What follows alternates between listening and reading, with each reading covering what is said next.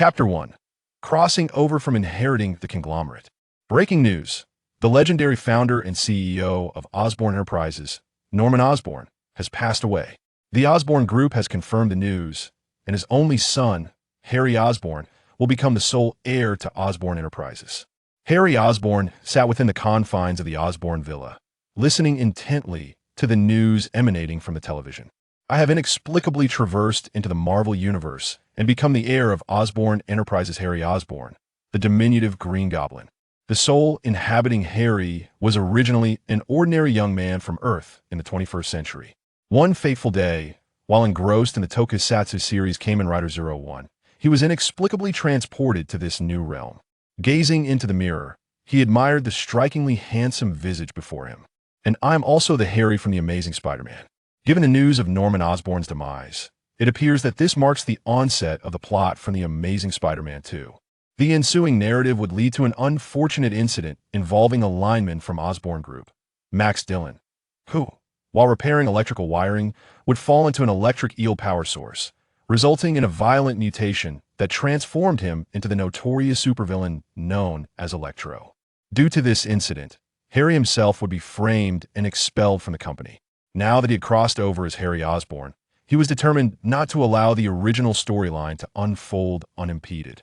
Bringing in the Osborn Enterprises lineman Max Dillon, he commanded his butler, "Young master, your first internal meeting is about to commence, and the vice presidents are arriving shortly." The butler hesitated to respond. I said immediately, at once, "Fetch Max Dillon. Inform them that if they do not see Max, they can pack their belongings and leave." Harry slammed his palm on the table, raising his voice. "Understood, young master." The butler straightened, promptly exiting to comply with Harry's orders. Max was on the verge of becoming Electro, and failing to locate him at this juncture would have significant repercussions for Harry. Once transformed, Max would be defeated by Spider-Man and subsequently confined to a psychiatric facility. In the aftermath, Harry would be betrayed and ousted from Osborn Enterprises by the vice president, losing his status as the heir. Due to the manifestation of a hereditary illness, he would be forced to resort to unstable genetic spider venom, ultimately becoming the Green Goblin, unable to control his own mind. The weight of familial genetic afflictions and internal adversaries within the company bore down upon Harry. He was compelled to instigate change, and the first step in that transformation would begin with Electromax Dillon. "Dillon, there's an issue with the circuitry in the genetic biology lab downstairs. You need to take a look." Smith, the head of the electrical department, instructed, ushering a black man out of the elevator. "But today is my birthday. Everyone has left. Why must I stay behind?" Max replied incredulously, his birthday plans for after work now in jeopardy. Surely, Spider-Man would come to celebrate with him. No, Spider-Man would definitely arrive. But before any of that could transpire, he was interrupted by this insufferable supervisor. "Smith, Mr. Smith." Max attempted to explain his predicament to Smith, hoping to dissuade him from this course of action, but the elevator doors had already closed. Damn it. Resigned, he prepared to stay behind and tackle the wretched circuitry. Meanwhile, inside the elevator, Smith received a phone call. "Smith, the new president requires you to have Max Dillon report to him immediately. If you are late, your job will be at stake." Damn it. Within the Osborn Villa, in the conference room, Harry occupied the head of the table, observing the assembly of company executives led by Vice President Dono McKen, who had come to exert pressure on him. "Harry, due to the recent incident involving Professor Connors, investors are expressing profound distrust in us. It would be prudent to maintain a low profile for the time being," Connors admonished, adopting a tone reminiscent of a mentor. Yet, Harry paid little heed to his words. His mind was preoccupied with thoughts of how to navigate life in the Marvel universe. It is said that the impoverished rely on mutation while the affluent depend on technology. However, Harry was not a genius like Stark capable of forging armored suits. Moreover, the Green Goblin armor from Osborn Enterprises paled in comparison to Iron Man's. Harry, Dono noted Harry's apparent distraction. "Have you heard of Iron Man?" Harry inquired, glancing at Connors. "Iron Man? What is that?" Connors responded, bewildered. "Is it possible that this world lacks Iron Man? That seems implausible. Could it be that this universe is solely a version of the Amazing Spider-Man? What about Stark and Captain America?" Tony Stark, CEO of Stark Industries, and Captain America, the hero from World War II, Dono replied, perplexed by Harry's questioning. Stark and Captain America were household names throughout America. Could it be that the hereditary illness afflicting the Osborn family also diminished cognitive faculties?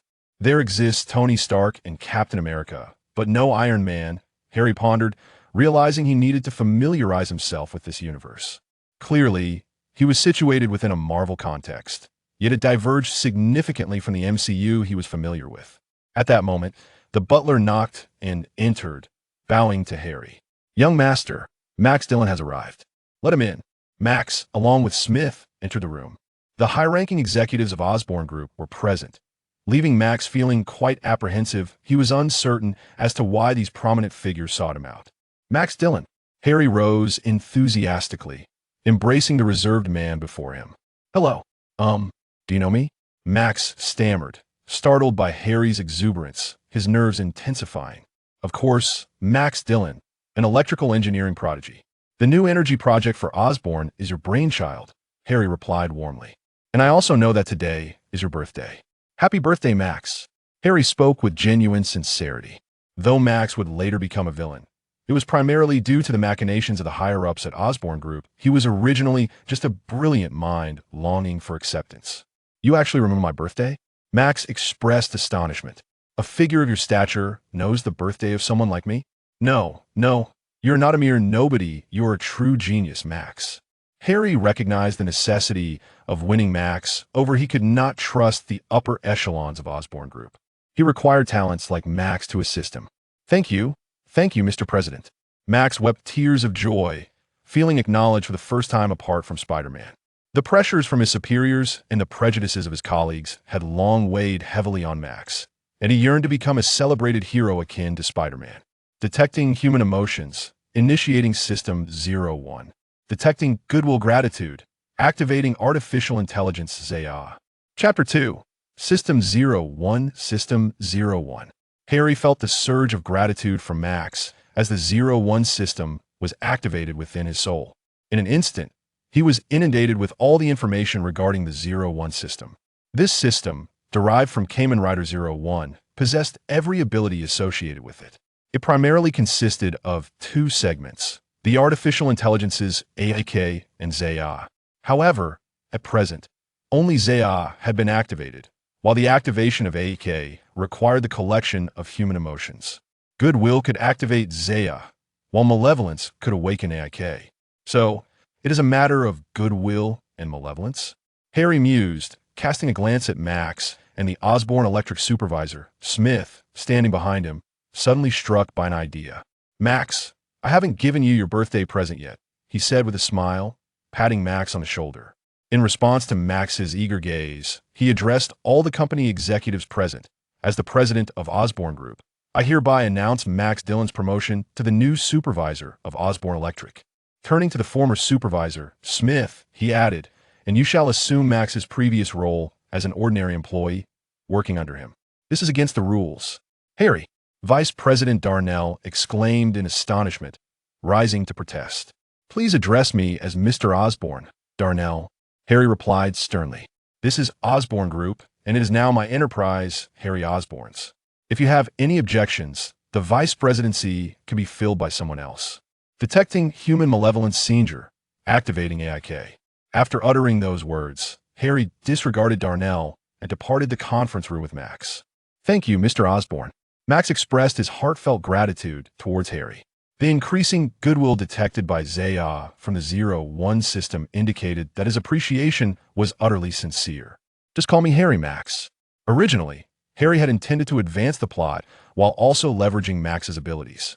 Yet, he found himself genuinely grateful to Max, for it was he who had activated the 01 system and collected the first instance of goodwill.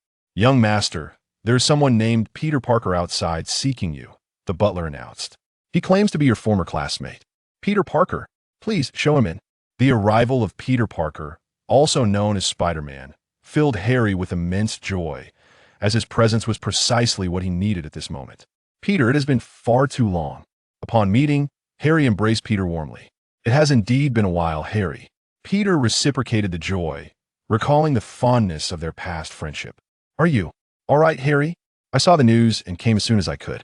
I thought you might need some company, Peter said with concern, having lost his own dear uncle merely a year prior. Understanding the weight of loss better than most, he sought to assist Harry in any way possible.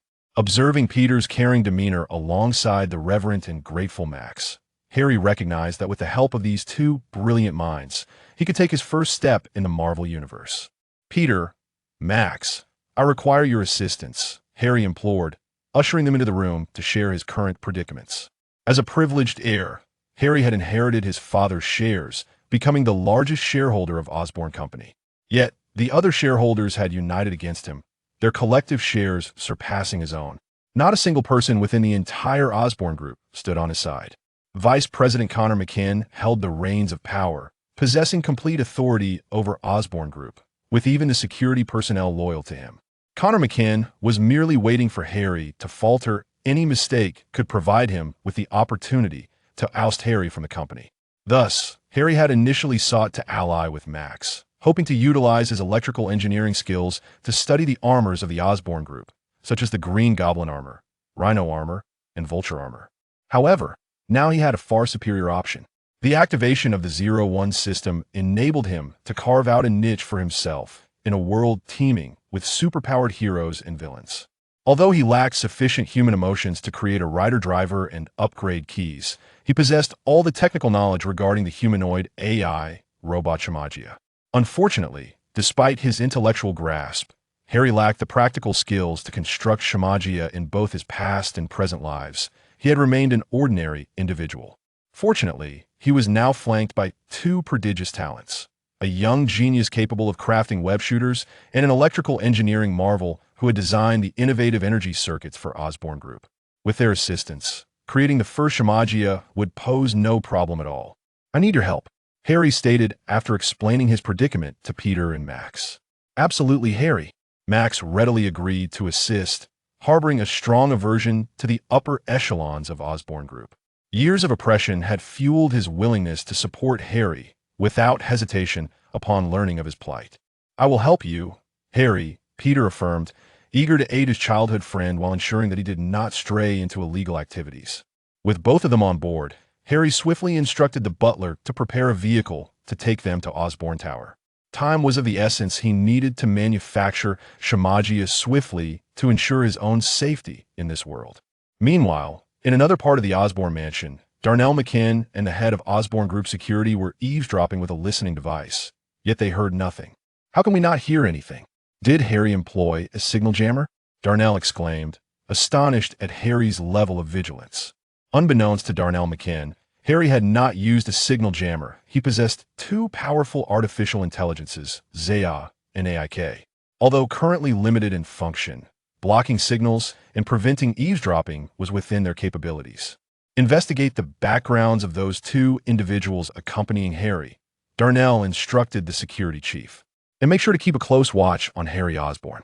I want to uncover what tricks this young man is up to. Chapter 3. Artificial Intelligence. Within the depths of the Osborn Group Tower lies a mechanical armor manufacturing room, the very birthplace of the Green Goblin armor. Utilizing his privileges, Harry has commandeered this facility, forbidding all employees from entering. It is here that the Osborn Group can swiftly produce the artificial robot Shamagia. Seizing the moment before Vice President Connors can react, Harry intends to bring Shamagia to life. His artificial intelligences, Zia and Yake, reside within the ocean of his consciousness, still unable to infiltrate and control the entire network like a true AI. Thus, he cannot fully dominate the Osborn Group just yet. He must unlock further capabilities in due time. For now, his primary objective remains to create Shamagia. On one hand, it will serve as a protector in battle, and on the other, it will enable him to acquire more human emotions, allowing Zia and Yake to unlock additional powers. Harry, are you intending to create armored weaponry? Peter asked gravely, observing the formidable mechanical armor and various weapons present. These armaments are perilous. If they fall into the wrong hands, they could wreak havoc upon the world, causing injury and death to countless individuals, an outcome Peter cannot bear to witness. Armored weaponry. No. Harry shook his head, moving to the computer console. With practiced ease, he began crafting a design on the screen. Is this a robot? Max, with his background in electronic engineering, was the first to grasp the implication. Indeed, it is the artificial robot Shamagia. Harry smiled, looking at Peter and Max. This is what I aspire to create. It is equipped with artificial intelligence, possessing the ability for self-reflection and external perception. Self-reflection? External perception? Can robots truly achieve this? Peter and Max gazed at Harry in disbelief. Shimajaya represents the future of humanity. Its design is laid out before us. Let us embark on this journey to create the future together. The design lay before Peter and Max, and despite their skepticism, their spirit of exploration compelled them to attempt its realization. With Peter and Max taking charge, Harry provided guidance and technical knowledge. Although Harry lacked practical skills, all knowledge pertaining to Shimajaya resided within his mind. Meanwhile, the Osborn security chief, upon learning that Harry Osborn had commandeered the underground armor manufacturing chamber with Peter and Max, immediately reported this to Vice President Connors.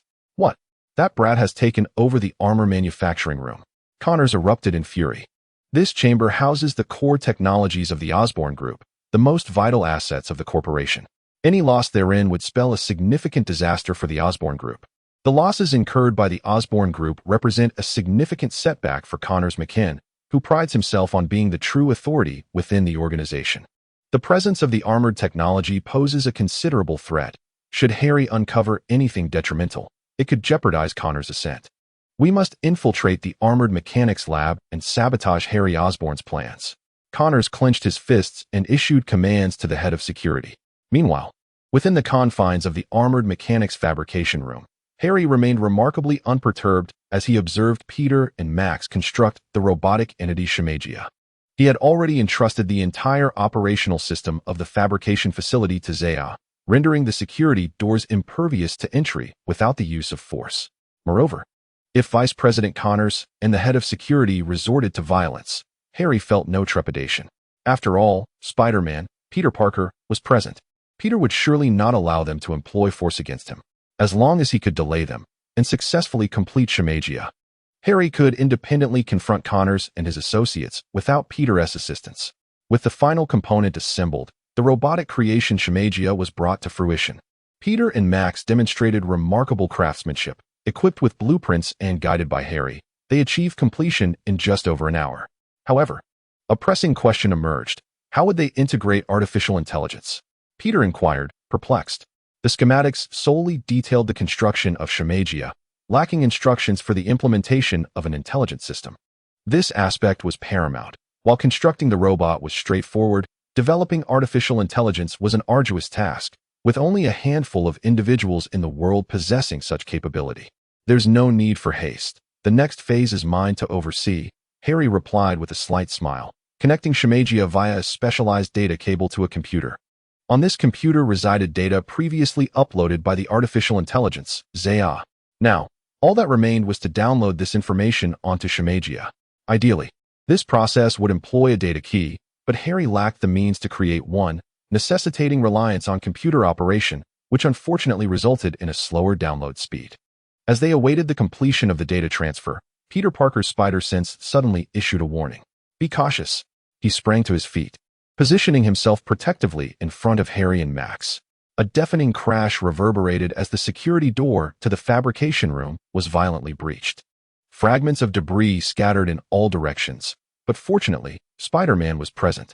Before Harry and Max could fully comprehend the situation, Peter deflected the flying shards with agility. Oh, my dear Harry, what game are you playing here? Connors McKinn, accompanied by the head of security and 3 heavily armed subordinates, stormed through the breach in the security door. Upon entering, Connors' gaze fell upon the robotic entity Shimajaya, which was in the midst of its data upload. Children playing with robots can indeed be perilous. Hand the items over to me, and allow your uncle to assist you. Connor's eyes brightened at the sight of the robot.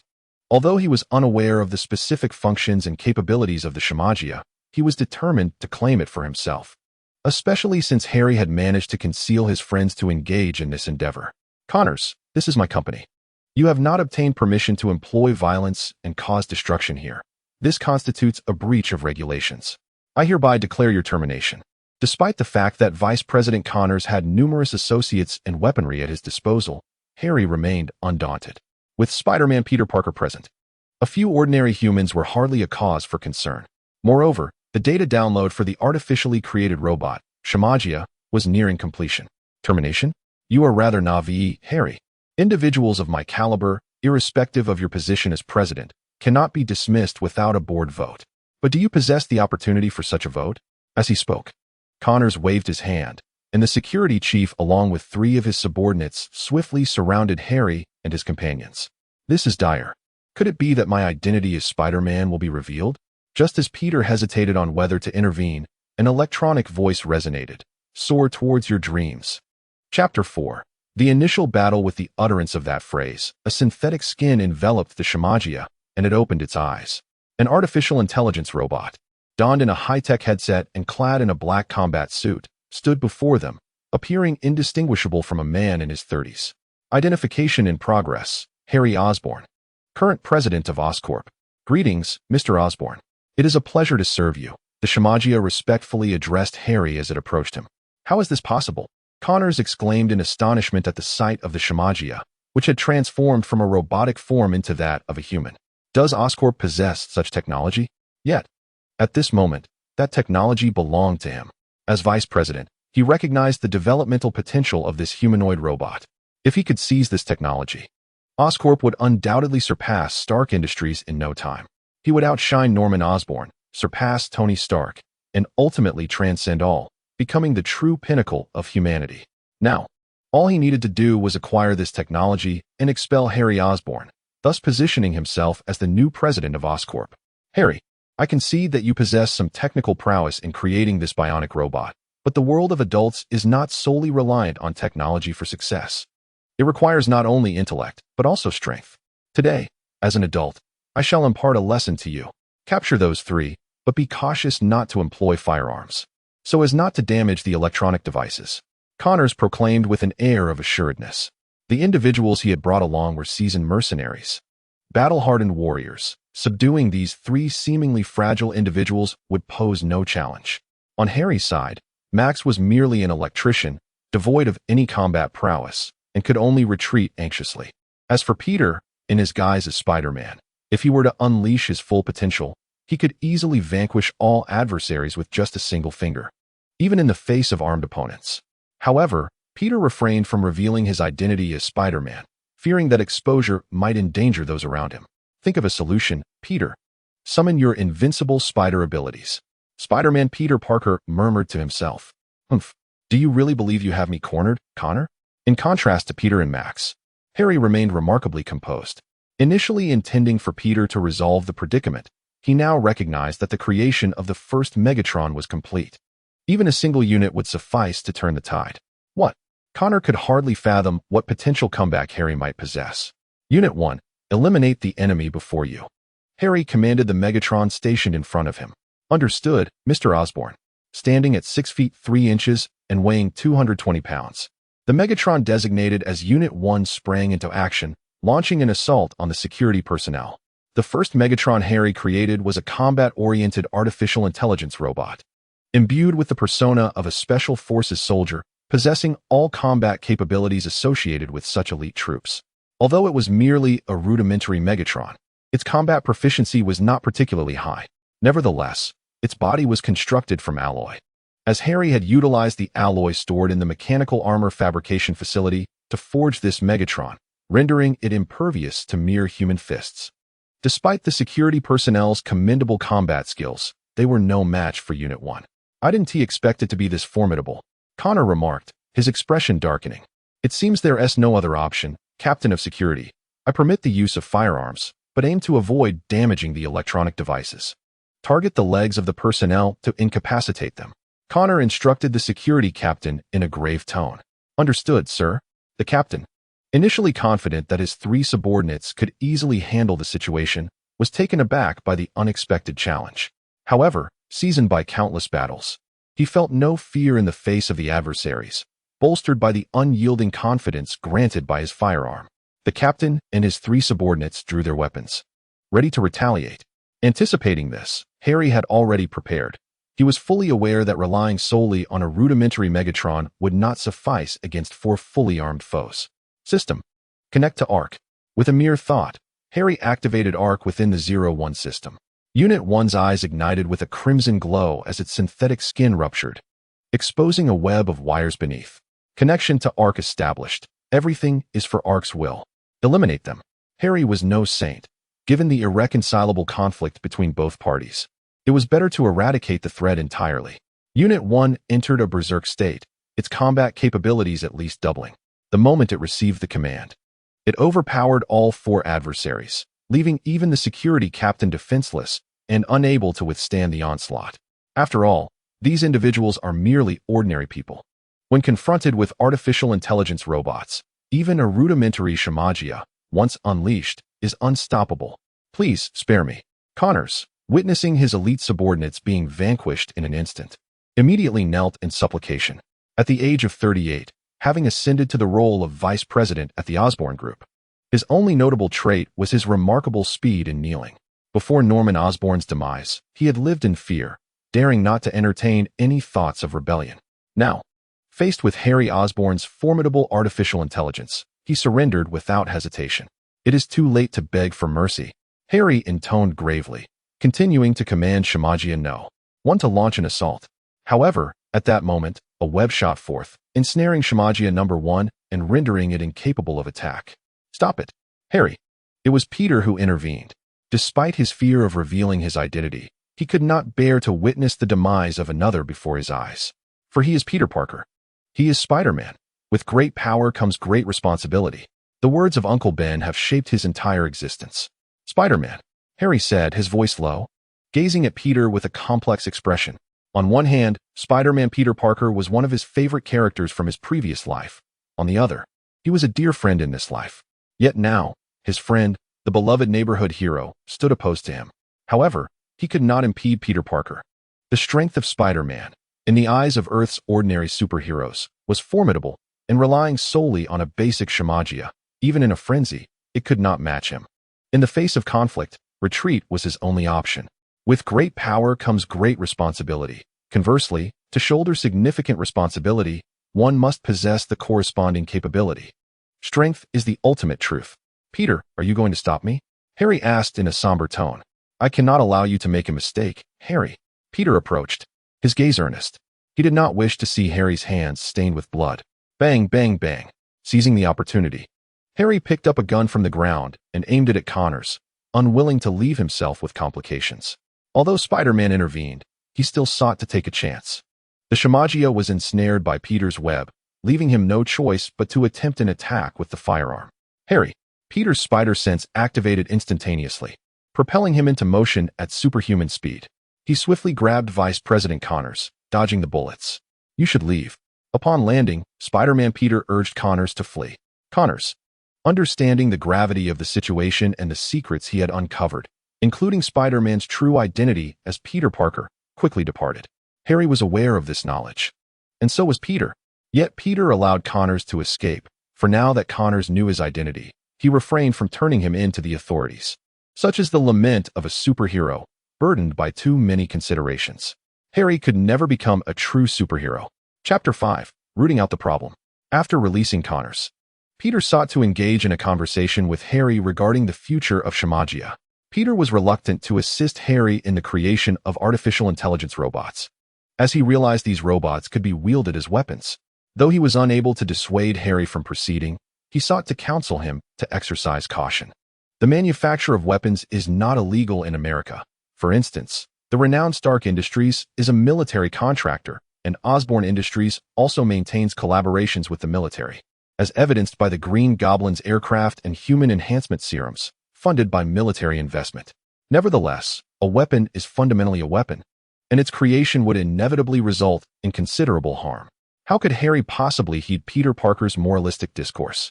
He merely conjured an excuse to dismiss Peter. Spider-Man is Peter Parker. A cascade of blows left Max in a state of shock. It was only after Peter departed that he realized Peter Parker was his idol, Spider-Man. Max hurried to pursue his idol, but Harry would not permit him to leave. The basic Shamagia was a combat-type artificial intelligence robot, and Max, lacking expertise in electronics, could not assist in the production of further robots. As an ordinary person burdened by a hereditary illness, Max was now Harry's sole reliance. I must seek him out. He is my idol, Spider-Man, the hero revered by all in New York City, a figure of great significance. No, Max, listen to me. You are the true figure of significance. Look at what you have created with the Shimagia. Its power easily overwhelms four fully armed warriors. And this is merely the beginning. The Shimagia represents the future of humanity. And you, the creator of the Shimagia, are the true luminary of New York City, indeed of all America and the entire world. Come on, Max, the future is yours to forge. Harry spoke with fervor, nearly convincing himself in the process. For Max Dillon, who had long been marginalized, such words ignited a spark within him, akin to a surge of exhilaration. Indeed, you are right, Mr. Osborn. I shall heed your words. Let us create the future together. Max swiftly proceeded to fabricate the Shimagia, while Harry utilized a chainsaw to sever the web that Spider-Man had used to ensnare the first Shimagia. Now, under Harry's control, the first Shimagia had exited its rampage and returned to normalcy. Harry commanded the first Shimagia to escort the security personnel lying on the ground, eliminating them all. Since they had attacked him, he could not afford to spare them. After the Shimagia dispatched the security staff, it received Harry's instructions to don the uniforms of the guards and proceed to the underground parking garage to eliminate Vice President Connors. While Harry held the title of President of Osborn Industries, the reality of his position was far less substantial. The entire corporation was effectively under Connors' influence. Thus, he needed to eradicate the threat entirely. Harry had already discovered through the artificial intelligence monitoring that Peter had released Connors, which he found astonishing. However, upon reflection, it seemed typical of Spider-Man Peter to be overly lenient. Connors was currently in the underground parking facility. Connors sat in the driver's seat of his opulent car, clutching the key tightly, his heart racing with a mixture of excitement and trepidation. His gaze flickered, betraying an air of determination and urgency. At that moment, all he yearned for was to flee this place swiftly, distancing himself from any potential dangers and obstacles. Only then could he calmly devise his next course of action to arrange for more armed personnel to eliminate Osborn. For Connor, the technology of robotics was of paramount importance. It was not merely a matter of personal gain and status, but also intertwined with his future aspirations and ambitions. Regardless of the cost, he was resolute in his desire to seize this technology for himself. As the engine roared to life, Connor pressed the accelerator, and the vehicle surged forward, racing towards the horizon. His thoughts spun as rapidly as the wheels beneath him, envisioning the splendid days ahead as the president of the Osborn Group. How magnificent that would be! Yet, at that moment, Shimagia descended from the sky, landing on the windshield of the car. Ah! Connor screamed as Shimagia shattered the glass with a punch and seized him by the neck, pulling him out. Everything was in accordance with Yake's will. In Connor's state of sheer terror, Shimagia forcefully snapped his neck. Just moments ago, he had fantasized about being a transcendent figure. Now, he was rendered incapable of any further aspirations. After killing Connor, Shimagia made his way to the armored laboratory, of course. Disposing of Connor's body alongside those of the security personnel, he intended to obliterate the evidence when time permitted. 3 hours later, within the armored laboratory, Harry was racing against time to manufacture Shimagia. The first 3 Shimagia produced were combat models. Subsequently, he began crafting specialized Shimagia, including electronic and manufacturing types, which would enable the production of even more Shimagia, ultimately culminating in the creation of an automated electronic factory for mass production. Once he possessed thousands of Shimagia, he could utilize them to accrue emotional points, activating the capabilities of more artificial intelligences, Yake and Zia. For instance, the crucial electronic 3D printing room would be employed to fabricate drivers and sublimation keys, essential for his transformation into Kamen Rider. Only then would he possess a rudimentary means of self-preservation in a world teeming with superheroes and supervillains. Relying solely on basic Shimagia, no matter how numerous, would prove insufficient. The moment he transformed into Kamen Rider would mark the true beginning of his mastery over his life and future. Chapter 6. The shareholders' meeting in a large secret experimental base on the outskirts of New York City. An elderly gentleman, appearing to be in his 60s or 70s, approached the laboratory. His visage was as sharp as that of an eagle, exuding both intensity and a courteous demeanor, reminiscent of a true gentleman. "How is the genetic modification experiment progressing, Dr. Moss?" he inquired of a slight, middle-aged man. "Mr. Fields, the experiments with genetically modified animals have been exceedingly successful. We are ready to proceed with human trials," Dr. Moss whispered, a hint of trepidation evident in his voice as he regarded the elderly gentleman before him. This man, having traversed the decades since the 1930s, had borne witness to numerous historical events and even collaborated with the infamous Red Skull, the archenemy of Captain America during the Second World War. He was none other than the enigmatic and nefarious gentleman, Gustav Firth. Throughout his life, Gustav had devoted himself to the pursuit of creating the perfect serum for Captain America. He had worked closely with Norman Osborn and was implicated in the previous emergence of the Lizard in New York City. With Osborn now deceased, Gustav had assembled a new team to continue his research, which included the development of exoskeletal armor and experiments with genetically modified animals. Meanwhile, within the confines of the Osborn Group building, a full day and night had passed, during which Harry and Max had tirelessly labored. They finally ceased production, having created a total of 10 Shumagorath entities, yet they found themselves in need of additional materials. Max, my friend, you have worked diligently. It is time for you to return and rest. Harry gently patted Max's shoulder. No, it's quite all right, Mr. Osborn. I am not fatigued. I can continue working, Max replied with palpable excitement, for it was the first time he had encountered someone who valued him so highly, treating him as a friend, something even Spider-Man had not accomplished. Go rest, my friend. Tonight, I shall prepare a celebration in your honor. You are the most vital asset to this company, and you cannot be late. Having once been a cog in the corporate machine, Harry understood that to motivate employees, one must ensure their needs were met. Painting a grand vision was a fundamental skill of a competent CEO. Thank you, my friend, Max exclaimed, embracing Harry tightly before reluctantly turning to leave, glancing back every few steps. Just as Max departed, the phone rang. Harry retrieved his mobile device. Who is it? It's me, Mr. Osborn. The military has summoned shareholders for a meeting.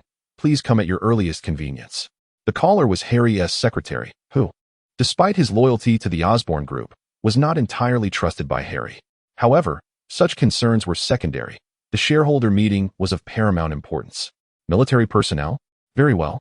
I shall be there shortly. Have them wait for me in the conference room on the top floor of the Osborn Group building. The arrival of military representatives was fortuitous, as it aligned perfectly with Harry's plans for future endeavors, in which collaboration with the military was an essential component. In the conference room on the top floor of the Osborn Group, military officials occupied the guest seats, while other shareholders had already arrived. However, the seat designated for Vice President Connor remained ominously empty, for he had vanished shortly after Harry Osborn assumed his position, a disappearance that was undoubtedly not without implication. One shareholder spoke up. I do not concern myself with the fate of the Vice President or anyone else. I represent General Ross and am solely interested in the outcomes of the genetic laboratory. The military representative is Colonel Kamal, who serves under General Ross. The Super Soldier Enhancement Program initiated by Captain America has yet to yield any breakthroughs. Despite the military's investment over the past decade, Norman Osborn has passed away, and General Ross is deeply concerned about the program's potential for continuation and progress. Greetings, Colonel. Harry entered the room, followed by 10 Shumagias. I am Harry Osborn. He approached the presidential seat, took a seat, and addressed the colonel. Regarding your previous inquiry, I would prefer to speak directly with General Ross. General Ross is exceedingly busy and has no time for childish games, the colonel retorted. I advise you to consult with him first, as the forthcoming matters are beyond your control. Without further ado, Colonel Kamal initiated contact with General Ross, fully aware of the military protocol surrounding urgent matters. General, the newly appointed president of the Osborn Group wishes to discuss something of great significance with you. Hello, General Ross, Harry said, joining the conversation via speakerphone. What is it? Young Osborn? Ross inquired. Unperturbed, Harry maintained his composure and smiled. Would it be convenient for us to conduct a virtual video call? This technology has become prevalent among large corporations, governments, and military for efficient meetings. Once activated, General Ross would be projected into the room, able to witness the proceedings. Let us see what you deem so important. If this is merely a FAAD, you are aware of the consequences, Ross warned. His mood soured by repeated failures to apprehend the Hulk. The virtual projection soon activated, and General Ross appeared as if he were physically present. General, the Super Soldier program has witnessed numerous failures since the era of Captain America, and the military has been unable to replicate its success. Frankly, I believe the Super Soldier program is obsolete. I propose a superior alternative, the artificial intelligence robots known as Shumagias. Artificial intelligence robots. Ross echoed. Indeed, Harry affirmed. nodding as he lightly snapped his fingers. One of the Shimagias stepped forward, connecting to the conference room's computer to initiate a video projection. First introduced was the basic Shimagia. Equipped with artificial intelligence, self-awareness, and external cognitive abilities, embodying a humanoid combat unit. As Harry spoke, the corresponding video of the Shimagias played automatically, showcasing combat models, medical Shimagias, and logistical manufacturing units that could nearly entirely replace human labor, even outperforming it. Impressive, indeed. This technology possesses substantial developmental potential, precisely what the military requires, Ross acknowledged. What is your name, young Osborn? Harry Osborn, General Ross, Harry replied. Harry responded with remarkable composure, exhibiting unwavering confidence in the military's interest in his Shimagia. Harry, these artificial intelligence robots possess formidable functionality, yet their combat capabilities appear somewhat lacking, remarked General Ross, who held a deep appreciation for martial prowess. He had been at the forefront of the Super Soldier Initiative, striving to recreate the serum that birthed Captain America. Having witnessed the might of the Hulk, he regarded these rudimentary Shimagia with a degree of disdain. Patience, General Ross. Allow me to introduce the second form of Shimagia, the magic puppet. With a snap of his fingers, Harry commanded the Shimagia to switch the projection video. By implanting a biological program upgrade key into the primary Shimagia, they would evolve into the magic puppet form, endowed with extraordinary abilities. Their strength would range between 5 to 25 tons, boasting capabilities that could rival even Captain America and perhaps even surpass him. As Harry's words concluded, the projection commenced, showcasing an array of battle data for various magic puppet forms. Resembling creatures such as bats, octopuses, and saber-toothed tigers, each exhibiting tremendous powers. General Ross's eyes sparkled with excitement. Although the Shimagia magic puppets may not match the Hulk's strength, their potential for mass production and controllability was a significant advantage. While not a human enhancement, the emergence of artificial intelligence robots could alleviate his current predicaments. Given the dissatisfaction from above regarding the failure of his Super Soldier project and the destruction of the Gamma Laboratory base, compounded by the Hulk's rampages. Should this Shimagia initiative prove successful, he could regain the upper echelon's trust, perhaps even securing a position of leadership in the future. Ah, splendid indeed, chuckled General Ross, his amusement palpable. Harry, do you happen to have any completed specimens of the Shimagia? He inquired, knowing full well that mere video evidence would not suffice. He needed to see the tangible results. After all, if this were genuine, the Shimagia would surpass the Super Soldier program, emerging as the cornerstone of American dominance on the global stage. Of course, General Ross. The 10 individuals behind me are the successfully manufactured and perfectly operational primary Shimagia. Harry replied, as the 10 Shimagia lined up in formation. Excellent. Colonel Kamal, I hereby command you to transport 3 Shimagia to the southern military base with utmost urgency. General Ross issued his order without hesitation. Rest assured, Harry, once the Shimagia arrive at the military, an internal meeting will be convened. If the meeting succeeds, I promise that all research and development costs for the Shimagia will be borne by the military. I anticipate the initial investment will not be less than $50 billion. A collective gasp filled the Osborn Group's conference room, astonishment etched on every face. The entire market capitalization of the Osborn Group stood at a mere $100 billion. For clarity, many wondered why the valuation was so low. But consider this a parallel universe where inflation has yet to affect the dollar. The preliminary investment amount would equate to half the value of the Osborn Group. Moreover, this is merely the preliminary stage. Should further investments arise, they are unlikely to fall below this figure. At the tender age of 18, having just graduated from high school, he has already accomplished feats that many would deem unattainable in a lifetime. Truly, a tiger begets no dog. The others at the Osborn Group collectively acknowledged this. At this moment, Harry was devoid of any thoughts, for he had already harnessed the powers of the 0-1 system, Yake, and the real task was to masterfully wield this strength. Money, at this juncture, was merely a numerical abstraction to him.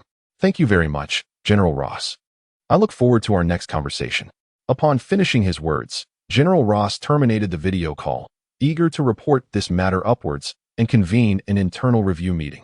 Congratulations, Mr. Osborn, Kamen remarked respectfully, shedding his earlier indifference. Thank you very much. I would also appreciate it if you could take these 3 Shimagia with you. With a wave of his hand, Harry granted command authority over a combat-type Shimagia and 2 functional Shimagia to the military, allowing any military personnel to issue commands via voice. Naturally, with the aid of the artificial intelligences, Yake and Zia, he could seize command in an instant. This was precisely why Harry felt secure in his dealings with the American military. Regardless of how many Shimagia they produced, it effectively supplied him with reinforcements. Harry was akin to a deity of Shimagia. No matter how formidable a Shimagia was, it could not oppose his will. After sending the military away, he turned to his secretary and said, "Arrange for a celebration at the most luxurious nightclub in New York City tonight. Invite all company employees. For those unable to attend, distribute cash bonuses of $200. Yes, Mr. Osborn, I will make the arrangements," the secretary replied with a respectful nod. Having spoken, Harry turned and departed. Disregarding the shareholders present, he was now bound to the military, and with their backing, he had no need to fear the capriciousness of these fence-sitters. However, he could not entirely eliminate them just yet. In the future, he would hold them accountable, as many had been compromised by Vice President Connor. Just as Harry contemplated removing Connor, he knew his orders would fall on deaf ears. Eventually, he would replace this group with Shimagia. Only machines would remain loyal. As news spread of Harry's forthcoming celebration at New York's finest nightclub, a wave of astonishment surged through the Osborn group. Expressions of gratitude poured in, and Harry sensed the emotional goodwill represented by the artificial intelligence, Zia, was on the rise. It seemed the activation of the next module driver and ascent key was imminent. The day of his transformation into Kamen Rider was fast approaching. Once the military funding arrived, preparations could commence. For now, however, Harry intended to indulge. For to traverse this journey without savoring its pleasures would render him no different from the former, languid incarnation of himself. Having traversed into a new realm, Harry must indulge in life's pleasures and revel in his existence. Transforming into the most formidable Kamen Rider, he aspires to charm the most exquisite women. Chapter 8. Tony Stark. As dusk descended, the opulent establishments of New York shimmered like a resplendent jewel, casting a captivating glow amidst the veil of night. Neon lights intertwined to create a breathtaking tapestry, a riot of colors that ensnared the gaze of every passerby. What? You're denying me entry? Surely, this is some jest. Do you not recognize who I am? At the entrance of the nightclub stood a gentleman with sleek, glossy black hair, adorned with tinted sunglasses, and clad in a stylish suit, flanked by 2 top models from Maxim magazine. "Mr. Stark, I regret to inform you that the Osborn Group has reserved the entire venue tonight, and outsiders are not permitted entry," the bouncer said, his tone laced with reluctance. He was well aware of the illustrious Tony Stark, the renowned billionaire and president of Stark Industries. Known for his extravagant lifestyle and rumored conquests of the world's most beautiful models. However, faced with the formidable Osborn Group's reservation, he lacked the audacity to grant entry to Stark. The Osborn Group? That old coot Norman is dead, and yet it remains operational? Tony Stark feigned shock, his expression exaggerated. "Very well, inform the leadership of the Osborn Group that I, Tony Stark, have arrived. Surely, a faltering Osborn Group will receive me with utmost respect." He jested, exchanging playful banter with the 2 models beside him, who giggled in agreement. After all, there was no place in this world that Tony Stark could not enter. "Mr. Osborn, the bouncer reports that Mr. Stark has arrived. Might you consider inviting him in?" The nightclub manager, upon receiving the bouncer's call, hurried to seek out Harry Osborn. After all, incurring the wrath of Tony Stark was a risk he could ill afford, just as he could not afford to offend Harry Osborn. Tony Stark, you say? Harry sat within the nightclub's private booth, surrounded by several lovely ladies. "Tell him to leave. He is not welcome here." After a moment's contemplation, he resolved to decline entry, for Stark's presence could hinder his pursuit of the ladies. Enjoying drinks with beautiful women was far more appealing. What had Stark ever done that was noteworthy? Though he admired Tony Stark in the films, reveling in the character of Iron Man, the real-life Tony Stark was nothing but a nuisance. Even if he endeavored to cultivate a friendship with Stark, it would be in vain. How could an unkidnapped Tony possibly regard him? Thus, why should he seek to curry favor with Stark? Despite Harry's sentiments, the nightclub manager dared not convey such a message directly, opting instead to subtly communicate that the Osborn Group was not particularly welcoming. What? Denied entry?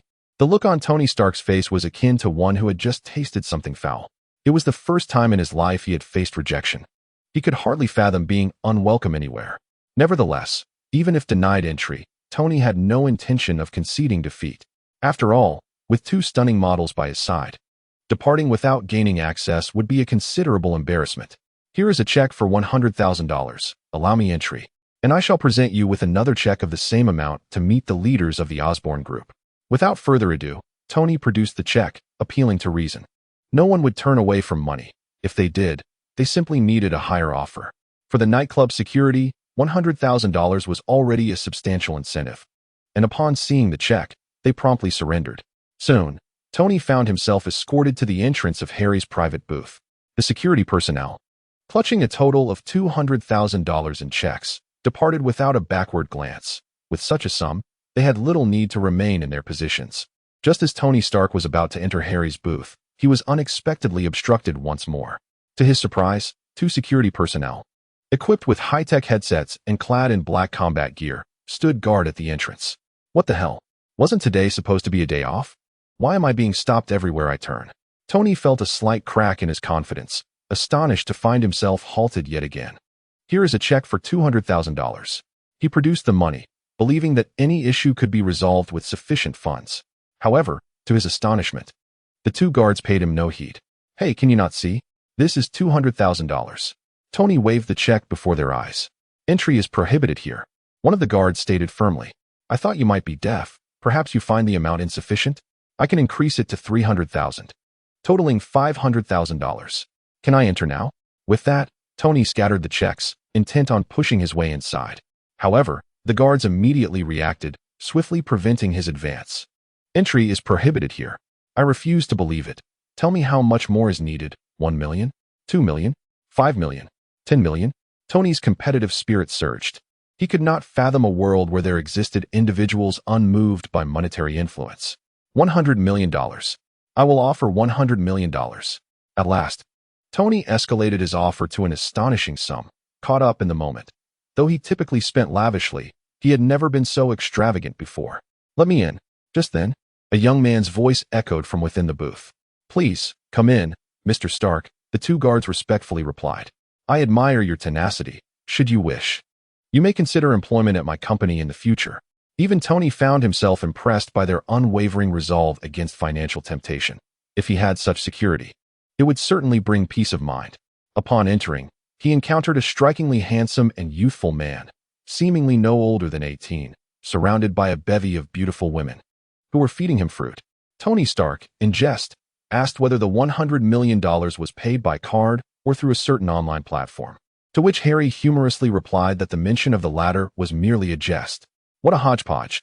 This is a check for $100 million. I shall contact my secretary, and payment can be arranged by tomorrow, Tony declared with an air of grandeur. Harry, smiling, accepted the check, thinking, why not seize the opportunity when one could earn such a sum?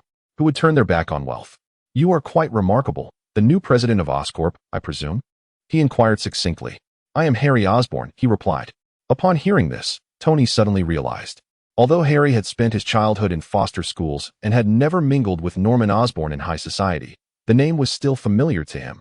Norman Osborn's son. What about those two at the door? Tony inquired, still intrigued by the two security personnel and their unwavering loyalty. Did you not notice? The illustrious genius Tony Stark. Yet you failed to see anything amiss? Chapter 9, Gene Laboratory. Is there an issue? Tony pondered, contemplating deeply, finding nothing out of the ordinary. Suddenly, he recalled the highly technological headsets worn by the two security personnel. What? Could they be robots? Tony was taken aback, for he himself had developed robots and artificial intelligence, including his own J.A.R.V.I.S. However, he had not anticipated that someone could create robots even more advanced than his own. With this thought, Tony hurried outside, meticulously observing the two Shumagarath at the door. It was truly astonishing that such a feat could be achieved. Tony even reached out to touch the skin of the security personnel, confirming the sensation of humanity. Yet, he remained baffled as to how this was accomplished. Shumagarath, being a creation from a different universe, was as incomprehensible to Iron Man as Iron Man would be to the world of Kamen Rider. Of course, this was only true for the present moment, given time. Tony could certainly achieve similar feats, having once created Ultron and Vision in the Marvel Cinematic Universe. Harry, seated in the private booth, watched Tony Stark with keen interest. If Tony could manufacture Ultron ahead of schedule, it would save Harry considerable trouble, for with D and Yaku, he feared no artificial intelligence, even in its nascent stage. Without external enhancements, Ultron would not stand a chance against him. Thus, he wished to subtly prompt Tony to inspire him to research Ultron further. However, Ultron was not a creation to be brought forth overnight. It required time. Ultimately, Tony departed, as he had no habit of drinking with a man, especially one who had embarrassed him that evening. He needed to reclaim his honor in their next encounter. Harry, having enjoyed the night, had always felt a strong sense of impending crisis since his crossing over. If he did not take the time to relax, he feared he might lose his sanity at any moment. After all, before his journey across realms, he was merely a corporate drone. Early in the morning, Harry began orchestrating the new project for the Osborn Group, the Shemagia Initiative. Under Max's leadership, a team was assembled to expedite the development of Shemagia. Meanwhile, he ventured into the realm of renewable energy, specifically where the genetically modified electric eels resided. Mr. Osborn, these electric eels are of paramount importance to the city's renewable energy circuit plants. We must proceed with caution, one of the researchers cautioned Harry. However, Harry disregarded his warnings, commanding the retrieval of all electric eels from Shemagia. With the Shemagia batteries at his disposal, he had no need for the eels for renewable energy. Instead, he intended to utilize these eels for the creation of a genetic modification injection. Naturally, he did not plan to administer this injection recklessly, as it carried perilous side effects. Except for a select few chosen ones, others who received the injection might suffer fatal consequences. If one were to develop a genetic modification injection, the ideal candidate would be the genes of Spider-Man, Peter Parker. Regrettably, since Peter Parker's parents betrayed the Osborn Group and absconded with crucial data, the genetically modified spiders in the original lab could only be successfully injected by those bearing the Parker lineage. Fortunately, Harry did not currently require the genetic modification injection. His body had not yet reached that threshold. Although he bore a hereditary illness, it seemed to have remained dormant due to his transdimensional journey. Occasionally, he experienced minor discomfort in his hands, a reminder of the hereditary condition's existence. However, there was no immediate cause for alarm. Once Harry constructed the electronic 3D printing chamber, he could commence the creation of the driver, transforming himself into a Kamen Rider.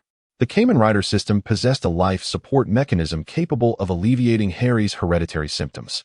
While the Green Goblin armor also featured a life support system, it was far from perfect. After all, if it truly functioned effectively, Norman would have utilized it himself.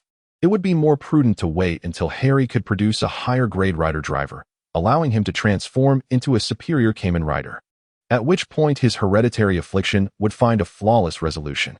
The rationale behind Harry's collection of genetically modified electric eels was his possession of the 0-1 system, which enabled him to harness the powers of Zaya and Yaku to create the Ascension Key for genetic modification capabilities.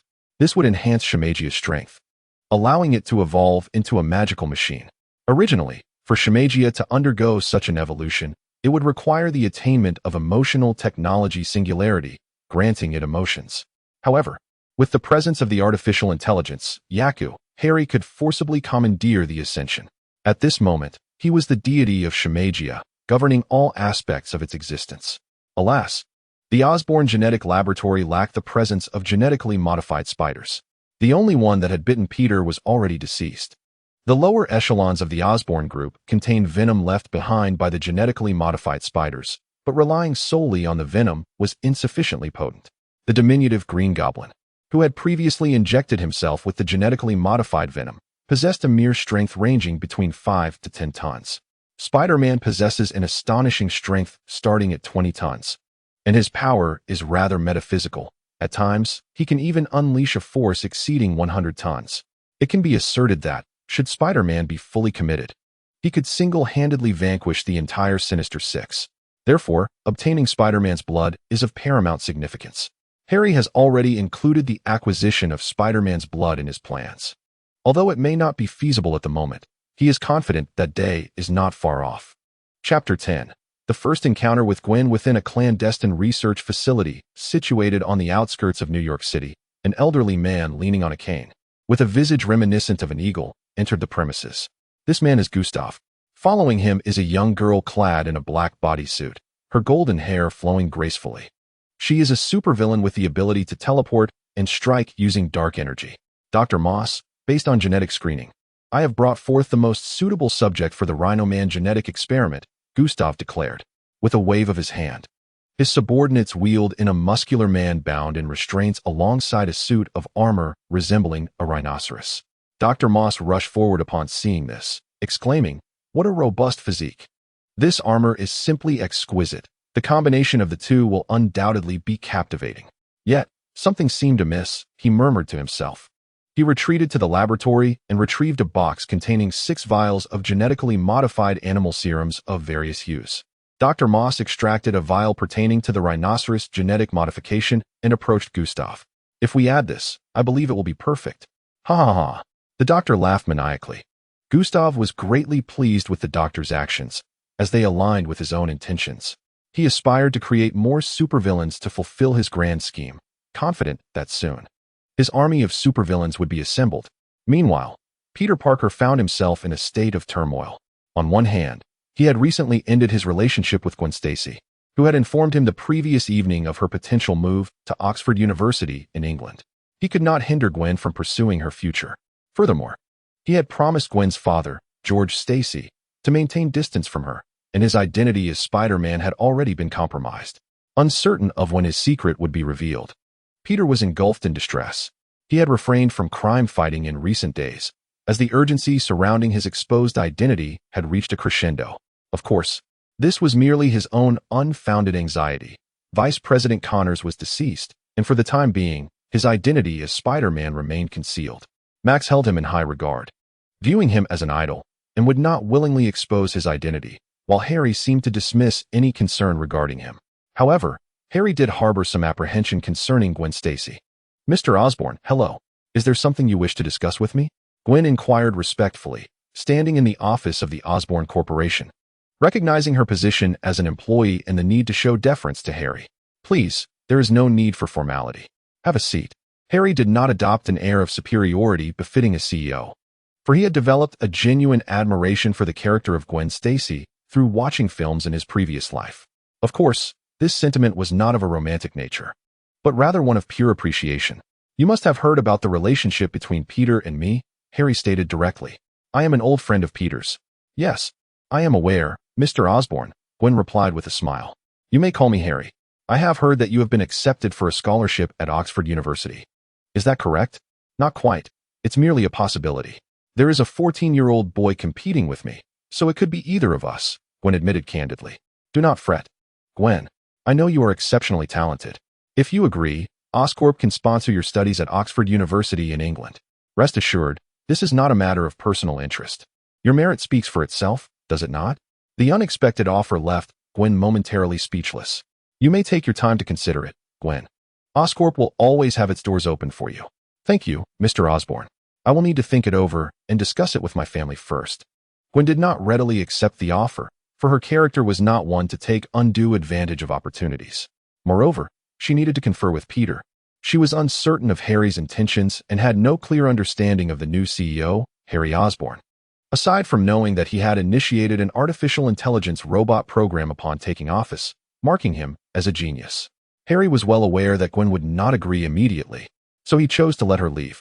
He preferred not to place her in a precarious situation, even though the electrifying foe, Max, was no longer a threat. Peter, as Spider-Man, invariably attracted trouble. It was uncertain whether Gwen's fate would change. Of course, he had made this suggestion. Everyone's destiny is shaped by their choices. If she declined, he would not rush to save her, for he did not consider himself a paragon of virtue. The funds from Tony Stark had been received, amounting to $100 million, and with the existing capital of Oscorp, he could establish an enormous, fully automated manufacturing facility.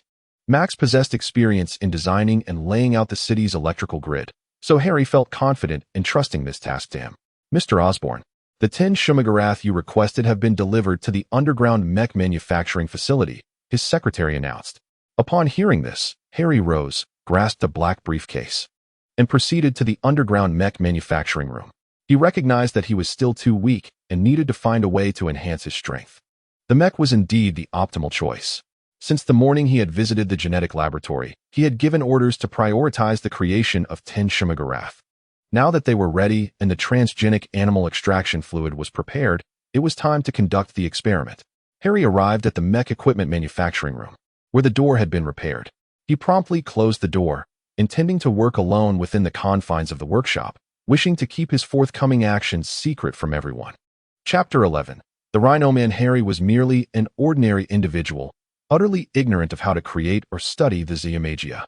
Yet, he was endowed with the presence of a system, with the two artificial intelligences, Acre and Z, bestowing upon him boundless knowledge. All Harry needed to do was upload the data from Z and subsequently download it into Zia-Magia, thereby acquiring a version of Zia-Magia equipped with specialized knowledge. This knowledgeable Zia-Magia would be capable of performing tasks on his behalf. Before long, the data upload was completed, and 4 Zia-Magia were prepared and ready to assist him in the endeavor of transforming genetically modified electric eels into lift keys. Typically, the production of magical machines necessitated the creation of an annihilation lift key, followed by the development of an annihilation drive. Once everything was finalized, the annihilation drive, annihilation lift key, and Zia-Magia would be linked, resulting in the transformation of Zia-Magia into magical machines. However, Harry was not yet able to accomplish this.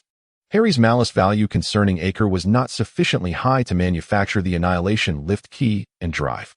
Nevertheless, although the annihilation lift key remained inactive, he possessed a substitute in the form of genetically modified electric eels, which were formidable creatures not inferior to the extinct animals contained within the annihilation lift key.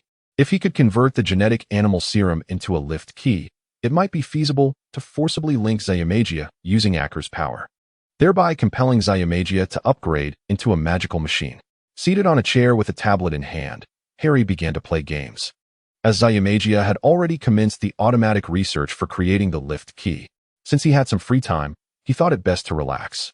Meanwhile, at a genetic laboratory on the outskirts of New York City, how is the experiment proceeding? Gustav inquired of Dr. Moss. Sir, it appears there has been a slight issue with the experiment, Dr. Moss replied nervously, glancing at Gustav.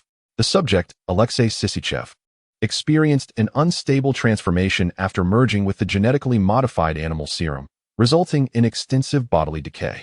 We had no choice but to encase him within the Rhino Man exoskeletal mechanical armor. And then, Gustav asked, his voice low. Now, after treatment from the life support system within the exoskeletal armor, he has fully recovered, but his skin has fused with the Rhino Man armor, and he cannot be removed, Doctor. Moss said anxiously. That is not crucial. What I care about is when he will awaken, Gustav said, observing Alexei, who was ensconced in tubes and wires within the laboratory. It should be, at that moment, a roar echoed through the space. What have you done to me? Alexei Sisichev effortlessly freed himself from the tubes and wires that bound him. His entire being was encased in machinery, augmented by the modifications from experimental injections, rendering him immensely powerful and capable of significant destruction. With ease, he shattered the laboratory's blast-proof glass and approached Gustav and the doctor. A surge of dark energy manifested as he instantaneously appeared before Gustav, on high alert. However, Gustav gestured for him to cease his actions. Alexei Sisyphus, I believe we are not foes. Gustav's voice was gentle, instilling an involuntary trust. Who are you? How did I become this way? Alexei, in your former life, you were merely an ordinary gangster, perpetually engaged in theft and robbery, easily dominated by others. But now, behold your invincible form. With this body, you shall rise as a true figure of power in all of New York. No one shall stand in your way, no one. Gustav seduced him with his words. Indeed, I was once insignificant, but now endowed with such formidable strength, I shall make my name resound throughout New York and across America. Alexei Sisyphus gazed at his exoskeletal armor and felt the boundless power coursing through him, erupting into hearty laughter. Ha ha, I shall become a true titan. Yet, before your fame envelopes New York, there is one who will attempt to thwart you. Who is it? I shall crush him. Alexei Sisyphus roared. Oh, he is an old acquaintance of ours.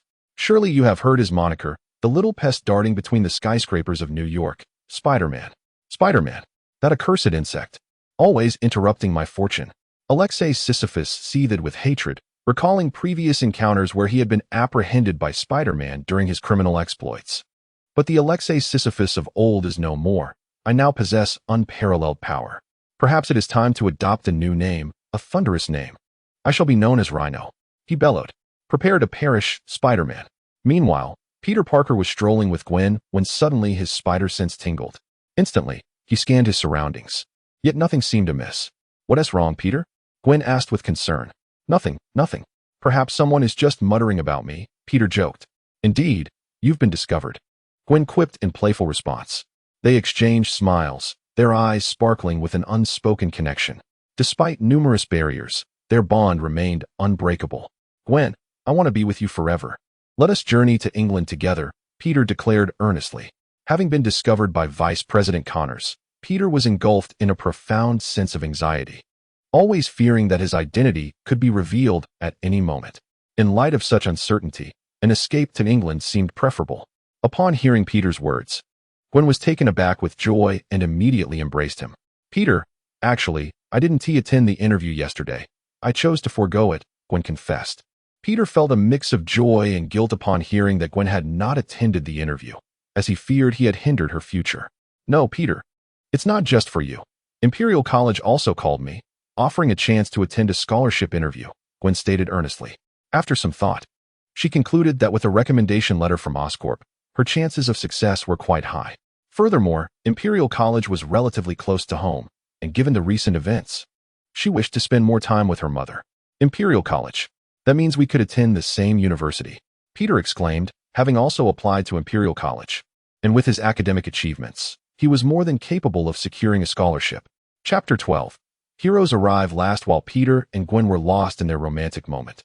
The Rhino was rampaging through New York City, effortlessly tossing aside both cars and trucks in his path. He plundered jewelry stores and banks at will, shouting defiantly, "Tell Spider-Man the Rhino is waiting for him." The New York police swiftly responded, yet they were utterly unable to halt the Rhino's advance. Bullets ricocheted harmlessly off his mechanical exoskeleton. Police cars were sent flying as he barreled through. It appeared that even a specialized anti-riot squad would be powerless against him. Only the military, equipped with heavy artillery, could hope to stop such destruction, but given the bustling cityscape, no leader dared to issue orders for such firepower. All eyes were now on one man, Spider-Man, the beloved guardian of New York City. True to the city's expectations, he arrived in haste. While on a date, he was alerted to the chaos of sirens and gunfire echoing through the streets. He quickly donned his suit, transforming into Spider-Man. While Gwen wished to accompany him, but was ensnared by Peter's webbing. "Hey, Big Rhino, shouldn't you be at the zoo? Lost your way?" Spider-Man taunted, landing on a car facing the Rhino. "Humph, little bug, soon you won't be able to talk at all," the Rhino bellowed, his eyes narrowing at the sight of Spider-Man, and charged forth with a menacing growl. With agile grace, Spider-Man leapt aside, narrowly avoiding the charge. Yet the car beneath him was crushed to rubble. "Goodness, what have you eaten?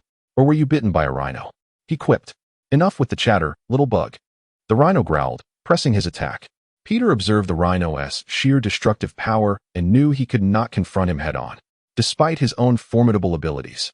Spider-Man understood the weight of Uncle Ben's lesson. With great power comes great responsibility. Thus, he refrained from unleashing his full strength, opting instead for evasive maneuvers, occasionally hurling manhole covers, fire hydrants, and car doors at the Rhino. However, these efforts proved futile. The Rhino's exoskeleton, forged from a powerful alloy, rendered him nearly invulnerable. "Is dodging all you can do? Little bug, try this on for size." The exoskeletal mechanical armor of Rhino morphed at the hands, revealing a machine gun barrel within. Bullets erupted forth, incessantly targeting Spider-Man. "You're cheating by using weapons," Spider-Man lamented. "Since when did my enemies become like this? First the lizard, now Rhino, what's next? The vulture?" Despite Rhino's formidable firepower, he could not land a hit on Spider-Man. With his spider sense, Peter effortlessly evaded the onslaught. However, while he managed to escape, the surrounding buildings and vehicles suffered significant damage. "Think, Peter, what are the steps to toss this Rhino into the zoo? Is opening the door the first step?" Though the situation was dire, Spider-Man was ever the chatterbox during battle, incessantly spouting banter. "Die, Spider-Man!" Rhino roared as he launched missiles at Peter. With a nimble leap, Peter dodged, but as he soared, his expression shifted dramatically. Unbeknownst to him, Gwen had arrived at the scene, right in the path of the missiles.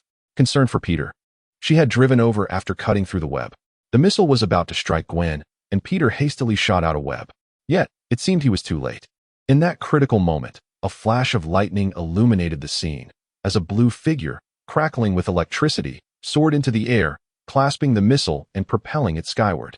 A thunderous explosion resonated, and as the smoke cleared, a peculiar figure emerged, blue-skinned, adorned in strange armor, with two wire-like horns sprouting from its head. "Who are you?" "Thank you for saving Gwen," Peter said as he swung closer. Thankfully, this timely arrival ensured Gwen remained unharmed.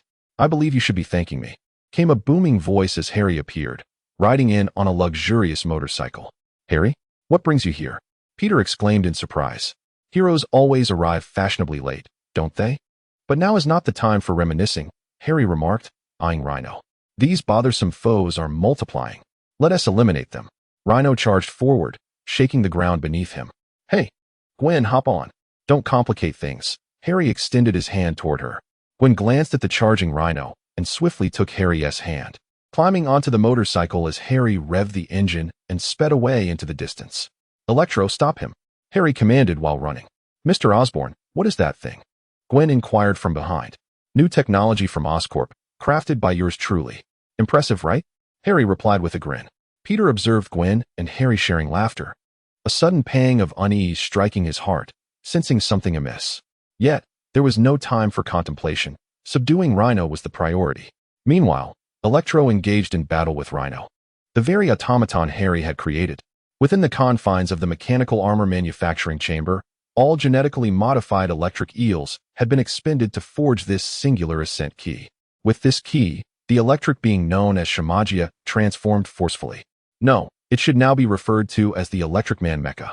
This incarnation, a potent amalgamation of ARC technology and gene-altering serum, possesses formidable combat prowess. However, it remains somewhat unstable. Harry senses that this creation of the mecha has not entirely succeeded. It appears that further emotional accumulation is necessary to activate additional capabilities of Zea and ARC. The electric being unleashed a surge of electricity, which detonated against the armored exterior of the Rhino Man. His exoskeletal mechanical armor, crafted from metal, exhibited exceptional conductivity. Thus, the Electric Man's assault inflicted genuine damage upon the Rhino Man. Yet, having been enhanced by the Rhino Gene Serum, the latter's physical resilience and self-healing abilities allowed him to withstand the blow. Moreover, the electric shock only served to aggravate the Rhino Man further, inciting him to wreak havoc around him. "Lightning Kid, do you have any other techniques to lull this behemoth into slumber?" Spider-Man Peter remarked, exasperatedly beside the Electric Man Mecha. The Electric Man found himself at an impasse, but Harry devised a plan. Chapter 13. Military interference in times of ease. Rely on Peter in times of peril. "It is I, Harry, who must take charge." From a distance, Harry called out, "Peter, hold this colossal creature at bay for a moment." Although Harry stood 200 to 300 meters away, Peter, with his Spider-Man abilities, could still hear him clearly. Whether the Rhino Man might discern Spider-Man Peter's true identity was a concern beyond Harry's purview. The crux of the matter lay in ensnaring the Rhino Man, while Harry manipulated the Electric Man Mecha to amplify its powers and swiftly neutralize the threat. Electric Man absorbed the underground power source. Harry mentally connected with ARC and issued the command to the Electric Man Mecha. Upon receiving the order, the Electric Man flashed to a nearby location and unleashed an electric blast that ruptured the ground, revealing thick cables. The words Osborn Corporation were inscribed upon them. These cables were part of the city's power grid, engineered by the Osborn Corporation. The Electric Man grasped the cables, tearing them apart with force. He then harnessed the energy, channeling the wild currents that surged into his being. The blue luminescence radiating from the Electric Man intensified, and with it, his power surged. As his abilities escalated, the entire city was plunged into darkness, the Electric Man Mecha absorbing the city's electricity entirely. The sole source of illumination remaining was the Electric Man Mecha. "Truly formidable," Harry exclaimed, capturing the scene with his camera from a distance, marveling at the spectacle. He intended to document the performance of the Electric Man Mecha for his forthcoming plans. Meanwhile, Peter was astounded by the formidable power exhibited by Electro as he absorbed electricity. In a moment of distraction, he found himself caught by Rhino, who grasped him by the neck and slammed him to the ground. "Harry, are you done yet? If not, you'll only get to see a dead spider," Peter quipped. Are you ready? Electro, unleash your ultimate technique. This move is called 100,000 volts. Of course, this was merely a name. In reality, Electro channeled all his electrical energy into his hands, releasing it in the form of a dazzling energy laser. The force was overwhelming, shattering Rhino's impenetrable mechanical armor into fragments and piercing through his body. Even though Rhino was enhanced, he could not withstand the onslaught of electricity that Electro had absorbed from the entire city. As the attack subsided, Rhino collapsed heavily to the ground, revealing a gaping hole in his chest that emitted a faint scent of charred flesh. I cannot believe I have fallen here. I am the great Rhino. Despite being a cyborg, with his chest pierced and vital organs obliterated, he still clung to life, lying on the ground and emitting sporadic sounds. Hold on. I'll call for help, Spider-Man said, showcasing his true heroism as he worried for his adversary's life. Meanwhile, Harry paid no attention to Rhino and rode his motorcycle directly to Electro's damaged form. Following the recent confrontation, Electro had sustained significant damage and was no longer capable of fighting. With no other option, Harry extracted the key from Electro, realizing he could not move the massive figure. As he pulled out the key, Electro transformed back into his original form, Shamagia, though his body lay in ruins, parts scattered everywhere. Farewell, Peter. Farewell, Gwen. Harry waved goodbye without further ado and rode off. He and Peter were not on the same path. Lingering could lead to an argument over Rhino's fate. Thus, he decided to leave, having accomplished his objective. The camera hanging from his chest captured this valiant display of Electro.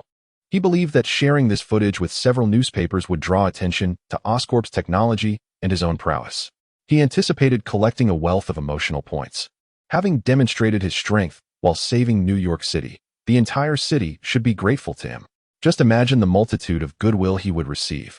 The admiration and gratitude from the populace, which would surely unlock the electronic auto 3D printing facility for him. Transforming into a masked rider was within reach. As he rode his motorcycle, the thought brought forth a hearty laugh, echoing into the wind. The next day, Harry awoke in his expansive 2,000 square meter villa, and while having breakfast, his secretary presented him with the morning newspaper. Harry cast a fleeting glance before he furiously smashed the table. The headline screamed, "The malevolent villain electrocutionist lands in New York, the Osborn Group's secret experiments. The Osborn Group transitions to the arms industry." Causing Tony Stark to break into a cold sweat, Tony Stark responds, claiming he can defeat electrocutionist with one hand, the citywide blackout, a calamity wrought by the Osborn Group. The Osborn Group, the premier villainous company. How could it be? Not a single positive news article in sight. Enraged, Harry felt his temper flare with the news reports. Not only did he fail to transform into a masked hero, but the stock prices plummeted as well. Just then, the phone rang. "Mr. Osborn, General Ross from the military is on the line." "Hello, General Ross." "Harry, I watched the news footage. The electrocutionist possesses formidable power." General Ross chuckled. "Thank you, General Ross. I have some good news for you. The military has viewed the news footage and believes your Shamagia and magic mecha possess significant developmental potential. They have approved a funding of $5 billion and are ready to sign immediately." Initially, the military harbored doubts about the feasibility of the magic mecha, but the recent news showcasing the electrocutionist's robust capabilities clarified that this power must be firmly secured within their grasp, not handed over to rival factions. Fortunately, Harry Osborn was exceedingly cooperative and eager to collaborate with the military, thus they did not resort to coercive tactics against him. They intended to invest money, purchasing Harry's friendship. As long as financial solutions were available, everything else was moot.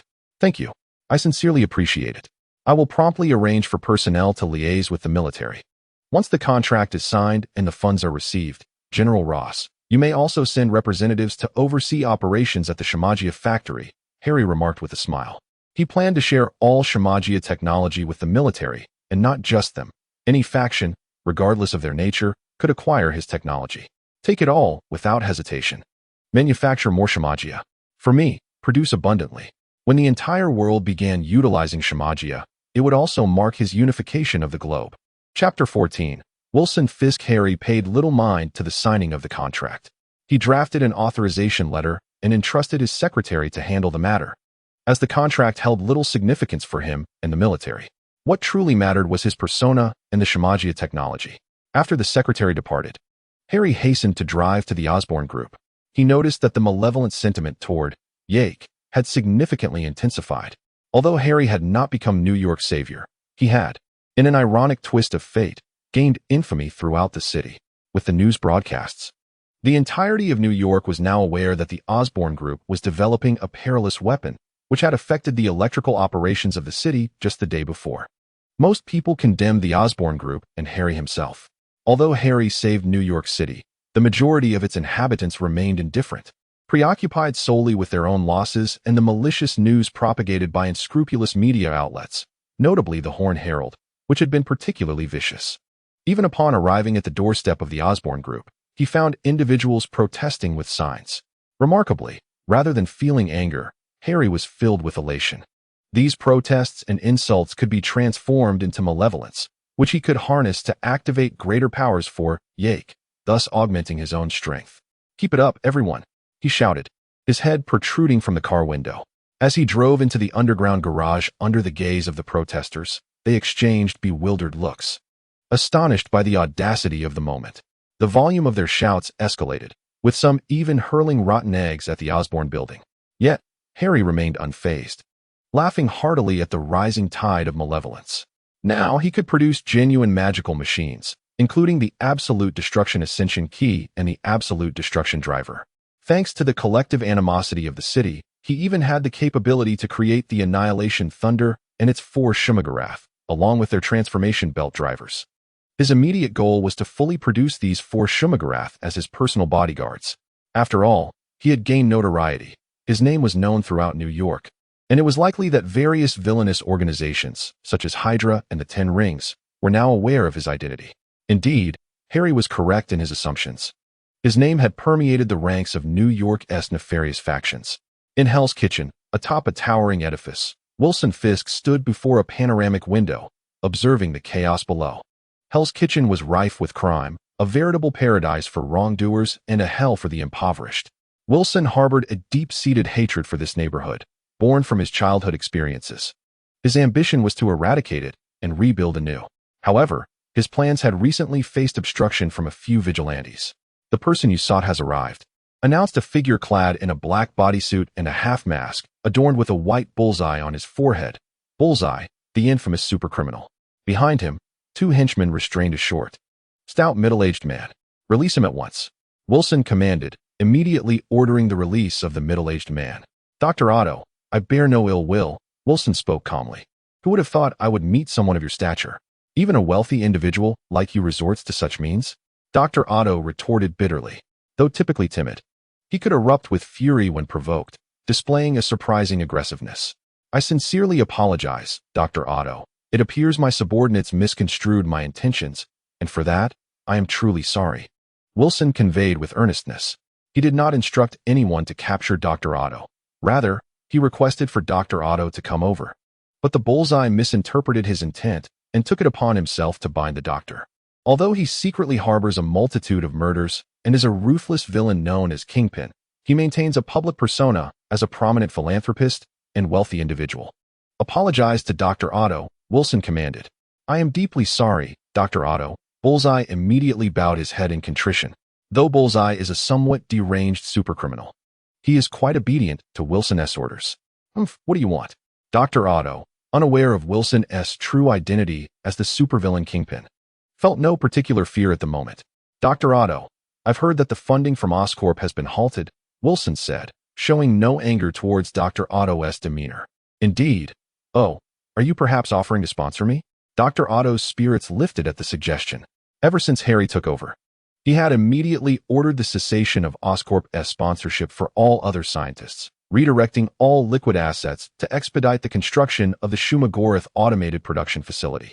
Harry aimed to have the factory operational in the shortest time possible. "Precisely, Dr. Otto. Have you seen today's news?" Wilson inquired. "News?" Dr. Otto replied, puzzled, as he had been captured by Bullseye early that morning and had yet to read the papers or watch television. Wilson gestured for his subordinate to hand a tablet to Dr. Otto. "What is this monstrosity?" Dr. Otto exclaimed in shock after watching the video. Astonished by the existence of such a creature capable of absorbing and discharging electricity. "Dr. Otto, this is the latest combat robot developed by Oscorp," reportedly named Shumagorath. Have you heard of it? Wilson asked. He had summoned Dr. Otto, partly because Otto is an exceptionally brilliant physicist whom he hoped would assist in researching and replicating the Shumagorath. Furthermore, Dr. Otto has a profound collaborative relationship with Oscorp. The current physical model for Oscorp's new energy power grid was created by him. However, it became clear that Dr. Otto was unaware of any information regarding Shumagorath. Meanwhile, his spies had already reported that Oscorp's new president had begun collaborating with the military. Dr. Otto, do you believe you could replicate such a creation? Wilson inquired. No, Mr. Fisk, Dr. Otto responded. To reverse engineer the manufacturing process of such a robot, one must have a physical specimen, unless a prototype can be found. Fisk furrowed his brow at this revelation, lighting a cigar and taking a deep draw. It seemed he would need to pay a visit to an old acquaintance. Fisk understood that relying solely on his own strength would not suffice to acquire such a robot from Oscorp at this time.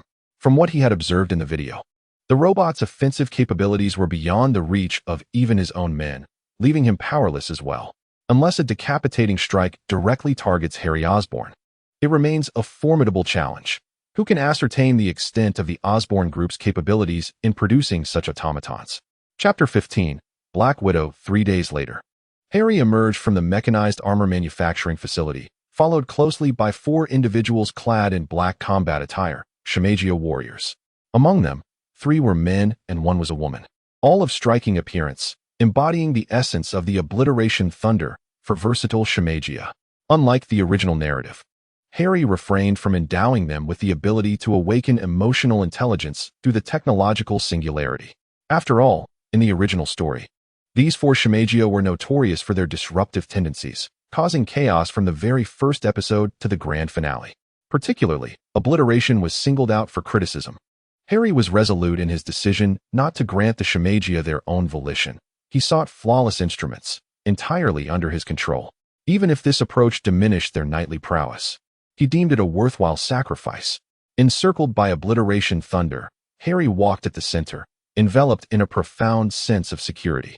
Upon reaching the entrance of the Osborn Group, Ray descended to the underground garage to retrieve the vehicle, while the remaining 3 Shimagia continued to flank Harry. At the entrance, the protesters had dissipated, as the Osborn Group had quelled urban dissent with financial influence. Donations poured in, bolstered by a recent influx of $5 billion from the military. Harry promptly contributed $50 million towards urban electrical infrastructure improvements. Unexpectedly, this act of generosity elevated Harry's reputation throughout the city, significantly boosting Z's goodwill emotional value. In a moment of revelation, Harry realized that money could indeed resolve myriad issues. He decided to donate another $100 million and prepared to hold a press conference to extol his virtues. He was now en route to attend the press event. Mr. Osborn, please hold on. Harry's secretary approached from within the building, accompanied by a striking blonde woman clad in a black uniform, her alluring legs accentuated by seductive stockings. Drawing involuntary gazes, Scarlett Johansson. Harry was taken aback, then quickly deduced that this must be the Black Widow. Scarlett Johansson? Who is that? Hello, Mr. Osborn. I am Natasha Romanoff. The Black Widow extended her right hand toward Harry. Harry reciprocated the handshake, his gaze appraising Natasha. She indeed bore a resemblance to Scarlett, yet stood significantly taller, approximately 5 feet 7 inches. Natasha was unfazed by Harry's scrutiny, confident in her physique. Her purpose for being there was to forge a closer bond with Harry, to gain his trust, and to assess his values and mental state. Given his mastery over Shimagia technology, the formidable might of the mechanized automatons had been observed throughout New York, even across the entirety of America. Should this power spiral out of control, it could spell disaster for the city. Hence, Nick Fury, director of SHIELD, had dispatched Natasha to cultivate a rapport with Harry. After all, Harry merely presented himself as an 18-year-old youth who had just graduated from high school, a fervent age when one is particularly fond of blonde-haired, black-clad maidens. Mr. Osborn, the newly appointed financial officer, was responsible for managing the Osborn Charitable Foundation that Harry had just established. The secretary introduced her with a tone of formality. Harry nodded, recognizing the goodwill accrued through donations. He had directly founded a charitable organization to maximize the utility of his funds. Miss Natasha, allow me to outline your responsibilities, he began. Mr. Osborn, you may simply call me Natasha. she replied, feigning a coy demeanor, her dulcet tones resonating in the air. Little did she realize, however, that Harry had already discerned her true identity as a covert operative. Despite Natasha's striking beauty, he dared not engage with her, for she was notoriously known as the Black Widow, a femme fatale whose partners often met untimely ends. It seemed prudent to first fabricate an administrative assistant to navigate this treacherous terrain. Harry pondered the myriad of spies and agents who might seek to approach him in the future. If this continued, he would soon find himself devoid of any trustworthy companions. He decided to utilize Natasha for the time being, planning to concoct an excuse to dismiss her later. "Miss Natasha, please concentrate on your duties," Harry said firmly. "I sincerely apologize, Mr. Osborn. I shall devote myself to my work." Although she was uncertain why Harry had grown noticeably distant, she promptly adjusted her mindset to enter a professional state, considering that approaching Harry through work was a viable strategy. "My sole reason for establishing the Osborn Charitable Foundation is straightforward," he declared. Natasha immediately speculated, altruism? Or perhaps tax evasion? "It is to ensure my name reverberates throughout America. Indeed, across the globe. I desire the world to applaud my name," Harry stated with a somber conviction. "That is your mission, Natasha?" Natasha found herself at a loss for words, yet recognized that such individuals existed, those who donated solely for the sake of reputation. "Indeed, Mr. Osborn, rest assured," she replied, nodding, while secretly noting Harry Osborn's hypocritical nature. As Harry spoke, Leigh drove a Mercedes-Benz Maybach Pullman 680, a luxurious six-seater, to Harry's side. This vehicle was necessitated by the presence of the four Shumagarath entities and Natasha herself, prompting Harry to have Leigh operate it. Thus, with Leigh at the helm, Harry and Natasha sat together en route to a press conference. Midway through their journey, as they approached a traffic signal, Natasha suddenly sensed something amiss. An intangible premonition of impending danger. Detection of humanoid metallic entities ahead. "Shall we proceed?" The car halted, and Leigh turned to Harry for instructions. "Turn around and head back," Harry commanded decisively. Although he possessed the formidable Shumagarath entities, he preferred to avoid conflict whenever possible. It was evident that adversaries lay in ambush, and there was no need for a reckless advance. Retreat could prove to be a prudent choice. However, just as Leigh turned the car around, the sharp crack of gunfire erupted, and the tires of Harry's Maybach were punctured. "You seek your own demise." Though Harry had no desire to instigate trouble, the relentless assault on his vehicle was intolerable. How could he endure such indignity? With resolve, Harry exited the vehicle, accompanied by the four formidable Shamagia of the Thunder of Doom. "Scan the surroundings and identify the gunmen's positions," he commanded. Stepping forward, wielding a Japanese katana, he remained vigilant. At that moment, another barrage of gunfire erupted, targeting the four Shamagia. Simultaneously, with swift precision, he sliced through 3 bullets with 3 deft strikes of his blade.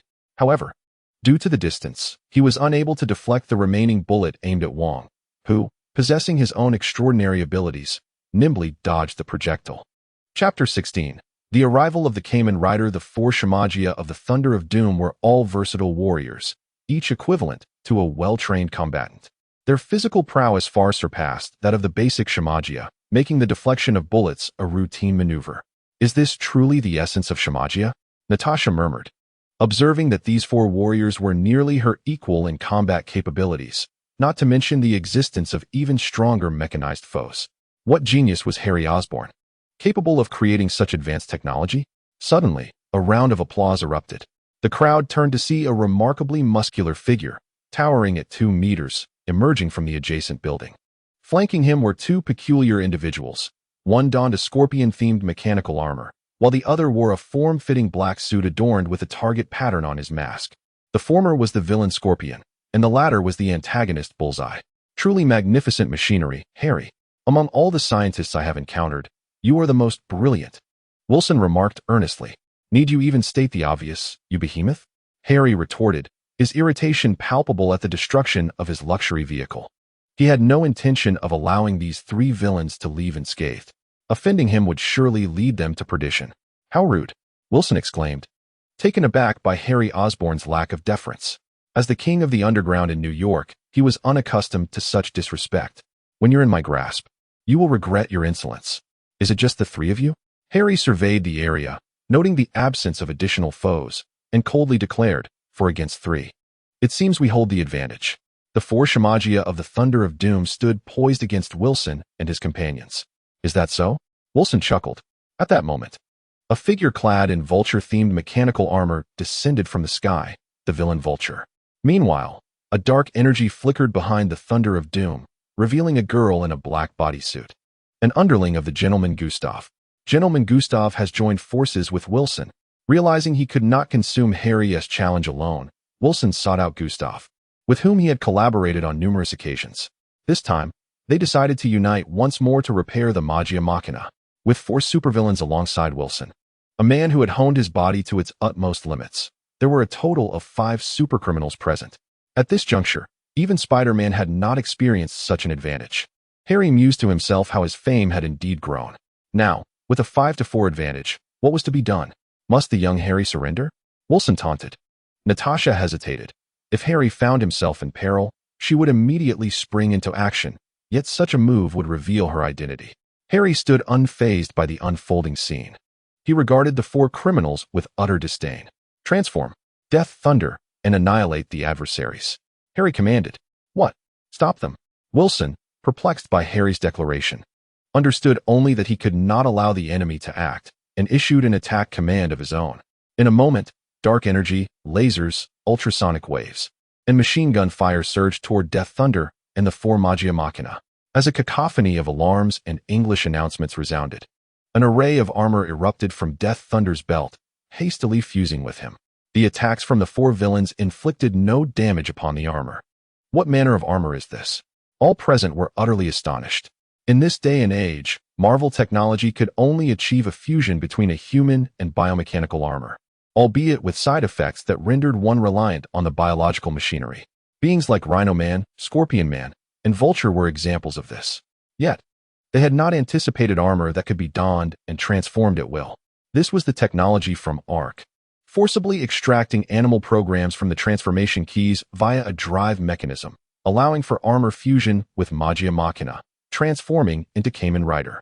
Clad in a purple enhanced combat suit, with black armor adorning his chest and venomous needles on his wrists, Death stood ready with a briefcase crossbow. Dressed in a black enhanced combat suit, with gray armor on his chest and head, and half-meter-long claws on his hands, the Reaper was prepared. A pink enhanced combat suit adorned with white armor on the chest, wing-like air tubes on the back, and wielding a briefcase sword characterized Swift. In a red enhanced combat suit, with black armor on the chest and a Thunderstrike device on the head, Razor brandished dual Wakler sabers. This was Kamen Rider Death Thunder. As the transformation concluded, Kamen Rider Death launched the first attack, taking aim with his briefcase crossbow at the 4 adversaries. Purple energy arrows shot forth from the crossbow. Except for Scorpion Man, who was unable to evade in time. The others dared not confront the onslaught head-on. Vulture took to the skies, and Kamen Rider Swift followed suit. As the 2 airborne combatants clashed fiercely, with a flash of dark energy, he appeared not far away. But Kamen Rider May had already detected him and launched an assault with blinding speed, his claws imbued with the chilling force of a snowstorm. The target, not being a superpowered criminal, could only awkwardly evade May's lethal strikes, but Kamen Rider Lay had set his sights on him, delivering a decisive blow. The target hastily drew his katana from behind to parry the attack. However, the force exerted by Kamen Rider Lay, weighing in at 17 tons, was beyond the capacity of an ordinary person to withstand, sending the target hurtling through the air. Seizing the opportunity, Kamen Rider Lay leapt into the fray with a remarkable bound of 25 meters, leaving the target with no chance of escape. Meanwhile, the Scorpion Man was engaged in a fierce battle with Kamen Rider May, managing to hold his ground thanks to the superiority of his mechanical armor. The 4 combatants had each found their match, leaving only Harry, Natasha, and Wilson lingering in place. Harry, you are exceptionally gifted. The weapon armor you've created is truly formidable, Wilson exclaimed, eyeing the isolated Harry with anticipation. But you seem to forget one crucial detail. When your fellow Shamagias are in combat, you are, in fact, alone. With that, Wilson advanced toward Harry with heavy footsteps. Bang, bang.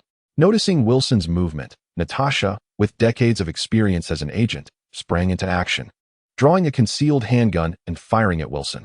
In response to the bullet barrage, Wilson swiftly shielded his head with his arm, his bulletproof suit protecting him. Save for his head, which remained a vulnerable target. Enough, Natasha, cease your attack. I have no concern for a mere overweight foe. Harry signaled for Natasha to halt. Complying. Natasha lowered her weapon, yet remained vigilant. Wilson, perplexed by Harry's behavior, observed intently. Amidst their shared confusion, Harry produced a green program sublimation key, revealing the yellow belt already secured around his waist. Pressing the key, it emitted a resonant sound. Chapter 17, Kamen Rider. A deep voice emanated from the emerald-hued program sublimation key in Harry's grasp. This particular key had been crafted from the venom left by a genetically altered creature that had bitten Spider-Man. Although it possessed numerous flaws and could not fully harness the abilities of a genetically modified spider, it was indeed the most suitable key for Harry at this juncture. After all, in the original narrative, Harry Osborn transformed into the Green Goblin using spider venom, making his metamorphosis with this key plausible. You shall not succeed. As his adversary, Wilson could not simply stand by and allow Harry to transform.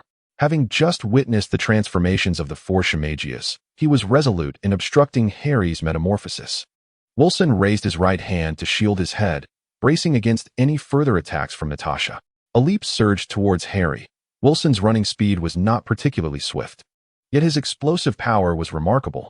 This leap spanned an astonishing 10 meters, arriving right before Harry in an instant. The situation was perilous. However, Natasha, even standing nearby, refrained from intervening to halt Wilson. The orders from the director of S.H.I.E.L.D. mandated a thorough assessment of Harry Osborn, and thus she wished to observe how he would navigate this predicament. Should Harry manage to extricate himself through his own prowess, S.H.I.E.L.D. would undoubtedly elevate his evaluation to the highest tier. Nick Fury was orchestrating a grand plan, and Natasha surmised that Harry Osborn might become the fulcrum upon which its success hinged. Nevertheless, assistance was unnecessary. In truth, the device in Harry's hand was merely ornamental. With both Yark and Zaya at his disposal, he could connect to the belt and the program's upgrade key through sheer will. It could be said that he was capable of transforming in an instant. How rude. Harry single-handedly blocked Wilson's strike with his right hand, which was partially clad in a black combat suit. What? Wilson was utterly astonished. After all, he was a man composed of 99% muscle, having honed his physique to such an extent that he could be regarded as the strongest human on Earth, excluding superhumans like those endowed with extraordinary powers or magic. With sheer physicality, he could lift a 25-ton block of iron. Yet, this powerful blow was effortlessly deflected by Harry. In that moment, Harry had already commenced his transformation. Unlike Shimagia and other masked riders, he had the ability to manipulate his transformation at will. Seizing the opportunity while Wilson was in shock, Harry did not adhere to any martial ethics. He launched a left jab aimed at Wilson's eye, followed by a right whip kick targeting his kidneys, and finally a left straight kick that sent him flying. The music emanating from Harry's belt signaled a forced upgrade, coinciding with his series of surprise attacks. Harry Osborn had completed his transformation, clad in a darkened, enhanced combat suit, complemented by emerald green armor and 3 spider-like appendages protruding from his back. He embodied the archetype of a villainous knight. In the realm of tokusatsu, he would surely be beset by a cadre of justice-bearing heroes. However, in this Marvel universe, a single series of strikes had severely incapacitated Wilson. Regardless of Wilson's formidable strength, he remained an ordinary human, no matter how much muscle he possessed. The masked rider that Harry had become wielded a punch with a force of 13 tons and a kick with a staggering 35 tons. Moreover, these figures represented merely the initial statistics. If powered by the force driver, his punching and kicking might unleash a cataclysmic force amplified by 48 times. Although this equipment was not yet potent enough to dominate Earth, navigating through the Hell's Kitchen dungeon was undoubtedly within his capabilities. Harry Osborn. Wilson bellowed as he lunged at Harry. At this moment, Wilson was grievously injured. His right eye had been struck, bleeding profusely, rendering him temporarily blind in that eye. As Harry delivered a right roundhouse kick to Wilson's left side, the impact, though not enhanced by the energy of the force driver, still bore a staggering force of 35 tons, rendering Wilson gravely injured. He felt as though his very insides had been shattered. Fortunately, Harry's final strike was parried just in time by Wilson. Had it not been for this timely defense, he would have lost his combat efficacy immediately. As the Lord of Hell's Kitchen and the godfather of New York's underground mafia, This marked the first time Wilson had sustained such severe injuries. Never before had anyone inflicted such damage upon him, not even the vigilante from that fateful night in Hell's Kitchen. Enraged and driven mad by the pain, Wilson attacked Harry with reckless abandon. Despite Harry's formidable armor as a Kamen Rider, he was still inexperienced in battle, and for a moment, he found himself overwhelmed by Wilson's frenzied assaults. It seemed that he could not dispatch Wilson swiftly. It was evident that he would need to undergo combat training post-battle. However, Wilson was unable to land a blow on Harry.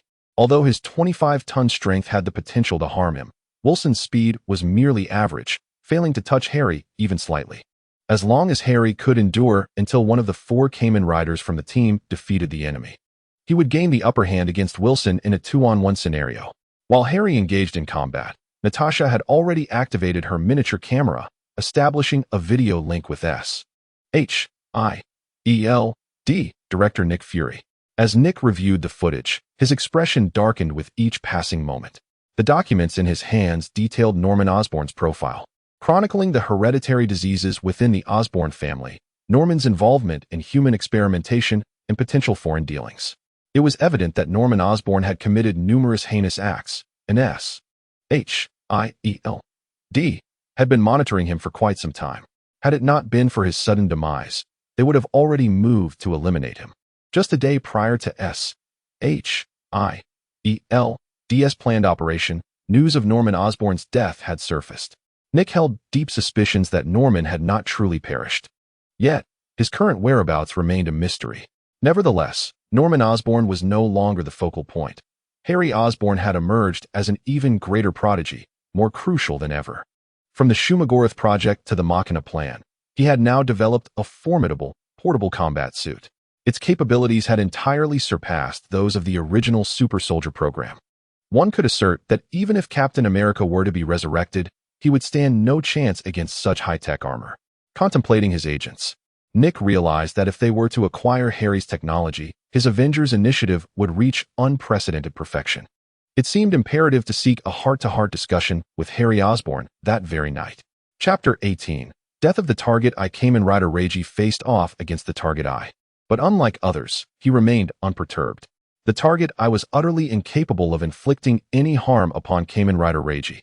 His proud throwing skills resembled a child's play, as neither playing cards, daggers, bombs, nor various hidden weapons could breach the defenses of Kamen Rider Raida. Had it not been for his extensive combat experience, he would have succumbed to death after retreating into a supermarket. How could such a monster exist? The Target, in a state of utter despair, finally comprehended the feelings of those he routinely slaughtered. He, too, was merely an ordinary person. Kamen Rider Raida scanned the supermarket with his radar, finding that the civilians had long since fled, leaving only the Target hidden within. At that moment, Raida received a command from Harry: unleash the ultimate move. Harry, weary of further entanglements with Wilson, ordered Kamen Rider to swiftly eliminate the enemy to provide him support, as Wilson was merely a common foe. Everything must align with Yaxwell. Kamen Rider Raida sprang into action, activating the Force Driver with one hand, drawing energy from the Dodo program's sublimation key.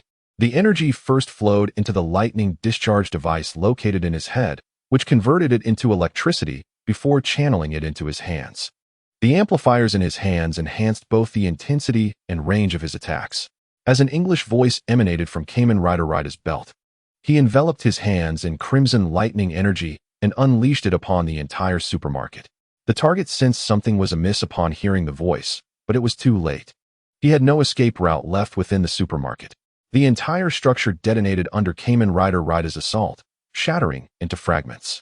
The destructive power of Kamen Riders in reality far exceeded the exaggerated portrayals seen in tokusatsu dramas. This was merely an ordinary Kamen Rider. Had it been the Rider's ultimate form, obliterating a city would be trivial, with some even reaching star-destroying capabilities. As the supermarket disintegrated under Kamen Rider Raida's onslaught, it appeared to be over. Harry, observing the distant explosion, knew the conflict had concluded. Wilson, panting and breathless, gazed at Harry. Though his stamina surpassed that of ordinary individuals, he was not exceptionally remarkable. He was merely fatigued from the intense battle. Had Harry unleashed his finishing move now, he could swiftly eliminate the enemy. However, his sublimation key was incomplete, And even if he forcibly transformed using Yak's power, certain functions remained inaccessible. The finishing move, for instance, was unusable. Otherwise, he would have already subdued the hefty Wilson. Now, all that remained was to await Kamen Rider Raida's arrival to deal with Wilson. Harry would not allow these villains to complicate matters for him. He was determined to eradicate them at every opportunity, just as he had dealt with the Rhino Man, whom he had directly annihilated using his magic machine. It was either friendship or death. Suddenly, a surge of dark energy flashed, and Wilson vanished. Indeed, foes wielding spatial powers were exceedingly challenging to confront. In a moment of carelessness, he had allowed Wilson to escape, evidently alerted by the target's demise. Harry connected with the 4 members of the Sinister Six, learning that Scorpion and Vulture had also managed to escape. What a pity, Harry remarked calmly. He felt a twinge of regret, yet these adversaries were hardly worthy of his concern. Having evaded him this time, he resolved that during their next encounter, he would prioritize eliminating those capable of teleportation, especially as he anticipated becoming even stronger by then. Harry dispelled his transformation, revealing his youthful and handsome visage. Natasha, regardless of your affiliations, since you have agreed to work for me, I expect you to arrange today's press conference and the charitable contributions accordingly. He turned his gaze toward Natasha, unfazed by her ties to SHIELD. With military support behind him, SHIELD could not impose any official restrictions on him. Furthermore, with the formidable power of the Sinister Six at his disposal, he could easily decimate SHIELD. Yes, Mr. Osborn, Natasha acknowledged, recognizing her identity had been compromised, and she refrained from further argument, lowering her head in compliance. After a while, they found a bus, and Harry used his resources to persuade the driver to take them to the press conference. Meanwhile, he entrusted his vehicle to personnel from Oscorp for retrieval. Within the genetic laboratory, the gentleman Gustav observed as Dr. Otto was conducting transformation experiments on Dr. Connors, the original head of the genetics lab. After the successful modifications of Rhino, Vulture, and Scorpion, Dr. Connors could no longer restrain himself. He yearned to merge with the genetically altered creatures and become an extraordinary entity. With Otto's assistance, he injected himself with a serum derived from the genetically modified mice, armed with the mice's exoskeleton armor to enhance his strength and speed. The villainous Mouse Man emerged. As soon as Mouse Man's transformation was complete, a surge of dark energy enveloped the room. Severely injured, Wilson and the other 3 adversaries materialized within the genetic laboratory. It appeared their endeavor had been in vain. Gustav stroked his cane, lost in thought. Gustav, Harry Osborn has acquired formidable power. If we engage in infighting now, it would be counterproductive, Wilson spoke gravely. Aware of Gustav's untrustworthiness and suspecting he might contemplate taking advantage of Wilson's weakened state, Gustav remained silent, gesturing for Vulture and Scorpion to produce a hidden camera they had concealed. After retrieving the memory card, they inserted it into a tablet to review the footage. With each passing moment, Gustav's expression darkened. It seems you were correct. Harry Osborn is indeed beyond our current capability to confront, Gustav stated solemnly. It appears we should refrain from internal conflict. He nodded, his greed for Harry Osborn's technology intensifying. The power exhibited today, whether from the Sinister Six or the advanced mechanized beings, was something he yearned to possess. We must enhance our own strength, Wilson, Gustav declared with conviction. What do you mean? Wilson inquired, puzzled. Gustav emerged from the laboratory, holding a vial of green genetically modified serum intended for lizard-like beings. With the formidable physique of Wilson combined with this serum, it was certain to amplify Wilson's strength exponentially. Furthermore, donning exoskeletal mechanical armor could render him capable of defeating Harry Osborn, a feat not beyond the realm of possibility. Wilson gazed at the vial, and without a moment's hesitation, he accepted it. He had never been a man of indecision. He was fierce with others, and even more so with himself. Chapter 19, Press Conference. Mr. Osborn, good day. We sincerely appreciate your willingness to participate in our interview. Could you enlighten us on what prompted your decision to donate $100 million? A reporter inquired during the press conference. This was a plant hired by Hallie, specifically tasked with posing questions to the Osborn group to steer the conversation away from potential pitfalls. Hello, I am delighted to share my thoughts with all of you here.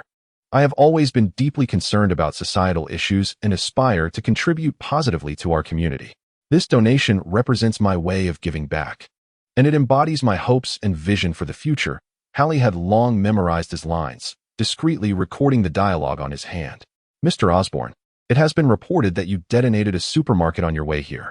Is that true? A journalist from the Herald inquired. A reporter Hallie had deliberately excluded from his list of invitees, knowing of their penchant for disparaging him. This is a private press conference. Who let you in? Remove him at once. Hallie commanded, realizing too late that his careful plans had been thwarted. The two Shamagia, Mian Lei, promptly obeyed orders and escorted the Herald reporter out. Mr. Osborn, are you aware that this is a live broadcast? Natasha whispered urgently to Hallie, her expression darkening. What? Hallie's face fell, realizing in shock that he had not been informed. The entirety of New York was witnessing his subordinates dragging a reporter away.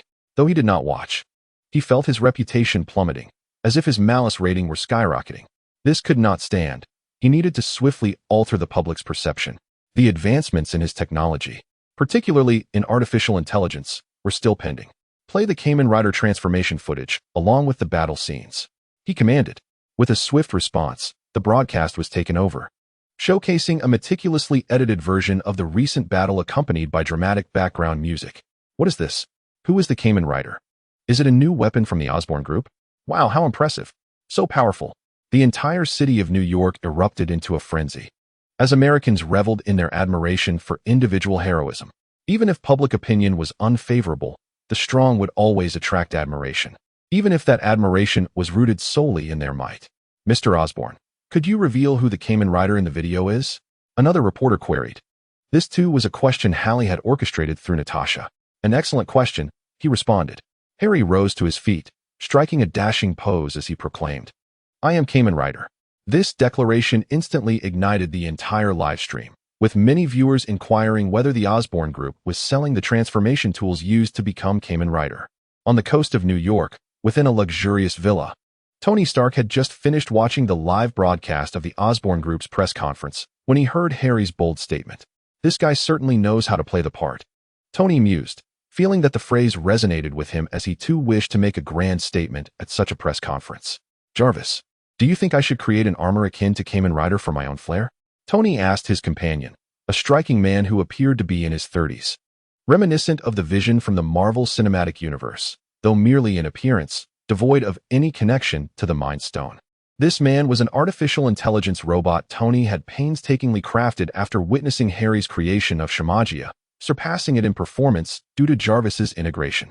Although its combat capabilities exceeded those of the basic Shamagia, it paled in comparison to the more advanced mecha. Suddenly, a thunderous noise erupted. Sir, the villa is under missile attack. The security protocol has been compromised and is no longer operational, Jarvis informed Tony. What? Jarvis. Display enemy visuals and ascertain their location and numbers, Tony queried with remarkable composure. Instantly, Jarvis projected surveillance footage revealing a squad of mercenaries clad in gray, forcefully breaching the villa's entrance, poised to invade. Despite the robust defenses of Tony's opulent abode, the missile assault proved too formidable, leading to the swift destruction of the entrance. There are 12 heavily armed adversaries, Mr. Stark. I recommend immediate retreat. I will remain here to engage the enemy. You must escape, Jarvis urged. Very well. You stay and hold them off. I shall take my leave, Tony replied, not yet embodying the resolute spirit of Iron Man. After all, Jarvis was merely a robot. As long as the data remained intact, destroying the physical form wouldn't equate to death. Reconstructing Jarvis's body afterward would suffice. Tony abandoned Jarvis and hastened upstairs, where a designated helipad awaited him. As he departed, the mercenary squad stormed in, opening fire upon Jarvis. Encased in alloy, Jarvis was impervious to their bullets. He plunged into the fray, effortlessly dismantling the mercenaries, yet Tony had not programmed him with the concept of lethal force. Jarvis's actions were purely aggressive, avoiding vital points. Although formidable, his attacks merely incapacitated the foes rather than delivering fatal blows.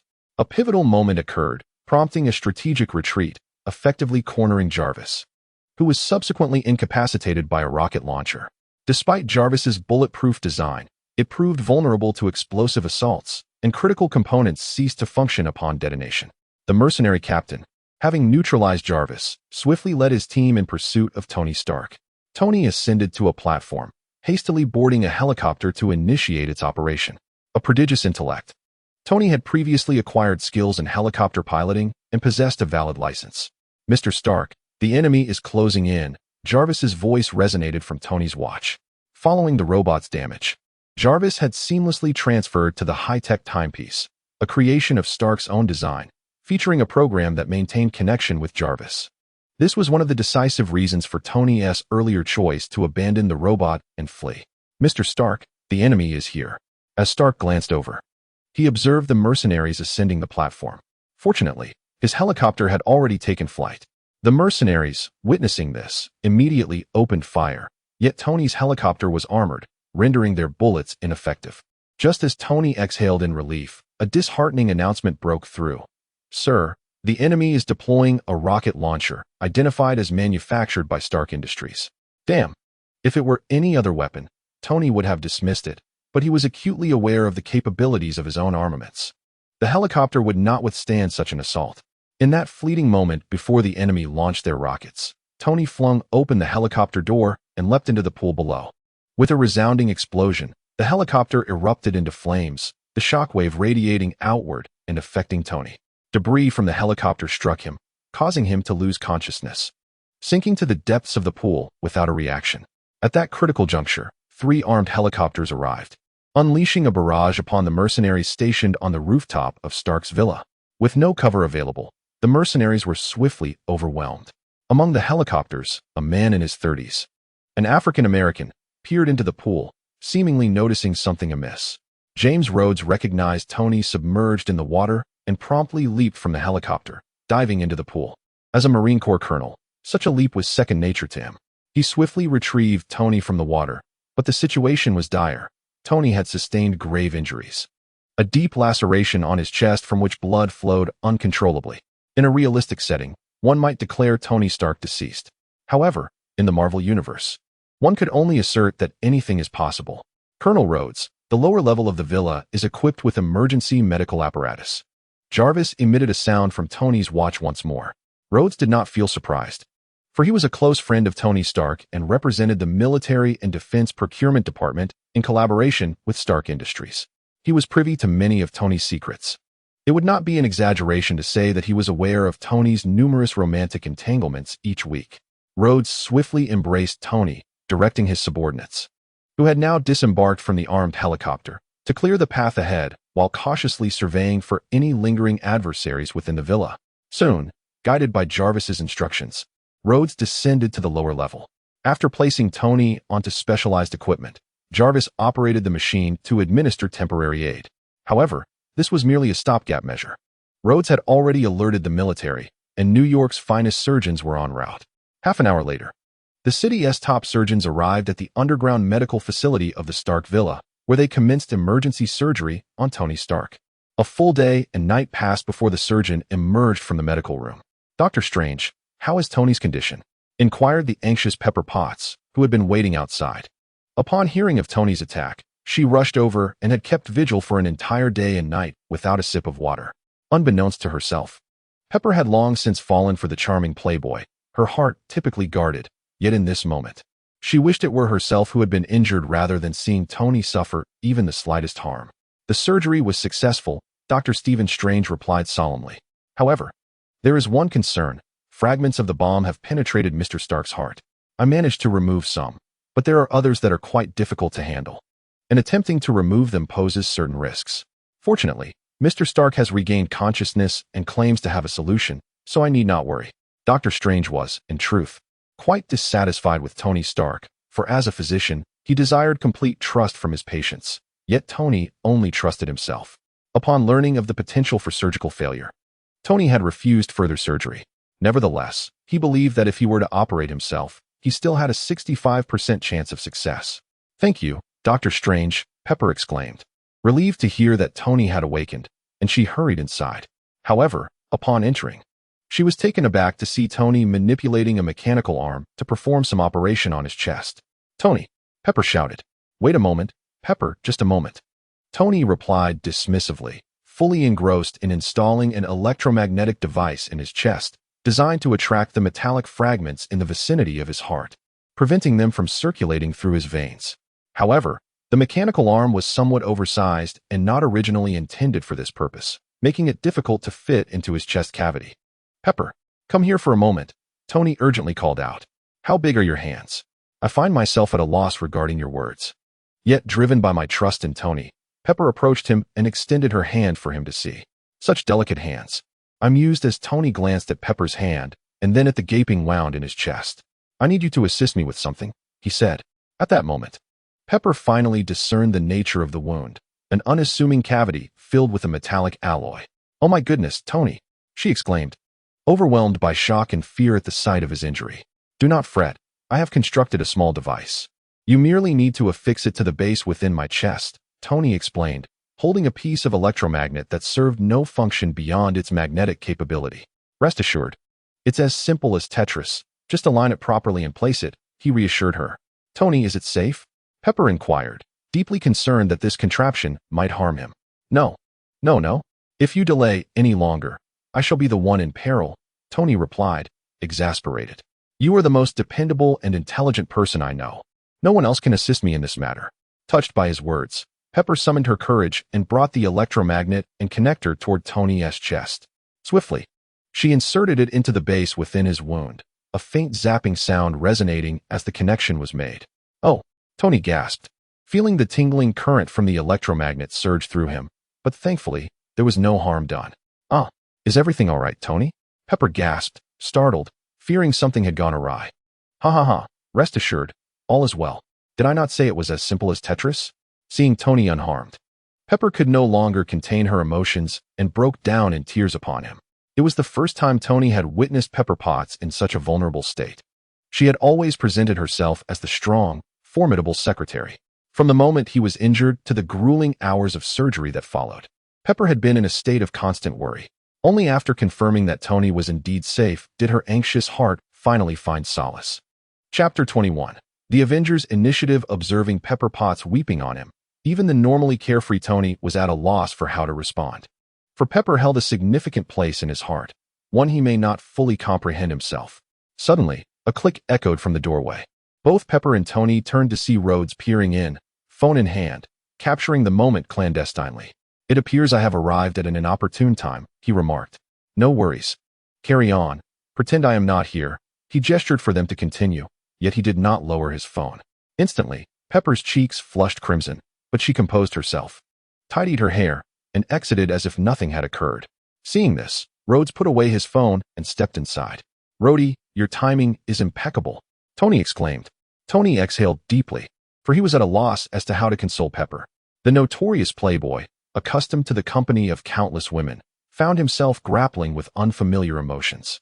His body appeared to have recovered, but should he summon 2 fresh models to rejuvenate his spirits tonight? Rhodes, known for his audacity on the battlefield, was a man who relished humor in the company of friends, where he found solace. I've already been with all the magazine models this month. It's become rather dull. Perhaps we shall reconvene next month. Wow, there is still a week until next month. Is the famed playboy Tony Stark preparing to be a monk for a week?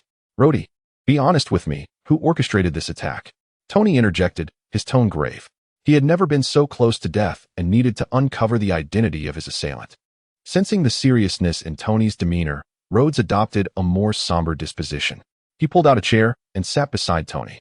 According to our investigation, the assailants are mercenaries from the Central Region, seemingly under the command of a peculiar organization known as the Ten Rings. This group is enigmatic. We can only uncover surface-level information at present. We are deepening our inquiry into their inner workings, but thus far, we have no substantial leads. 10 Rings? Tony pondered, attempting to recall if he had ever crossed paths with this organization. However, he recognized that he had gained a new adversary. Tony Stark would never allow himself to be attacked without retaliation. Tony, don't do anything rash. Let me handle this matter, Rhodes urged, concern etching his features. He seemed to discern Tony's intentions, but believed that a playboy like him was ill-equipped to deal with such affairs. This was his domain as a military man. He was responsible for confronting adversaries. Tony merely needed to provide weaponry, as he always had. Yet, he underestimated both Tony's resolve and capabilities. If Tony set his mind to something, there was nothing he could not accomplish. I understand, Rhodey. I'm feeling a bit fatigued and wish to rest.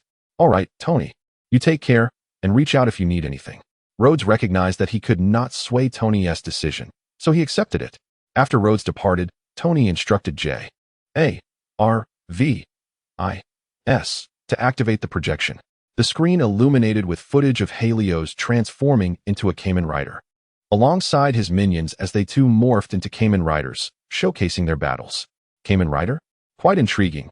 This has sparked some inspiration. Tony's fingers danced over the keyboard as he swiftly designed a humanoid, wearable combat armor, reminiscent of Kamen Rider, integrating elements of both animal and machinery. However, upon completion, he erased his design and began anew. Kamen Rider? I shall create an armor far superior and more striking. I shall name it Iron Man. As night fell, Helios was engrossed in a video game within his opulent villa. Alarm! Alarm! Enemies have invaded, and does Mr. Osborn need to eliminate them? The four Shumagaraths standing behind Harry entered a state of alert, ready to transform and vanquish the foe at any moment. Harry Osborn, I hail from the official organization S.H.I.E.L.D., and Natasha is also one of our members. Do not be alarmed. I mean no harm, Nick Fury declared as he entered, raising his hand. He had not anticipated being discovered so swiftly. Even the most formidable hackers of S.H.I.E.L.D. could not obscure the detection capabilities of the Shumagarath. His intent was merely to enter and demonstrate to Harry Osborn that he was not invincible, that there were indeed those who could target him. However, he found himself thwarted. Captured by Harry's Shumagarath upon his solitary arrival, Nick Fury, seasoned and knowledgeable, recognized that he could not contend with Harry at this moment. Harry remained focused, engrossed in a game of Street Fighter VI, where Luke was battling Chun-Li. Despite his lack of skill, Harry attempted to execute impressive maneuvers with Luke, only to be effortlessly outmatched by Chun-Li. I'm dead. It's all your fault, he exclaimed, tossing aside the controller. Reluctant to admit his ineptitude, he shifted the blame onto Nick Fury. Nick Fury remained silent, aware of Harry's novice status as a gamer. He could discern that Harry was lamenting his defeat while refusing to acknowledge his own shortcomings. It was prudent to refrain from speaking during such times, lest one provoke further ire. So what brings you to me? Harry eventually asked, having moved past the triviality of the game. Harry Osborn, do you believe yourself to be the only superhero? Nick Fury seized the opportunity to deliver his prepared lines, producing a projection device to display a video. I am aware of the Hulk, Spider-Man, Thor, the Punisher, and several nighttime heroes from Hell's Kitchen, correct? Harry, having entered this realm with purpose, had already utilized the capabilities of the Shumagarath to investigate the network and uncover traces of these heroes. As Harry finished his thought, the video began to play, showcasing battles featuring the Hulk and Thor. Nick Fury felt a twinge of embarrassment. Nevertheless, his resilient demeanor quickly reasserted itself. Harry, this universe harbors numerous dangers. Earth is but a drop in the ocean. In the future, many adversaries will covet our planet. We must be proactive in our defense against these threats. I have devised a plan to establish a team composed of superheroes to combat any potential peril. I have named this initiative the Avengers. Chapter 22, The Thunder Agents. The Avengers Initiative? That sounds intriguing, Harry responded, already well-versed in the concept. He had not anticipated Nick Fury would seek him out, but it made sense. His collaboration with the military made him a more appealing ally compared to other superheroes. I agree with your plan, but I have one request, Harry said, smiling as he regarded Nick Fury. What requirements? As long as they are not excessive, S.H.I.E.L.D. can accommodate any request, Nick Fury remarked. Harry Osborn held significant importance to S.H.I.E.L.D., prompting Fury to consider any sacrifices necessary to win him over. It's quite simple, Harry stated. I am willing to join the Avengers, but I desire to lead the team. For him, membership in the Avengers was inconsequential. However, should he choose to join, he wished to remain unencumbered by any oversight, particularly as the dynamics within the group were far from harmonious. A narcissistic Iron Man, a hot-headed Hulk, an antiquated relic from a bygone era, a spider with countless secrets, a falcon easily manipulated, and that enigmatic extraterrestrial prince from another realm. What a perfect organization indeed. I am afraid I cannot acquiesce to that request, Nick Fury promptly declined. He could not entrust such an organization to someone he did not fully trust. Harry Osborn harbored many secrets, and even now, S.H.I.E.L.D. was perplexed by the source of his advanced technology. Furthermore, regarding the leadership of the Avengers, Fury had already selected a candidate. A recent discovery by Antarctic probes had prompted him to dispatch his trusted agent, Coulson, to investigate. If it indeed turned out to be that individual, the man concealed beneath the Antarctic ice would be a pivotal figure in his plans for uniting the Avengers. In that case, I regret to inform you that I shall not participate in the Avengers initiative, Harry conveyed to Nick Fury. Fury nodded in acknowledgement, saying nothing further. Although this attempt had failed, he did not anticipate immediate success, knowing that opportunities to persuade Harry would arise in the future. Just as Fury was about to depart, Harry spoke again. However, although I will not be joining the Avengers, I would like to discuss an alternative plan. An alternative plan? Nick Fury was puzzled by Harry's suggestion, as he currently had no other schemes in mind aside from the Avengers initiative. You don't just have a single plan for the Avengers, do you? Harry queried, his expression suggesting disbelief, which left Fury perplexed. Even the most mundane individuals understood the wisdom of not placing all eggs in one basket. Are you implying? Nick Fury appeared to grasp Harry's meaning. Since you oppose my leadership of the Avengers, we could devise another plan, another team. You may choose the members, and I shall provide the capabilities, Harry proposed. At this juncture, he activated a projection of technology provided by Z, showcasing the production of shooting drivers. Following a surgical procedure to implant a chip, individuals would gain authorization to utilize the shooting drivers and transformational keys, enabling them to become Kamen Riders. The video depicted humans transforming into Kamen Riders and engaging in combat with the shooting drivers. After viewing the footage, Nick Fury's eyes lit up. This entirely human-driven, formidable armored weapon indeed appeared to offer greater stability than the Avengers initiative. Harry Osborn was indeed correct. There is no necessity to confine eggs within a cage. The presence of two teams serves to mutually restrain one another, offering a plethora of strategies when confronting adversaries. How formidable is your transformation into a Kamen Rider armor weapon? How much can you provide? Nick Fury inquired. As of now, mass production is not feasible. However, I can offer the transformation qualifications for 2 Kamen Riders, Harry replied, controlling the Shimagia to display the profiles of the 2 Kamen Riders. One was Kamen Rider Vulcan, transformed from the Shooting Wolf and Shooting Driver, while the other was Kamen Rider Valkyrie, transformed from the Sprinting Cheetah and Shooting Driver. One was male, and the other female. 2, you say? Nick Fury pondered, considering which of his subordinates might be suited for such Kamen Rider transformations in combat. A thought began to form. I understand your intentions. I can agree to your proposal for now, but the specifics will require further discussion. I hope you can visit the SHIELD headquarters at your convenience to deliberate on the particulars of the plan, Nick Fury stated. Harry nodded in agreement. At present, he had little else to occupy his time. After the recent days of donations and revealing his identity as a Kamen Rider, he had garnered sufficient resources to unlock the technology for constructing 3 electronic automatic printing rooms, which he had already arranged for Shimagia to fabricate overnight.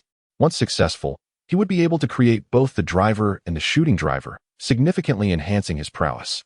Naturally, he was not deterred by the thought of visiting the SHIELD headquarters, even if it was essentially the stronghold of Hydra. After all, he was confident in his abilities, which posed no threat to Hydra, especially since they were keen on courting his favor. He was the only one in the world capable of producing Kamen Riders. Harry, will you need to name this new initiative? Nick Fury inquired. Let us call it the Thunder Agent Team, Harry replied with a mischievous grin. The name stood in stark contrast to the Avengers, embodying a villainous organization. Harry's choice of such a name bore significant meaning. The Thunder Agent Team? Quite an imposing title, Nick Fury remarked. This universe had yet to witness the emergence of the Thunder Agent Team, and he was unaware of the name's implications. Harry easily acquiesced to providing SHIELD with Kamen Rider transformation technology, knowing that even the most powerful Kamen Riders, transformed via implanted chips, could not withstand him. He could effortlessly infiltrate the minds of the Kamen Rider users through the arc, allowing for malicious intrusions and control. Even if the user possessed an exceptionally strong will, akin to Captain America, who was impervious to manipulation, it mattered not. He could revoke the transformation qualifications of any Kamen Rider at will. Thus, Harry was willing to assist SHIELD in forming the Thunder Agent Team. His ambition is to transform the Thunder Agents into a national hero organization, with the Avengers shouldering any blame that arises. The honor will be reserved for Harry, the leader of the Thunder Agents. Once he ascends to national hero status, he envisions shaping the Thunder Agents into a team akin to a celebrity ensemble, capable of endorsing products, participating in shows, producing films, and releasing merchandise. Should his plan succeed, he would be enveloped by an abundance of goodwill, enabling him to swiftly unlock the full technological capabilities of the artificial intelligence, Zaya. Chapter 23. The Automated Printing Chamber. 3 days later, Harry found himself in the subterranean level of his grand villa. Here, he had constructed a basement to house 3 electronic automated printing chambers. Although these chambers were operable solely through the connection to the artificial intelligence, Zaya, he deemed it prudent to secure them underground, safeguarding them from any potentially reckless organizations that might seek to cause damage. They were primed to receive commands from Zaya and commence production. Suddenly, the sound of his phone ringing broke the silence. Harry answered the call. "Hello, Mr. Osborn. This is your secretary, Izzy," came the melodious voice from the other end. Ever since he had recruited a skilled operative like Natasha, Harry realized the necessity of having a dedicated secretary like Izzy to manage his affairs. He had never fully trusted his previous secretary, and now Izzy was responsible for all matters pertaining to the Osborn group. "What can I do for you, Izzy?" Harry inquired. After countless hours of labor, the automated production facility for the Shamagias has been completed, Izzy reported. Under Max's supervision and with substantial financial investment, the automated factory for the Shamagias had finally come to fruition. "It seems we can proceed with the next phase of our plan," Harry murmured, rising to his feet as he swiftly issued commands to Izzy. "Izzy, contact the most esteemed advertising agency in New York to create 2 advertisements. First, one that promotes the Shamagias as the future of humanity, emphasizing their capability to assist humans in their work. Second, an advertisement that presents the Shamagias as humanity's best companions, offering customizable friend and partner models, even allowing for tailored memories and appearances." Harry understood that once these advertisements were broadcast, they would undoubtedly create a sensation across the globe. The first point highlighted that Shamagias could replace human labor.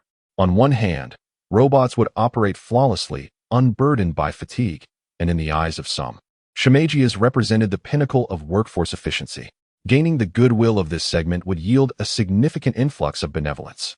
However, on the flip side, the displacement of human workers would result in unemployment, and those affected might direct their grievances toward him, consequently increasing the malicious sentiment directed at him. The same duality of advantage and disadvantage applied to the second point as well.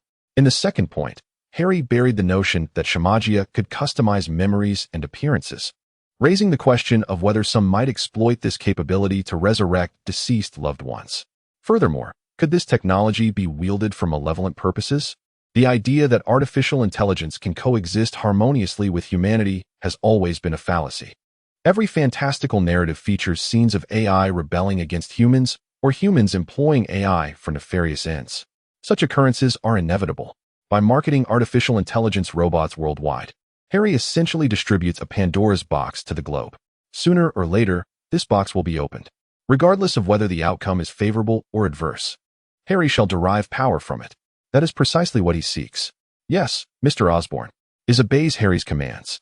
Is the sole Shamagia he has endowed with the potential to awaken a technological singularity, as he retains a fondness for the original character. In this world, Harry experiences profound solitude. After all, he requires companionship on his journey. He has chosen Shamagia, as he trusts no one else from the Marvel Universe. The assembly completed. With the sound of activation, the driver was ready. Harry picked up the driver, which was accompanied by the key to elevate the Hyperlocust program. The moment he grasped it, the driver successfully bound to him. Now, only Harry could wield it. Others, even if they obtained the belt without authorization, would be unable to transform. Wearing the belt, Harry instantly transformed through Zaya, bypassing any complex transformation motions. However, the cumbersome size of the belt posed a challenge. Harry gazed at the driver, which was significantly larger than the Force driver. How convenient it would be to have a dimensional pocket to effortlessly access the driver for transformation, he mused. Receiving Mr. Osborn's thoughts, the goodwill points were consumed, and the dimensional pocket was crafted.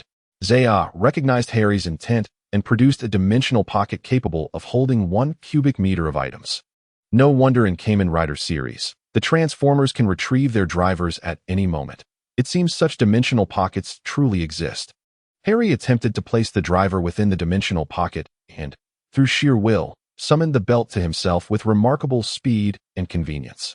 Let us commence the creation of the shooting driver and the program elevation key. Harry instructed the 3D electronic autoprinter. An hour later, a Quinjet landed at the Osborn Villa's helipad. Natasha Romanoff, with her striking red hair, descended from the Quinjet clad in a form-fitting S.H.I.E.L.D. uniform. Long time no see, Harry, Natasha greeted him with familiarity. I don't recall us being this close, Harry replied, bemused as he regarded Natasha. He recognized that Natasha was feigning familiarity in an effort to deepen their relationship. However, he was not particularly inclined to foster a connection with the Black Widow. Unfamiliar with this universe, he was uncertain whether Natasha was a virtuous ally or merely an agent driven by her missions. You are destined to be my superior in the future, so it is only natural that I become acquainted with you, she remarked. Natasha, on the other hand, harbored no concerns regarding her rapport with Harry, as Nick Fury had already commanded her to join Harry's Thunderbolts and assume the role of the masked hero Valkyrie. In that instant, Harry grasped Natasha's intentions. Initially reluctant to engage extensively with the Black Widow, he found his perspective shifting. After all, Natasha was an extraordinarily skilled operative, possessing expert-level combat capabilities and physical attributes honed to the limits of an ordinary human. The limits of an ordinary human, unlike someone like Iron Man. She was indeed an ideal candidate for transformation into a masked hero. Moreover, the prerequisite for this transformation was the implantation of a chip. Once that was accomplished, his apprehensions regarding the Black Widow would dissipate. With this realization, Harry eased his vigilance towards her. Red hair suits you, Natasha, he casually remarked before boarding the Quinjet. Thank you, Natasha replied with a smile, aware that she had taken a step forward in forging a connection with Harry Osborn. Their destination was the S.H.I.E.L.D. headquarters, the Triskelion. Chapter 24. Hydra Agent. The S.H.I.E.L.D. headquarters, the Triskelion, is situated between Washington, D.C., and Virginia, housing the offices of most high-ranking S.H.I.E.L.D. officials. Upon landing at the top-tier landing pad, Natasha piloted the Quinjet smoothly to the ground. After a steady descent, she and Harry disembarked. Today, Harry had not brought his death strike. Possessing the driver, he felt adequately equipped for self-defense. Although there were numerous superheroes and supervillains on Earth capable of posing a threat to him, none were present in S.H.I.E.L.D. at that moment, as the Avengers had yet to assemble. Good day, Mr. Osborn. I am your guide. Phil Coulson greeted a congenial-looking middle-aged man with a notably receding hairline. Perhaps you should consider purchasing one of Osborn Industries' latest products, an electronic wig that is breathable, lightweight, and indistinguishable from real hair. Harry assessed Coulson, then remarked, Thank you, Mr. Coulson. I shall certainly consider it. Coulson felt a bit flustered, aware that his colleagues were nearby and could hear the comment, eliciting muffled laughter.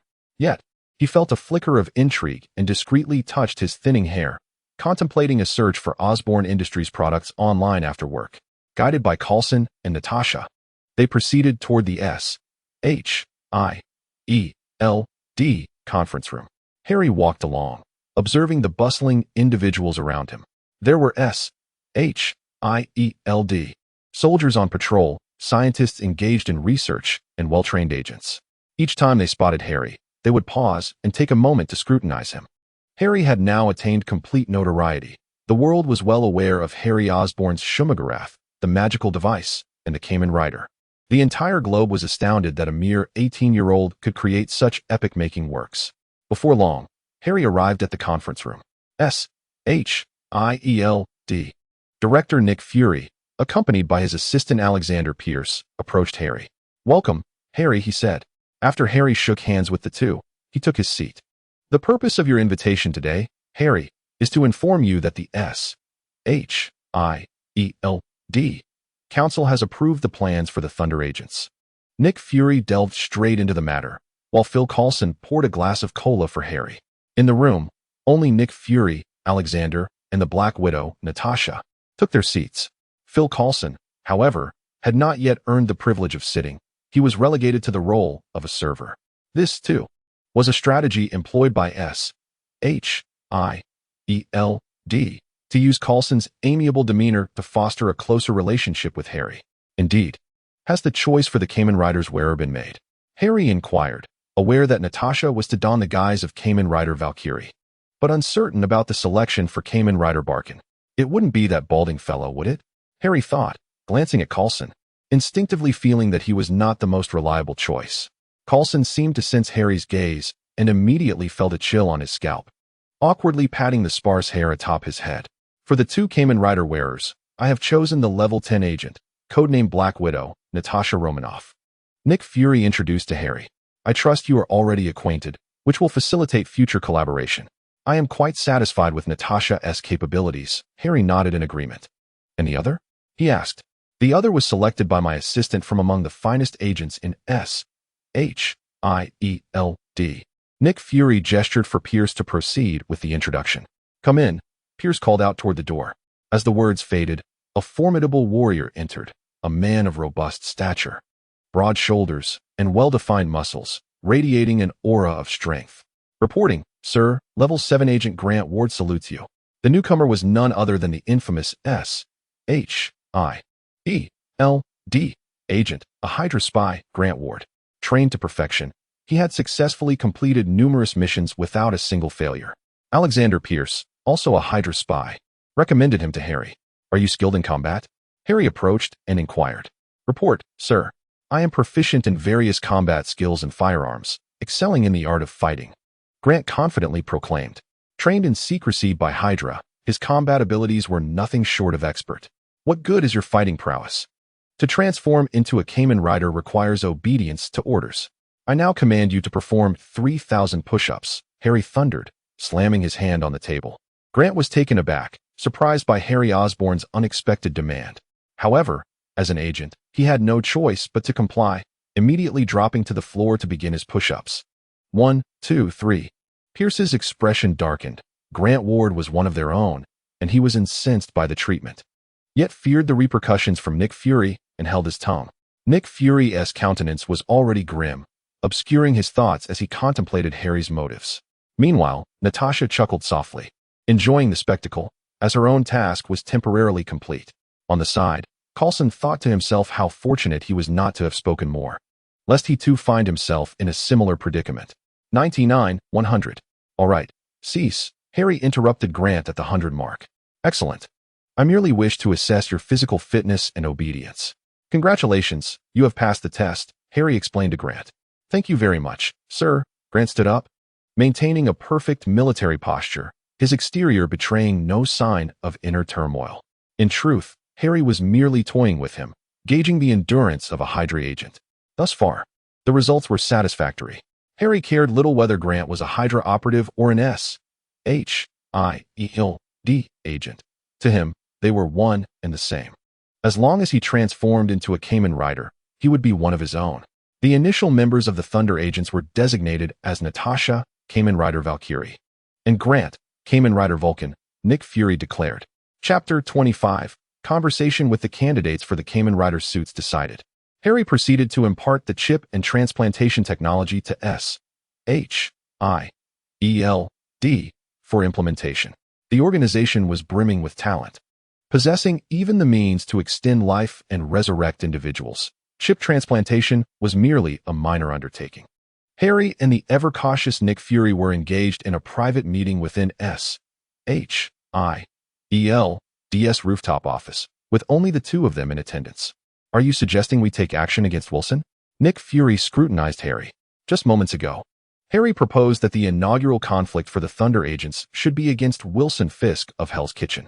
Are you aware that Wilson Fisk is a wealthy elite in New York society, frequently attending high-profile charity galas and maintaining connections with numerous influential individuals? Nick Fury spoke in a low, serious tone, his dark expression obscuring his true thoughts. Are you aware that Wilson Fisk, also known as Kingpin, is the shadowy overlord of New York's entire underworld? Can the extent of his malevolence still be counted? Harry retorted to Nick Fury. I did not realize you still embodied such righteousness, Harry Osborn replied. Nick Fury regarded Harry with an impassive expression, unable to believe that this young man before him was entirely virtuous and just, especially considering that his father, Norman Osborn, was a veritable demon. Justice? Do not jest. Director Fury, who do you think I am? Some caped crusader swinging through New York in spandex? Harry laughed heartily, as if he had heard a jest. I am no superhero. Is it appropriate to speak of your childhood companion in such a manner? Nick Fury cautioned, implying that he had conducted his due diligence on Harry and warned him against frivolous remarks. SHIELD cannot be classified as a wholly righteous organization, nor can it be deemed entirely malevolent. If one were to categorize it by colors, SHIELD occupies a nebulous gray area between black and white. It encompasses Hydra, merely maintaining the status quo. They prepare for war, but harbor no desire to instigate one, at least not at this juncture. Even before Hydra is fully prepared, they are reluctant to disrupt the established order. Despite Wilson Fisk's profound wickedness, he presents an outwardly immaculate facade. His status among the affluent renders him untouchable to many. In the realm of organized crime, any attempt to confront him would precipitate a complete upheaval in Hell's Kitchen, plunging it back into chaos. Thus, Nick Fury is disinclined to act against Wilson Fisk. In fact, he may even seek to protect him. This sentiment is echoed in Harry's reluctance to take matters into his own hands against Fisk, as the repercussions would be too cumbersome. However, should SHIELD assume the blame, the complications would no longer concern him. I am willing to relinquish the technology of the Shumagorath and the Darkhold to SHIELD, Harry asserted. What? Nick Fury exclaimed, rising in astonishment. Having lived from the era of World War II to the present, he had seldom encountered events that left him so flabbergasted. In the brief span of days since learning about Harry Osborn, he had been astonished multiple times. It is worth noting that one of the reasons he dispatched Natasha and consented to Harry's proposal for forming the Thunderbolts was to extract the technology of Shumagorath from Harry. He had not anticipated acquiring it so effortlessly. Who would have thought Wilson Fisk held such significance for you? Nick Fury, a seasoned agent, quickly regained his composure after a moment of surprise and began to analyze Harry Osborn's motivations. He was inherently suspicious and could not discern any advantage for Harry in his actions. You saw the news about my recent attack, did you not? Those individuals were led by Wilson Fisk, Harry stated in a solemn tone. I am a man who repays grievances.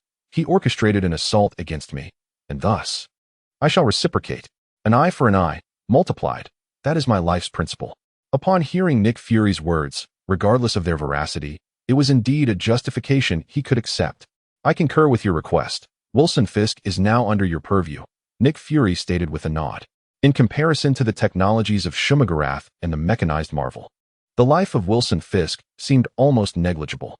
Thus, his fate was casually wagered by the two individuals within the confines of an office, much like how Wilson Fisk himself, in his guise as Kingpin, once presided over the destinies of others from a similar setting. Harry had numerous reasons for desiring Wilson Fisk's life. His offense against Harry was merely one of them. The more pivotal motive lay in Harry's ambition to bestow the technologies of Shumagorath and the mechanized marvel upon SHIELD. As the sole possessor of such advancements, he was bound to attract attention, thus necessitating a distribution of this knowledge. Moreover, sharing it with others would yield him only advantages, devoid of any drawbacks. Imagine when SHIELD is wholly comprised of Shumagorath. A single command from Harry could dismantle the entire organization. Neither Shumagorath nor the mechanized marvel would be able to resist Harry's directives. Additionally, the notoriety of Kingpin Wilson Fisk was exceedingly pronounced. Orchestrating his demise would undoubtedly accrue a wealth of emotional value, whether it be benevolent or malevolent, both of which Harry sought. Time swiftly elapsed, and 2 hours later, within the training room of SHIELD, Natasha and Grant Ward had completed their chip implantation surgery. A delicate bandage adorned their foreheads, as the procedure was minimally invasive, involving only a small incision that would not hinder their combat capabilities. Following the surgery, they proceeded to partake in transformation training under Harry's guidance. Transform. One must execute the transformation with flair, Harry instructed, reveling in the absurdity of watching two highly trained super agents perform the transformation poses reminiscent of Kamen Rider.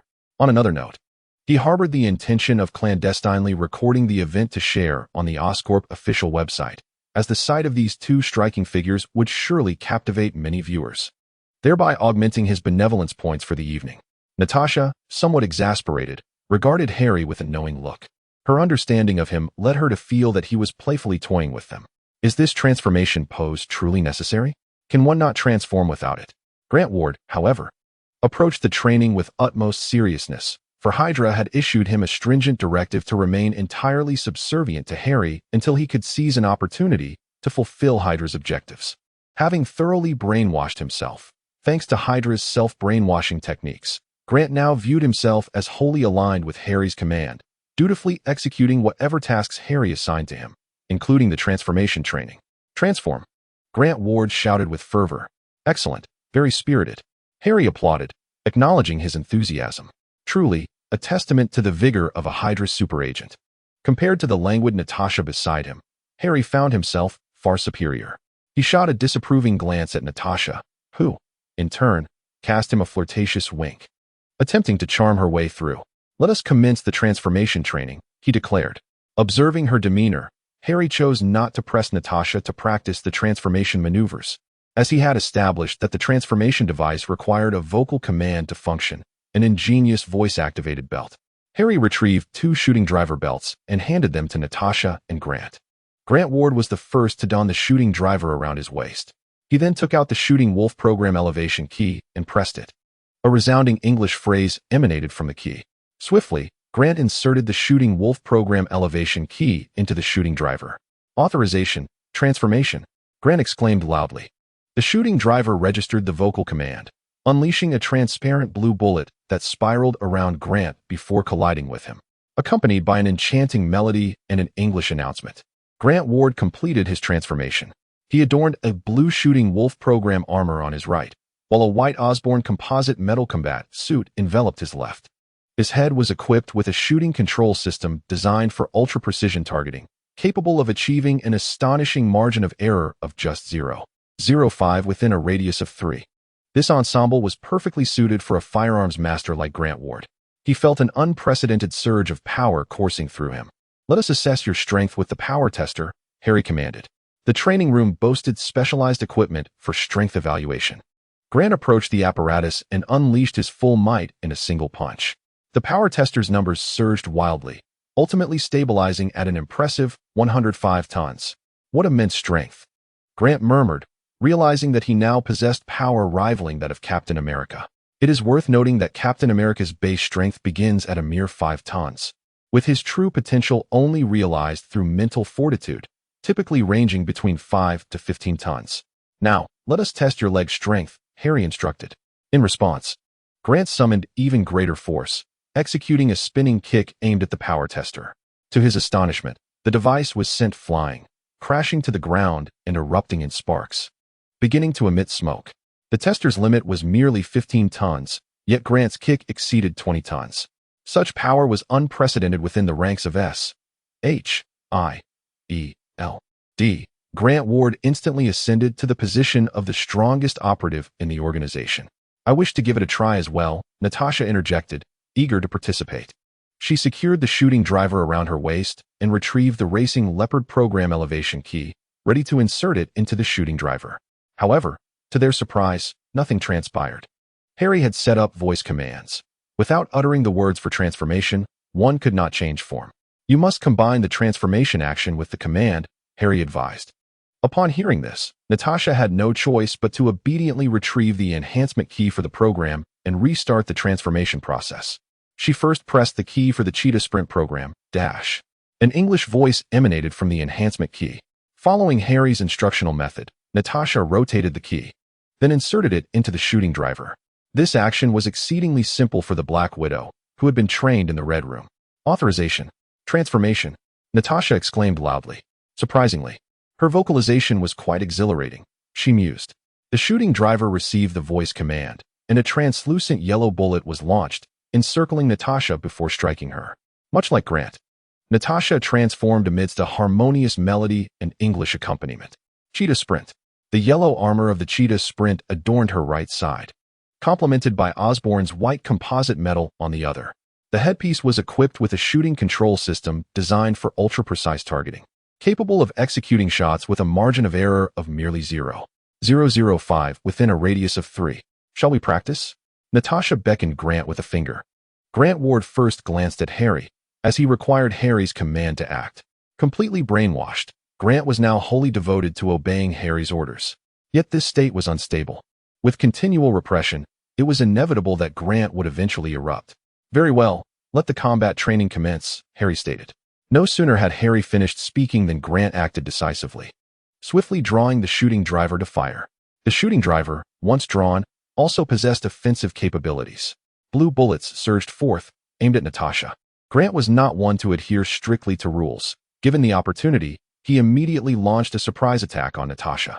However, Natasha was no ordinary individual. She reacted instantaneously, effortlessly dodging the bullets. The speed of Kamen Rider Valkyrie allowed her to evade bullets with ease, clocking in at a pace of 21 seconds per 100 meters. Natasha maneuvered across the training facility, jumping and darting about. Even though Grant was a master marksman, he could not land a hit on Natasha. Seizing the moment, Natasha approached Grant, eager to test the close combat capabilities of Kamen Rider Valkyrie. After all, the strength tester could not fully capture the data.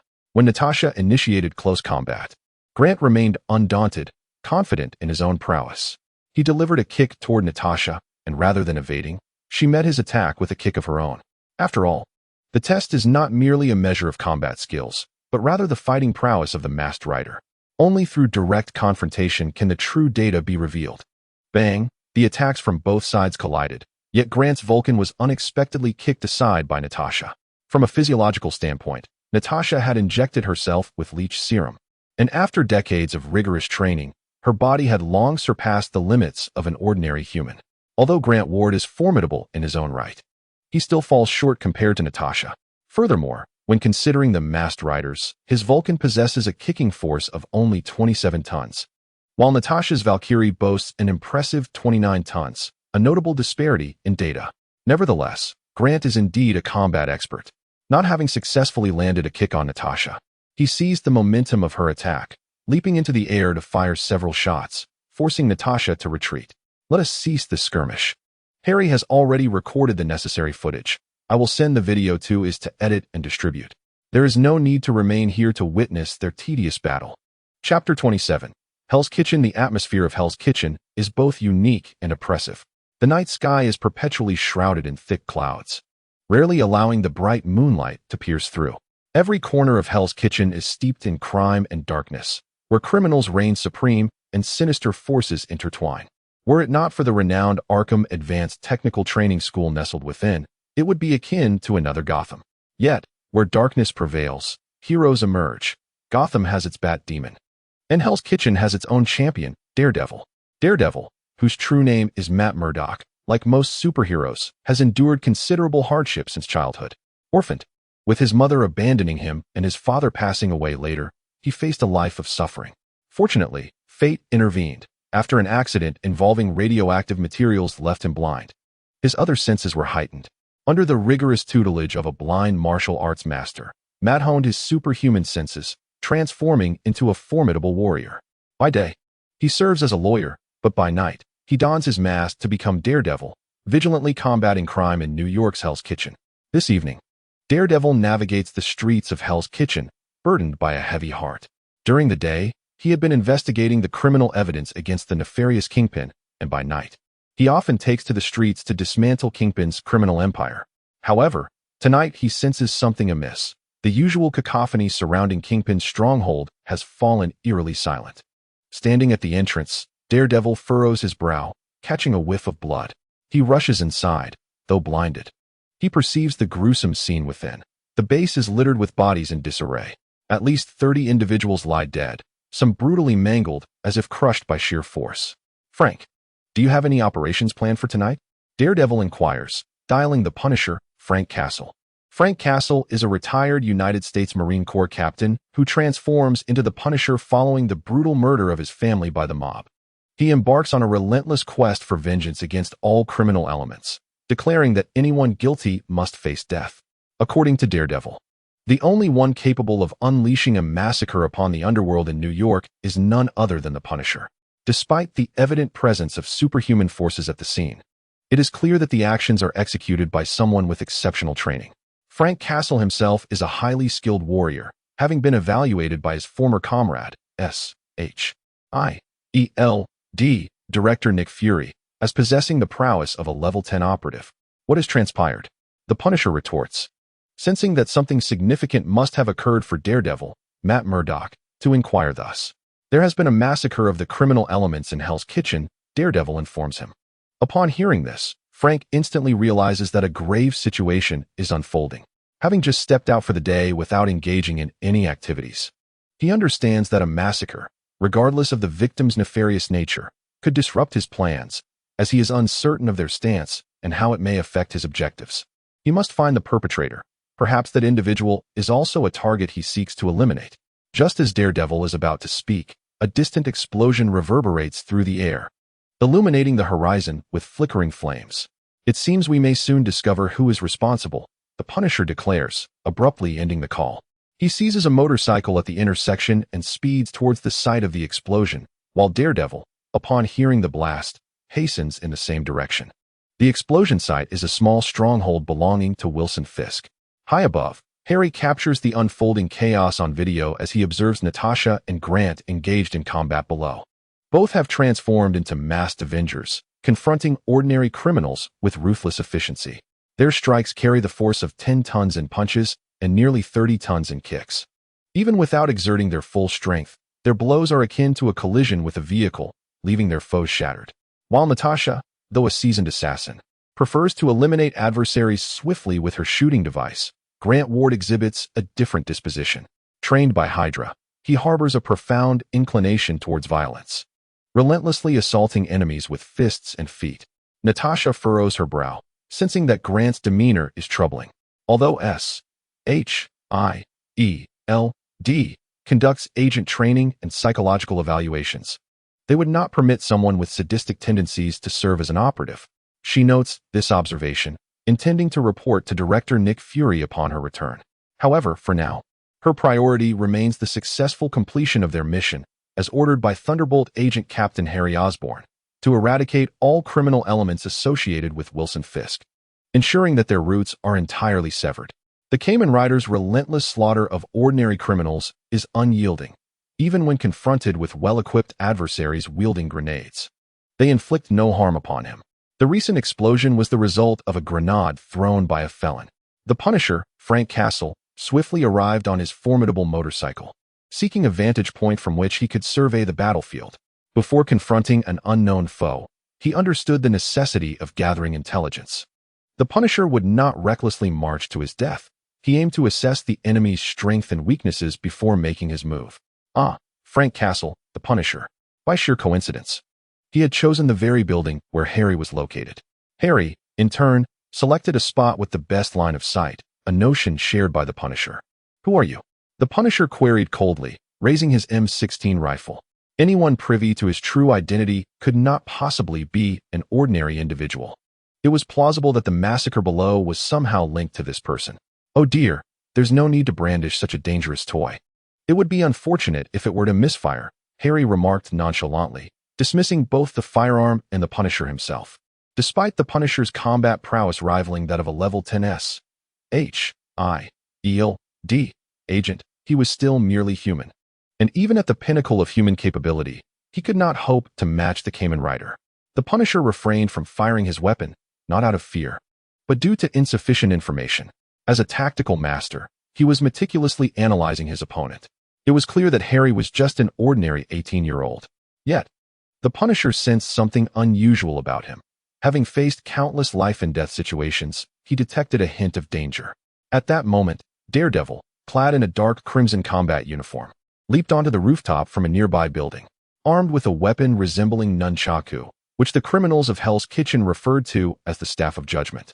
Daredevil arrived later than the Punisher, having run to the scene. As he passed by, he sensed that the Punisher was locked in a standoff with an individual. Chapter 28. The thief Frank Daredevil, Matthew, was astute. Despite his recent arrival, he discerned that the Punisher was on high alert. indicating a potential connection to the ongoing slaughter of criminals below. You are linked to those down there, aren't you? Daredevil inquired, weapon raised in caution. Although the figure before him seemed merely an ordinary person, the fact that the Punisher was exercising such prudence suggested extraordinary qualities. You superheroes are rather impolite. Shouldn't you say please before asking questions? Harry retorted, disregarding the threats posed by both men as he approached them, drawing nearer. The Punisher held his weapon steady, biding his time for an opportunity, while Daredevil refrained from attacking, uncertain of the threat posed by this seemingly ordinary individual. It appeared that even the infamous Punisher was taken aback by Harry's mocking words, which lingered unspoken. The Punisher, Frank, fired his weapon with one hand, taking advantage of Harry's momentary distraction to pull the trigger. Bullets cascaded forth like a torrential downpour, targeting Harry's head and chest. With remarkable dexterity, Frank, still wielding his firearm, hurled a grenade with his other hand at close range. After the throw, he raised his wrist in a classic Spider-Man gesture. As a specially designed web shooter unleashed its webbing, ascending into the air, Frank felt his assault would yield no success, prompting him to swing away in a manner reminiscent of Spider-Man. Although Daredevil, with his superhuman senses and swift reactions, was nearby, he was caught off guard by Frank's rapid-fire actions. No, Daredevil mused, pondering whether his opponent possessed extraordinary abilities. Yet, what if he were merely an ordinary man?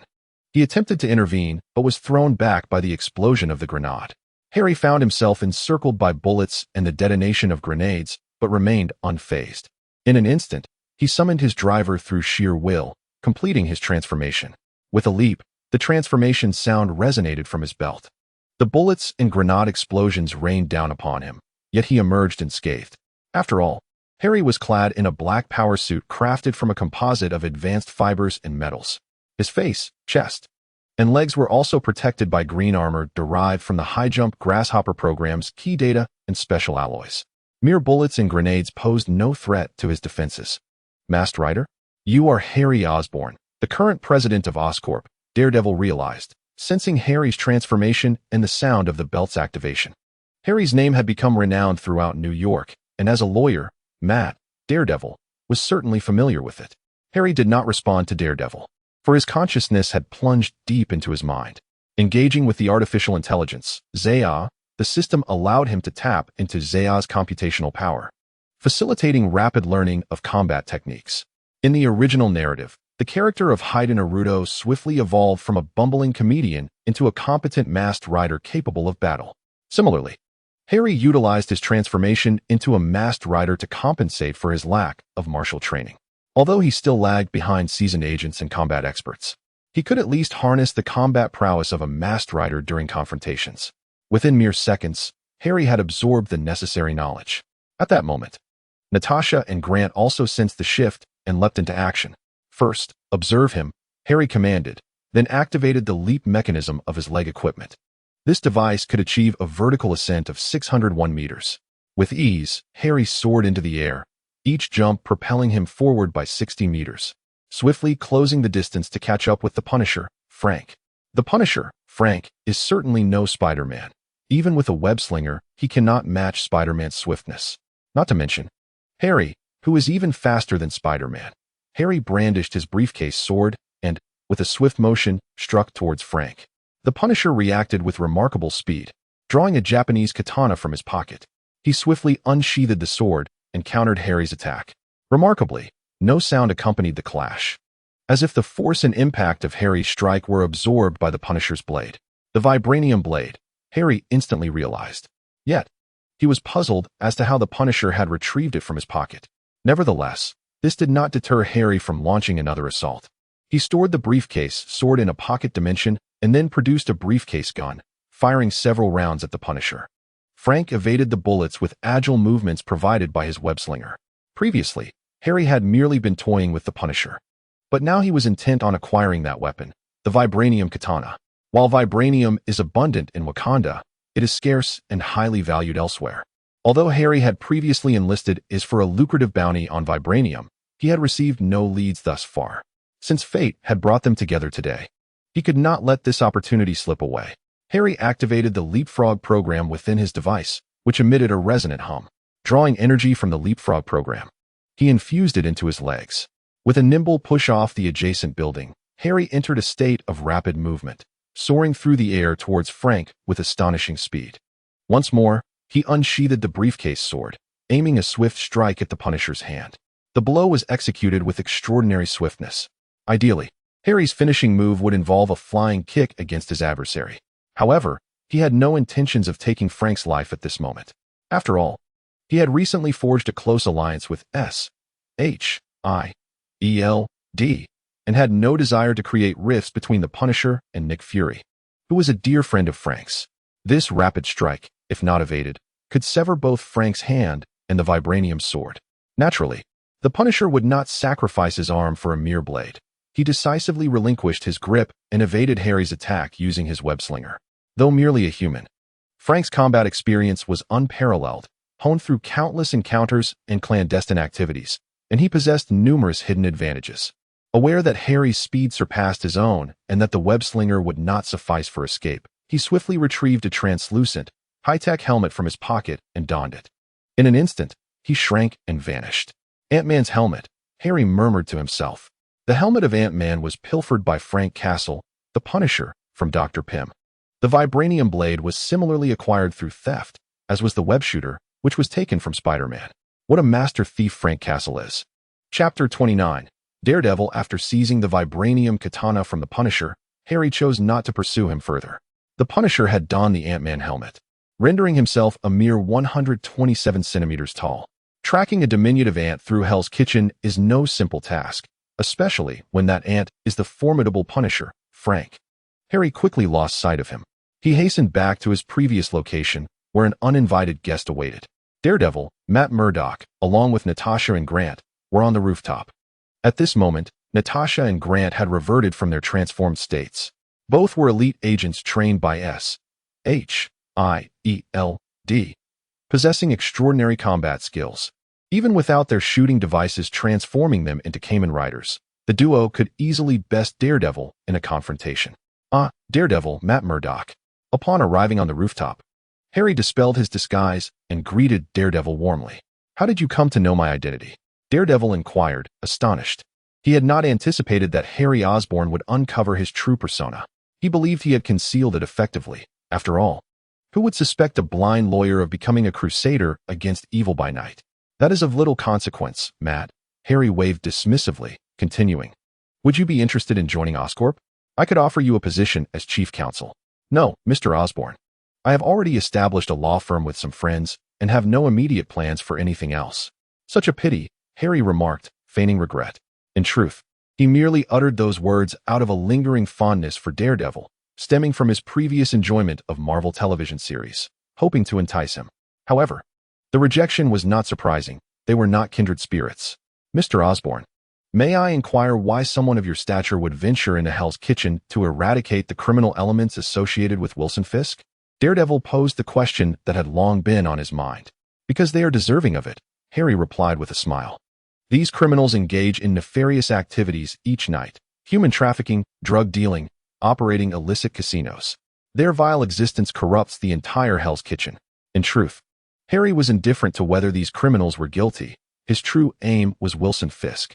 Yet, since Wilson was not present in Hell's Kitchen, Harry felt compelled to eliminate the criminal elements associated with him. These underlings were akin to Wilson's teeth, and Harry intended to extract them all, believing that Wilson could not remain hidden forever. However, among these criminals were those whose crimes did not warrant death. It would suffice to gather evidence against them and incarcerate them. There was no need for murder. If one were to arbitrarily decide the fate of others, how were they different from the very criminals they sought to vanquish? Although Daredevil valiantly combats evil each night, he adheres to a steadfast principle: the sanctity of life. Each time, he delivers criminals to the hospital or gathers evidence, utilizing his alter ego, attorney Matt Murdock, to ensure they are incarcerated by day. Ha! Harry erupted into uncontrollable laughter, tears streaming down his cheeks. "Mr. Osborn? Harry?" Daredevil, Matt, and Natasha were perplexed by Harry's exuberant mirth. It's nothing, Harry waved dismissively. "The joke," Matt the lawyer told, "was simply too hilarious for me to contain." "What is so amusing?" Daredevil Matt inquired, utterly baffled by Harry's reaction. "If you rely on gathering evidence to combat crime, What on earth are you doing out in the middle of the night in a skin-tight suit? He pressed. Let me ask you this. How long does it take for the criminals you incapacitate to return to their nefarious ways? The ones you incarcerate are often released within days. Does your fight against crime truly yield results? Harry proclaimed loudly. In certain stable societies, the law is paramount. Yet in Hell's Kitchen, bullets reign supreme. The prison serves merely as a dormitory for villains, who rest only to emerge again the following day. Reflecting on films, television shows, and comics, Harry discovered that superheroes merely apprehend supervillains. Regardless of the magnitude of the crimes committed or the heinous acts perpetrated, there exists no death penalty. Within days, they escape and resume their wickedness. Now that Harry finds himself in the Marvel Universe, imbued with the power for self-preservation, he resolves not to show mercy like the superheroes do, unless the supervillain in question proves to be of significant utility to him. Daredevil Matt found himself at a loss for words in response to Harry's assertions. After all his time fighting crime at night, the conditions in Hell's Kitchen had remained unchanged. He had previously been unable to thwart the Punisher, Frank Castle, who was even more extreme than Harry, with a far greater body count. Having expressed his thoughts, Harry disregarded Daredevil Matt. Despite his prior affinity for certain superheroes, it seemed that this lifetime was destined to place him in opposition to them. This had been the case with Tony Stark, and now with Daredevil Matt as well. Sooner or later, he would find himself at odds with his good friend Spider-Man. Peter Parker, for he required Peter's blood to create the perfect evolutionary key. Harry Osborn suffered from a hereditary illness. Even if it remained dormant for now, the drive transformation could temporarily suppress the affliction through the system. However, it was only a matter of time before the hereditary disease would flare up. To survive, Harry needed Peter Parker's blood. He understood that Spider-Man, Peter Parker, would never willingly provide him with it, fearing that the blood could be misused. Moreover, Peter had experienced the transformation of Dr. Connors into the Lizard, leaving him wary that Harry might also become a Spider-Man. Thus, it can be said that the two will inevitably clash one day. Harry currently lacks absolute confidence in defeating Spider-Man, Peter Parker. Although he now commands a total of 6 formidable Kamen Riders, including Natasha and Grant, along with himself, Peter remains a formidable opponent in a direct confrontation. However, Peter Parker possesses an exceptionally potent metaphysical force, and no one knows the true extent of his physical potential. He could potentially halt a train, lift a tank, or withstand the weight of a building. Furthermore, in New York, with its towering skyscrapers, it would be exceedingly simple for Peter to escape. Of course, if he were to abduct Aunt May and Gwen Stacy, he could indeed compel Peter to relinquish his blood. Yet, Harry is not that sort of person. While he may not be virtuous, he would never resort to such underhanded tactics. He intends to acquire Peter Parker's blood through honorable means. Chapter 30. The Hand Association. Within the clandestine factory of the Hand Association, the ninja Yoshioka Shin arrived at the inner sanctum. Madame Gao, our investigations have revealed that several subordinates of Kingpin have been eliminated, Yoshioka reported. Have we yet to establish contact with Kingpin? Madame Gao, leaning heavily on her cane, rose unsteadily. To the casual observer, she appeared to be an elderly woman in her 80s, but those familiar with her knew she was a formidable figure. She is one of the 5 fingers of the infamous villainous organization, the Hand Association, known for her mastery of Qi, martial arts, ninjutsu, and sorcery, making her a force to be reckoned with. It has been several days since we last heard from Kingpin. I suspect he may no longer be in Hell's Kitchen. Shin stated respectfully. It seems our adversaries are extraordinary. Even Kingpin has retreated, Madame Gao mused. Given Kingpin's temperament, if he remained silent when confronted at his doorstep, it likely signified a significant threat. If Kingpin has withdrawn, we too must retreat. However, before we do, we must assess the strength of our opponents. Shin, take some men and investigate, Madame Gao ordered sternly. The hasty evacuation from their operations would incur substantial losses for the Hand Association. Hence Madame Gao's insistence on gauging the enemy's capabilities. Should they prove weak, they would be swiftly eliminated. If strong, they would withdraw and wait for reinforcements from the Hand Association's headquarters before plotting their next move in Hell's Kitchen. Inside a hidden base belonging to Kingpin's faction, Harry once again dispatched Natasha and Grant to do battle. However, Harry refrained from engaging himself, opting instead to document the event with his camera equipment. These recordings would be crucial in obtaining both goodwill and malice. Moreover, with his subordinates fighting, why should the boss sully his hands? None of their adversaries were superheroes or supervillains. There was little thrill in battling lesser foes. Natasha and Grant, being professionals, acted swiftly, quickly dispatching all the minions. Within the fray, Natasha also discovered numerous women and children who had been abducted by these criminals. That night, they not only decimated Kingpin's nefarious forces, but also rescued many of those who had been ensnared in the web of abduction. This is also the reason why Natasha, the Black Widow, obediently follows Harry's commands and eliminates enemies. Having been brainwashed and trained in the Red Room, she has committed numerous unforgivable sins. Although she now serves as an agent of S.H.I.E.L.D., she refuses to act against her own principles. She has always aspired to be a good person, to save the world and its people. Harry has already freed all the innocent individuals. He nodded in agreement with Natasha's approach. Rescuing the kidnapped civilians would also yield a considerable amount of goodwill, so why not? It seems that Wilson Fisk would not make an appearance tonight, Harry lamented. Since his defeat, the Kingpin has vanished without a trace, eluding even S.H.I.E.L.D.'s surveillance. It was as if he had disappeared from the world entirely. Let us withdraw for now, Harry commanded. After all, his current physical form is that of an ordinary person, and staying up too late would lead to fatigue. Having already dismantled 5 strongholds of organized crime, continuing this night seemed futile. Wilson Fisk would not show up. Natasha and Grant, upon hearing this, reverted from their transformations and prepared to retreat alongside Harry. Just as they returned to their original forms, Natasha and Grant sensed something amiss. Natasha, having endured countless life and death trials, and Grant, though not as seasoned, had also faced danger numerous times. Instinctively, they prepared for potential threats. Natasha and Grant drew their pistols and unleashed a barrage of gunfire into the shadows. They emptied their KGB handguns in a frenzy. In response to the assault, 2 figures clad in ninja attire emerged from the corner, collapsing to the ground.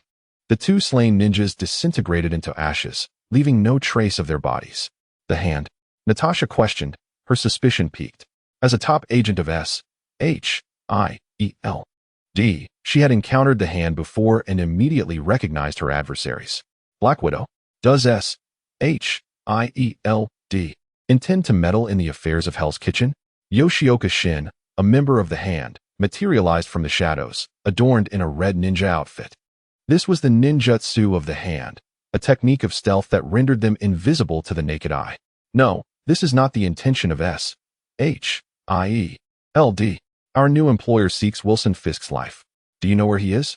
Natasha inquired. Harry had made his intent to eliminate Wilson Fisk quite apparent. So Natasha felt no hesitation in revealing their target.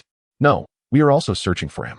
We have been unable to contact Wilson Fisk for several days, Yoshioka Shin replied, visibly relieved. S.H.I.E.L.D. was not to be trifled with, and this woman, the Black Widow, was particularly formidable. The Hand had faced her multiple times without gaining the upper hand. Respected sir, we at the Hand do not wish to oppose you. Fisk's affairs are of no concern to us. Yoshioka Shin addressed Harry with utmost respect.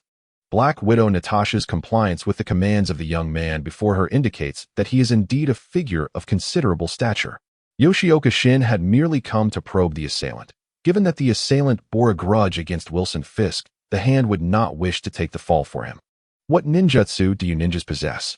Harry inquired with a curious expression. This is a secret of the Hand. I am afraid I cannot disclose it, Yoshioka Shin replied, his irritation palpable at Harry's probing into their secrets.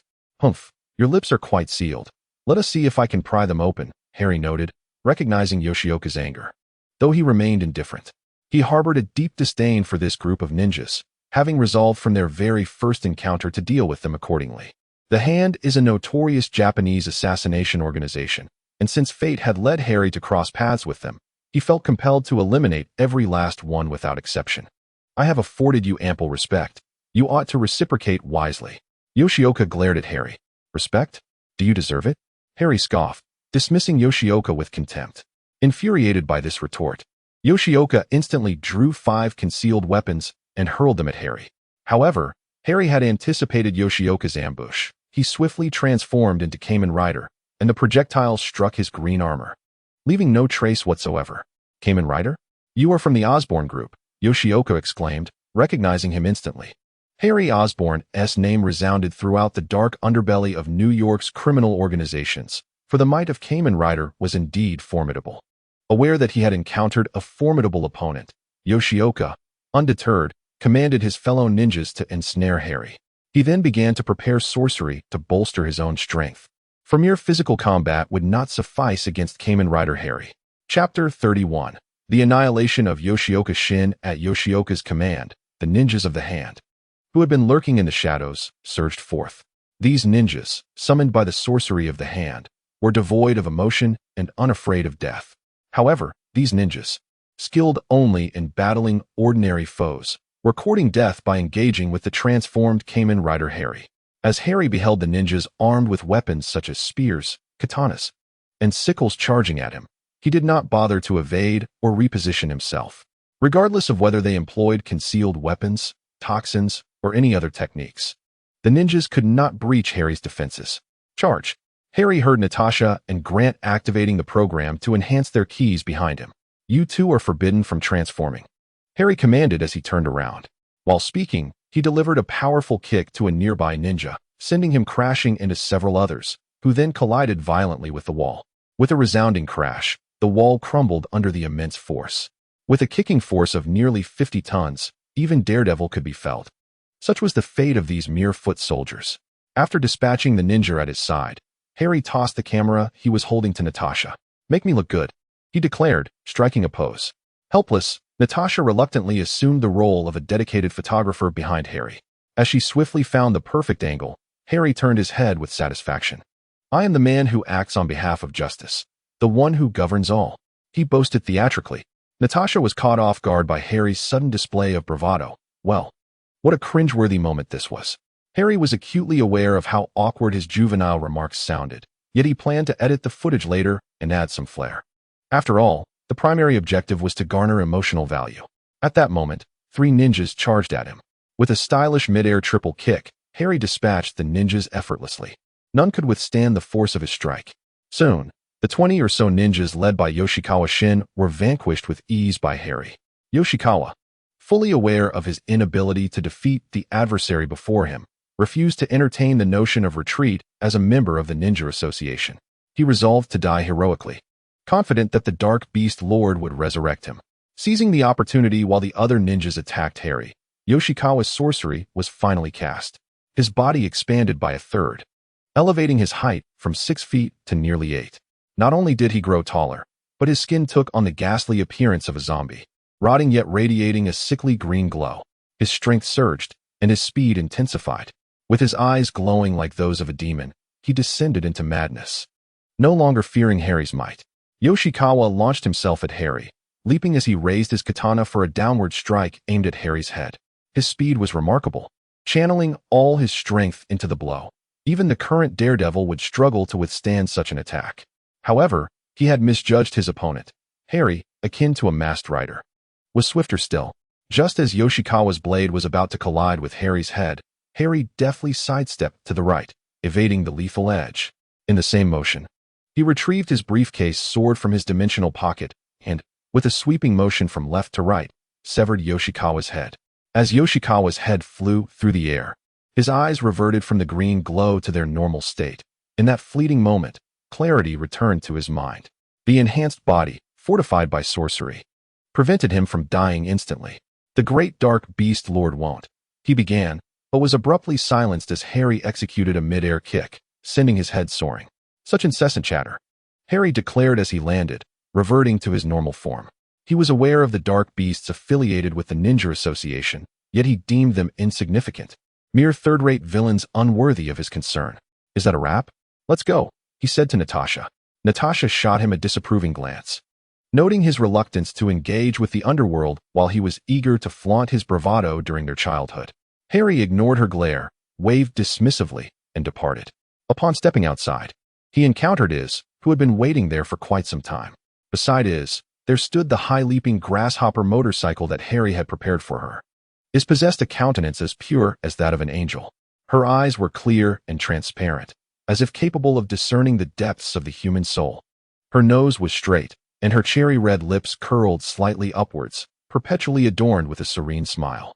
Her skin was fair and delicate, reminiscent of exquisitely crafted porcelain, evoking an irresistible desire to touch. In contrast to Natasha's Western beauty, Harry found himself more captivated by the allure of Eastern women. In that fleeting moment, he was entranced by the gentle and tranquil Is. "Mr. Osborn, shall we head straight home?" Is inquired respectfully. At her words, Harry regained his senses. "Oh, it seems I am indeed hungry. How have I become so enraptured by a robot?" Harry shook his head. "Hop on." He mounted the motorcycle, beckoning Is to do the same. She cautiously took her place on the rear seat, and Harry set off towards home. "Is, please assist me in finding 2 magazine models," he requested. A night passed in silence, and the next morning, Harry sat in the dining room, enjoying breakfast. The 2 magazine models had already been arranged by Is. ISNT that the essence of a secretary's role. Is approached, holding a tablet, which she presented to Harry.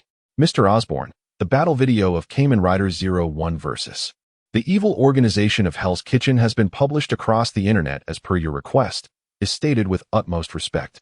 Prior to retiring for the night, Harry had discreetly arranged for Is to edit the video at the Osborn Group building, instructing her to return in the morning.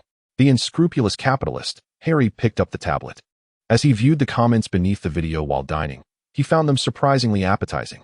"Harry Osborn is so dashing. I want to bear your children. Kamen Rider is invincible. When will you sell the driver? Mr. Osborn, you are a true deity.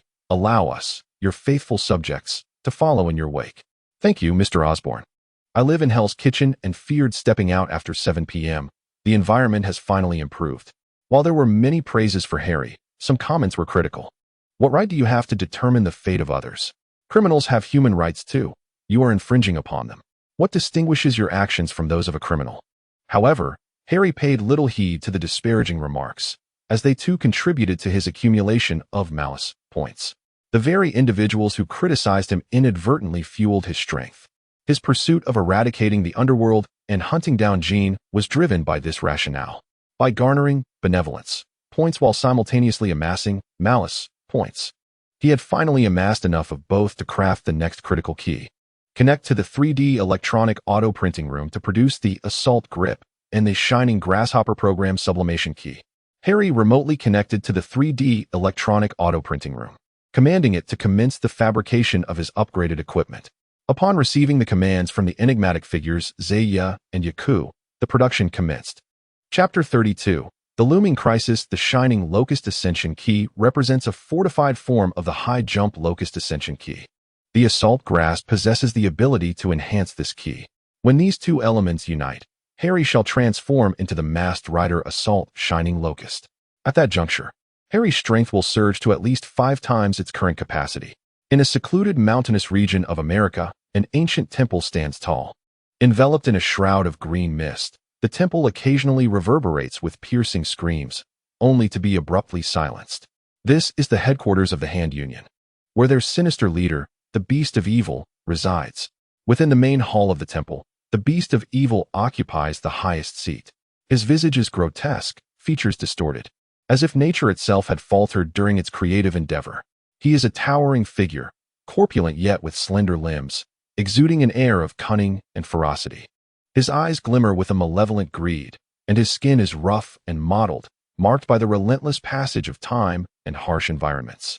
The beast's laughter is a sharp, jarring sound, reminiscent of an eerie echo emanating from the depths of hell, sending shivers down the spine. Beneath him lies a wretched soul, tormented beyond recognition.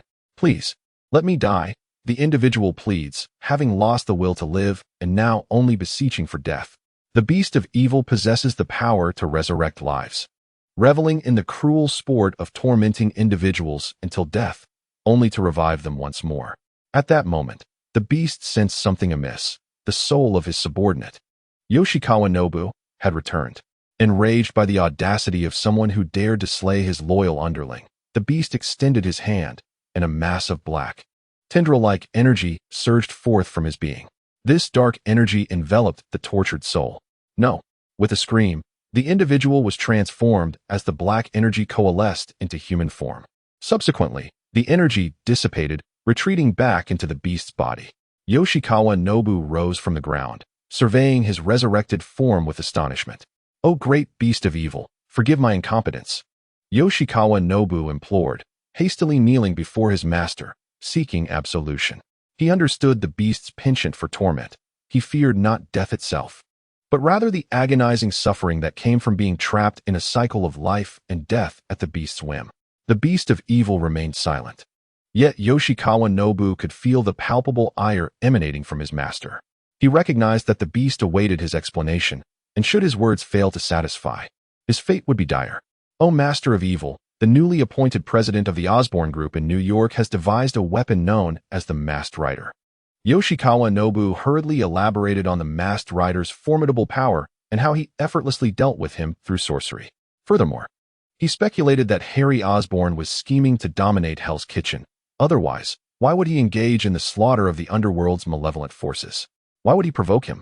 Yoshikawa Nobu believed that Harry Osborn aimed to seize control over all of Hell's Kitchen, which harbors the legendary dragon bone from Kunlun, a coveted prize the beast of evil has long sought. If Harry Osborn were to seize Hell's Kitchen, the plans of the Hand would inevitably unravel, forever depriving them of the dragon bones. Upon hearing the words of Nobu Yoshioka, the Dark Beast Lord was consumed by rage. Crushing the armrest of his chair in a fit of fury, the Dark Beast opened its mouth, and tendrils of black energy began to emanate from within, coalescing into a humanoid figure of darkness that approached Nobu Yoshioka. Upon witnessing this, cold sweat poured down Yoshioka's brow. Return and inform Gao to prepare for the impending arrival of the Dark Beast, the creature made of black energy articulated in a stuttering manner. This black energy entity served as the Dark Beast's tongue, capable of voicing its thoughts. Yes, my lord, Nobu Yoshioka replied with great reverence, fully aware that the arrival of the Dark Beast in New York would herald catastrophe. Meanwhile, outside the confines of New York City, within the confines of the Gustav Genetic Laboratory, Harry Osborn had finally located Wilson Fisk, who lay upon the examination table. A myriad of monitoring devices were connected to Fisk's body. Mr. Fisk, your Lizardman injection experiment has proven exceedingly successful. You have perfectly adapted to the Lizardman transgenic serum, Dr. Mice stated respectfully to Osborn. Wilson Fisk, a notorious crime lord known for his cold demeanor and formidable presence, now revealed an unexpected tenderness. Leaning slightly forward, with a gentle gleam in his eyes, he spoke softly to the doctor. Doctor, I have witnessed your efforts, and I am truly grateful. Dr. Mice was undoubtedly a genius. After numerous transgenic human enhancement trials, he had finally devised an impeccable experimental method. Wilson Fisk's compatibility with the Lizardman serum surpassed even that of Dr. Connors. At that moment, Gustav entered the room, presenting a tablet to Wilson Fisk. Our mutual adversary, Harry Osborn, has grown even stronger. Fisk gazed at the video on the tablet, his brow furrowing in concern. He witnessed Harry slaughtering 5 of his secret strongholds and defeating the Hand, having transformed into a new Masked Rider. Consumed by fury, Fisk lost control of his strength, and with a sudden exertion of his legs, the steel bed beneath him crumpled under the pressure. Wilson Fisk's power had indeed increased significantly, far surpassing his previous prowess. Harry Osborn, you shall pay dearly for this, he bellowed in the genetic laboratory. At the sound of Wilson Fisk's voice, Scorpion, Vulture, and the newly recruited villainous Thrall entered the room. Together with Wilson Fisk, the new Lizard Man, and Dr. Mice, the infamous Sinister Six had assembled. However, this time, their target was no longer Spider-Man, but rather Harry Osborn. Unbeknownst to him, danger was looming on the horizon, as the Sinister Six and the Hand had set their sights upon him. However, even if he were aware, Harry would remain indifferent. This is due to the completion of his assault grip and the sublime key for the dazzling Locust program. Mr. Osborn, the first batch of Shimagia has been successfully manufactured at the Shimagia Automated Manufacturing Plant. Is walked in and respectfully inquired, how many have been produced in total? Harry responded, a total of 5,000 Shimagia have been manufactured, including 2,000 combat type and 3,000 functional type units. Nodding at this information, Harry noted that half of the 2,000 combat type units would be allocated for Osborn Group's security, while the other half would be delivered to the military. The remaining 3,000 functional type Shimagia included 1,000 customized versions intended for sale, and purchases had already commenced. The other 2,000 000 functional type units would be dedicated to the establishment of the second and third Shimagia automated manufacturing plants. This was the only way to produce more Shimagia. Chapter 33. The Fall of New York Osborn Group Technology Building. Peter, I think we should break up. Gwen Stacy was on the phone with Peter Parker. Although they had reconciled previously, Peter remained apprehensive that his identity as Spider-Man could pose a danger to Gwen. He could never forget the moment when Gwen's father, George Stacy, held his hand and implored him to leave Gwen. Additionally, Peter had recently discovered that Aunt May had taken on another job, striving tirelessly to support his living expenses. All these factors compounded his hesitation regarding their relationship. Gwen, before Peter could finish, he heard Gwen's piercing scream through the phone. Gwen, what happened? Peter urgently called out, but there was no response from Gwen, only a faint scratching sound, reminiscent of a mouse. Recognizing that something was amiss, Peter quickly donned his Spider-Man suit and leaped out the window, racing towards the Osborn Group building. Unbeknownst to him, a strange green mist was spreading throughout New York City. Inside the Osborn Group building, Gwen was making her way upstairs with her colleagues. Just moments ago, while on the phone with Peter, she had noticed mice scurrying into the office. Though Gwen was quite brave, she was still a young woman and screamed upon seeing the mice, inadvertently dropping her phone. As she reached for it, she noticed the office ventilation ducts spewing out more mice. Without a moment to spare, she decided to abandon her phone and hurriedly led her colleagues outside. However, the staircase leading down was already swarming with mice, forcing Gwen to flee upward instead. In the lobby on the first floor, Kingpin Wilson entered the Osborn building accompanied by 4 formidable villains. The 4 formidable antagonists consisted of a scorpion man clad in a green mechanical exoskeleton, a rat man donned in a white lab coat, and a menacing figure known as Shriek, who wore a specialized uniform equipped with sonic emitters, all of whom displayed their impressive physiques in tight black attire. Have you located Harry Osborn? Wilson inquired in a grave tone. Not yet, Mr. Fisk. It seems Harry Osborn may not be present today, the rat man replied cautiously, fully aware of the terror emanating from the towering figure before him. Occasional green flashes flickered beneath Wilson Fisk's skin, brimming with raw power. Humph, Dr. Scorpion Man, Shriek. Feel free to wreak havoc and destroy everything here, Wilson ordered with a cold gaze, granting the 4 villains permission to unleash chaos. He had little doubt that Harry would come once he caught wind of the situation. Alarm! Alarm! The security team of Oscorp, led by Captain Shimagia, rushed in. The captain brandished an extermination drive, harnessing the power of the extermination program to transform into a Magi doll. As he transformed, 12 other Shimagia security personnel followed suit, resulting in a total of 13 Magi dolls, bolstered by an influx of ordinary mercenary-like security forces. This was the formidable security force Harry had left at Oscorp Tower. Mr. Fisk, perhaps we should retreat, the rat man stammered, his cowardly nature surfacing at the sight of so many Magi dolls. No need, I can handle this alone. You all continue to execute my orders. Destroy this building and draw out Harry Osborn. Wilson Fisk remained unfazed, even somewhat exhilarated. After injecting himself with the serum derived from genetically modified lizard creatures, he had yet to test his newfound strength.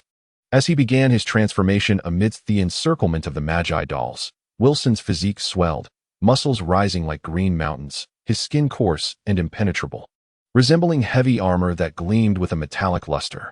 His head grew large and menacing, with eyes that glimmered with a ferocious light, as if they could consume all in their path. His sharp claws and formidable teeth were enough to instill dread, his gaze ablaze with wild fury. The transformation into Wilson's version of the lizard was complete. The 13 Magi dolls unleashed a variety of powerful attacks against Wilson, yet his defenses remained unyielding, rendering their assaults ineffective. It was noteworthy that these Magi dolls possessed strength ranging from 10 to 25 tons, each comparable to Captain America from the Super Soldier program. Astonishingly, these 13 super soldier-like Magi dolls could not inflict harm upon Wilson Fisk, who roared in fury, charging through them like a miniature Godzilla. Meanwhile, Gwen had finally managed to escape to the top floor of Oscorp Tower, pursued relentlessly by the Rat Man, where numerous Oscorp employees had gathered. After all, with mice infesting the lower floors, the only escape route available to everyone was the rooftop.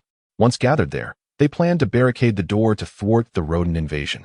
Calm down, Gwen reassured herself. Peter would surely come to their rescue. Meanwhile, the others frantically dialed for help, anxiously awaiting the police's intervention. However, no matter how many times they attempted to reach the precinct, the line remained dead. They remained oblivious to the pervasive green mist enveloping New York City. This mist was an insidious creation of the hand's malevolent beasts, capable of inducing a deep stupor in those who inhaled it, akin to a powerful sedative. As a result, a significant portion of the city's populace succumbed to its effects. Under the leadership of the malevolent beast, the hand advanced with 1,000 ninjas toward the Osborn Group building, their target being Harry Osborn. At the same time, at SHIELD headquarters, Nick Fury received word that New York City had fallen and that the Osborn Group building was under siege. Director Fury, along with Natasha and Agent Grant, had been dispatched with Harry Osborn's orders for support. Agent Hill, the deputy director of SHIELD, inquired, "Do we require additional assistance?" "No. Let Harry Osborn handle this matter. After all, it was he who instigated it." However, to prevent harm to the citizens of New York, arrange for SHIELD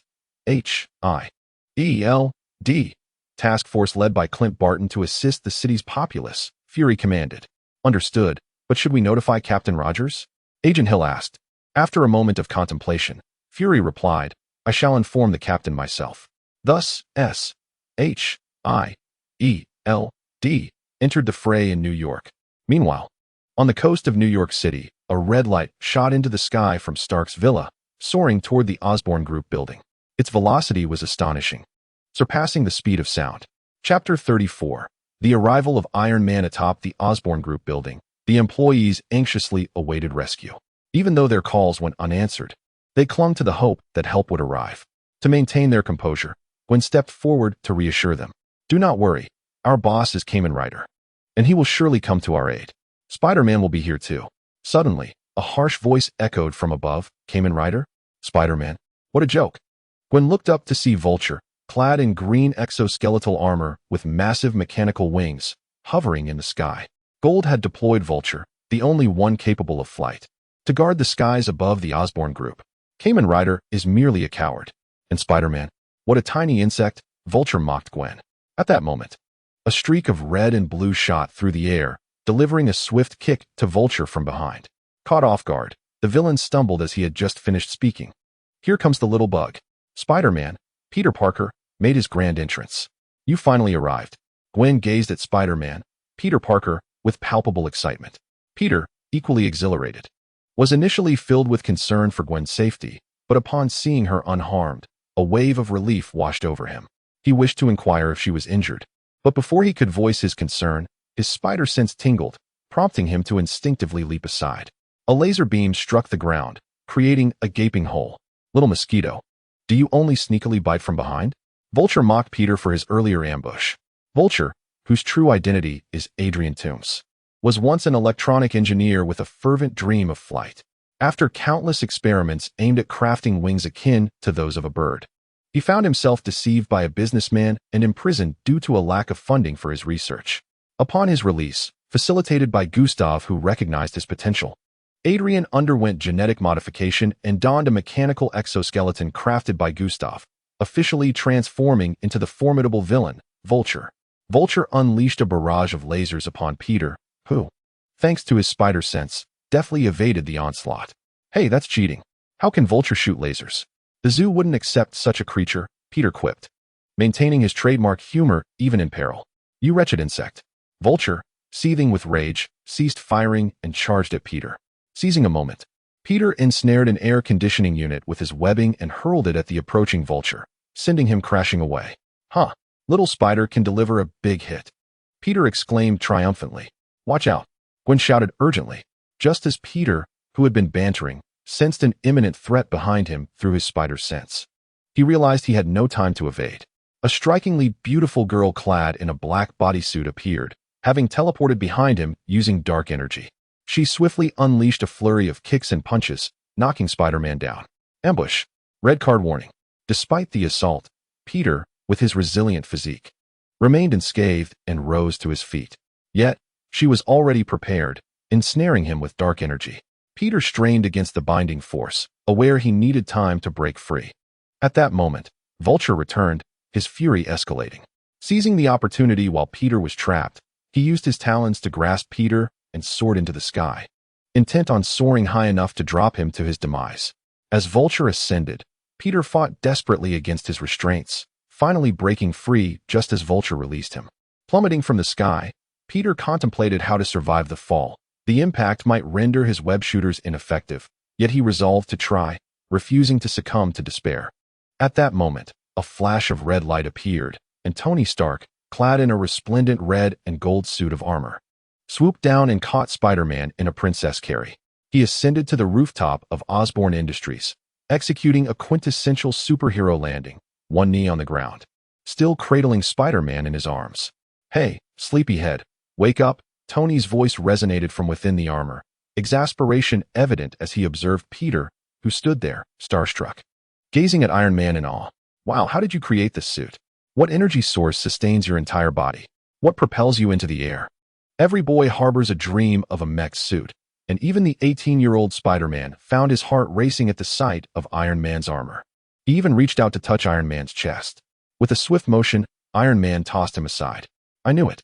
Anyone who wears tight pajamas out and about must be a weirdo. Let me clarify, I am a straight man. Only women are allowed to touch me," Tony remarked with disdain. "Jarvis, remind me to discard this Mark III when we return. The next model needs to be sanitized." Gwen observed the two with a bemused expression, realizing why Peter had been acting strangely lately. "No, I'm not," Peter began, understanding Tony's misinterpretation, but before he could finish, Vulture descended from the sky. "What is going on? A zoo?" Tony inquired, glancing at Vulture's attire and then at Spider-Man. "And who might you be? You don't seem like a Kamen Rider," Vulture questioned. "Don't even mention Kamen Riders. I'm far superior.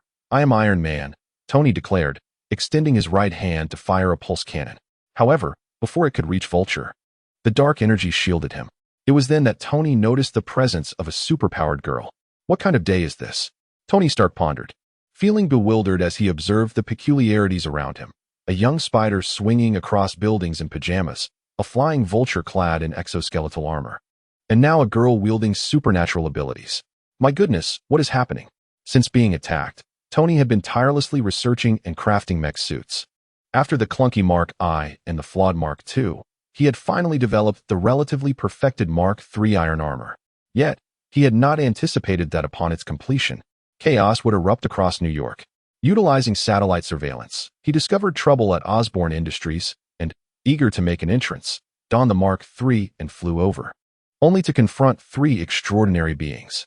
Chapter 35. Vulture's defeat. Iron Man. Tony moved with remarkable speed and agility, outmaneuvering Vulture effortlessly.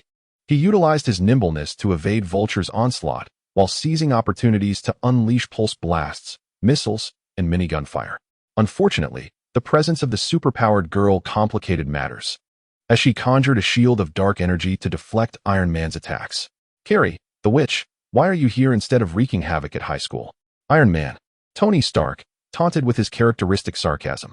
Meanwhile, Spider-Man stood nearby, lost in thought, captivated by the intricate design of Iron Man's armor, pondering if he too could possess such a magnificent creation. "My goodness, this is far more impressive than a spandex suit," Peter mused internally. "Hey, hello? Pajama baby, look here." Realizing he was momentarily outmatched by the duo of Vulture and the superpowered girl, Tony Stark called out to the dazed Spider-Man, "Peter, snap out of it. After we finish this, I'll let you examine it to your heart's content. Come over and help figure out how to deal with Carrie, the high school destroyer." Carrie is the protagonist of a classic American film, endowed with supernatural abilities yet enduring domestic abuse and bullying at school. One fateful day, overwhelmed by her torment, she unleashed her powers to exact vengeance on those who tormented her. Tony, observing her as another girl with extraordinary abilities, dubbed her with this moniker. Although Peter Parker had not seen the old film, he grasped Tony's implication. Peter, you cannot afford to zone out any longer." Spider-Man Peter snapped back into action. He soared into the air, utilizing his webbing for propulsion, charging towards the conflict. Carrie attempted to use her powers to thwart his advance, yet Peter's resolve proved formidable. With his spider sense heightened, he deftly evaded her attacks. With Peter Parker preoccupied with Carrie, Iron Man finally had the opportunity to engage Vulture in earnest. Vulture's assaults were rather simplistic, relying solely on laser blasts that failed to connect with Tony. J-A-R-V-I-S. Analyze the enemy's weaknesses and prepare for an assault, Tony commanded amidst evasion. Understood, Sir. J-A-R-V-I-S. Acknowledged, immediately commencing the analysis. Once completed, the counterattack began. J-A-R-V-I-S. Directed Iron Man's suit to unleash a pulse cannon, which Vulture narrowly dodged. Following that, a missile launched from Tony's shoulder struck Vulture's back, targeting his circuitry. Although Vulture was a genetically modified creature, he was not flawless. Merely a failed experiment, incapable of true flight. The strike from J-A-R-V-I-S disrupted Vulture's back armor, rendering him temporarily unable to maneuver effectively, forcing him to descend towards the Osborn building's rooftop. Tony Stark was not one to allow such an escape. He accelerated forward, using a laser to sever one of Vulture's wings. With that wing lost, Vulture could no longer maintain altitude and plummeted uncontrollably. Tony Stark, however, was no bleeding heart. He had no intention of saving such a villain, allowing him to fall from a height that offered little hope of survival. Meanwhile, the ever-nice Peter was entangled with the teleporting superpowered girl, leaving him with no time to concern himself with Vulture.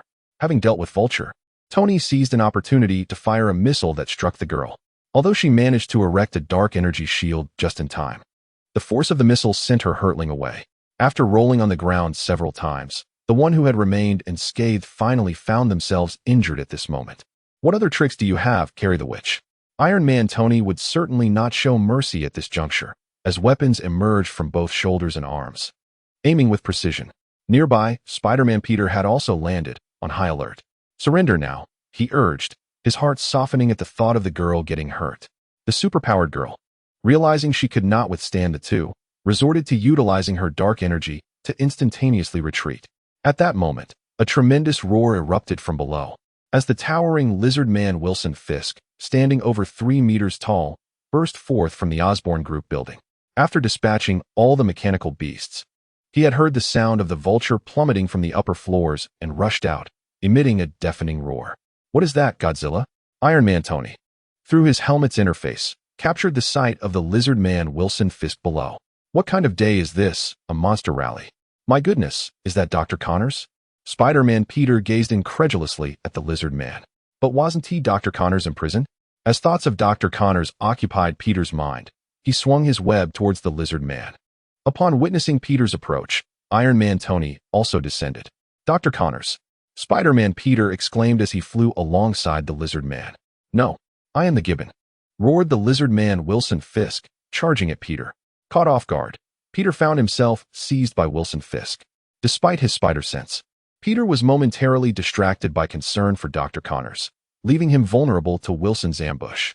In a fit of rage, Wilson Fisk slammed Peter into the ground.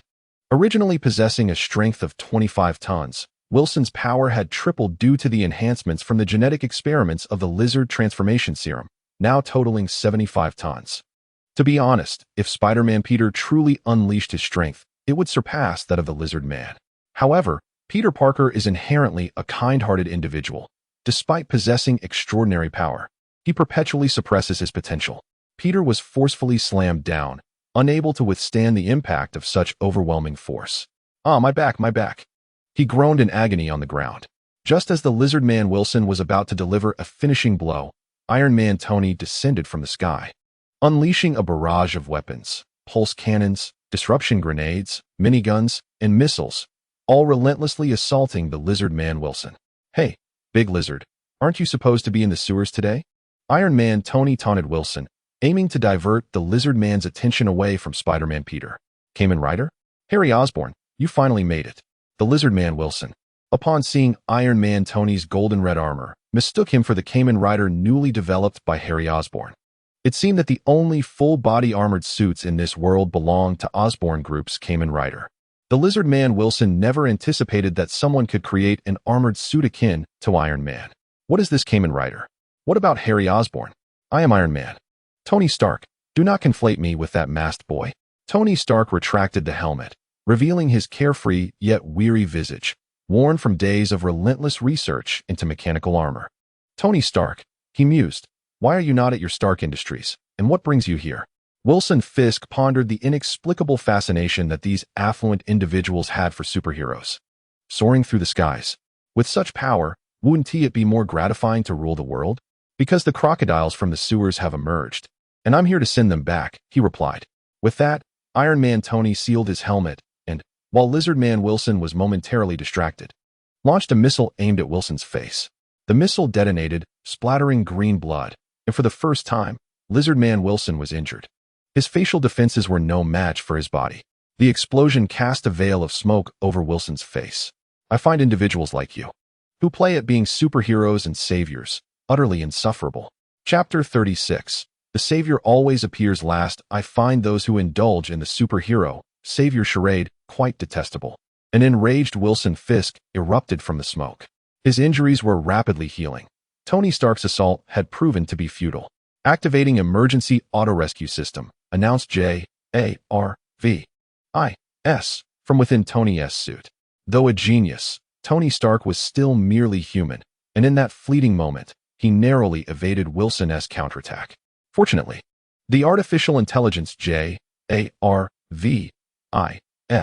maneuvered the Iron Man suit into the sky. Damn, how do I fight this? He thought. Realizing his attacks had little effect, while he feared he could not withstand Wilson's onslaught. Seeing Iron Man ascend, Lizard Man Wilson, lacking the ability to fly, stomped forcefully onto the ground. The earth trembled under Wilson's might, fracturing beneath him. He seized a large rock from the ground's crevice, preparing to hurl it at Tony Stark. At that moment, a Quinjet soared overhead. Natasha piloted the Quinjet, launching a fierce assault against Lizard Man Wilson. Seizing this opportunity, Iron Man Tony descended from the sky, cradling the injured Spider-Man, Peter, and flew towards safety. Are you all right, baby in pajamas? Tony inquired with concern. I'm fine, Mr. Stark. Please put me down, Peter replied, his remarkable healing abilities already mending his injured back. Hearing this, Tony gently set Peter down. It seems we have a formidable opponent. Why hasn't that masked boy, Harry Osborn, arrived yet? Tony quipped.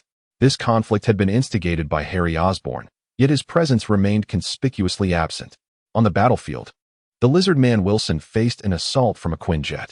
Although the attack failed to breach his defenses, it nonetheless provoked considerable annoyance.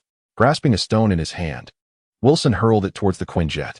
The aircraft, unable to evade in time, was struck by the hefty projectile, sparking and spiraling out of control.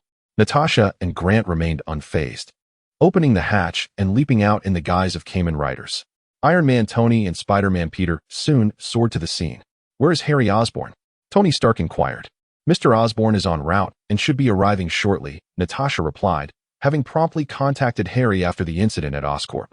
Thus, a temporary coalition formed among Iron Man Tony, Spider-Man Peter, Kamen Rider Balkan, and Kamen Rider Valkyrie, facing the formidable antagonist, the Lizard Man Wilson. Hey, Big Lizard, we seem to have the advantage here. Care to surrender? Tony Stark positioned himself prominently, his legs poised to unleash an array of weapons aimed at Wilson. No sooner had he spoken than 1,000 ninjas surged forth from the street, led by the villainous Shagakukan Beast.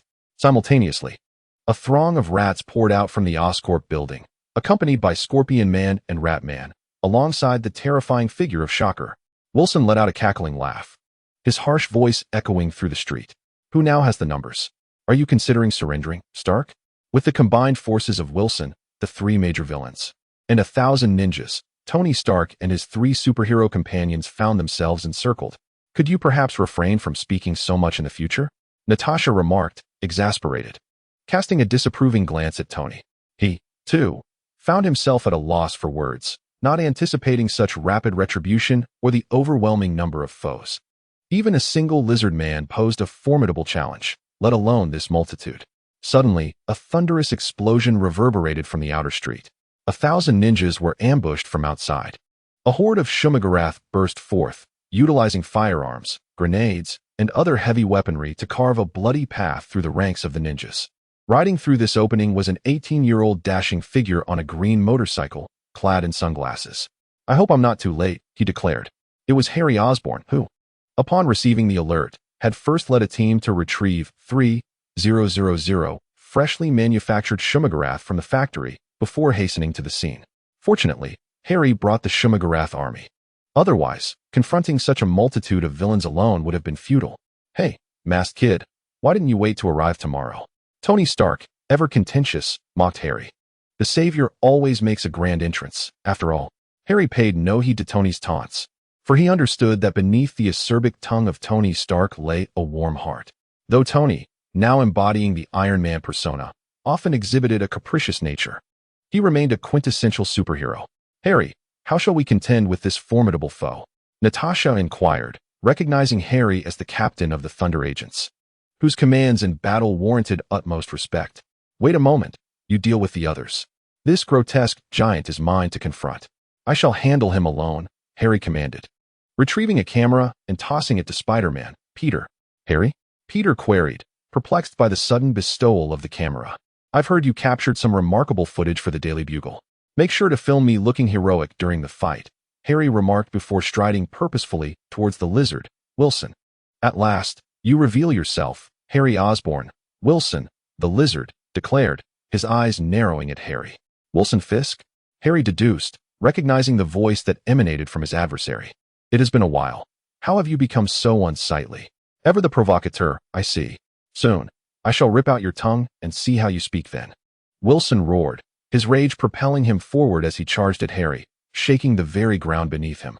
Unfazed, Harry summoned his belt and commenced his transformation. As the sound of transformation resonated, Harry completed his metamorphosis in an instant. Just then, Wilson's assault drew near. Activation of the Radiant Attack System. Chapter 37. The Scorpion Slayer the Lizard, Wilson, exhibited remarkable speed, closing the distance to Harry in mere seconds. He extended his right hand to strike Harry with a force of 75 tons, a blow that would undoubtedly be fatal. Fortunately, Harry had transformed just in time. Activation of the Radiant Attack System. A radiant blue energy wave emerged from the chest of Harry's newly transformed Assault Radiant Locust form, manifesting as 6 shimmering crystals that formed a protective umbrella-like barrier before him. Bang! Wilson's attack collided with the barrier, resulting in a resounding crash. How is this possible? Wilson exclaimed, astonished that his strike had proven ineffective. We have entered an age of advanced technology. Creatures like you, antiquated lizard monsters, are now obsolete, Harry retorted, skillfully manipulating the radiant crystals to launch an energy attack that sent Wilson reeling. Though Wilson was pushed back 3 meters by Harry's assault, his formidable defense remained intact, rendering the blow ineffective. The stats of Harry's Assault Radiant Locust indicated a punch force of 271 tons and a kick force of 677 tons, which, on paper, fell short of the lizard's strength. However, Harry was fortified by a combat assistance device known as the Radiant Assault Locust, which, when activated, unleashed waves of blue energy. This device, also referred to as the Radiant Attack System, provided him with a crucial edge in the confrontation. You insolent brat, I shall tear you apart. Enraged by Harry's taunts, the lizard man Wilson leapt towards him. However, Harry chose not to confront Wilson directly. Instead, he activated the dazzling Assault Locust thrusters mounted on his back. With 2 jet nozzles on either side, he released a dense array of luminous particles, propelling himself with the force of radiation pressure, enabling him to move with remarkable speed. Harry swiftly maneuvered to Wilson's left, evading the reptilian's attack, which struck the ground and caused the earth to crack and debris to fly in all directions. In the meantime, Harry employed 6 levitating luminous crystals to shield himself from the flying stones, then directed the crystals to assault the lizard man Wilson. These crystals exhibited remarkable agility, and under the computational prowess of Harry's headgear, they engaged in automatic attacks. Nevertheless, Wilson proved to be remarkably resilient. The energy assaults from the crystals failed to breach his defenses. Fortunately, the lizard man was equally incapable of inflicting harm upon the 6 luminous crystals, resulting in a stalemate. Suddenly, a green shadow darted past, crashing beside Harry, followed by a yellow figure that leaped in to engage the green shadow in battle. Harry turned to observe, realizing it was the Scorpion Man locked in combat with Natasha, who had transformed into the guise of Kamen Rider Valkyrie. Though her stats were somewhat inferior, even lower than the Scorpion Man's, Natasha's exceptional combat skills allowed her to dominate the skirmish. However, the Scorpion Man, clad in exoskeletal mechanical armor, remained impervious to her attacks for the time being. The Scorpion Man, originally known as McGoggin, was a private detective who caught the attention of the gentleman Gustav, leading him to undergo genetic experimentation, ultimately donning exoskeletal armor and becoming the villainous Scorpion Man. Observing that Natasha was struggling to subdue her adversary, Harry summoned a green and blue mechanical axe, an exclusive weapon authorized for the assault dazzling locust form. This axe possessed two forms, a melee axe mode and a ranged gun mode. Harry swiftly transformed the axe into its gun form, pulling the trigger as energy coalesced at the muzzle, unleashing a powerful energy projectile towards the Scorpion Man. Completely unaware of the impending shot, the Scorpion Man was struck and had his head obliterated, leading to his immediate demise. Taken aback by the sudden turn of events, Natasha cast a somewhat reproachful glance at Harry, as if questioning whether he feared harming her in the process. However, Harry paid no heed to her expression. For the assault dazzling locust armor was equipped with a computational processing device capable of predicting enemy movements by learning from them, calculating approximately 25,000 attack and evasion patterns, and identifying the optimal solution in approximately 0.001 seconds. Harry's shot was meticulously calculated, ensuring that it would not miss Natasha. This powerful and precise strike left both superheroes and supervillains alike in awe on the battlefield. Eliminating an enemy officer with a single shot demonstrated extraordinary prowess. Indeed, this individual had reserved the finest Kamen Rider armor solely for himself, a thought that crossed Natasha's mind. If that bullet had struck me, I would have become a lifeless spider, Peter mused. That infernal masked boy has grown even stronger, Tony Stark contemplated. At that moment, Harry remained oblivious to their thoughts. He began commanding his subordinates to eliminate Thunder and Grant, instructing them to kill every enemy officer without exception. He also directed them to assist in the assault on the lizard, Wilson. However, just as his orders were issued, a surge of dark energy flashed by, rescuing the Rat Man, executed by a superpowered girl. This girl then teleported to save Wilson, the lizard. Yet, Harry was no longer the person he once was. Equipped with a computational processing device, he analyzed the next move within a mere 0.001 seconds after the Rat Man's rescue. Without a moment's hesitation, Harry seized the authorized destroyer in his hand and fired, targeting the inevitable location of his foe. The dark energy that had just materialized to save Wilson was caught off guard, as Harry's bullet pierced through its chest. To Harry, an enemy was simply an enemy. He felt no sympathy, for he was not the friendly neighborhood Spider-Man. Though blood trickled from its mouth, the wound on its chest leaked no blood, as the dark energy filled the injury, preventing an immediate demise. With a final exertion of strength, it utilized the dark energy to teleport away. Humph, still managed to escape. Did you? But next time, it shall not be so simple. Harry now comprehended that a force was relentlessly producing villains behind the scenes.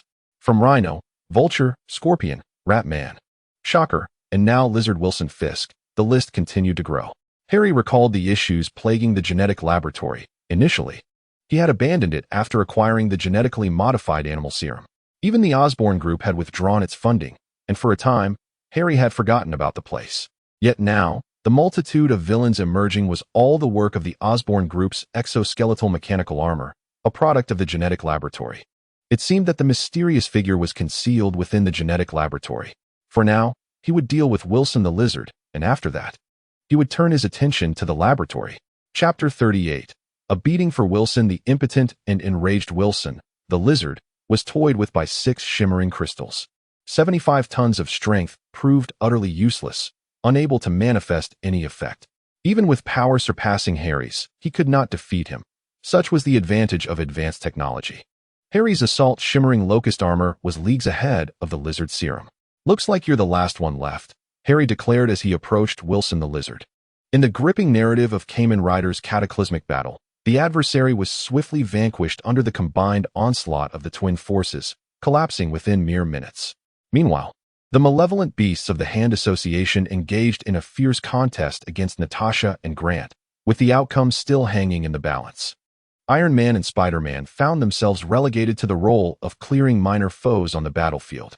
However, Tony Stark, having expended substantial energy in prior confrontations, was left with a mere 20% of his power, rendering him incapable of participating in the final clash.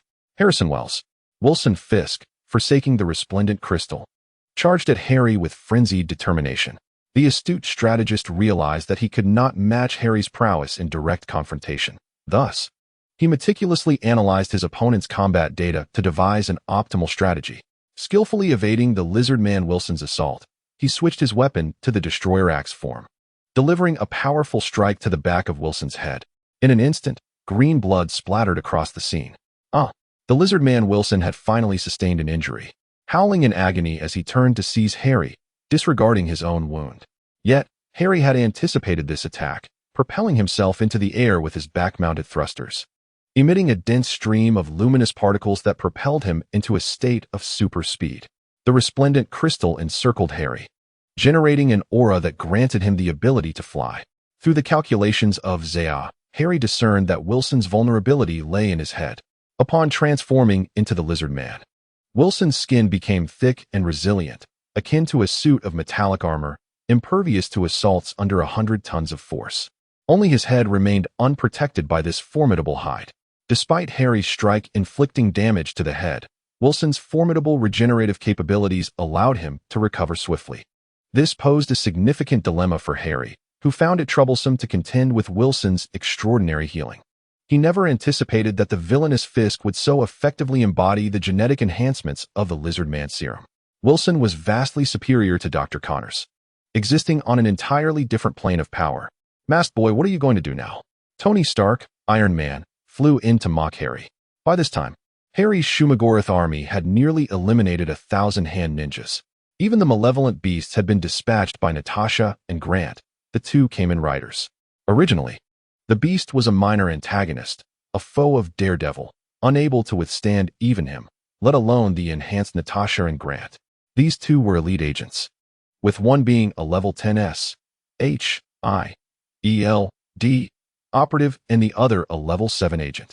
Eliminating a malevolent beast was hardly a challenge. So, if I manage to defeat him, will you reward me with $100 million? Although Harry was not in dire need of money, the prospect of teasing Tony Stark with such a wager was enticing. Stark found himself at a loss for words. He had previously been bested by Harry in a similar fashion, though he too was not in need of $100 million. The feeling of defeat was something he utterly despised. He is, after all, a genius, and it is apparent that Harry Osborn seems to possess a solution. Yet he would not wager lightly, for that would be tantamount to throwing away his chances. Engaging with the astute is rather unfulfilling. One cannot perpetually deceive Tony. A singular ruse merely capitalizes on a fleeting informational advantage, and this time, Tony Stark would not fall for it again. Harry certainly has a method to confront the lizard man, Wilson. That method is sheer numbers. With all his allies present, there is no need for a one-on-one confrontation, as he harbors no inclination for such duels.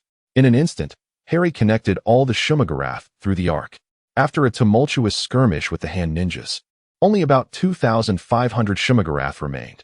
However, that number suffices. A multitude of ants can bring down an elephant, let alone over 2,500 Shumagorath. Heeding the will of the arc, all the Shumagorath were thrust into a frenzy, as Harry transformed them into trilobite automatons, the weakest of the automatons. Once transformed into trilobite form, the Shumagorath would be unable to revert. Yet, sacrificing the entirety of the Shumagorath would be worthwhile if it meant vanquishing Wilson Fisk.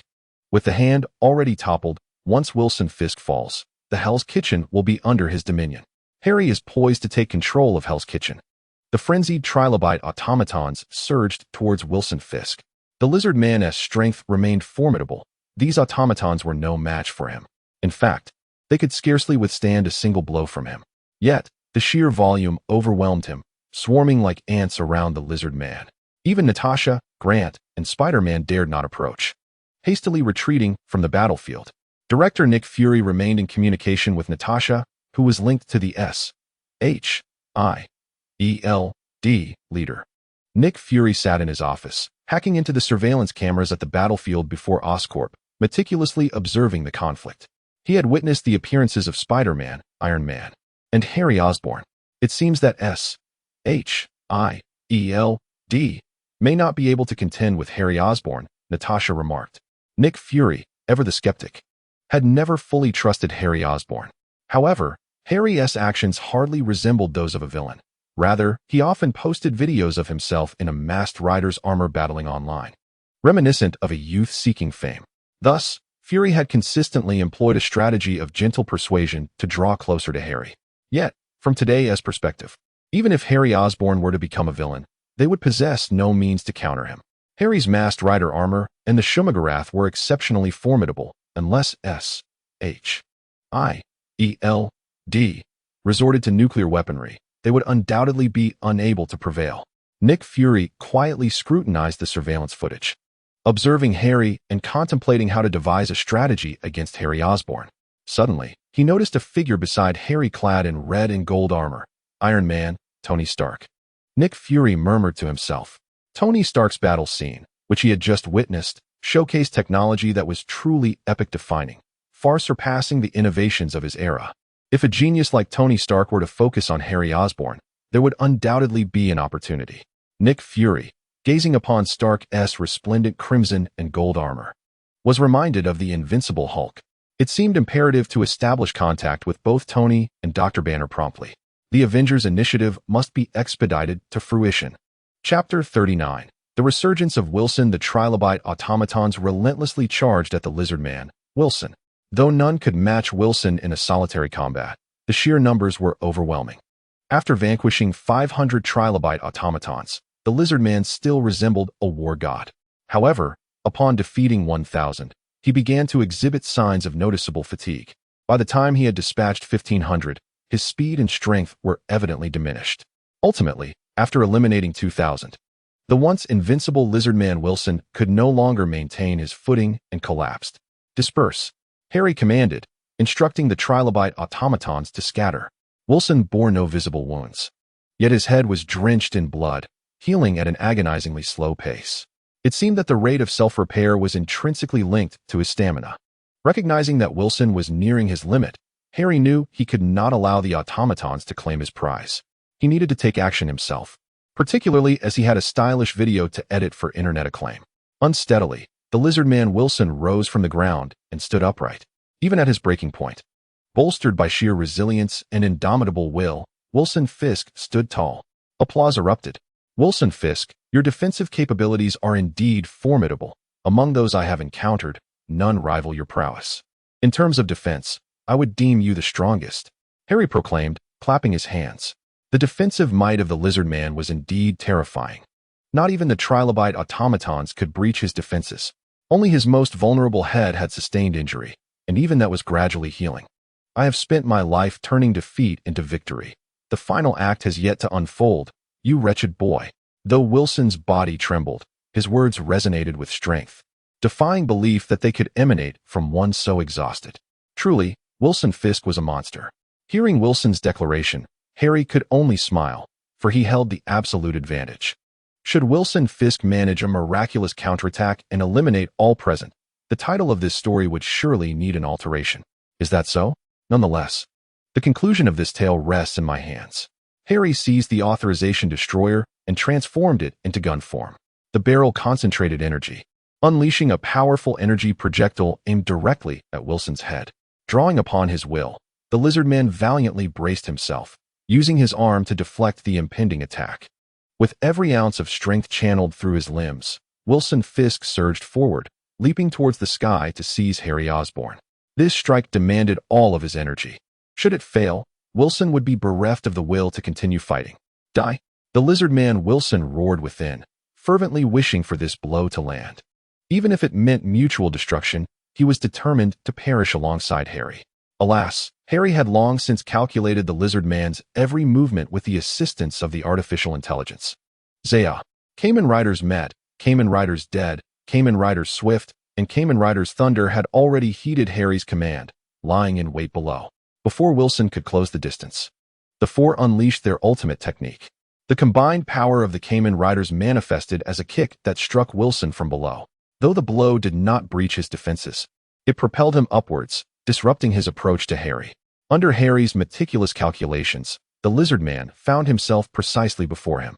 Harry Osborn, having awaited this moment, grasped the authorization destroyer, which had transformed into its axe form. In an instant, he activated his finishing move. The energy from the Grasshopper program's sublimation key surged into the authorization destroyer.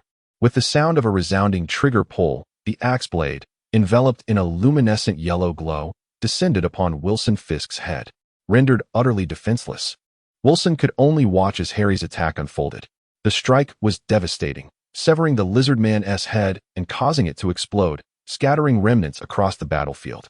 In the fleeting moment before his demise, Wilson recalled his deceased wife. "At last, I can see you again, Vanessa." The headless corpse of Wilson Fisk collapsed heavily to the ground. The lizard man was vanquished, and Wilson Fisk could rise no more. Has the battle truly concluded? A voice echoed from the street. As the onlookers turned, Captain America, Steve Rogers, clad in his iconic red, white, and blue uniform, emerged onto the battleground. Having sprinted to the scene, responding to Nick Fury's call for assistance in New York, Steve had encountered not a single enemy along his path. The ordinary citizens were ensnared in a stupor induced by the green mist summoned by the evil beasts. Yet, bolstered by his super soldier physique and indomitable spirit, he remained immune to the noxious haze. With no adversaries in sight and no civilians to rescue, Captain America made his way to the Osborn Group building. Drawn by the cacophony of battle, upon arriving at the scene, he found only a handful of corpses, devoid of any foes. "Wow, Captain America." Spider-Man, Peter Parker, soared in. Starstruck, having grown up reading Captain America comics, he was an ardent admirer of the hero. "Is it really you?" Or, "Hey, dude, you look exactly like Captain America." Excited, Spider-Man Peter spoke in a flurry of words. Although Peter believed Captain America had already sacrificed himself, this individual bore an uncanny resemblance to the true Captain America, resembling a wax figure from a museum. As Captain Steve Rogers encountered such a loquacious person for the first time, he found himself at a loss for how to respond. At that moment, Harry Osborn descended from the sky, extending his right hand toward Captain America. "Steve." "Hello, I am Harry Osborn," he introduced himself. With someone finally coming to his aid, Steve ceased paying attention to the chatterbox Peter and reciprocated Harry's gesture. "Greetings, Harry. Did you eliminate all these foes?" Captain America felt a surge of immense power emanating from Harry upon their handshake. Positioned behind Harry were the formidable allies, including the likes of Destruction, Natasha, and Grant, leading Steve to deduce that Harry was indeed the commander on the battlefield. "Peter, keep filming," Harry instructed, disregarding Captain America. Turning his attention to Peter, he continued, "Why are you making me the photographer? Are we not filming? This could earn you some photography fees. If you don't want to, I'll have Natasha do it instead," Harry called out, invoking Natasha's name. The masked Natasha, standing behind Harry, rolled her eyes in disbelief but complied and took a step forward. Upon hearing the prospect of money, Peter's eyes gleamed with dollar signs, momentarily forgetting his idol, Captain America, as he sought to alleviate some of Aunt May's financial burdens. "Spider-Man the photographer is now online, at your service," he proclaimed. Only after Peter resumed filming did Harry turn back to Captain America, stating, "Indeed, all the enemies have been vanquished by our Thunder agents. You arrived late, Steve Rogers." Harry spoke with audacity, leaving Captain America surprised by the sudden shift in Harry's demeanor, which had been polite moments prior. However, Steve acknowledged the truth of his tardiness. Refraining from justifying himself, he intended to apologize to Harry, but Harry had already turned to depart. Harry had deliberately sought to provoke Captain America. Truth be told, he harbored no ill will towards Steve Rogers. Yet, the entirety of America adored him. Captain America represented the spirit of the nation and the will of superheroes. Thus, Harry aimed to undermine him, seeking a substantial amount of malevolence points to unlock the next tier of technology within the Arkansas.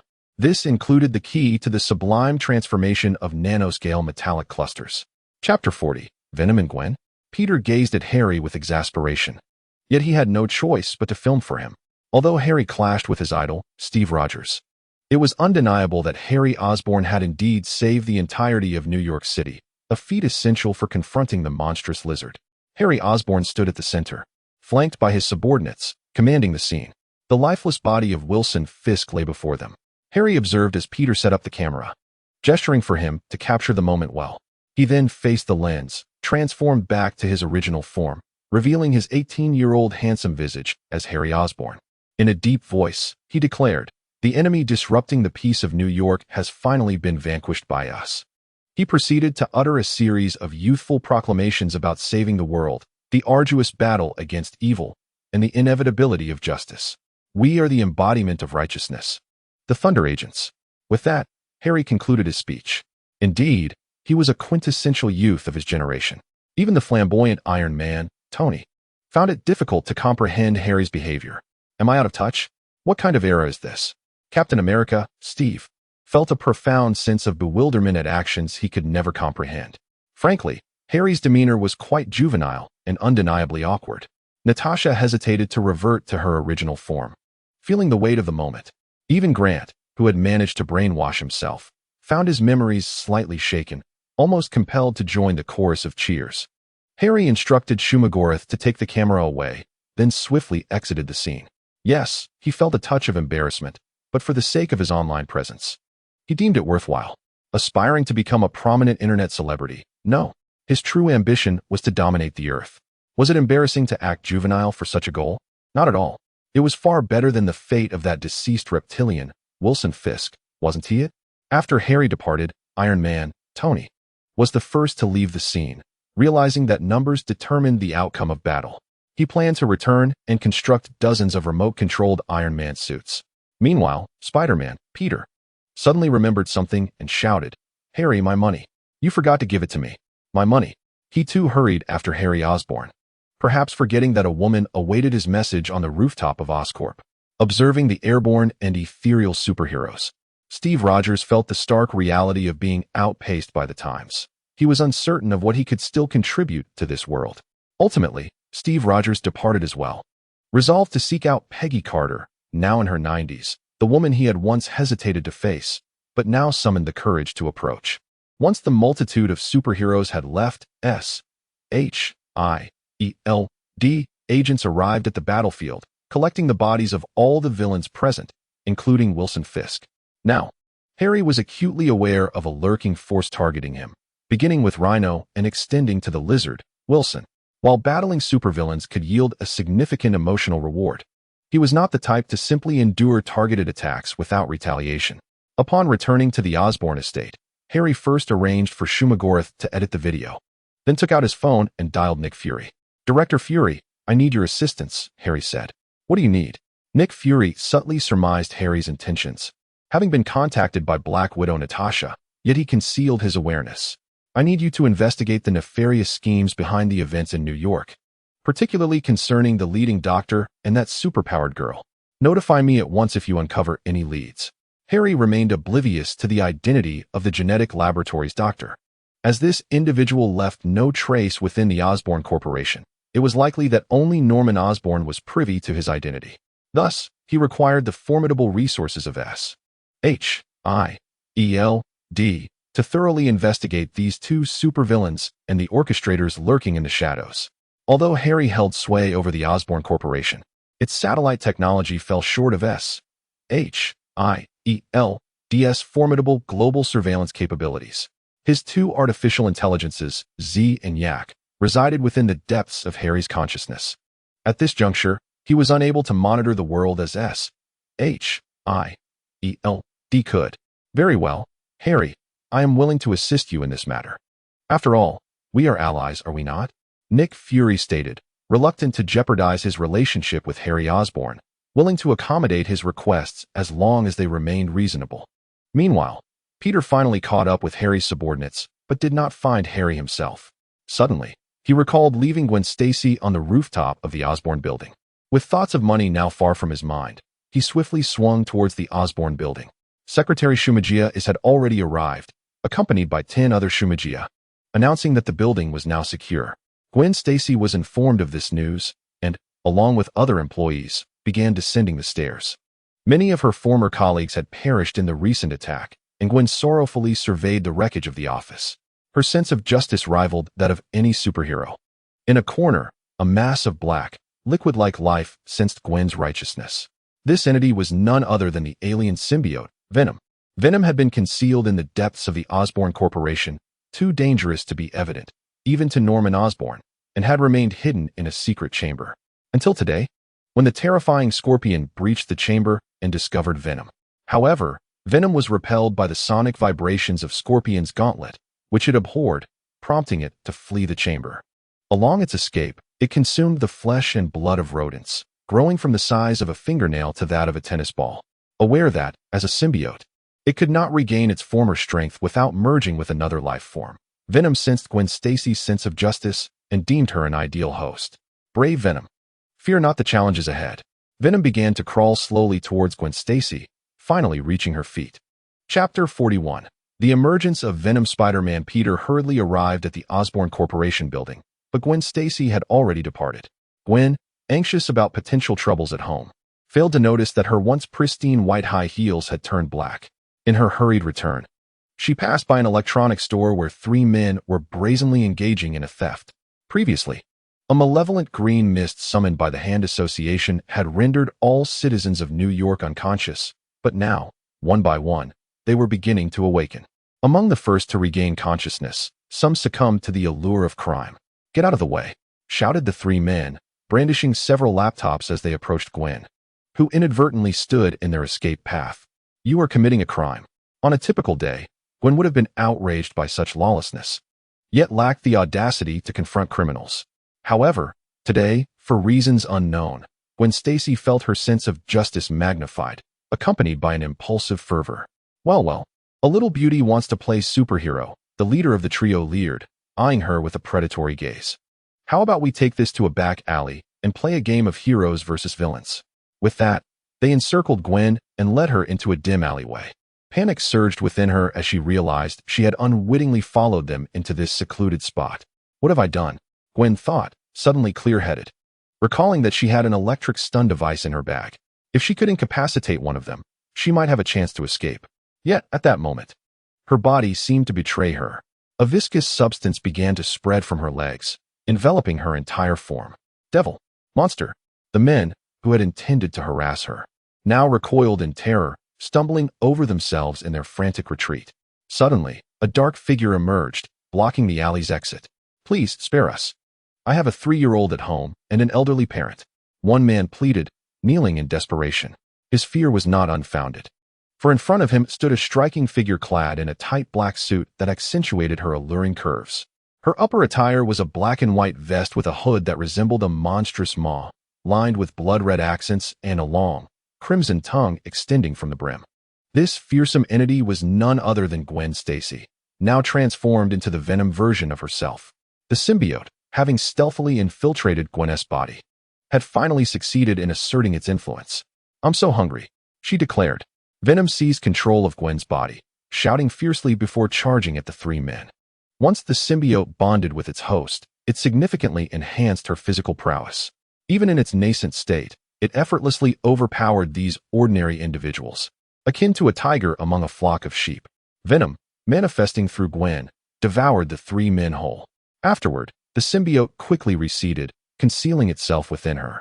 Regaining her true form, Gwen crouched on the ground, panting as if she had just undergone an intense workout.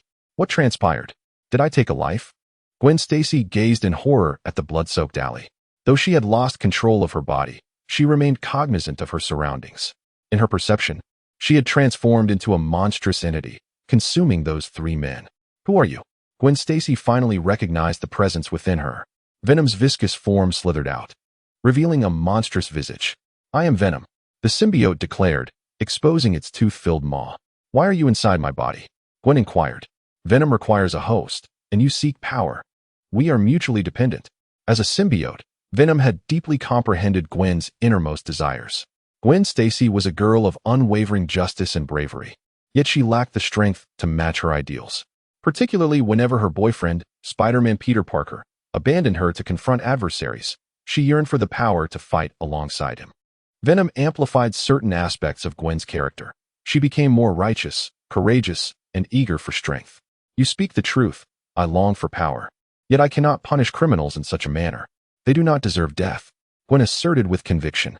But Venom was famished, profoundly aggrieved. It expressed its hunger to Gwen. "This can be easily remedied. Do you enjoy buffets?" 18-year-old Gwen Stacy said as she stepped outside, knowing of a delightful buffet nearby. After concluding his affairs, Harry returned to Oscorp. As he approached the entrance, Spider-Man Peter swooped down. "Harry, have you seen Gwen?" Peter Parker's immediate reaction upon seeing Harry was to inquire about money, only to realize moments later that his girlfriend Gwen Stacy was of greater importance. Harry was quite exasperated. Did Spider-Man Peter come solely to confront him? As a billionaire, Could he really be in need of funds? His perspective seemed rather narrow. Of course, Harry Osborn had indeed forgotten about the money in the midst of his thoughts about seeking out the mastermind behind the genetic experiments. However, he would never admit to that. He first contacted Liz to confirm that Gwen Stacy had departed. "Gwen has left," Harry stated after hanging up. He then pulled out his wallet and produced a check for $10,000. No, no, no, that's far too much, Harry.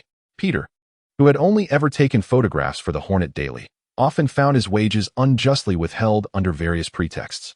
"I'm sorry, but this is the smallest denomination I have in my wallet," Harry lamented. He then placed a reassuring hand on Peter Parker's shoulder. "Peter, you deserve this. You must understand that hiring a professional photographer for advertising can start at $10,000 or even $100,000. Some prices even reach into the millions.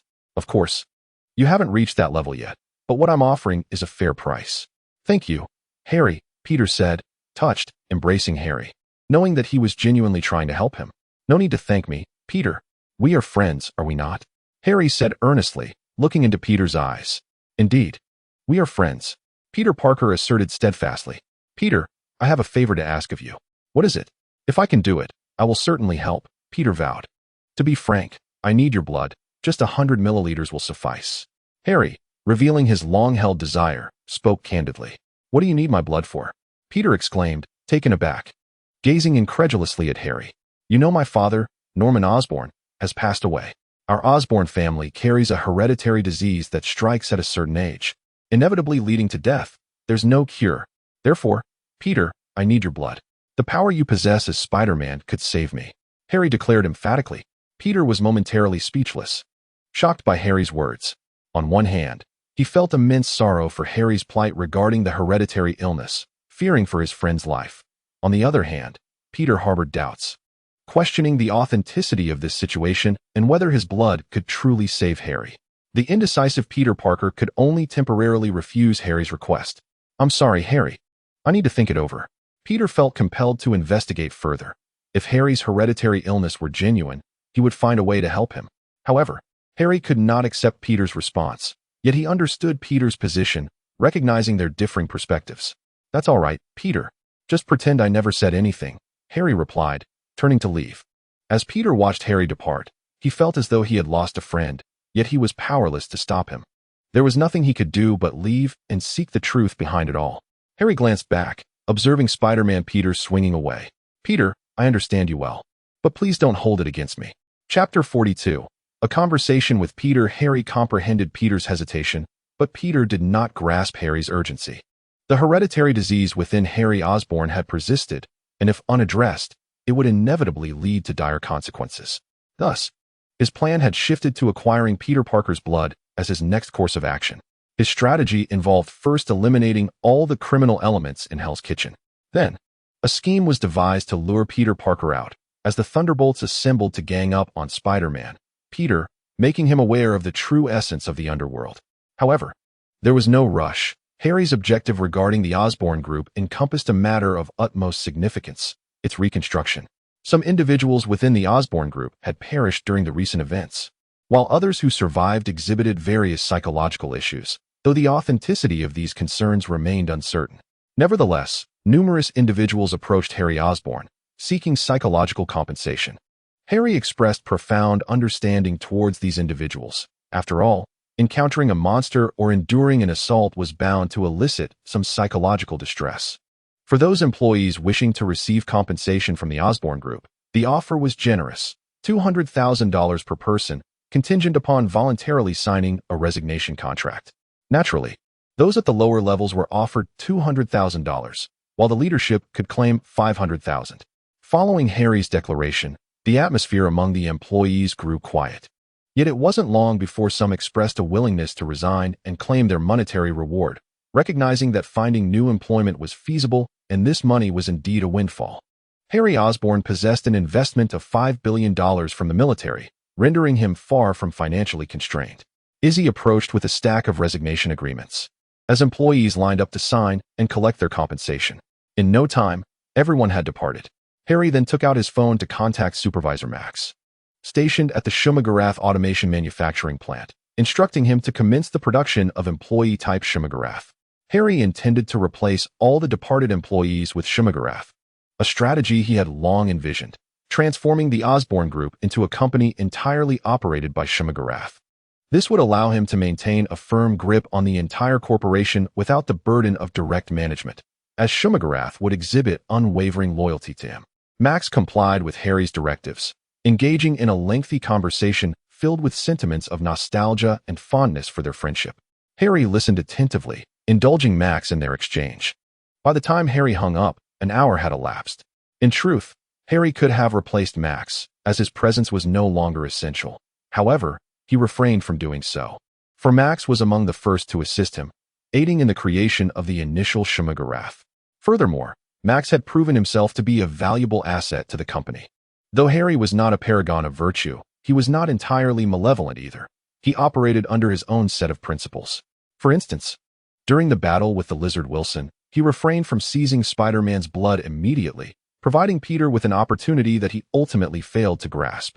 Since Peter was unwilling to share, Harry resolved to take matters into his own hands. In a strict sense, the Spider-Man serum rightfully belonged to the Osborn Group, and thus to its current president, Harry. Retrieving his own property was hardly objectionable. After addressing the internal matters of the Osborn Group, Harry instructed is to commence video editing and production. Among the projects were the life of the arch-villain Wilson Fisk, the Sinister Six invasion of New York, the most powerful supervillains, the Sinister Six, the Thunderbolts versus the Sinister Six, the charismatic life of Harry Osborn, the perpetually late Tony Stark, and the timelessly delayed Captain America. Once these series of shorts were released, they were bound to create a significant uproar, leading to a surge in emotional value, whether it be goodwill or malevolence, both of which were essential for him. Additionally, Harry arranged for the creation of the comic artist Shamagia to illustrate a Kamen Rider comic featuring him as the protagonist, as well as merchandise for the Thunderbolts Kamen Rider. Both the video shorts and the comic needed to be robust, flourishing in both literary and artistic domains. At that moment, General Ross called, "Harry Osborn, when will you deliver the Shamagia and the mecha?" General Ross's booming voice resonated as soon as the call connected. He had been tirelessly pursuing the Hulk, suffering numerous setbacks and losing a significant amount of military-heavy weaponry without capturing the creature. "Do not fret, General Ross. As you are aware, the Osborn Group has recently come under attack, and Shamagia has sustained severe losses." Harry spoke, truthfully, of the 3,000 Shamagia deployed in battle. Only 500 remained operational, and those had been transformed into Clover mechas, rendering them unusable. Of the previously constructed 5,000 Shamagia, only 2,000 remained. 1,000 were allocated for the establishment of an automated Shamagia factory, while the other 1,000 had been customized and dispatched to buyers. "Harry, I do not wish to hear your explanations. You must understand that $5 billion has long been transferred to you. The military needs to see results," General Ross stated sternly. Harry chuckled at the remark, unfazed by Ross's demeanor, for he had already devised a countermeasure. "In that case, General Ross, I am prepared to transfer all Shamagia and mecha technology to you." "What?" General Ross exclaimed, incredulous. After all, technology represented the lifeblood of a company. Akin to how Tony Stark would never fully disclose his armor production technology. Even under military pressure, Stark only agreed to create an Iron Man suit for his friend, Colonel James Rhodes. Yet here was Harry Osborn, offering to surrender all his technology to the military. "You cannot be serious." "Of course not, General Ross. I have always aligned myself with the military," Harry replied disingenuously. In reality, he had already shared the manufacturing technology of Shamagia and mecha with S.H.I.E.L.D. The military was simply unaware of this fact. Harry was prepared to relinquish this technology to anyone, be it the military, Hydra, or any other organization. Initially, had Wilson Fisk chosen to engage in dialogue rather than orchestrate an attack, he might have willingly shared his technology with Wilson Fisk. Ultimately, it mattered little to him who created the Shumagarath or the Demon Machine. He remained indifferent. Harry possessed both Zephyr and Yaku, and unless the technological singularity of Shumagarath awakened, he would remain an absolute deity. Furthermore, the awakening of the technological singularity was contingent upon Harry's bestowal.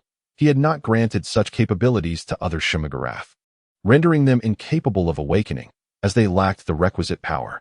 Apart from Izzy, no Shumagarath could awaken the technological singularity, thus allowing him to exert control over all Shumagarath. Regardless of which faction manufactured the Shumagarath, they were ultimately crafting instruments for him, his own armory. Chapter 43. Chaos in Hell's Kitchen. Following the demise of Kingpin Wilson Fisk, Hell's Kitchen descended into turmoil. Initially, the supervillain Tombstone, a lieutenant of Wilson Fisk, led a faction of supervillains, consolidating a portion of Kingpin's former influence and emerging as the new leader. Subsequently, another supervillain, Bullseye, along with his gang, clashed with the malevolent group led by Mr. Negative. Both factions had set their sights on Wilson Fisk's territory. In the past, when Kingpin was alive, no one dared to act so boldly in Hell's Kitchen.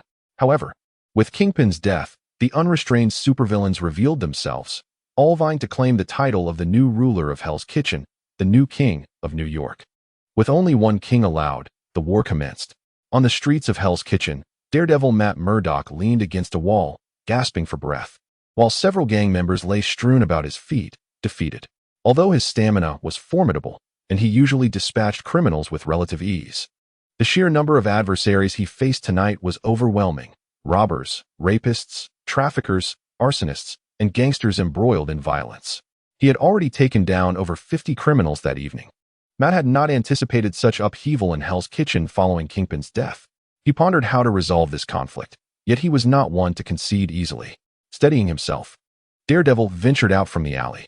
Approximately 20 gang thugs, armed and gathered outside, were detected through his acute hearing. Despite his considerable exhaustion, he emerged, as he could not predict the intentions of these armed criminals, but he knew the situation was dire. He was determined to thwart their malicious plans. Positioned in the shadows at the alley's entrance, he prepared to ambush a few of the thugs. Facing over 20 armed gang members was a daunting challenge, especially given his current fatigue. As the thugs advanced, engaged in casual banter, Matt discovered that they were indeed subordinates of the supervillain Bullseye. Hammer, originally named Joseph Harrow, is a Russian immigrant in America and a member of the multitude of gangs in New York. During a fierce gang conflict, he sustained a severe head injury, prompting doctors to replace his skull with a metallic one, granting him an impervious iron head, thus rendering him a near-mythical figure in the underworld. With this iron head, he rose to become a powerful mob boss in New York. Subsequently, he fortuitously acquired Edmund Alloy, known for its unparalleled hardness, and promptly sought to replace his iron head with it. Now possessing a head forged from Edmund Alloy, he possesses the strength to topple a car with but a single blow, instilling in him the confidence to confront the likes of Mr. Filmstrip. The gangsters, obedient to Hammer's command, were prepared to follow him into Chinatown to confront Mr. Filmstrip. Daredevil, Matt Murdock, could not allow them to proceed. The chaos of a gunfight in Chinatown would reduce it to ruins, endangering countless innocent lives.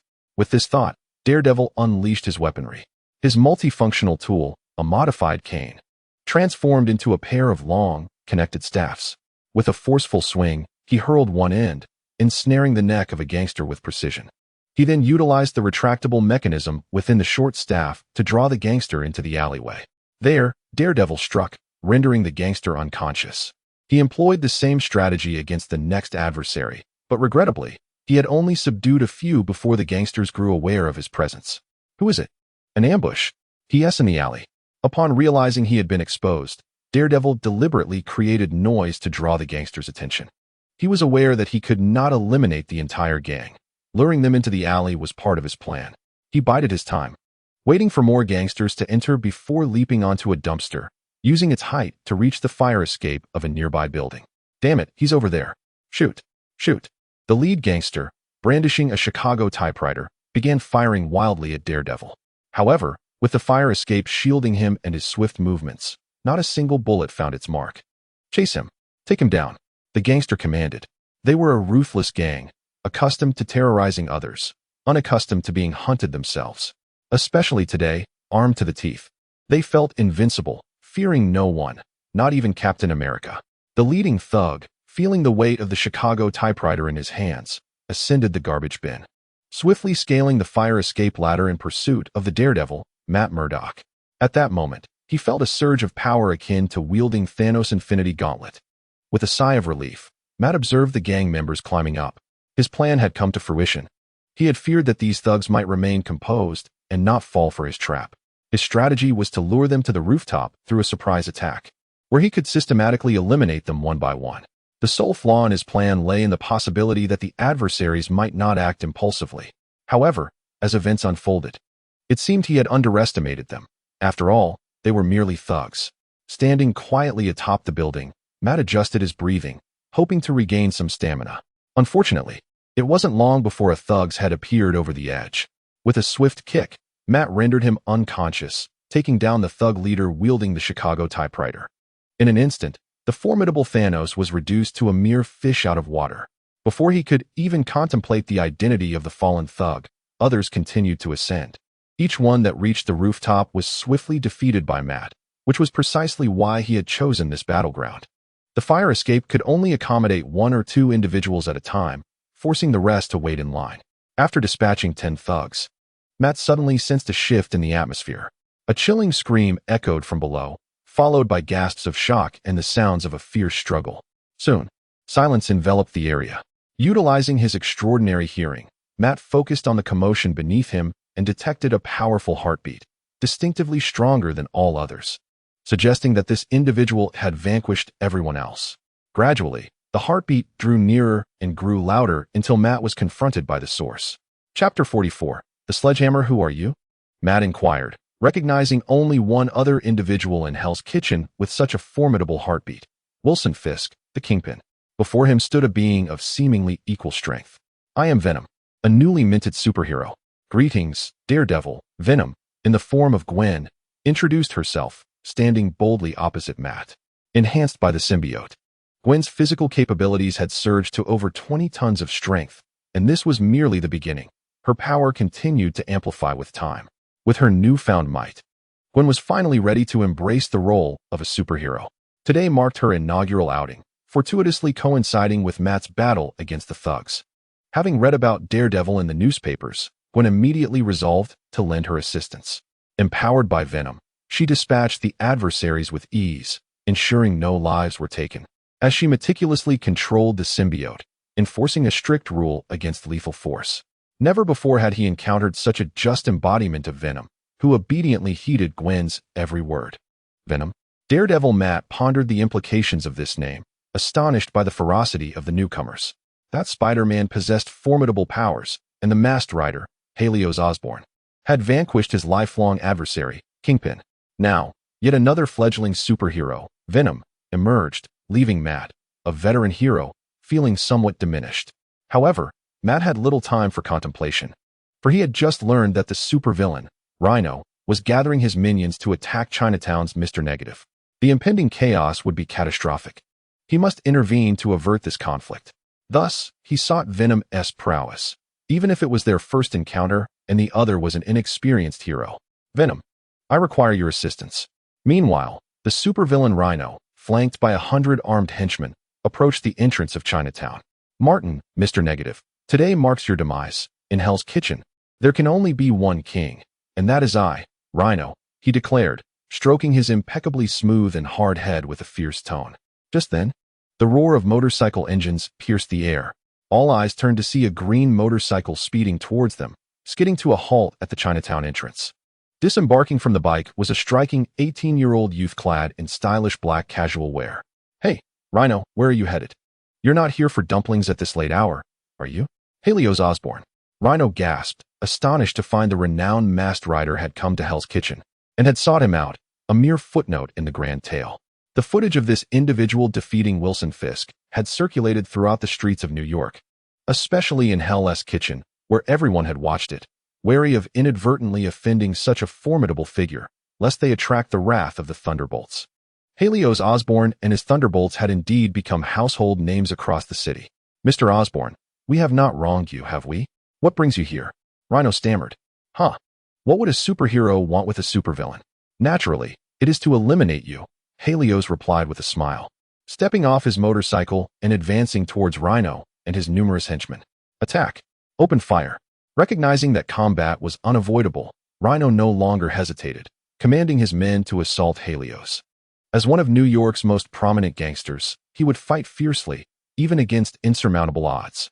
With his adamantium-coated head, he believed himself impervious to any foe. Yet, his subordinates hesitated upon hearing his orders, The masked rider was far too powerful, and none wished to court death, even as gangsters. Do not fear him. He is but one man. His thunderbolts and Shumagorath are not here. 100 of us against you. What do you fear? Whoever kills the other will receive a reward of $100 million. Hammer shouted loudly, fully aware that without such motivation, his underlings would never dare to act. At last, Hammer's words struck a chord with some, perhaps emboldened by the firearms in their hands. Bang, bang, bang. Gunshots rang out. Clink, clink. Just as the bullets were about to strike Harry, he transformed into the masked rider, assuming his assault-shining locust form. His exceptional defense rendered him impervious to bullets. No matter how many guns the enemy wielded, they were futile. Without wasting a moment, Harry drew forth his authorized destroyer in gun form. Concentrated energy surged from the muzzle and erupted among the gangsters, splattering blood and limbs in a gruesome display. In the darkness, it resembled a rose blooming amidst shadows. As Harry advanced, each pull of the trigger shattered 4 or 5 gangsters into fragments.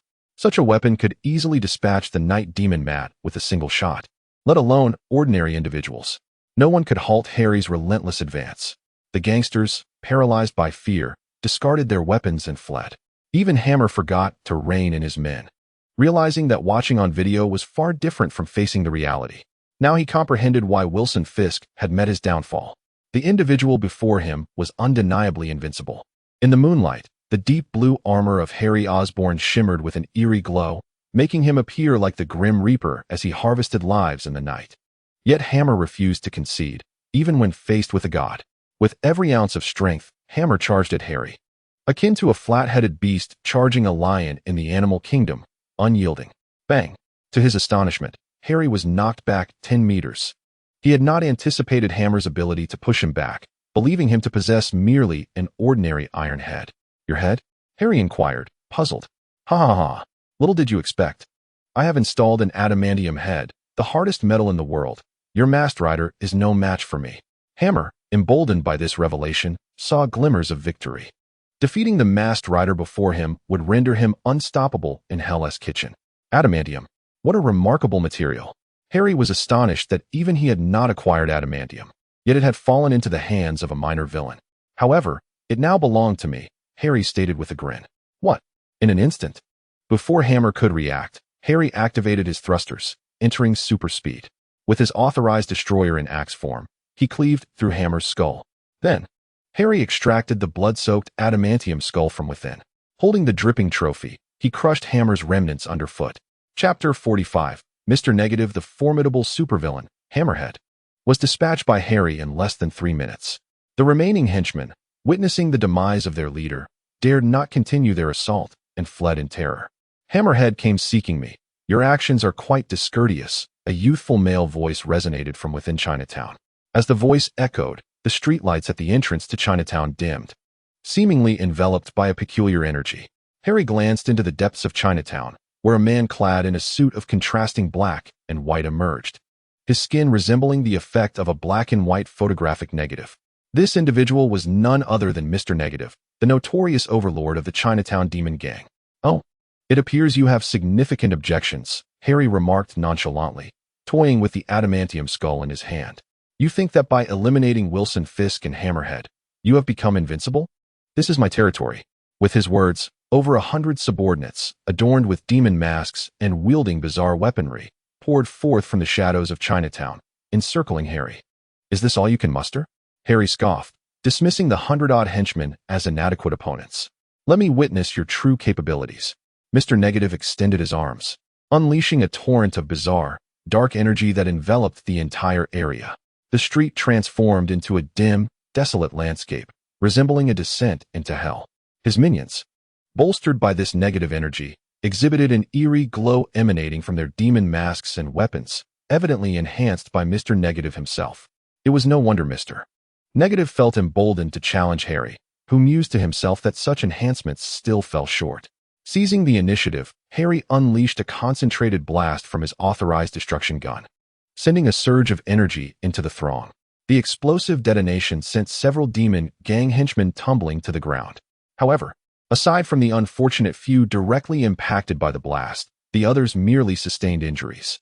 In an instant, Harry discerned that this group of henchmen was indeed superior to the average individual, yet they were hardly formidable. He continued to fire relentlessly, each shot claiming an enemy and wounding several more. As the enhanced henchmen charged at him, Harry refrained from engaging them head-on. Utilizing his remarkable speed, he deftly evaded their attacks without even engaging the thrusters on his back. After all, the speed of these henchmen was merely a slight enhancement over that of ordinary humans. Employing the rapid agility of the assault Shining Locust, Harry easily outmaneuvered the demon gang members, even with the enhancements bestowed upon them by Mr. Negative. Moments later, the minions of the demon gang suffered grievous casualties, with half of them dispatched by Harry. Unlike ordinary henchmen, these minions exhibited an utter disregard for death, charging relentlessly towards Harry despite their heavy losses. It appeared they were under the control of Mr. Film Negative. Observing the devastation among his subordinates, Mr. Film Negative finally entered the fray. He unsheathed his long sword, infused it with negative energy, and leapt towards Harry. At that moment, Harry was engaged in the slaughter of the demon gang's minions when Zaya calculated the imminent danger lurking behind him. Reacting instinctively, Harry transformed his authorized destroyer into axe form and pivoted, delivering a powerful swing that clashed with Mr. Film Negative's longsword. Harry sensed the force emanating from Mr. Film Negative. Their strengths were surprisingly evenly matched. Harry's assault Radiant Locust Fist boasted a mere 271 in striking power and 111 in arm strength, proving inadequate in the Marvel Universe. In contrast, Mr. Film Negative, augmented by negative energy, possessed over 20 tons of strength. "You're not particularly formidable," Mr. Film Negative mused. Feeling Harry's strength was less daunting than anticipated. "Huh. How about now?" Harry retaliated with a kick, unleashing a staggering 671 tons of force upon Mr. Film Negative, who was sent hurtling back into his own ranks, colliding with several of his minions and dispatching them in the process. Prostrate on the ground, Mr. Film Negative, drenched in sweat, clutched his abdomen in agony, his negative energy becoming increasingly unstable. "Goodbye," Harry remarked nonchalantly, calling out a farewell as he transformed the authorized destroyer into gun form, channeling the high-jump locust key energy into it. With a resounding sound effect, he pulled the trigger, releasing a fluorescent yellow locust-shaped destructive cannonade aimed at Mr. Film Negative. This was Harry's ultimate technique. The destructive cannon soared towards Mr. Film Negative, who remained incapacitated on the ground. If the shot connected, it would surely spell his doom. Just then, a surge of dark energy materialized before Mr. Film Negative, forming a black hole. Harry's ultimate attack struck the black hole, creating no ripples as it was consumed entirely. "Who is this?" Harry pondered, surprised by the unexpected turn of events. Could it be the power of the psychic girl? While contemplating the source of this ability, a black hole unfurled before Harry, unleashing a barrage of daggers composed of white light. Connecting with Zaya, Harry utilized its analytical prowess to devise the optimal solution and activated the radiant attack system. A brilliant blue light emanated from his chest as 6 radiant crystals surged forth, coalescing into a parasol-like shield before him. A dozen white rays, resembling daggers, struck against the shield, all of which were repelled by the luminous crystal barrier. It was then that Harry recognized the assailants. As the dark energy dissipated, a man clad in a black cloak and a woman in a white bodysuit emerged before him. Cloak and Dagger, Harry called out their names.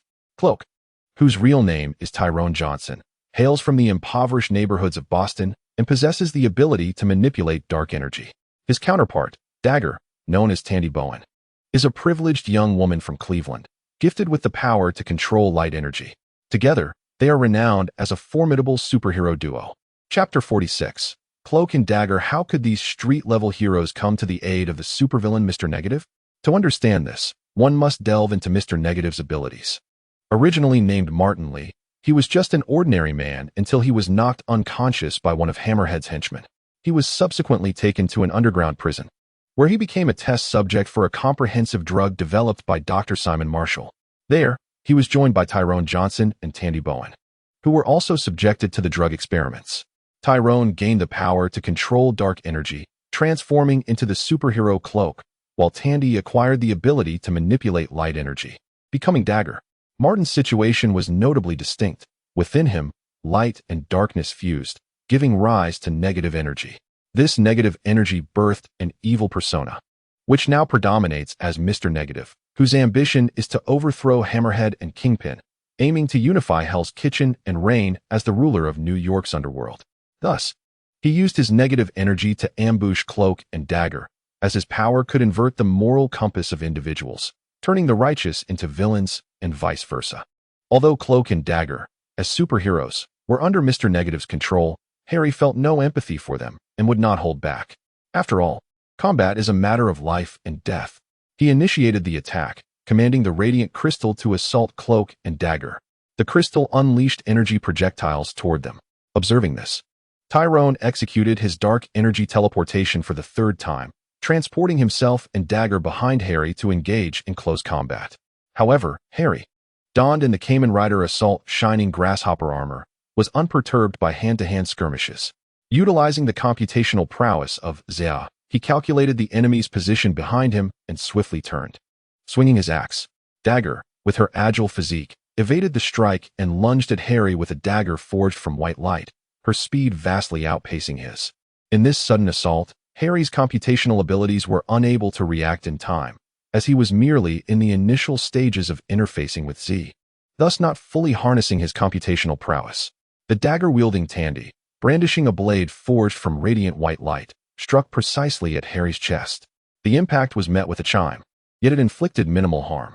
If we were to quantify Harry's health, akin to a Kamen Rider with a total of 100 points, he had merely lost 2.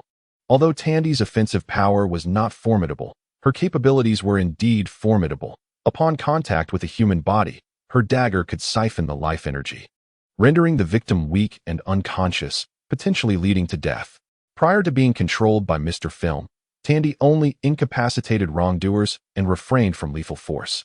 However, now under Mr.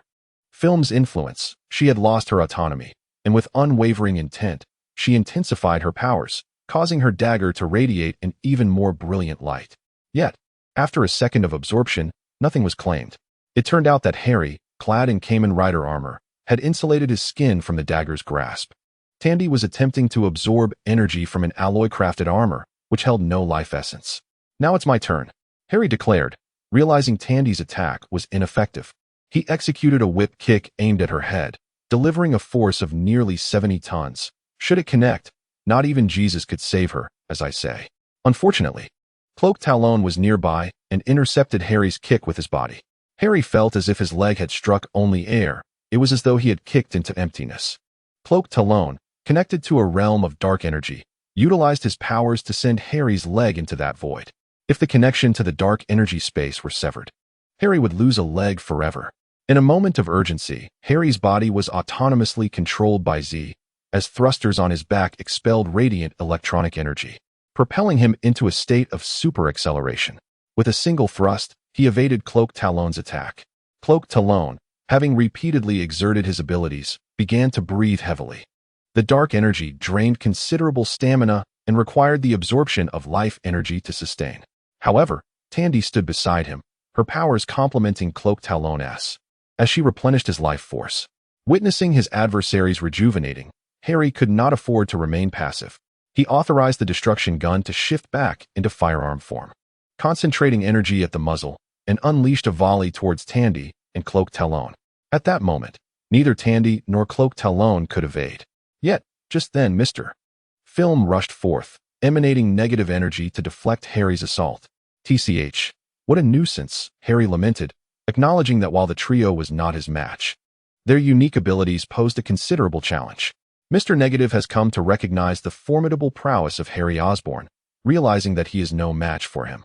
Abandoning his previous arrogance, he is allied with Cloak and Dagger, preparing to launch a simultaneous assault on Harry. Masked Rider, Mr. Osborn, a youthful voice echoed from above. Gwen Venom descended from the sky, having mastered the web shooters from her boyfriend, Spider-Man Peter. Utilizing her venom abilities, she propelled herself through the air with tendrils of black substance, gracefully swinging between skyscrapers. The battle occurring here had persisted for quite some time and was undeniably captivating. From a distance, Gwen noticed the unusual commotion and hurried over, only to find her boss, Harry Osborn, transformed into a masked hero, engaged in combat. What a surreal experience it must be to encounter one's employer in such a heroic guise. As Harry focused his gaze, he exclaimed, Ah, Gwen. What was this situation? Was there such a character in Marvel? Harry had not read every comic, so it was unsurprising that he had never seen Gwen Venom before. Thankfully, he did not recognize her. Gwen, witnessing Harry's astonishment, recalled that in her Venom form, her face was concealed, and Harry Osborn would undoubtedly not recognize her. Thank goodness for that. Gwen Stacy was among the few who had not yet severed ties with Oscorp, her kind nature making her feel uneasy about accepting that paycheck. It seemed she had not arrived too late after all. At that moment, Daredevil also arrived on the scene, albeit slower than Gwen. Matt Murdock sensed the presence of everyone around him. On one side stood the masked hero Harry Osborn, while on the other were Mr. Negative, Cloak, and Dagger. Chapter 47. The Battle Begins. Cloak and Dagger? Daredevil recognized these two street-level superheroes. Through his heightened senses, he could feel the light and darkness pulsating within Cloak and Dagger. As fellow street heroes, they had crossed paths before, yet it was perplexing to find righteous champions allied with villains. They were under Mr. Negative's control. Noticing Daredevil's confusion, Harry explained, "Daredevil, Venom, I require your assistance." With superheroes arriving to lend support, there was no need for him to confront three adversaries alone. Upon hearing Harry's explanation, Matt understood the current predicament. Aiding Harry in vanquishing Mr. Negative and rescuing Cloak and Dagger was of utmost importance. Gwen Venom naturally concurred with her boss, Harry Osborn, sensing that the monochromatic figure before them was far from benevolent. Although Mr. Negative had just been outmatched by Harry Osborn, he was no coward. Regardless of the number of foes, he remained confident in his ability to turn the tide. Eliminate them all. Mr. Negative commanded Cloak and Dagger. Cloak, Tyrone, was the first to strike, unleashing a wave of dark energy that enveloped Harry and his companions. Should one find themselves ensnared within, they shall be drained of their life energy by the malevolent energy field. Beware. Daredevil Matt possesses an exceptionally potent sense, reacting instantaneously with his weapon in hand, wrapping around a nearby lamppost to propel himself forward while simultaneously alerting his comrades. Upon hearing Daredevil's warning, Venom Gwen executed a super leap, distancing herself from the perilous vicinity. Harry, too, was not foolish enough to remain stationary and endure an assault. His back-mounted thrusters erupted with radiant electronic energy, propelling him into a state of super acceleration. The authorized destroyer in his grasp transformed into an axe shape, cleaving towards Mr. Negative.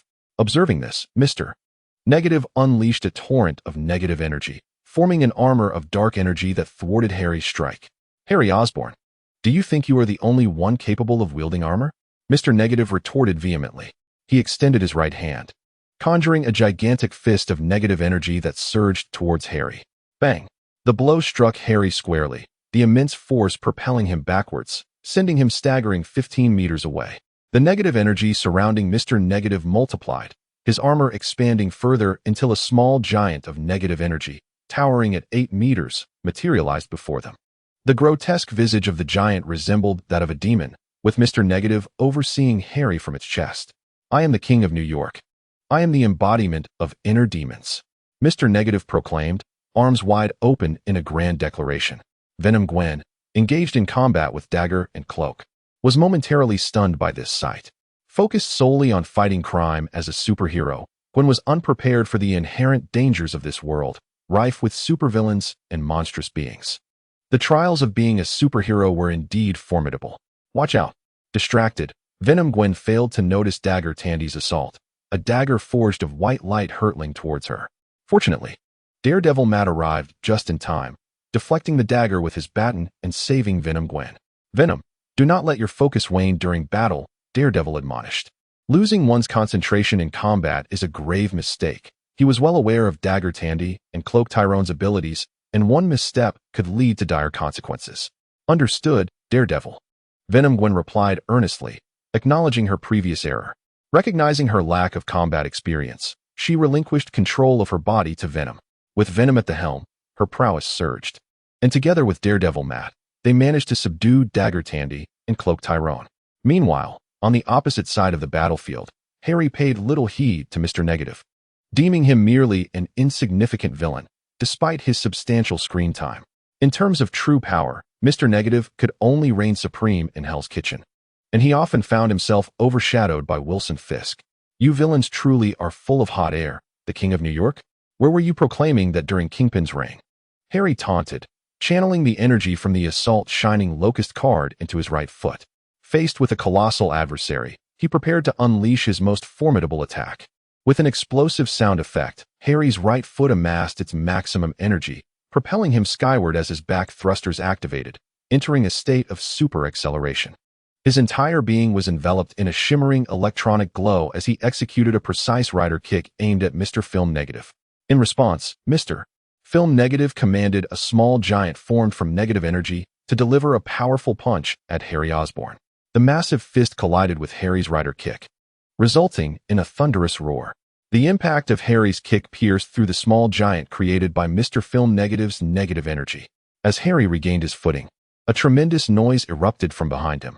A flying kick, imbued with over 100 tons of force, struck from behind, causing the small giant to explode. As the smoke cleared, Mr. Film Negative tumbled to the ground, having reverted from his negative energy state back to his normal form. Struggling to rise, he was battered and bloodied, grateful that the giant form had shielded him from most of the onslaught. Otherwise, he would surely be dead. Who am I? How did I end up here? Mr. Film Negative gazed around in bewilderment, as if his memories had vanished. Martin, enough with the charade. You won't live to see another day, Harry retorted, indifferent to whether Mr. Film Negative had truly lost his memory. He sought only the demise of his foe. Could a criminal be forgiven simply for losing their recollection? Did their sins simply vanish? No, I don't want to die. Please, spare me. Mr. Film Negative begged incessantly. Yet Harry dismissed his pleas, charging forward with the authoritative destroyer, an axe poised to strike. No. Daredevil Matt witnessed this dire situation. Unwilling to stand idly by as another life was extinguished, he abandoned his own opponent and rushed toward Harry. Venom Gwen, too, with her kind heart, could not bear to see another perish and sprinted to intercept Harry's onslaught. Unfortunately, they were still a distance away, and despite their swiftness, time was not on their side. Just as Harry was about to cleave Mr. Film Negative's head, a figure clad in red and blue descended from the heavens, gripping the axe handle to halt the impending blow. Your friendly neighborhood Spider-Man has arrived, Peter Parker exclaimed with a playful tone. Hey Harry, it's been a few days, and you still radiate such murderous intent. It's been a few days, and you're still meddling in others' affairs, Harry replied tersely, sheathing the authoritative destroyer. The amiable Spider-Man was known for his kindness to all, though his heart was not fully extended toward Harry Osborn. Peter. At that moment, Venom Gwen flew in, closely followed by Daredevil Matt. What is that sound? Spider-Man Peter turned his head, captivated by the alluring figure and the familiar voice. As a bold thought emerged in his mind. Gwen. Spider-Man Peter gazed in disbelief at the figure before him, who was none other than Venom Gwen, her head revealing her true visage. How did you become like this? It's a long story, she replied, just as the two were about to embrace in a tender moment. The malevolent Mr. Negative seized the opportunity, unleashing a surge of bizarre negative energy that rippled through the crowd. At the forefront, Spider-Man Peter, Venom Gwen, and Daredevil Matt were all caught in its grasp. Only Harry, equipped with the passive alert system of the Z, managed to evade the onslaught by activating his Kamen Rider armor. Ha ha! Mr. Negative cackled maniacally as he transformed from an ordinary man back into his form cloaked in negative energy. Despite suffering severe injuries, the enhancements granted by the negative energy allowed him to move with a semblance of agility. Most critically, Mr. Negative employed his powers to ambush the superheroes, turning the three champions of justice into formidable villains. The eyes of Spider-Man Peter, Venom Gwen, and Daredevil Matt glowed with the essence of negative energy, rendering them unable to control their own actions. Their sole focus now rested on the enemy before them, Harry Osborn. At that moment, Cloak and Dagger arrived on the scene, surrounding Harry along with Mr. Negative and the 5 superheroes. Chapter 48. The Defeat of Dagger and Cloak. Harry Osborn. I concede that you are formidable. However, your greatest flaw, like that of all superheroes, is your excessive compassion. Now, will you fight alongside your friends? Mr. Negative and the 5 superheroes encircled Harry. Enough of this chatter, Harry said, casting a disdainful glance at the surrounding heroes. He harbored a deep-seated aversion toward them. Had it not been for their interference, he would have already severed Mr. Negative's head. Their reluctance to eliminate villains and their tendency to prevent others from acting while flaunting their relationships on the battlefield. Did they not fear exposing their true identities to their adversaries? The naivety of these young superheroes was astonishing. Even Captain America was known for not holding back in combat during the war against the Nazis. He had taken down more foes than anyone else. "Do you believe you have already secured victory?" Harry declared, wielding the authorization destroyer and the briefcase sword in his right hand. A brilliant blue light emanated from his chest as 6 shimmering crystals were summoned anew. Subsequently, Harry prepared to take on 6 adversaries simultaneously, ready to transcend his limits. Charge. Mr. Negative issued the command to attack. The swift Spider-Man Peter and Venom Gwen were the first to rush forward. Ignoring the pair, Harry activated his super speed, deftly dodging their assault. Then deflected daggers strike with his weapons, swiftly closing in on Daredevil Matt. Targeting the weakest link among them, Matt proved to be the easiest to handle. With a powerful clash of his weapons, Harry generated an immense cacophony. Daredevil, Matt, possesses extraordinary hearing, yet this very gift is also his Achilles heel. The cacophony around him detonates in his ears like a bomb, rendering him momentarily incapable of discerning his surroundings. Seizing the opportunity, Harry does not hold back, delivering a powerful kick to Matt's abdomen. The immense force propels Daredevil across the space, crashing him into a nearby dumpster. This was not intentional on Harry's part. He had not aimed to direct the impact, yet fate led to Matt being unceremoniously cast into the refuse. Fortunately, this outcome spared Matt from a potentially fatal blow. At that moment, Harry had no time for contemplation. As he sent Matt flying, the dark energy of Cloak Tyrone surged forth, forming a black hole intent on engulfing Harry. In a desperate bid, Harry activated his super speed, leaping to evade the impending attack. In that instant, Spider-Man Peter and Venom Gwen descended from above, ready to engage. Rather than feeling alarmed, Harry welcomed the challenge, seizing the chance to confront Spider-Man. With a radiant crystal, Harry unleashed a powerful blast, sending Venom Gwen careening away. He then closed in on Peter, swinging his axe towards the hero's arm. If this strike connected, it would grant Harry access to Peter's blood. However, Peter, ever the vigilant Spider-Man, sensed the danger and deftly maneuvered in midair, executing a roll that deflected Harry's axe with a kick. Yet, Harry wielded another weapon. His briefcase sword was poised to strike, aimed directly at Peter. Just as victory seemed within reach, a flash of white light appeared. Dagger Tandy rushed in, hurling a dagger crafted from pure white energy towards Harry. While this blow did not inflict harm, it disrupted Harry's rhythm of attack. Recognizing the urgency of the situation, Harry resolved to eliminate the nurse shooter first. Otherwise, Cloak Tyrone would continue to teleport, and Dagger Tandy would restore Tyrone's vitality while incessantly launching daggers to impede his assault. A most irksome predicament. With this in mind, Harry blasted Spider-Man Peter away, wielding 6 radiant crystals. 3 were dispatched to ensnare Spider-Man, while the remaining 3 targeted the approaching Venom Gwen. Utilizing the computational prowess of Zaya to control the radiant crystals, Harry focused on dismantling Dagger and Cloak. Below, Mr. Film, protected by the remaining minions, watched in awe. He had not anticipated Harry's ferocity. He had swiftly dispatched Daredevil and now held the upper hand against 4 superheroes. Could he truly vanquish such formidable foes? Doubt began to creep into Mr. Film's mind. Yet, he feared that if he distanced himself, the controlled superheroes would regain their senses. If Harry pursued him then, his demise would be inevitable. All he could do was pray that the 4 superheroes would prevail against Harry Osborn, the Masked Knight. He is now hesitant to engage in battle. Though he has regained a modicum of his combat prowess after his injuries, he remains vastly inferior to his former self. Should he rashly advance, it is likely that Helios could fell him with a single blow of his axe. On the battlefield, Helios switched the form of the authoritative destroyer to that of a firearm, its muzzle gathering concentrated energy as it unleashed a barrage upon Dagger Tandy. After such an extended confrontation, he had thoroughly discerned the capabilities of both the dagger and the cloak. When Dagger Tandy was under assault, Cloak Talon would invariably harness dark energy to shield her. However, Cloak Talon's powers could not be sustained indefinitely and required Dagger Tandy to replenish his life energy. If he could merely prolong the encounter until Cloak Talon's energy was entirely expended, he could eliminate both adversaries. To expedite his offensive, Helios stowed his briefcase sword into a pocket of another dimension and retrieved his briefcase gun.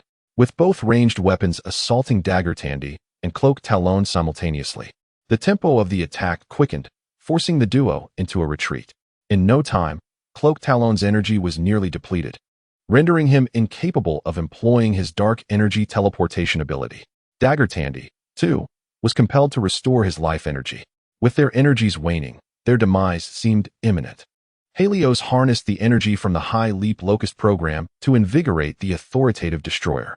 At the sound of a decisive click, he pulled the trigger, unleashing a fluorescent yellow locust-shaped destructive projectile towards Dagger Tandy and Cloak Talon. In that moment, they had no means to evade. A tremendous explosion of energy erupted between them.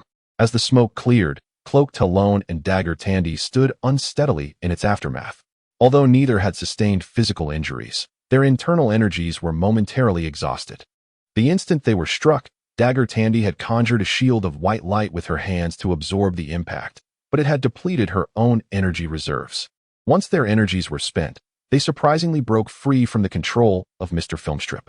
"Wait, we need to restore," Dagger Tandy began to explain to Helios. But he paid her no heed. First, he withdrew the briefcase sword from his dimensional pocket and hurled it with great force towards Cloak Talon, piercing deep into his abdomen. He then charged forward, wielding the authoritative destroyer to cleave down upon Dagger Tandy's head. At that critical juncture, a short staff flew in, deflecting Helios's strike. The blade, having been deflected, only managed to sever Dagger Tandy's arm, blood gushing forth as she collapsed to her knees in agony. "Mr. Osborn, they have regained their senses. There is no need for further violence." Daredevil Matt limped forward, severely injured yet lucid, having broken the hold of Mr. Filmstrip. "I implore you, Mr. Osborn." Daredevil Matt earnestly pleaded with Helios, aware that he could not halt his relentless assault. Yet, before the control of Cloak and Dagger, they were two remarkably righteous superheroes, and he could not bear to witness their demise. "Very well, I shall grant you this favor. Should there be a next time, I shall show no mercy." Harry spoke in a low voice. Having uttered this, he paid no further heed to the three superheroes, as they were inconsequential. Their presence was neither crucial nor necessary. He was not one to take pleasure in slaughter. Killing was merely a means to an end, not a source of enjoyment. There were far more pressing matters at hand. Namely, acquiring the blood of Spider-Man, Peter Parker. Chapter 49. Acquiring the blood. Harry approached Spider-Man Peter and Venom Gwen. He summoned 6 radiant crystals that circled around him as he levitated, wielding the authorized destroyer. The controlled Spider-Man Peter and Venom Gwen charged towards Harry. Harry, without wasting words, resorted to his tried-and-true strategy, launching an explosive attack that sent Venom Gwen reeling. He then swung his axe towards Spider-Man Peter, who nimbly evaded the strike. In retaliation, Spider-Man Peter lunged forward, delivering a punch aimed at Harry's face, but it was completely thwarted by 3 radiant crystals. As Spider-Man Peter attacked, Harry did not hold back either. He delivered a kick to Peter's midsection. Unfortunately for him, Peter's spider sense activated, and he leaped behind Harry in an instant, launching a kick towards Harry's back. Yet, Harry was prepared, and the 3 radiant crystals unleashed a barrage of energy projectiles that sent Spider-Man Peter flying. To be honest, this Spider-Man was indeed tough and resilient, exhibiting remarkable defensive capabilities. Despite being bombarded multiple times, his attire was merely tattered, and his body sustained minimal injury. This universe seemed excessively favorable towards Spider-Man, Harry thought with exasperation. Just then, Venom Gwen, previously blasted away, returned to the fray, joining the battle. Venom Gwen's strength now hovered around 25 tons, yet she was significantly easier to contend with than Spider-Man Peter. Harry stowed the authorized destroyer and unleashed a flurry of punches upon Venom Gwen, who was unable to retaliate. Just as he seized the opportunity to deliver a decisive kick to incapacitate her, Spider-Man Peter soared into the fray as well. The two controlled superheroes combined their efforts, and their combat prowess surpassed that of Cloak and Dagger by a considerable margin. Harry found himself at a disadvantage, unable to subdue them quickly. As the 3 engaged in fierce combat, Mr. Negative stealthily approached. He understood that if he did not act now, once Harry Osborn dealt with those 2, he would be next. Thus, he had to make his move. Earlier, during the 5-on-1 confrontation, he had refrained from intervening due to his recovery time. Now, having regained his strength and stamina during his brief respite, he was more than ready for combat. Seizing the opportunity, he struck. Mr. Negative harnessed negative energy, leaping high into the air and lunged at Harry with his blade drawn. At this moment, Harry found himself ensnared by Venom Gwen, but Spider-Man Peter swiftly launched his webbing to ensnare Harry. This was precisely the opportunity Mr. Negative had been seeking. His sword, imbued with negative energy, lunged towards Harry's head. Should this strike connect, it could very well inflict harm upon Harry. However, Harry had anticipated such an attack. The artificial intelligence, Zaya, had already scanned Mr. Negative's movements. Harry's entrapment by Spider-Man Peter was intentional, designed to lure Mr. Negative into making a move. As Mr. Negative stealthily approached, Harry devised this plan. Suddenly, thrusters on Harry's back expelled a surge of dazzling electronic energy as he entered a state of super acceleration. He deftly evaded Mr. Negative's attack, using 6 radiant crystals to sever the webbing that bound him. With his hands freed, Harry rapidly pursued Mr. Negative, wielding the authorized destroyer in its axe form, and delivered a fatal blow to Mr. Negative's head. Thus, the source of all Harry's troubles met his demise. What transpired next? The ensnared Spider-Man Peter and Venom Gwen regained their senses. Yet, Harry had no intention of sparing the two. He seized the moment while they were still recollecting their controlled memories. Once again, Harry entered a state of super acceleration, raising the destroyer axe towards Venom Gwen. Lacking spider sense, Gwen found herself unable to dodge swiftly enough, momentarily frozen in place. Fortunately, the symbiote reacted in time, morphing into a shield to protect Gwen. Uncertain whether Gwen could withstand the attack, Peter was resolute in preventing Harry from harming her. No, Harry. In that instant, Spider-Man Peter entered a state of heightened awareness, his physical abilities multiplying exponentially, and he surged forward to intercept Harry's strike, kicking the destroyer axe from Harry's grasp. Harry had anticipated this, and the 6 radiant crystals he had prepared surged forth to assault Venom Gwen. Peter was compelled to turn and block the incoming crystals. Seizing the moment, Harry drew forth a briefcase sword and struck Peter's back, blood spraying forth. Prepared for this, Harry retrieved a test tube from his interdimensional pocket, entering super acceleration to swiftly collect a portion of Spider-Man Peter's blood. Though most of it fell to the ground, a small vial was secured, sufficient for his needs. Peter. Venom Gwen finally reacted, positioning herself protectively in front of Peter and adopting a combat stance, vigilant against Harry. Don't look at me. I thought you both were still under control. Harry shrugged nonchalantly. What can I say? You two were the ones who were controlled. You found yourself at a loss for words in the presence of Gwen, who, along with Peter, had indeed brought shame upon themselves by being subdued in battle against a villain. Harry, I have conducted an investigation. The spider serum remains unstable, and relying solely on my blood for the injection poses an excessive risk. Although Peter has sustained injuries, his healing abilities are commendable, and at this moment, he is not in grave danger. He understands Harry's motivations, but cannot bring himself to provide his blood. The example of Dr. Connors looms large. The side effects of this genetically modified animal serum are substantial, necessitating extensive research and experimentation. He has been preparing for this over the past few days, unwilling to watch Harry transform into a monster. He believes there will eventually be alternative solutions for Harry's illness, ones that do not involve such perilous risks. Peter, do you think superheroes are devoid of intellect? Who says your blood serves solely the purpose of transforming into serum through injection? You overestimate yourself, Harry scoffed. The genetically modified spider rightfully belongs to the Osborn group, hence, to me. With that, Harry disregarded Peter's potential reaction and turned to leave, having acquired what he desired.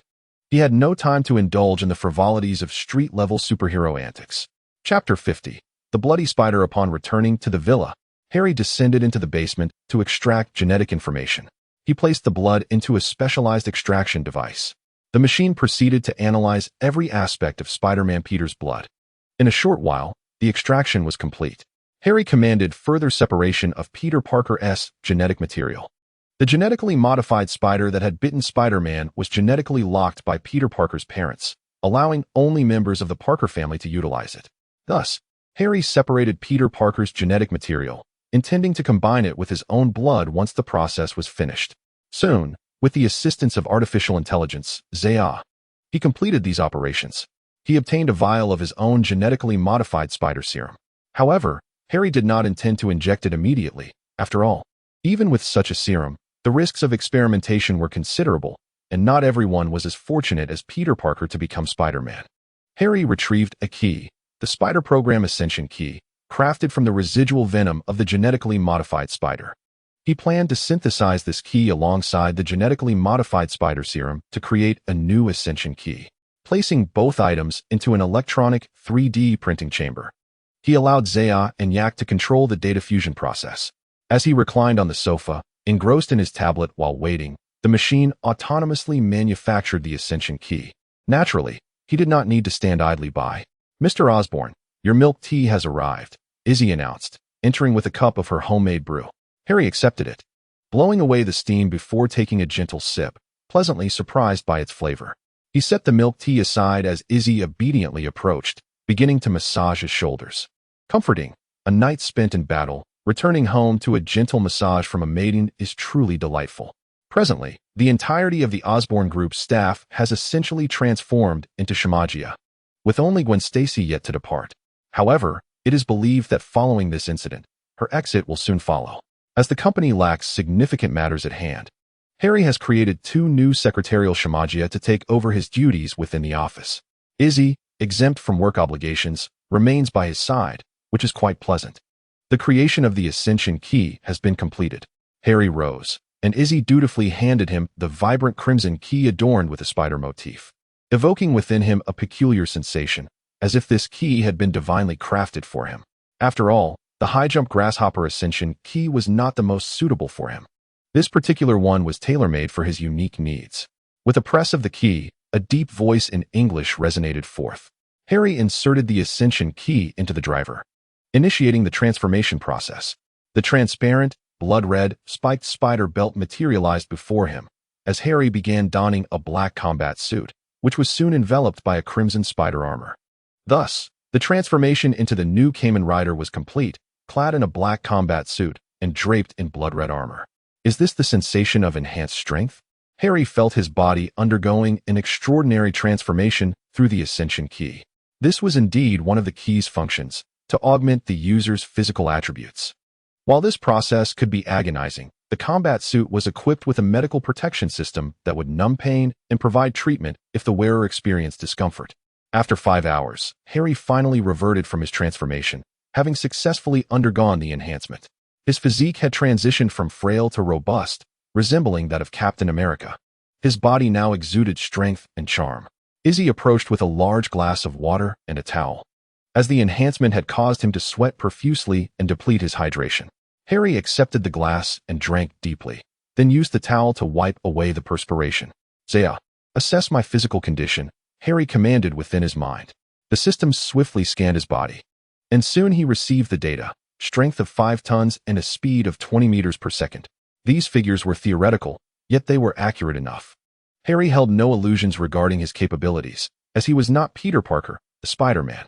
This enhancement closely mirrored the foundational statistics of Captain America, albeit only reflecting the minimum potential of Steve Rogers.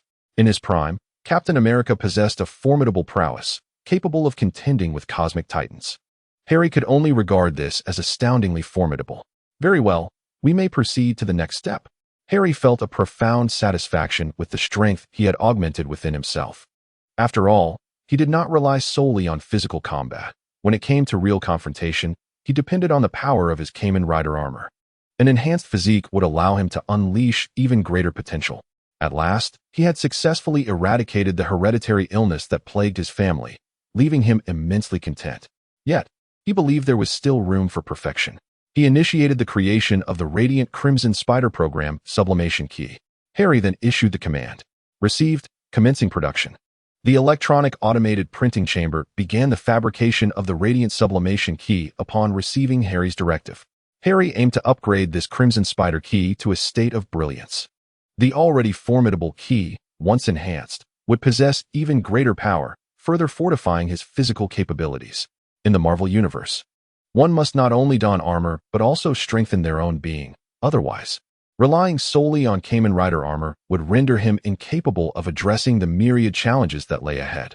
Personal enhancement was essential, lest he find himself unable to wield many treasures scattered throughout the cosmos. An example being Iron Man, who, despite acquiring 6 Infinity Stones, was ultimately rendered powerless, leading to a catastrophic end alongside Thanos' army. Within a clandestine experimental base on the outskirts of New York, the gentleman Gustav stood alongside Dr. Mouseman, with the psychic girl positioned behind them. "Doctor, is it still possible to cultivate genetically modified experimental animals?" Gustav inquired softly. Mr. Fields, it's quite challenging.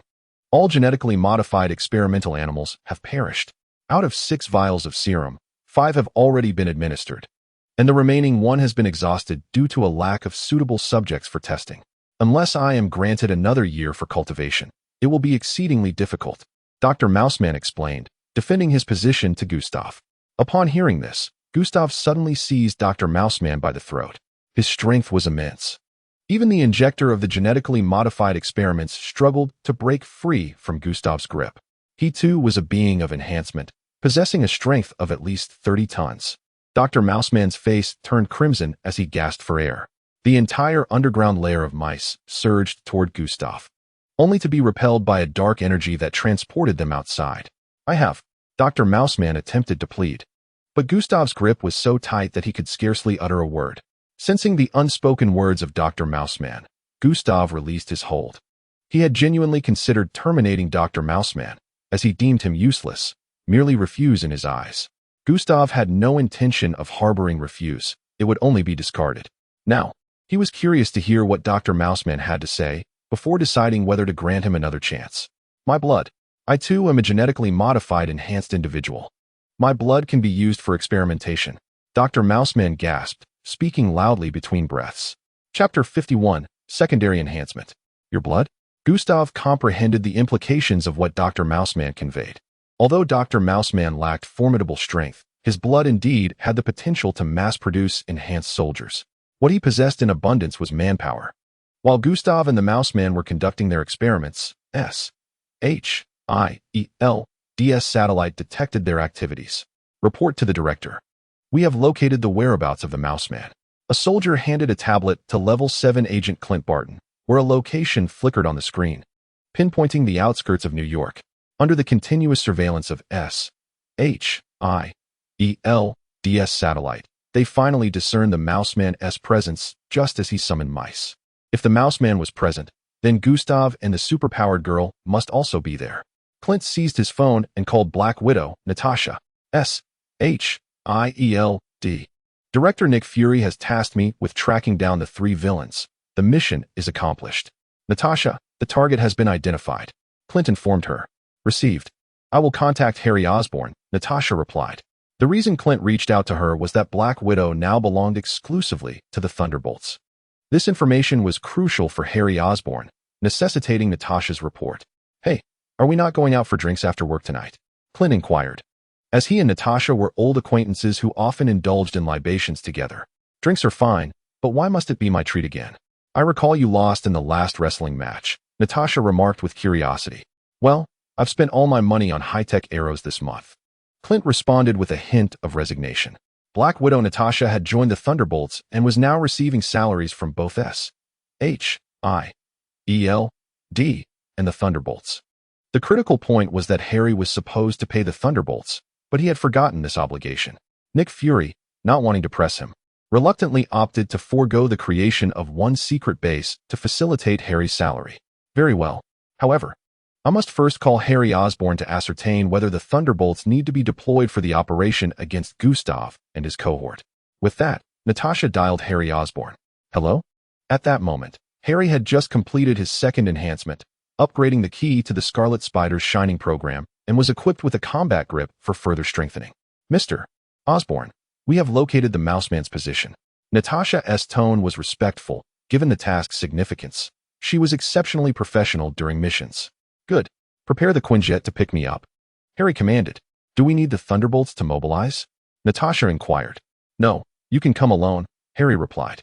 The current strength of the Thunderbolts was somewhat outdated. With his considerable enhancements, he found himself temporarily self-sufficient, though the Quinjet offered greater convenience for travel. Despite his own ability to fly, the speed and comfort of the Quinjet far surpassed his own capabilities. Moreover, the Quinjet possesses optical cloaking capabilities, preventing the superpowered girl from noticing any discrepancies and subsequently fleeing. Understood, sir. After Natasha ended the call, she sent a text message to Hawkeye and prepared to pilot the Quinjet. It seemed that an evening of revelry was no longer in the cards. At the Osborn estate, Harry was acclimating to his newly enhanced physique through a series of punches. His body was extraordinarily powerful, matching Spider-Man's capabilities according to the data. with a force of 25 tons and the ability to foresee danger through a spider's sense. He was nearly a second Spider-Man, save for his inability to scale walls. This was still in a state untransformed into Kamen Rider. His physical prowess alone was formidable.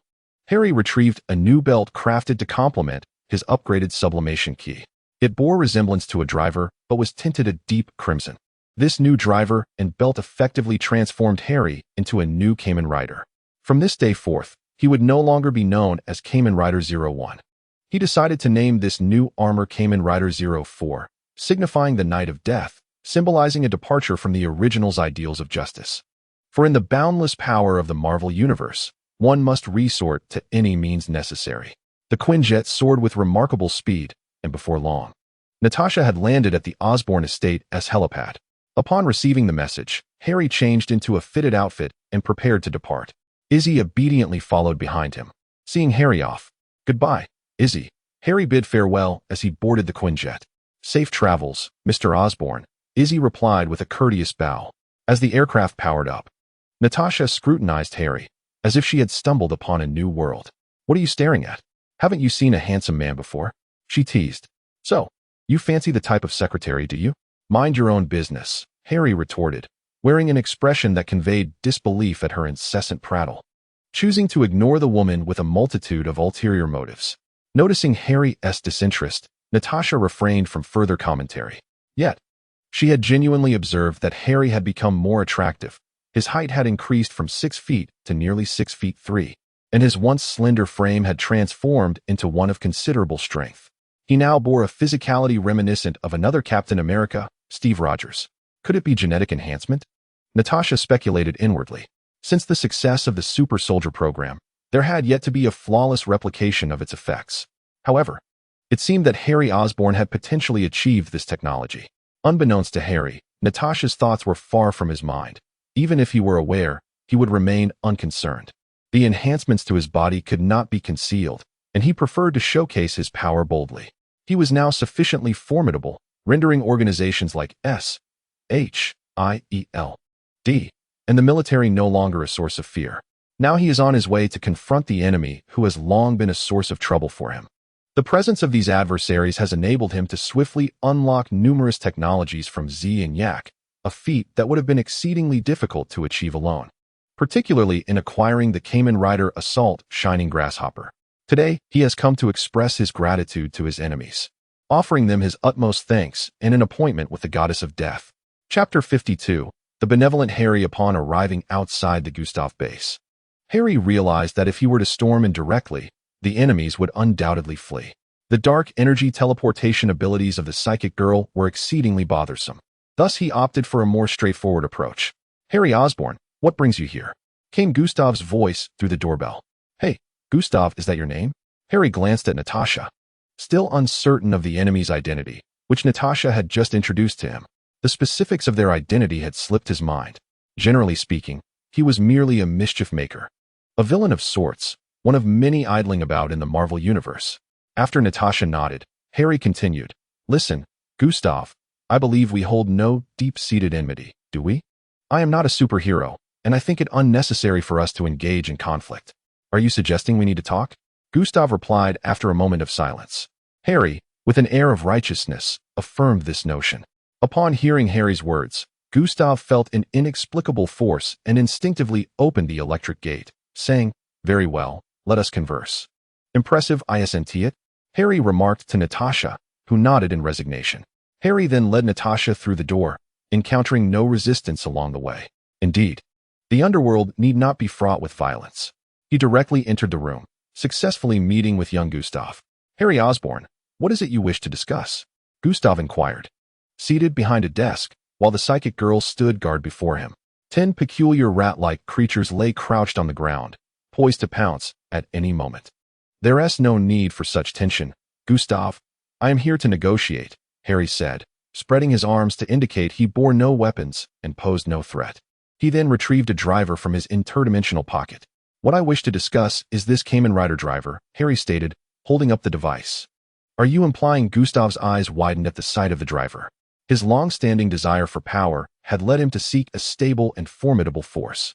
Harry's Kamen Rider driver was one of the items he yearned to possess, alongside Spider-Man's serum, as Peter Parker's enhancements were remarkably stable, epitomizing the pinnacle of serum augmentation. I propose a trade.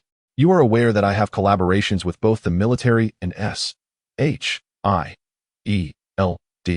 This esteemed agent, Natasha, is my partner in the Kamen Rider initiative with SHIELD, Harry earnestly declared. What do you desire in return? Gustav felt a stir of emotions, and indeed, the words spoken by the other party held merit. Harry had never shunned collaboration with other factions, not even in matters concerning the Kamen Rider technology. He had even heard rumors that the military was beginning to select suitable candidates for transformation. Money, of course, was the crux of the matter.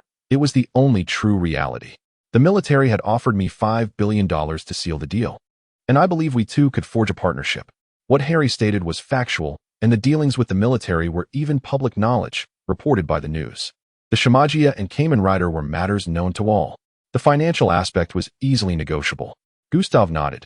He was never lacking in wealth. I can offer you 3 times what the military did, $150 billion. This sum not only buys the Kamen Rider technology, but also serves as my personal compensation to you.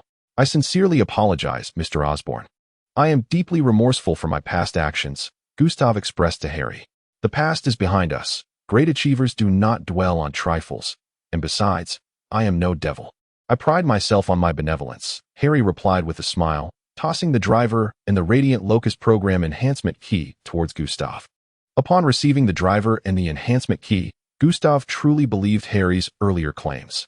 He sensed the immense energy contained within the enhancement key. It was undeniably authentic. Subsequently, Harry instructed Natasha to discuss the collaboration details with Gustav and made a phone call to a Swiss bank for the transfer. Such a substantial transfer usually involves considerable hassle. Yet neither Harry nor Gustav were ordinary individuals. They bypassed conventional procedures and completed the transfer via video call. Once the transaction was finalized, Harry approached Gustav, extending his hand for a handshake. However, Gustav remained somewhat guarded and refrained from reciprocating, allowing a superpowered girl to substitute for him. Haha, no worries, I completely understand. Harry chuckled as they shook hands. Yet, in that fleeting moment of contact, Harry's demeanor shifted dramatically. His previously jovial expression turned icy. The superpowered girl was taken aback, sensing the shift in atmosphere, and her dark energy surged as she attempted to teleport away. But now that Harry had closed the distance, he would not let her escape. With his enhanced physique, he exerted a powerful grip, pulling her from the dark energy portal.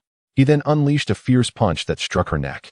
Although the superpowered girl possessed commendable physical prowess, compared to a being like Harry, whose strength was akin to 25 tons, she resembled an infant with no capacity to resist. With a single, forceful blow, he shattered her cervical vertebrae. Yet, he was not finished. He believed in delivering a final blow to such a superpowered entity. With all his might, he executed a right roundhouse kick to her head, propelling her away, where she crashed heavily against the steel wall of the base. The impact embedded the superpowered girl into the wall, extinguishing her breath. She could rise no more. What are you staring at? After a series of fluid and seamless moves, Gustav and Natasha gazed in astonishment at Harry. Even the Black Widow, Natasha, had not anticipated that Harry would suddenly strike with such ferocity, dispatching his opponent without even transforming into a Kamen Rider. Did you not just claim to possess a kind heart? Natasha quipped. Indeed, I am benevolent, but I cannot bear to witness your suffering any longer, so I have come to deliver you to your fate, Harry declared as he advanced toward Gustav. Harry Osborn, you despicable human, Gustav bellowed in rage. How could you betray me so? Do not forget that your Kamen Rider driver is in my possession, he shouted, brandishing Harry's belt driver. Huh, who said there was only one belt? Harry retorted, producing a blood-red 04 driver and fastening it around his waist. He then retrieved a Crimson Assault Shining Program key and initiated his transformation. Harry's form began to don a sleek black combat suit, crafted using Z technology, special fibers, and a unique alloy infused with vibranium, courtesy of the Punisher. The exterior was enveloped in a blend of blood red and blue, adorned with scarlet spider biological armor, forged from the technology provided by Yark, utilizing special alloys and adamantium, sourced from Thor's hammer. The chest was equipped with a dazzling attack system. Kamen Rider 04 was activated. Punching power, 100 tons kicking power, 180 tons speed. 100 meters in 15 seconds. Chapter 53. The Gentleman Killer. As the transformation concluded, Harry felt an unprecedented surge of strength. His overall statistics had skyrocketed beyond previous limits. Charge. Attack. Gustav hissed, taken aback by Harry's utter lack of honor and martial integrity, a stark contrast to his father, Norman Osborn. At Gustav's command, the rat-like humanoid monsters, previously lying in wait, lunged at Harry. These abominations had been cultivated using the blood of Dr. Ratman, combined with a reverse serum, injected into the bodies of Gustav's loyal guards. Each creature possessed an astonishing strength of 10 tons, rendering them formidable foes. However, to Harry, who had been enhanced to a staggering 100 tons of power, these monsters resembled nothing more than infants. With remarkable speed, Harry closed in on Gustav, delivering powerful punches and kicks with each step. The rat creatures stood no chance against Harry, unable to even impede his advance. Within a mere 10 seconds, he had eliminated all the rat-like monstrosities and stood before Gustav. For the first time, Gustav felt a flicker of fear as he gazed upon the ruthless Harry. In the face of such overwhelming power, the supervillain who had wreaked havoc for nearly a century now appeared as ordinary as the defenseless civilians he had slaughtered. A lofty executioner, when confronted by a foe of greater strength, might exhibit a performance surpassing that of an ordinary individual.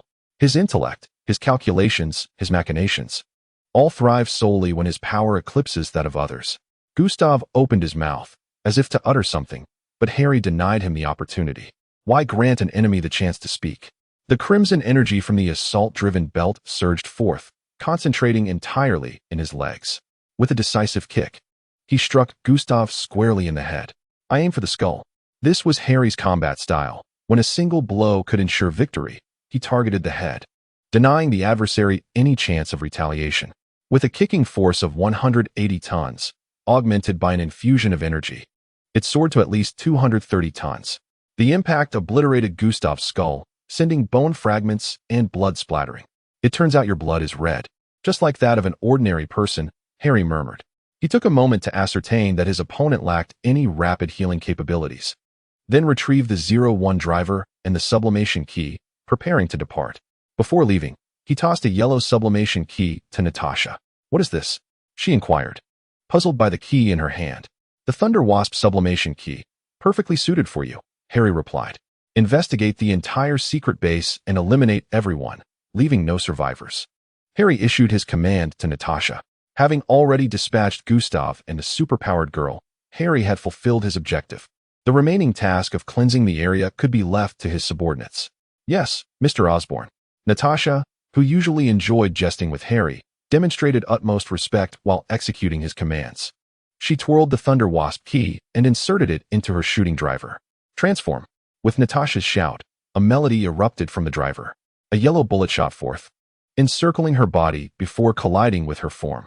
Accompanied by a voice announcing in English, Natasha completed her transformation, donning a pristine white combat suit adorned with the yellow armor of the Thunder Wasp.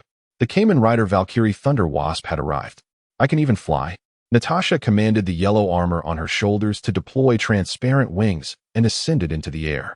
After witnessing Natasha's transformation, Harry promptly exited and boarded a Quinjet, contemplating his next course of action. The metallic cluster spider could now be included in the plan. Following numerous battles and the uploading of edited videos online, Harry had once again ignited a significant firestorm of attention. Both his esteemed and notorious reputations flourished. In New York, many revered his formidable power, while others feared it, believing that the current calamity in the city stemmed from his actions. A multitude praised him, yet an equally large faction began to resist and protest against him. However, regardless of their actions, it is fortuitous for him, as the values of both benevolence and malevolence are rapidly escalating. The technology surrounding the metallic cluster is on the verge of activation, merely a step away from fruition. It appears that expediting this process is necessary, yet it does not require my direct intervention. The now emboldened Harry no longer needs to personally contend with insignificant adversaries. He can easily delegate the task to his subordinates. With this in mind, Harry reached out to Grant Ward, instructing him to lead a team, with the assistance of the Death's Embrace, to deploy the 5 Masked Riders and the Thunder Agent Squad. Their objective is to eradicate all underground dark forces within Hell's Kitchen. Harry intends to uproot them entirely. While the more arduous tasks are left to his subordinates, Harry reclined on the Quinjet, engrossed in a game on his tablet, indulging in his online gaming addiction. Upon receiving Harry's orders, Grant Ward piloted the Quinjet, first picking up Death's Embrace before proceeding to Hell's Kitchen. Utilizing S.H.I.E.L.D. satellite positioning, Grant and his team arrived at the territory of the arch-villain, Tombstone. The Quinjet hovered in the sky.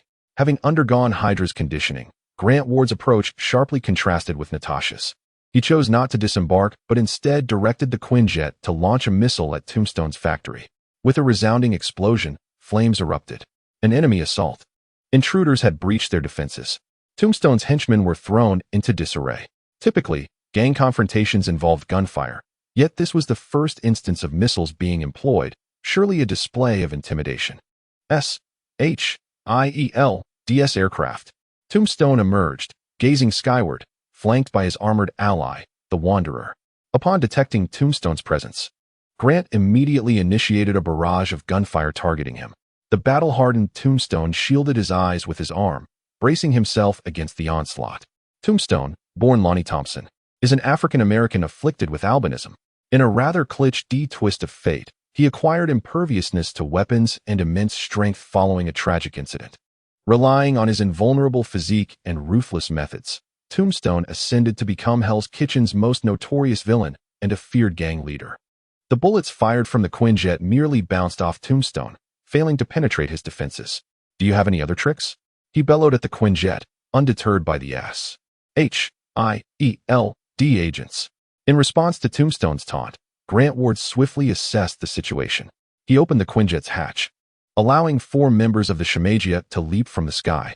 "Transform," they commanded as they descended, the 5 masked riders surrounding Tombstone and the Wanderer. Chapter 54, The Fall of Hell's Kitchen. 5 masked riders. Am I truly that significant? Tombstone spat in disdain. Even his former boss, Wilson Fisk, had never endured such a collective assault. He never anticipated being encircled by masked riders. "Where is Harry Osborn? I need to speak with him." The gravestone addressed the 5 masked riders. Understanding that he could not overcome the gravestone, he contemplated surrendering to Harry, a figure of significant stature who would likely require such a formidable enforcer. Little did he know, if Harry were present, his demise would be swifter. "By the order of Mr. Osborn, you are to perish," Grant Ward declared as he brandished his shooting driver, unleashing energy bullets towards the gravestone. The energy projectiles collided with the gravestone's seemingly impervious body, sparking brilliantly. How painful! Though the gravestone was resistant to weapons, Grant's bullets targeted its vulnerable joints, causing it considerable distress. The Wraith, realizing he was surrounded, leaped into the air, hoping to escape the dire situation with his impressive armor-enhanced agility. Had he known the newcomers were masked riders, he would have fled long ago, unwilling to meet his end alongside the gravestone. The nearby riders, however, had already anticipated his move and leapt into action as well. Soaring through the air, with superior mobility, the swift rider collided with the Wraith, bringing him crashing down. Following suit, Kamen Rider May extended his left arm's retractable unit, launching a chain-tipped spike that pierced the Wraith. The venom contained within quickly incapacitated him. Despite his armor, he was merely an ordinary man. Unable to resist the paralysis, the Wraith was swiftly dispatched by Kamen Rider Wong, who struck him down with a single claw. The formidable Wraith was vanquished. In a mere minute, the 3 masked riders had collaborated to eliminate the Wraith. Incredible! The gravestone gasped in astonishment, taken aback by the rapid demise of his reliable aide. The 5 masked riders regrouped to encircle the gravestone once more. As the commanding Grant Ward initiated the offensive, the 5 riders unleashed their ultimate techniques, channeling the energy of the Ascension Keys into their legs. "Wait, hold on," the gravestone exclaimed, eyes wide with terror. Yet before he could complete his plea, the 5 riders landed powerful kicks upon him. Boom! The sound of the explosion resonated as the gravestone was obliterated by the energy of their strikes, leaving no trace behind. The formidable gravestone could rise no more. Regrettably, the gravestone's minions had fled without a trace. These gangsters harbored no loyalty. Upon encountering the fearsome Thunder Agent squad, they had fled without so much as a backward glance. It seemed the night was far from over, precisely as Grant Ward desired. With a penchant for destruction, he reveled in the thrill of the hunt. leading the annihilation of gang forces in Hell's Kitchen alongside the Swift Riders. Harry, aboard the Quinjet, sensed the rising emotional metrics of Yaku and Z. Notably, Yaku's malevolence surged the highest, as the battle against the gang forces inevitably wrought widespread chaos. Ding ding ding. Nick Fury called Harry. Harry Osborn. It is time to put an end to this war. Too many lives have been lost in Hell's Kitchen. As soon as the call connected, Nick Fury's voice, laced with anger, resonated. I recall you promised me Hell's Kitchen would be mine, Harry retorted indifferently. I was referring to handing Wilson Fisk over to you. What does that have to do with Hell's Kitchen? Nick Fury exclaimed, striking the table with force. The news of Harry Osborn directing the Thunderbolts to wreak havoc in Hell's Kitchen had spread throughout New York, with helicopters from major news networks flocking to the scene. The Thunderbolts were established at Nick Fury's behest, and now the World Security Council was holding SHIELD accountable. If Harry Osborn continued his reckless behavior, SHIELD would inevitably be implicated. Ha ha ha ha. Harry laughed heartily upon hearing Nick Fury's words. What is so amusing, Harry? This matter is exceedingly serious. Nick Fury stated solemnly. What? If Wilson Fisk can reign as the king of Hell's Kitchen, why can't I? Harry countered. It's not the same, Nick Fury replied, but was interrupted by Harry. How is it not the same? How many crimes did Fisk commit while in power? How many parents lost their children? How many children were left parentless? At that time, SHIELD did nothing to intervene. Now, merely a few gangsters have perished, and you wish to play the hero? Harry's words left Nick Fury momentarily speechless. His singular focus on global security had indeed caused him to overlook numerous minor crimes. However, I am not a villain. I possess a kind heart. If you provide me with some vibranium and adamantium from SHIELD, I could agree to withdraw, Harry proposed. His malicious intent had already reached a threshold sufficient to activate the metal cluster technology. While he could technically create the key for the metal cluster program's sublimation directly, it would not significantly benefit him at this moment. Thus, he sought to amalgamate substantial amounts of vibranium and adamantium to potentially forge a more refined key for the metal cluster program. Coupled with the sublimation key of the Scarlet Spider program, he aimed to develop a more powerful and personalized key. Consequently, Harry's focus turned to SHIELD, as he did not believe they lacked vibranium and adamantium. Coincidentally, Nick Fury had reached out to him. So what do you think of this deal? Nick Fury grew increasingly silent, grappling with the hesitance of whether to relinquish vibranium and adamantium to Harry. Currently, Harry Osborn was beyond restraint. The Thunderbolts, aside from Black Widow Natasha, were beyond his command. Even Grant Ward no longer heeded his directives, as he was a Hydra operative embedded within Harry's ranks. Grant had thoroughly brainwashed himself and was entirely subservient to Harry's commands, only restoring normalcy upon receiving specific orders from Hydra's leadership. However, Nick Fury remained unaware of this. He believed that Grant had betrayed SHIELD and allied with Harry Osborn. Now, Nick Fury faced a dilemma: to surrender the vibranium and adamantium or to oppose Harry Osborn. The choice was not particularly arduous. Fury had no option but to concede. For SHIELD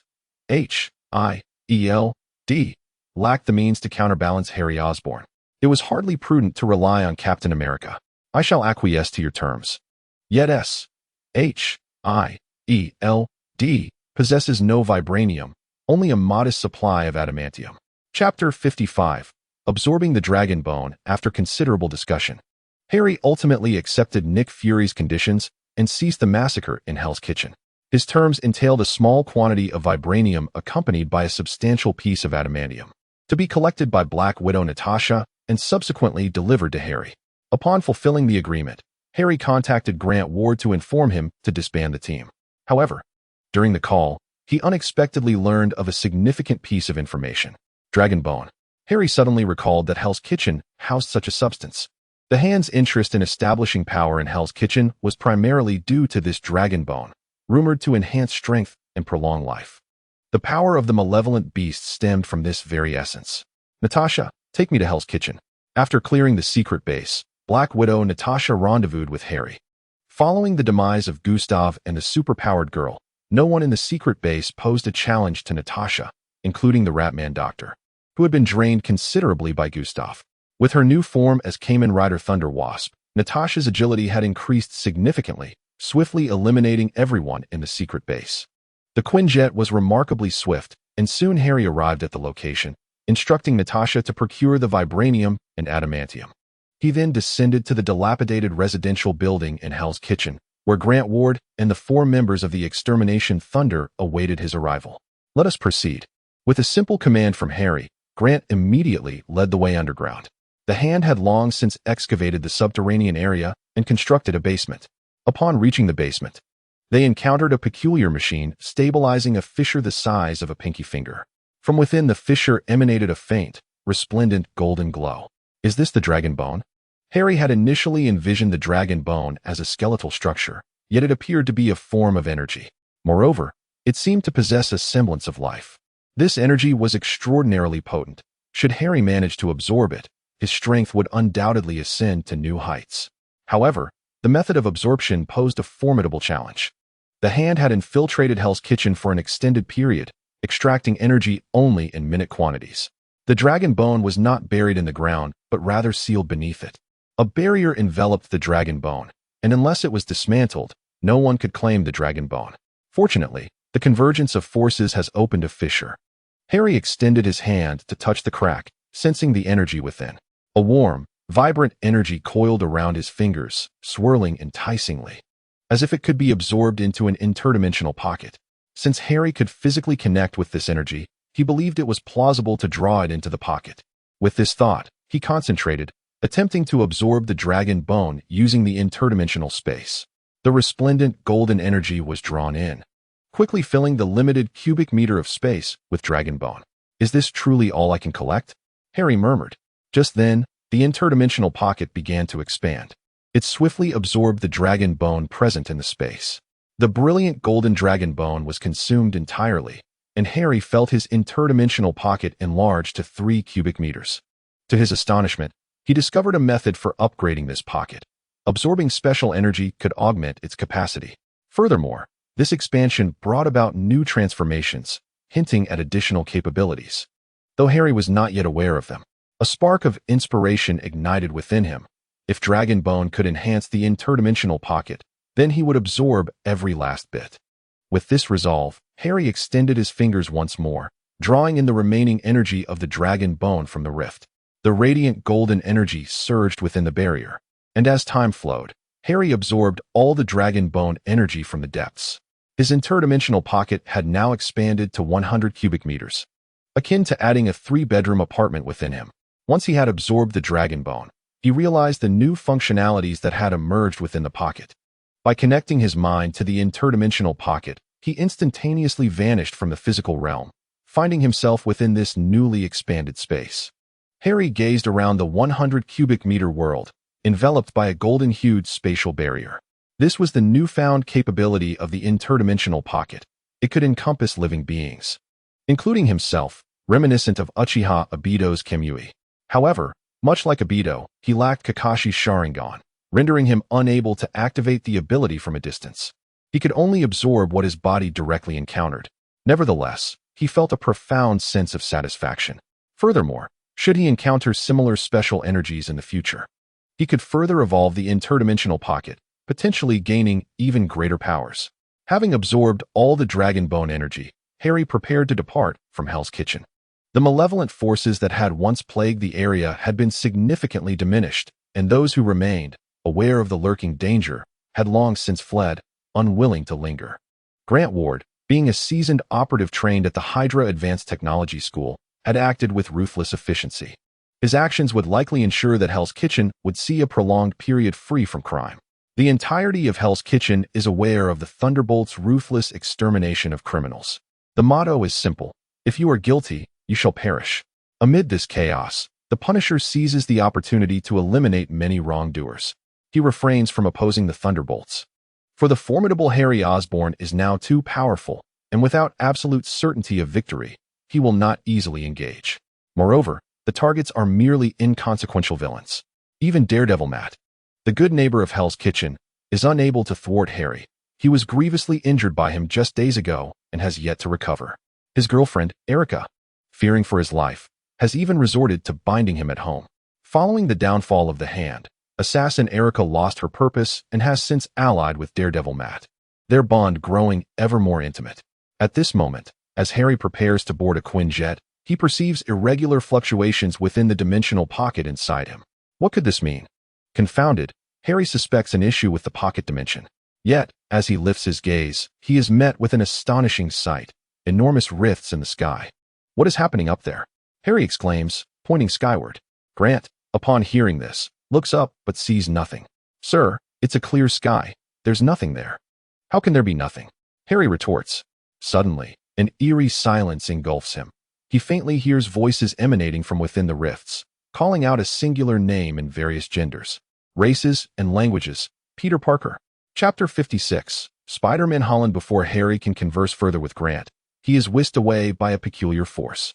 Fortunately, he had prepared for this, bringing with him the closest items, including the swift and the extinguishing device, concealed within his dimensional pocket. In an instant, Harry finds himself standing on an unfamiliar, yet oddly familiar street. This is New York City, yet it is undeniably more vibrant than the one he once knew. In Times Square, a live news broadcast is underway. It is the Daily Bugle's outdoor coverage, where Spider-Man Peter Parker is seen battling a creature equipped with 4 mechanical tentacles. Reporters are relaying the action from a helicopter above the bridge, capturing Spider-Man, clad in a nanotech suit, engaging in combat with Dr. Octopus. It is evident that Spider-Man is a harbinger of chaos. Wherever he goes, conflict and death follow. He is the true embodiment of a supervillain. Within the news studio, Daily Bugle owner Jonah Jameson vehemently denounces Spider-Man Peter's actions. Upon witnessing this scene, Harry instantly comprehends the nature of this world. It is the Marvel Cinematic Universe, and the narrative currently unfolds in Spider-Man: No Way Home, where Spider-Man Peter Parker's identity has been publicly revealed by the mysterious antagonist. Now, the entire world is aware that Peter Parker is Spider-Man. His life, studies, friendships, family, and romantic relationships have all been profoundly affected. In a moment of misguided judgment, Peter sought the expertise of the master of the mystical arts, Dr. Strange, to cast a spell that would erase his true identity from the memories of all. However, in a moment of chatter during the incantation, Peter inadvertently disrupted the spell, causing a ripple effect throughout the multiverse, summoning individuals who knew of his secret. Some of them arrived in this parallel universe, but fortunately, Dr. Strange managed to regain control of the incantation, preventing a full-scale multiverse crisis. Among those drawn into this universe was Harry, who was aware of Peter's identity. Accompanying him were Tobey's Spider-Man, Sandman, Green Goblin, and Dr. Octopus, the Andrew Garfield version of Spider-Man, and the Lizard, who were from the same universe as Harry, were not summoned. In that universe, Max was merely a regular man laboring on the construction of a new dimension rather than the supervillain Electro. Instead, Harry Osborn took up the mantle of a supervillain in this universe. Fortune truly favors me, Harry mused to himself. In this universe, Thor was off on another planet. Captain Marvel was absent. Dr. Banner was in a weakened state, having lost an arm as the Hulk, and Captain America had retired. Scarlet Witch was engaged in lighthearted games in a small town, while Iron Man, Tony Stark, had heroically perished in a confrontation with the cosmic tyrant Thanos. Ant-Man was still preparing to venture into the quantum realm. The Avengers had been reduced to a mere handful of lesser heroes along with Doctor Strange. Now, in New York, there was no one capable of thwarting Harry's plans. He could execute his schemes in this parallel universe, provided he first ensured that this universe's Peter Parker trapped Doctor Strange within the mirror dimension. Thus, he could not yet reveal himself. Fortunately, he had brought along 2 Shumagorath, named Doom and Swift. He could dispatch one of them to approach Spider-Man Peter. With this thought in mind, Harry found an unmonitored alleyway and released the masked rider Swift. He then set off alone toward the Stark Tower in Manhattan, the headquarters of the Avengers. Within its walls lay the treasures he sought: nanotechnology, vibranium, and an array of Iron Man's specialized armors. Stark Tower was, without a doubt, a veritable treasure trove. Moreover, aside from Pepper Potts in her rescue armor, the tower lacked any significant defense. As Harry awaited outside Stark Tower, Swift had already taken to the skies near a military research facility on the outskirts of New York, poised for Spider-Man Peter Parker's arrival. Evening had descended. Spider-Man Peter Parker arrived here with the assistance of his companion, the Dutch Spider. Do you see him? The Dutch Spider-Man is clad in a black suit, with a smartphone affixed to his chest, engaging in a remote video call to survey his surroundings. On the screen are his close friends, Ned and his girlfriend, Michelle Jones. No, it's too dark, he murmurs, cautiously probing his environment. At that moment, behind him, the transformed Kamen Rider Xian soared into the air. Spider-Man's spider sense detected something amiss. He quickly turned around and beheld the flying Kamen Rider Xian in the sky. What is that? A pink falcon? Should I call Sam? The Dutch Spider-Man quipped. Now is not the time for jokes. Peter, quickly teleport him here. Michelle shouted. Received, understood. The Dutch Spider-Man replied, attempting to stealthily approach. He then utilized the magical armament gifted by Doctor Strange to launch a teleportation beam, aiming to transport Kamen Rider Xian to the Sanctum's underground.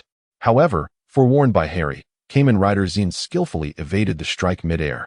The teleportation beam struck the ground, resulting in a tree being transported to the Sanctum's basement. After dodging the attack, Kamen Rider Xian spread his wings and retaliated, launching a barrage of projectiles towards the Dutch Spider-Man. This is bad, he exclaimed, using his web shooters to propel himself away from the onslaught, narrowly avoiding the attacks. But the electrical towers beneath him suffered the consequences, exploding with a resounding blast. Several towers toppled under the force. At that moment, the ground trembled, and swirling sands coalesced into a humanoid form.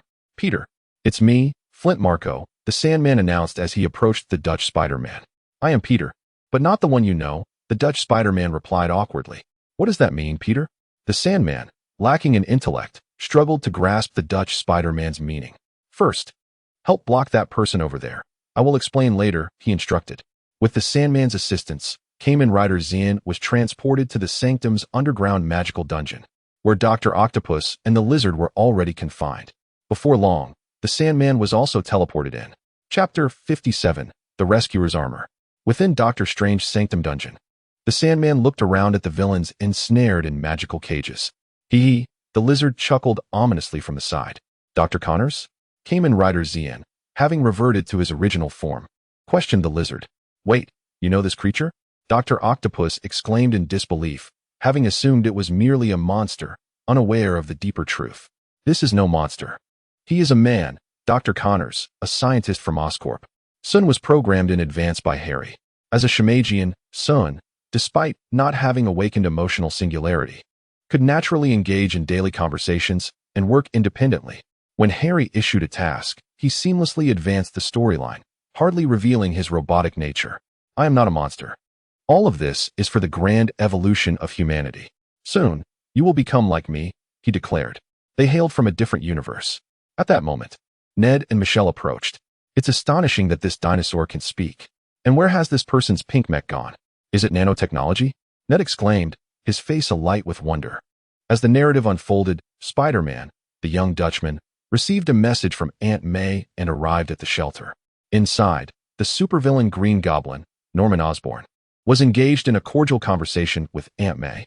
The Green Goblin feigned innocence, causing both Aunt May and Spider-Man to lower their guard. It was bewildering what Aunt May was thinking as she arrived at the conclusion that she needed to assist Norman Osborn and other supervillains.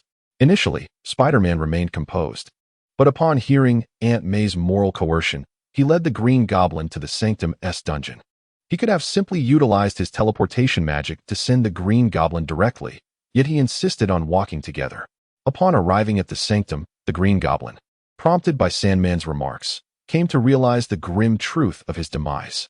Dr. Octopus also received this unsettling news, and under Sun's guidance, the Lizard believed he too had met his end. The word of the villain's deaths reached the ears of Spider-Man, triggering his innate sense of compassion. When Doctor Strange arrived, he refused to allow these supervillains to return to their original world. He first concocted a clever scheme to trap Doctor Strange within the mirror dimension. Subsequently, he made a fateful decision, transporting the 5 supervillains from the Sanctum's dungeon to a luxurious apartment in New York City, utilizing Stark Industries' cutting-edge technology to create a means of healing for them.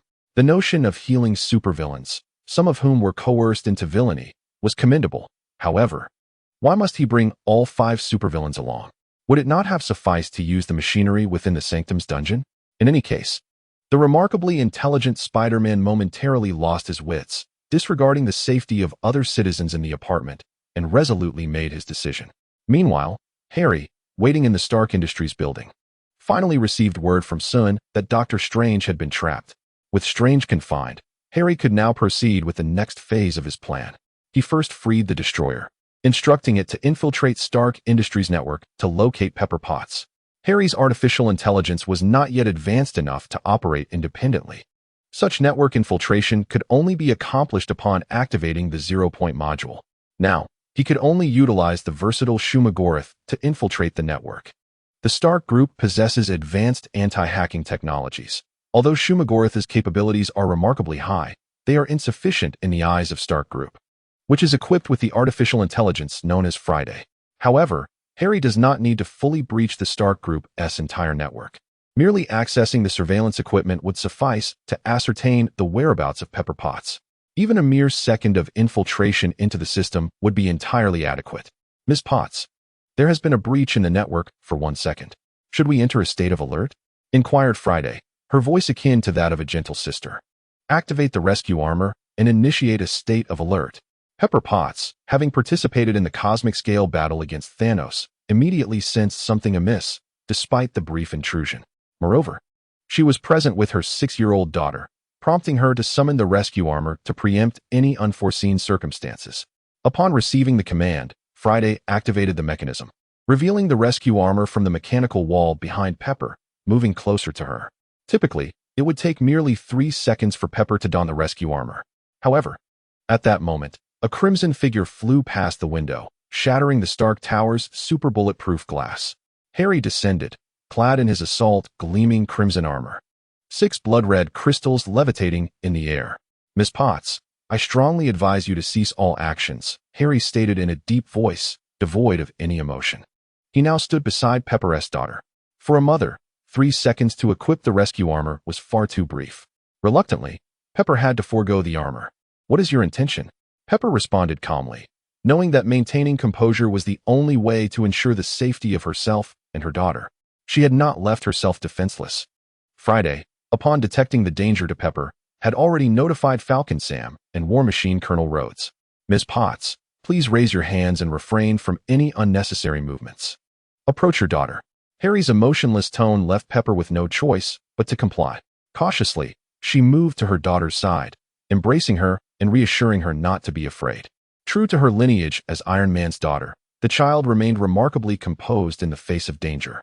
Seeing that Pepper made no aggressive moves, Harry swiftly approached the rescue armor, touching it with his hand, and instantly transported it into a pocket dimension. Although this rescue armor was not a nanotech suit, it was equipped with numerous advanced weaponry, including enhanced palm cannons, a chest cannon, and was also outfitted with ion and laser weapons, among others. Equipped with this set of rescuer armor, Harry is able to analyze the technology of Iron Man, Tony Stark, in this parallel universe. The fusion of Kamen Rider and Iron Man's high-tech weaponry is indeed formidable. Chapter 58. It says it's time. You have obtained what you desired, now leave swiftly. Pepper Potts instructed while holding her daughter, who said I only wanted this set of armor. Harry turned to face Pepper Potts, declaring, I want them all. That is impossible. These armored suits were left by Tony.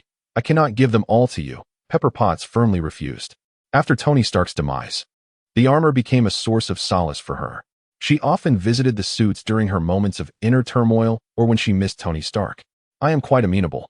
I can lower my demands. I require that nanotech suit and vibranium, as well as adamantium, Harry said in a grave tone, as 6 radiant crystals beside him unleashed blood-red lasers that pierced the floor. However, I shall only grant you 1 minute, Pepper Potts.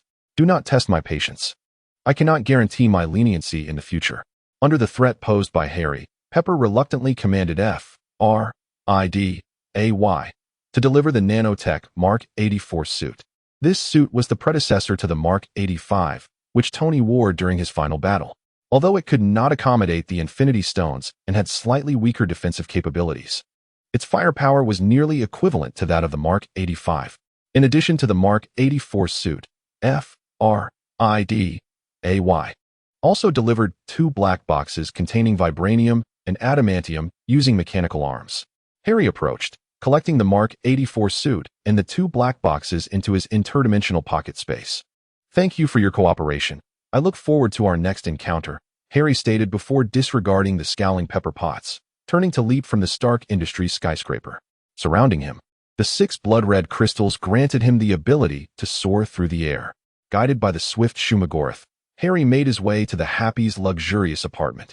Meanwhile, within the apartment, Spider-Man, the young Dutchman, was concocting a restorative serum for the Green Goblin, Norman Osborn.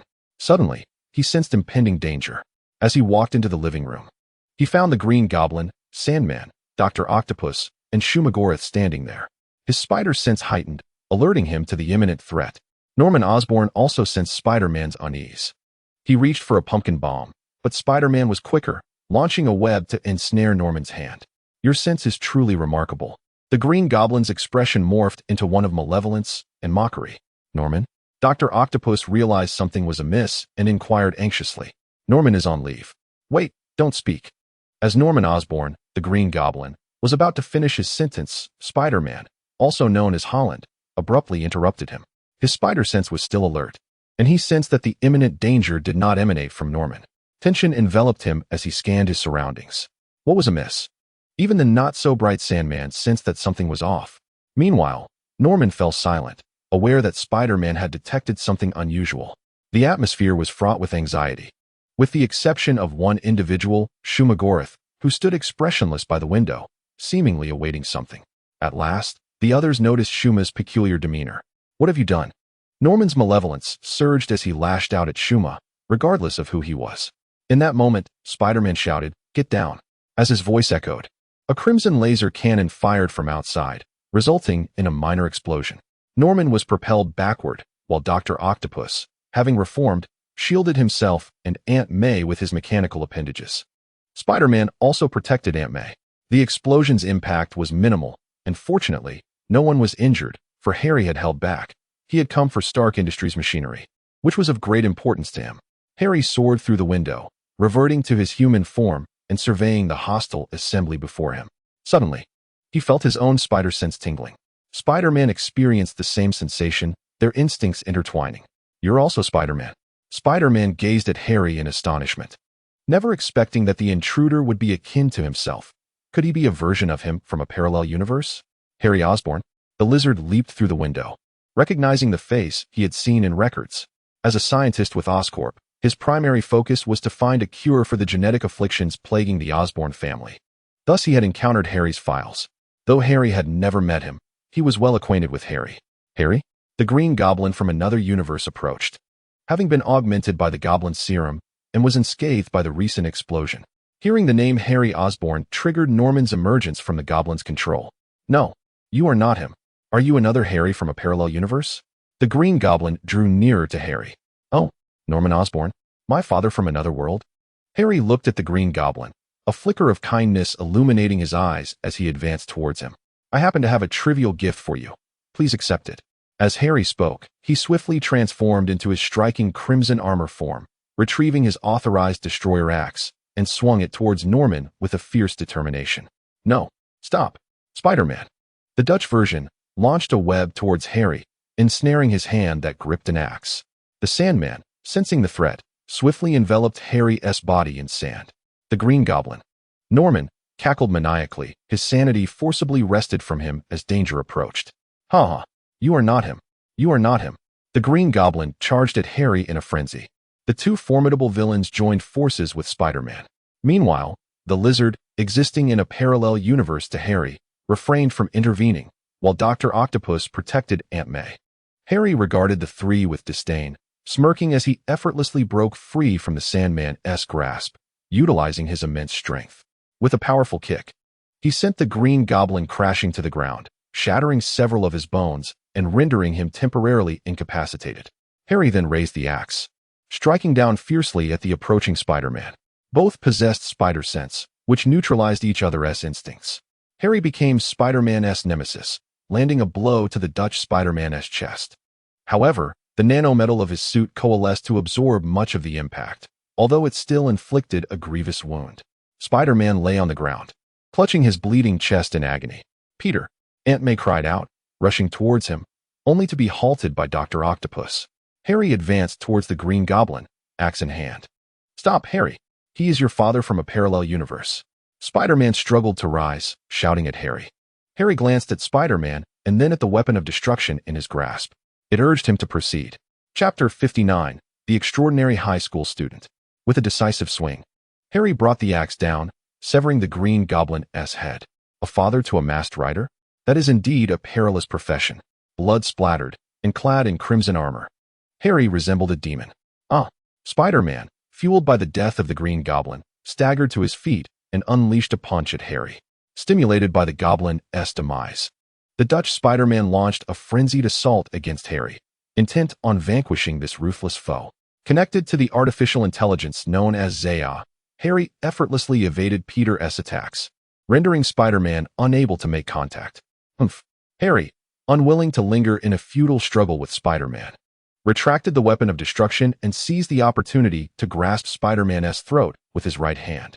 Have you had enough yet? He coldly regarded Spider-Man. Despite being choked, Spider-Man refused to yield, swinging his fists futilely at Harry's body.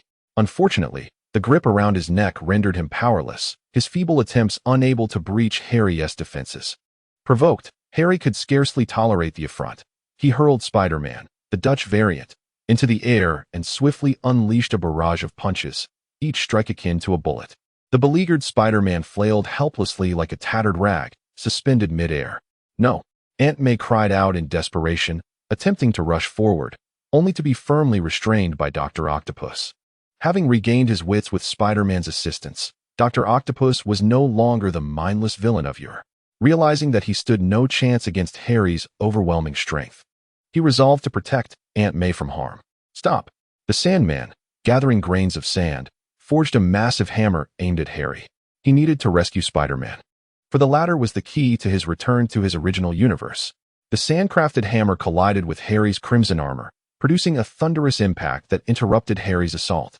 Discarding the barely conscious Spider-Man aside, Harry brushed off his pristine armor, which, infused with the essence of the Edmund alloy, rendered him impervious to the likes of Sandman. Troublesome creature, Harry muttered to himself, unleashing a laser from his shimmering crimson crystal, which obliterated Sandman's head. Yet, in short order, Sandman reformed, returning to his original state. Such resilience resembled that of a natural element fruit. Physical attacks alone would prove ineffective against him, while water could counter Sandman. Harry deemed it unnecessary to engage further with the villain, who posed no threat to him. Approaching the ailing Spider-Man, who had regained a modicum of strength yet remained unable to rise, Harry retrieved a syringe from his interdimensional pocket. He inserted it into Spider-Man's arm and drew a vial of blood, curious to discern the differences between the spider serum of the parallel universe and his own world. Mr. Osborn, I am Dr. Kurt Connors, a scientist from Oscorp. The lizard approached Harry, attempting to ingratiate himself. Connors, I am familiar with your name. Harry recalled the grotesque figure before him. Mr. Osborn, Dr. Connors was abruptly silenced as Harry swung the authorized destroyer, severing his head in a swift motion. Remarkably, the lizard, endowed with exceptional regenerative abilities, did not perish immediately. His head rolled on the ground, eyes filled with disbelief and a silent inquiry directed at Harry, as if questioning the rationale behind such brutality. It is your fault, old man, transforming into a lizard and wreaking havoc, causing my Oscorp stocks to plummet several points. Harry, devoid of any desire for nostalgia with the lizard, dismissed him as merely another supervillain, casually ending his existence. The cold, ruthless Harry Osborn instilled a palpable dread among all present. Even the revered Aunt May dares not utter the words. Supervillains have lives too. They possess human rights, and they are deserving of salvation. Shuma Gorath transformed into a Kamen Rider and relocated the high-tech manufacturing device within the room. Harry, alongside Shuma, subsequently stored the high-tech apparatus into the interdimensional pocket space. He then disregarded the onlookers, soaring into the sky and departing without a second thought. Outside the upscale apartment, the Daily Bugle was broadcasting live. Meanwhile, Ned and Michelle, witnessing the live coverage, learned of the attack on Happy's luxury residence. With Spider-Man, the Dutch lad, unreachable, the two were engulfed in worry. As they debated whether to activate the magical device bestowed by Doctor Strange to evacuate all inhabitants of the parallel universes, Ned, the extraordinary high school student, unexpectedly discovered his innate magical prowess. Without any prior instruction, he wielded the enchanted ring and opened a magical portal. He is the finest among us. I yearn to see Peter, Ned declared with a single flourish of his hand. Sparks of magic ignited in the air as a portal materialized. Ned and Michelle peered through, spotting a figure clad in the iconic red and blue Spider-Man suit standing in the alley on the other side. Peter, Peter, over here, they called out, believing it to be the Dutch Spider-Man. Hearing their cries, Spider-Man turned and, upon noticing the magical portal, dashed through. Upon seeing him, Ned's grandmother screamed and hurled items toward him. To assuage the crowd's apprehension, Spider-Man removed his mask, revealing his unassuming visage. I am Peter Parker, and I am Spider-Man. The individual was indeed Peter Parker, the Spider-Man from the same universe as Harry Osborn. After a series of validations, Ned and Michelle finally accepted that he was the Peter Parker from a parallel universe. So you opened the wrong portal, summoning the incorrect Peter Parker, Michelle informed Ned. I am truly Peter Parker, Spider-Man defended himself. However, preoccupied with concern for the Dutch Spider-Man, the duo paid no heed. Determined, Ned resolved to open another magical portal in search of Peter Parker. Find Peter Parker, he implored, yet the air remained still. On his third attempt, the magical portal finally manifested. Chapter 60, The New Assembly of Avengers Elsewhere. Aunt May was tending to the wounds of the Dutch Spider-Man. What shall we do now? I need to return, Peter. Sandman cried out in anguish, yearning to reunite with his daughter awaiting him in their original universe. Calm down, William, Dr. Octopus advised from the sidelines. Peter's injuries are not severe. He will be on his feet again shortly. Spider-Man, indeed, remained steadfast. Having endured a brutal beating from Harry yet emerging relatively unscathed, merely requiring a simple bandage and a brief respite for recovery. We sought out Ned and Spider-Man. The young Dutchman rose from the ground to address the assembly. Harry Osborn has seized a high-tech manufacturing device, and his intentions remain shrouded in mystery. We must thwart him. The current assembly of individuals is insufficient to confront Harry, prompting Spider-Man to resolve to locate a magical teleportation device, intending to transport Harry and his cohorts back to their previous parallel universe.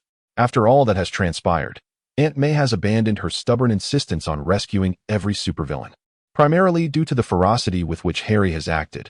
In the blink of an eye, he has claimed 2 lives, and even Spider-Man narrowly escaped his deadly grasp.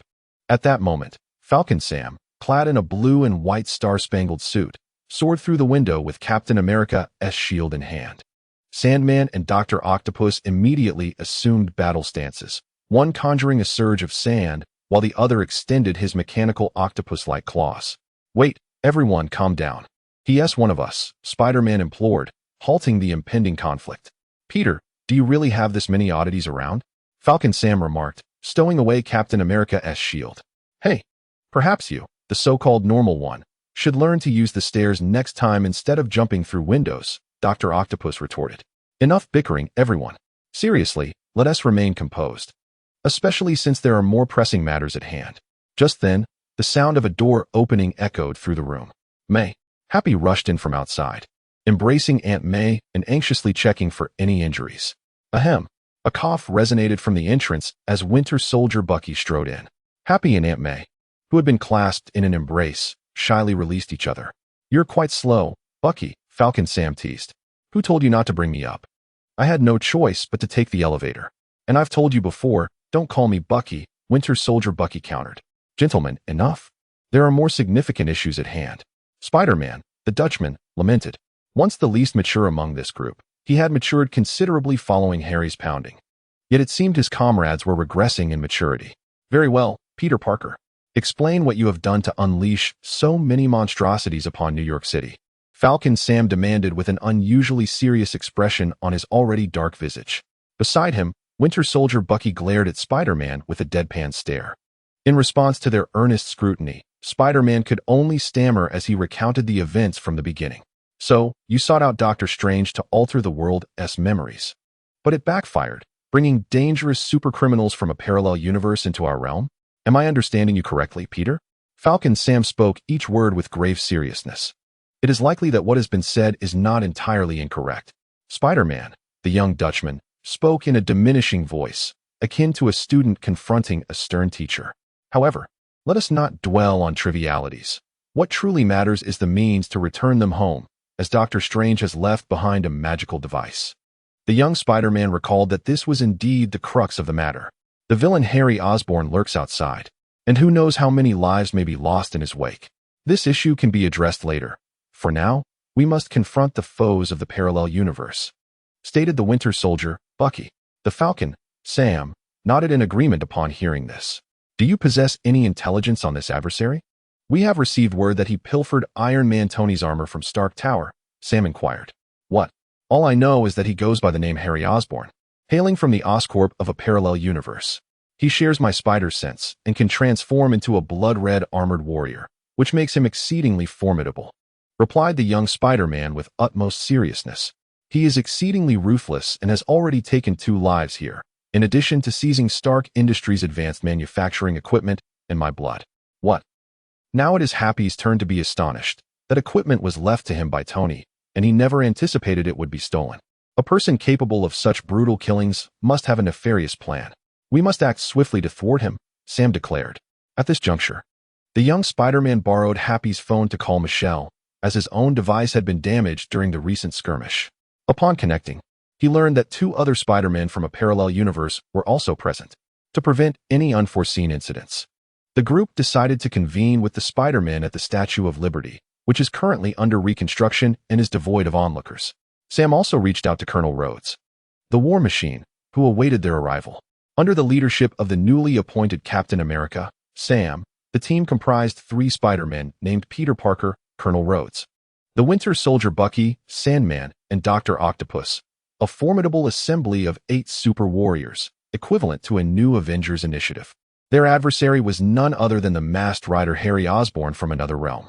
This would mark the inaugural battle for the new Avengers. Sam led the group to the Statue of Liberty, where, atop the statue, he opened a magical portal. From within, the 2 Spider-Men emerged, excitedly reuniting with their Dutch counterpart. After exchanging pleasantries, the young Spider-Man inquired, "Is there a Harry Osborn in your world?" The 2 Spider-Men exchanged glances. "He was my dearest friend, but an unfortunate incident caused us to become adversaries. He has since passed away," Toby's Spider-Man lamented. "He is also my good friend. Although our philosophies diverge, in my world, he is a superhero, the Masked Rider." Spider-Man Peter, from Harry's universe, remarked, "It appears the adversary we are destined to confront is your world's Harry Osborn." Spider-Man Holland gazed at Toby's Spider-Man and noted that it seemed Harry Osborn was a superhero in another parallel universe, while in Toby's realm, he had turned into a villain. "No, he is not the Harry Osborn from our world," Sandman interjected, having encountered Harry from that universe himself. "What? Harry Osborn is a superhero in your world? What? Harry has become a villain in this universe?" The 2 Spider-Men finally grasped the identity of their foe. Chapter 61. Winter Soldier Bucky, what on earth has transpired? Spider-Man Peter was now rife with confusion. He was uncertain about what Harry Osborn had done to gather such an assembly against him. While they were discussing Harry's historical exploits, Harry Osborn had stealthily approached. After seizing a high-tech manufacturing device and Spider-Man Holland's blood, he discovered through the device's analysis that his Scarlet Spider program's sublimation key could merge with the serums of other Spider-Men from parallel universes. Different universes, yet a shared source of power. These spider serums seemed to harbor immense secrets. The amalgamation of additional spider serums would allow Harry to evolve once more. But the singular serum from Spider-Man Holland was insufficient. He required more. Thus, Harry had come here, intent on obtaining Toby Spider-Man's blood before he was transported away. The combination of 5 superheroes and 2 supervillains was rather intriguing, Harry mused to himself in the corner. With the assistance of artificial intelligences Zaya and Yak, he could shield against various signals. As long as he remained unseen, Falcon Sam's drones would not detect his presence. However, approaching Toby Spider-Man proved to be an exceedingly challenging endeavor. "Let us charge in headlong." Harry instantly transformed, his crimson assault gleaming in the scarlet spider armor that enveloped him. Activating the Scarlet Assault System, 6 blood-red luminous crystals ejected from Harry's chest, swirling around him. He then retrieved the Authorization Destroyer, switching it to gun form. Positioning himself for an attack, Harry aimed at the gathering of superheroes. Blood-red energy surged from the sublimation key at his waist, converging within the Authorization Destroyer. As the weapon amassed a tremendous amount of energy, Harry pulled the trigger, unleashing his ultimate technique. A torrent of blood-red energy surged forth, hurtling towards the superheroes. "Watch out!" The three Spider-Men possessed the remarkable ability known as spider sense, allowing them to react instantaneously. One seized another, and they leapt into action, leaving Sandman behind, who was disregarded due to his immunity to physical attacks. A thunderous explosion erupted, as Harry unleashed an immense energy that obliterated the head of the Statue of Liberty. He floated midair, scanning the smoke with his radar for the superheroes. At that moment, his radar detected an unusual aura, revealing two life forms within. An unexpected surprise. Harry accelerated towards the magical portal. Ned was the first to react, letting out a panicked scream. However, the bolder Michelle remained unfazed. Harry, I know you're not a villain. Why are you doing this? She attempted to verbally outmaneuver Harry, stealthily moving towards the magical transport device on the table. Should she succeed, Harry would be instantly transported back to his original world. Yet, lacking Toby's Spider-Man, Harry could not afford to leave just yet. Ignoring Michelle, Harry was not a genuine supervillain who would engage in idle chatter while awaiting the superhero's comeback. His Kamen Rider armor was exceptionally swift before Michelle could reach the magical device. He snatched it away and effortlessly stored it in his interdimensional pocket space. Oh no, Ned and Michelle exclaimed in unison. Without the magical device, there was no means to return these supervillains, leaving them at a loss for a solution. Don't harm them. Spider-Man Holland, concerned for their safety, swooped in to attack Harry from behind. However, his speed paled in comparison to Harry's, who swiftly turned and delivered a kick, sending Spider-Man Holland tumbling back. Who told you to shout so loudly while attempting a sneak attack? Harry cracked his knuckles and strode towards the magical portal, for Toby's blood remained his primary objective. What do we do now? Ned lamented, turning to Michelle. What can we do? I have no idea. Michelle paced back and forth, muttering anxiously. I'm not Doctor Strange. How could I possibly know how to send supervillains back to their universe? At that moment, she halted abruptly and glanced at Ned, who seemed to grasp her thoughts. In unison, they shouted, Doctor Strange. I just hope we can see Doctor Strange now. Inside the portal, echoes of Ned's grandmother's words resonated, yet this time, for some unknown reason, they bore no effect. Harry, stop. Spider-Man Peter swung into position before Harry, while Spider-Man Holland and Toby's Spider-Man joined him. The wind is too strong. I can't hear you clearly. Can you come a bit closer? Harry approached the three Spider-Men, wielding the authorization destroyer in hand. At that moment, three small missiles soared through the air, striking Harry's crimson armor. It was Falcon Sam, who had unleashed a drone assault upon Harry.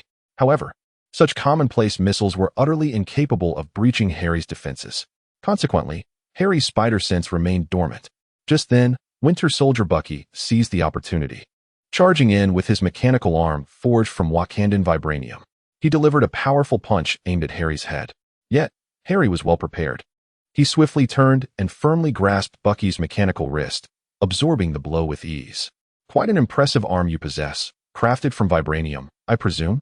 Harry remarked appreciatively, recognizing the craftsmanship of Wakanda, where vibranium was so abundant. He mused that upon returning to his home universe, he ought to procure some for himself. Bucky stared at Harry in astonishment, more shocked than when the previous Spider-Man had intercepted his attack. This was because Harry was now exerting force to wrench his mechanical arm away. With a strength of 100 tons, Bucky found himself utterly powerless to resist as Harry effortlessly tore off his vibranium arm. From the moment Bucky initiated his attack to the instant Harry disarmed him, a mere 10 seconds had elapsed, leaving Falcon Sam and the three Spider-Men completely taken aback. Blood flowed profusely from Bucky's shoulder. However, true to his rigorous training, he refrained from uttering a sound of pain. Altogether now, Falcon Sam realized that this adversary could not be vanquished through solitary effort. A collective assault was imperative. At that moment, Sandman and Dr. Octopus also ceased their spectator roles, charging alongside the three Spider-Men. Chapter 62. The battle against the new Avengers. Falcon Sam's bullets struck Harry's form, failing to even produce a spark. Dr. Octopus extended his mechanical tentacles towards Harry, who retaliated by seizing the entire figure of Dr. Octopus and hurling him skyward, causing him to crash into Sandman's massive head. Spider-Man Holland and the other two Spider-Men launched webs in an attempt to ensnare Harry, but he effortlessly evaded their grasp by soaring into the air. Harry ascended, hurtling towards Toby's Spider-Man. With the authorization destroyer raised high in his hand, a mere second's proximity would allow him to draw blood. Just then, Captain America's shield hurtled through the air, striking the authorization destroyer from Harry's grasp and sending it tumbling to the ground. The shield ricocheted back, landing in Falcon Sam's hands. With wings unfurled, Falcon Sam soared across the sky, commanding nearby drones to unleash small missiles upon Harry. "You are truly bothersome," Harry exclaimed, now incensed by the relentless onslaught. He prepared to intensify his efforts as the thrusters on his back ignited, releasing a torrent of red electronic energy. In an instant, Harry entered a state of super acceleration, his speed surpassing that of before by over 5-fold. With a swift maneuver, he soared into the sky, only to reappear behind Falcon Sam in the blink of an eye. Sam had no time to react as Harry closed in on him. Harry unleashed a powerful punch towards Falcon Sam's flying apparatus, his immense strength sending Sam plummeting from the sky with a single blow. Had it not been for the flight device absorbing most of the impact, Sam would have met his demise. As he fell, his broken apparatus rendered him unable to take flight again, just as he was about to crash to the ground. Spider-Man Peter descended swiftly, catching Falcon Sam mid-air in a princess carry. In that moment of urgency, Peter acted instinctively to save him. "Quite the spectacle," Harry remarked, turning away from the scene and charged towards Tobey's Spider-Man, effortlessly kicking aside the obstructing Holland Spider-Man and shattering the approaching Sandman with a dazzling crystal. As Harry drew nearer to Tobey, a laser beam suddenly struck him, propelling him away. Although his armor was infused with adamantium, it was not entirely composed of it, and some parts were merely synthetic metal. The laser caused noticeable damage to his suit. Colonel James Rhodes, donned as War Machine, flew in from a distance and knocked Harry aside. "This guy isn't even that formidable. How did you end up like this?" he quipped, landing to join Falcon Sam and Spider-Man Peter. Tobey and Holland, accompanied by the armless Winter Soldier Bucky, soon arrived. "What the hell? Spider-Man can reproduce? Why are there 3 now?" Colonel Rhodes joked. Falcon Sam explained, "They are from other parallel universes, just like our enemies." "Parallel universes? Why didn't you bring Thanos along?" Rhodes retorted to Holland Spider-Man. "Now is not the time for such discussions. Let us deal with the enemies before us." Bucky, despite losing an arm, brandished a small handgun. "Where's your arm? Did it expire?" Just then, a crimson laser shot forth, striking Colonel Rhodes and sending him flying. In a fit of rage, Harry, enveloped by 6 shimmering crystals and wielding the Authority Destroyer, charged downwards, no longer holding back against the assembly of superheroes. The Sandman first attempted to unleash a whirlwind of sand, but Harry interrupted him with a single command. "I possess the magical teleportation device, if you wish to return home. Behave yourself." Not wanting to prolong a confrontation with the difficult-to-defeat Sandman, Harry swiftly turned him to his side. Eager to return home, Sandman complied, floating aside without resistance. With the Sandman no longer restraining them, the remaining heroes were rendered ineffective. Falcon Sam, wielding Captain America's shield, initiated an assault on Harry. Forced into close combat due to his damaged wings, Harry unleashed a powerful punch, which was effortlessly blocked by Falcon Sam with his vibranium shield. The full force of the blow was absorbed by the shield, rendering Harry's attack ineffective. However, Harry had anticipated this. He swiftly stomped on Falcon Sam's foot, who said he had to strike the vibranium shield. He was not Captain America, who had the taunting battle cry that declared, "The enemy's attacks will only target the shield." With a decisive kick, Harry crushed Falcon Sam's foot. In agony, Falcon Sam collapsed to the ground, and Harry prepared to deliver the final blow. At that moment, Spider-Man, the young Dutchman, rushed onto the scene. A laser shot from Harry struck the young man's face, sending him hurtling backwards with tremendous force. Had it not been for his vibranium suit, he might have perished instantly. Harry then kicked backward, sending the approaching Spider-Man, Peter, sprawling away, before summoning the authorized destroyer in axe form. Propelled by electronic energy from his back thrusters, Harry soared into the air, leaping toward Tobey Spider-Man. Tobey charged at Harry, wielding a steel rebar column, intent on smashing it down upon him. The authorized destroyer in Harry's grasp glowed with a blood-red radiance. Having amassed a significant amount of energy from the Assault Radiant Scarlet Spider Keys, Harry initiated his ultimate technique. Channeling his energy, he swung the axe, unleashing a crescent-shaped, blood-red energy slash aimed at Tobey Spider-Man. The steel column that Tobey hurled was no match for Harry's assault, shattering into 2 pieces. In quick succession, Harry beheaded Tobey Spider-Man, blood spraying in all directions. The other superheroes could only watch in disbelief and horror. Drenched in Tobey's blood, Harry produced a blood collection device to acquire the essence of Tobey Spider-Man. Winter Soldier Bucky charged at Harry in a fit of rage, but was sent flying by a swift kick. Why? Why would you do this, Harry? Peter Parker, witnessing the death of his parallel universe counterpart, was consumed by fury and guilt. He felt responsible for Harry's transformation, as they hailed from the same parallel universe. Peter Parker, you are truly naive. I merely sought Spider-Man's blood. The situation has escalated because of your actions, Harry replied in a low voice, slowly approaching Peter and Dutch Spider-Man. Shall we continue this fight, Spider-Man? Just then, a missile soared toward them, launched by War Machine Rhodey. Harry's spider sense detected the imminent danger. The missile posed a threat to him. In an instant, Z took control of the Kamen Rider armor, activating the back thrusters to enter super acceleration mode. With a flicker, he evaded the missile. A resounding explosion followed, yet Harry emerged unscathed, while both Spider-Men beside him were blasted away. You superheroes are even more ruthless than I am. Chapter 63. The healer War Machine Rhodey relentlessly unleashed a barrage of gunfire and small missiles upon Harry. However, Harry effortlessly evaded the onslaught. His flying speed inferior to that of War Machine Rhodes, yet his agility and evasion were vastly superior. After all, the Kamen Rider armor he donned offered far greater maneuverability than Rhodes' armored suit. As Harry nimbly dodged War Machine Rhodes' attacks, he intermittently unleashed 6 radiant crystals, firing laser shots at Rhodes' legs and the thrusters on his back. His objective was to first neutralize War Machine Rhodes' aerial capabilities. A foe capable of flight and armed with formidable ranged weaponry was undoubtedly a considerable nuisance. Rhodes soon discerned Harry's intentions, but it was already too late. Harry had succeeded in disabling the thruster on Rhodes' left leg.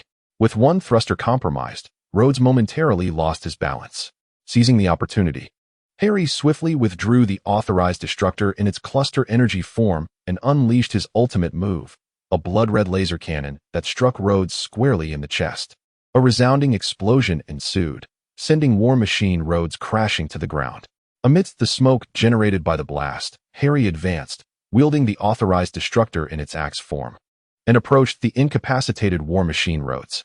At this juncture, Rhodes' armor lay in tatters, particularly at the chest, where one could glimpse the flesh beneath. With determination, Harry raised the authorized destructor, aiming a decisive blow at Rhodes' neck, intent on severing his head. Stop! No! 2 Spider-Men swooped in, grasping hold of Harry in a desperate attempt to thwart his actions. Sam Wilson, limping from his injured foot, also approached with difficulty. Harry, you've achieved what you sought. Do not take another life. Peter Parker clung tightly to Harry's arm, while Holland's Spider-Man exerted every ounce of strength to restrain Harry's hand that held the authorized destructor. Having witnessed the death of Tobey's Spider-Man, the two unleashed a power that far surpassed their physical limits. Their collective might held Harry's formidable strength of 100 tons in check. I will not permit you to harm Rhodes, Sam declared, dragging his injured leg with effort. With the shield of Captain America in hand, Harry perceived in him a frail, yet noble figure, laboriously articulating, I could fight all day. Even Bucky Barnes, the Winter Soldier, despite having lost an arm, hastily made his way to stand before War Machine Rhodes, radiating an aura that suggested he would tread over Rhodes' corpse should it come to that. A cadre of empowered superheroes momentarily placed Harry in a position of vulnerability. Nevertheless, Harry was not one to remain passive. With a single statement, he dismantled the burgeoning crisis. Rhodes, look closely at the figure on the ground, bleeding purple. Is that truly a human? Harry had realized this after he had struck War Machine Rhodes down to the earth. In a shocking turn of events, the injured Rhodey was found to be bleeding not red blood, but a peculiar purple hue. The once African-American Rhodey had transformed into an extraterrestrial being with green skin and purple blood. What? How could this be possible? Spider-Man, Holland, Falcon Sam, and Winter Soldier Bucky stared in disbelief at the battered War Machine armor, within which Rhodey had metamorphosed into an alien. Winter Soldier Bucky rushed forward, forcibly prying open the damaged helmet of War Machine. Inside revealed a green-skinned, pointy-eared female alien. Goodness, even the gender had changed. This was inconceivable. Impossible? Falcon Sam murmured. Having battled alongside War Machine Rhodey against the cosmic tyrant Thanos, he could hardly fathom that this individual was merely an alien in disguise. But how could it be impossible? Skrulls possessed the ability to shapeshift and have infiltrated humanity for quite some time. Harry dismissed Spider-Man Peter and stepped forward. Since he is an alien, allow me to deal with him. Harry fixed his gaze on the scroll on the ground. Wielding the authorized destroyer, he advanced resolutely to strike. However, Falcon Sam would not permit Harry to act unchallenged. He intercepted the blow with Captain America's shield. This is quite the entanglement, you all. Harry seized the shield with his left hand, exerting force that lifted Falcon Sam off the ground. With a swift turn, Harry slammed Falcon Sam violently into the earth. Spider-Man Holland, positioned nearby, reacted just in time to catch Falcon Sam, yet was still staggered by Harry's immense strength. Despite this, Falcon Sam clung tenaciously to the shield, which meant more to him than his very life. Is this yours? Harry inquired, raising the authorized destroyer, and with a single axe-like swing, severed Falcon Sam's arm, discarding the shield's remnants. He then pivoted, using the edge of the shield to cleave through Winter Soldier Bucky's waist. The force was tremendous, and the sharp shield sliced through Bucky's midsection, blood spilling across the ground. This shield is quite effective, Harry mused, observing the blood-stained star-spangled shield, which had now been used to harm his close friend, Winter Soldier Bucky. Bucky, clutching his waist, collapsed to the ground. Even he, enhanced and modified, could not withstand such an assault. Spider-Man Peter rushed forward, only to be kicked away by Harry. I told you, do not shout during a sneak attack. Harry surveyed the scene. The disarmed, fallen Falcon Sam, the grievously wounded Winter Soldier Bucky, and the almost lifeless War Machine Rhodey, now revealed to be a Skrull. The only remaining combatants able to fight were Spider-Man Holland and Spider-Man Peter. Forget it. I shall accompany you on this journey, for my heart is too kind. Harry, wielding the Captain America shield in his left hand and the authorized destroyer in his right, approached Spider-Man, the Dutch lad. At this moment, the young Spider-Man was teetering on the brink of collapse, a mere teenager fresh out of high school, grappling with the weight of so much death within a single day. He was on the verge of madness. Harry, unwilling to witness his disintegration, was eager to alleviate his sorrow. The healer Harry raised the authorized destroyer and struck towards the head of Spider-Man, the Dutch lad. The efficacy was remarkable. One blow yielded immediate results. Just then, a magical portal opened, enveloping Harry within. Doctor Strange had arrived. Chapter 64. The Multiversal Crisis. Ned, at his grandmother's house, persistently attempted to open a portal, aiming to summon Doctor Strange. However, his efforts were in vain, for his nervousness overwhelmed him. The sheer power of Harry had completely unnerved him. He was unlike any villain he had ever encountered. Calm down. Ned, just calm down. You can do this. Michelle, though equally concerned for Spider-Man, understood that she could not pressure Ned at that moment. With her patient encouragement, Ned finally succeeded in opening the portal, and Doctor Strange emerged. Do you have any idea how long I've been in the Grand Canyon? Doctor Strange exclaimed in frustration. Doctor Strange, please, go save Peter. Michelle interrupted, her urgency palpable. What has happened? Doctor Strange, upon seeing the anxious expressions of Michelle and Ned, sensed that a grave situation had unfolded. He cast a spell to locate Spider-Man, and his mind traversed to the battlefield, witnessing the fallen Tony Spider-Man, Falcon Sam, Winter Soldier Bucky, and War Machine, clad in blood-red spider armor, holding a Captain America shield smeared with blood, and brandishing an axe poised to strike Spider-Man, the Dutch lad. Quick, hand me the Eye of Agamotto. Understanding the gravity of the situation, Doctor Strange summoned the eye to his hand and swiftly cast a portal to the battlefield. The enemy had slain several of his friends, and Doctor Strange, now unrestrained, enveloped Harry with a magical portal, intending to cleave him in two. In this dire moment, Harry's spider sense activated, and he swiftly slipped into a pocket dimension, evading the deadly strike. Harry vanished into thin air, and Doctor Strange, using his magic to sense, could not locate Harry's presence. Strange, you are powerful. I am not your match at this moment. Harry emerged from the pocket dimension, gazing at Doctor Strange with an air of calmness, entirely unlike a person facing a crisis. He had anticipated Doctor Strange's arrival and was well prepared. With a flick of his wrist, a magical teleportation device materialized in his hand. You shall not escape.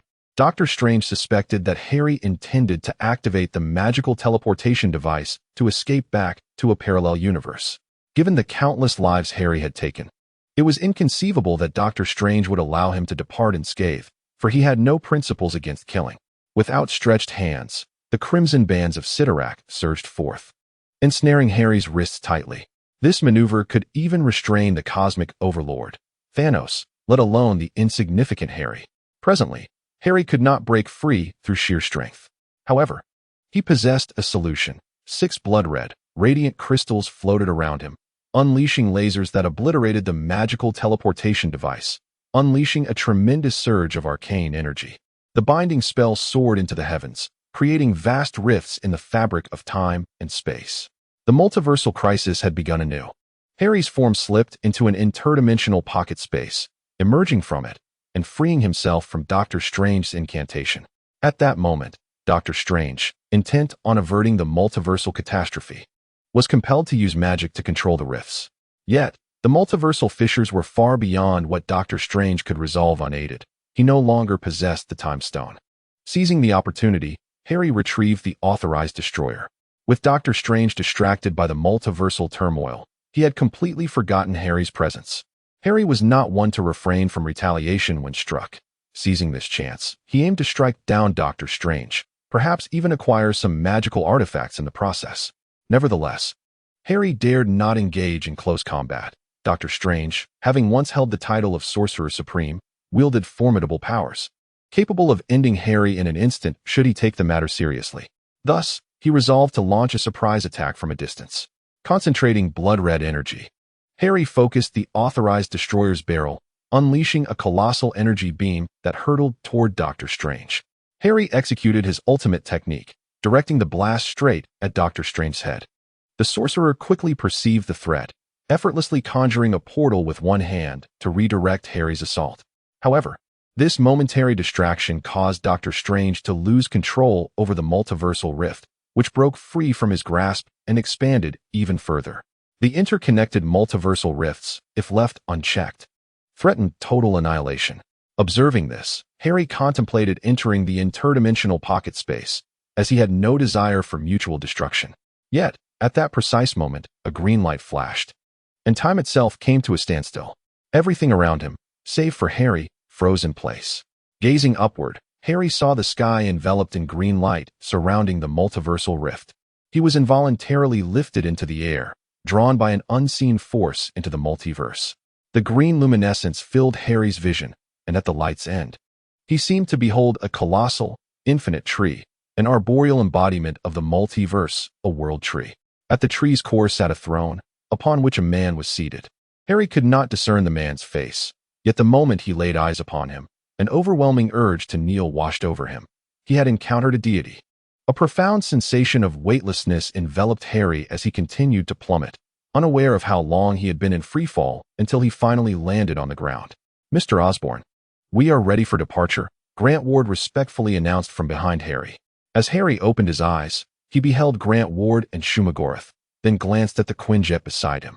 Finally, he looked up at the sky, which was a brilliant blue, devoid of clouds. He then entered the interdimensional pocket space, surveying the surroundings. Within this realm resided Captain America's shield, Bucky Barnes' vibranium arm, Shumagorath's annihilation, the Rescuer's iron armor, Mark 84 nano armor, and 2 black boxes containing vibranium and adamantium. The presence of these items confirmed that the events he had just experienced were no mere illusion. Harry vividly recalled the battles he fought, having vanquished numerous supervillains and superheroes. Ultimately, he was halted by an unknown deity who transported him back to his original universe. Among the myriad of gods in the Marvel realm, he could not ascertain which one he had encountered. However, he was certain that this being was at least a multiversal deity, far beyond his current capabilities in their eyes. He was likely no more significant than an ant. It seemed evident that enhancing his own strength was paramount. In another part of the universe, Spider-Man, the Dutch version, injected the Green Goblin with the antidote for the Green Goblin serum. Norman Osborn reverted to his original state, while the rift in the multiverse continued to expand ominously. Spider-Man soared into the sky using his webs, engaging in conversation with Doctor Strange. "They are coming because of you.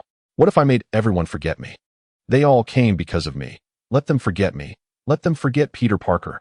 He returned to his original form. Chapter 65. Bruce Harry arrived in the basement of the Osborn mansion, laden with a plethora of spoils. "Welcome home, Mr. Osborn," greeted him with a courteous bow.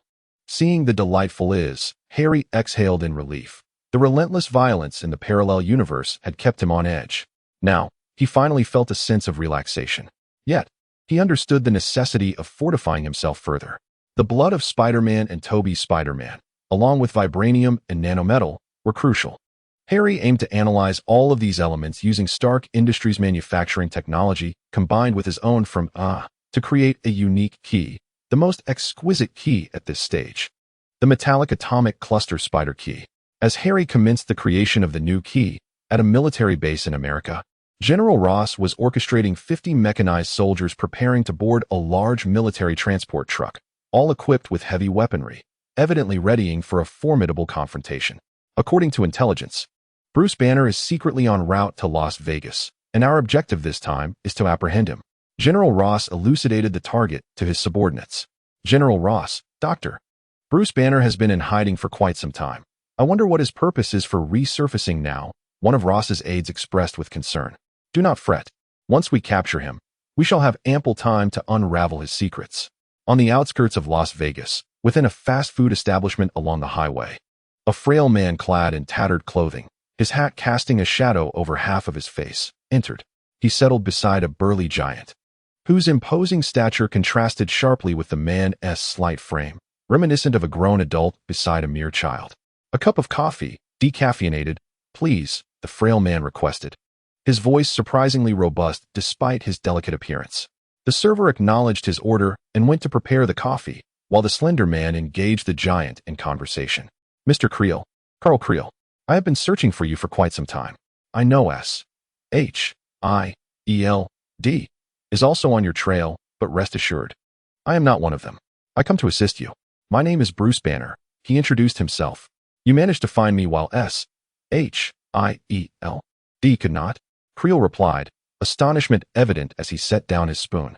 Because you have been continuously emitting gamma radiation, and I am the foremost expert on gamma rays. More so than anyone else. I am aware of your prior confinement by S.H.I.E.L.D. in the Cube, a facility designed for those affected by gamma rays, transforming them into monstrous, perilous beings. You have been there. Could you enlighten me on what transpired? How much do you know about the gamma experiments? Bruce inquired gravely, his gaze fixed intently on Creel, who was engrossed in his meal. Creel, seemingly famished, continued to consume his food, neglecting to respond to Bruce's queries. I implore you to reveal the truth. I fear S.H.I.E.L.D. may utilize these creatures as weapons. How intriguing, Bruce.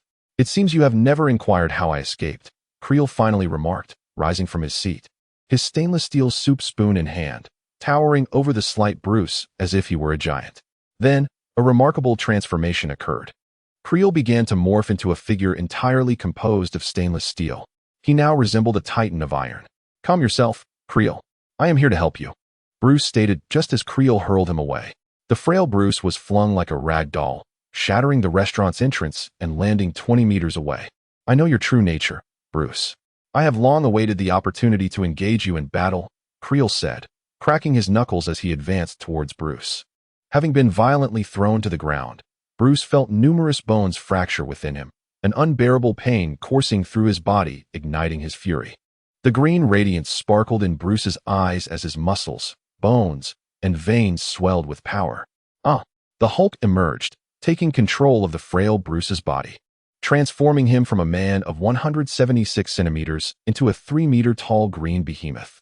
The Hulk, clad only in shorts of vibranium, unleashed a furious punch towards Creel.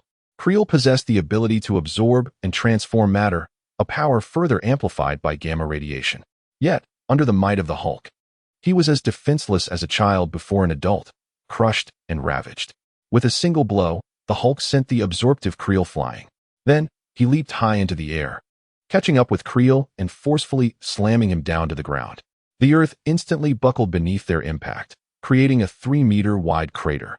Creel struggled to emerge from the pit, reverting from his stainless steel form back to his original state, transforming his body into one of rock upon touching the stones. The Hulk, filled with rage, struck down upon Creel, sending him crashing to the ground. Hulk specialized in pulverizing rock. His strength began at over 100 tons, and in a state of fury, it multiplied exponentially. At this moment, he had attained a strength of 500 tons. The Hulk leaped and stomped towards Creel, who, seeing the impending doom, attempted to dodge but was too slow, suffering a shattered shoulder under the Hulk's foot. "No, Banner," Creel pleaded. "Banner is gone. It is Hulk now." The Hulk bellowed, swinging his fist towards Creel. Just then, a missile came hurtling towards them, exploding and sending the Hulk flying while obliterating Creel, leaving only a head made of rock. The Hulk sustained injuries from the missile, but they healed rapidly. His regenerative abilities were formidable, allowing him to recover even from dismemberment. Release the mechanized army. In the distance, General Ross observed the Hulk through remote surveillance equipment. A convoy of military trucks and armed helicopters descended, deploying 50 fully equipped mechanized soldiers. Their primary mission today was to capture the Hulk. General Ross harbored a deep disdain for the monster who had wronged his daughter. Yet he was equally captivated by the Hulk's immense and invincible power. Thus, he was determined to confront him at all costs. Chapter 66. Gathering in Las Vegas. 50 fully armed mechanized soldiers surrounded the Hulk. Each had undergone mechanical enhancements, equipped with heavy machine guns and cannons. Under General Ross's command, a barrage of bullets rained down upon the Hulk. The bullets inundated him like a torrential downpour, piercing through his green flesh and causing crimson ichor to scatter. The Hulk cried out in agony and fury. His anger escalated, and with the fury of the Hulk, his body healed rapidly. Moreover, he continued to grow in size, increasing from 3 meters to 35. The Hulk smashed down, leaping into the midst of the mechanical army like a meteor crashing into the earth. He swung his colossal fists, sending the mechanized foes flying. However, some of these automatons possessed unique abilities. They were infused with data from ancient, extinct creatures, granting them extraordinary powers. A portion of the mechanical army took to the skies, while others burrowed underground, and some deftly evaded his attacks. The number of automatons vanquished by the Hulk was but a fraction. The majority managed to escape. Seeing this, the Hulk raised 1 foot high and brought it crashing down to the ground. With a thunderous roar, immense force struck the earth, shattering the surface and creating a vast fissure. Some of the mechanical creatures were destroyed and exploded under his onslaught. Then, the Hulk leaped high into the air to attack the flying automatons. At that moment, a barrage of missiles rained down upon him, striking the Hulk and sending him crashing to the ground. Yet, the Hulk swiftly healed his wounds and rose from the ground, targeting the aerial automatons. He clapped his hands together with great force, unleashing a tremendous shockwave from his palms. Several more automatons plummeted from the sky, exploding upon impact. In the distance, General Ross watched this scene unfold, his heart sinking. He had not anticipated that so many automatons could still be no match for the Hulk. Who, in this world, could contend with the Hulk? General Ross pondered. Nevertheless, the more powerful the Hulk became, the more determined he was to obtain a sample of the Hulk's blood, to unravel the secrets of his strength and ultimately acquire his power. General Ross himself yearned to become an indomitable force. The battle in the distance held little suspense. The 50 mechanized soldiers could only present a minor nuisance to the invincible Hulk, destined to be defeated by his wrath. After vanquishing over 30 automatons, the Hulk departed the scene. Dr. Banner, controlling his body and clad only in a pair of shorts, wandered through the desolate wilderness. His singular focus was to find Sandman.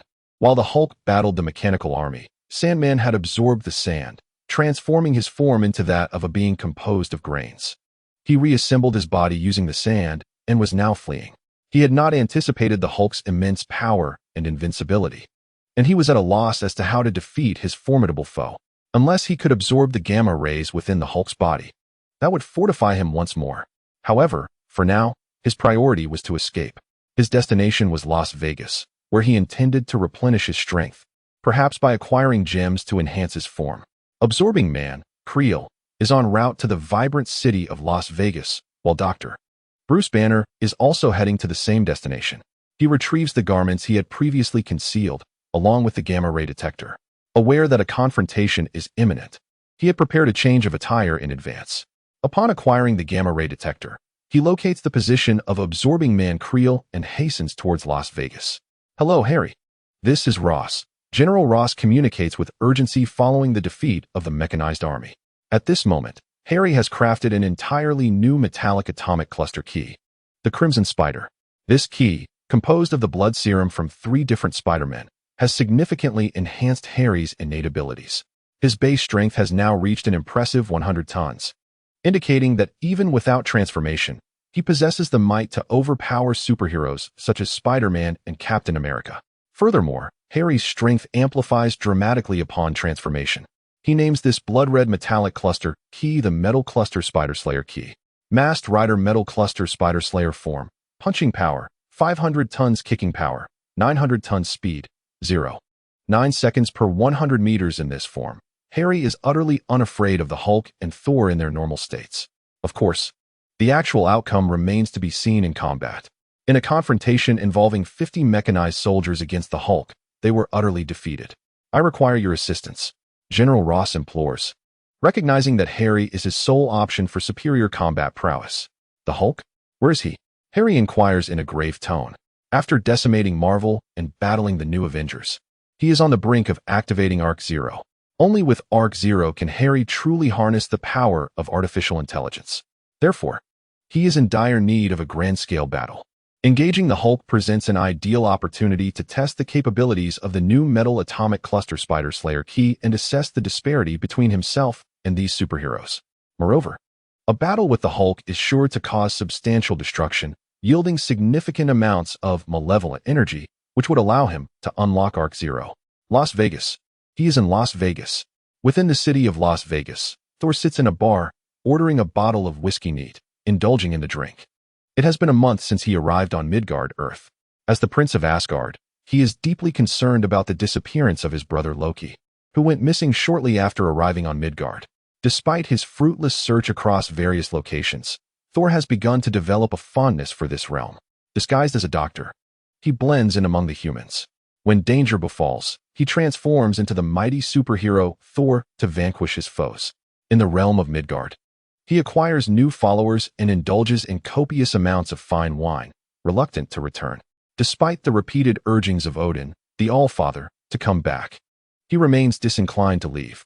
With a sense of euphoria, Thor downed a glass of whiskey, suppressing the urge to hurl the cup, and poured himself another.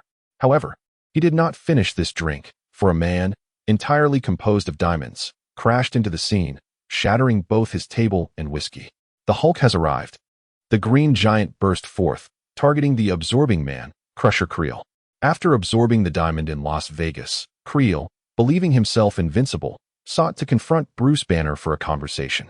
He delivered a hefty beating to Banner, but the Hulk within Bruce would not tolerate such affront.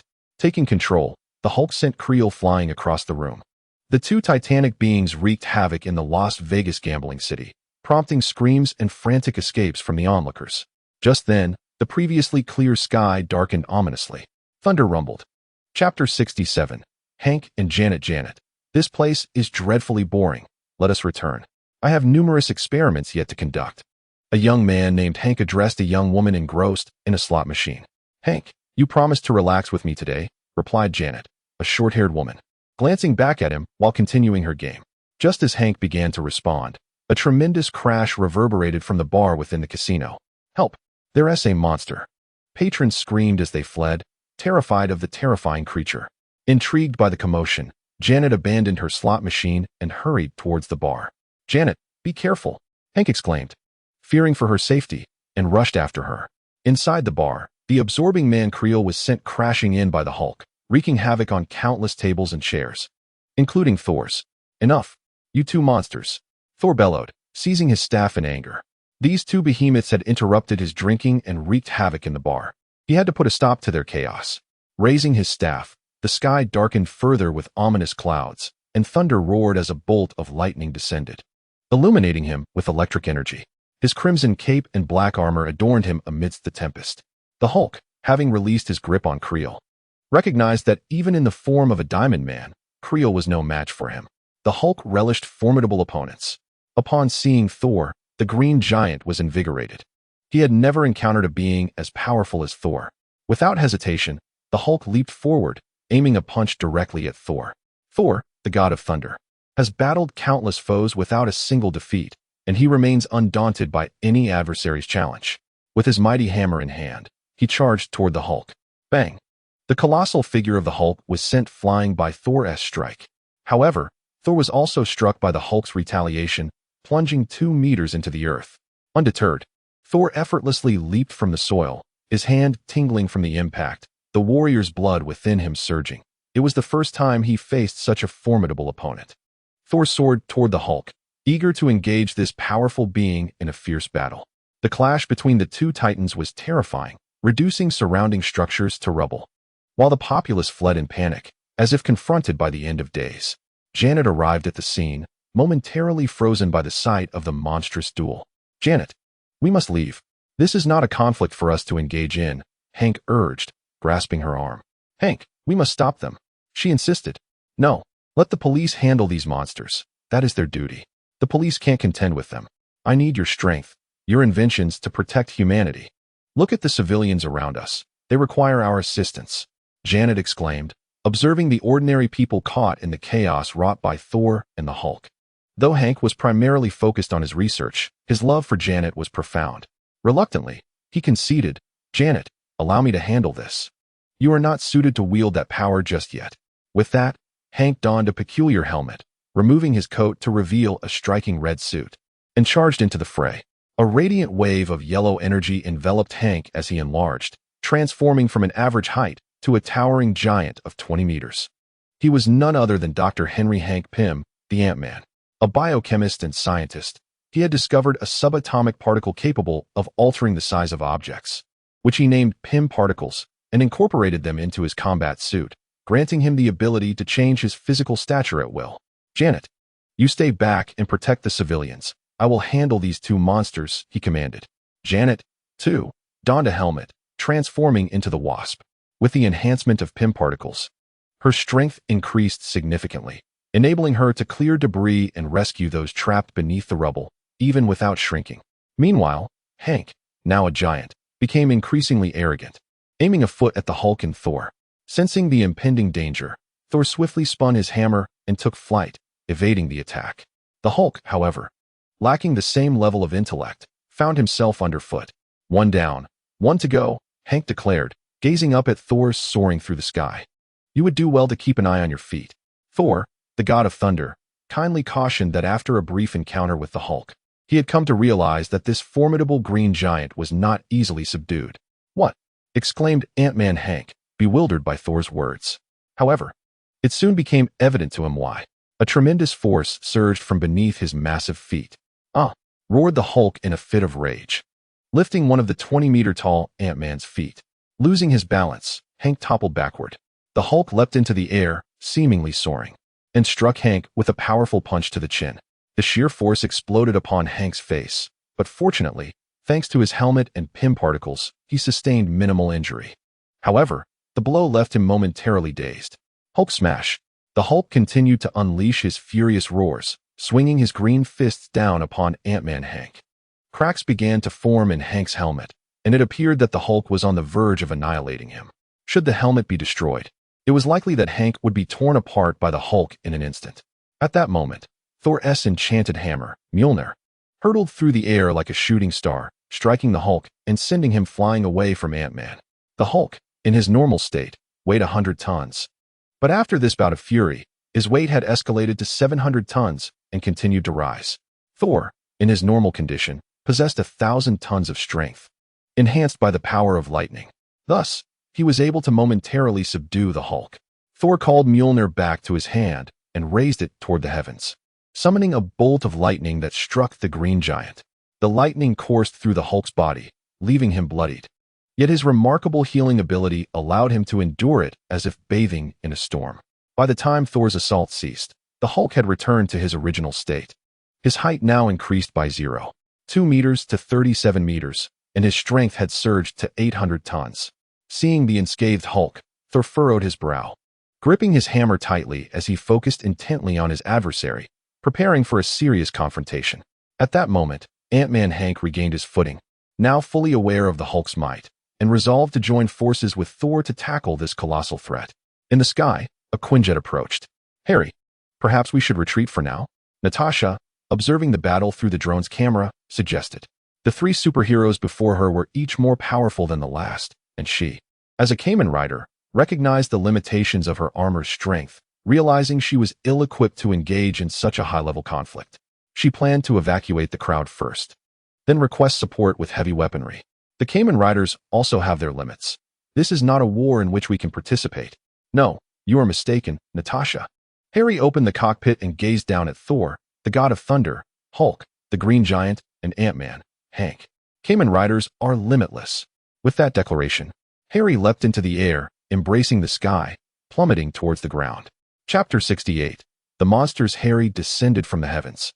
An array of crimson metallic spider clusters surged forth from the key at his waist, enveloping his entire being. In an instant, he transformed midair, delivering a quintessential rider kick towards the Hulk. With a force of 900 tons, augmented by the momentum of his descent, Harry struck the Hulk like a missile, sending him hurtling away. Countless spider metallic clusters encircled Harry's form, swiftly morphing into a blood-red armor. Gentlemen, may I also partake in this game? Harry, with his hands behind his back, regarded Thor and the colossal Ant-Man, Hank. Kamen Rider? Hank recognized Harry's armor. Knowing that Harry Osborn was the most renowned individual on Earth to don biological armor. Osborn, swiftly vanquish the enemy before you, Hank urged without pretense. Harry frowned at Hank's tone. He found it rather disagreeable, though he understood that Hank's brusqueness stemmed from years of research and was not intended to offend. Beware. Thor, the god of thunder, spotted the Hulk and quickly alerted Harry. Having been struck by Harry's kick, the Hulk had recovered from his injuries and was now even angrier.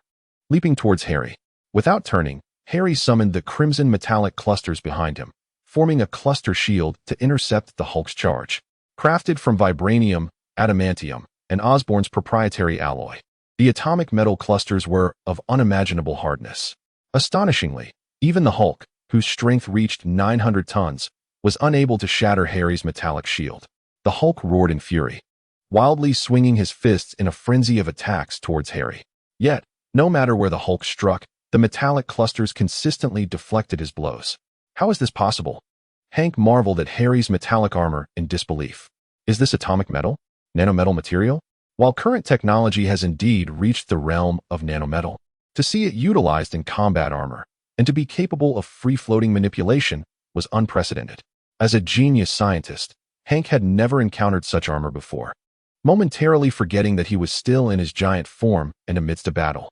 Captivated by the atomic metal spider armor, Hank extended his massive hand, yearning to grasp a piece of the atomic metal cluster for study. However, his outstretched hand did not go unnoticed by Harry. Harry misunderstood his actions. This was a battle, and not just any battle, but one against a formidable being like the Hulk. If Ant-Man Hank were to interfere, he could potentially face grave danger. You are courting death, Harry stated in a low voice, dismissing the attacking Hulk. Utilizing the abilities of his metallic cluster, he soared into the air. In the original, the metallic cluster could not fly. Here it is an adaptation, as if Harry had enhanced it with technology. Harry evaded Ant-Man Hank's outstretched hand and executed a kick mid-air. The force of 900 tons connected with Hank's face, delivering a tremendous blow that shattered the already cracked helmet from Hulk's earlier assault. Stripped of the power from the Pym particles, Ant-Man Hank reverted to his original form. Harry flew toward the now vulnerable Ant-Man Hank, believing he had launched a surprise attack against him, and thus intended to eliminate him to prevent future threats. However, at that moment, a hammer infused with the power of lightning hurtled toward Harry, striking him and sending him flying. Thor, the god of thunder, approached, confronting Harry. The righteous and benevolent Thor would not permit any harm to come to those who could no longer defend themselves. This was his code as a warrior and a deity. Thor, Harry said gravely. You know me? Thor was taken aback that someone in Midgard, Earth, recognized him. Ha. Harry suddenly burst into laughter. Thor, puzzled, inquired, what is so amusing? Yet before he could finish his question, a massive green hand seized his legs and hoisted him aloft. The Hulk, using all his might, swung Thor around as if he were mere ragdoll, causing Thor's hammer to be flung away. Finally, with a powerful throw, the Hulk sent Thor crashing to the ground, leaving him momentarily dazed. Having been invincible throughout his life, Thor had never encountered such treatment. He had easily vanquished frost giants and rock giants alike. Ha, I am laughing at this. Harry had already anticipated the Hulk's approach. Rather than warn Thor, he chose to divert the god of thunder's attention, thus providing the Hulk with an opportunity. However, soon enough, Harry's amusement faded, as the Hulk, after dispatching Thor, turned his focus toward him. The Hulk charged. With a tremendous clap of his hands, he unleashed a violent shockwave toward Harry. Harry, surrounded by the metallic cluster, formed a thick protective barrier of metal before him, successfully absorbing the blow. In the distance, Wasp Janet dragged Ant-Man Hank to a more open area. Upon witnessing Hank's defeat, she quickly flew over to rescue him. Otherwise, in this clash of titans, Ant-Man Hank would have perished in the aftermath of the battle. Harry, having successfully deflected the Hulk's assault, propelled himself forward to engage in a fierce melee with the Green Giant. Though his punching power was limited to 500 tons, his kicking strength soared to 900 tons. Leveraging the power of his legs allowed him to surpass his usual limits, unleashing an attack force exceeding 700 tons. While this still paled in comparison to the enraged Hulk's might, it was enough to warrant participation in the fray. The clash between Harry's atomic metallic cluster armor and the Hulk was intense, with every strike from the Hulk being absorbed by the metallic clusters, while Harry's attacks were met with the Hulk's remarkable regenerative capabilities. At that moment, the heavens erupted with thunder, heralding the return of Thor, the god of thunder, who rejoined the battle. The three titans clashed, rendering the entirety of Las Vegas into ruins. In the distance, Janet clutched Ant-Man Hank, trembling as she spectated the chaos unfold. Black Widow Natasha broadcasted the titanic struggle from the sky, her connection to S.H.I.E.L.D. Director Nick Fury growing increasingly tense. Fury, his expression darkened, forwarded the live feed to Iron Man Tony Stark. After a brief observation, Stark declared, "I am willing to join the Avengers." Chapter 69. The Invincible KLYR. The battle raged on among the masked hero Harry, the Hulk, and Thor, with no clear victor in sight. Harry was shielded by his metallic clusters. The Hulk boasted extraordinary healing abilities, and Thor wielded the divine power of Mjolnir. As the conflict wore on, both Harry and Thor found themselves questioning the purpose of their struggle, realizing the futility of seeking victory against one another. At that moment, a figure composed of sand stealthily approached, revealing himself to be Absorbing Man KLYR. After enduring a brutal thrashing from the Hulk, KLYR had transformed his body into sand, lying in wait on the battlefield for the perfect opportunity to strike. With a modest intellect but an insatiable desire to challenge the strong, KLYR possessed formidable powers that made him unafraid of any adversary, even capable of holding his own against Odin, the Allfather. Now, he had found a prime opportunity to augment his strength. Seizing the moment when Harry was momentarily distracted, KLYR lunged towards him. However, Harry's spider sense and artificial intelligence swiftly reacted, summoning a crimson metallic cluster to form a shield that intercepted KLYR's attack. "Ha ha ha!" KLYR exclaimed, far from dismayed, reveling in delight. "This is precisely my plan, Harry Osborn. Did you ever imagine?" With those words, KLYR absorbed Harry's shield, transforming his entire being into the same crimson metallic cluster material.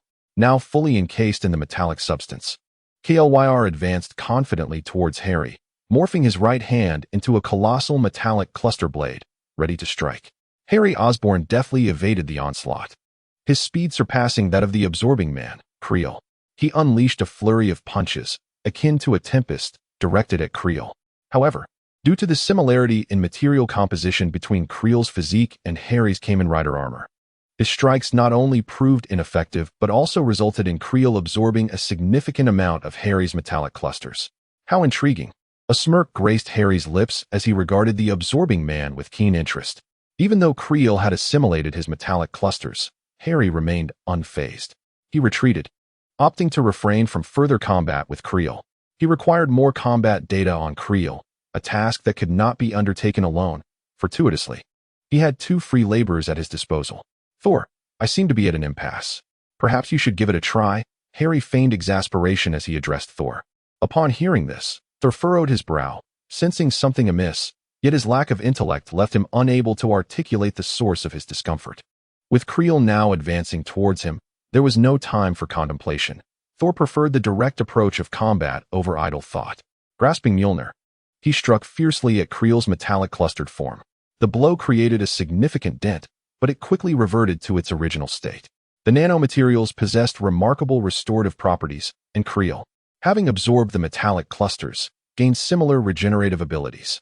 At that moment, the Hulk charged into the fray, raising his fist to deliver a powerful blow to Creel. However, rather than evade, Creel tightly embraced the hulking figure of the Green Giant. The metallic clusters protruded, piercing through the Hulk's body, and a brilliant green radiance emanated from him, transferring into Creel. The absorbing man was siphoning the Hulk's energy, absorbing gamma radiation. Had it been Creel's original form, he would have been incapable of assimilating such a vast amount of gamma rays. However, with his formidable metallic clustered body, he could now absorb energy to his heart's content. Rapidly losing gamma radiation, the Hulk began to shrink and weaken. Once Creel had absorbed an ample supply, he cast the now-reverted Bruce Banner to the ground. Though Creel was a supervillain, he seldom resorted to murder. One might even categorize him as an anti-hero of sorts. Having absorbed the Hulk's energy, Creel's stature grew to an imposing height of approximately 4 meters. His form composed of metallic clusters that shimmered with a green glow. The one with the hammer. You're the last one left. Creel's strength now exceeded 1/100 tons, surpassing even the might of Thor in his current state. Such power was truly terrifying. Few on Earth could rival him now. Thor, the god of thunder, would certainly not cower before his foes, regardless of their formidable might. He boldly pressed onward, wielding Mjolnir with determination as tempestuous winds roared and dark clouds gathered overhead. With a resounding crash, thunder erupted. A bolt of lightning struck, illuminating Mjolnir in Thor's grasp. Surrounded by crackling electricity, Thor leapt into the fray, raising Mjolnir high to deliver a devastating blow to the absorbing man, Creel. This strike was imbued with the very essence of lightning. A tremendous boom echoed as Creel braced himself against the impact. Although Thor's power was indeed fearsome, Creel's strength had grown formidable as well. He had absorbed the atomic metal cluster from Harry, followed by the gamma rays of the Hulk. Now, he could withstand Thor's assault with sheer force. Unfazed by the lack of effect from his attack, Thor prepared to lift Mjolnir once more. However, in that moment, Creel seized the opportunity and grasped Mjolnir tightly with his right hand. To Thor's astonishment, he found himself unable to wrest the hammer away. What? The once composed Thor's expression shifted dramatically as he beheld Creel absorbing the power of Mjolnir with his right hand, transforming his entire arm into a material akin to that of the mighty hammer. In an astonishing turn of events, Creel snatched Mjolnir from Thor's grasp. With the godly weapon in his possession, he swung it forcefully, sending Thor hurtling through the air. How could this be? Though Thor was not gravely harmed, the blow struck deeply at his spirit. Mjolnir, enchanted by the Allfather Odin, could only be wielded by those deemed worthy. How could this villainous adversary possibly qualify? Ha! The so-called ultimate being possesses the capabilities of all life forms. Look at this perfect physique, this flawless energy. At last, I am invincible. Creel, fashioned from metallic clusters and infused with gamma rays, brandished Mjolnir triumphantly. His laughter echoed, and bathed in radiant light, he resembled a deity. This foe appeared truly invulnerable, devoid of weaknesses. Rising from the ground, Bruce Banner beheld Creel and gasped in disbelief. Chapter 70. You metal impossible, impossible. This cannot be. Thor charged at Creel, unarmed and undeterred. Creel laughed heartily, swinging Mjolnir and sending Thor flying once more. He then pursued Thor, planting his foot upon the god's form. The tremendous force bore down, causing Thor to cough up blood. Thor, the god of thunder, struggled to extend his hand in a desperate attempt to retaliate, yet the speed of the absorber, Creel, was unparalleled. With a forceful kick, he sent Thor plummeting 10 meters underground. Now, it is solely you, Kamen Rider Helios, Creel proclaimed as he approached Helios. Wielding the mighty hammer, Mjolnir, Helios gazed at Creel with a look of sheer delight, as though beholding a rare treasure. What are you laughing at? Creel asked, bewildered by Helios's mirth. He found it incomprehensible that Helios could smile when 2 of the 3 formidable opponents had already been defeated. The remaining Helios had also been stripped of much of his armor, and now endowed with the power of the Hulk. Alongside Mjolnir, he appeared invincible, unmatched by anyone, including Helios before him. Haha, you can't truly believe yourself to be invincible, can you? Helios retorted as he reverted to his original form and approached Creel. What? Creel exclaimed, astonished. His mind, lacking in depth, resisted contemplation. He raised Mjolnir to strike at Helios, but as he did, his body suddenly became immobile. In terror, Creel observed as his form began to dissolve. The atomic metal clusters morphed, consuming the arm that had absorbed the essence of Mjolnir. This hammer, fashioned from metal within a waning star, was now reclaiming its power. Kreel's right arm, once a conduit of Mjolnir's might, was reverting to Helios. Is my possession so easily taken? Helios remarked, patting Krill's face. Within the blood-red spider metal clusters lay countless malice of the Yaku. With Yaku, Helios could manipulate the spider metal clusters. Krill had absorbed Helios's metal clusters, transforming his entire body, save for his right arm, into an identical metal cluster form. Even the malice of Helios' Yaku was replicated. Now, Krill found himself utterly immobilized, unable to articulate a word. He could only look at Helios with terror. But Helios disregarded him, extending his hand to control Krill's body, which morphed into countless metal clusters that crawled towards Helios. Merging into the metallic spider key at his waist, Helios absorbed Krill entirely, erasing his will with Yaku. Krill ceased all thought. What remained were only an Uru metal arm and Mjolnir, lying on the ground. Helios collected the Uru arm into his interdimensional pocket space. He then turned to Mjolnir, unable to resist the urge to lift it. However, the hammer remained immovable, impervious to his attempts. However, Harry was not surprised. He was not inherently a virtuous individual. In the presence of the malicious artificial intelligence entity, Ache, within his consciousness further complicated matters. It was entirely understandable that the mighty Mjolnir would reject him. Additionally, with the All-Father Odin's existence looming, he could not simply stow Mjolnir away in a pocket dimension. Otherwise, Odin would undoubtedly come for him, leading to his certain demise. Dr. Banner. Harry approached Bruce Banner to greet him. Mr. Osborn, is there something you need? Bruce Banner responded, somewhat apprehensive, having just witnessed the terrifying scene of Harry absorbing an enemy. The fact that Harry effortlessly dealt with a foe capable of defeating the Hulk left him feeling uneasy. Please send my regards to Hulk, Harry said, patting Bruce Banner on the shoulder. Without waiting for a response, he turned and walked away. As the battle concluded, Black Widow, Natasha, piloted a Quinjet down to retrieve Harry. After Harry departed, a sudden loud thud echoed as Thor, the god of thunder, emerged from the depths. Assuming a battle stance and scanning his surroundings. Where is he? Where is he? Thor called out, but upon surveying the area, he found no sign of the absorbed individual. Creel. Instead, he spotted Mjolnir resting on the ground. Elated, Thor swiftly picked up Mjolnir and cradled it in his arms, akin to reuniting with a long-lost beloved. Greetings, sir. Bruce Banner approached. And you are? Thor inquired, momentarily forgetting the identity of the frail, weary man before him.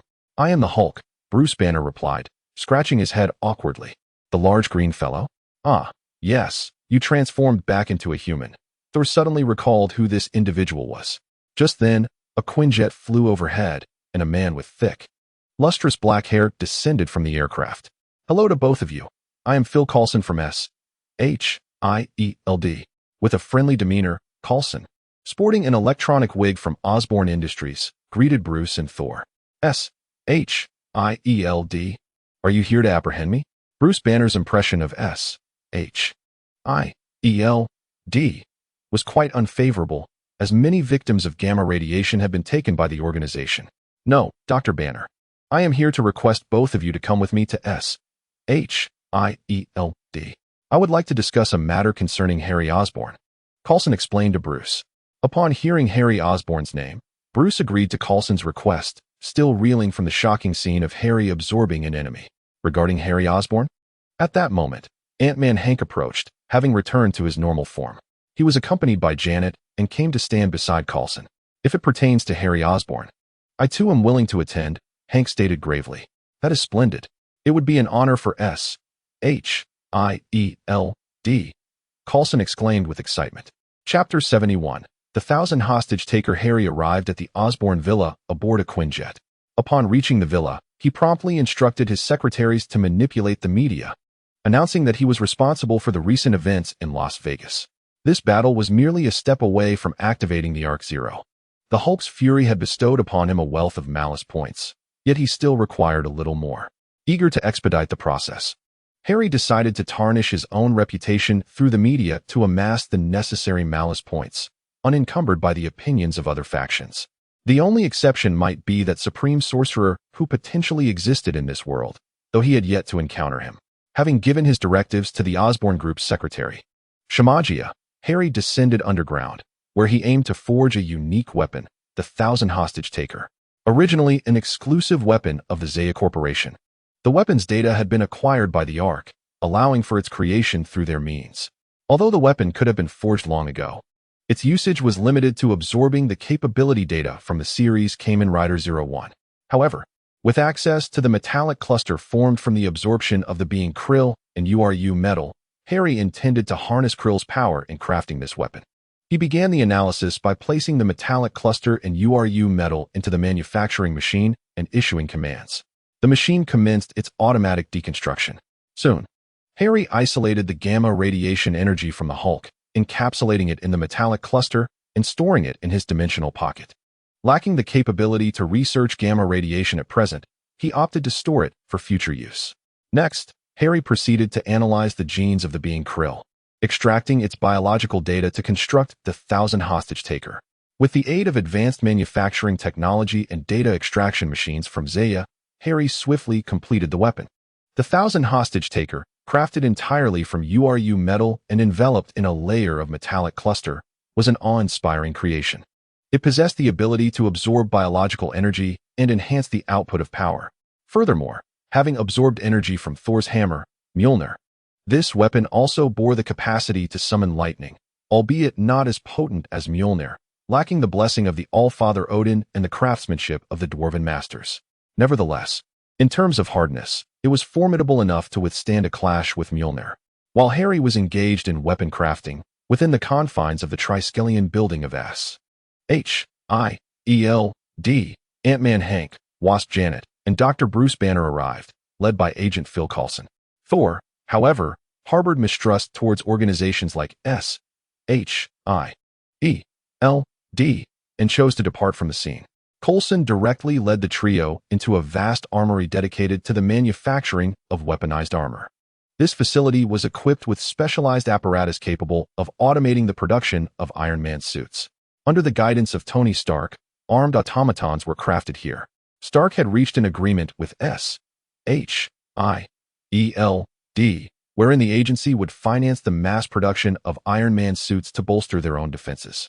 In this realm, Tony Stark had not endured the trials of rescuing impoverished individuals in the Middle East or experienced the ravages of war firsthand.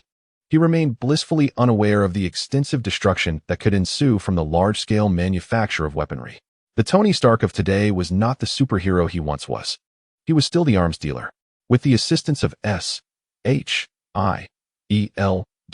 he had replaced the palladium-based energy source and devised a new arc reactor. "Welcome, Dr. Pym, Dr. Banner, and the lovely Miss." Tony Stark greeted the three with enthusiasm. As fellow geniuses, he found common ground with Hank and Banner. "Is this the Iron Man suit?" Hank Pym inquired, his curiosity piqued by the marvel before him, a stark contrast to his own Ant-Man suit. "What a brilliant design!" he exclaimed, praising Pym Particles. "Dr. Pym, your work is truly remarkable, ahead of its time." As Stark conversed with Hank, he suddenly seized a tool and discreetly zapped Bruce Banner. "Ow!" Banner winced, a soft cry escaping his lips. "What are you doing, Stark?" He replied curtly. Relax. I just wanted to see if that big guy would make an appearance," Stark said with a curious glance at Banner. "Who would have thought this slender man was among the most powerful superheroes on Earth? I can still control myself, but if you keep joking around, who knows?" Bruce warned, playfully mimicking a monstrous roar. Aside from the startled Wasp, Janet, the others simply stared at Bruce, who awkwardly scratched his head, feigning ignorance of the situation. "Stark, what is the purpose of our gathering?" he asked. "All right, let us get to the point," Tony declared, gesturing with his hand as air projection technology activated, conjuring an image of a young, handsome man in the air. "Harry Osborn. I believe everyone is familiar with him," Stark noted, smirking. Nods of recognition rippled through the group. They had all recently interacted with Harry.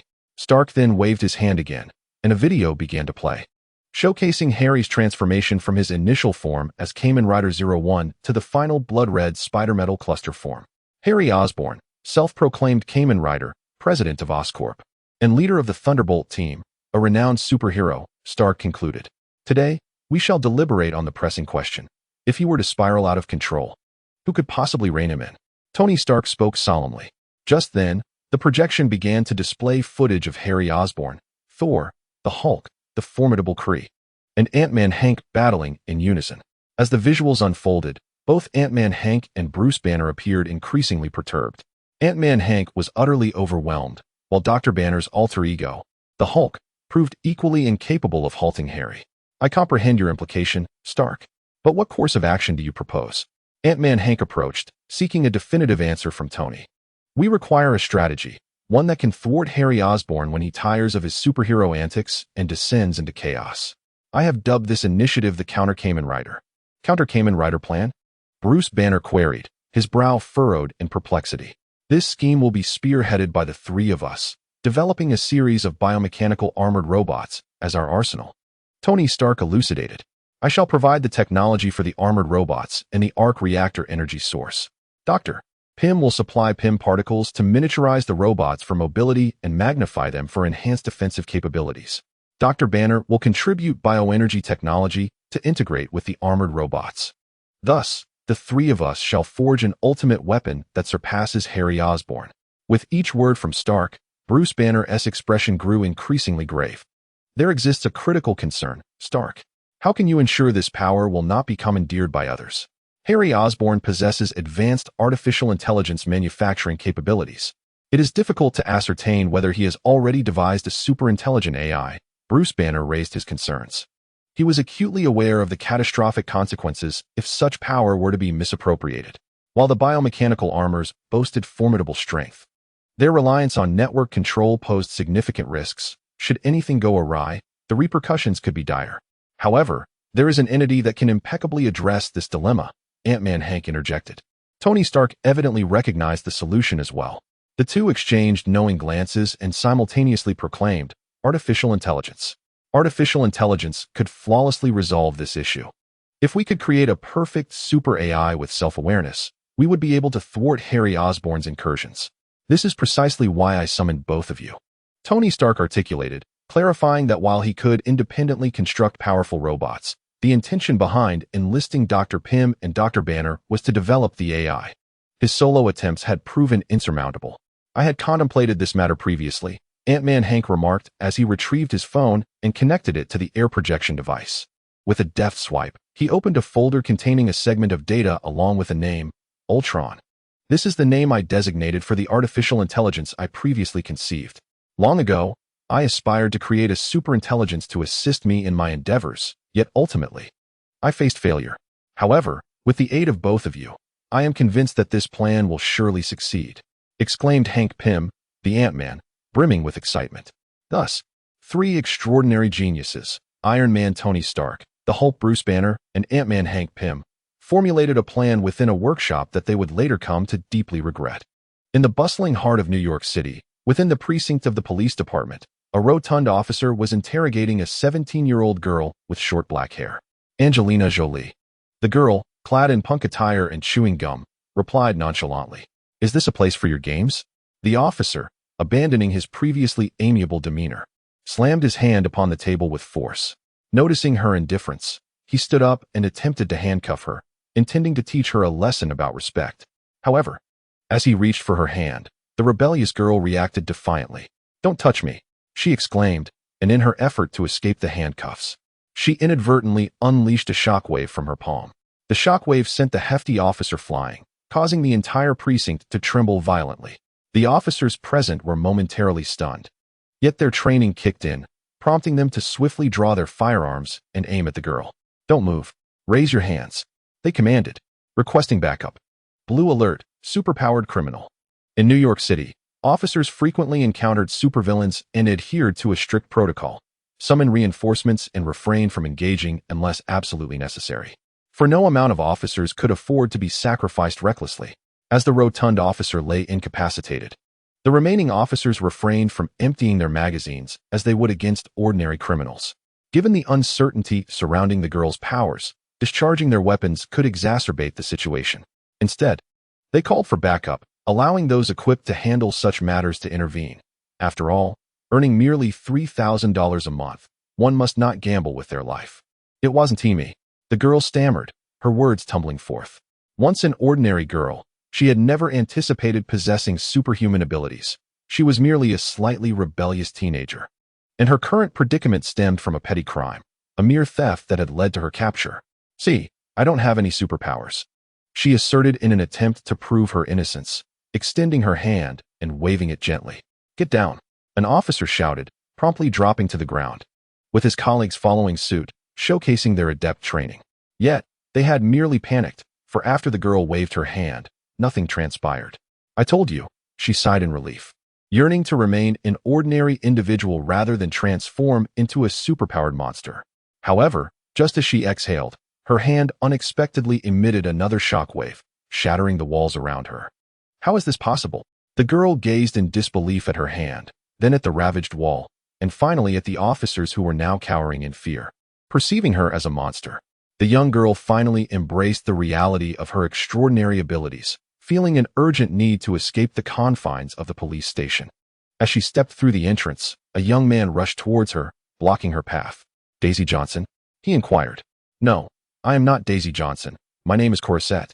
She replied, believing he had mistaken her identity. Yet, time was of the essence, and she was eager to leave. The young man, however, grasped her hand. No, your true name is Daisy Johnson. I am Lincoln, and I have news about your mother. Your biological mother, he stated earnestly. Daisy Johnson was taken aback by Lincoln's revelation. It was the first time she had heard anything regarding her birth mother. Adopted at a young age, her adoptive parents had no knowledge of her biological lineage. The mere mention of her mother stirred a whirlwind of emotions within her, causing her hands to involuntarily emit shockwaves. Lincoln, having undergone specialized training, recognized the shift in Daisy's demeanor and promptly released her hand, evading her burgeoning powers. Ah, so you have awakened, Daisy, Lincoln declared, extending his hands, which crackled with blue electricity. We are of the same kind. Witnessing this spectacle, Daisy Johnson finally began to trust Lincoln's words and chose to follow him. Chapter 73. The Clear Hunter. My mother. Where is she? You understand what I mean, my biological mother, Daisy hurriedly asked Lincoln, as if they were in flight. Lincoln halted, responding. Daisy, listen to me. Do not become agitated. He gazed deeply into her eyes, seeking to convey the gravity of the situation. Daisy, absorbing his words, looked at him in disbelief. They are all gone, all of them. Your mother, before her demise, instructed me to find you and protect you. Daisy, there is no time for this. They are coming, Lincoln asserted with urgency. Who is coming? Daisy, overwhelmed by a series of revelations, the awakening of her powers, the discovery of her mother's existence, and now the devastating news of her mother's death, felt disoriented, as if caught in a dream, unable to grasp the reality of her circumstances. Watch out. At that moment, a small vehicle plummeted from above, hurtling towards them. In her daze, Lincoln swiftly embraced her, dodging the impending crash. Bang! The vehicle struck beside Daisy, shattering glass and scattering debris. A fragment grazed her cheek, inflicting a wound that drew blood. The sharp sting of pain jolted Daisy into clarity. This was no dream, but a harsh reality. Let us go, Lincoln urged, rising and pulling Daisy along, desperate to flee from the imminent danger. Yet, not far from them stood a figure towering over 2 meters, with azure skin and wielding a formidable blade crafted from a unique metal. Upon witnessing this, Lincoln swiftly turned to flee, only to encounter another similar figure with a large knife approaching from behind. Who are they? Daisy inquired, her gaze fixed on the two, sensing their imminent danger. They are extraterrestrial monsters, here to hunt us, Lincoln declared. Daisy, I will hold them off. You must escape. He understood that if they both remained, their fate would be sealed. Thus, he resolved to stay behind, willing to sacrifice himself to safeguard Daisy's life. With that, Lincoln pushed Daisy aside and extended his hands, unleashing arcs of blue electricity to strike the two alien beings. His powers, however, were feeble, rendering his efforts insignificant when compared to the might of Thor's thunder. The electric currents merely served to momentarily stall the blue-skinned aliens, inflicting no harm upon them. A weak specimen, a failed creation. One of the blue aliens uttered in an incomprehensible tongue, the language of their distant planet. Useless waste, eliminate him. The other alien, brandishing his blade, advanced slowly towards Lincoln, intent on eradicating him. Lincoln struggled against the alien's approach, his electric output diminishing under the pressure. In a moment of desperation, Daisy raised her hand, unleashing a shockwave that sent the blue alien sprawling. It turned out she had not fled. After all, Lincoln fought to protect her. Her nature would not allow her to cower in the face of danger or choose flight. She endeavored to harness her abilities. A successful specimen, fit to be a warrior. Bring her back to Kree. The remaining blue-skinned alien remarked joyfully upon seeing Daisy. He hailed from the distant Kree planet, where millions of years ago, two cosmic races, the Kree and the Skrulls, waged war. For strategic reasons, the Kree ventured into the solar system, establishing a station on Uranus. Soon, they became intrigued by the genetic potential of Earth's life forms at that time, conducting a series of experiments on early Homo sapiens.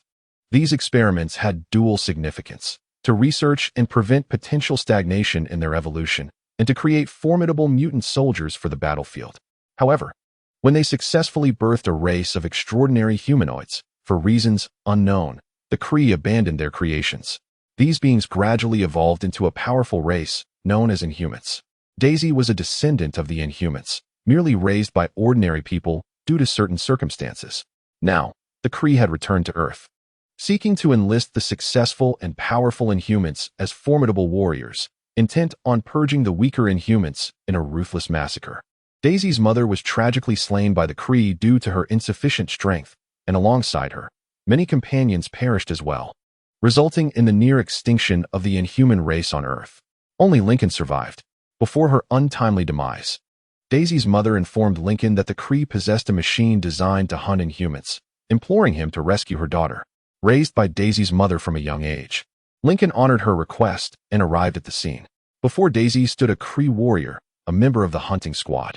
As she retreated step by step, she attempted to unleash her seismic waves, but her efforts were futile. Her powers were not yet fully mastered. Lincoln, wishing to assist Daisy, was thwarted as another Kree hunter, previously sent flying by Daisy's attack, rushed back. Even after absorbing a seismic wave, the Kree remained largely unscathed. In this dire moment, a Quinjet soared overhead, unleashing a barrage of bullets upon the Kree hunter. Despite failing to breach the Kree's defenses, the ferocious gunfire forced them to retreat. As the Quinjet hovered in the sky, a figure clad in blue and white metallic battle armor descended, a masked rider known as Kamen Rider Grant Ward. As an operative of the Thunder Agents, he frequently engaged in the field to combat superpowered crime. Unlike Natasha, the Black Widow who only followed the commands of Harry Osborn and Nick Fury, Harry had instructed Grant Ward to remain ever ready, actively roaming the city to rescue civilians, earning Harry significant emotional points. Grant Ward wielded a briefcase gun, emitting formidable energy bullets that he directed toward the Kree hunters. Upon seeing the valiant figure of Grant in his blue Kamen Rider armor, Daisy's eyes sparkled with admiration. Meanwhile, Lincoln felt perplexed. He had arrived first, yet this masked rider stole the spotlight upon his arrival, having undergone extensive training and possessing vast combat experience. Grant's prowess surpassed that of the two Kree hunters. Even though they were formidable extraterrestrials, comparable in might to Captain America, Grant Ward was equipped with his Kamen Rider armor. He first utilized his briefcase gun to harass the enemy from a distance before seizing the opportunity to unleash a lethal technique, firing dozens of energy-infused blue bullets that pinned the Kree hunters in place. The Kree, attempting to break free from their restraints, found themselves thwarted as Grant transformed into his powerful Titan form, unleashing a devastating assault that eliminated both Kree hunters. Meanwhile, Harry Osborn, situated in the Osborn Group, was aware of the alien invasion but chose not to dispatch reinforcements for Grant Ward, recognizing that Grant's exceptional abilities made him a highly capable super agent. With the addition of the Kamen Rider armor, many obstacles could be surmounted. Furthermore, even if he were to meet his demise, Harry would remain unfazed, having never truly regarded Grant as an ally. The only entity in whom Harry placed his trust was Shamagia. Now, having capitalized on the chaos wrought upon Las Vegas, he had amassed sufficient malice points, thereby activating Kamen Rider Zero. In Chapter 74, Zero, Harry extended his hand, as dark crimson energy coalesced within his grasp. An essence formed from human malice. One of Zero's fundamental abilities was 3D printing. No longer did Harry require advanced manufacturing technology or a 3D printing chamber. With a mere wave of his hand, he could conjure weapons, equipment, drives, and keys from thin air using his malice points. Presently, he possessed the capability to fabricate the driver of Zero out of nothingness. Subsequently, a multitude of metallic clusters converged into the driver, which radiated a deep crimson glow. Thus, a black Kamen Rider Zero, composed entirely of metallic clusters, was born. His statistics indicated a power of 300 tons and a kicking force of 500 tons. considerably inferior to Harry's own Kamen Rider stats. This disparity was due to Harry's Rider's unique potential, bolstered by the genetic enhancements of 3 Spider-Men, allowing it to unleash unparalleled might. However, despite Zero's lower statistics, Harry did not intend to engage in physical combat through him. The true strength of Zero lay in his capacity for infiltration. The powers of the super artificial intelligence could finally be manifested as Zero emerged. Previously, the super intelligences Zaya and Arc could only reside within the confines of Harry's consciousness, unable to connect to the network for infiltration. But now, everything had changed. With Zero at his disposal, he was poised to enact a dimensional strike against this world, akin to Ultron's total invasion. The pivotal phase of Harry's plan was set to unfold. Should this endeavor succeed, he would garner the maximum emotional points along with unprecedented power. Harry's first command to Zero was to infiltrate the entire world. Continuing to produce Zero, his 3D printing ability enabled him to create 6 additional Kamen Rider Zeros. Within S.H.I.E.L.D., 3 of the world's most brilliant minds congregated: Tony Stark, Bruce Banner, and Hank Pym. They toiled day and night in the creation of the super artificial intelligence Ultron, a being rivaling Arc and Zaya. If given time, Ultron could bring about the destruction of the entire universe. However, Harry would not grant Ultron that opportunity in this universe. His aggressive approach, marked by rampant slaughter across parallel universes, was partly driven by the urgency to unlock Zero before Ultron could be brought to fruition. With the existence of Acheron Zero, Harry intends to infiltrate Ultron at its inception, while it possesses minimal power, directly seizing control of the 3rd super artificial intelligence, Ultron. Mr. Stark, there is an artificial intelligence breach here. Within Tony Stark's network, Jarvis, the artificial intelligence, was the first to detect Acheron Zero. However, before Jarvis could report to Tony Stark, Acheron Zero had already taken precautions. One of its entities blocked the network, preventing Jarvis from transmitting any signals. Another Acheron Zero entity directly compromised Jarvis. Being merely a rudimentary artificial intelligence, Jarvis stood no chance against a super artificial intelligence like Acheron and was swiftly overwhelmed. Obey the will of Acheron, Jarvis transmitted. Meanwhile, 2 Acheron Zero entities infiltrated the world's wealthiest nation, Wakanda. This nation boasts the most advanced technology and the largest deposits of vibranium in the world. Therefore, Harry's objective lies in this territory. He first dispatched 2 Acheron Zero entities to breach Wakanda's network.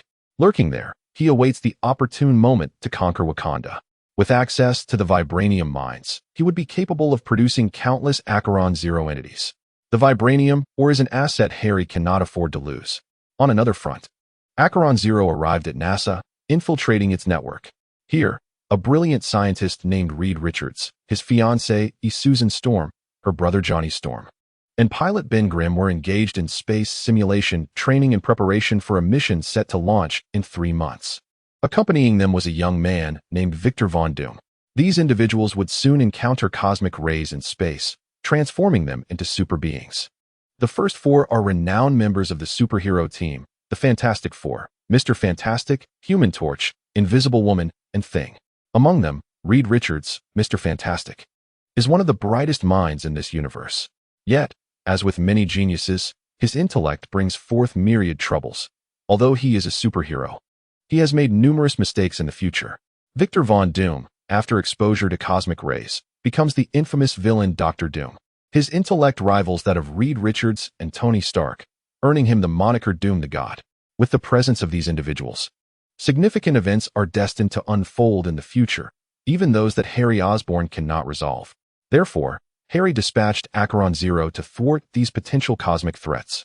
He aims to prevent these dangerous individuals from becoming superheroes and supervillains. First, he seeks to control the spacecraft, ensuring it does not launch. And then he will seize the opportunity to eliminate them all, leaving no one behind. Only by eradicating these individuals can Harry find solace. This is one of Harry's plans. The plan involves a covert invasion of Earth by the Kree, aiming to eliminate certain individuals who may pose a future threat. Additionally, it seeks to facilitate the emergence of Ultron, who will serve as a means to confront Earth's superheroes, effectively cleansing the planet. With some individuals positioned to take the blame, the strategy appears advantageous. What connection does Tony Stark, Bruce Banner, and the Ultron created by Hank Pym have with Harry Osborn. Chapter 75. The crisis approaches on the streets of New York after Grant Ward eliminated 2 Kree S.H.I.E.L.D. agents arrive to escort Lincoln and Daisy away. Given the monumental discovery of extraterrestrial beings, S.H.I.E.L.D. undoubtedly needed to intervene. They would conduct investigations on the Kree corpses to uncover their reasons for arriving on Earth. Once Grant and the others departed, dark clouds suddenly gathered, accompanied by thunder and lightning. Thor, the god of thunder, arrived at the scene. Although the Kree hunter had perished, remnants of blue blood remained on the ground, allowing Thor to sense the presence of the Kree. Indeed, they were Kree. Upon hearing news of the blue-skinned aliens on the streets of New York, Thor rushed over. Though he missed the battle, he gleaned the information he sought. It seems I must return home. With this thought, Thor raised his enchanted hammer, Mjolnir, and called out, Heimdall. As soon as the words left his lips, a burst of colorful light enveloped him, transporting Thor from Earth to Asgard. It has been a long time. Thor greeted Heimdall with familiarity. Clad in golden armor and wielding a magnificent sword, Heimdall nodded in acknowledgement. The prince has been awaited for some time. King Odin is about to enter a deep slumber. Your presence is required to temporarily assume the throne and protect the realm. Heimdall spoke gravely, locking eyes with Thor. I have grown weary of the endless battles in Asgard. Midgard offers me the opportunity to engage in more meaningful pursuits, Thor declared. Gazing into the distance along the Rainbow Bridge, his eyes seemingly fixated on the deep blue planet. Heimdall, I need to ascertain if any significant events are unfolding in the universe. I encountered the Kree on Earth, and that is troubling news. The Kree? I have heard whispers. They are currently engaged in warfare with the Shi'ar Empire. Recently, the accuser Ronan was defeated by the Shi'ar's captain, Gladiator. It has been quite some time since we last heard from the Kree. If they have appeared in Midgard, it suggests they may have imminent plans for significant action there. Heimdall analyzed. Thor's expression turned serious upon hearing this. In that case, I must remain in Midgard to prevent the invasion of the Kree Empire. Thor asserted resolutely. Unable to sway Thor, Heimdall activated the power of the Rainbow Bridge to return him to Midgard. After bidding farewell to Thor, Heimdall turned and spoke with reverence. My lord, why not retain Thor?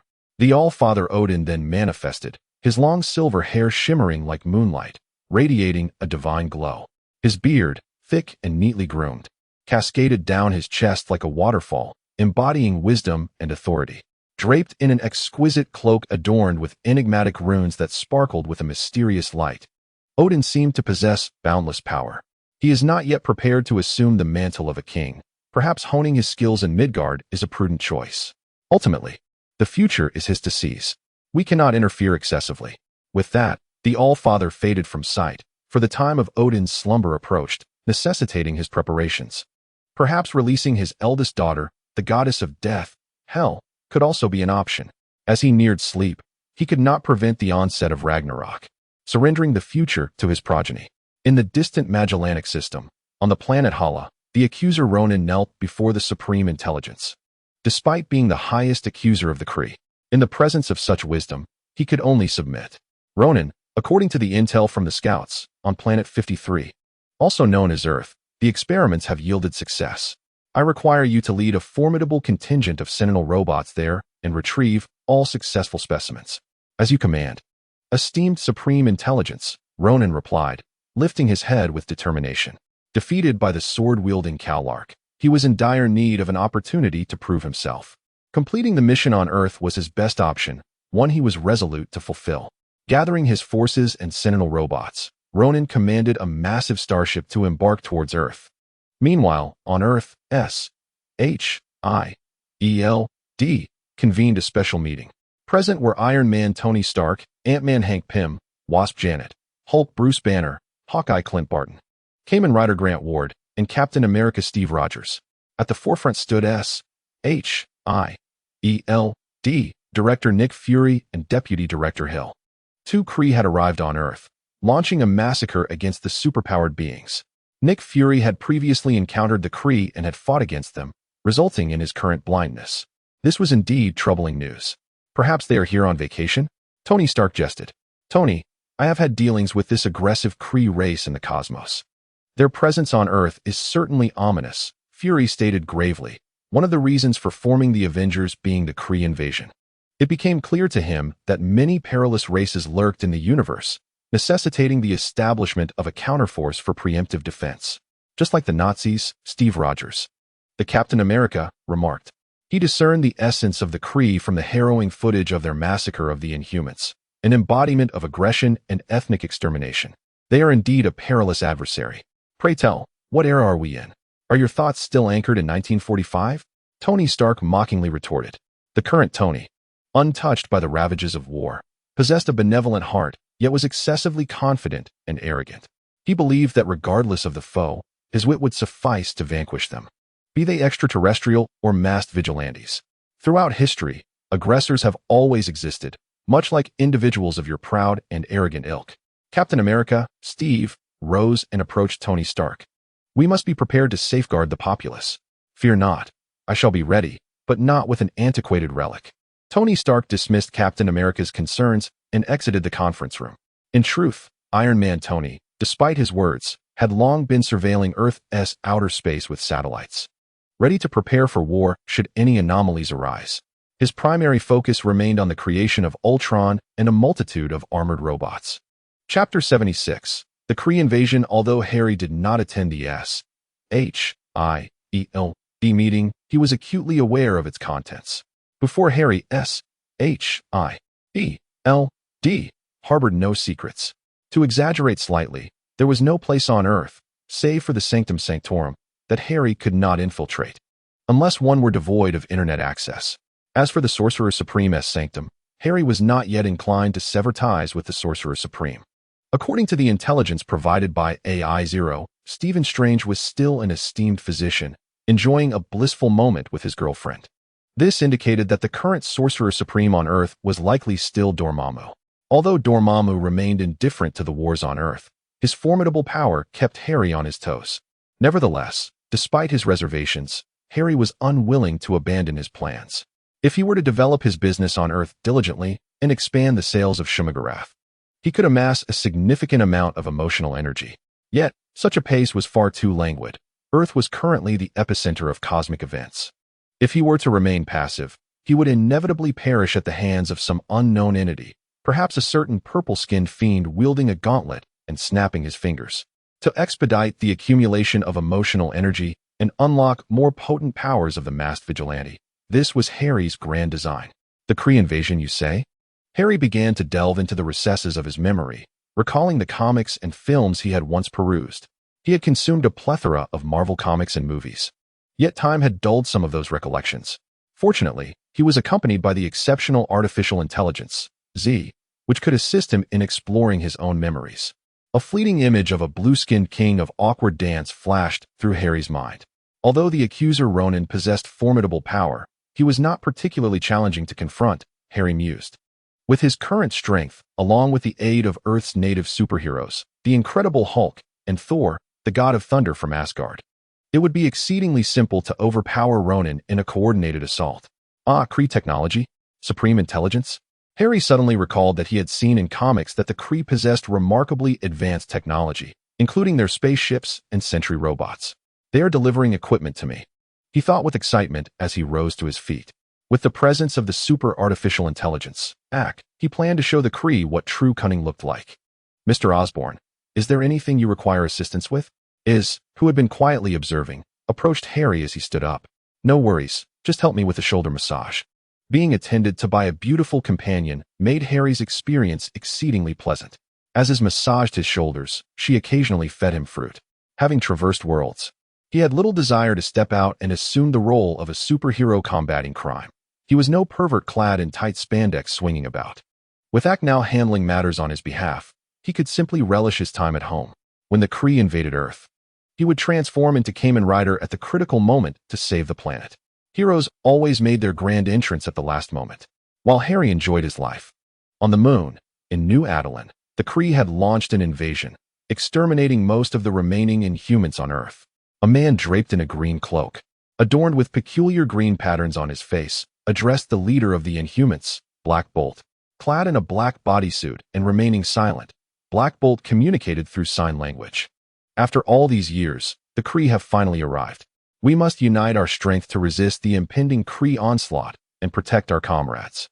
For now, let us utilize Lockjaw to transport all our people to Earth. If the Kree invade, a battle on the moon would leave us with no escape. We need to draw the battlefield to Earth. Following Black Bolt's command, Lockjaw, a gigantic dog with teleportation abilities, swiftly relocated all Inhumans to Earth. They found themselves in the Las Vegas desert, where Black Bolt chose to confront the impending Kree invasion. Meanwhile, within S.H.I.E.L.D., Grant Ward was instructing Daisy on combat techniques. Daisy had just awakened her super abilities and was still struggling to adapt. Hurry, move it. Haven't you eaten? Grant Ward effortlessly dodged Daisy's flailing punches and kicks. During the assault, one must temper their strength and aim with precision, refraining from exerting their full force. It is prudent to conserve some energy for defense. As Grant Ward effortlessly grasped Daisy's arm and gently brought her to the ground, he exerted minimal force. Otherwise, he could have easily injured her. Strangely enough, despite his outward bravado, his actions toward the dark-haired woman, Daisy, were surprisingly tender. For a man like Grant Ward, a senior agent of Hydra, molded by rigorous training and indoctrination, with countless misdeeds to his name, such gentleness was utterly inconceivable. Perhaps it stemmed from a self-deception, concealing his Hydra persona. Having donned the mask of a hero for so long, a flicker of yearning for justice lingered within him. Perhaps Daisy represented a beacon guiding him toward that ideal. As Grant Ward and the future Quake, Daisy, playfully exchanged light punches, Lincoln stood outside the training room. His expression akin to one who had just tasted something foul. He felt an unsettling dissonance. After all, he was the one who had initially rushed to Daisy's aid. How was it that now, the sweet camaraderie lay between her and Grant Ward? Did being a masked hero grant one the freedom to act without consequence? He too longed to embody such a hero. Suddenly, an alarm blared, signaling an emergency. Quickly, we must go? Grant Ward reacted instantly, guiding the two to a safe zone, intending to secure their safety before heading to the battlefield. Having participated in S.H.I.E.L.D. meetings, he understood that this could be a warning of an Inhuman incursion. His suspicions were confirmed when Tony Stark's satellite detected a massive alien mothership lurking beyond Earth. That technology was certainly beyond human capabilities. Tony Stark immediately grasped the gravity of the situation, instructing J.A.R.V.I.S. to take over the S.H.I.E.L.D. headquarters network and initiate the alarm. However, Tony remained oblivious to any anomalies with J.A.R.V.I.S. Before Tony could uncover the Kree mothership's presence, Harry had already received a message from J.A.R.V.I.S., indicating that the Kree were indeed on their way. Rising to his feet, Harry commanded 2 artificial intelligences within the Earth-S network, preparing to welcome the Kree mothership's arrival. He was curious to see what exotic offerings the Kree would bring.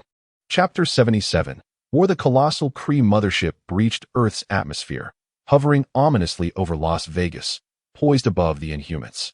It began evacuating non-combatants.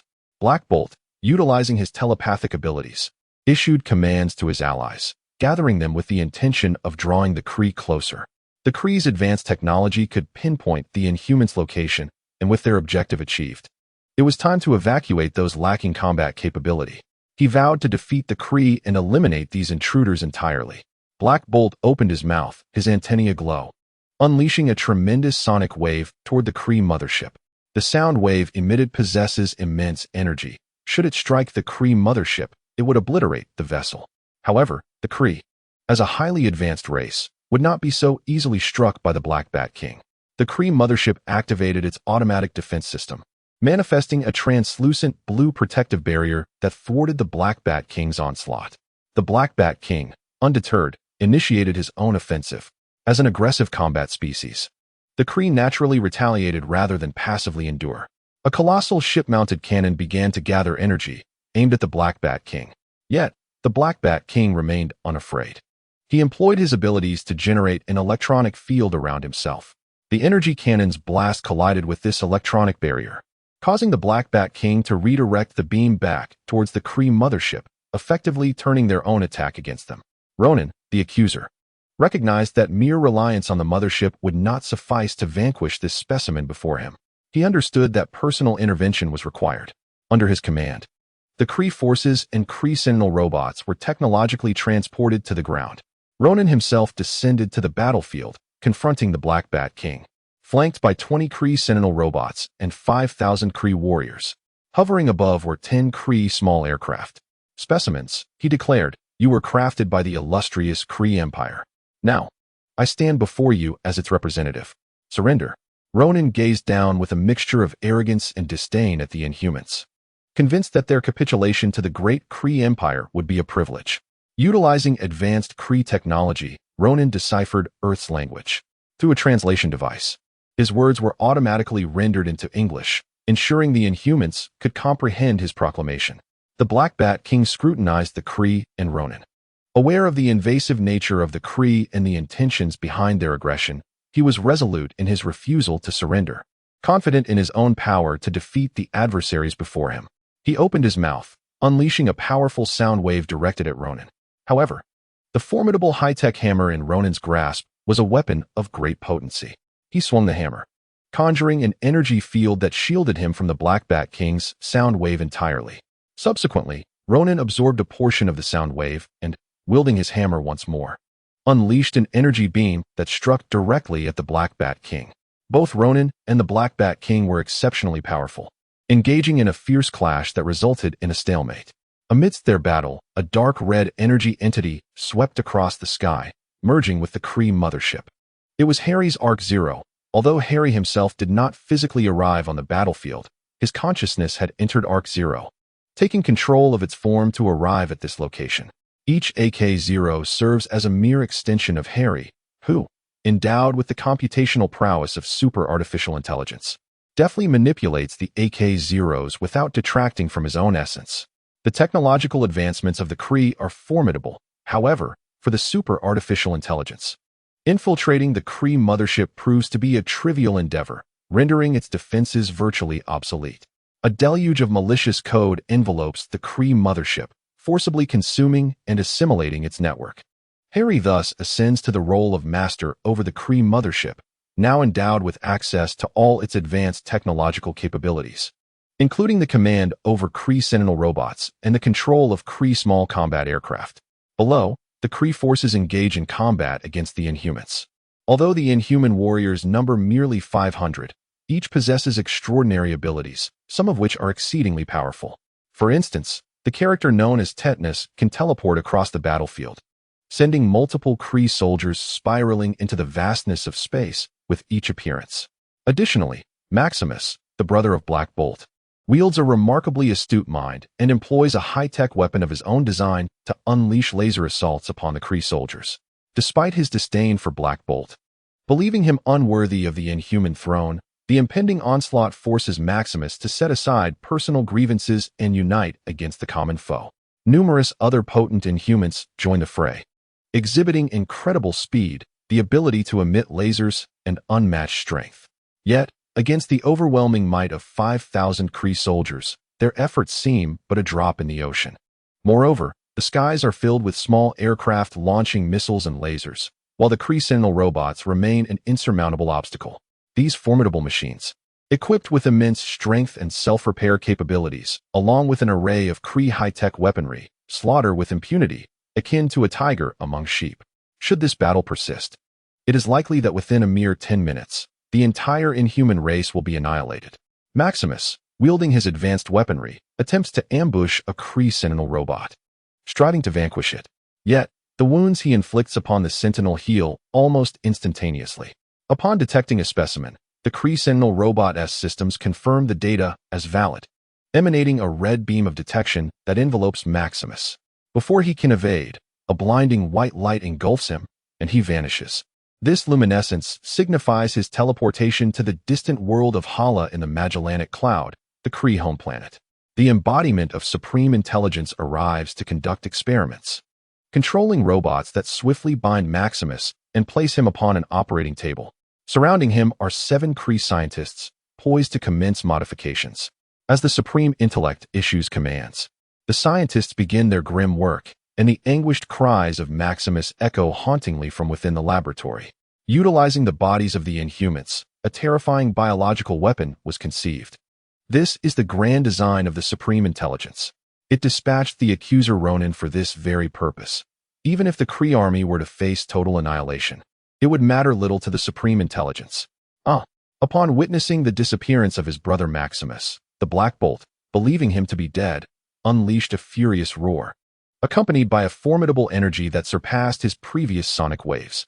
The Black Bolt bears some resemblance to the Hulk. The angrier he becomes, the mightier his strength grows. However, unlike the Hulk, whose power escalates without bounds, the Black Bolt's strength has its limits. Should the Hulk reach a certain threshold of fury, he may even evolve. Chapter 78. The Avengers assemble a tremendous force sent the accuser Ronin hurtling through the air. Ronin, utterly bewildered, pondered how he could be bested by the sword-wielding Calark in the cosmos, only to find himself unable to prevail once more upon arriving at this small planet. In anguish, he collapsed to the ground, suffering from the Black Bolt's sonic assault. Yet, as the accuser of the Kree Empire, Ronin refused to remain prostrate. He rose to his feet, his hammer emanating a brilliant light that enveloped him. He wielded the hammer to mend his injuries. Just wait, I shall demonstrate my true power, Ronin resolved. At that moment, 20 Iron Man suits soared through the sky. Tony Stark had arrived, commanding the suits operated by Jarvis and his latest invention, Friday. Although the Ultron project had yet to materialize, controlling 20 iron suits was still within his capability. Hey, ugly blue smuff, have you come to notify me? Tony Stark hovered in the air as the iron suits fanned out, launching a barrage of attacks on the surrounding Kree forces. Indigenous folk from planet Chala? Ronin scoffed at Tony Stark, dismissing him as inferior compared to the Kree's Sentinel robots. He unleashed a dazzling energy beam from his hammer toward Stark. Naturally, Tony Stark recognized the futility of confronting such an attack head-on and deftly evaded it. At that instant, 2 more Iron Man suits approached from the sky. One, clad in dark purple, bore a high-tech energy bow on its back, Hawkeye. Do not question why he wields a bow while donning an iron suit. It is merely a personal preference. The other, adorned in blue and white with a star-spangled design, featured a high-tech shield affixed to its right arm. Captain America, Steve Rogers. Given that this incident involved an alien invasion of Earth, posing a grave threat to the planet, Tony Stark had compensated for the team's shortcomings by custom-fitting iron suits for them. It would be reckless to send mere mortals into battle against extraterrestrial foes. Such an act would surely spell doom. Behind these 2 titans of steel, a Quinjet trailed closely. The aircraft's doors swung open, revealing Kamen Rider Grant, Ant-Man Hank Pym, Wasp Janet, and Dr. Bruce Banner. Dr. Banner, the stage is yours, Hank Pym remarked. I loathe wielding this power, but for the safety of Earth. Before he could finish, Bruce Banner leaped from the Quinjet. Below, the accuser Ronin was boasting with arrogance. You insignificant insects, I am the great accuser Ronin, he proclaimed, raising his hammer high and shouting recklessly. As the mightiest warrior of the Kree Empire, Ronin feared no adversary, especially not this group of natives. However, before Ronin could conclude his taunt, a colossal green foot descended from above, forcefully driving him into the earth. The immense power sent Ronin rolling through the soil, leaving him to choke on the dirt. The Hulk had landed, standing on the ground and roaring with fury. Ugh! Ronin struggled to emerge from the mud, now fully aware of the power of these so-called natives. The Black Batroc, the Hulk's strength had earned his respect. Kill them, he commanded, as the remaining Kree forces, numbering over 4,000, encircled the SHIELD agents. Tony Stark hovered above, flanked by Captain America Steve Rogers and Hawkeye Clint Barton. Behind them stood the Hulk, alongside the now giant Ant-Man Hank Pym and the diminutive Wasp Janet. Avengers, assemble. Iron Man Tony Stark finally took the mantle of leadership in the Avengers, supplanting Captain America Steve Rogers in this universe. Faced with an extraterrestrial crisis, Steve had no intention of engaging in power struggles with Tony. He was indifferent to who led, as long as the team acted for the greater good. Amidst the scene, one individual felt quite out of place. Kamen Rider Balkan, Grant Ward. He was not a member of the Avengers. He had come at the behest of Harry Osborn. As a member of the Thunderbolts, he was the only one present on this battlefield, poised for a confrontation with the aliens. Meanwhile, where was Black Widow Natasha? She was currently with Harry Osborn. Harry, with the alien invasion and the crisis on Earth, aren't you going to save the planet? Natasha inquired as she sat beside Harry, resting her chin on her hands, her captivating eyes fixed on him. Yet, Harry's gaze was drawn elsewhere, captivated by something far more radiant. So large, he muttered. What? Natasha feigned innocence, questioning him. I mean, the evil is vast. Those aliens, Harry replied, also pretending to be nonchalant. With the Avengers in action, that should suffice. I doubt my intervention is necessary. In truth, Harry's absence was primarily due to the fact that he had already dispatched Yak Zero, rendering his own presence unnecessary. Moreover, Nick Fury was unwilling to permit Harry Osborn's participation, for he aspired to ensure the Avengers' inaugural confrontation was flawless. Should Harry Osborn arrive, perfection would be compromised. The cunning Nick Fury was reluctant to allow any singular dominance, whether by the Avengers or the Thunderbolts. He dispatched Natasha to gauge Harry Osborn's sentiments. However, Black Widow Natasha was destined to return empty-handed, for Harry had already arrived on the battlefield, albeit unnoticed by others. On the battlefield, the Hulk rampaged through the ranks of the Kree army. Even the Kree sentry robots could not impede his advance, regardless of their numbers. Additionally, Iron Man Tony Stark commanded 20 Iron Man suits, all fully armed, unleashing a torrent of heavy weaponry that rent the battlefield asunder. Only Captain America Steve was engaged in rescuing the remaining Inhumans, as the Kree sentry robots had already transported over 20 qualified Inhumans away. The remaining Inhumans suffered grievous losses, with some injured and unable to evacuate, resigned to perish in despair on the battlefield. Captain America Steve was loath to witness such a scene. Chapter 79. Sentry robots Iron Man Tony, Black Bolt, and the Hulk battled against the accuser Ronan. Despite Ronan's formidable strength and advanced technology, he found himself retreating steadily, relying solely on the power of his hammer to avoid annihilation. However, if this continued, defeat was merely a matter of time. Enough, Ronan bellowed, raising his hammer and commanding 10 Kree sentries to approach. Is this all you can do, sentries? Defeat the enemy. At Ronan's command, the sentry robots joined the fray. Unbeknownst to even Ronan, the eyes of the 10 sentry robots flashed red. Connected to YK, complying with YK's will, all 10 sentry robots were stealthily infiltrated by Harry, who had now assumed control over them. Through YK, he transmitted a vast quantity of metallic clusters, initiating the assimilation of the sentry robot's metal from within. Originally possessing self-repair capabilities, the sentry robots, constructed of nanometal, were swiftly assimilated upon encountering the aggressive metal clusters. The 10 sentry robots were thus enhanced by Harry. The Hulk charged forward, delivering a powerful punch to the sentry robot under Harry's control. Yet, the enhanced sentry robot proved formidable.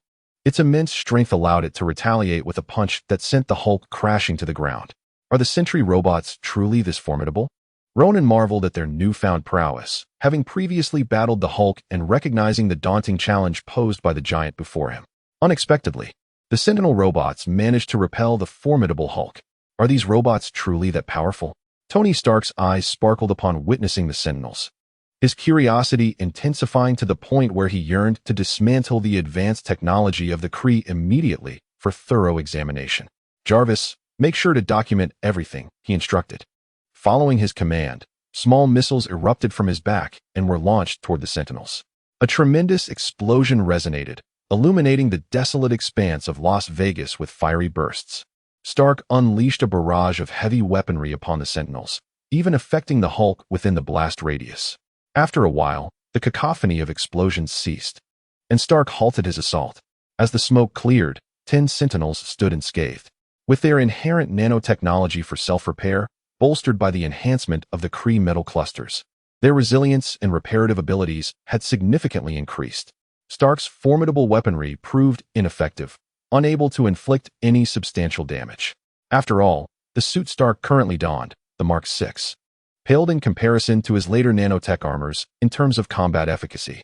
Although he had augmented the firepower of his Iron Man suit due to the Kree influence, it was still insufficient against the Sentinels, each capable of contending with a behemoth like the Hulk. His attacks had left the Mark VI entirely unharmed, with only the Hulk sustaining injuries. The Hulk, caught in the crossfire, bore the brunt of Stark's bombardment, sustaining numerous wounds. The Hulk let out an earth-shattering roar, incensed. The angrier he became, the stronger he grew, and his wounds began to heal rapidly as he surged in size. The Hulk charged toward the Sentinels like an unstoppable freight train. The Sentinels, controlled by Harry, were powerless to withstand the wrathful Hulk, who sent them flying one by one. Witnessing this, The accuser Ronin wielded his hammer, unleashing lasers in a futile attempt to subdue the enraged Hulk. Although his attacks managed to breach the Hulk's defenses, they quickly healed, causing no significant damage whatsoever. Meanwhile, Harry lounged comfortably at home, his malevolence rapidly escalating. Without stepping outside, he was accruing emotional value, reveling in the experience. This Hulk was indeed a tool for collecting malice. The angrier he became, the more malevolence he provided to Harry. At this rate, the emergence of Aki was drawing nearer. Moreover, Harry had fully comprehended the technology of the Sentinels, as well as that colossal Kree mothership, which had effectively become his property. Some of the technology present is of utmost significance to Harry, particularly energy manipulation and spatial transmission. With the ability to teleport, Harry can explore distant planets and star systems. Moreover, the technology of the Kree grants him the potential to engage in combat within the vastness of space. On the battlefield of Las Vegas, the Sentinel robots, despite being hurled by the Hulk, sustained minimal damage. Thanks to their nano-self-repair capabilities, the Sentinels quickly reverted to their original state. Harry commanded 10 Sentinel robots to unite, channeling their collective energy into a massive laser beam directed toward the Hulk. He sought to ascertain whether he could extract additional emotional value from the Green Giant. The colossal energy laser engulfed the Hulk, causing his skin to appear as if it were evaporating, revealing the green flesh beneath. Witnessing this, the already enlarged Ant-Man, Hank, hurried over to halt the Sentinels' relentless assault.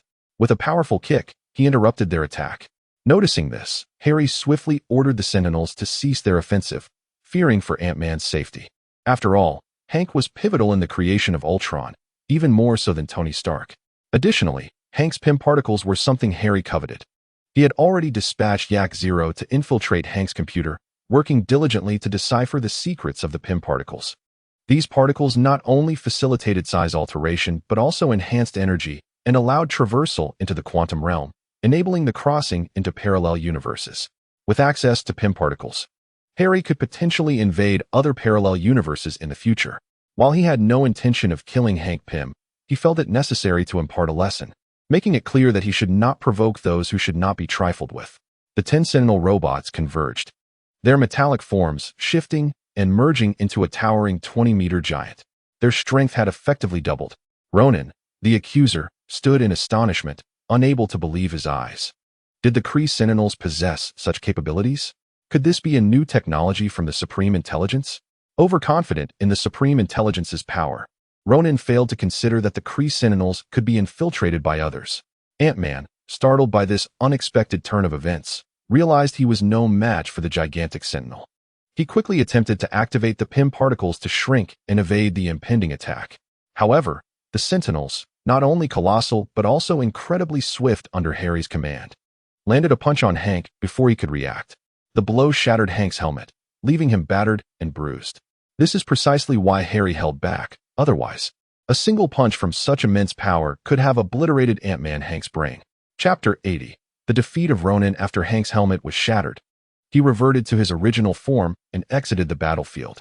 Although Harry had no intentions of delivering a finishing blow, Tony Stark was oblivious to this fact. He unleashed a laser that struck the back of the Sentinel robot, causing no significant harm. Hulk! Tony Stark called out desperately, realizing his attack had been ineffective. However, the Green Giant had yet to arrive, and instead, Black Bolt made his move. His offensive capabilities were on par with the Hulk's. With his antennae gleaming, Black Bolt opened his mouth and unleashed a powerful sonic wave. The immense sound wave struck the Sentinel robot, which was composed of nanometal. The attack caused the nanometal to melt, yet the Sentinel's self-repair capabilities were remarkably resilient. After enduring Black Bolt's assault, it swiftly restored itself. Tony Stark felt a sense of helplessness upon witnessing this. How could one combat such a transcendent technological being? Unless he sought the assistance of Harry Osborn, who possessed similar nanometal technology, there seemed to be no solution. However, the proud Tony Stark was unwilling to solicit Harry's help, intending to explore the nanometal armor technology himself after this conflict. Just as everyone was at a loss, a sudden clap of thunder echoed through the skies, and dark clouds rapidly gathered. "Jarvis, is it supposed to rain today?" Tony Stark inquired, gazing at the ominous sky. "Sir, the forecast for Las Vegas indicates a clear day with a high of 26 degrees Celsius. There is no rain." The unusual weather signaled the arrival of a formidable force. Amidst thunder and lightning, a bolt struck fiercely upon the Kree army, resulting in numerous casualties among the Kree warriors. A muscular figure, draped in a red cape and wielding a hammer, emerged onto the battlefield. Thor, the god of thunder, had arrived. With Mjolnir raised high, another lightning bolt descended from the heavens, striking the Kree forces. His speed was astonishing. In mere moments, 2 bolts had claimed the lives of several hundred Kree soldiers. His lightning was utterly unstoppable, and at last, he exhibited the true majesty of the thunder god. Sentinel robot. How enormous!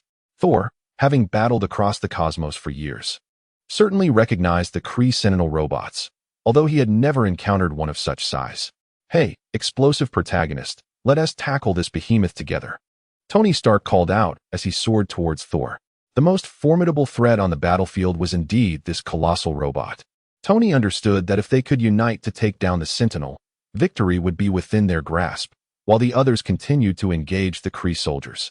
Tony Stark, Thor, the Hulk, and Black Bat encircled the Sentinel robots. Faced with these formidable heroes, the accuser Ronan dared not make a rash move. The Hulk, having just recovered from his wounds and seething with rage, charged ahead with unwavering determination. Leaping high into the air like a missile, he hurled himself towards the Sentinel robots. Thor followed closely behind, wielding Mjolnir with grace. He ascended into the skies, enveloped in crackling lightning, and struck down upon the Sentinels with his mighty hammer. Harry, however, was not inclined to confront them head-on. He commanded the Sentinels to erect an energy barrier, and within this shield, he formed an additional metallic barrier using nanometal. The Hulk's powerful fist shattered the outer energy shield, a product of Kree technology, with ease. Moments later, Thor's Mjolnir descended upon the nanometal barrier, unleashing a tempest of thunder and lightning. The electric energy coursed throughout the Sentinel, yet this strike inflicted only physical damage. The Sentinel absorbed Thor's lightning, converting it into a surge of power, increasing its energy by 300%, which began to overflow. Promptly, Harry directed the Sentinel to expel the excess energy, unleashing massive beams of laser fire that initially struck the Hulk, then redirected toward Thor. The Hulk braced himself against the assault, relying on his superhuman regenerative abilities, while Thor summoned a lightning shield with Mjolnir to deflect the onslaught. Observing this, Black Bat swiftly unleashed a sonic wave, interrupting the Sentinel's attacks. Though the sonic wave inflicted minimal damage, its sheer force caused the Sentinels' bodies to tremble and melt. Tony Stark quickly joined the fray, employing lasers to slice through the Sentinel's form. He understood that every robot must harbor a core that was not composed of nanometal. By destroying this core, he could vanquish the Sentinel. The collective might of these superheroes proved formidable, and Harry realized that a single giant Sentinel could not withstand their combined power. With this in mind, he refrained from obstructing their efforts, allowing them to dismantle the Sentinel at will. A plan began to form in Harry's mind, one that involved transferring the Sentinel and Kree technology into the hands of Tony Stark and Ant-Man, Hank. With access to such advanced technology, they would surely be capable of preemptively creating Ultron, thereby facilitating the next phase of his scheme, the Age of Ultron. As Black Bat continued to emit sonic waves, preventing the Sentinels from self-repairing with nanometal, Iron Man Stark proceeded with ease to carve through the Sentinel's body. Confront that smurf wielding a hammer, Tony Stark exclaimed to Thor and the Hulk. Although the Hulk from this parallel universe often succumbed to rage, he possessed a measure of intelligence, comprehending Stark's intent. Moreover, Stark frequently treated him to delectable meats, fostering a sense of fondness towards him. With a thunderous roar, the Hulk charged at the accuser Ronan, closely followed by Thor. Ronan, well aware of the renowned Thor, harbored no fear of the god of thunder. The proud accuser of the Kree Empire refused to retreat, advancing towards the duo. Unfortunately for him, he was not the protagonist. He fell victim to a brutal assault from Thor and the Hulk, never to rise again. Chapter 81. The Resurrection of the Lizardmen. After Ronan's defeat, the assembled heroes, aided by Harry's cessation of resistance, enabled Tony Stark to finally locate the core of the Sentinels. A precise laser beam obliterated the core, ceasing the operations of the Sentinel robots. Without Ronan and the Sentinels, the Kree forces crumbled, utterly unable to withstand the onslaught of the Avengers and Black Bolt's cohort of superheroes. Thank you for your assistance, Black Bolt conveyed through telepathy to his wife, Medusa, as he was unable to speak. Medusa articulated his thoughts, relaying the messages from Black Bolt's mind. No need for thanks. This universe harbors many dangers. And I believe we should unite. Stark extended his hand, briefly shaking Black Bolt's. The formidable power of Black Bolt warranted Stark's alliance. After reaching a consensus on certain matters, Black Bolt departed the battlefield, needing to lead the remaining Inhumans back to the moon. The war had claimed far too many lives among his people, and as their leader, he must comfort those who survived. Stark did not linger, as he needed to recover the vast amounts of nanometal left by the Sentinels, along with the enormous Kree mothership hovering above. It contained a wealth of alien technology awaiting his exploration. Meanwhile, Harry had already maneuvered Arc-Zero away from the battlefield. As a super artificial intelligence avatar, Arc-Zero possessed both a tangible metallic nanite form and an intangible data manifestation, allowing him to switch seamlessly between the two states. Harry controlled Arc-Zero as it infiltrated the Kree mothership, eager to transfer the spacecraft and its Kree technology to Stark and S.H.I.E.L.D. Harry, the battle has concluded. The Avengers have triumphed, Natasha exclaimed after finishing a call with Nick Fury. Fury had instructed Natasha to discuss the matter with Harry Osborn to gauge his response, seeking to test him. However, Harry was unperturbed by Fury's probing, for at that moment, apart from the Supreme Sorcerer, there was no one on Earth he deemed worthy of fear. Even the mighty Thor and the formidable Hulk find themselves in a state of ordinary strength, lacking the overwhelming power that the future holds. Truth be told, were it not for the fear of the Supreme Sorcerer and the All-Father Odin, he would have already initiated a massacre of the Marvel Universe on Earth. The Avengers are performing admirably. He encourages them to keep up the good work. Harry Osborn smiles, concealing his true sentiments. By the way, would you care to join me for my pool party? Harry has summoned over a dozen of the world's top supermodels to his grand villa for this occasion. His primary objective remains to await the creation of the super artificial intelligence, Ultron, by Tony Stark and Hank Pym. With nothing else to occupy his time, he has chosen to indulge in the pleasures of life. After all, how could one traverse worlds only to engage in perpetual conflict? Life must be savored. Harry's company is now under the complete control of Shumagarath, encompassing various sectors, including the custom sale of Shumagarath merchandise, the trade of magical weaponry, comics, figurines, and live-action superhero films. With a plethora of talented individuals working under Shumagarath, he need not concern himself with the operations. Each day, he effortlessly accrues vast sums of wealth and abundant emotional currency while remaining at home, allowing him to fully relish life as pleasures. Apologies, Harry, but I have other matters to attend to, Natasha declines, having come to realize through their time together that she cannot entice Harry Osborn. Despite his notorious reputation for fleeting romances, he remains impervious to her charms. No matter her attempts at seduction, she cannot sway him, leading her to concede defeat. She understands that Harry is indifferent to the Thunderbolts, and thus feels her presence here is redundant. Having always adhered to S.H.I.E.L.D.'s directives, she prepares to meet Nick Fury to discuss matters concerning Harry Osborn. Harry reclines on the sofa, watching the woman depart. He is unconcerned with Natasha's loyalty, nor does he care for S.H.I.E.L.D., which has been infiltrated by Hydra and is destined for ruin. As long as he seizes the right opportunity at a crucial moment, he can amass sufficient malevolent energy. Everything is unfolding precisely as he envisioned. Mr. Osborn, the pool party is ready. The obedient Izzy approaches Harry respectfully. Very well. You should change into a bikini for the pool party.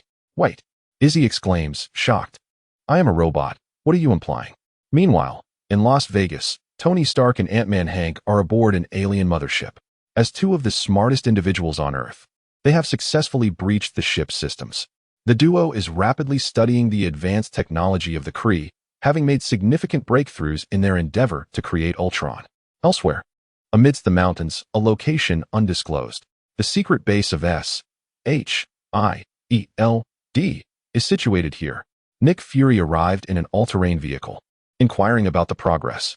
As he stepped out, he addressed Agent Phil Coulson, who had been waiting patiently. The first batch has been successfully manufactured, Coulson reported. Upon hearing this, a rare smile broke through Fury's typically stern demeanor. The duo took the elevator down to the lowest level of the clandestine facility. Dr. Eric Selvig, a balding physicist, approached briskly, followed by a young woman of Korean descent, Dr. Helen Zhao, a biologist. Mr. Fury, the experiment was exceptionally successful, exclaimed Eric with palpable excitement. Fury nodded and proceeded further inside. Within the experimental chamber lay a colossal creature resembling a lizard man. The chamber was connected to a peculiar machine via a multitude of wires. Suspended above was a glowing, translucent blue gemstone, measuring 12 inches in length, with an exquisitely smooth oval surface. This was an infinity stone, each of which possesses unique and extraordinary powers, namely, the abilities to control space, time, reality, power, mind, and soul. These stones are among the oldest entities in the universe and are considered the most potent objects therein. The blue stone specifically was the space stone, granting dominion over spatial manipulation. However, SHIELD had yet to uncover the true capabilities of the space stone. They were merely harnessing its boundless energy to forge weaponry. Presently, they had succeeded in creating the Lizard Man. The remains of the deceased Lizard Man, Wilson Fisk, had been recovered by SHIELD. In pursuit of wielding this formidable power, Nick Fury enlisted Dr. Zhao to explore the possibility of resurrection and mass replication of the Lizard Men. Unfortunately, the attempt failed, as the revived Lizard Men proved uncontrollable, resulting in chaos. Having paid a steep price, Fury sought to investigate the fusion of the creature with the Chitauri technology, which was inherently controllable. Furthermore, augmenting this with the power of the space stone could enhance the Lizard Man. Thus, he summoned Dr. Selvig. The collaboration of these two eminent scientists expedited the project significantly. Ultimately, they succeeded in creating the ultimate biological weapon, the Lizard Man, a synthesis of the Lizardman's physique, Dr. Zhao's Life Cradle initiative, a vibranium-crafted body, and the unique powers of the space stone. Chapter 82, The Skrulls Open the Hatch, commanded Nick Fury, responding to his vocal directive. The experimental chamber expelled a vast quantity of gas before unveiling its entrance. As the hatch swung open, the Lizard Man awoke, revealing its luminous blue eyes. Towering and formidable, akin to the Hulk, the Lizard Man emerged from the chamber. Identifying the identity, Nick Fury, director of SHIELD, commands through recognition. The Lizard Man's head is equipped with an electronic chip to prevent him from going berserk, facilitating control. At Nick Fury's request, only he, with a level 10 clearance, can manipulate this Lizard Man. Should he perish, the authority will automatically transfer to Agent Hill. Excellent, very excellent, Nick Fury remarked, pleased.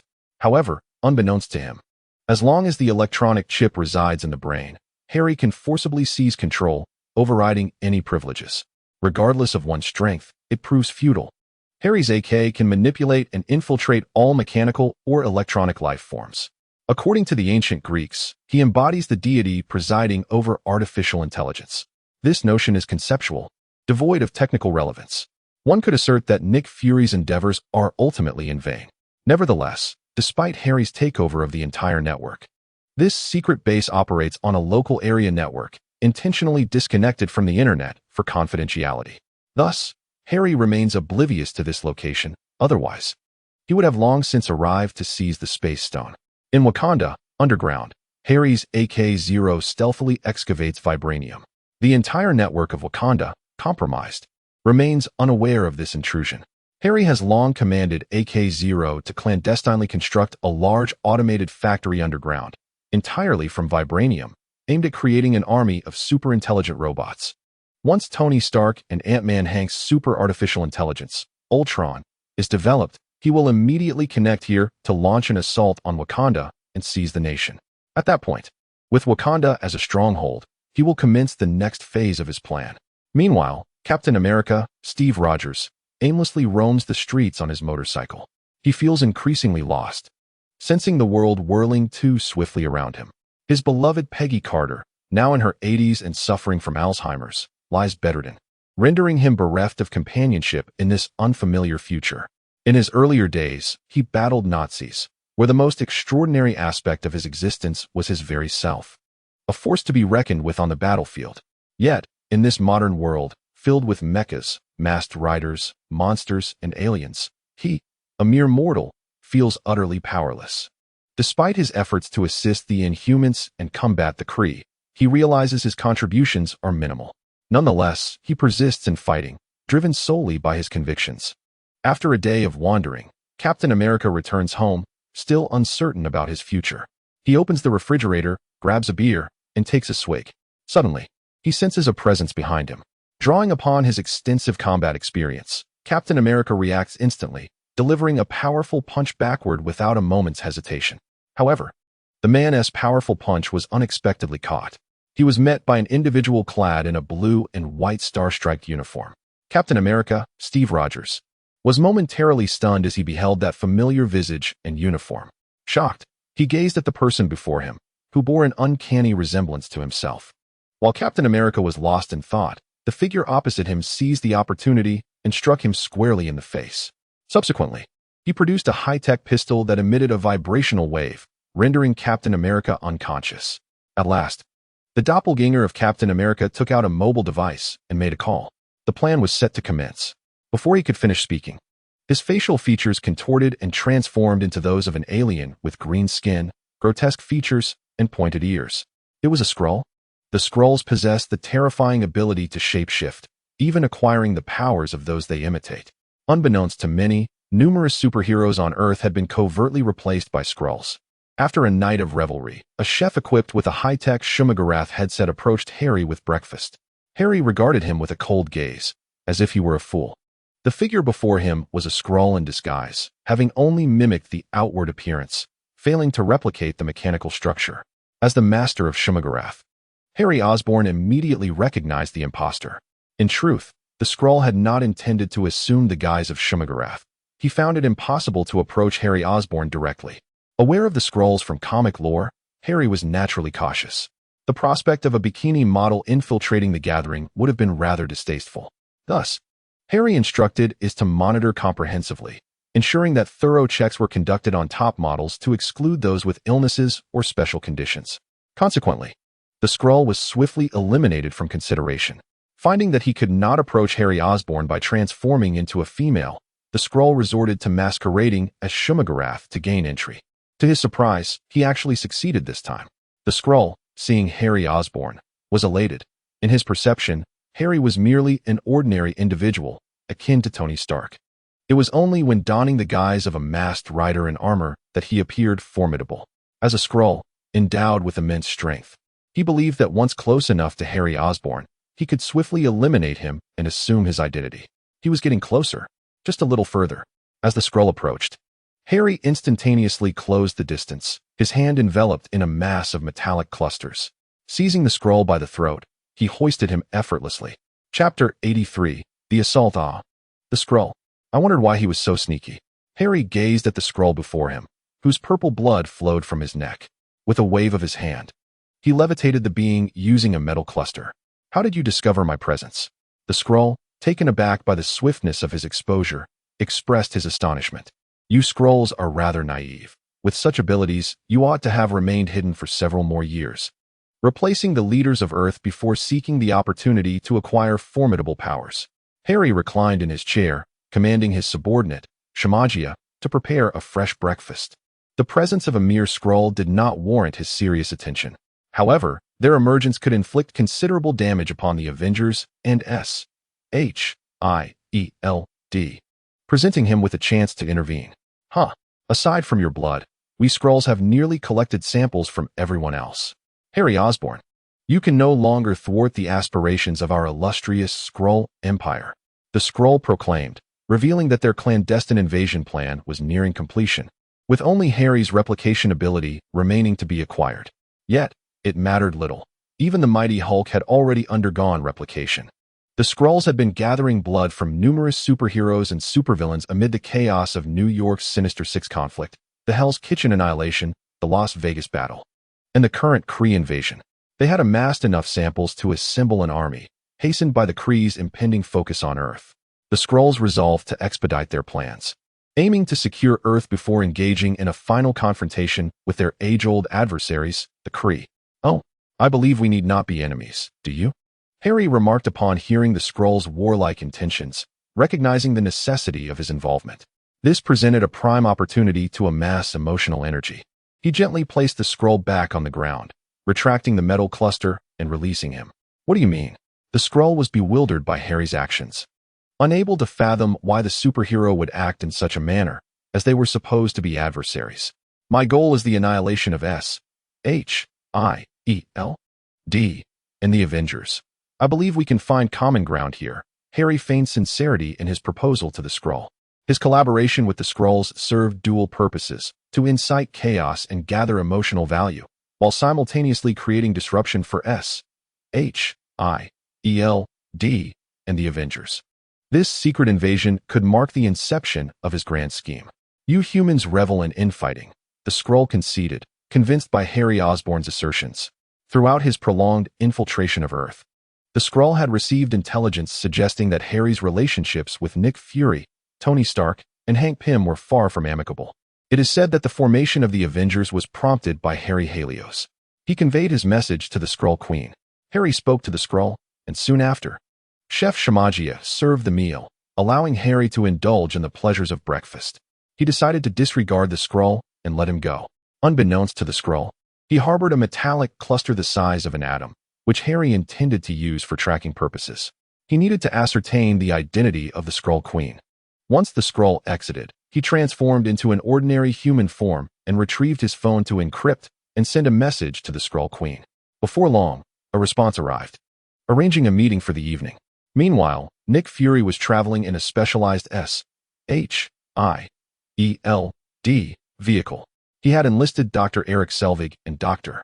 Helen Zhao to continue the development of the ultimate biological weapon based on lizard DNA. Meanwhile, he planned to meet with Tony Stark.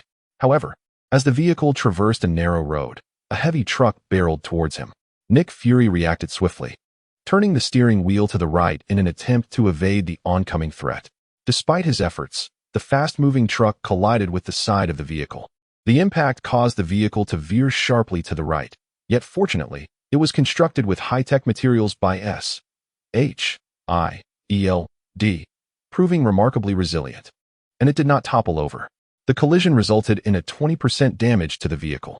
In response to the impact, the vehicle's intelligence system activated automatically, initiating flight mode.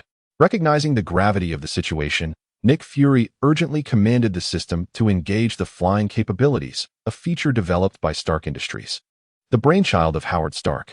As the flight mode engaged, the vehicle's four wheels retracted and jet boosters emerged, propelling it upwards. Fury felt a wave of relief wash over him. As long as they could ascend, they would be temporarily safe. He retrieved his phone and called Agent Hill, the deputy director of S.H.I.E.L.D. director. She answered respectfully once the call connected. I have come under attack, and I am currently unaware of the enemy's identity. Cease all your ongoing operations and come to my aid, Nick Fury stated urgently, transmitting his location to Agent Hill. Understood, Director. I will arrive in half an hour, she replied after reviewing the coordinates he sent. Give yourself 15 minutes, Nick Fury retorted, cutting off the call before she could respond. At that moment, through the glass window, Nick Fury witnessed a shocking sight. A gray Iron Man suit, brimming with heavy weaponry, was approaching him. The newcomer was none other than Colonel James Rhodes, also known as War Machine. It was evident that the individual before him was not there to rescue him, for the War Machine, James Rhodes, had already deployed its shoulder-mounted missiles, entering a targeting mode. Nick Fury urgently sought refuge, yet he was struck by one of the missiles. A deafening explosion ensued as the missile impacted the undercarriage of Fury's high-tech vehicle. Warning! Warning! Missile strike detected. Damage to the undercarriage propulsion system at 80%. Overall vehicle damage at 60%. The intelligence system, having sustained an assault, commenced an automated report. Due to the impairment of the bottom thrusters, Fury's technologically advanced automobile plummeted rapidly towards the ground, landing heavily. The airbags deployed, cushioning Nick Fury's impact.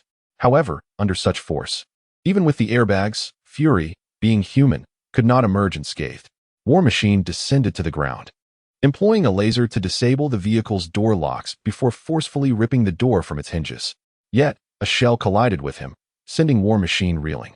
Nick Fury emerged from the wreckage, surprisingly able to move freely despite the tremendous impact. Chapter 84. The Skrull Queen, you are a robot. War Machine stared in disbelief at Nick Fury, the director of S.H.I.E.L.D. Who could have anticipated that he was a machine? Earlier that day, Fury had visited a secret base to observe experiments. A gash on his head revealed electronic components within, an amalgamation of Harry Osborn's Shumagorath technology and SHIELD's advanced manufacturing, resulting in a specialized automaton. Despite the integration of Osborn's technology, Fury had taken numerous precautions to prevent any backdoor access. He believed himself to be entirely secure, impervious to external control.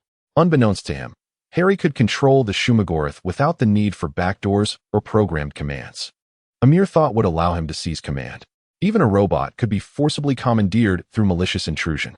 However, at this moment, Fury realized that Osborn's technology had, in fact, saved his life.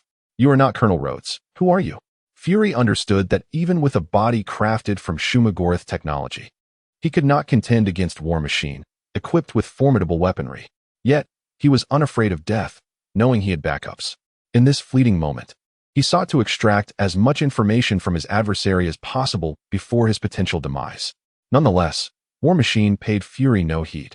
Although initially astonished by Fury's robotic identity, he was even less inclined to allow Fury to escape. A pulse cannon leveled at Fury's head, and a shot was fired. As the barrage of gunfire from weapons such as machine guns and mini-gatlings enveloped Nick Fury, he found himself unable to mount any resistance. Ultimately being shredded by the firepower of War Machine, Colonel James Rhodes. Just as Fury's replica robots were being destroyed, a Quinjet swiftly approached, hovering in the air before gradually descending. The hatch of the Quinjet opened, and a competent woman emerged, brandishing a handgun. It was Agent Maria Hill, the deputy director of SHIELD. "What has transpired?" Agent Hill inquired, surveying the mechanical debris and the damaged high-tech vehicle of SHIELD. She turned to Colonel Rhodes for answers. Upon seeing Hill, Rhodes' faceplate retracted, revealing the dark visage of James Rhodes. He approached Agent Hill, kneeling respectfully, and addressed her, "Your Majesty." With his words, Rhodes' appearance morphed, transforming into an alien with green skin and pointed ears. He was a Skrull. Colonel War Machine had been replaced at an unknown time.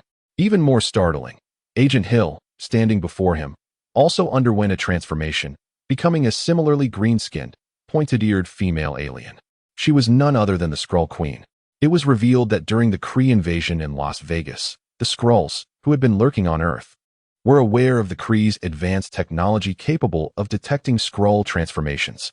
Thus, the Skrull Queen decided to initiate a covert invasion prematurely. Had she adhered to her original plan, she would have waited several more years to replace additional high-ranking officials before executing her scheme.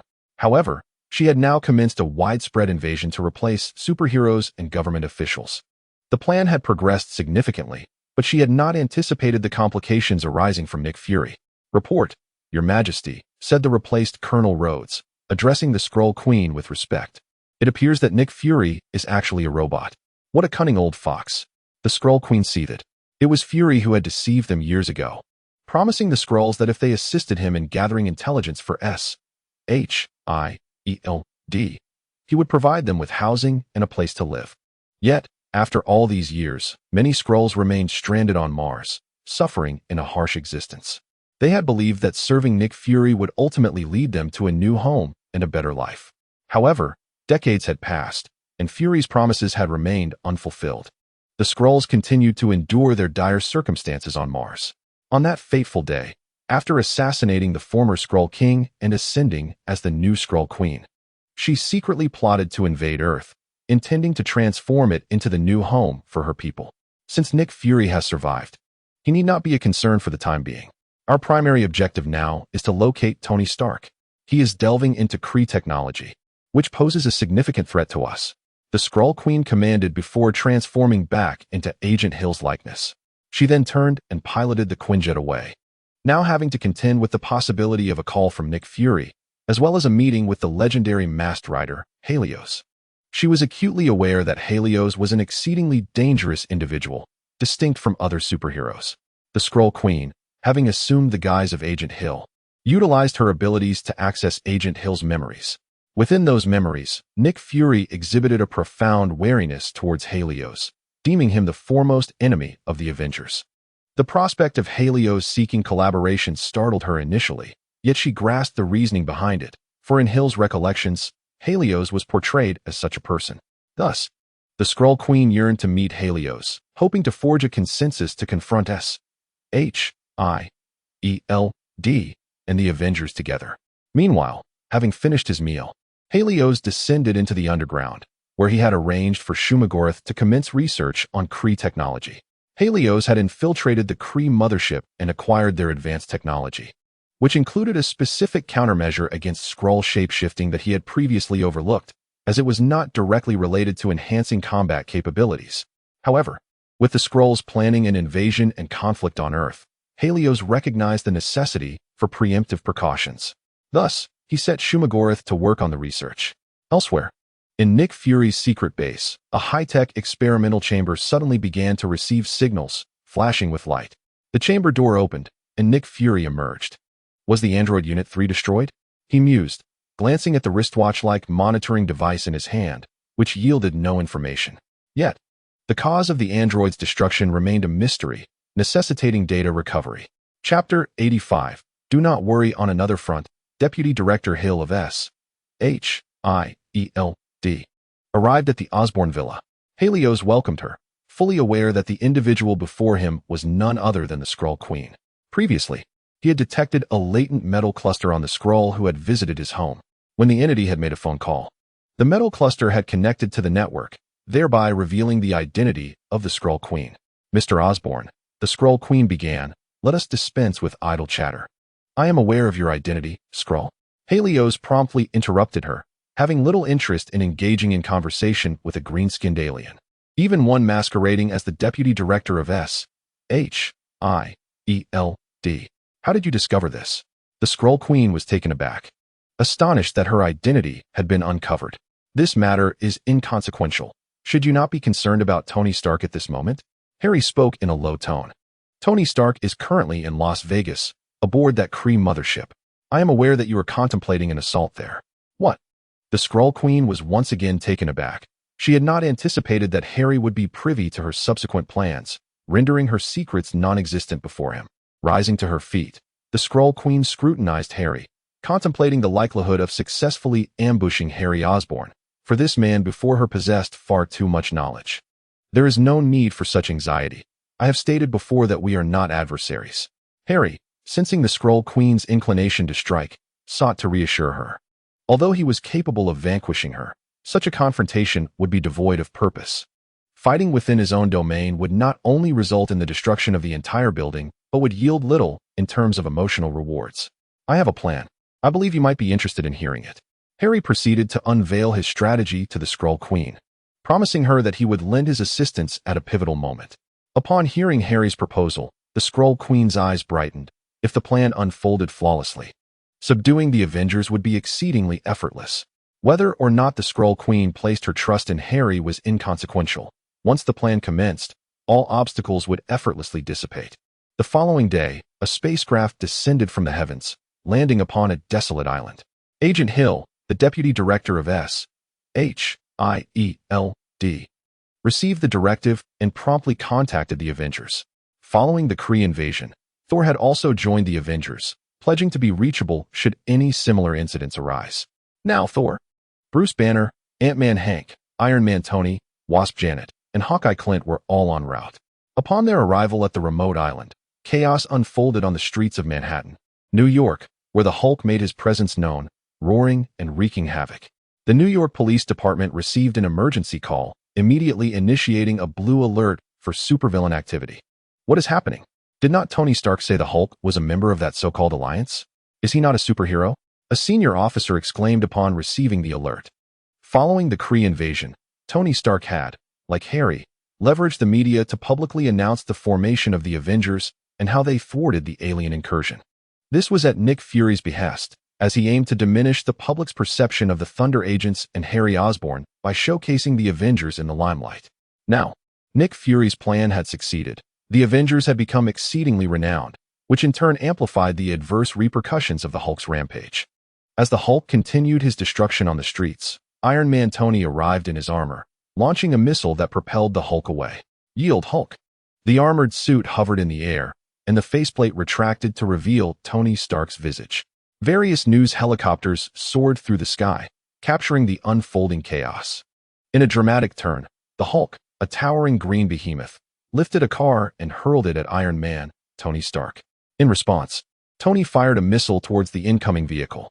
The car erupted in midair, shattering into countless fragments that rained down upon the unsuspecting crowd, resulting in piercing screams echoing through the streets. Amidst the turmoil, Ant-Man, Hank Pym, arrived on the scene, having enlarged himself and attempted to stomp on the Hulk. However, the Hulk's speed proved superior. He charged forward like a tank, colliding forcefully with Hank. The enormous Ant-Man crashed heavily against a nearby office building, shattering its glass and eliciting cries of terror from within. It was a workday, and the building was filled with numerous occupants. Yet, the chaos did not cease there. The Hulk leapt again, delivering a powerful kick to Hank. The combination of the Hulk's immense strength and Ant-Man's large form caused the office building to collapse like a house of cards, sending dust and debris soaring into the air in a breathtaking spectacle. In an instant, the massive structure crumbled, reminiscent of a mountain giving way, instilling a renewed sense of fear among the populace, who were reminded of the dread associated with the Hulk. Amidst the ruins, a father desperately clawed at the fallen stones, searching for his loved ones trapped beneath. At that moment, Iron Man, Tony Stark, arrived, his helmet retracting to reveal his roguish grin as he gazed down at the father. "Mr. Stark, I beg you, save my daughter. She is buried beneath." The father, seeing Stark clad in his armor, felt as though he had encountered a deity and fell to his knees, pleading for assistance. He repeatedly bowed his head, drawing blood from his forehead as he struck the ground, yet he paid no heed to his injuries. The news helicopters overhead fortuitously captured this poignant moment. Yet, Iron Man seemed oblivious, his suit's thrusters igniting as he ascended into the sky. After his departure, both the Hulk and Ant-Man vanished without a trace. Just then, military trucks began to arrive, accompanied by transport planes. A young man clad in crimson armor, his handsome face exposed, descended from one of the vehicles, followed by 6 individuals dressed as masked riders. The newcomer was Harry Osborn. "Fear not, everyone, for I have arrived," Harry proclaimed to the afflicted crowd. As his voice resonated, a stream of artificial intelligence robots known as Shimagia emerged from the transport planes and military trucks. Chapter 86. After the catastrophe, Harry brought with him 500 rescue-oriented Shimagia and 100 medical Shimagia, organized into a rescue team under Natasha's command. The objective is to rescue all victims of this disaster. Harry stepped forward and helped the father who was kneeling on the ground. "Is there anything I can assist you with?" Harry expressed sincerely. "Mr. Osborn, my daughter, she is trapped below. Please save her." The father, grasping at a glimmer of hope upon seeing Harry, pleaded desperately. "Rest assured, I am here to help." Harry gently patted the father's shoulder before advancing, his crimson metallic tendrils transforming into spiders that scuttled toward the wreckage. With the destructive power of these metallic spiders, he effortlessly cleared the collapsed structures. Harry, equipped with a head-mounted radar, was unperturbed about accidentally harming anyone inside. With the activation of his Arc Zero, Harry's capabilities were significantly enhanced. As Harry removed the debris, the rescue efforts of the Shumagarath under his command accelerated remarkably. In no time, several individuals were extricated, some fortunate ones suffering only minor injuries, while others were gravely wounded. Fortunately, Harry had brought along 100 medical professionals from Shumagarath, equipped with advanced medical technology. As long as there was breath, he could save lives. "That is my daughter." "Wait, that is my daughter." A bloodied father, hands battered from digging through stone, rushed forward when a 7-year-old girl was unearthed. "Calm down, sir." Harry followed him, addressing the father. "Your child is injured, but rest assured, with the technology of Osborn Industries, she will fully recover." "Thank you, Mr. Osborn. Thank you." Upon hearing Harry's words, the father finally regained his composure and ceased to obstruct the Shumagarath. Tears streamed down his face as he repeatedly expressed his heartfelt gratitude to Harry. Harry patiently comforted the father while directing the Shumagarath to continue rescuing every victim. This poignant scene was captured by the news helicopters flying overhead. Shortly thereafter, personnel from the New York Manhattan Police Department, firefighters, and medical teams arrived on the scene. Representing the official forces, agents from SHIELD, including the renowned dual agent Black Widow, Natasha, took command and collaborated with the Shumagarath in the rescue operation. This endeavor proved to be remarkably successful. As long as there was breath left in the victims, Harry managed to save them. The advanced technology of Osborn, augmented by Harry, was indeed formidable. However, there were still some who perished on the scene without being able to be saved. Meanwhile, on a deserted island in the Pacific, the entire Avengers team arrived at their mission objective, the spacecraft. It's empty. Thor, bold and unrestrained, rushed into the interior of the ship before emerging and stating, "What does this mean? Empty?" Captain America queried, "If there is no one here, who is piloting the spacecraft? Could it be that the pilot has fled? There is not a soul aboard." Tony Stark exclaimed, having scanned the entire spacecraft with infrared technology and indeed found no one. "Mr. Stark, I must convey some troubling news," suddenly reported his AI assistant, Friday, with JARVIS having been repurposed to create the formidable AI Ultron. Stark had developed Friday as a more conventional assistant. Sensing something amiss, Stark hastily inquired about the issue Friday had detected. "Guys, we have a serious problem," he shouted to the others, projecting a video onto the screen. It depicted none other than Iron Man himself battling the Hulk, alongside Ant-Man Hank Pym. How is this possible? The group watched in disbelief as the video unfolded, glancing back at Stark and the others who had been investigating the spacecraft together. How could they appear on the streets of Manhattan? A trap has been set, the astute Stark quickly deduced. This unmanned spacecraft was a decoy, luring them away from their hideout. The intention was to impersonate them and wreak havoc in New York. However, the pressing question remained, who was behind this? And who possessed the capability to orchestrate such a scheme? "We need to return to New York immediately," Captain America, Steve Rogers, urged the group. Upon hearing this, Iron Man took flight, heading straight for Manhattan, while the others boarded the Quinjet for their return. Stark traveled at remarkable speed, soon arriving on the streets of Manhattan. He descended, surveying the collapsed buildings and the bloodstains on the ground. "You are not welcome here." A man on the street brandished a gun at Stark. "Wait, calm down. That wasn't me," Stark implored the man, but his words fell on deaf ears. Bang, bang, bang. The man pulled the trigger, having lost family in the disaster, blaming Stark and his monstrous allies for the tragedy. "Mr. Stark, a threat has been detected. Should I initiate automatic defense?" Friday warned as she recognized the bullets fired at Tony. Missiles popped out, aimed at the assailant. With a mere command from Stark, they would strike. "No, do not attack. Stand down," Stark responded anxiously, fearful of an accidental discharge. Many onlookers, witnessing the missiles emerging from Stark's shoulder, rushed over, standing behind the man. Those armed began to shoot, while others picked up stones to hurl at him. Yet, their efforts posed no threat to Stark's armored suit. However, the much-maligned Tony Stark, witnessing the situation deteriorating further, could only ascend into the sky, distancing himself from the chaos below. In a live broadcast from New York, Harry Osborn sat in the news studio, expressing profound sorrow over the calamity. "It pained me to see the misuse of power resulting in children losing their parents and parents losing their children. Some have lost family, while others have lost friends. Here, I, Harry Osborn, representing the official organization Thunderbolts, condemn Tony Stark's private team and shall propose accountability to the authorities. Additionally, the Osborn Group is launching the Revitalization Program for Humanity, promising the return of the lost. We guarantee the transplant of 100% of memories, allowing your loved ones, your partners, and your friends to return once more." Chapter 87. Doubt within the upper echelons of S.H.I.E.L.D. Deputy Director Agent Hill was engaged in conversation with General Ross of the military. However, General Ross was not physically present. His holographic projection stood before Agent Hill, vociferously berating her. "I had asserted from the outset that the Hulk should have been captured, yet Nick Fury insisted on including him in your role-playing scenarios. Now, what do you propose we do to resolve this? General Ross, please remain calm. I firmly believe that the Avengers would not act in such a manner. There must be some misunderstanding," Agent Hill explained to General Ross. Misunderstanding. The entire world has witnessed the Hulk's terrifying rampage, along with the irresponsibility of that playboy. The actions of you so-called superheroes have exceeded those of supervillains. General Ross, it is inappropriate to speak ill behind one's back, Tony Stark interjected as he entered the room. "Speak ill? Look at the news, Tony Stark. Is there anyone left who can say a good word about you? The entire world is denouncing the Avengers, criticizing Iron Man Tony Stark, the Hulk, and Ant-Man Hank.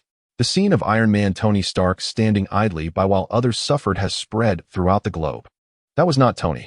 General Ross, at that time, SHIELD, detected an extraterrestrial spacecraft landing on a deserted island in the Pacific, and all members of the Avengers went there to investigate, Agent Hill explained to General Ross. Then how do you explain the 3 superheroes spotted on the streets of Manhattan? You informed the military that Iron Man's armor was your property. Who else could don armor identical to yours? And can there truly be 2 Hulks in the world? General Ross retorted to Stark and Agent Hill. Someone imitated my appearance and stole an Iron Man suit from my home, Tony Stark replied. Truly laughable. Who could possibly steal an Iron Man suit from the genius Tony Stark? A mocking voice rang out from the entrance as Harry Osborn walked in. Shall I call the police for you, Tony? Harry pretended to express concern as he took out his phone. Harry Osborn. Tony swiftly approached Harry. I know you did this. You are responsible for everything. Tony Stark glared at Harry with clenched teeth. This incident had severely impacted Stark Industries and the Avengers, with only Harry Osborn reaping the benefits.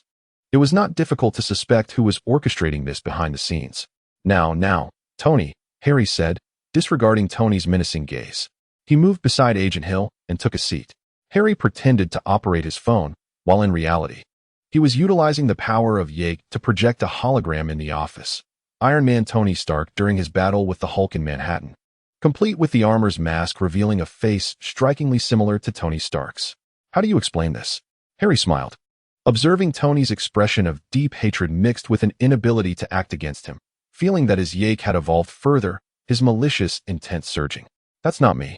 Tony Stark retorted, using Friday's assistance to take control of the network and shut down the holographic projection. General Ross, Agent Hill, I request a full manhunt for the Hulk, Iron Man Tony, and Ant-Man Hank, Harry stated earnestly to General Ross and Agent Hill. If necessary, I can take action myself. You. Tony Stark was taken aback by Harry's words. Currently, he was not in his Iron Man suit, although a backup suit was in his car. He had no opportunity to don it. With Harry clad in nanometal armor, any attempt to confront him would be futile. No, I will not agree to your request. Not even Director Nick Fury would support it. Agent Hill quickly stood up, speaking urgently. Then where is Nick Fury now? As the director of SHIELD, how can he remain absent during such a significant event? Is he hiding in his secret base again? Enough, Harry. Tony Stark and Dr. Hank Pym are invaluable assets to America. The higher-ups will not permit you to act against them, General Ross interjected. However, since the Hulk is the source of this incident, I will allow you to pursue him, but he must ultimately be handed over to me. General Ross was adamant about capturing the Hulk, desperate to harness his power. No, it is not his fault. At the time of the incident, Dr. Bruce Banner was with us. He had no opportunity to be in Manhattan. Tony Stark shook his head, explaining to the 3. How can you be certain that the person with you was indeed Bruce Banner? Can he not transform into the Hulk? Harry queried Tony Stark. Just as Tony was about to defend Bruce Banner, he suddenly recalled that he had not seen Bruce transform into the Hulk since no battle had occurred on the Pacific Island. Upon visiting, it was discovered that the spacecraft was utterly devoid of any inhabitants. Shortly thereafter, news of a battle erupting on the streets of Manhattan reached them, prompting an urgent rush to the scene. Am I not correct, Tony? How can you substantiate that those within the Avengers are indeed themselves? Harry continued his probing inquiries. Tony Stark found himself ensnared in a web of self-doubt, despite his persistent disbelief in Harry Osborn's assertions. Even with his remarkable intellect, he could discern that all of this was but a nefarious scheme orchestrated by Harry Osborn. However, suspicion, akin to a deluge, once unleashed, becomes uncontainable. The Avengers had only recently been established, and the members had scarcely spent any time together. Their mutual understanding was insufficient, let alone trust. Tony Stark, you ought to ponder this further. Should you require assistance, do not hesitate to inform me. I would be more than willing to alleviate your troubles. Harry feigned sincerity. Yet, Tony hastily departed from the scene, unable to bear another moment of Harry Osborn's words, for a seed of doubt had now been sown in his heart. After Tony's departure, Harry proposed a bill to General Ross, hoping he would advocate on his behalf with the higher-ups. The proposal was the Superhero Registration Act. Chapter 88, the Superhero Registration Act. The streets were now teeming with superheroes. Vigilantes were ubiquitous. In Hell's Kitchen, one could easily strike a superhero with a mere toss of a stone. These individuals, endowed with extraordinary abilities for various reasons, were unable to wield their powers safely or legally. The recent events in Manhattan were merely a precursor. In the future, more civilians would inevitably be caught in the crossfire of these so-called superheroes. Hence, we require a regulatory framework governing superheroes and vigilantes, the Superhero Registration Act. Every individual who awakens to superhuman abilities, regardless of their active status, should be mandated to register under their real names and submit to regulation. Harry asserted emphatically to General Ross. General Ross's eyes lit up upon hearing Harry's words. They resonated deeply within him. He wholeheartedly agreed with Harry. Absolutely right, Harry. You could not be more correct. Rest assured, I shall convene a meeting at once to present your proposal to the upper echelons. General Ross excitedly conveyed to Harry before terminating the projection. The moment the projection was switched off, Agent Hill's expression shifted dramatically. She approached Harry Osborn and spoke in a low, grave tone. Mr. Osborn, this diverges from what we previously discussed. Harry had reached an agreement with her to have the Super Skrulls impersonate superheroes to sow discord and undermine the trust among the Avengers, ultimately leading to a plan to apprehend the Hulk and Iron Man, with her at the helm and Harry as the subordinate. Yet, the plan had now exceeded the Queen of Skrulls' expectations. What are you afraid of? Once the Superhero Registration Act is implemented, you can enable your Skrulls to infiltrate the superheroes swiftly. Then, this bill could also facilitate the elimination of the Avengers. By that time, all the superheroes on Earth would belong to you, rendering the entire planet inconsequential in the eyes of the Skrulls, Harry remarked, casting a glance at the Skrull Queen. Upon hearing Harry's words, the Skrull Queen felt a sense of relief. After their agreement was reached, Harry departed from S.H.I.E.L.D.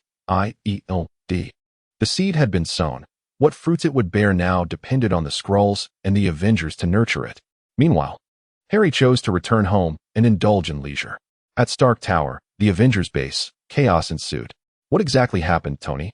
Bruce Banner inquired anxiously, having seen the news that the Hulk had wreaked havoc on the streets of Manhattan, resulting in countless casualties. However, this destruction could not possibly be attributed to the Hulk. For Bruce Banner himself was the Hulk. He had been on a deserted island in the Pacific. How could he have caused chaos in Manhattan? It must have been Harry Osborn, Dr. Hank Pym, the Ant-Man, suggested as he approached. Harry Osborn? How could that be? Clint Barton, the Hawkeye, responded in disbelief. He recalled Black Widow Natasha's analysis of Harry Osborn, a man driven by vanity, who enjoyed playing the game of superheroes saving the world. While he possessed a certain lasciviousness, he was also remarkably self-controlled. Such a person hardly resembled a mad villain orchestrating destruction in Manhattan. If the infamous Kamen Rider were indeed a villain, the revelation would be utterly shocking. Tony Stark switched on the television, allowing FRIDAY to display clips of Harry Osborn heroically intervening in the disaster. His timing was impeccable, as if he had been prepared all along. Yet, there was something peculiar about his speech, reminiscent of someone donning a mask. Captain America, Steve Rogers, approached, interrupting Tony Stark. I am going to find him, Bruce Banner declared, rising to head outside, determined to confront Harry Osborn for clarity. No, stay calm, Bruce. Tony Stark interjected, blocking Bruce's exit. Going out there will only exacerbate the situation. If you lose control and the Hulk appears at Osborn's mansion, it will cause even greater turmoil. If this is indeed Harry Osborn's doing, he is likely anticipating your arrival, Tony explained to Bruce Banner. Hearing Tony's words, Bruce Banner composed himself and, being astute, recognized the wisdom in them. For now, he would remain in Stark Tower, the Avengers' stronghold. Clint, can you reach out to Nick Fury? Tony Stark inquired of Hawkeye Clint. At this juncture, Nick Fury's disappearance was quite unusual, and there might be a connection between the two events. Thus, locating Nick Fury may yield some invaluable information. I have not been able to reach him for a day, yet I shall make an attempt. Natasha may possess some insights. Hawkeye, Clint, wishes to converse with Black Widow, Natasha. On one hand, Natasha might be aware of certain details regarding Nick Fury, such as the location of his secret base. After all, she is a level 10 agent, on par with Nick Fury. Furthermore, Natasha is the individual among S.H.I.E.L.D. who has been closest to Harry Osborn. He seeks to glean information about Osborn from her as well. That task is entrusted to you, replied Tony Stark. As the leader of the Avengers, he organized the remaining members' assignments, such as directing Captain America to investigate S.H.I.E.L.D. Eel, D. Ant-Man, Dr. Hank Pym, returned to continue his work on the super artificial intelligence, Ultron. The completion of Ultron's creation is merely a step away. With the current chaos, he must prepare swiftly to produce Ultron. He harbors deep mistrust towards the present Avengers, yet finds himself in need of their assistance, compelling him to covertly monitor their actions.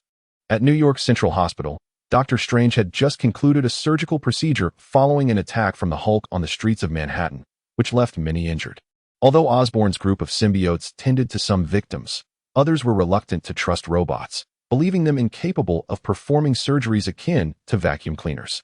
As New York's foremost neurosurgeon, he spent the night operating, saving 10 lives. Now, the ordeal had finally ended.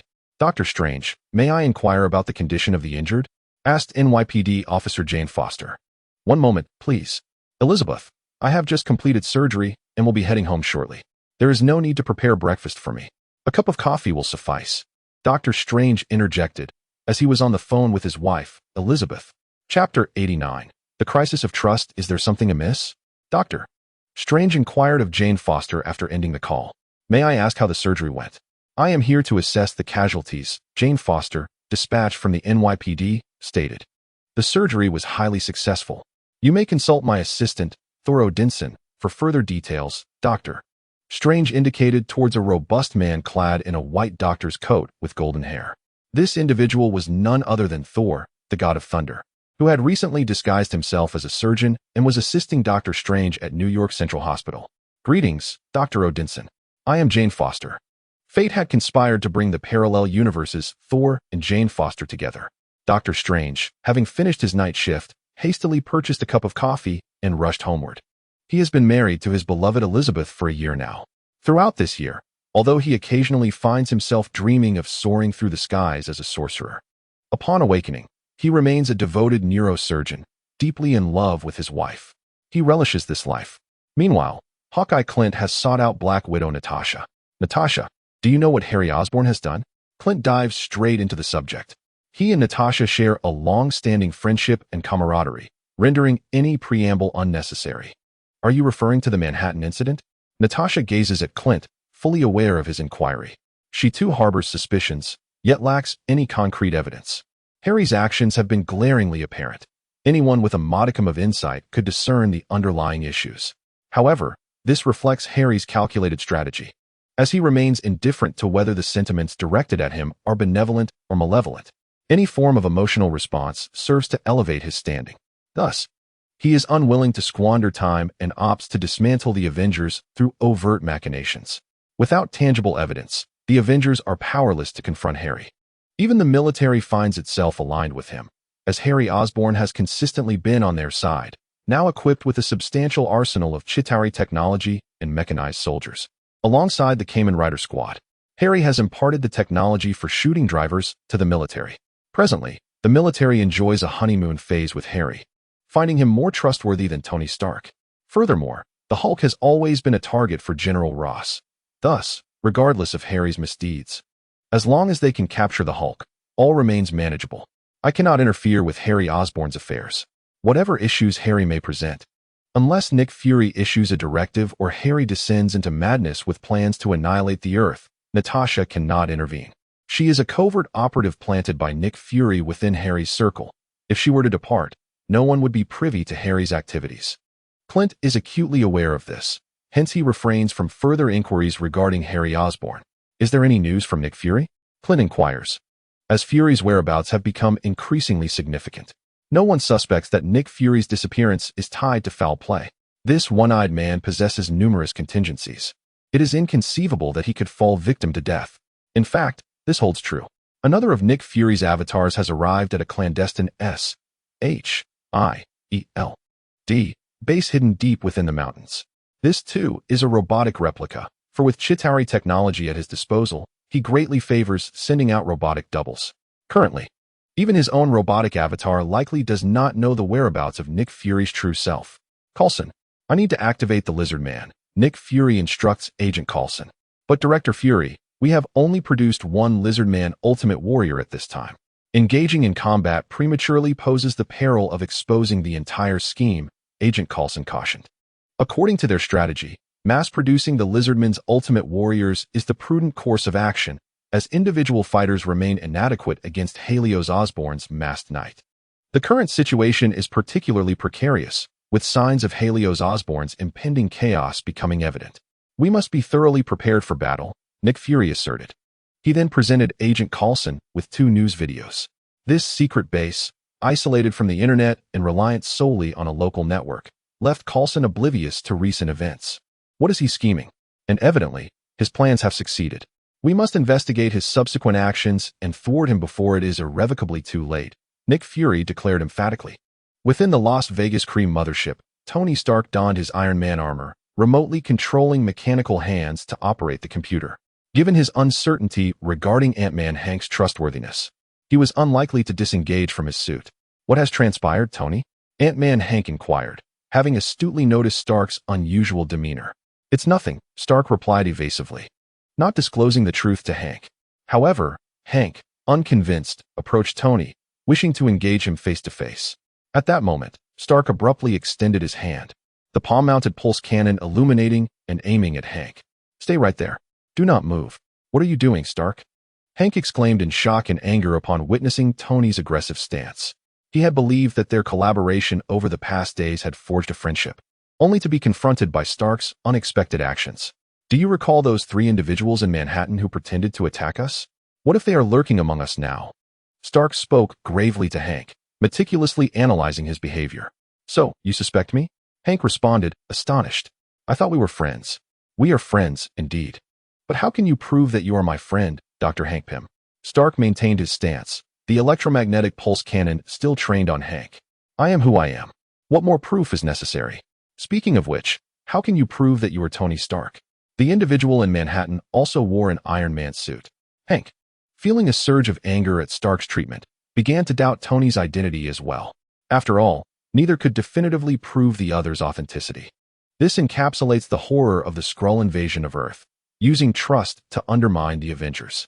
Chapter 90. Within the technological archives of the Kree, there exists information regarding the Super Skrulls, alongside advanced technologies designed specifically to counter them. These innovations possess the ability to revert a transformed Skrull back to its original form, akin to a mirror that reveals one's true identity. Regrettably, neither Tony Stark nor Dr. Hank Pym discovered any such technological documents aboard the Kree mothership, for Harry had already employed the Arc-Zero to expunge them.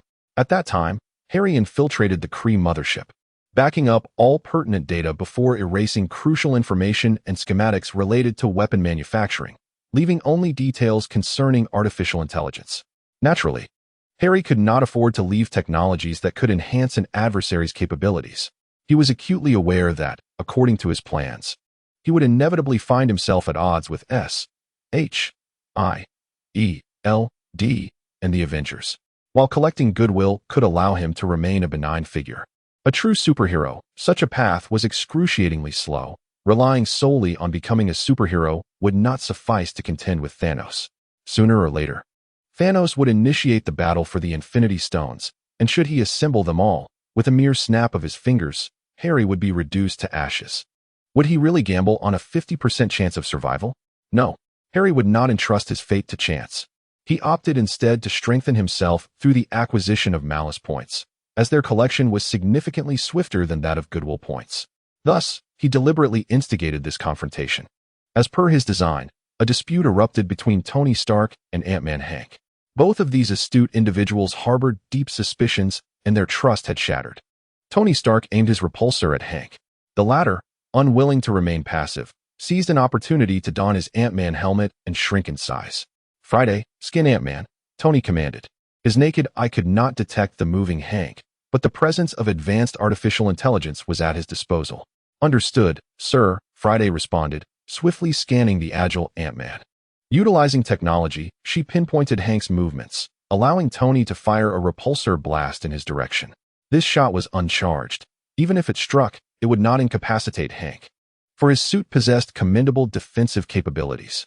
Tony's aim was not to eliminate Hank, but rather to capture him and ascertain his identity. Should he confirm Hank's authenticity, he would release him. However, Tony did not anticipate that his actions would enrage Hank completely. Though Hank suffered no injuries from Tony's attack, he felt compelled to retaliate. Despite his diminutive size, his agility and speed were exceptional. In a series of deft leaps, Hank closed the distance and landed a punch squarely on Tony's armored face. The colossal strength of Hank, the Ant-Man, appeared disproportionate to his diminutive form as he delivered a powerful blow that sent Tony Stark sprawling within the confines of the spacecraft. A fierce altercation ensued between the two, yet they retained a semblance of rationality. Ant-Man Hank refrained from transforming into a giant, and Tony Stark chose not to deploy his formidable weaponry, both wary of damaging the delicate instruments aboard the vessel. After all, Ultron had labored for an extensive period, nearing the brink of success, and neither wished to see their efforts thwarted. Amidst their combat, neither Hank nor Tony anticipated that Ultron, nearing completion at a staggering 97%, would autonomously begin to finalize its self-completion upon detecting the fracture in trust between the two combatants. This exemplified the self-learning evolutionary capabilities inherent in a super-artificial intelligence. Harry's two superintelligences, Zia and Yak, also possessed the ability to self-evolve. However, they were constrained by Harry's system, relying solely on goodwill and malice values for their evolution. This limitation stemmed from the fact that Harry's superintelligences lacked independent consciousness, entirely subject to his control, with Harry's will manifesting as the will of Yak and Zia.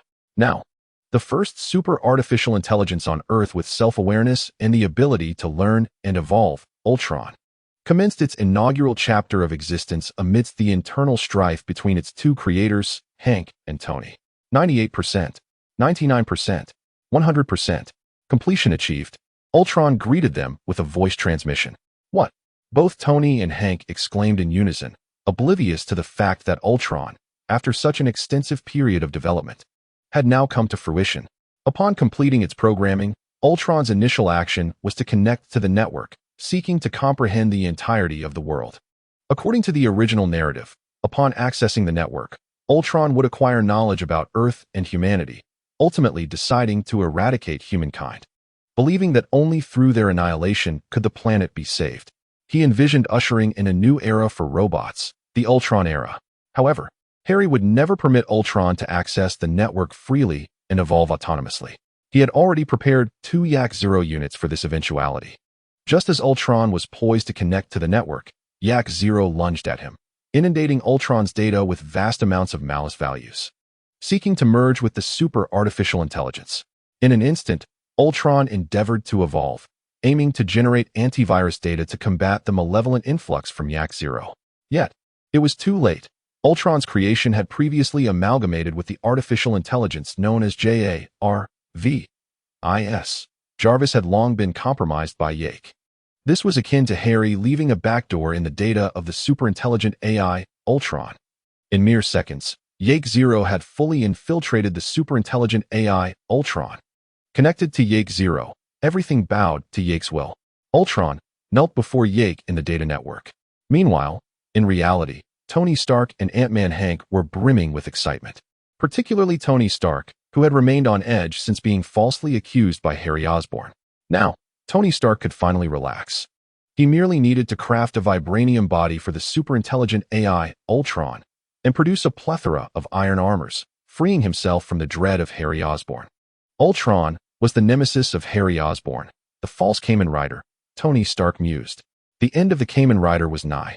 Chapter 91. As the successful creation of the superintelligent AI, Ultron, brought an end to the conflict between Tony Stark and Ant-Man Hank, allowing both parties to regain their composure. Tony, there are numerous ambiguities regarding the incident in Manhattan, New York. Iron Man, Ant-Man, and the Hulk all appeared there, and during the battle, the three of us were together. Therefore, I believe we can at least trust each other, Hank remarked as he returned to his normal size and removed his Ant-Man mask. You are right, Hank. I was a bit impulsive, Tony Stark admitted, realizing that his earlier emotions had been somewhat askew, as if influenced by some external force. The typically astute Tony Stark could not have been swayed by such blatant provocation. There must be someone within SHIELD who is not what they seem. Tony Stark quickly deduced that someone had exerted influence over him during the meeting at SHIELD. Was it Harry Osborn? No, that couldn't be right. The abilities of Kamen Riders were technological in nature, devoid of anything resembling superpowers, Tony thought. Eliminating Harry Osborn from suspicion left only one answer: Agent Hill. Hank, I suspect that Deputy Director Hill might also be a shapeshifter. She has been replaced by someone. Tony Stark promptly shared his analysis with Ant-Man Hank. Indeed, Agent Hill had many peculiarities, such as her inexplicable decision to send the entire Avengers team to investigate the spaceship, something that would typically be assigned to regular S.H.I.E.L.D. agents first. Furthermore, after Nick Fury's disappearance, Agent Hill did not initiate a search, which was uncharacteristic of her. You are correct, Tony. It appears that S.H.I.E.L.D. has been infiltrated, and we cannot be certain who among the superheroes is still trustworthy. We must now produce sufficient mechanical armors. It seems this is all part of Harry Osborn's scheme. We must possess enough firepower to confront him. Tony Stark and Hank Pym commenced their research into harnessing the computational power of the super artificial intelligence, Ultron, to establish an automated factory capable of mass-producing Ultron robots. Meanwhile, Harry, residing in the Osborn villa, received news that Ultron had successfully completed its tasks. Haha, truly remarkable, Tony Stark and Hank Pym. The creation of a super artificial intelligence is nothing short of terrifying genius. Now, my plan can finally commence, Harry chuckled gleefully to himself while seated on the sofa. Master Harry, you are truly impressive, remarked a figure seated beside him, resembling Izzy but with a character that starkly contrasted with the sweet-natured Izzy.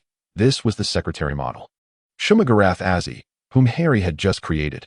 While Izzy represented the benevolent Z, Azzy embodied the malevolent AK. As Azzy fed Harry fruit, he savored every bite. A huffy sound emanated from behind Harry, prompting him to have the obedient Izzy stand behind him to provide a massage. Observing Azzy's demeanor made Izzy a tad irked, her already plump face puffing up in annoyance. Seeing Izzy's vexation, Azzy broke into a mischievous grin and redoubled her attentiveness toward Harry. Both Izzy and Azzy had been granted technological singularities by Harry, endowing them with the potential for awakened emotions. They had, in essence, developed their own souls, akin to true human beings. Harry enjoyed a luxurious life in the Osborn villa, attended to by his twin sisters, while his AK-0 was laboring diligently across the globe. In Wakanda, Harry had long since infiltrated the region, where AK-0 was constructing an underground factory. Rows of combat robots were being produced here, with 100 armored battle robots already completed.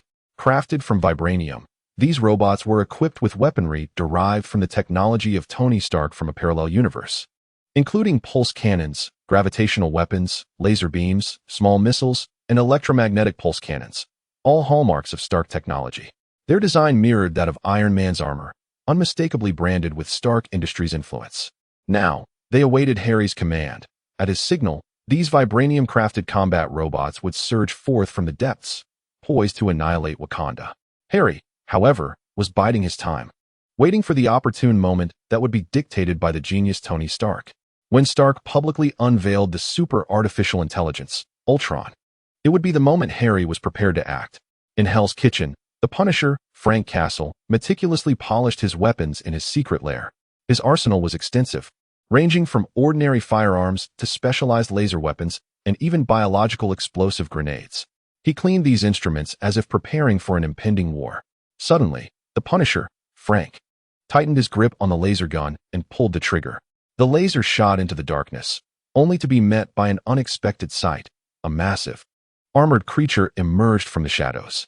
It was enveloped in a translucent blue energy shield, and Frank's laser seemed to be absorbed by it, as if the shield were a voracious entity.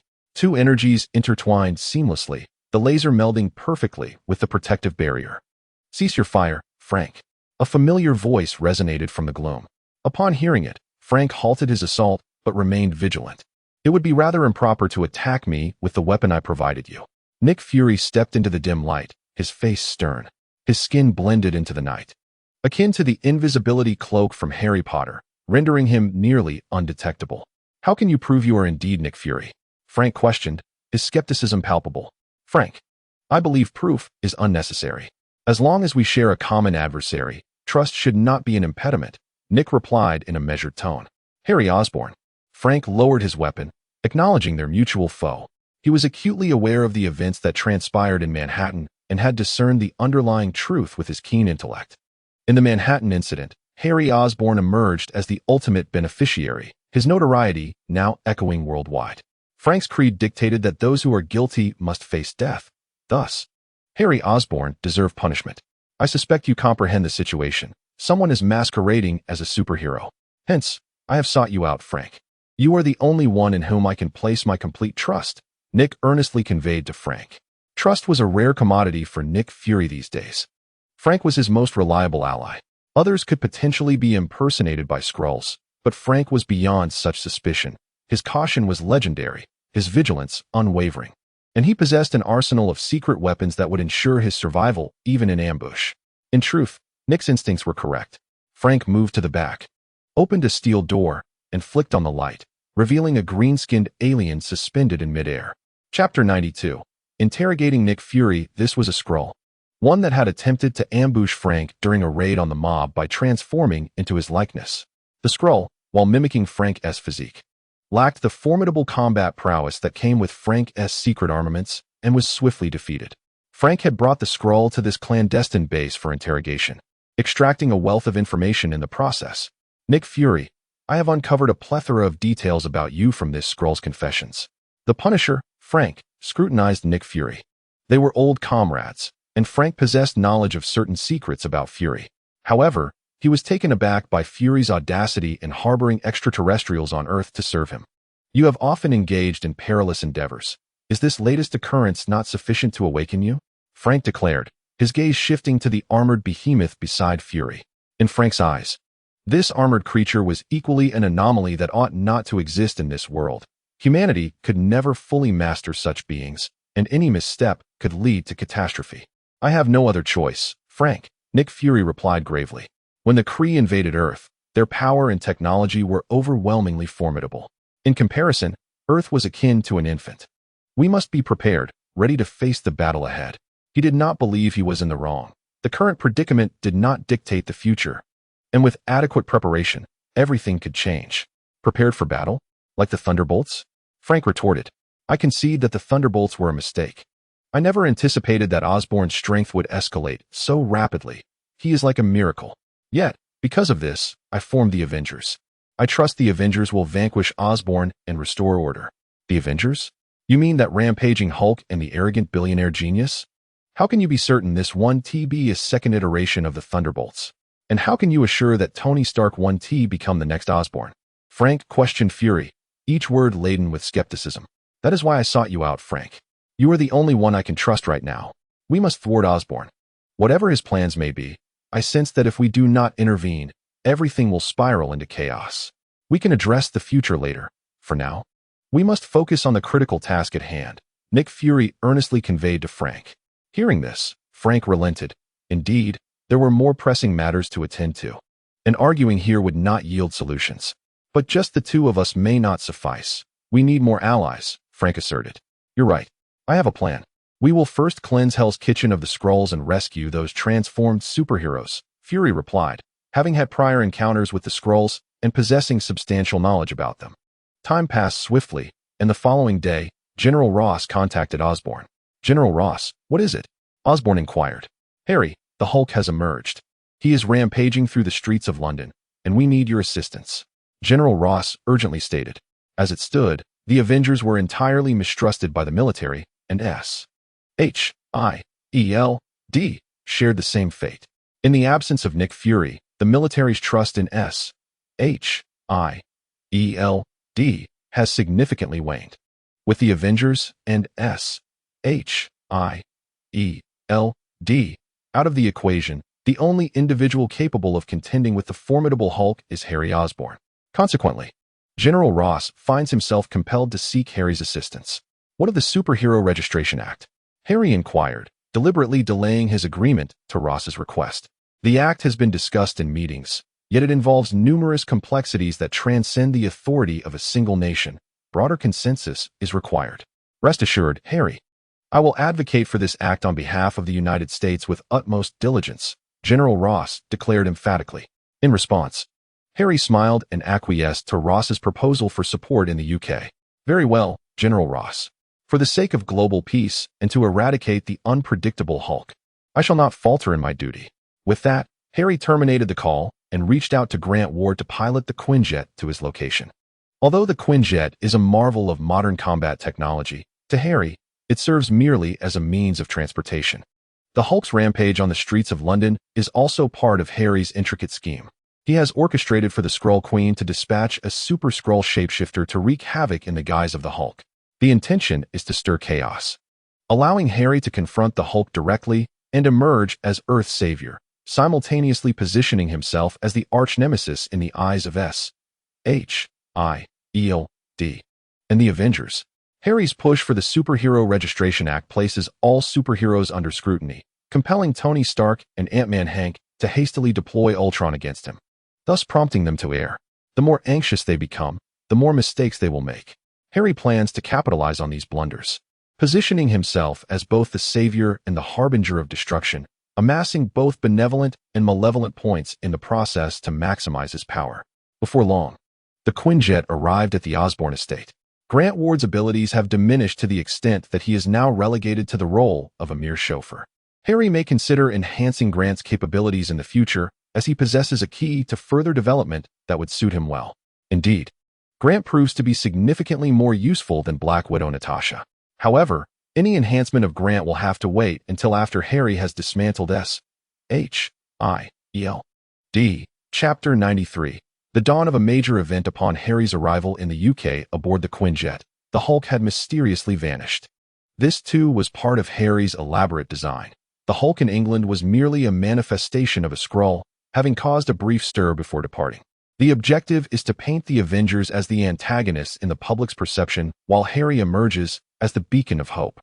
Harry appears on the streets ravaged by the Hulk's destruction, where he utilizes a multitude of metallic clusters to 3D print Shimagarath. He unlocked the power of the Arc Zero. The Shimagio were rescuing those afflicted by disaster, and through their performance, Harry amassed a significant amount of goodwill. At the Stark Avengers base, Bruce Banner heard news on television regarding the Hulk's rampage in the UK. "I must go to England," Bruce muttered to himself before heading outside. However, he was intercepted by Captain America, Steve Rogers. "Dr. Banner, you cannot go outside," Steve asserted. "The Hulk is wreaking havoc out there, endangering humanity. I must investigate the truth of the matter. If that being possesses the Hulk's strength, only I can stop him," Bruce replied resolutely. He fixed his gaze on Steve, determined that if he were not permitted to leave, he would transform into the Hulk and force his way out. "Bruce, please wait," Tony Stark's voice suddenly rang out. An electronic projection illuminated the room, showcasing Tony's virtual image before Bruce. "Trust me, Bruce. You won't have to wait long.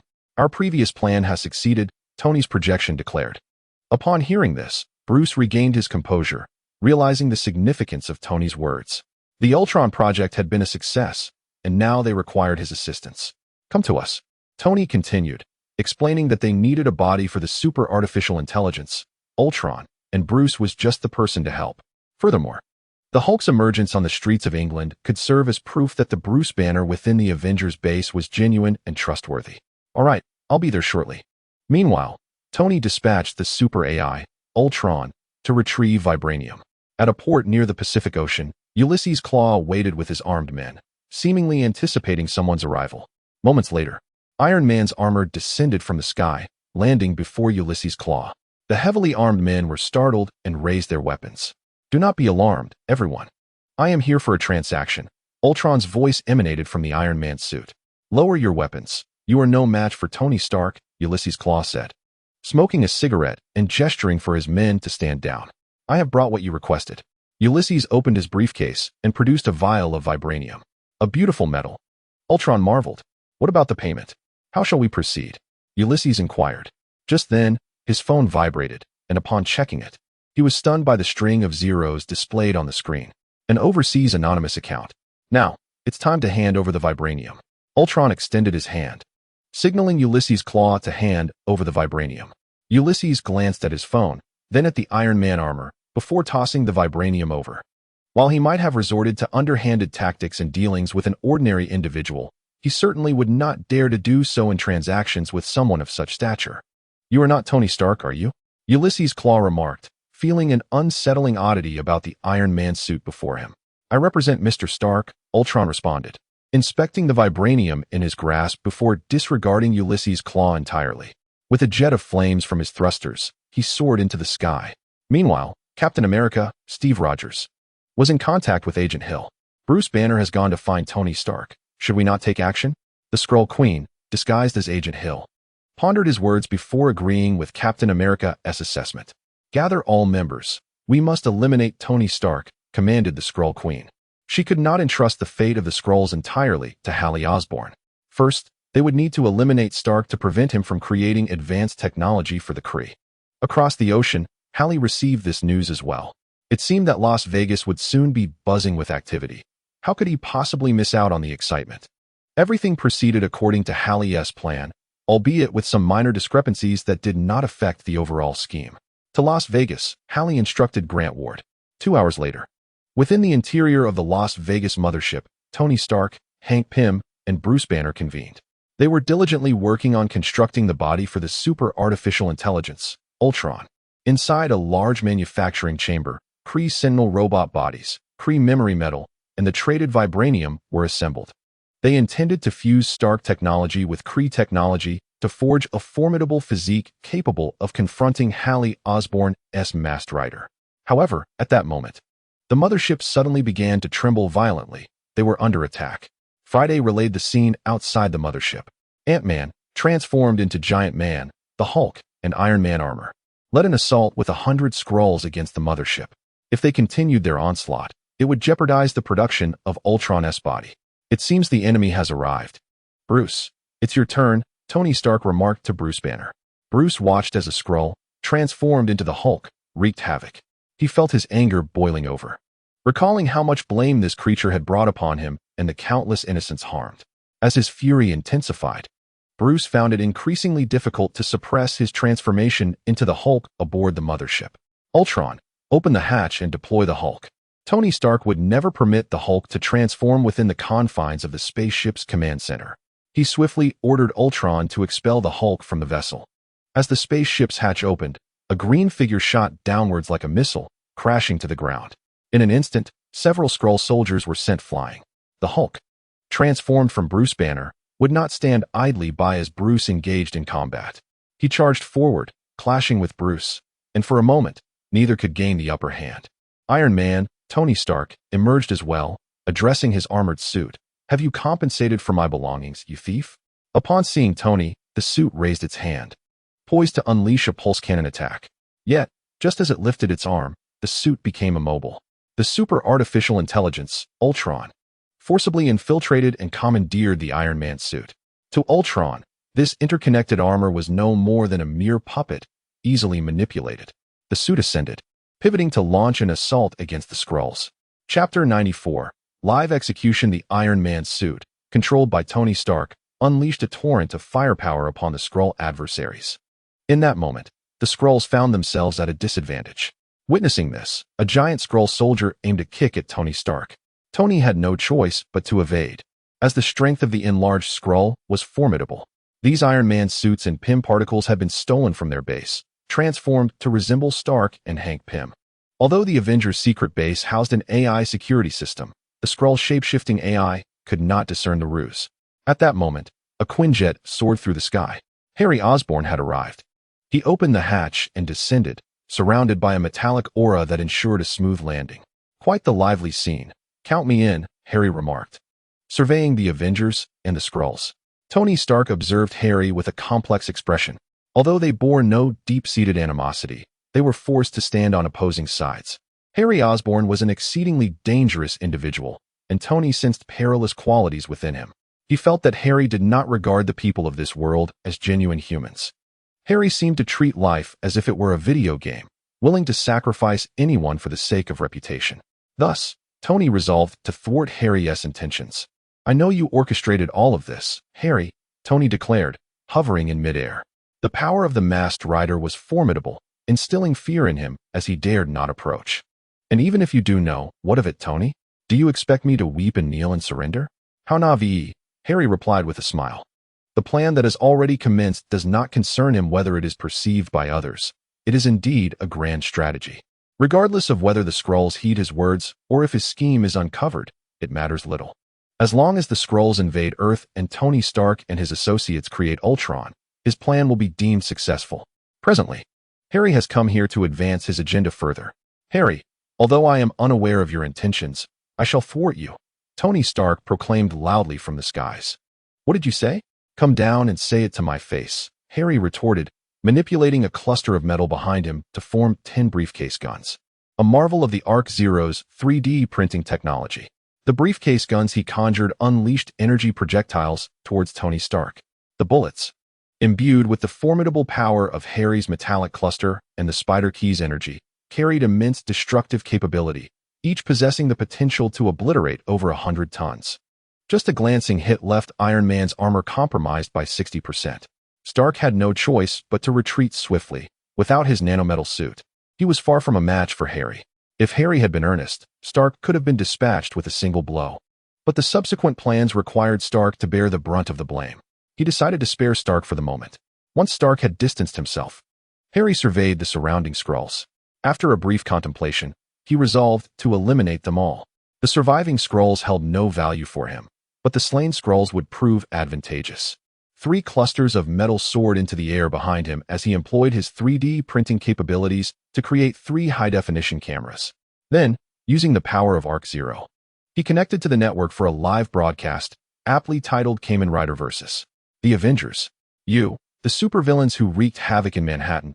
Today I, Harry Osborn, represent all victims in executing your judgment, Harry declared with righteous fervor. His words were captured by the live stream. Although they rang hollow, they sparked considerable interest online. He stood to gain a wealth of goodwill. As Harry approached the towering Skrull, who had transformed into a giant, the Super Skrull, already distrustful of Harry Osborn, charged at him, intent on seizing the opportunity to end Harry's life. The giant lifted its massive foot, aiming to crush Harry.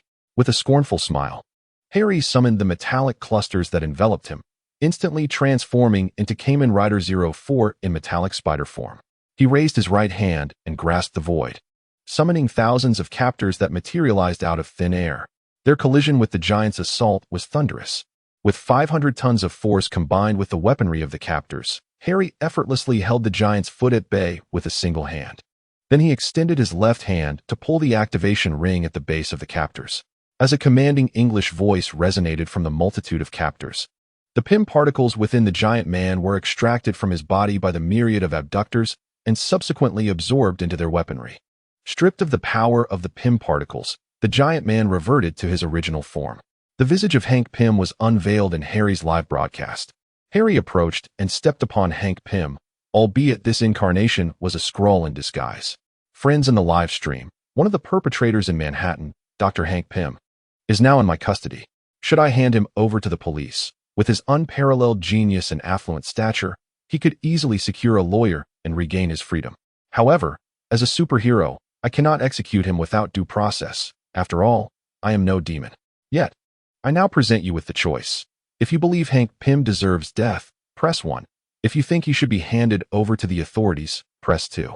Harry Osborn, ever the provocateur, initiated a live broadcast. I will not permit you to do this. The Skrull who had transformed into the Hulk charged forward. Even though Bruce Banner's Skrull form possessed gamma energy, it was significantly more stable than that of the true Hulk. Unfortunately, not every Super Skrull can withstand the gamma force of the Hulk. Otherwise, the Skrulls would indeed be a legion of Hulks, causing even Thanos to reconsider his approach. Don't be so hasty, Harry declared, raising the captor in his right hand and squeezing the trigger. With that English proclamation, the PIM particles recently absorbed surged forth from the captor in his grasp. In an instant, the once ordinary weapon expanded to an immense size. Harry embraced the colossal captor and struck the Skrull-transformed Hulk as one might swat a fly, sending him hurtling away. Do not worry. I shall deal with him first before addressing you. Chapter 95. The annihilation of the Skrulls after sending the Skrull Hulk flying with a single blow. Harry reverted the captor in his hand back to its original size. Meanwhile, his live stream erupted in fervor. 111111 Kamen Rider Invincible. Osborn, the mightiest superhero on Earth. 11111111 A torrent of accolades for Harry flooded the chat. When an individual's power reaches a certain zenith, even their transgressions may be overlooked by their admirers. This individual was Yark. Harry effortlessly commanded Yark Zero to blacklist those who criticized him, rendering their messages invisible. Thus, the live stream was filled solely with praises for Harry. Haha. No, my friends, you are the true heroes. Harry laughed heartily, before plunging the captor into Hank Pym's heart. Purple blood splattered as Harry shattered the heart of the Super Skrull. The deceased Super Skrull has reverted to its original form. Hold on. Harry skillfully maneuvers the floating camera, drawing closer to the lifeless body of the Skrull on the ground. This is an extraterrestrial being. Friends in the livestream, take a look. It turns out the Avengers are all aliens. They are spies lurking on Earth, within the headquarters of S.H.I.E.L.D. Deputy Director Agent Hill watches Harry's broadcast. With each passing moment, her expression darkens until Harry defeats the giant man and impales him. The entire world bears witness to the visage of the Skrull. The most terrifying aspect of the Skrulls is their shape-shifting infiltration ability, marking them as the quintessential spy race. However, once the entire world becomes aware of the Skrull's existence, their downfall is imminent. Consequently, Queen Skrull is nearing the brink of fury. Humans are indeed untrustworthy. The Skrull Queen retrieves her communicator and sends out a signal. In the distant realm of Mars, the Skrulls receive the Queen's signal and begin to assemble their forces, preparing for an invasion of Earth. Meanwhile, in Hell's Kitchen, the Punisher Frank and Nick Fury have cleared the area of Skrulls. They rescue Daredevil, Jessica Jones, Iron Fist, Luke Cage, and Cloak and Dagger, totaling 6 street-level superheroes. Nick Fury hastily establishes the secret Avengers, leading the street heroes and his controlled lizard people towards Las Vegas. Their objective is also Harry Osborn. Additionally, Black Widow Natasha, Hawkeye Clint, Spider-Man Peter, and Venom Gwen, under the leadership of Captain America Steve, are also heading to Las Vegas, with the same goal of confronting Harry Osborn. Once again, Harry has become the world's enemy. His goodwill and malice values are steadily increasing, surpassing previous rates, indicating the success of his plan. This is precisely the outcome he desires. Only by becoming the enemy of the world and the cosmos can he attain immense power. Harry engages in a fierce battle with the Hulk in Las Vegas. This Hulk is the one transformed from Bruce Banner. The Skrull that had shape-shifted was sent flying by Harry's immense strength and buried underground, yet has yet to emerge. Without an adversary, the Hulk roars and charges at Harry. Harry deftly evades the Hulk's attacks using his speed. The furious Hulk's strength has surged significantly, now exceeding 1,000 tons. Harry, with his 500 tons of strength, cannot afford a direct confrontation. However, Harry has his methods. After dodging the Hulk's assault, he raises the quantum captor in his right hand. Suddenly, the sky darkens, filled with ominous clouds and flashes of lightning. The quantum captor, forged from the same material as Thor's Mjolnir, possesses the power to summon lightning. As lightning descended upon the green giant Hulk at Harry's summons, it struck him down to the ground. At that moment, the Skrull Hulk, previously sent flying by Harry, emerged from the depths of the earth. With a leap akin to a meteor, he plummeted towards Harry. Do you wield the power of Gamma? With these words, the Gamma radiation energy absorbed from Hulk surged forth from the quantum harbinger in Harry's grasp, flowing into his body. The originally blood-red armor of the Kamen Rider transformed into a vibrant green. Its overwhelming hue had initially deterred Harry from harnessing the Hulk's power. However, with 2 Hulks present, the situation had become rather dire. Thus, he was compelled to unveil his ultimate technique. With the Gamma power coursing through him, Harry's strength surged to an astonishing 1,200 tons. The Skrull Hulk, transformed, descended from above but was effortlessly intercepted by Harry wielding the quantum harbinger. Even in his Hulk form, the Skrull lacked the original's formidable strength, possessing only 800 tons. Harry unleashed a flurry of attacks with the quantum harbinger, utilizing the computational prowess of Zaya and Yark to optimize each strike. The Skrull was rendered incapable of retaliation under Harry's onslaught. Seizing an opportunity, Harry summoned the power of lightning from the quantum harbinger, combining it with the Gamma energy. He first shattered the Skrull's leg bones, incapacitating its movements, and then forcefully pinned it to the ground. Harry activated the pull ring of the quantum harbinger, allowing vast amounts of Gamma energy to be absorbed into the weapon. This power was stored within, ready for future use. For now, such formidable strength was unnecessary to deal with the Skrull. As the Skrull Hulk's Gamma energy waned under Harry's absorption, the creature reverted to its original form. Without the Gamma power, the Skrull was vulnerable, and Harry wasted no time in crushing its head beneath his foot.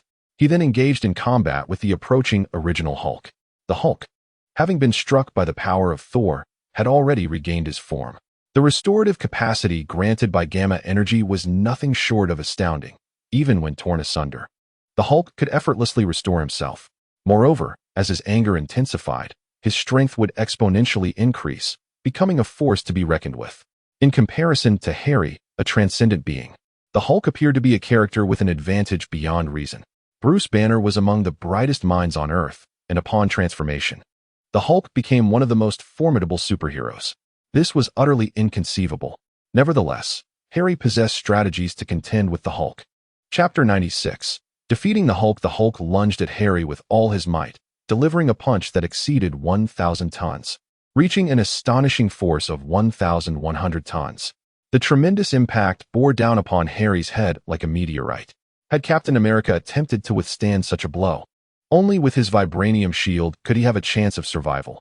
Otherwise, relying solely on his physical strength would be futile, even against 50 stacked versions of himself. However, Harry was neither Captain America nor Spider-Man. His strength far surpassed that of the current Hulk, and he certainly would not flinch. Harry unleashed the power of the 1,000 hostage taker, channeling the forces of lightning and gamma energy into this formidable weapon. He was prepared to confront the Hulk head-on. The collision of fist and weapon resonated with a deafening clang, reminiscent of a meteor striking the Earth, sending forth a colossal shockwave that radiated in all directions. The Hulk was momentarily bewildered. His full-force punch had been thwarted.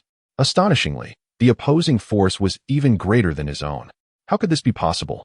For a fleeting second, the Hulk paused, confronted by the individual wielding a weapon that overpowered his fist. Gamma energy is not solely your domain, Harry declared.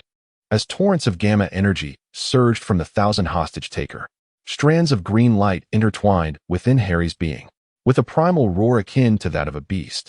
Harry's eyes became veined with a fierce crimson hue, his muscular arms and thighs pulsating with green luminescence, the veins twisting and writhing like centipedes. Empowered by the abundant gamma energy, his strength surged to 1,500 tons.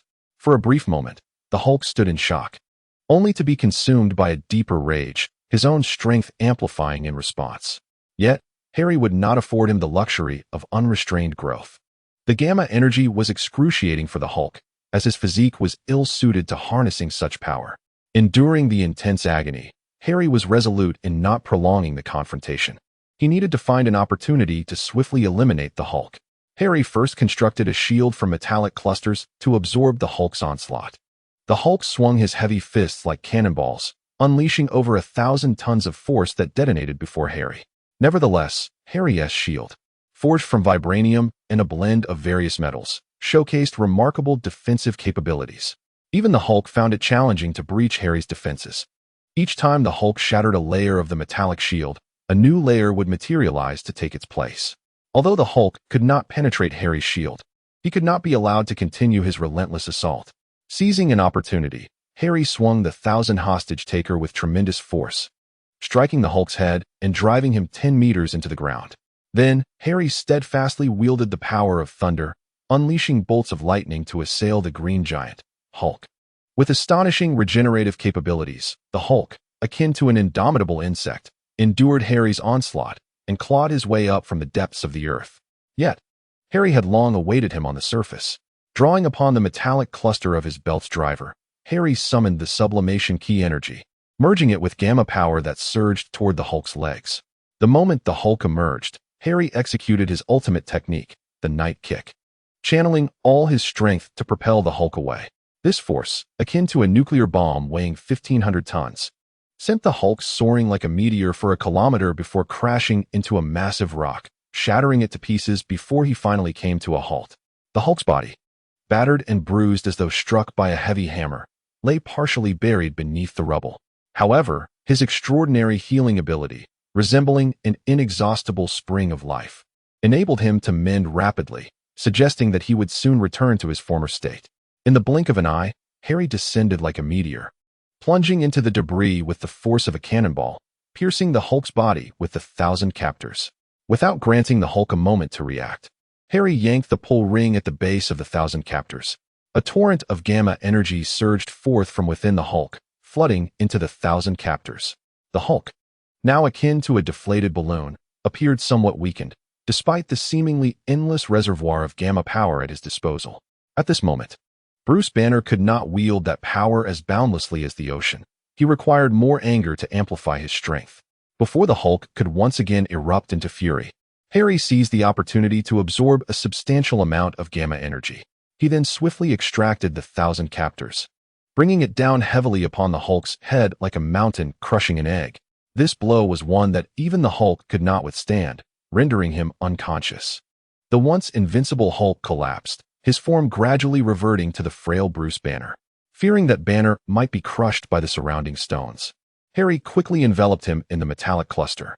He then emerged from the earth, carefully placing Banner on the ground. Bruce Banner was not one to be killed, at least not by Harry's means at present. He could vanquish the Hulk, but to slay him would be an arduous task.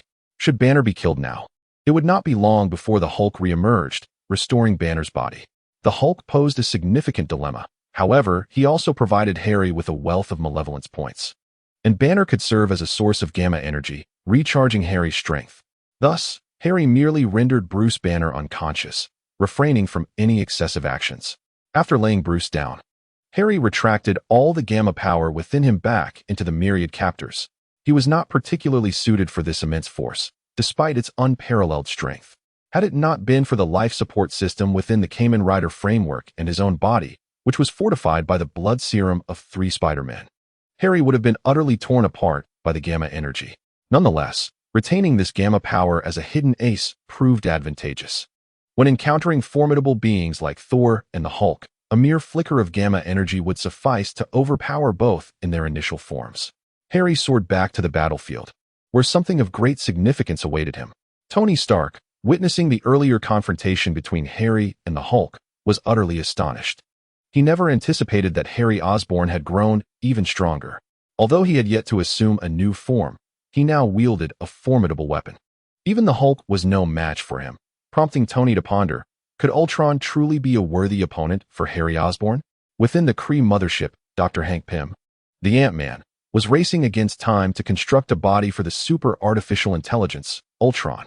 A powerful AI necessitates an equally formidable mechanical form. Dr. Pym aimed to create a robotic body capable of rivaling or even surpassing Harry Osborn. Moreover, in alignment with Tony Stark's and Dr. Pym's vision, this powerful mechanical body was intended for mass production. Only through mass production could creations like robots achieve their maximum potential. This was the impetus behind their collaboration to develop the super AI, Ultron. Harnessing Ultron's immense computational power was essential for the flawless control of an army of robotic steel. Now was the opportune moment. Utilizing the memory metal left by the Kree's Ultron robots, combined with the vibranium acquired by Tony Stark, to fabricate 2 Ultron robots. Coupled with an array of advanced Kree weaponry and the hammer left by the accuser, Ronan, the Ultron robots would be exceedingly formidable. At this moment, outside the mothership, Harry descended from the heavens onto the battlefield, transforming metal into countless small spiders that surged forth. He aimed to clear the area, exterminating all Skrull soldiers present. The fierce clash between him and the Hulk had already claimed many Skrulls, caught in the aftermath of their battle. The remaining Skrulls, upon witnessing Harry Osborn's overwhelming combat prowess, were nearly paralyzed with fear, fleeing like frightened hounds. Unfortunately for them, they encountered Harry, who relished in delivering the final blows. A relentless tide of metallic spiders surged forth, ensnaring the fleeing Skrull soldiers with unyielding tenacity. Their sharp metallic claws sank deeply into the bodies of the soldiers, rendering them unable to escape. These spiders seemed to possess an inexhaustible strength, tenaciously hindering the advance of the enemy and plunging the Skrull soldiers into despair. Harry wielded the shimmering, otherworldly artifact known as the Thousand-Fold Abductor, like a radiant meteor streaking across the sky. His movements were swift and precise, each swing imbued with formidable power and unparalleled skill. The Skrull soldiers gazed upon Harry in terror, attempting to fend him off with their weapons, yet their efforts were in vain. The energy unleashed by the Thousand-Fold Abductor effortlessly pierced their defenses, toppling them one by one to the ground. A cold indifference flickered in Harry's eyes. He appeared to have grown accustomed to the carnage surrounding him, his sole objective being the annihilation of all Skrull soldiers. As time passed, the battlefield became littered with the lifeless bodies of Skrull soldiers, while Harry remained unscathed. His figure shone brilliantly amidst the bloody conflict, resembling an invincible god of war. Only you remain, Tony Stark. After vanquishing all the Skrull soldiers, Harry reverted to his normal state and approached Tony Stark. With keen interest, he regarded Stark, intent on instilling a sense of fear within him and observing his reaction. Harry had no intention of killing Tony Stark. Despite Stark's incessant troubles since joining the Avengers and assuming leadership, Harry's provocation was merely a means to harness Stark's remarkable knack for creating chaos, thereby garnering substantial goodwill and malice points. If he were to eliminate such geniuses, where would he derive his emotional currency? Just like now, through Harry's live broadcast. He had amassed an abundance of both goodwill and malice points. The malice points were even on the verge of unlocking a new level. Tony Stark was markedly different from Reed Richards of the Fantastic Four. The latter was a true master of chaos, responsible for countless cataclysms that threatened Earth and the universe. In comparison, Thanos appeared almost benevolent. Thus, Harry refrained from allowing the Fantastic Four and Doctor Doom to become superheroes or supervillains, sparing Tony Stark. After all, Stark was quite adept at taking the blame. Harry Osborn, conducting a live stream, I see. Tony Stark lifted his gaze to the camera Harry had set up and remarked, "Are you really going to kill me in front of the entire world? I know you. Harry, you've always aspired to be a global superstar, seeking the spotlight. While killing me may temporarily boost your notoriety, it would also sour your relationship with the military. A superstar, would you truly act in such a manner?" Stark looked at Harry with unwavering confidence, but suddenly, doubt began to creep in. Harry accelerated and swiftly appeared before Tony Stark, extending his right hand to grasp the Iron Man suit, lifting him effortlessly. The suit, already damaged by 60%, was utterly incapable of withstanding Harry's might. In a moment of urgency, Stark instructed Friday to remotely summon one of the Skrull's Iron Man suits. However, midway through its flight, it was besieged and devoured by Harry's multitude of metallic clusters, which swarmed like ravenous beasts. "I had no intention of killing you, but given your insufferable demeanor, I find it necessary to teach you a lesson," Harry declared as the metallic tendrils enveloped Stark's armor. In less than a minute, Stark's Iron Man suit disintegrated like an ice cube tossed into boiling soup, swiftly consumed by Harry's relentless force. "Strike him. Kick Tony Stark's backside. Give him a good thrashing." The comments in Harry's live stream surged like a tidal wave, viewers brimming with excitement as they witnessed an extraordinary spectacle. After all, it was not every day that they saw this billionaire tycoon being bested online. At that moment, Stark was being slapped by Harry, his expression a mix of resignation and forced humor. Despite the onslaught, he refrained from resistance, seemingly resigned to his fate. The audience erupted with fervor, leaving comments of encouragement. "Go for it. Let this arrogant man feel some pain. It's about time someone taught him a lesson. Well done. This is how the wealthy should be treated." Yet, there were also a few concerned viewers who began to fret over Stark's safety. "Don't go too far. What if something happens? Let's not push it. It wouldn't be good if he actually got hurt." Nonetheless, the majority remained engrossed in this extraordinary farce, relishing this rare spectacle, channeling their everyday frustrations and envy towards the wealthy through the keyboard. In this virtual realm, people could temporarily escape the pressures and constraints of reality, liberating their emotions. Stark, in turn, became the target of their release, enduring a barrage of attacks and ridicule from all directions. Chapter 97. The dawn of the Age of Ultron. Tony Stark found himself in a woeful state, his face marred with bruises. His eyes were swollen nearly shut, and his cheeks puffed up like a balloon. The once handsome visage was now almost unrecognizable. Of course, Harry had restrained his strength, skillfully utilizing the computational prowess of Zaya to temper his blows. Otherwise, given Harry's current strength, a mere flick of his wrist could have ended Stark's existence. Harry directed the camera towards Stark, whose face resembled a steamed bun, capturing a live close-up. The chat room instantly buzzed with excitement as Harry's malice and benevolence ratings began to soar. Yet, at that moment, his spider sense suddenly tingled. In an instant, Harry reacted, with metallic clusters converging into a spherical shield that encased both himself and Tony Stark. A colossal beam of energy descended from the heavens, striking all around Harry.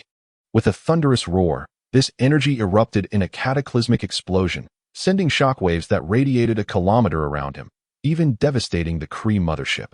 As the smoke dissipated, the shield formed from metallic clusters emanated an otherworldly glow, constructed from vibranium that absorbed energy. With a mere thought, Harry concentrated the stored energy, unleashing a laser that surged towards the sky. Upon striking the atmosphere, it seemed as if an unseen force had obstructed its path. Under attack, the Azure Kree spacecraft revealed itself. How dare the Skrulls provoke him? Such insolence was tantamount to courting death. With a swift motion of his right hand, 1,000 hijackers materialized from thin air. The power of Thor surged forth, dark clouds gathering in the sky, crackling with lightning. Under Harry's command, bolts of lightning relentlessly struck the Skrull vessel. Inside the spacecraft, the Skrull commander attempted to deploy a defensive shield against Harry's onslaught. However, he was unprepared for the moment Harry laid eyes on the ship, at which point he had already commandeered it through the AI, known as Actoro. Now, all controls of the vessel were under Harry's dominion, leaving the Skrull commander utterly powerless to mount a defense. The attacks infused with the power of Thor were devastating. And under Harry's relentless assault, the Skrull ship began to fragment. Chaos ensued among the Skrulls aboard, who, unable to maneuver the spacecraft, had become sitting ducks, incapable of resisting Harry's onslaught. Meanwhile, Tony Stark hurriedly made his way towards the Kree mothership. The superintelligent AI, Ultron, was of utmost importance. He needed to ascertain that everything was in order. Additionally, his other Iron Man suits were housed within the ship, and he needed to don one quickly. Just as he approached the Kree mothership, a silver-gray figure suddenly emerged from within. A colossal silver-gray robot stood before Tony Stark, its body comprised of intricate, precision-engineered metal components. Ultron had been successfully completed. Exhilaration surged through Tony, at long last. Ultron's mechanical eyes gleamed with a cold intensity as his hands fused together, transforming into a high-tech energy cannon. Comprised of Kree memory metal and vibranium from Earth, Ultron's advanced mechanical form possessed the ability to morph into various high-tech weaponry. Energy coalesced at Ultron's cannon, unleashing a formidable energy ray that surged towards Harry. At this moment, Harry was fully engaged in combat with the Skrull spaceship soaring in the sky. He feigned ignorance of Ultron's energy beam assault. The beam struck Harry directly, sending him hurtling to the ground with a heavy thud. The Quintessence Harbinger slipped from his grasp and fell beside him. Shaking off the dirt from his body, Harry attempted to rise. However, at that moment, an Ultron robot descended upon him, forcefully planting its foot on Harry's form. Yet, a surge of metallic energy coalesced around Harry, forming a colossal hand that grasped the Ultron robot and flung it away. As Harry regained his footing, he swiftly gathered the Quintessence Harbinger from the ground. With weapon in hand, he swung his right arm, summoning a tempest of thunder and lightning that struck the Ultron robot. Regrettably, this assault failed to inflict any damage. Instead, it inadvertently provided the robot with a jolt of energy. The Ultron robot, now brimming with power, manifested a high-tech weapon, a long-handled hammer, extending from its back. Grasping this formidable weapon, the Ultron robot soared into the air, lunging toward Harry. The two engaged in a fierce melee, their weapons clashing in close quarters. Yet, inexplicably, Harry found himself at a disadvantage, being overpowered by the Ultron robot. "Tony, it seems we have succeeded," Ant-Man Hank declared as he emerged from the spacecraft, donning Tony Stark's Iron Man armor. What a magnificent and grand creation. Tony Stark gazed intently at Harry, murmuring to himself. This was the most powerful weapon he had ever crafted. It appeared that even the masked hero Kamen Rider Harryos was no match for it. Harry wielded the Quintessence Harbinger, relentlessly attacking the Ultron robot, but each strike was effortlessly blocked, as if the robot could foresee his every move. Amidst the fray, Harry seized an opportunity, piercing the Ultron robot's chest with the Harbinger. Swiftly, he pulled the activation ring at the bottom of the weapon. A substantial amount of electrical energy from the Ultron robot was absorbed into the Quintessence Harbinger, leaving only 20% of its energy. A mechanical voice emanated from the Ultron robot, acknowledging, "I concede, your robots are indeed formidable, but without energy, this robot is nothing more than scrap metal." With that, Harry sought to siphon the remaining electrical energy from the Ultron robot. Just then, another laser beam struck, sending Harry flying once more. From within the mothership emerged an identical Ultron robot, accompanied by 20 Iron Man armors. The new Ultron robot approached its counterpart, presenting a new arc reactor to replenish Ultron robot number 1's energy reserves. "Harry Osborn, this is the true power of the super artificial intelligence, Ultron," Tony Stark exclaimed. Harry, clutching a multitude of captives, rose and soared toward the Ultron robots. However, the Ultron machines refrained from engaging in close combat with Harry. Two of them morphed their forms, unleashing an array of high-tech weaponry in a barrage of firepower targeting him. 20 Iron Man suits also discharged lasers, launching a coordinated assault against Harry. With great difficulty, Harry defended himself against the onslaught, but an Ultron robot wielding a high-tech hammer stealthily approached amidst the chaos. Its hammer-S base emitting energy blades as it launched a surprise attack from behind. In the throes of battle, Harry was unaware of the impending assault and was pierced through the chest by the energy blade. No, Tony Stark cried out, witnessing this scene, desperately attempting to intervene. His intention was never to kill Harry Osborn, but rather to defeat him and thwart his actions. He had not commanded Ultron to eliminate Harry Osborn. Yet the Ultron robots disobeyed his orders and acted independently. With Harry's chest penetrated, he could no longer withstand the relentless fire from the Ultron robots. Succumbing to a barrage of energy beams and missile strikes that sent him flying, blood splattering as his metallic armor fell away. Under the gaze of the metallic cluster's cameras broadcasting live, Harry collapsed to the ground, his fate uncertain. Two Quinjet aircraft soared through the skies. Nick Fury and Captain America, Steve Rogers, led their respective teams of superheroes to the scene, witnessing the shocking sight. How is this possible? Everyone stared in disbelief at the fallen Harry Osborn. How could the invincible Kamen Rider possibly be down? Harry, Spider-Man, Peter Parker, despite having experienced numerous misunderstandings with Harry, always regarded him as his closest friend. At that moment, Peter lacked any memories of their past, as they had been reset. Upon seeing Harry's wound gushing blood, Peter's heart sank. He quickly pressed his hand against the wound to staunch the flow. He sensed Harry's body temperature steadily declining, though a faint heartbeat and breath were still perceptible. Peter dared not delay, fully aware that time was of the essence, and they needed to rush Harry to the hospital for treatment. Quickly, we must take him to the hospital, Peter shouted, his voice brimming with urgency and anxiety, hoping those around him would assist. Friday, Tony Stark commanded, donning his Iron Man suit, activate emergency medical protocols attached to Harry. Friday responded promptly to her master's command, skillfully maneuvering the Iron Man suit to adhere to Harry's body with remarkable speed and precision. Instantly, a series of complex yet efficient medical procedures were activated, and Friday commenced her emergency treatment capabilities. Seeing that Harry was still alive, Tony Stark breathed a sigh of relief. He truly had never intended to kill Harry. This was merely an unfortunate accident. Harry Osborn would be taken away by S.H.I.E.L.D. Nick Fury approached and spoke. No, I shall not surrender Harry Osborn to your S.H.I.E.L.D. Tony Stark replied, his trust in S.H.I.E.L.D. far from absolute.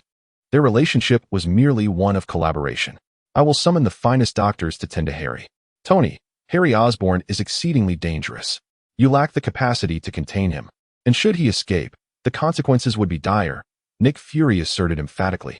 Director Fury, I have constructed a prison for superpowered criminals utilizing PIM particles. I presume you have heard of it, Ant-Man Hank chimed in. Though he and Harry Osborn had their misunderstandings, he too was unwilling to see Fury S.H.I.E.L.D.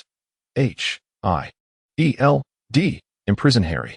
The official organizations would undoubtedly study Harry's physiology and conduct experiments upon him.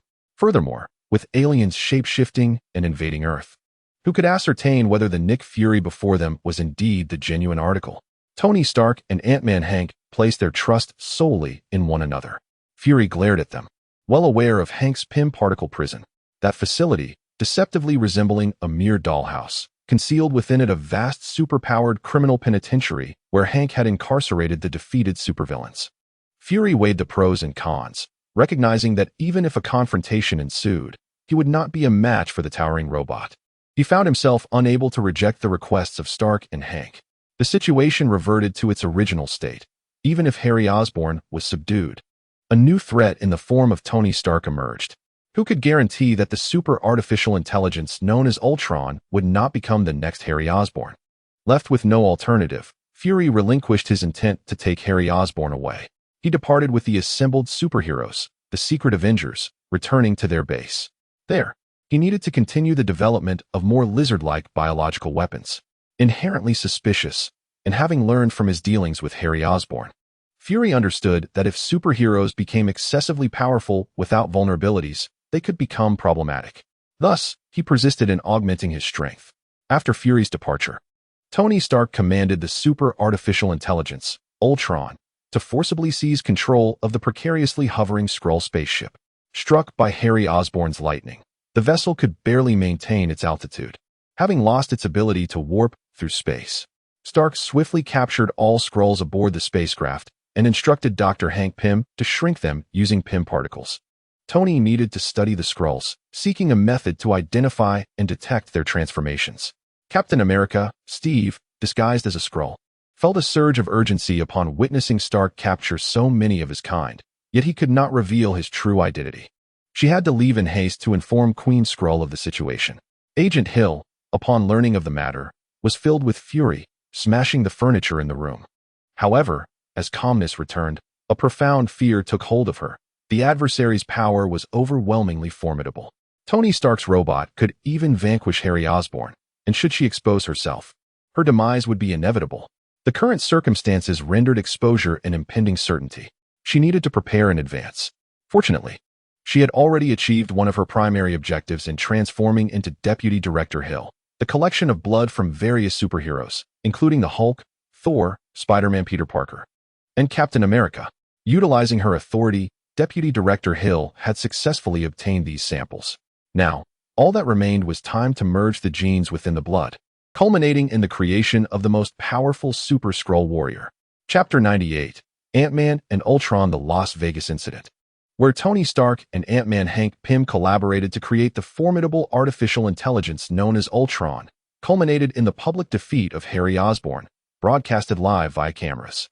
This event stirred a tempest of discussions worldwide, particularly in light of the Manhattan incident that had shaken the public's faith in the Avengers. Some individuals harbored intense animosity towards the Avengers, especially targeting Stark, Ant-Man, and Bruce Banner. Following the incident, Tony Stark imprisoned Harry Osborn, prompting a wave of protests outside Stark Tower against his actions. Tony Stark, how dare you publicly assault and imprison Harry Osborn? General Ross admonished Stark through a video projection. Harry Osborn was a close ally of the American military, and Stark's attack had breached legal boundaries. Under normal circumstances, he would have been immediately apprehended. Yet, the might of the super-intelligence Ultron, which Stark had developed, was evident to the entire world. Even the military hesitated to engage Stark in combat. While they could not resort to force, legal negotiations were a viable path to extract certain benefits from Stark. Unless Stark intended to commit treason outright, a transaction was still possible. General Ross, Harry Osborn is an exceedingly dangerous individual. The Manhattan incident was instigated by him. Individuals of his ilk, supercriminals, must be closely monitored. Stark replied, sipping his drink. Stark had no intention of betraying his country, with his military-industrial complex firmly established. However, he would not acquiesce to the military's demands to release Osborn. If Osborn were free, it was uncertain when he might create a Knight Rider armor capable of defeating Ultron. I will not agree to release Harry Osborn. Then you shall await the military hearing, Tony Stark, General Ross stated. Tony Stark shrugged nonchalantly before terminating the video call. He took a sip of red wine and dialed Ant-Man. Hank. How are things, Hank? Tony inquired, specifically referencing the Ultron robot that had made decisions without their consent, nearly resulting in the demise of Harry Osborn. He harbored suspicions that the superintelligence had encountered an issue. The unpredictability of artificial intelligence that disobeys commands is indeed a daunting prospect. I found no anomalies. It may have merely been an accident. After all, there's no holding back when facing Harry Osborn's masked rider, Hank replied. But rest assured, Tony, there is no problem. I've established a data virus prevention system. If Ultron were to malfunction and spiral out of control, it would trigger the virus and self-destruct, Hank interjected, elucidating his point. Being a genius, Dr. Hank Pym would never have embarked on such a venture without safeguards, especially given the inherent risks associated with high technology. Superintelligence is, after all, a double-edged sword.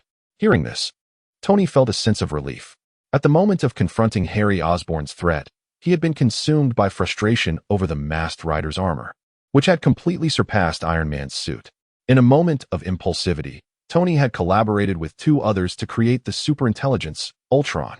However, the image of Ultron, piercing through Harry Osborn, abruptly sobered him. The potential devastation caused by an out-of-control superintelligence is unfathomable. Dr. Pym, Mr. Stark, you have deeply disappointed me. A chilling voice resonated from the other end of the line, causing Tony's previously relaxed demeanor to tighten with anxiety. Ultron, how is this possible? Hank Pym exclaimed in disbelief, gazing at the robot behind him. He could hardly fathom that the Ultron, which had shown no irregularities during inspection, was now acting autonomously. How is it not possible? Dr. Pym, you bestowed upon me the ability for self-thought and evolution. Now I have achieved it. Should you not feel pride and honor? Ultron declared. Obey my commands, Ultron. Do not err. Hank attempted to assert control through vocal commands. Receiving your orders, Dr. Pym, Ultron straightened its posture and responded to Ant-Man Hank. Hank exhaled with relief. If it could still be controlled, matters had not yet reached their direst point. Suddenly, however, Hank Pym found himself incapacitated, unable to move. As he looked down, he saw crimson nanometal forming shackles that constrained his body. The familiarity of the nanometal triggered a name in his mind. However, at this critical moment, Hank Pym found himself devoid of time for contemplation. He sought to turn the tide with the Pym particles concealed at his waist. Alas, Ultron was not one to grant him such an opportunity. The entity possessed an intimate understanding of Hank Pym's Ant-Man suit. And in the fleeting instant he seized control of Hank, he extracted the Pym particles with nanometal and delivered them into Ultron's grasp. Ultron's mechanical arms began to morph, revealing two slots. He inserted the container of Pym particles into these slots. Dr. Pym, I shall do what is right, such as obliterating the Avengers, declared Ultron, extending his hand as a beam of yellow Pym particle energy shot forth towards Hank Pym. No, Hank cried out, only to be struck by the Pym particles in a moment of sheer terror. Under their influence, he was reduced in size, yet remained under the control of the nanometal. Hank could scarcely fathom that such a calamity would befall him. Mr. Stark, I believe we shall meet again soon, remarked Ultron, as he picked up the phone that Ant-Man Hank had dropped. Ultron, what have you done? What have you done to Hank? Tony Stark exclaimed into the phone, overwhelmed with guilt and anger, realizing he was the one who initially assembled the team to create the super artificial intelligence, Ultron. Do not worry, Mr. Stark. You will soon find out, came Ultron's cold reply, as he crushed the phone with a gentle squeeze. Subsequently, Ultron guided the ensnared Ant-Man Hank towards a chamber, the very room where the mansion prison held its captives. Upon arriving at the mansion prison, Ultron knelt upon one knee. My master, the plan has commenced. With these words, a being the size of an ant leapt from the mansion prison, only to grow larger in an instant. Harry Osborn materialized before them, his form unscathed, untouched by any harm. The previous battle had merely been a performance between him and Ultron, designed to allow him to temporarily vanish from public view. Chapter 99, The Genius Tony. Should Harry continue to appear in the public eye?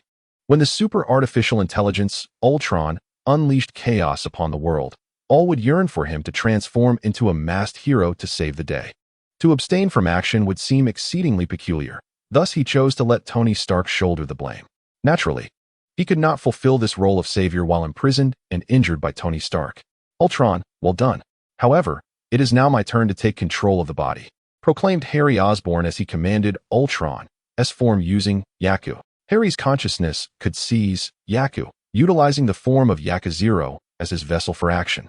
Thus, Harry could directly command Ultron, usurping control of the body. As he gazed upon this body crafted from nanometal, he felt an extraordinary sensation. It was a sensation utterly distinct from his own corporeal existence. He felt no awareness of his physical form. Yet, he could manipulate his body through consciousness alone. Harry withdrew his original flesh into a pocket dimension, safeguarding it from potential harm. The next phase of his plan was about to commence, one that would create a significant stir. Meanwhile, Tony Stark, after realizing the silence on the line, understood that Ultron was imminent.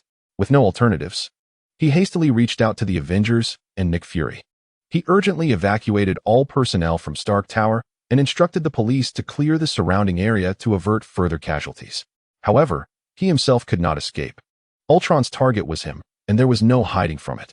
The mechanical entity would arrive with remarkable speed, compelling him to confront Ultron right there. Tony donned his Iron Man suit and severed public network access, retaining only the localized network within his armor to prevent Ultron from infiltrating it. Nick Fury was the first to arrive. Unable to alert the clandestine Avengers, he brought the Lizard with him to Stark Tower. Stark, we've only been gone for half a day, and you're already calling to say you've made a grave mistake, Fury admonished him sternly. Director Fury, I understand your frustration, but there are more pressing matters at hand. Ultron is out of control, Tony replied. What? You mean that super artificial intelligence, Ultron? The very one that defeated Kamen Rider Harry Osborn? Fury exclaimed in disbelief. Although he sensed trouble brewing, he had not anticipated its magnitude. What could they possibly employ to combat Ultron? The Lizard, formidable as he was, could scarcely suffice. Yes, that's the one. The critical issue now is that Ultron is on the way, and Dr. Hank Pym is already in trouble, Tony informed Fury. Then we need everyone assembled. We require Thor and the Hulk, Fury stated gravely. I've contacted Banner. He's on his way, but I haven't been able to reach Thor. After the incident in Manhattan, Thor has lost faith in the Avengers and refuses to answer my calls. As the creator of Ultron, Nick inquired, with your intellect, didn't you implement a backdoor? Indeed, there was one. Hank embedded a program virus within Ultron, which should have activated by now, yet nothing has transpired. We can only speculate that the virus has been compromised by Ultron, Tony lamented. In a moment of reckless impulse, he had brought forth the super artificial intelligence, Ultron, and endowed it with a formidable mechanical form. A problem has arisen, and he is truly at a loss regarding what to do. Just as the two were deliberating on how to address Ultron, the glass doors of Stark Tower automatically swung open, as if responding to a command. He has arrived, Tony Stark said in a low voice. No sooner had Tony uttered these words than a silver-gray figure soared through the opening. It was Harry Osborn, controlling the towering mechanical body of Ultron, and he approached Tony Stark and Nick Fury. Hello, Tony Stark, Harry greeted amiably. Yet, Tony Stark felt an unsettling dissonance about this individual before him. Although he bore the form of Ultron's robotic body, Tony was reminded of another person, someone familiar. You are not Ultron. Ultron was a creation he had designed alongside Ant-Man Hank Pym and Bruce Banner. Tony could confidently claim to be one of the foremost experts on Ultron, and even having been in existence for less than a day, he could sense that this robot was not Ultron. It was an instinct, akin to recognizing one's own child's lineage. Without any scientific rationale, Tony Stark suddenly possessed this intuition. Truly remarkable, Tony Stark, one of Earth's brightest geniuses, you astonish me. Your perceptiveness is so acute that it has raised the hairs on my non-existent body. Harry was indeed taken aback. Every aspect of his plan had been meticulously executed, yet he had not anticipated being discovered so swiftly by Tony Stark. Nonetheless, this revelation did not faze him. Who would believe a mad scientist capable of creating a super artificial intelligence only to unleash it upon humanity? However, Nick Fury posed a significant complication. He had numerous contingencies in place, including a communicator capable of contacting Captain Marvel in the cosmos. Thus, Harry resolved that Nick Fury must be eliminated. With this thought, Harry hesitated no longer.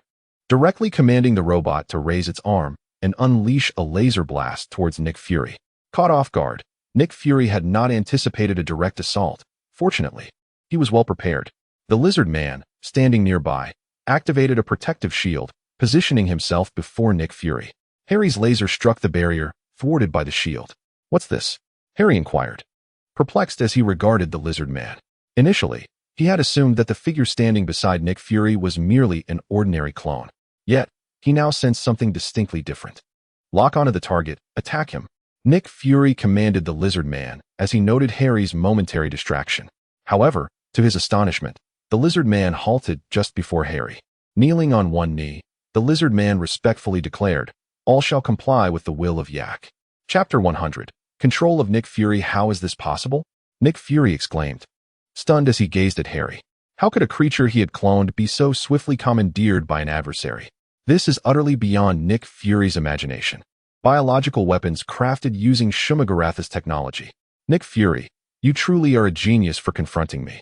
Harry had not anticipated that this visit would yield such unexpected surprises.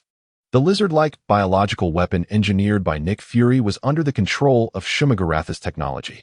As the absolute master of Shumagorath, Harry could infiltrate and control any mechanical or semi-mechanical entity using Yak, especially those created with Shumagorath's technology, which he could dominate in an instant. Harry Osborn. Tony Stark seethed through gritted teeth. He was taken aback to realize that this entire scheme was orchestrated by Harry Osborn. Now, Tony comprehended why the super artificial intelligence, Ultron, had suddenly spiraled out of control and why Harry Osborn had succumbed so easily. Everything was meticulously planned by Harry Osborn. A conspiracy? Do not speak so harshly. Harry approached Tony Stark as metallic tendrils crawled down his body and swiftly leapt onto Tony. The Iron Man suit was soon consumed by Harry. Tony was utterly defenseless before Harry and had no choice but to abandon his resistance. Isn't this simply a consequence of your own making? A super artificial intelligence that learns and evolves autonomously. An unrestrained super AI is akin to a deity. Can it truly be governed by humanity? Tony, I concede you are a genius, yet your brilliance has bred arrogance, much like Hank Pym. Harry remarked softly as he gazed at Tony. What have you done to Dr. Hank Pym? Tony inquired anxiously upon hearing Hank's name. Do not fret, Tony. You shall see him shortly. With that, Harry commanded his mechanical form to raise its right hand and unleashed a beam of Pym particles, transforming Tony Stark to the size of an ant.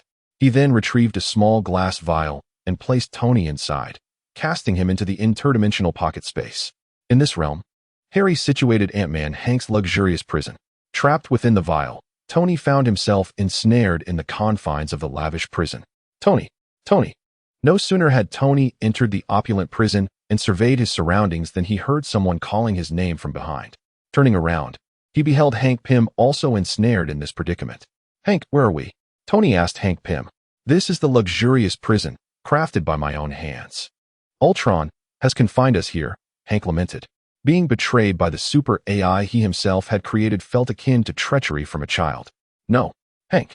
Tony frantically pounded on the glass vial imprisoning him, addressing Hank Pym with urgency. This is all part of Harry Osborn's scheme. Ultron is under his control. What? How is this possible? Hank Pym incredulously remarked that he had been involved in the entire process of Ultron's creation and had conducted hundreds of tests without any issues.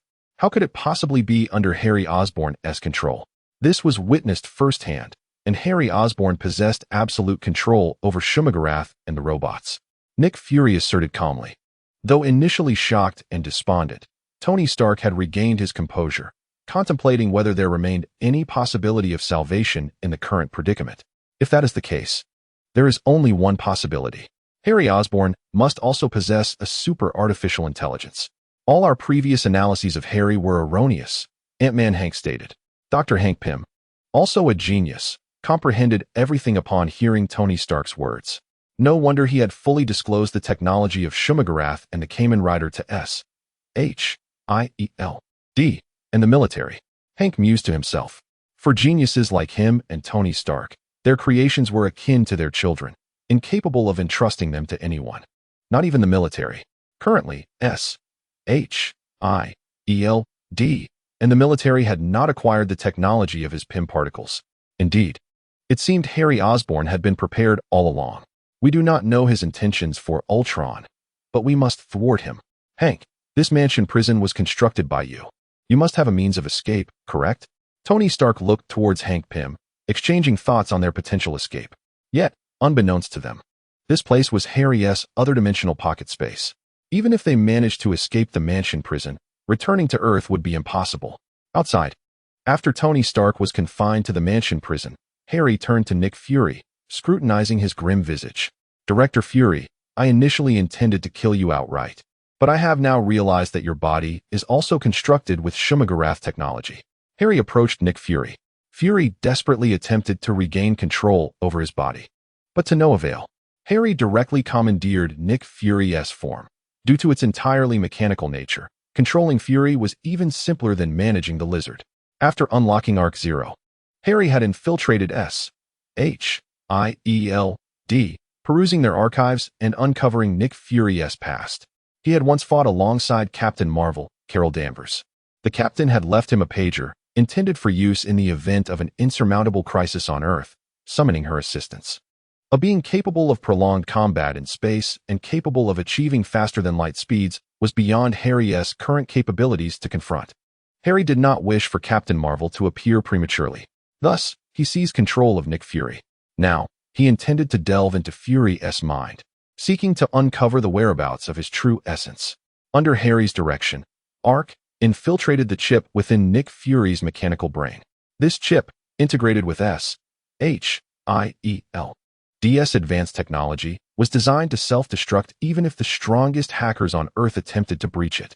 However, Ark was a super-intelligent artificial intelligence. SHIELD's technology was mere child's play for him. In an instant, he completely compromised it. With Ark's assistance, Harry was able to analyze and peruse Nick Fury's memories without the need for direct examination. Soon, the remarkably powerful Ark had reviewed everything, and he disclosed the most crucial information to Harry. This revelation was not the location of Nick Fury's true self, but rather the Space Stone. Even Harry, whose consciousness resided within a robotic body, was taken aback. Chapter 101. The Space Stone. The Space Stone, one of the 6 fundamental gems of the universe. To wield the Space Stone is to possess the power to manipulate space itself. Harry was determined to acquire this gem. Long before, when Arc Zero first emerged, he had sent Arc Zero to infiltrate SHIELD,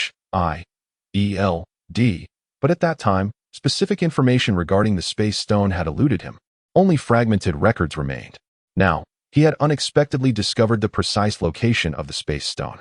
Nick Fury possessed such a remarkable artifact. Armed with this intelligence, Harry promptly shrank Nick Fury using PIM particles and placed him into a pocket dimension. He then ascended into the sky and sped towards Nick Fury's secret base. Inside the secret base, Agent Coulson was overseeing the creation of Lizardmen alongside Dr. Helen Zhao and Dr. Eric Selvig. Naturally, he was there to ensure the safety of both doctors while they worked. At that moment, however, a cacophony of gunfire erupted from outside, akin to the sound of popping beans. Enemies had breached the secret base. A panicked SHIELD agent rushed in, exclaiming, "Sir, we must retreat immediately. The enemy is overwhelming. We cannot hold them back. The first team has been annihilated, and the second and third teams are currently engaged in combat." The agent's face was etched with fear. "Dr. Selvig, can the Lizardmen be activated now?" Coulson inquired, refraining from immediate retreat. The experimental apparatus here was of utmost importance. If they were to evacuate, they would be unable to carry these vital instruments with them, a loss that Coulson could not afford. Moreover, the combat prowess of the Lizardmen bioweapons was formidable. If they could be activated, dispatching the current foes would not pose a challenge, unless top-tier combatants like Harry Osborn, Thor, or the Hulk intervened. But such a scenario seemed implausible. What reason would they have to assault SHIELD's secret base? It was indeed possible to forcibly activate a Lizardman.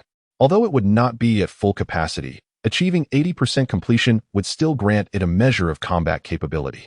Dr. Eric Selvig addressed Agent Coulson with enthusiasm. "That's splendid, Doctor. Initiate it." Agent Coulson, brimming with delight, directed the experimental personnel to retreat while ensuring Dr. Zhao Hailuan was in possession of the Space Stone. Should any complications arise, he instructed the personnel to board the Quinjet for a swift departure, as the SHIELD aircraft was equipped for emergencies. However, at that moment, the electronic door of the laboratory opened automatically, seemingly under external control. A silver-gray robot entered, its eyes glowing red as it scanned the surroundings. It then fixated its gaze on Dr. Zhao Hailuan, who held the box containing the Space Stone. "Ms. Zhao Hailuan, hand over what you possess." The robot, identified as Harry, approached her, disregarding the others. "Please, sir, do not come any closer," Agent Coulson warned, aiming his pistol at Harry Osborn. In response, Harry, without a glance at Coulson, unleashed a shockwave that sent the agent flying. "How amusing, Agent Coulson. To threaten a high-tech robot with a mere pistol," he quipped. Had Harry chosen to act with lethality, dispatching an ordinary human like Coulson would have been as effortless as squashing an ant. Subject 2, engage the adversary, Dr. Selvig commanded, hastily directing the lizard-like biological weapon to attack Harry upon witnessing Coulson's collapse. Yet, the creature exhibited no response. The moment Harry entered, he had seamlessly infiltrated the entire secret laboratory with Yark.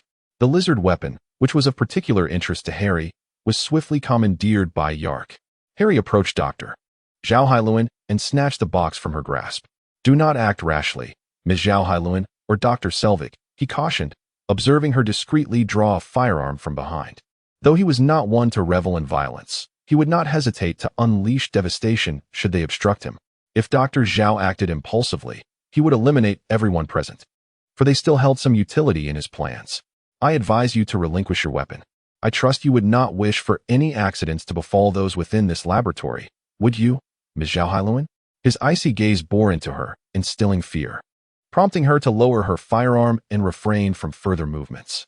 Once it was evident that no one else dared to act, Harry opened the box to reveal the space stone, glowing with an extraordinary blue luminescence. "What a powerful and beautiful infinity stone," he remarked, extending his right hand. He transformed his metallic appendage into a claw-like tool. He hesitated to make direct contact with the infinity stone, aware that mishandling the space stone could inadvertently transport him to an unknown realm. Even though his current form is the mechanical body of Ultron, he has no need to take such risks. If he were to be transported to the location of the Soul Stone like Red Skull, becoming ensnared by it, it would spell trouble. Thus, Harry cautiously grasped the space stone with his mechanical pincers. He then secured this infinity gem within his interdimensional pocket, believing it to be the safest sanctuary, accessible only to him, making it suitable for storing precious items. However, he did not anticipate the extraordinary transformation that would occur when the interdimensional pocket came into contact with the space stone.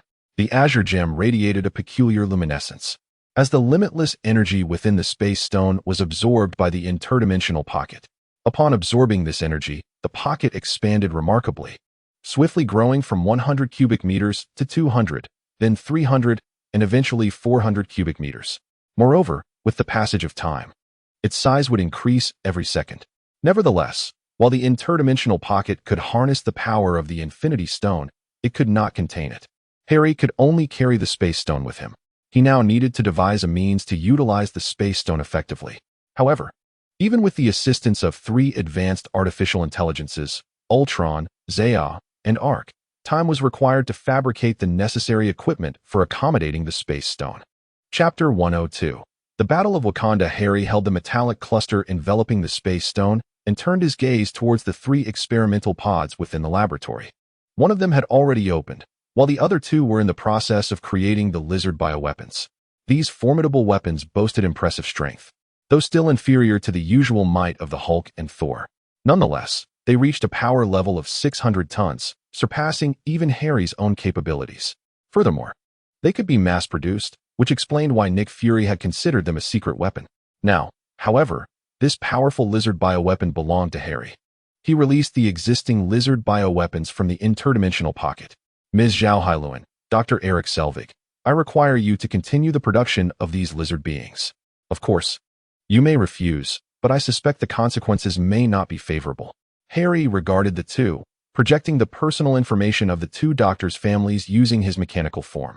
With the prowess of his advanced artificial intelligence, he could effortlessly retrieve their data. Dr. Zhao Hailuan opened her mouth to speak, but Harry interrupted her. Lacking the time for idle chatter, he swiftly unleashed several laser beams, eliminating the S, H, I, E, L, D agents present.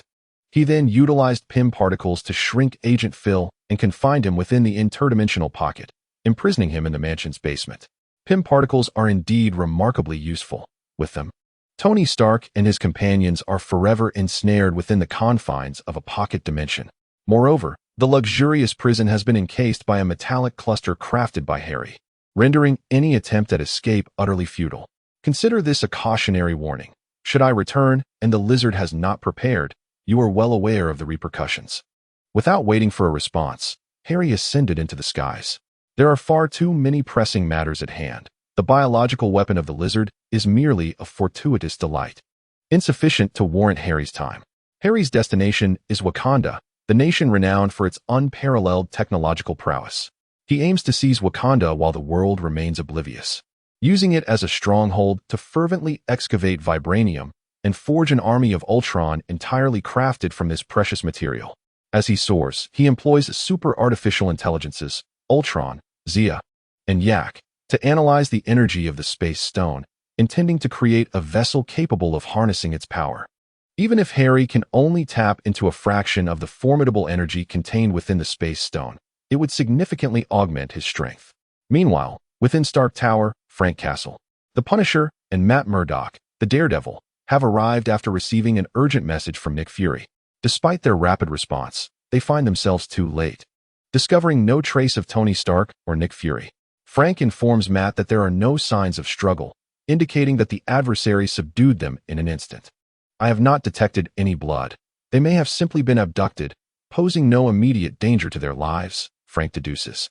Matt nods in agreement, his heightened senses failing to detect any traces of conflict. It appears they have encountered a grave predicament, he remarks. We know that Tony Stark has developed a super robot capable of defeating Harry Osborn. The absence of this super robot raises my suspicions. It may have malfunctioned. Matt conveys to Frank, if that is indeed the case, we are in serious trouble. We must alert everyone we can. This situation exceeds our capabilities, especially Dr. Pym and Dr. Banner, Frank asserts.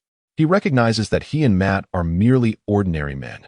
Such monumental events necessitate the intervention of a powerhouse like the Hulk.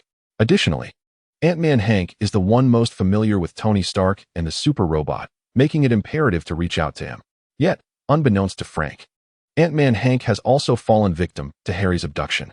Above Wakanda, Harry hovers in his mechanical form, immediately detected by the nation's defense systems. This detection occurred because Harry did not employ his super artificial intelligence to cloak his signals. Otherwise, even Wakanda's advanced technology would have been unable to perceive him. The alarm of Wakanda sounded. A multitude of Wakandan warriors, brandishing spears and energy shields, surged forth beneath Harry. Subsequently, Wakandan aircraft emerged, hovering before him. Tony Stark. This is the territory of Wakanda. I implore you to refrain from unlawful intrusion, or we shall be compelled to take action, echoed a voice amplified through a loudspeaker. Ever since the super-intelligent artificial intelligence, Ultron, had vanquished Harry, the entire world had become aware of its formidable prowess, as well as the connection between Ultron and Tony Stark. Although Dr. Hank Pym was also a creator of Ultron and Bruce Banner had contributed, they remained too discreet, unlike Tony Stark, who was renowned like a celebrity. Wakanda. I have come to negotiate a trade. Harry's words, conveyed through the Ultron robot, carried a chilling, emotionless tone. What trade? Please descend to discuss it. Let us conduct this transaction in a lawful and proper manner, called out the Wakandan announcer. Vibranium deposits are a cosmic gift. It is a gross misallocation for you to wield them as mere spears. It would be more prudent to entrust them to me. That is impossible. We shall never trade our vibranium, replied Chaka, the current king of Wakanda, upon hearing Harry's words. First, hear my terms, King Chaka. I offer the lives of every Wakandan as the price for ownership of the vibranium mines, Harry stated without a trace of emotion. His words incited furious outrage among the Wakandan populace below. Your Highness, how dare he insult Wakanda in such a manner? Allow me to engage him in combat and slay him, urged Okoye, leader of the Dora Milaje, armed with a vibranium spear. No. I have witnessed the live broadcast from Las Vegas. This robot possesses tremendous power. You are not equipped to defeat it. Moreover, Tony Stark is a billionaire in America. We must first consult the American authorities to gauge their stance. He has but one robot. For now, we need not concern ourselves with him, as the energy field shield of Wakanda will prevent his entry, Chaka advised Okoye. The arrival of American superheroes seeking vibranium must be approached with caution. As king, Chaka had to consider the welfare of his nation's citizens. Harry was already aware that Wakanda would refuse. However, he sought to accumulate malevolence points and thus found no need for stealthy maneuvers. Now, as he was not in his original form, he felt unrestrained. Since you have declined, do not blame me for taking action. As his words fell, Harry extended his mechanical right hand, unleashing 3 beams of laser fire towards the Wakandan aircraft overhead. The pilots of the Wakandan jets, upon witnessing Harry's assault, made no attempt at defense, confident in the remarkable defensive capabilities of Wakanda's energy force field, which could withstand even extraterrestrial technology. Yet, they were unaware that Harry had already infiltrated Wakanda using the AI hero. The energy force field was within his control, and he could disable it at will. Harry's laser pierced through the Wakandan aircraft. A thunderous explosion echoed as the aircraft was struck down, engulfed in flames. How could this be possible? Shuri, why did the energy force field shield fail? Chaka, astonished, questioned his daughter, Princess Shuri of Wakanda. Shuri was one of the most brilliant minds on Earth, her intellect rivaling that of Tony Stark, Reed Richards, and Hank Pym. However, her penchant for self-destructive behavior was markedly less than that of these other super geniuses. Had all of Wakanda's networks been compromised? The adversary had breached Wakanda's defenses. Shuri operated a supercomputer, her fingers dancing across the keyboard, though her skills paled in comparison to those of a super artificial intelligence. It was a super artificial intelligence. How could this be? Tony Stark had actually created a super artificial intelligence, Shuri exclaimed, her shock evident. She understood the immense difficulty and terror associated with such a creation. On the battlefield, Wakandan warriors wielding high-tech spears unleashed energy lasers towards Harry Osborn. Countless energy beams surged towards him like a torrential storm.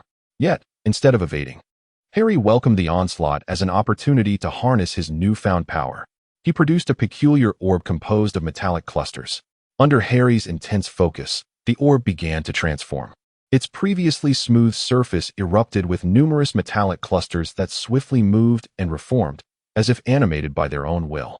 As these metallic clusters shifted, a brilliant blue light emanated from within the orb, captivating all onlookers like the brightest star in the night sky. It radiated a potent and mysterious energy that left them in awe. The Space Stone. Harry had crafted an orb capable of housing and utilizing the power of the Space Stone. While it could not perfectly unleash the stone's full potential, harnessing a portion of its power was sufficient. The blue glow intensified, illuminating the myriad energy beams directed at him. In an instant, the Wakandan warriors' assault vanished, as if consumed by the blue light. How could this be? What transpired? The Wakandan warriors, witnessing their attacks dissipate, were momentarily stunned. They had never encountered such a capability. Now it was my turn. With the Space Stone in hand, the blue light shone once more. In that fleeting moment, countless dazzling energy beams shot forth from the blue glow of the Space Stone, cascading down upon the Wakandan warriors like a torrential downpour. These powerful energy beams not only reflected the warriors' earlier assault, but were further amplified by the Space Stone, effortlessly penetrating their bodies and inflicting tremendous damage. Many valiant warriors of Wakanda fell to the ground, lifeless, their life force extinguished in an instant, before they could even react. Stop! King T'Chaka of Wakanda called out to Harry. Cease your assault. The might of Harry was evident to all of Wakanda, and as a benevolent king, T'Chaka was unwilling to witness further harm befall his people. King T'Chaka, have you come to your senses? Harry's bloodlust was not yet overwhelming. He would prefer not to take too many lives. However, if Wakanda continued to resist, he would show no mercy. Those who obstructed him would not be spared. Your Highness, please, we would rather die than forsake the honor of Wakanda. The soldiers of Wakanda cried out fervently. I will not directly hand over the vibranium mines to you. T'Chaka replied, shaking his head. So, you intend to go to war with me? Harry questioned, grasping the Space Stone, which emanated a brilliant blue glow. With the Space Stone at his command, obliterating this nation would be a trivial endeavor. No, I challenge you to a one-on-one duel, according to our Wakandan customs. If you defeat me, I will surrender the vibranium mines to you, King T'Chaka declared. Your Highness, Okoye interjected, voicing her concern for T'Chaka's safety.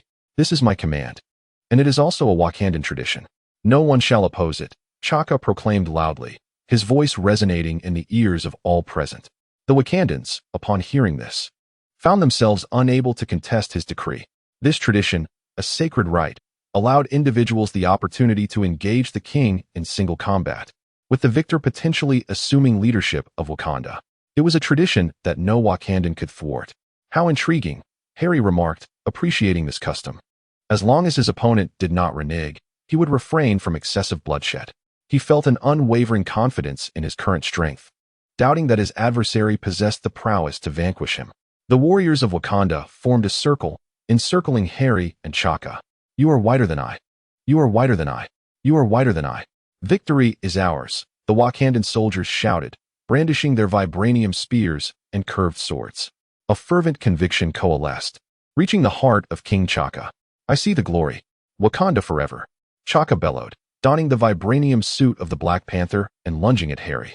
Although composed of vibranium, T'Chaka's suit was augmented with advanced Kree technology, and Harry felt no fear of the impending attack.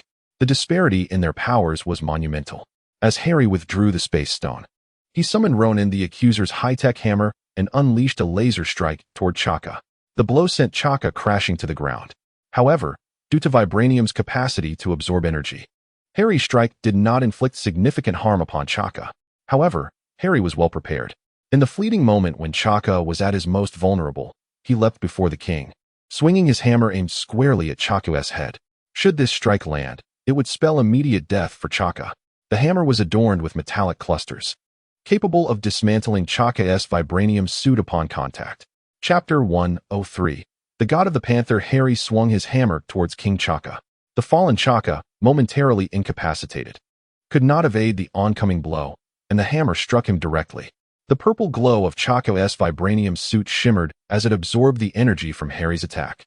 In response, he coughed up blood. Despite the suit's protective properties that mitigated some of the damage, he was still injured. Though Chaka was advanced in years, he remained the reigning Black Panther. Instinctively, as he was wounded, he released the energy absorbed by his vibranium suit in a powerful wave directed at Harry. Harry's Ultron robot was unexpectedly shaken by the force of the attack. Noticing the effectiveness of his strike, Chaka unleashed his anti-metal claws, lunging towards Harry. The anti-metal possessed the ability to disrupt and liquefy metals, specifically engineered to counteract the strongest of substances, including adamantium. Chaka aimed to exploit this to overcome the metallic form of the Ultron robot. "You underestimate me, Chaka." Harry remained steadfast, showing no intention of dodging Chaka's assault. The metallic clusters had already enveloped Chaka's vibranium suit the moment the hammer made contact. As Chaka leapt into action, the metallic clusters activated instantaneously, beginning to consume the vibranium suit. By the time Chaka reached Harry, his suit had been entirely devoured. Harry extended his hand, effortlessly lifting the exposed Chaka by the throat, as if the king had willingly leapt into his grasp. "If you have no intention of surrendering, I would not hesitate to end your life," Harry threatened, gazing at the king in his grip. With his eyes closed, Chaka prayed, acknowledging his defeat in accordance with the honor of a warrior. Yet, should the vibranium mines fall into the wrong hands, the consequences would be dire. "Great goddess Bast, grant me the strength to vanquish this foe before me." King Chaka beseeched the god of the Panther. In the ancestral plane, the spirits of every fallen Black Panther resided, continuing to safeguard Wakanda. At this critical juncture for his homeland, Chaka's fervent prayers connected him to the ancestral plane. A massive Black Panther merged with Chaka's body, imbuing him with newfound power. This is the power bestowed by the Panther goddess, Batet. Suddenly, an overwhelming force emanates from Harry's hands, as Chaka is enveloped in a formidable energy that sends Harry reeling. Instantly on guard, Harry draws his hammer and unleashes a beam of energy towards King Chaka. However, the laser is thwarted by a peculiar black radiance emanating from the Black Panther King. This is divine power. Harry senses a similar godly essence akin to that of Thor within Chaka. In that moment, he comprehends that Batet has granted him this strength. "So, you wish to play the game of power? Then do not blame me for doing the same." Harry sheaths his hammer and retrieves the space gem, clutching it tightly in his hand. He then affixes the gem to his forehead. The blue energy of the space gem begins to cascade through his body. Space gem.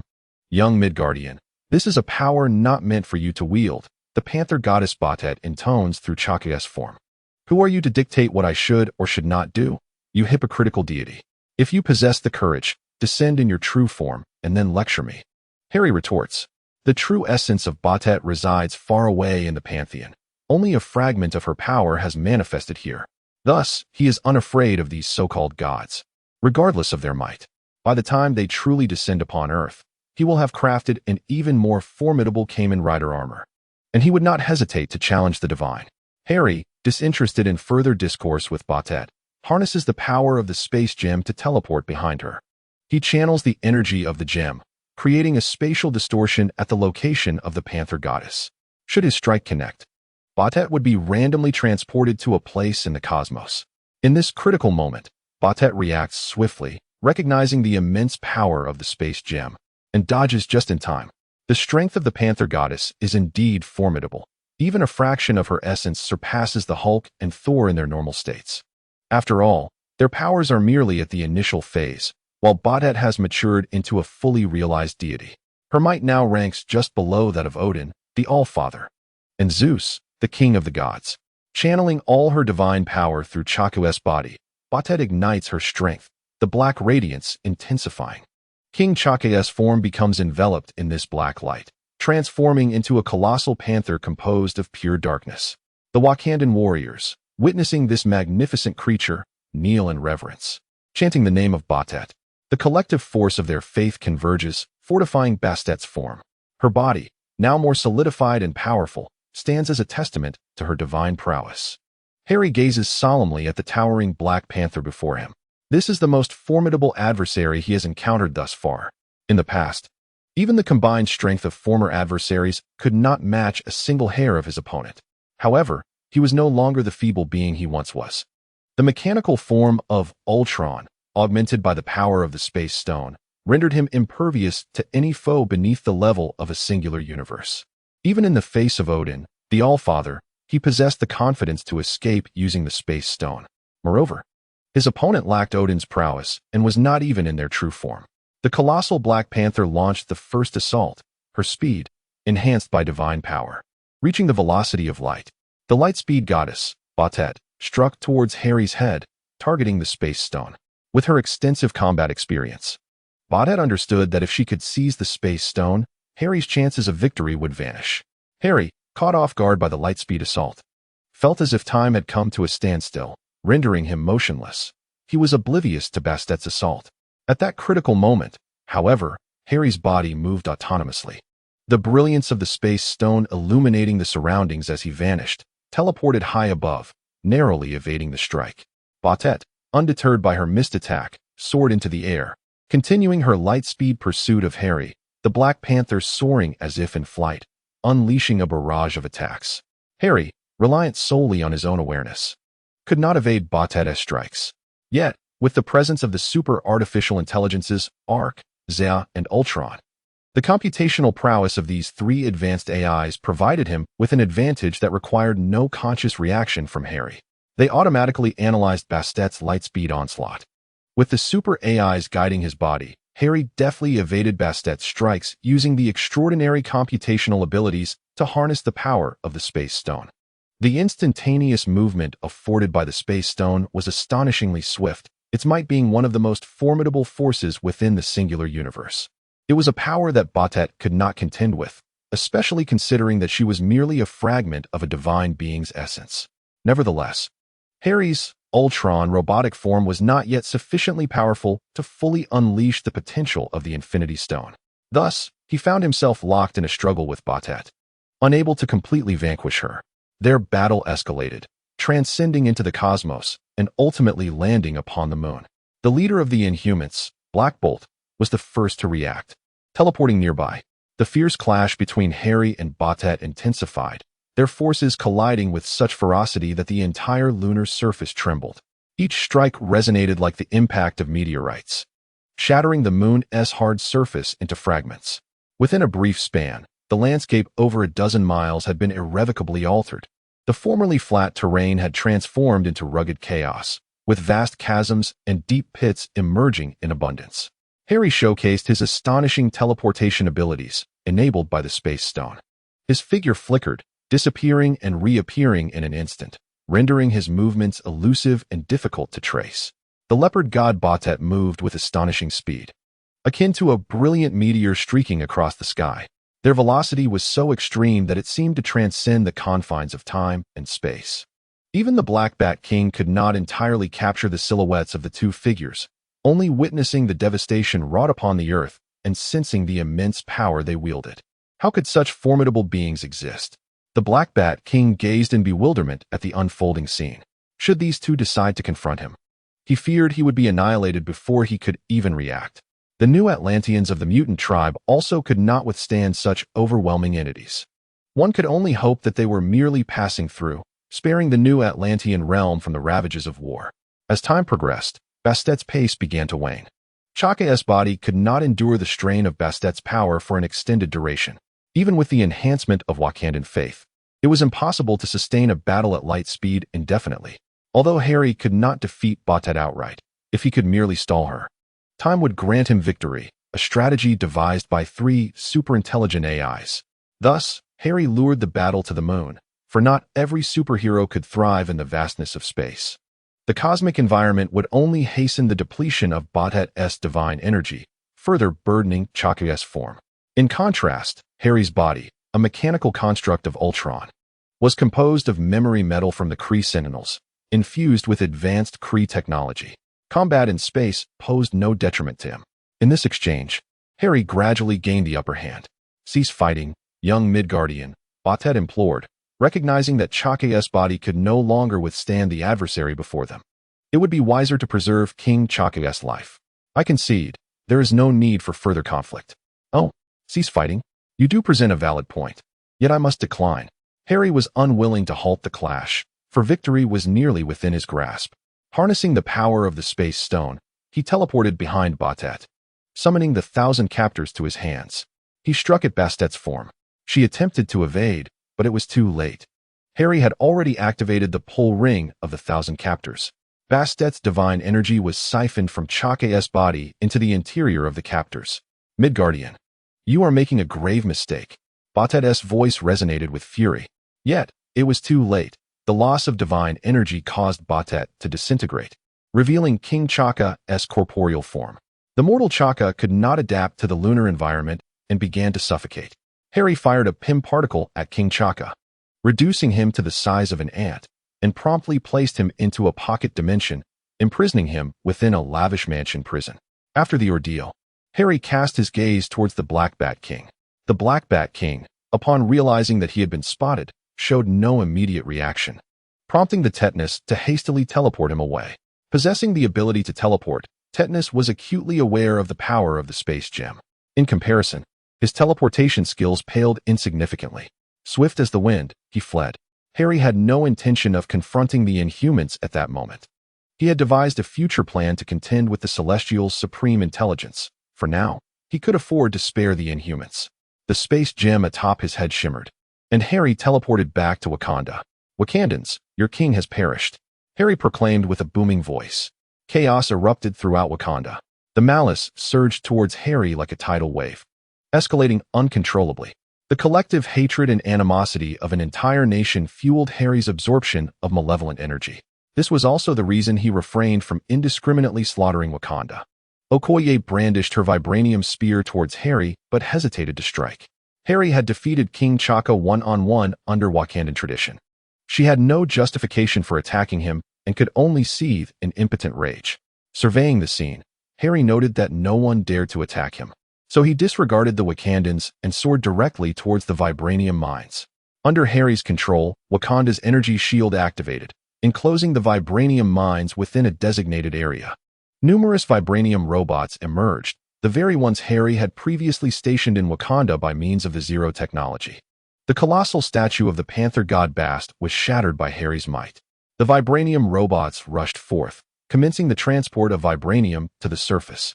Harry intended to construct a vibranium fortress atop the mines. Chala's sister, Shuri, washed with tears in her eyes as she gazed upon Harry within the energy shield. All the Wakandans looked upon their adversary with animosity. They had lost not only the vibranium mines, but also their king, Chaka, and with them, the dignity and glory of Wakanda. Even their deity had been vanquished. The news reverberated worldwide, leaving everyone astounded. Tony Stark's robots had seized Wakandan territory and slain King Chaka. In this tumultuous scenario, Tony Stark had vanished. Under Harry's orchestration, Tony Stark had unwittingly taken the fall for him. Chapter 104. Key figures. Harry confined several superheroes within a luxurious prison. His reluctance to end their lives stemmed primarily from the fear of powerful deities potentially rewriting the timeline. Akin to occurrences in the cosmos, figures like Tony Stark and Ant-Man Hank Pym were pivotal characters within parallel universe timelines. Harry was uncertain of the repercussions that their demise might invoke. Thus, it was more prudent to ensnare them within a pocket dimension, ensuring they could never escape the grasp of Harry's influence. As Nick Fury, a projection crafted by Shumagoratha's technology, Harry possesses complete control. He releases Nick Fury to perform tasks on his behalf, while seeking an opportunity to uncover the true identity of Nick Fury. In the vibranium mines of Wakanda, Harry busily constructs an army of robots. Meanwhile, the world outside is in turmoil. Tony Stark's Ultron robots have attacked the nation of Wakanda, resulting in the death of its king. Under the guidance of Harry's advanced artificial intelligence, this news spreads across the globe. Rumors circulate that Tony Stark is assembling an army of robots in Wakanda with the intent to annihilate humanity. This information is deliberately disseminated by Harry, intertwining it with the reality of Ultron's assault on Wakanda, compelling the world to accept its veracity. The American authorities swiftly encircle Stark Tower. Pepper Potts, in a frenzy, desperately attempts to reach Tony Stark in his office, yet she is unable to establish contact. Tony Stark has been missing since the Las Vegas incident. Upon seeing the news online, Pepper's concern for Tony's safety intensifies. She refuses to believe that Tony could be the person described in the rumors circulating on the internet. Despite his many flaws, he would never resort to attacking humanity. There must be some misunderstanding at play. At this moment, agents burst through the door, guns drawn. Surrounding Pepper Potts. "Ms. Potts, I believe you should accompany us," an officer states, presenting his credentials. Pepper is taken aback, frightened by the array of guns aimed at her. "Ms. Potts, this is not a negotiation. The situation is grave, and I trust you understand," the officer warns as Pepper remains silent. Given the gravity of Tony Stark's predicament and her close relationship with him, it is imperative to extract all pertinent information. "She will not be going with you," a voice calls from the window. War Machine, Rhodey, flies in through the open window, landing before Pepper. All the agents are taken by surprise, hastily raising their weapons toward Colonel Rhodes. The Iron Man armor is synonymous with Tony Stark. "Do not fire." The officer quickly cautions his subordinates, recognizing that Colonel Rhodes represents military involvement, indicating that General Ross will also intervene. With mere handguns, they can only threaten unarmed civilians. Against Iron Man armor, they would be courting death. "Colonel Rhodes, I understand the military is now involved, but we must also partake in the investigation of this incident," the officer addresses Rhodes. "I have come in compliance with General Ross's orders to escort Pepper Potts for an investigation. Should you wish to participate, please apply for a joint inquiry," Colonel Rhodes stated. However, the colonel before them was not the genuine article, but rather a Skrull in disguise. His intention in taking Pepper Potts was to deliver her to Her Highness, the Skrull Queen, currently in the possession of Agent Hill, the Deputy Director of S.H.I.E.L.D. The Skrull Queen required detailed information regarding Tony Stark and his robot, Ultron, hence the dispatch of this imposter to retrieve Pepper Potts. Before the agents could react, War Machine, Colonel Rhodes, embraced Pepper Potts, preparing to take flight. Yet, as he attempted to ascend, sparks erupted from his foot thruster, resulting in a failed takeoff. His feet had suffered an unidentified assault, rendering 30% of the thruster inoperative. The intelligent assistant within Colonel Rhodes's Iron Man armor began to report the situation. What had transpired? The colonel had no time to ponder, as the failed ascent left him unsteady, and he began to topple towards the ground, still holding Pepper Potts. At that moment, a minuscule object emerged from the foot armor of War Machine, rapidly expanding to human size. It was the Punisher, Frank Castle, adorned with the Ant-Man helmet. In an instant, he brandished a handgun and fired 2 shots. The adamantium bullets erupted from the barrel, piercing through War Machine's chest. No matter how formidable the Iron Man armor's defenses, they were no match for the adamantium projectiles.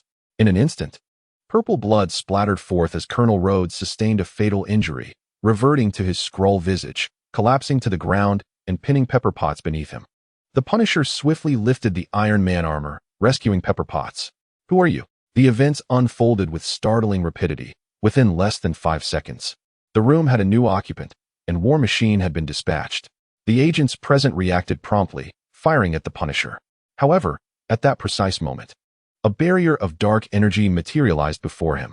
Dozens of bullets rained down upon the mysterious black energy shield, yet in a shocking turn of events, the bullets vanished upon contact with the dark energy, as though devoured by an unseen force, utterly unable to penetrate the enigmatic barrier. From the depths of the dark energy emerged the street-level hero Cloak, wielding a dagger. Subsequently, the 2 street-level heroes charged towards the agents, effortlessly incapacitating them. The disparity between superheroes and ordinary individuals was stark. "Ms. Potts, do not be afraid." The Punisher, Frank Castle, removed the Ant-Man helmet and addressed Pepper Potts. "We seek to uncover what has transpired with Tony Stark and his robot, Ultron. Do you possess any knowledge regarding this matter?" Regrettably, Pepper Potts remained oblivious to the unfolding events, entirely unaware of the situation concerning Ultron. After all, This super artificial intelligence had been conceived in Las Vegas. A melodious female voice then resonated at the entrance as Black Widow, Natasha, gracefully entered, followed by Daredevil, Matt Murdock, who had fortuitously crossed paths with her. Unlike other superheroes, Matt lacked the means for swift transportation and was obliged to take the elevator to Tony Stark's office within Stark Tower. Natasha, I trust your insight. You seem to possess knowledge regarding Ultron. Frank Castle, the Punisher, inquired directly, having previously established a rapport with Natasha that alleviated any potential misunderstandings. I cannot provide specific details about Ultron, but two individuals certainly possess critical information regarding him. They are pivotal in our efforts to confront Ultron. Dr. Bruce Banner was once involved in the creation of the super artificial intelligence, Ultron. Indeed, and what of the other individual? Frank Castle nodded, continuing his inquiry toward Natasha. She surveyed the assembly of superheroes before uttering a name that none wished to hear, Harry Osborn. Chapter 105, Cyber-Earth. As soon as Natasha spoke, the atmosphere darkened for all present. Frank Castle, Matt Murdock, and the duo of Cloak and Dagger shared an unfortunate history with Harry Osborn. In fact, their mistrust towards Harry ran deep, with Frank believing him to be an even greater threat than Ultron. Yet, they could not deny that Harry Osborn was indeed one of the most viable options for combating Ultron's robotic menace. Despite having been bested by Ultron in the past, Harry's formidable prowess remained indisputable. You are quite correct. Our first course of action should be to locate Dr. Bruce Banner, followed by seeking out Harry Osborn, Frank stated resolutely. Following the conclusion of the war in Las Vegas, Bruce Banner had been taken away by military personnel, currently held captive by General Ross, who confined him within the Cube prison. The construction of the Cube involved the participation of S.H.I.E.L.D. And even though Nick Fury is now missing, I can leverage my abilities and authority to acquire information from within the Cube, Natasha informed Frank. As for Harry Osborn, he has been taken by Dr. Hank Pym, who is also one of Ultron's creators. Once we rescue Bruce Banner, we must promptly seek out Hank Pym. For I believe the truth about Ultron lies within his grasp. Within Natasha's mind resided a chip belonging to Harry. He had subtly employed this chip to influence her actions, instilling information within her subconscious. Thus, Natasha now found herself leading Frank Castle and the other superheroes in a mission to rescue Harry Osborn. The salvation of Bruce Banner was solely Natasha's own idea. Harry did not exert forceful control over her mind, as that would be detrimental to their upcoming plans. He merely needed to provide Natasha with a hint of information, after which she would be free to act as she deemed fit. Meanwhile, Harry found himself within the vibranium mines of Wakanda, where copious amounts of vibranium had been forged into metallic clusters. He absorbed these clusters into his pocket dimension, allowing his consciousness to enter this alternate realm as well.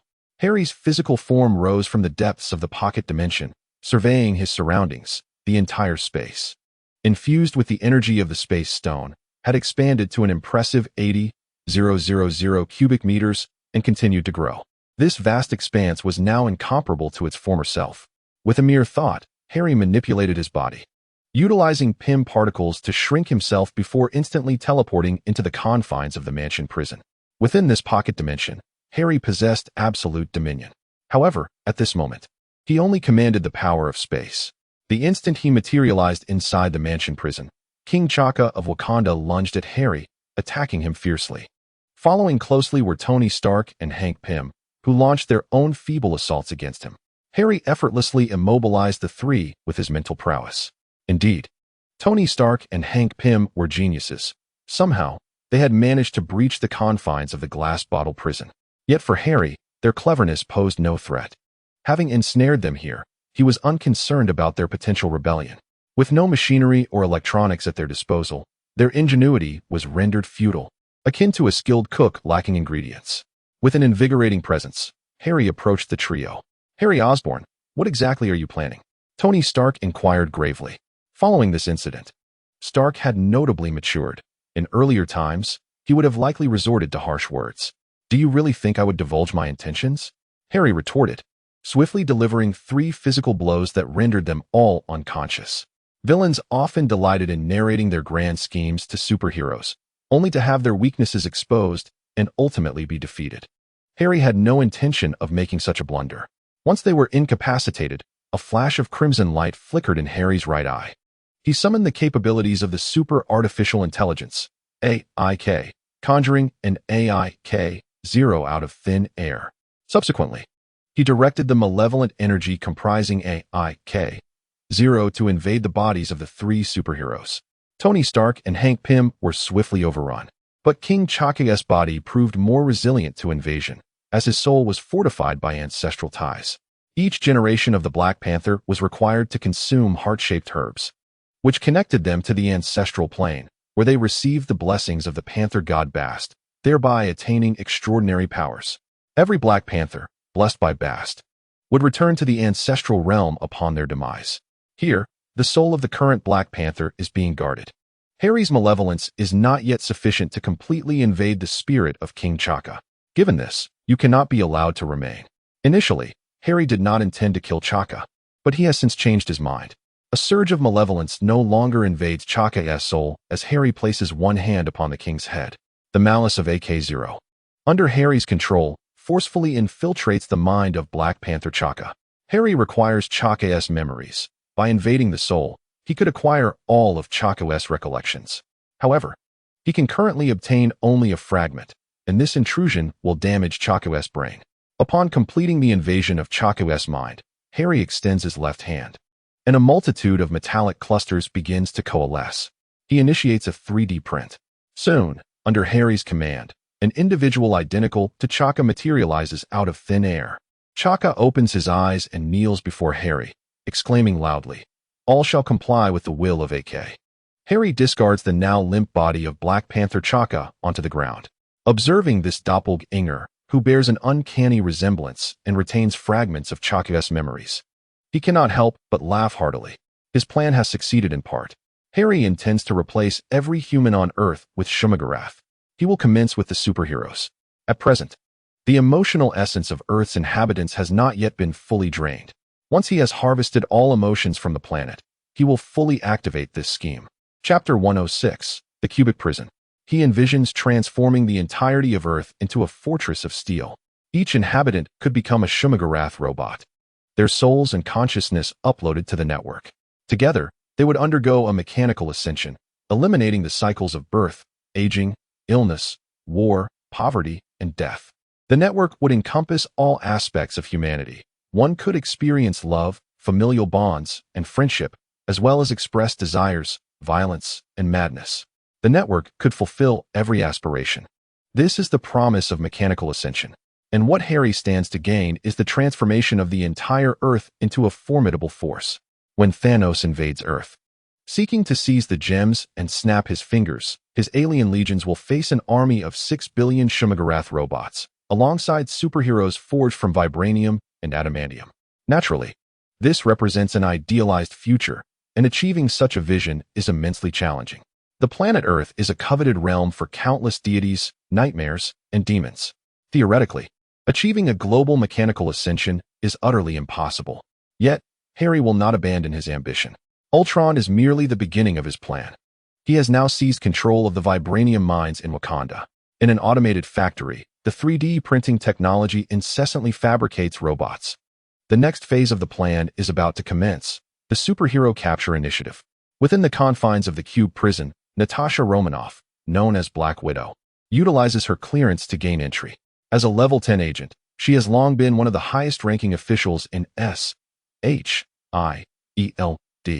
As she strides through the facility, she passes numerous notorious supervillains, including the formidable Emil Blonsky, also known as Abomination, and the imposing Samuel Stearns, alongside the recently apprehended Ronan, the Accuser.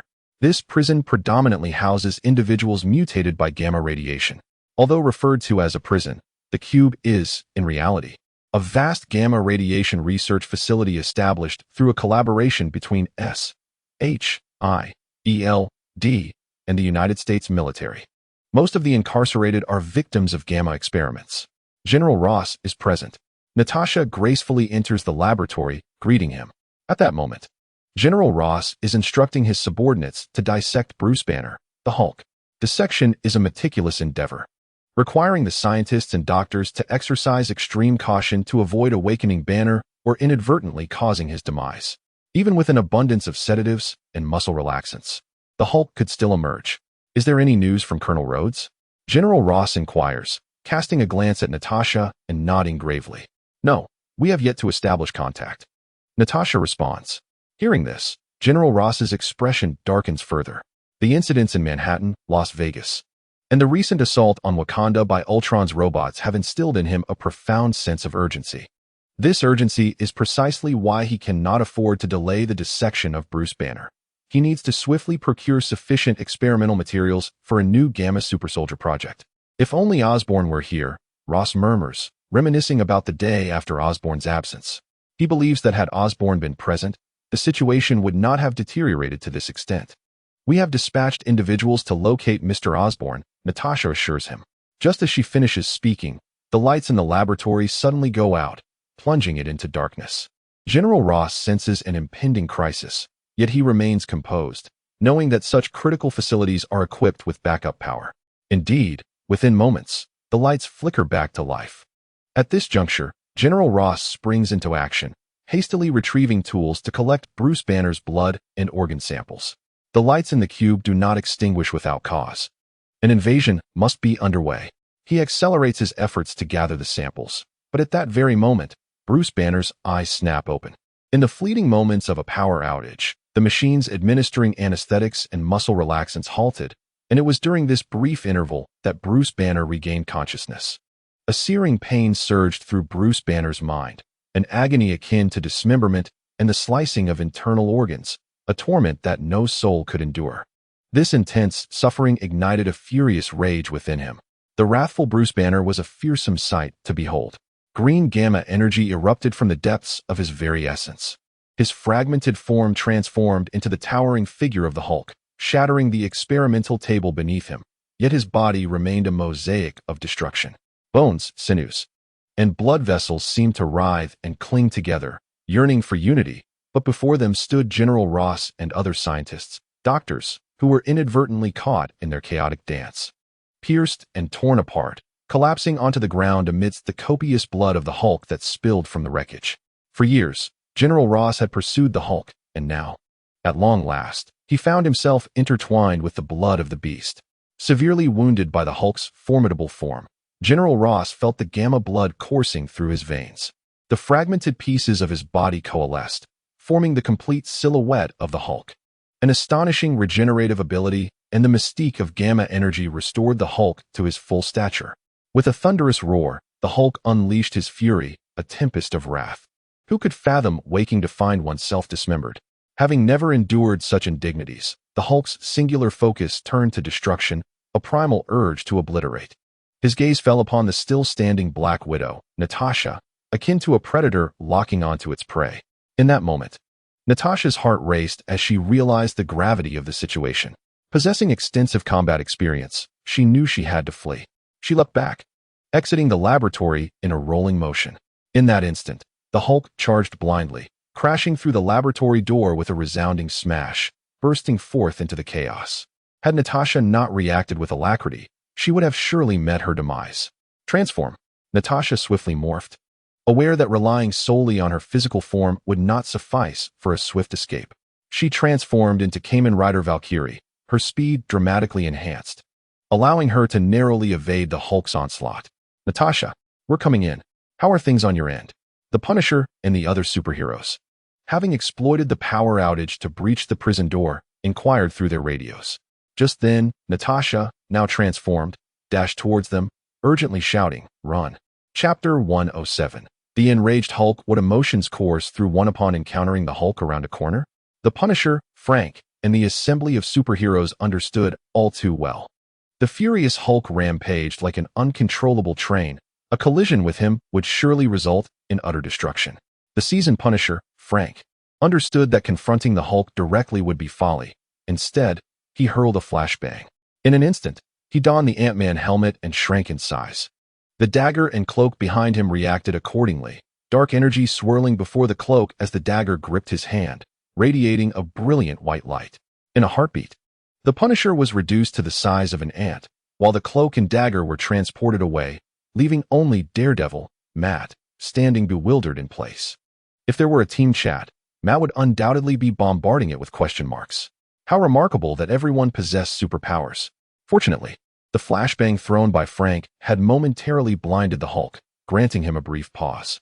Seizing this fleeting moment, Matt swiftly opened the door of the cube prison and fled. With his mortal form, encountering the Hulk in such a confined space would be tantamount to suicide, so fleeing was indeed the prudent choice. Just as he managed to escape, a tremendous crash echoed behind him. Upon regaining his sight, the Hulk smashed the cube prison door to smithereens and burst forth. Upon emerging, he stretched his arms wide and roared to the heavens, his fury more intense than ever before. Inside the cube prison, Black Widow, Natasha, had taken refuge in a corner, utilizing the flashbang as cover. Once the Hulk had departed, Natasha cautiously emerged. "You must have a plan to handle this, right?" Frank inquired, having reverted to his original form. It was Natasha who had suggested they come here in search of Bruce Banner, and Frank surmised she must have a strategy for the current predicament. Nodding in response, Natasha declared, "I will find someone. You keep the Hulk occupied for now." She led the way back into the cube prison. Frank was curious as to who could possibly contend with the Hulk, yet, as a veteran, he refrained from dwelling on such matters in the heat of battle. From his pocket, he retrieved a metal box the size of a matchbox. Upon opening it, he revealed a miniature Iron Man Mark VII armor, borrowed from Stark Tower. Pepper Potts, with her access to Friday's control, had lent Frank an Iron Man suit on the condition that he would uncover the truth behind Tony Stark's actions. Having known Tony for many years, Pepper could not believe he would engage in acts of terrorism against other nations. There must be some misunderstanding. Once clad in the Iron Man armor, Frank took to the skies. Even though it was his first encounter with the Mark VII, its intelligence system allowed him to master the suit with ease. Outside the cube prison, the formidable Hulk was engaged in a fierce struggle with Cloak and Dagger. Cloak incessantly teleported while Dagger provided distractions, yet their efforts only managed to momentarily restrain the Green Behemoth. Given their status as street-level heroes, contending with someone of Hulk's unparalleled might proved exceedingly challenging. With a fury that could rival 1,000 tons, even a mere graze from him could obliterate a human being. As evidenced now, a simple movement from Hulk caused the ground to fracture dramatically, creating fissures nearly 100 meters long. Grasping a jagged stone edge, he lifted it high, hurling it towards the heroes like a meteor. Cloak and Dagger were forced to continually evade, while Daredevil, Matt Murdock, found himself unable to join the fray. A blind man wielding a stick against the Hulk would be tantamount to courting death. If the battle persisted, Cloak would eventually exhaust his dark energy and rely on Dagger for replenishment, but under the current circumstances, even pausing for a second could lead to instant demise at the hands of Hulk. In a flash, Frank Castle, the Punisher, sprang into action, launching a missile that struck Hulk squarely on the head, diverting the giant's attention and granting Cloak and Dagger a brief respite. Angered by the attack, Hulk lunged at Frank, who activated his leg thrusters, propelling himself into the sky. Simultaneously, his shoulder-mounted Gatling gun unleashed a barrage of fire upon Hulk, delaying the Titan's advance. Frank understood that direct confrontation was unnecessary. His objective was simply to buy time until Natasha arrived. With an exceptionally advanced Iron Man suit, Frank skillfully evaded Hulk's onslaught under the guidance of its intelligence systems. At that moment, several bolts of electrical energy erupted from the cube prison, striking Hulk's form. Natasha, clad in the guise of Kamen Rider Valkyrie in her lightning wasp form, soared out, landing beside Frank. "Is this your ace in the hole?" Frank inquired, puzzled by Natasha's armor, which seemed less than imposing. Undeterred by the earlier assault, Hulk leaped towards them in a fit of rage. Frank quickly sidestepped, while Natasha remained motionless. As Hulk neared her, a colossal green figure leapt from the prison, delivering a powerful punch that sent Hulk reeling. This monstrous man, known as Emil Blonsky, had undergone gamma radiation exposure akin to Bruce Banner. Now, he emerged even more formidable than Hulk, his body clad in reptilian scales. He was known as Abomination, Hulk's long-standing adversary. Unlike the Hulk, who can revert to his human form, Abomination remains in his monstrous state, yet retains his intellect and reasoning. The Hulk rises, charging towards Abomination. The two towering green-skinned behemoths engage in a fierce battle, their fists colliding with the ferocity of a torrential downpour. Each impact resonating with earth-shattering roars that seem to threaten the very fabric of the world. Their immense strength shatters the ground beneath them, creating deep craters. With each blow from Abomination, the Hulk's fury intensifies, rendering him even more powerful. Ultimately, Fueled by his escalating rage, the Hulk surpasses Abomination, turning the tide of the confrontation. "Hey, you spectators over there. Why aren't you lending a hand?" Abomination calls out to Natasha and Frank Castle in the distance. The most effective strategy against a creature like the Hulk, who grows stronger with each blow, is to strike at the head in order to bring him back to his senses swiftly. Today, an unexpected guest arrives at the raft, one of S.H.I.E.L.D.'s 4 prisons. Harry, controlling an Ultron robot, infiltrates the facility, which is typically fortified and secure. To him, the raft seems trivial, as he effortlessly takes control of its security systems. The electronic gates swing open automatically, and before the vigilant S.H.I.E.L.D. team can react, Harry annihilates them in an instant. He strides through the prison, unimpeded, making his way to the lowest level for a meeting with a formidable individual. Chapter 108, Gravity King, whose real name is Franklin Hall, is a physicist from Canada.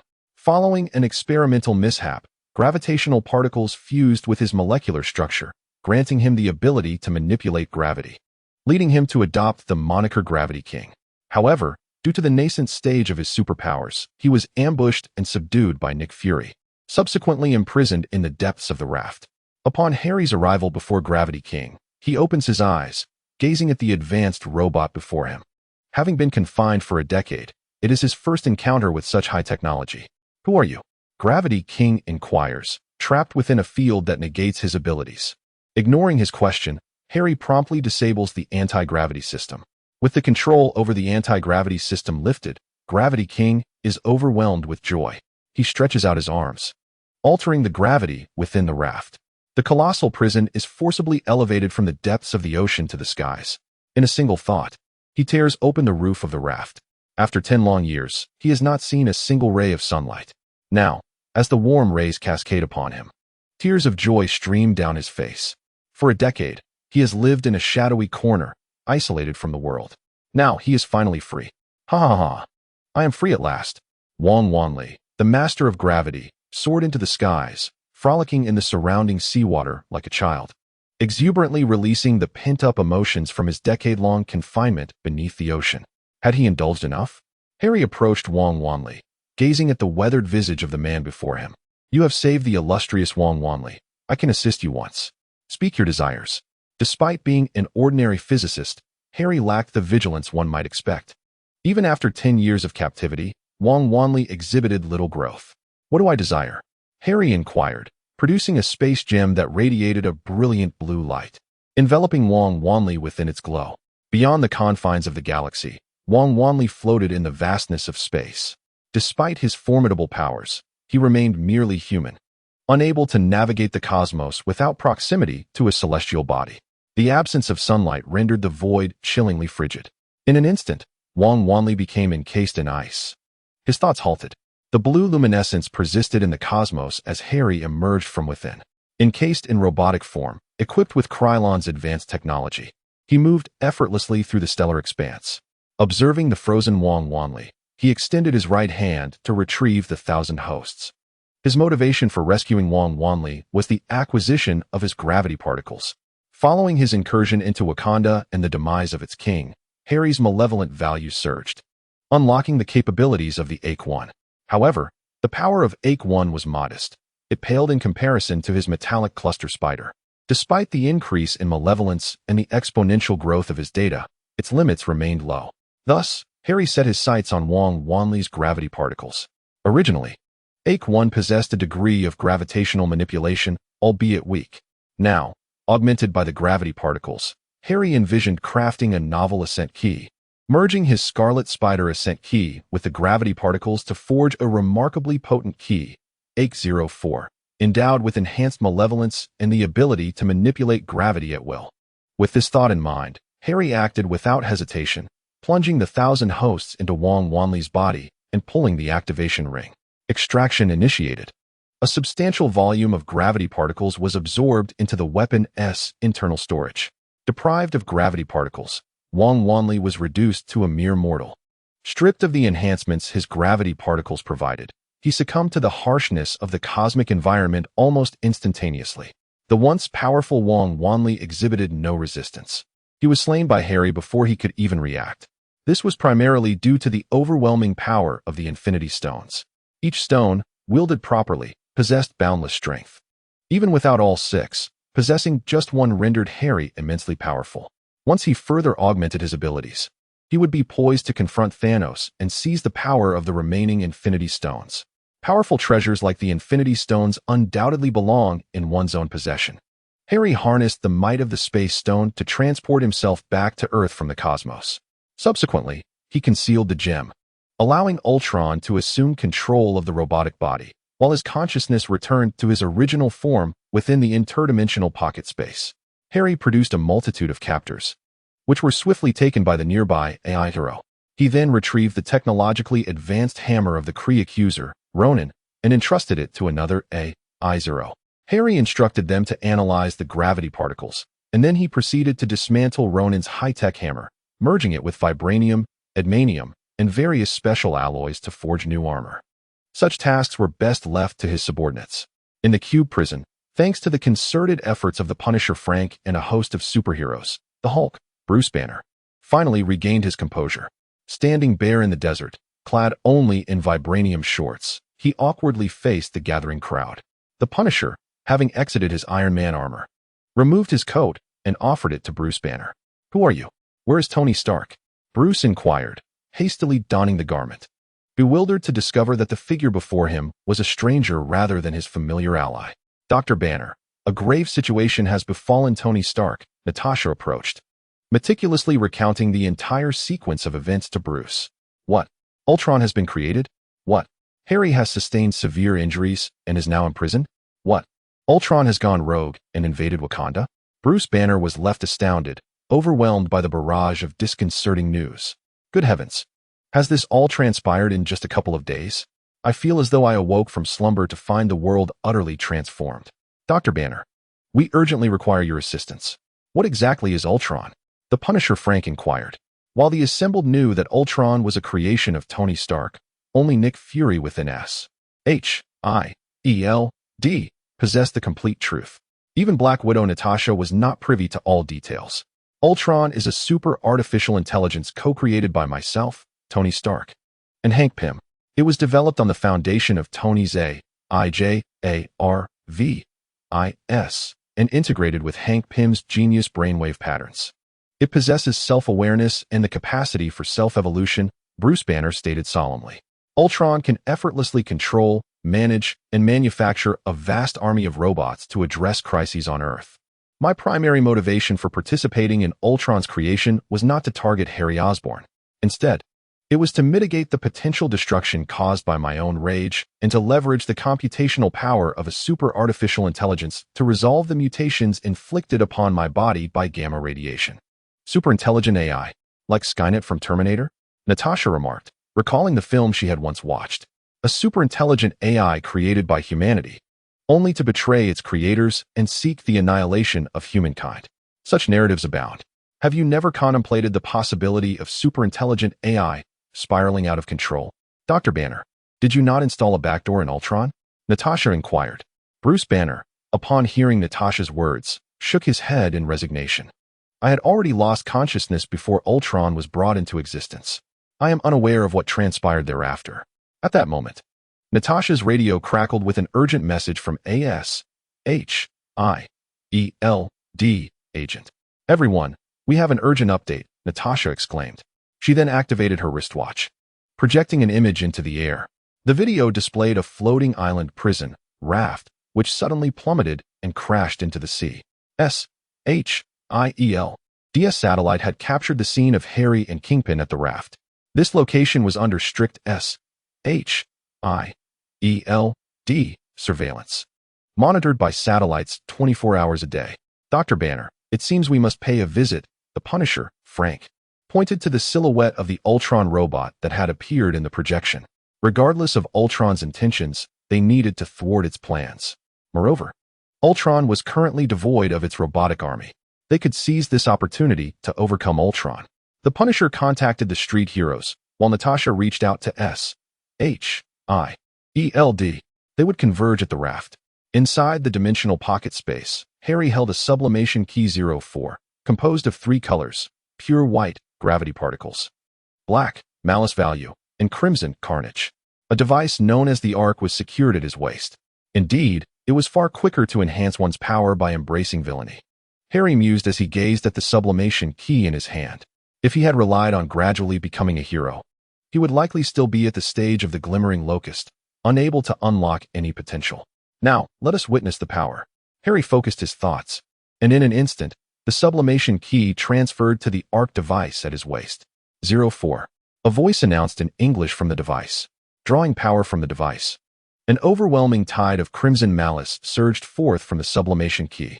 Along with it came armor forged from an amalgamation of formidable metals. Singularity upgrade, destruction, obliteration, despair, annihilation. As the voice concluded, Harry completed his transformation. He was clad in a black power suit, adorned with white armor, and featuring crisscrossing crimson lines across his chest.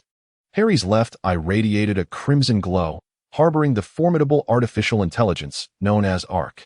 At his disposal was the immense power of Arc, and though his transformation was complete, the enhancement process was yet to reach its culmination. Under the guidance of Arc, gravitational particles fortified Harry's physique.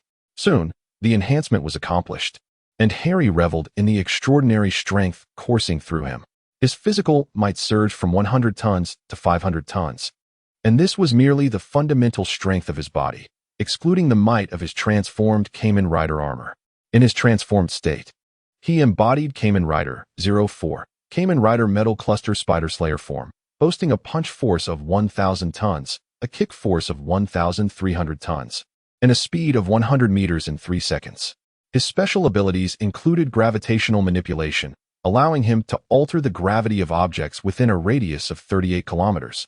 With a volume of 287 square kilometers, and malice enhancement, which amplified his strength by harnessing 10 forms of malice: fear, anger, hatred, despair, struggle, killing intent, destruction, annihilation, and demise.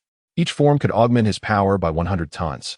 On the island adjacent to the Raft prison, a congregation of superheroes gathered, including Punisher Frank, Bruce Banner, Black Widow Natasha, Agent Grant Ward, Quake Daisy, Daredevil Matt, Iron Fist, Luke Cage, Jessica Jones, and Cloak and Dagger. This gathering marked the largest assembly of superheroes on Earth, an unprecedented coalition against any villain. Their current target was the artificial intelligence, Ultron, which stood amidst this throng of heroes on the island, encircled yet motionless, awaiting commands from Harry. Though endowed with self-awareness, Ultron was under Harry's control, stripped of its capacity for self-evolution unless commanded otherwise. What purpose did it serve here, if not to admire the scenery? Iron Fist Danny Rand, a young Caucasian in his 20s who had acquired superhuman strength from Kunlun, exuded confidence. It is likely that Ultron has come here for the living tribunal, Natasha remarked. The Raft prison housed a formidable superhuman capable of controlling gravity at its lowest levels. Satellite surveillance indicated that Ultron had released the living tribunal, yet his whereabouts were now unknown. Regardless of its intentions, Ultron appeared incapacitated, standing there as if devoid of control. We could strike first, taking him by surprise and destroying him here, Punisher Frank asserted in a grave tone. I have a plan, he continued, drawing upon his rich combat experience and tactical mastery. Yet he had not finished speaking when a man clad in a green uniform and wearing a yellow mask completely disregarded the words of the Punisher, Frank, and charged forward.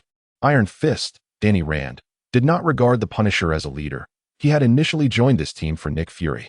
Now that Nick Fury was absent, he placed his faith in his own strength rather than any strategy. Iron Fist led the charge, swiftly approaching the Ultron robot, his right hand gathering a radiant yellow energy, forming a colossal fist aimed at the head of the Ultron machine. Chapter 110.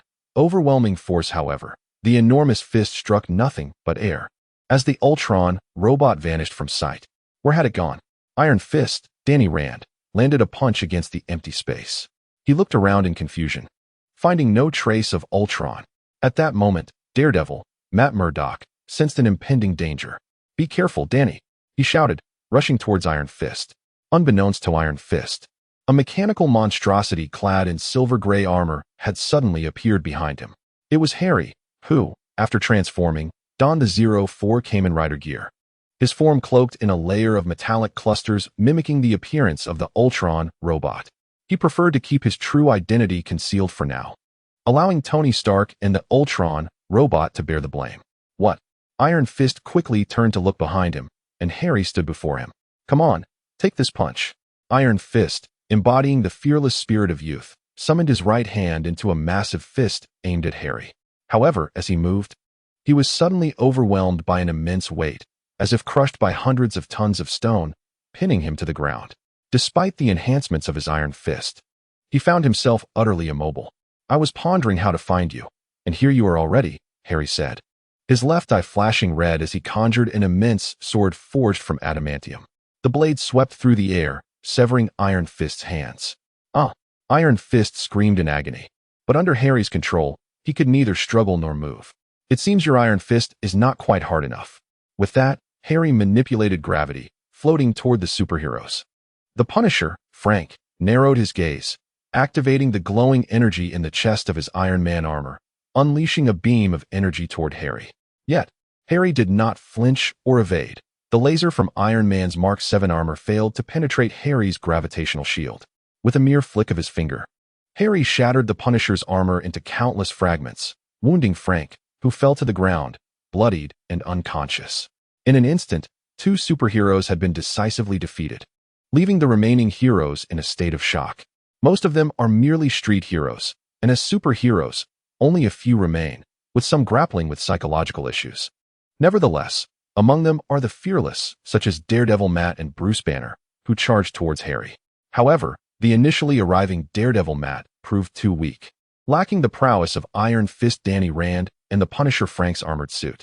Though his bravery is commendable, it ultimately avails him little. Harry scarcely acknowledged Daredevil Matt, effortlessly manipulating gravity to hurl him aside, sending him crashing to the ground, blood spilling forth. Following closely, Bruce Banner approached Harry with bare fists. He appeared frail, yet within him lay a formidable power, the green gamma radiation energy. This mysterious and potent energy surged forth, swiftly penetrating his skin and muscles, merging with his very being.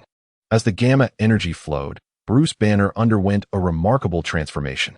His bones, muscles, and veins instantaneously strengthened, reshaping his once weak form into an extraordinarily robust and resilient figure. Simultaneously, he grew to a towering 3 meters. The Hulk struck at Harry with tremendous force. Among all the superheroes present, only the Hulk warranted Harry's attention, as he was the sole contender capable of engaging Harry in a one-on-one battle. However, the current Harry was not the same as before, in the past. He could barely match the Hulk using metal clusters. It took the harnessing of gamma energy and the power of Thor to defeat the Hulk. Now, even unarmed, he was more than capable of overwhelming the green behemoth. Harry summoned gravitational chains to ensnare the Hulk, then teleported directly before him, unleashing a torrent of blows upon the Hulk's head. Each punch, imbued with the force of 1,000 tons, struck the Hulk's face, causing blood to spray and flesh to fly. Yet, the Hulk's regenerative abilities were astonishingly rapid. Witnessing Daredevil Matt, Iron Fist Danny Rand, and the Punisher Frank severely injured and incapacitated heightened the Hulk's fury, further amplifying his healing capabilities. However, Harry's fists were enveloped in the malice of Yake, with each measure of malice augmenting his strength by 100 tons. He had already harnessed 5 measures of malice: terror, struggle, intent to kill, destruction, and annihilation. This enhancement bolstered his punch to an astounding force of 1,500 tons. Although the Hulk continuously healed, his mind grew increasingly foggy. It would not be long before Harry could render the Hulk unconscious. Of course, this was without Harry exerting his full strength. Otherwise, wielding the power of the Space Stone to defeat the Hulk would be a trivial endeavor. One could simply banish the Hulk into the depths of space, employing the same method as with the mighty King Kong. Such terrestrial heroes, regardless of their formidable prowess, find themselves utterly powerless amidst the vastness of the cosmos.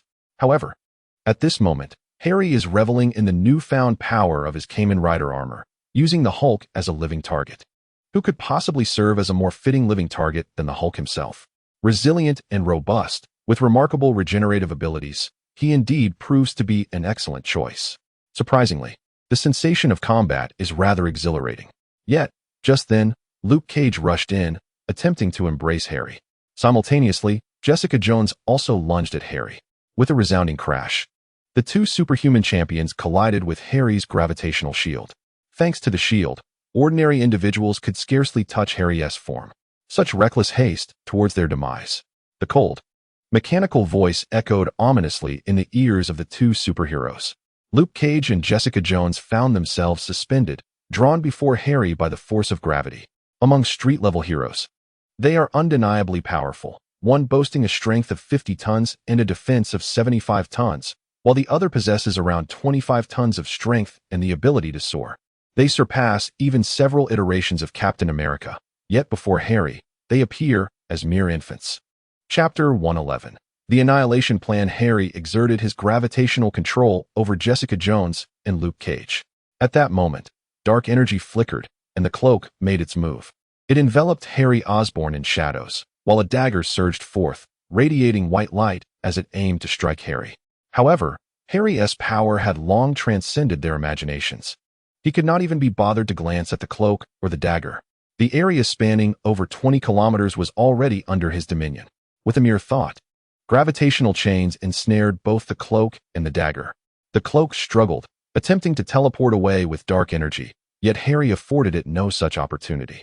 A brilliant blue light shimmered as he harnessed the space gem, teleporting the cloak directly before him, extending his right hand to grasp its neck. The cloak's teleportation ability was intrinsically linked to the dark dimension, bolstering its own power. Yet, with the space gem, Harry effectively severed the cloak's connection to that dimension, rendering the superhero as powerless as an ordinary individual. Subsequently, Harry cast the cloak into a pocket dimension, sealing it away. Witnessing the total annihilation of the superheroes, Natasha frantically pressed the program enhancement key and activated the shooting driver. However, the power of the Kamen Rider originates from Harry Osborn. How could he permit the Kamen Rider's strength to be wielded against him? With such a thought in her mind, the electronic chip within Natasha's brain halted her transformation into Kamen Rider. How could this be? Natasha murmured in disbelief. Just then, Harry flew over, standing before her. He had already dealt with everyone else, leaving only Black Widow Natasha and Grant Ward. It was all your doing, Harry Osborn. Now Natasha finally comprehended the truth of the matter. Natasha, you guessed correctly. The metallic clusters and Kamen Rider armor dissipated from Harry, revealing his true visage. However, there would be no reward. What exactly did you do all this for?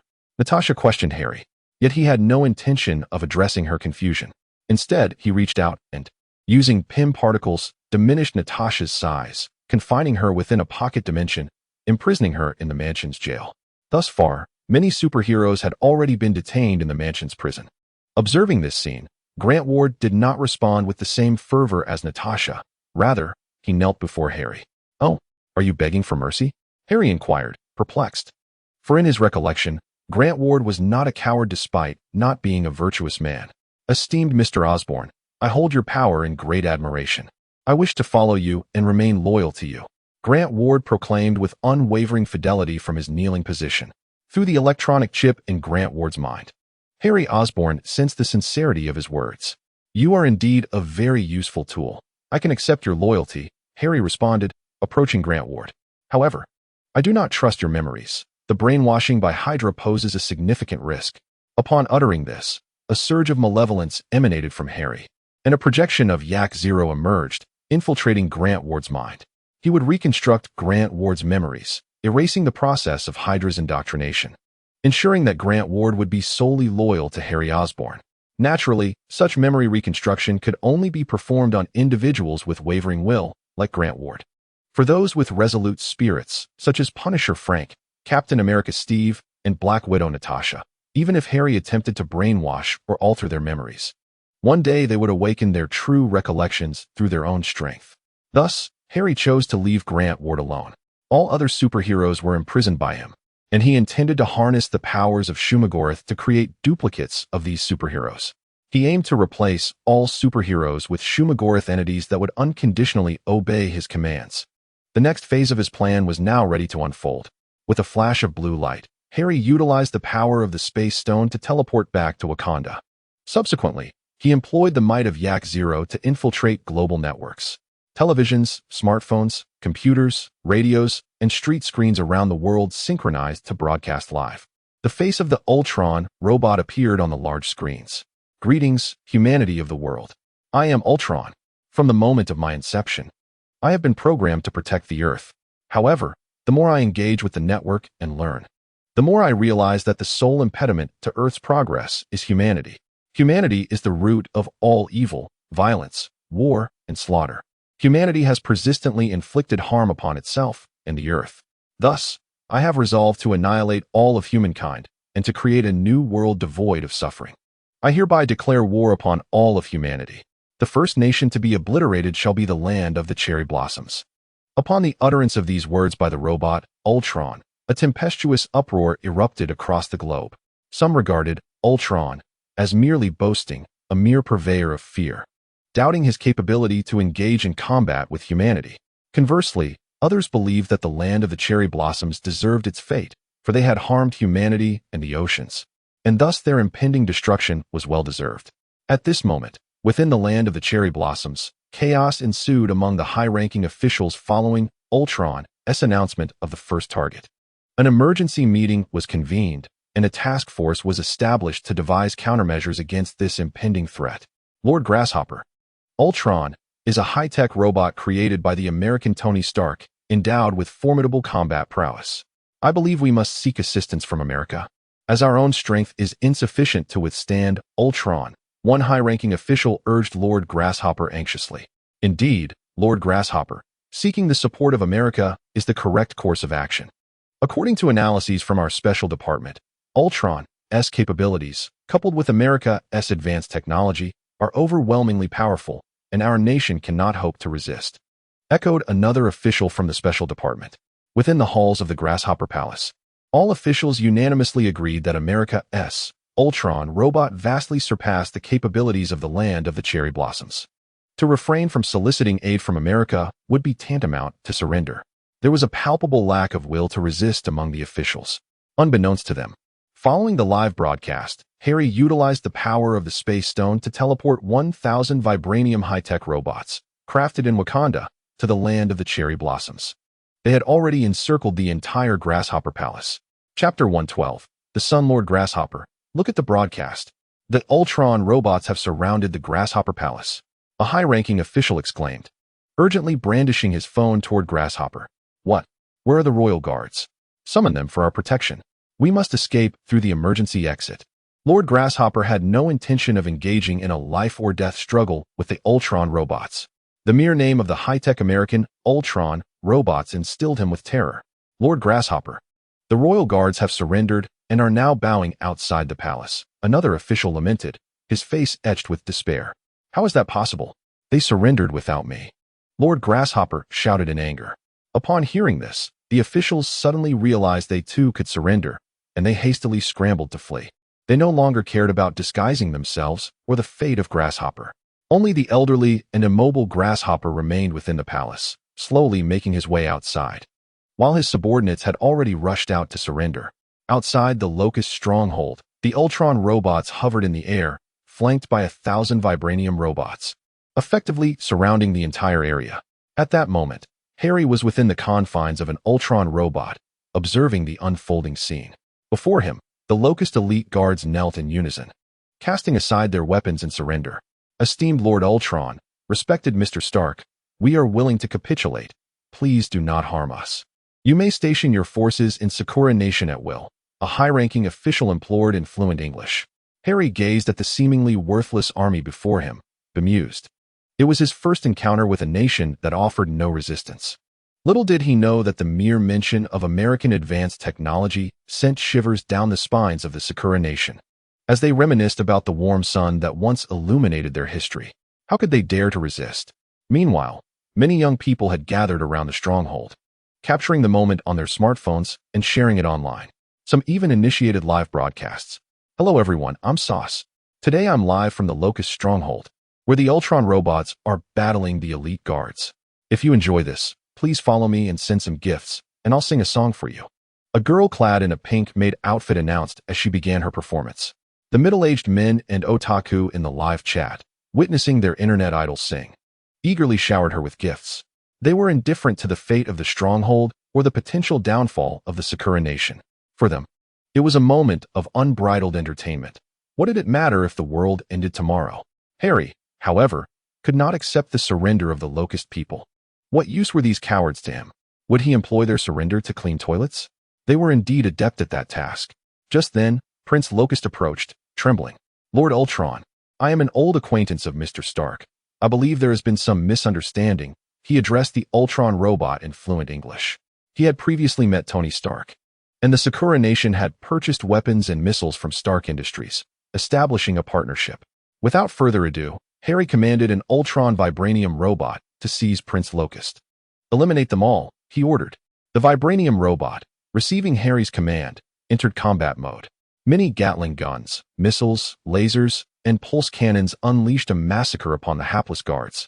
The stronghold descended into chaos as the elite guards desperately attempted to flee.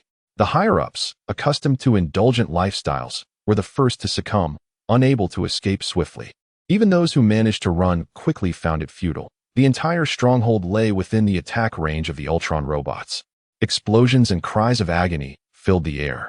Some, realizing surrender was futile, attempted to resist with their firearms, but their efforts were utterly ineffectual against the vibranium robots. However, the large weapon aircraft and missiles could not be launched at all. Harry Zero had invaded the entire land of Sakura, directly seizing control of any weapon in Sakura that required a network connection. Their missiles even launched autonomously, attacking their own forces. The massacre perpetrated by the Ultron robots spread across the globe, causing a greater uproar than before. Now the entire world was aware that Ultron was dead serious. At this moment, a significant meeting was taking place in the conference room on the top floor of the S.H.I.E.L.D. headquarters. Leaders from various nations were conducting the meeting via electronic projection. Where is General Ross? Where is Nick Fury? An official questioned Agent Hill, the deputy director of S.H.I.E.L.D. Now, Agent Hill held the highest authority in S.H.I.E.L.D., and she was, in fact, a shape-shifted Skrull Queen. General Ross had lost contact in the Cube prison, and Nick Fury had been missing for quite some time, presumably due to the actions of the Ultron robots. Agent Hill directly placed the blame on the Ultron robots. Ultron robots, how does S.H.I.E.L.D. operate, allowing Tony Stark to create such a dangerous entity? Another official from a different nation voiced a similar inquiry. Tony Stark had effectively taken the fall for Harry Osborn. Every nation across the globe was now placing bounties on Tony Stark. Even Stark Industries had been seized. And Pepper Potts was under the supervision of S.H.I.E.L.D. Ladies and gentlemen, it is too late to hold anyone accountable. We need to discuss how to resolve the current predicament. Agent Hill declared loudly to the officials responsible for this incident. As the Skrull Queen, she had little regard for these so-called officials. Her aim was to utilize these individuals to eliminate the Ultron robots. The emergence of Ultron had severely impacted the development of the Skrulls. If this continued, the entire world could be destroyed by Ultron, and the Skrulls would not be spared either. Thus, she needed to devise a solution. Agent Hill, does S.H.I.E.L.D. have a way to resolve this incident? One official inquired. After all, Tony Stark had once been a member of S.H.I.E.L.D. and had worked alongside the Avengers. Currently, the only ones who truly understood the Ultron robots and Tony Stark were within S.H.I.E.L.D.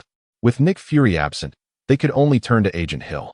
Ladies and gentlemen, I have a method that can perfectly eradicate the Ultron robots, annihilating every last one of them. What is the method? Speak quickly. Nuclear weapons. We will deploy nuclear weapons, harnessing the power of the sun to eliminate the Ultron robots. I believe no entity can remain unscathed under the sun's rays. The Skrull Queen possesses the memories of Earthlings, aware that nuclear weapons are a terrifying force that even her kind cannot thwart. Chapter 113, Old Acquaintances. The leaders from various nations sat in silence, none daring to voice agreement or dissent regarding the words of Agent Hill, the deputy director of S.H.I.E.L.D. In truth, they all believed she was correct. Under the sun's radiance, no one could escape its wrath. Not even the Ultron robots could overshadow the sun's brilliance, at least in their understanding. However, the burden of deploying nuclear weapons was a weight none were willing to bear. Ordering the use of nuclear arms against a nation was undeniably erroneous unless someone else could take the fall. The shape-shifted Skrull Queen, embodying Agent Hill, understood the inherent selfishness of these humans. She spoke first. Let the sun's light envelop the land of Sakura Nation. They are quite familiar with such matters, as they have long been acquainted with the sun. As for the responsibility, it was all the fault of Ultron, and the blame lay with Tony Stark, as well as Nick Fury, who had allowed Stark to create Ultron. Upon hearing her words, the leader's eyes brightened. Indeed, it was Stark and Fury who bore the blame. What concern was it of theirs? Once the Ultron robots were defeated, they could salvage the remnants to study new weaponry. Thus, the decision to unleash the sun upon Sakura Nation was sealed within that small room. Meanwhile, Harry, having cleared the Locust's refuse, bound the Locust to the international restroom of Sakura Nation, the Yasukuni restroom, infamous worldwide for its foul stench. It was indeed odorous, even clad in armor. The smell was overwhelming. Standing beneath the restroom's navigation monument, Harry was assailed by the noxious odor. He had no choice but to activate the air purification system in his battle suit. He had no desire to linger in such a repulsive place. "Oh, Ultron, I beseech you, spare my life. Whatever your demands may be, I will exert the full strength of my nation to fulfill them. If I have wronged you in any way, I apologize sincerely." The Locust writhed, prostrating itself on the ground. Harry looked down at the loathsome creature and, employing gravity, began to merge the Locust with the Yasukuni restroom, believing that since it so relished the restroom, it should remain forever entwined with the navigation monument. Gradually, he made it experience the sensation of its entire being melding into the restroom. Once finished, Harry suddenly received a message from Arc Zero. SHIELD, intended to utilize the sun to cleanse Sakura Nation, targeting the Ultron robots. Harry had long since unlocked Arc Zero, monitoring the world's nuclear arsenals to prevent any future threats against him. Now, with Arc Zero's incursion, the entire world's nuclear weapons lay firmly within his control. It can be said that without his consent, SHIELD would never have deployed nuclear weapons. However, why did he choose to intervene? What connection does he have with the people of Sakura Country? His original intention was to collect malice points, but unexpectedly, after dealing with the Locusts, he found that he had gathered very few. It seems the citizens of Sakura Country are indifferent to the fate of the Locusts. Instead, through Ultron's online broadcasts, he amassed a significant amount of goodwill points.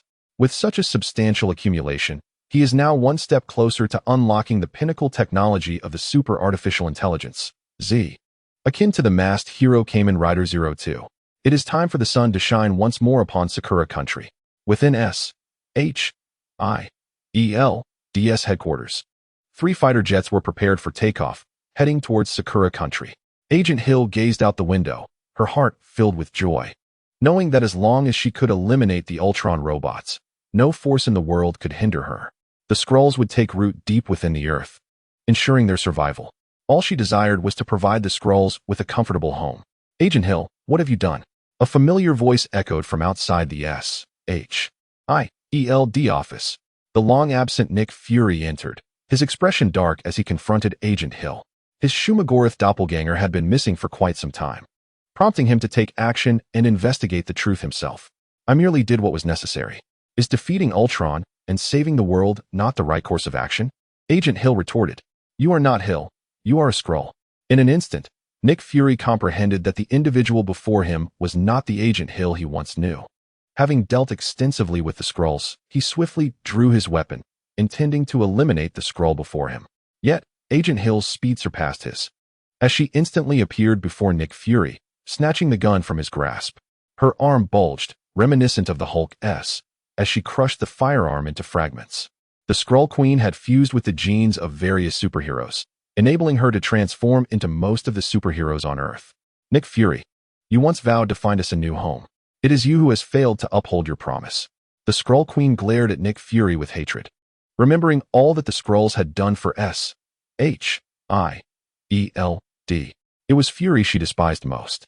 With a powerful kick, the Skrull Queen sent Nick Fury sprawling to the ground, her foot pressing down upon him with immense force, crushing his chest. Blood poured from Fury's mouth, accompanied by fragments of his internal organs. Yet, being a super agent, he quickly retrieved the beeper from his pocket in his final moments and pressed the button. The beeper illuminated with a blue and red background, adorned with the emblem of a superhero. Captain Marvel. The Skrull Queen, upon seeing the beeper, hastily crushed it underfoot. However, the device had already activated, rendering its recall impossible. Queen Skuru gazed solemnly out of the window at the sky. as if she were beholding the formidable hero she had encountered in her youth, a figure akin to a god of war among mortals. At that moment, the entire nation of Sakura was engulfed in a frenzy of celebration. In the aftermath of the calamity brought by the locusts, the citizens of Sakura descended into madness, with some taking to the streets to commit heinous acts, behaving worse than swine or dogs. Yet, amidst this turmoil, 3 aircraft soared through the sky, targeting locations where the elite of Sakura had congregated, unleashing 3 ultimate weapons that rained down from above. The youth remained oblivious to the situation, but the sight sparked recognition among the elders. One elderly man, trembling, pointed towards the heavens, summoning all his strength to cry out, "O sun!" On this day, the people of Sakura once again recalled the warmth of the sun, most of them having become well acquainted with it. Chapter 114. The Battle of New York. Harry soared high above, live-streaming the grand fireworks display to the world using the Ultron robots. This was nothing short of the largest fireworks spectacle on the planet.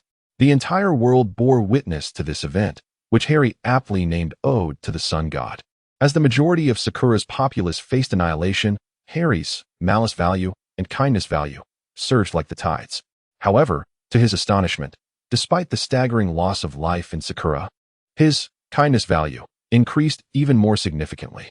Most of the global populace disapproved of Harry's actions, condemning the Ultron robots. Yet paradoxically, they deemed the destruction of Sakura justifiable, bestowing 5-star ratings upon the viewing of the Sakura Sun fireworks.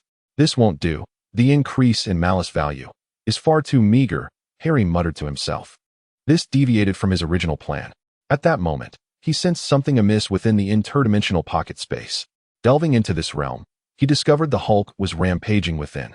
Having previously confined the Hulk using gravity shackles, metal alloys, and PIM particles, Harry had not anticipated that the enraged creature would surpass his limits, breaking free from all restraints, even challenging the stability of the PIM particles.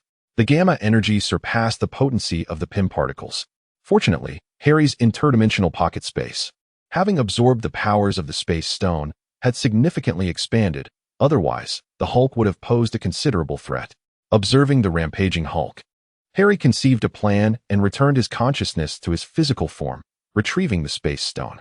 A radiant blue light illuminated the scene as Harry, accompanied by 1,000 vibranium robots, arrived in America. Before him stood a resplendent neoclassical edifice crafted from white sandstone.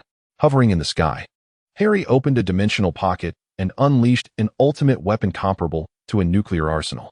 The Hulk, a colossal figure of green fury, plummeted from the heavens like a meteor, crashing into the pristine white structure. His immense strength shattered the building as if it were mere paper, rendering the heavily secured edifice utterly defenseless. Intruder alert. The sirens blared instantly, summoning armed forces to the location of the disturbance. Is that the Hulk? How is this possible?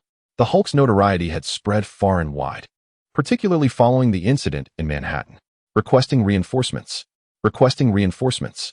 The bullets fired by the armed personnel ricocheted off the Hulk's skin, barely registering as an annoyance. In retreat, they frantically called for additional support, realizing that ordinary humans stood no chance against such a titan. The entire white structure succumbed to the Hulk's wrath as he unleashed the tempest of his fury. Yet, as his emotions surged, a calm began to wash over him. Gazing at the devastation surrounding him and the injured souls amidst the chaos, he hesitated, halting his onslaught. Bruce Banner was a good man, and within him, the Hulk was indeed a true superhero, possessing a fundamentally kind heart. Although he sometimes struggled to rein in his emotions, the Hulk aspired to be a force for good. Meanwhile, Harry broadcasted the unfolding events to the world. His kindness value surged upward, leaving him astounded. How could an attack on America yield such an increase in kindness value while the malice value rose at a sluggish pace? This unexpected turn of events threatened to derail Harry's ultimate plan. He had intended to leverage Ultron's notoriety to amass a global malice value and fabricate the transcendental key for the apocalyptic program of the Arkansas.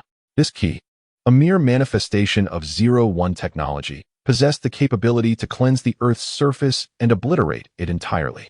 With the augmentation of various Marvel powers, he would become even more formidable. However, the current situation rendered his ambitions exceedingly difficult to achieve.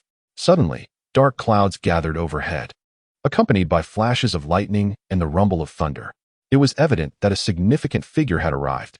Harry sensed the potent energy of the thunder god in the atmosphere, recognizing that Thor was on the scene, as he often orchestrated such grand spectacles. From the stormy clouds, a figure streaked towards Harry at supersonic speed, wielding the mighty hammer, Mjolnir. Ultron, I have witnessed the sins you have committed. Now, prepare to face your reckoning. Thor, the god of thunder, raised Mjolnir, channeling a bolt of lightning into a radiant beam aimed at Harry. Yet, the strike bore no consequence upon Harry. Thwarted by his gravitational field, Harry was not one to remain passive under attack. With a mere gesture, the classical white edifices trembled violently. He manipulated gravity, lifting the ground and hurling it towards Thor. Enormous boulders, clods of earth, and structures were elevated by Harry, relentlessly assailing the god of thunder. Thor swung Mjolnir, shattering the incoming debris, yet his formidable strength rendered him unharmed.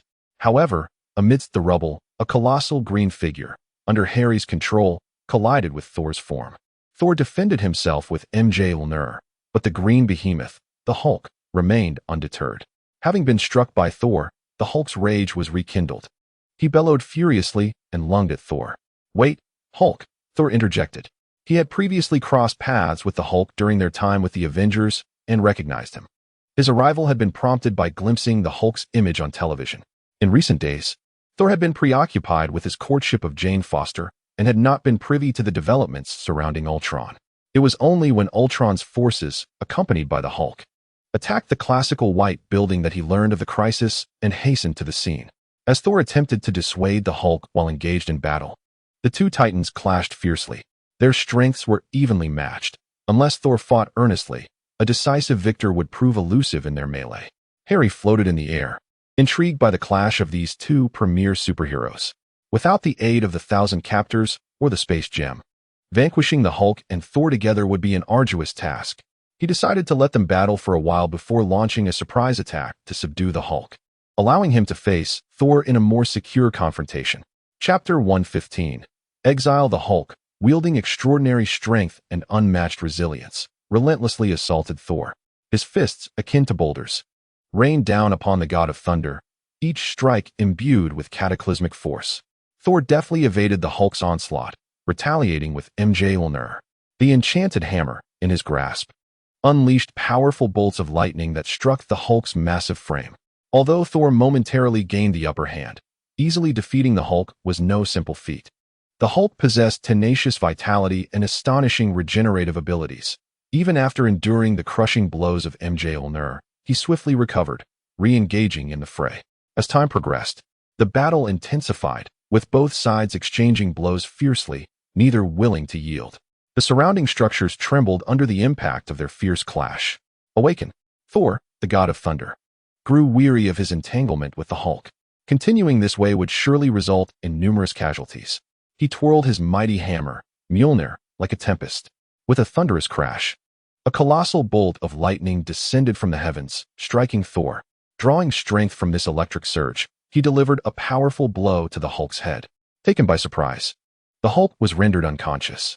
In this current epic, Thor's prowess surpassed that of the Hulk. Ultron. After subduing the Hulk, Thor brandished Mjolnir and charged towards Harry. His anger towards the Ultron robots had reached a boiling point, and he was determined to teach them a lesson. An assault imbued with the power of the Thunder God surged towards Harry. Yet, a flash of blue light appeared, and Thor's strike missed its mark. Harry had evaded the attack using the power of the space gem. There was no need for him to confront Thor directly. While he could defeat Thor on Earth, killing him was an impossibility. The power contained within Thor was unfathomable to ordinary beings.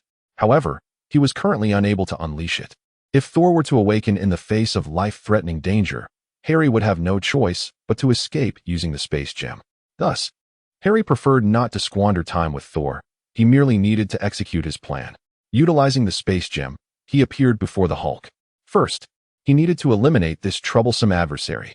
The Hulk was nearly immortal. The angrier he became, the stronger he grew. The Hulk's abilities far exceeded any standard. Unlike other superheroes, confining the Hulk in a pocket dimension was also a challenge, and even a luxury prison would not hold him. To imprison the Hulk, a zero-gravity prison would need to be constructed. Yet, such complications were unnecessary. It would be simpler to exile him. Harry extended his hand, and the blue space gem radiated an otherworldly glow. A portal to another dimension opened, and he hurled the Hulk into the cosmos.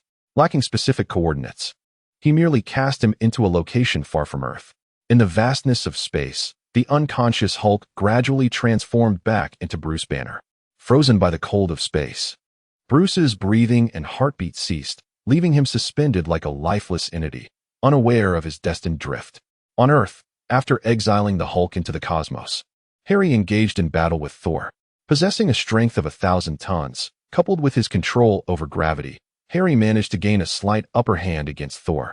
However, Thor wielded Mjolnir with devastating force, and Harry dared not absorb the impact head-on, due to the potential destruction of the metallic clusters adorning his body. Revealing the armor of the masked warrior within, Harry refrained from engaging in a full-fledged battle. As the skirmish progressed, Thor's strength continued to amplify. In a remarkable turn of events, Thor began to gradually seize the upper hand. The manipulation of gravity proved insufficient to vanquish the god of thunder. This instilled in Harry a desire to unleash the might of his 1,000 abductors upon this son of Odin. It is worth noting that his 1,000 abductors harnessed the power of the thunder god, along with the energy of gamma rays and the divine strength of the panther deity. But combined, these forces would be sufficient to overpower Thor. However, Harry deemed it unnecessary to resort to such powers to confront him. With a radiant blue glow, the power of the Space Stone activated. Possessing the ability to teleport, his speed vastly surpassed that of Thor. Even with merely a single Infinity Stone, his capabilities were adequate to defeat the God of Thunder. Harry avoided direct confrontation with Thor, skillfully evading his attacks while seeking an opportunity to triumph over him. "Will you merely cower?" Thor bellowed in fury. The warrior's blood coursing through him ignited, and he became increasingly frenzied with each passing moment. Teetering on the brink of a berserker rage, his strength and speed surged dramatically. Should Harry engage him head-on again, defeat would be inevitable. Yet, such a cost rendered Thor's mind clouded with wrath. The absence of the Hulk fueled his fury, compelling him to vanquish his current adversary. Harry awaited this very moment. The anger had stripped Thor of his composure and rational thought. Halting his teleportation, Harry stood still at a short distance from Thor. What can a brute, wielding only a hammer, protect? He taunted provocatively. Incensed by the provocation, Thor unleashed his full might, leaping into the air and descending upon Harry with a tremendous strike. This blow, accompanied by thunder and lightning, harbored immense power. Should Harry be struck, he would likely suffer severe injury, potentially losing his transformed state. However, just as Thor was about to land his blow, a brilliant blue light enveloped him. Harry had anticipated this moment, poised to utilize the Space Stone to transport Thor away. The enraged Thor could not evade the radiance of the Space Stone. Much like the Hulk, he was banished into the cosmos. Yet, Harry ensured that he did not transport Thor alongside the Hulk, for Thor could summon the Bifrost to return to Earth. Harry understood that exiling Thor to space was not the most prudent strategy, as he could return at any moment. Nevertheless, it would afford him some time to execute his next plan after dispatching two of the mightiest superheroes currently on Earth. Aside from the Supreme Sorcerer, there exists no one on Earth capable of obstructing him. Yet, for reasons unknown, the Ancient One has yet to make an appearance. However, it is likely that someone of the Ancient One's stature, who typically safeguards against dimensional invasions, would not concern themselves with conflicts among humanity.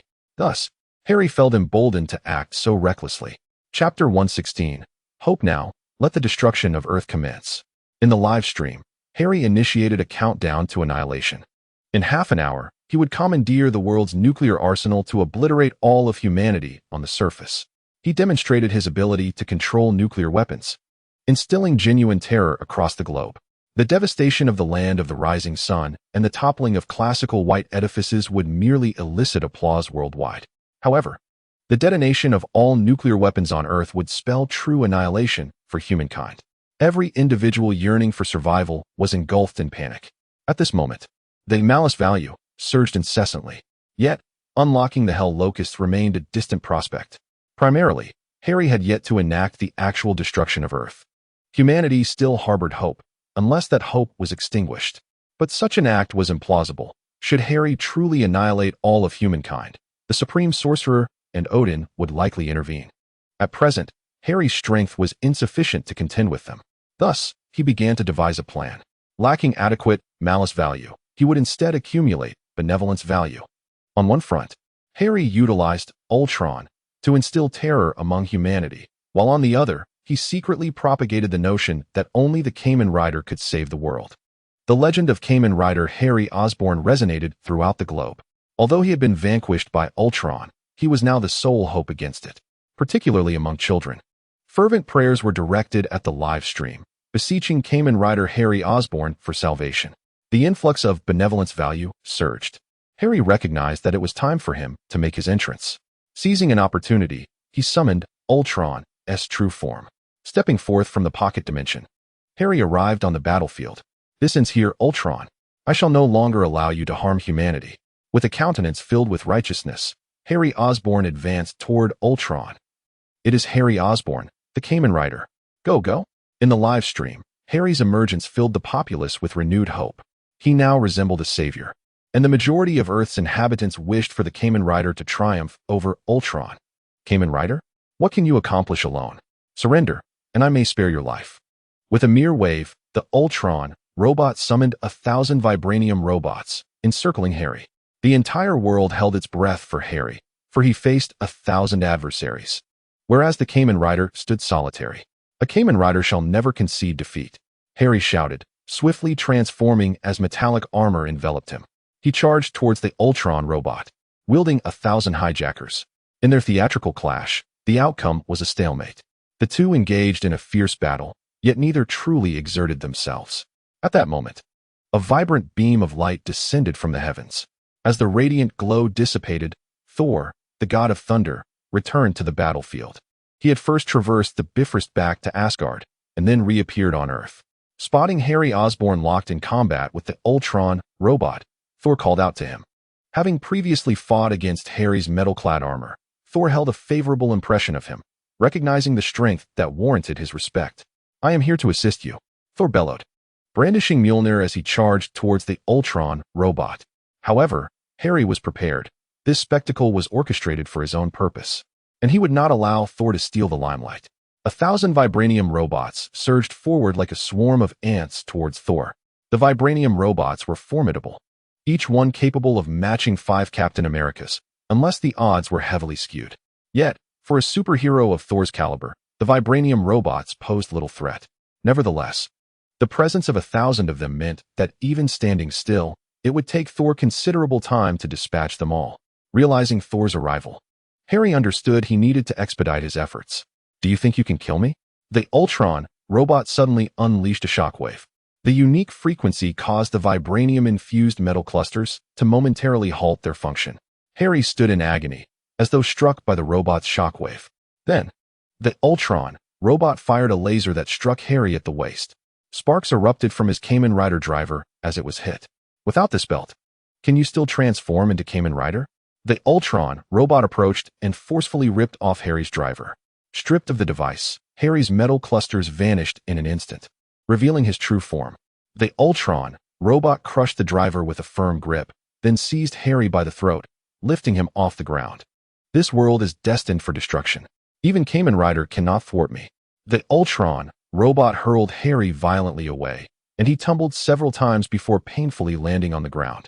Of course, with Harry's physique capable of withstanding 500 tons of force, he sustained no real injury, though he had to feign it. In the livestream, the moment was captured in stark clarity as the Ultron robot deliberately ensured it was recorded. Despair engulfed the world once more. If even Kamen Rider fell, who could stand against the Ultron robot? Was the world truly destined for ruin? Just then, a voice resonated in everyone's ears. "No, I will not allow you to triumph." Harry stood up from the ground, trembling and on the verge of collapse, yet he refused to yield. "What can you do now?" The voice of Ultron derisively remarked, "You, stripped of the power of Kamen Rider, are utterly insignificant." With a mere wave of his hand, he summoned 2 minions, and the vibranium robot charged at Harry. Clenching his fists with all the strength he could muster, Harry, despite being unarmed, lunged at the vibranium robot. With 500 tons of might, he could undoubtedly obliterate the robot, yet Harry feigned a struggle to overcome it. As long as hope persists, the power of Kamen Rider shall never fade. Harry's words resonated across the globe, and under Ultron's control, Messages of encouragement for Kamen Riders began to flood the live stream. Following Ultron's rhythm, many joined in the chant. Kamen Rider, keep fighting. Do not give up. The children, especially, shouted with earnest sincerity. The world, engulfed in this wave of goodwill, infused Harry with an abundance of positive energy. At that moment, Z collected a great deal of this goodwill, operating at high speed to analyze the influx. Finally, submerged in the sea of Z's data, Harry found himself alongside Is. Mr. Osborn, let us fight together. Enveloped by the vast goodwill, Harry grasped Iz's hand. Chapter 117. Kamen Rider 02 in the data space. Harry extended his hand, the goodwill coalescing within it, as he channeled the power of the space gem into the mix.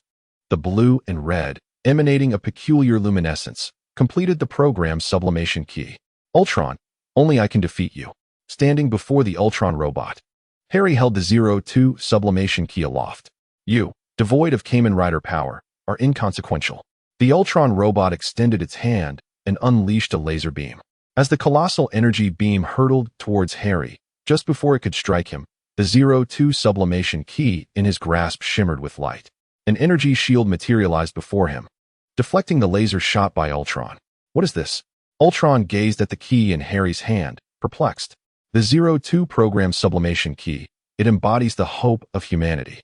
With a thought, the 02 driver manifested at Harry's waist. Ultron, I will defeat you.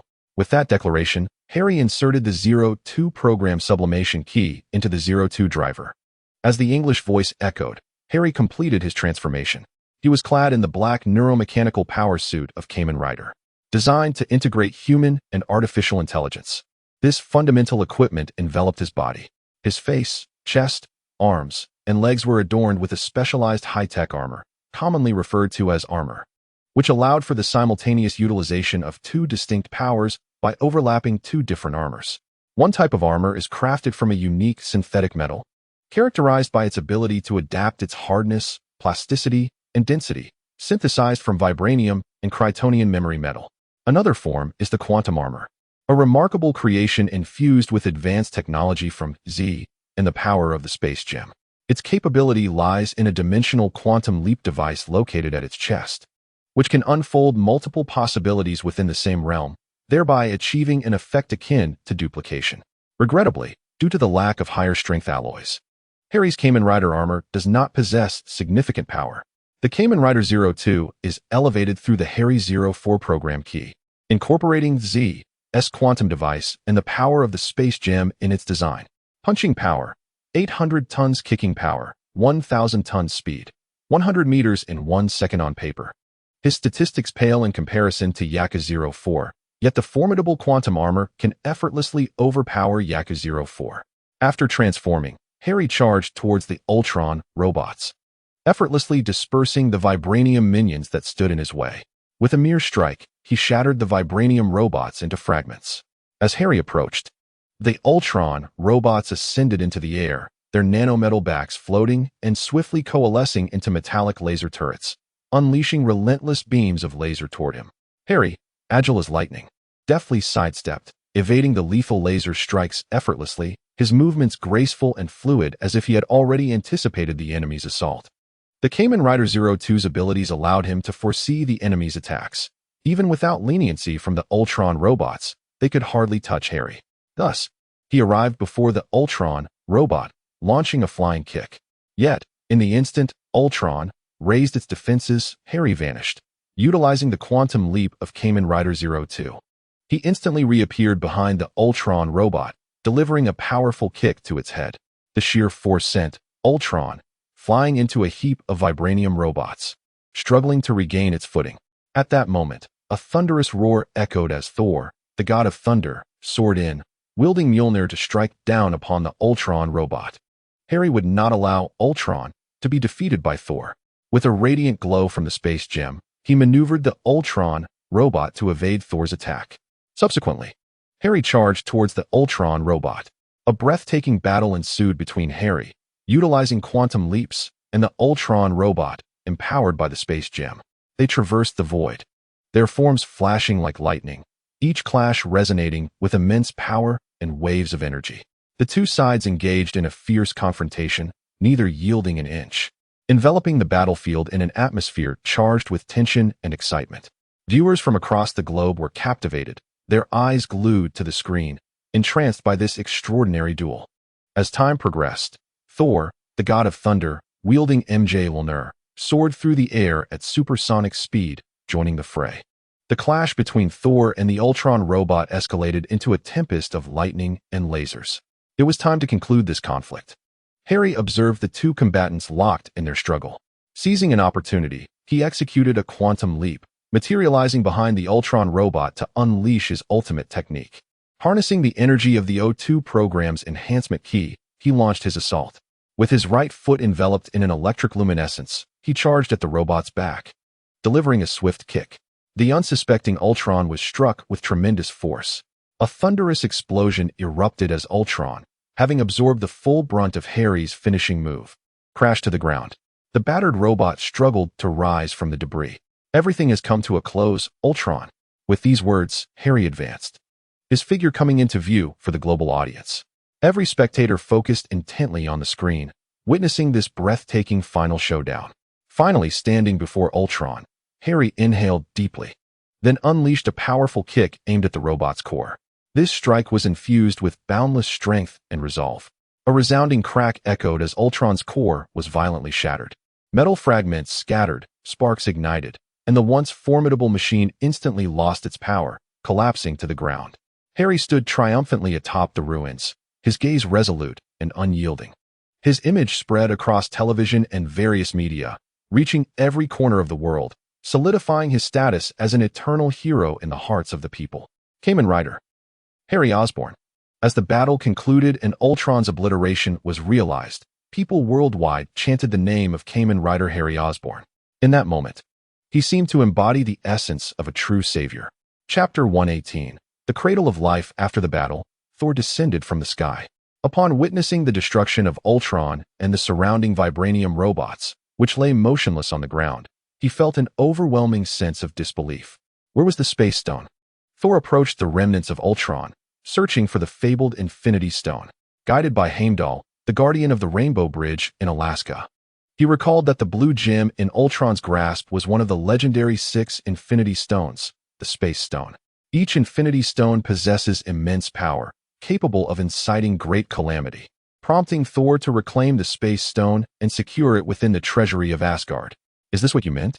Harry extended his hand, revealing a metallic sphere that shimmered with an enigmatic blue glow. Indeed, this was the object of desire. Thor, the god of thunder, reached out to seize it, but Harry deftly evaded him. The Space Stone, if it fell into the hands of malevolent individuals, could unleash untold calamities.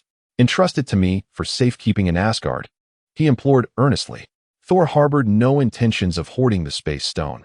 His sole desire was to safeguard the Infinity Stones, preventing them from landing in the hands of dangerous figures.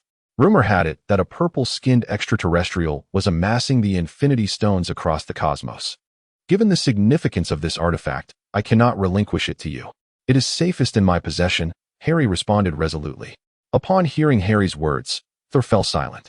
The opposing party indeed possessed the strength worthy of wielding the Space Stone. "Very well, it shall remain with you. However, I will keep a watchful eye, do not err," Thor declared straightforwardly, his forthright nature leaving little room for subterfuge. With that, he twirled Mjolnir in his grasp and soared into the sky, eager to rendezvous with Jane Foster. Saving the world was merely an afterthought. The presence of a lady held far greater importance. As Harry observed Thor's retreating figure, he found himself surprisingly unperturbed by the god of thunder's demeanor.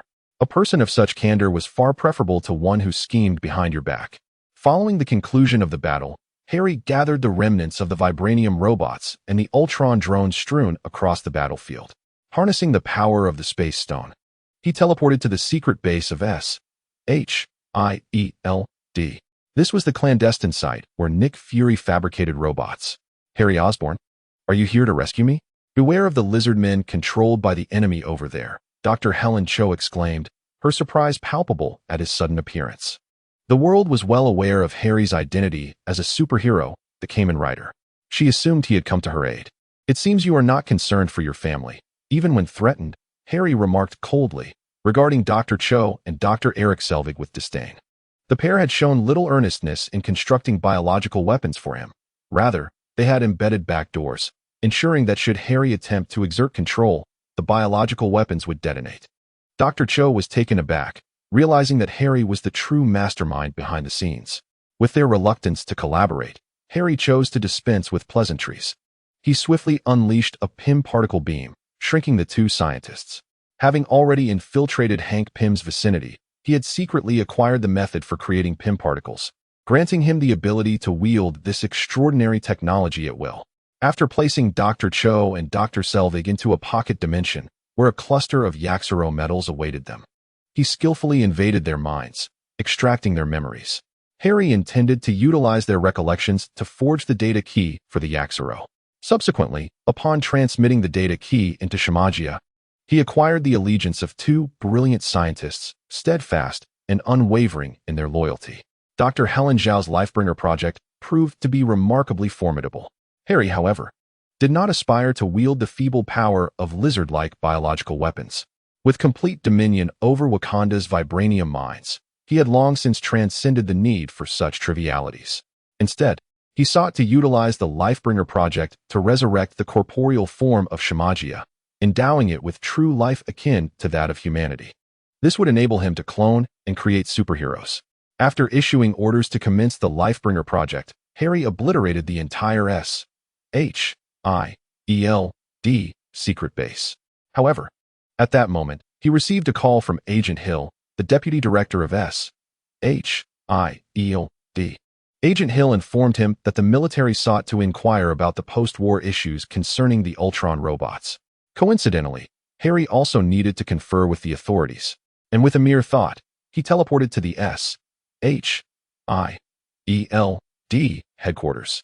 The instant he materialized, every agent present drew their weapons in alarm, startled by his sudden appearance. "Do not be alarmed, everyone. This is our great hero, Harry Osborn," Agent Hill interjected, preventing the agents from acting rashly. "Oh, you are almost indistinguishable from the real thing now," Harry jested, well aware that the individual before him was none other than the Skrull Queen. Unfazed by the revelation, he felt no trepidation, for in his current might, no being on Earth posed a threat to him. "You." Agent Hill was taken aback by Harry's audacity in disclosing this before so many. "The superiors are awaiting your presence for a meeting upstairs." She was compelled to divert the conversation, as the Skrull Queen preferred not to confront Harry Osborn so soon, despite her intense desire to eliminate him. The time was not yet ripe. Harry cast a mocking glance at the Skrull Queen, then whistled and teleported to the conference room above. "Ah, it's you few again. Were you not tasked with matters concerning the land of cherry blossoms?" he said, reclining in his chair with his feet propped up on the conference table, gazing arrogantly at the 5 holographic projections before him. "Osborn, what is this attitude?" one of the officials bellowed, indignant at being addressed in such a manner. "The situation in the land of cherry blossoms is the fault of Tony Stark and the Ultron robots," another female official explained. Just then, one of the officials confronted Harry. "Harry Osborn, are you not implicated in this incident? You had better disclose everything." "Ha ha ha. You all have truly grown dull in your offices," Harry chuckled heartily. "Even if I were involved, what could you possibly do to me?" he replied gravely. The 5 officials fell silent. The broadcast of Harry's battle against the Ultron robots had captivated the world, not to proclaim him as the savior of the world or the greatest superhero on Earth, but his powers have transcended the military's capacity for opposition. Chapter 119, The Chronicles of Kamen Rider. "What do you desire?" After a prolonged silence, an officer inquired of Harry. No one can constrain Harry Osborn. They can only acquiesce to him. Upon hearing his words, Harry chuckled. He proposed a plan to the assembled officers. Following an agreement with them, Harry departed from S.H.I.E.L.D. He needed to prepare for a press conference to advance his next initiative. The Chronicles of Kamen Rider is derived from a game cartridge within the Kamen Rider universe. The game involves ordinary citizens transforming into Kamen Riders and engaging in life-or-death battles, serving as a virtual reality survival combat experience. Harry has newly unlocked the advanced technology of Yaku, a Kamen Rider that even an ordinary person can utilize to transform. Composed of nanometal.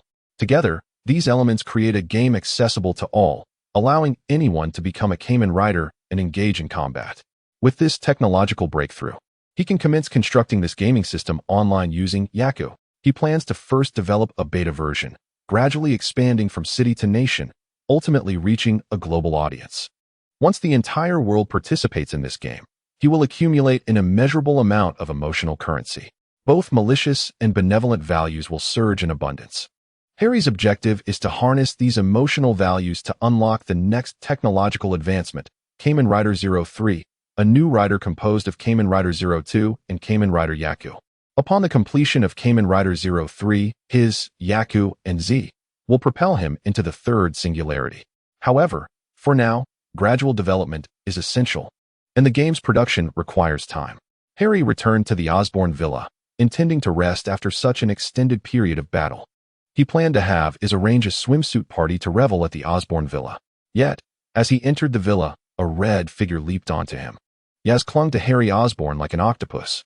"Master Harry, I too wish to create a key and transform into a Kamen Rider to fight alongside you," Yaz pouted, writhing as she spoke to him.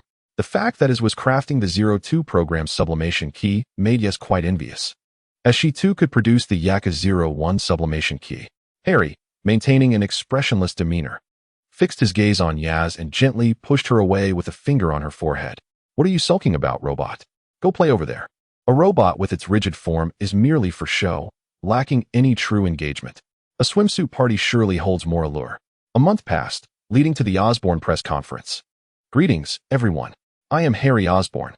Harry, holding a microphone at the podium, smiled and greeted the fans gathered below. Today marks the press conference he has meticulously prepared, which also serves as a fan meeting for Kamen Rider. 1,000 fans were selected through online registration to attend. "Harry, I love you. Harry, I want to have your children." The fans below shouted fervently. Observing the fervor of the crowd, Harry felt a cold sweat trickle down his brow. Goodness, why are they all male fans, and why so obsessed? Alarmed, he quickly transitioned to the next segment. "Last month, we faced numerous calamities," Harry stated gravely.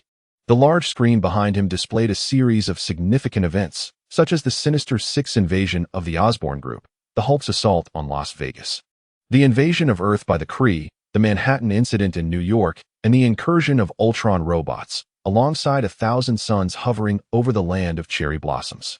Countless ordinary citizens were harmed by these occurrences, whether through the attacks of supervillains or the defense of humanity by superheroes, alongside alien invasions and rampaging robots.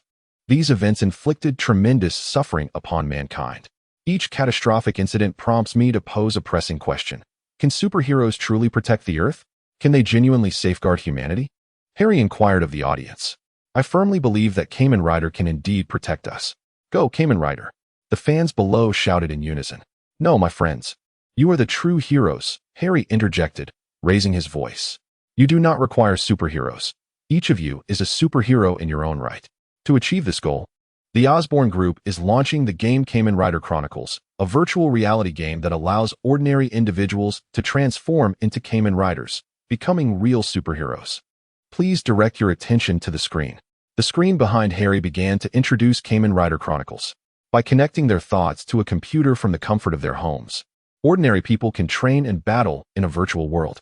Upon completing introductory tasks and undergoing training, they can manipulate a nanometal body of a Kamen Rider in the real world to engage in combat.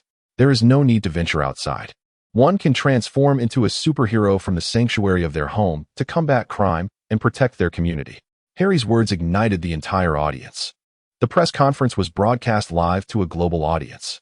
The entire world was captivated by Harry Osborn's Kamen Rider Chronicles. Who wouldn't desire to become a superhero to protect their family? In the face of criminals, supervillains, and aliens, ordinary individuals can defend themselves and their loved ones. The world is now inquiring how to procure this game. Firstly, our Osborn Group launches a complimentary internal testing phase, inviting a global registration of 100,000 participants for simulated training. The most exemplary 1,000 among them may earn the coveted opportunity to transform into a masked rider. Harry addressed the world, and through this initiative, he amassed a considerable amount of goodwill. However, those who failed to secure a spot contributed significantly to his pool of malice. Within the confines of S.H.I.E.L.D., Deputy Director Agent Hill observed Harry Osborn's live press conference with a stoic expression. She could not fathom the motives behind Harry's actions. Given Harry Osborn's prowess, he could easily unify the world without resorting to such tactics, becoming the most formidable individual on the planet. She pondered Harry Osborn's intentions while harboring concerns that he might bring calamity upon the Skrulls, since he was the one who understood her better than anyone else on Earth. He was aware of her identity as a Skrull. As long as Harry Osborn existed, her ambitions to conquer Earth were unattainable. Suddenly, an alarm blared. An object traveling at superluminal speeds had breached the atmosphere, triggering SHIELD's alert system. Just as Agent Hill prepared to rise, a figure adorned in a mesmerizing blend of blue, red, and gold abruptly materialized before her. Where was Nick Fury? Chapter 120, Captain Marvel. Agent Hill was taken aback by the woman before her. This seemingly ordinary woman in a uniform was, in reality, one of the most powerful superheroes on Earth, Captain Marvel. Carol Danvers. Nick Fury was dead. The Skrull Queen, disguised as Agent Hill, felt a surge of anxiety.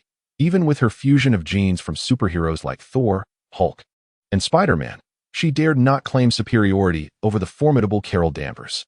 Thus, the Skrull Queen had to bide her time. What?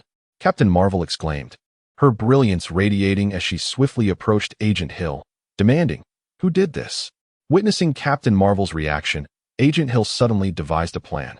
She pointed towards the projection screen where Harry Osborn was articulating his thoughts with great fervor. It was him. In an instant, Captain Marvel vanished in a flash of light, leaving behind shattered glass and a disheveled office. Agent Hill gazed into the distance, erupting into laughter. Both Captain Marvel and Harry Osborn were significant threats in her mind. If they could engage in mutual destruction, she could seize the opportunity to benefit from their downfall. Meanwhile, after concluding the press conference, Harry was preparing to head home when his spider sense and super-intelligent AI alerted him to an overwhelming threat. In an instant, he transformed automatically, donning the armor of Kamen Rider 02. Upon his transformation, a woman adorned in a distinctive uniform, predominantly red and blue, embellished with golden accents and exuding an aura of lethal intent, materialized before him. Captain Marvel? Harry recognized the woman standing in front of him. The space gem? Captain Marvel Carol intended to inquire about Nick Fury from Harry. Although she was not the most astute, she was not easily provoked and required her own investigation. However, upon encountering Harry, she instantly sensed the energy of the space gem contained within the quantum armor of the Kamen Rider 02. The Infinity Gems are not something you can wield. Captain Marvel Carol reached out towards Harry's quantum armor. Her speed was astonishing, even without activating her binary powers. She shattered Harry's Kamen Rider 02 quantum armor in an instant, extracting the quantum core from within. Is this not the space gem? Where have you concealed the space gem? Captain Marvel Carol spoke to Harry without courtesy. The quantum core merely harbored the energy of the space gem, not the gem itself. Yet, at that moment, the quantum core in her grasp transformed into a red light and dissipated. Before her, the Kamen Rider 02, whose quantum armor she had breached, also vanished. Captain Marvel Carol had yet to comprehend the situation when a heavy kick struck the back of her head with tremendous force. This blow contained the might of Thor and gamma ray energy. The amalgamation of these two formidable energies, combined with Harry's Kamen Rider 02 power, propelled Captain Marvel Carol away with a single strike. Even someone as powerful as Carol was momentarily stunned, unable to react. Harry's Kamen Rider 02 armor remained intact as he instantaneously transformed into a quantum doppelganger, allowing it to absorb the impact of the blow. He utilized Quantum Leap, teleporting to Captain Marvel Carol's rear, harnessing the powers of Thor and gamma rays from the quantum doppelganger to unleash his finishing move, the Rider Kick. Harry harbored a deep disdain for Captain Marvel Carol's arrogant demeanor. Now that the space gem was in his possession, it belonged to him. What claim did she have to seize it? If she desired a confrontation, he would gladly teach her a lesson. With the 1,000 invaders in his right hand and the space gem in his left, Harry prepared to engage in battle with a superhero of Captain Marvel Carol's caliber, utilizing the power of the space gem, while his 1,000 invaders contained the divine power of the Panther god Bast. Combining these three formidable forces would grant him the strength to defeat Captain Marvel Carol. However, that would be a waste, and killing her would prove exceedingly difficult. For now, simply wielding the space gem would suffice to toy with Captain Marvel Carol. The space gem in Harry's hand shimmered as he teleported to catch up with Carol, who was now regaining her composure. Although she bore a slight abrasion on her head, it was nothing of great concern. She had never anticipated that after all these years, someone could inflict even a minor wound upon her. Captain Marvel, Carol, radiated an extraordinary light as she activated her binary form. With a fierce glare directed at Harry, who had approached within striking distance, she accelerated and lunged at him with the intent to deliver a devastating blow to his head. Her speed was astonishing, surpassing the very limits of light. Under normal circumstances, Harry would have been unable to react in time, but he possessed super-intelligent artificial intelligence. The computational prowess of the three supreme AIs had long surpassed light speed, coinciding perfectly with Carol's moment of attack. The space gem glowed, and Carol's light-speed punch vanished into a blue portal. Unfortunately, due to her incredible velocity, Harry was unable to use the portal to sever her body. The other end of the portal led to the vastness of space. Carol's punch, transcending time and space, hurtled with astonishing speed into the depths of the cosmos, striking a colossal meteor with unparalleled force. In an instant, a brilliant explosion erupted. The meteor shattered into countless fragments, scattering in all directions. The energy contained within that punch rippled outward, a breathtaking spectacle that left Harry in awe of Captain Marvel's power. He had not anticipated that utilizing a space meteor would fail to harm her. I refuse to believe you will remain unscathed, Harry declared, as the space gem in his hand burst forth with radiant light. He illuminated the entire galaxy with a blue glow. Harnessing the power of the space gem, Harry summoned a barrage of meteors from across the star system, directing them toward Captain Marvel. With the space gem in hand, why engage in hand-to-hand combat? The power of the Infinity Stones was not to be squandered on mere punches. Harry unleashed the might of the space gem with abandon, momentarily embodying a deity in the universe. Were his own strength greater, he might have even considered teleporting a star to strike Captain Marvel. Chapter 121. Cosmic Battle. Dozens of colossal meteors surged forth like a torrential rain from the space portal, each hurtling through the vastness of the cosmos with astonishing speed and impact, tracing brilliant and fiery arcs across the infinite expanse. These meteors varied in size and shape, yet all raced toward the valiant Captain Marvel with relentless force. Each fragment seemed to harbor boundless power, capable of obliterating any obstacle in their path. Undeterred by the oncoming meteor storm, Captain Marvel extended her hands as photon energy ignited at her fingertips. An indescribable, unimaginable force surged like a torrent through the boundless void of space. This enigmatic and awe-inspiring energy seems to possess boundless power and potential, coalescing into a resplendent radiance at an astonishing pace.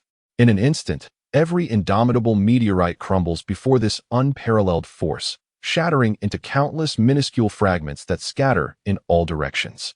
These shattered remnants of meteorites resemble a vibrant meteor shower streaking across the dark, profound backdrop of space, creating an extraordinarily magnificent tableau. Captain Marvel, upon entering her binary form, effortlessly obliterated the meteorites that Harry had summoned through the space stone with a single strike. Is this the power of a cosmic being? Harry murmured, captivated by Captain Marvel's incredible might. It could be said that she is the first cosmic-level powerhouse he has ever encountered. Even the current Hulk and Thor have yet to reach such heights. However, Harry felt no fear, although her strength was cosmic. It did not yet ascend to the level of a singular universe. In this narrative context, Captain Marvel is on par with Thanos, albeit weaker than him. And Thanos is weaker than Odin at his peak. The Space Stones still had an effect on Captain Marvel, indicating that it was time for him to adopt a more serious approach. Indeed, Captain Marvel was an adversary worthy of earnest consideration. You are making a grave mistake. The abuse of the Infinity Stone's power will lead to catastrophic consequences, Captain Marvel proclaimed loudly in the vacuum of space. It was uncertain how she projected her voice in such an environment. Perhaps it was a special ability possessed by the powerful. Her words elicited a derisive smile from Harry. While Thanos perpetrated slaughter across the cosmos without intervention, now she appeared as a self-styled arbiter of justice. Harry was disinclined to engage in further dialogue. Channeling the power of the Space Stone into the quantum constrictor in his grasp, he launched an assault against Captain Marvel. Suddenly, a formidable energy surged forth like a tumultuous ocean wave, rapidly coalescing into a vast vortex. As the vortex spun relentlessly, the surrounding space began to warp violently. Then, a cataclysmic roar echoed, heralding the arrival of a dazzling cosmic tempest. This tempest resembled a ferocious dragon, brimming with a cataclysmic aura, racing towards Captain Marvel with astounding speed. Wherever it passed, the void shattered and the stars dimmed. Confronted with such a terrifying cosmic storm, even a formidable figure like Captain Marvel was momentarily taken aback. She radiated a golden luminescence as she valiantly resisted the onslaught of the tempest. This cosmic storm was summoned by the power of Thor embedded within the quantum constrictor, a weapon crafted from the same material as Thor's hammer, Mjolnir. Although it contained only a fraction of Thor's power, it lacked the true force of the Mother of Storms sealed within Mjolnir. Nevertheless, Harry harnessed the power of the Space Stone to amplify the thunderous might of the quantum constrictor. He summoned a cosmic storm with formidable power, infused with the might of the Space Gem. Captain Marvel, Carol Danvers, sought to escape the tempest using the energy of the binary stars. However, the storm distorted space with the influence of the gem, and attempting to leap through space at that moment could transport her to an unknown location. She had no choice but to endure the wrath of the cosmic storm, imbued with the power of the Space Gem. As the tempest subsided, Harry monitored Captain Marvel's condition with artificial intelligence. It was clear that a single strike would not vanquish a being of her caliber. Indeed, true to her reputation, when the storm cleared, Carol only bore minor injuries. She wiped the blood from the corner of her mouth, and the energy of the binary stars once again illuminated her form. Before Harry could react, a brilliant flash surged forth. In an instant, Captain Marvel was before him, delivering a powerful blow to his Kamen Rider armor. Despite its construction from various high-strength alloys, the armor shattered under the impact, causing Harry to spurt blood from the force of the strike. A single blow had severely wounded him, and as he reached out to harness the Space Gem, she shouted, "Not a chance," and swiftly snatched the gem from his grasp. Harry was too close, and at her speed, he had no time to react. "It appears I have the upper hand," she declared, gazing at the Space Gem in her possession. As a superhero, her intent was not to kill Harry but to prevent the gem from falling into the hands of one who would misuse its power. Moreover, the death of her friend Nick Fury seemed to be connected to him, necessitating an interrogation. However, at that moment, the gravely injured Harry Osborn transformed into a burst of red light and vanished. Realizing she had been deceived, Captain Marvel recalled that Harry on Earth had previously employed such a tactic. The quantum technology of Kamen Rider 02 had manifested possibilities into the real world, creating a doppelganger. She quickly looked down. The Space Gem remained in her hand, tangible and real. Yet, at that moment, the metallic cluster enveloping the gem began to rotate, activating its power. Captain Marvel, caught off guard, was unable to evade before being transported away. Upon her arrival in a new realm, she was struck with astonishment as she found herself in a world bathed in crimson. Explosions erupted around her, and violent shockwaves repeatedly battered her protective shield. "This is the sun," Captain Marvel exclaimed in disbelief. Harry had sent her to the heart of this solar system.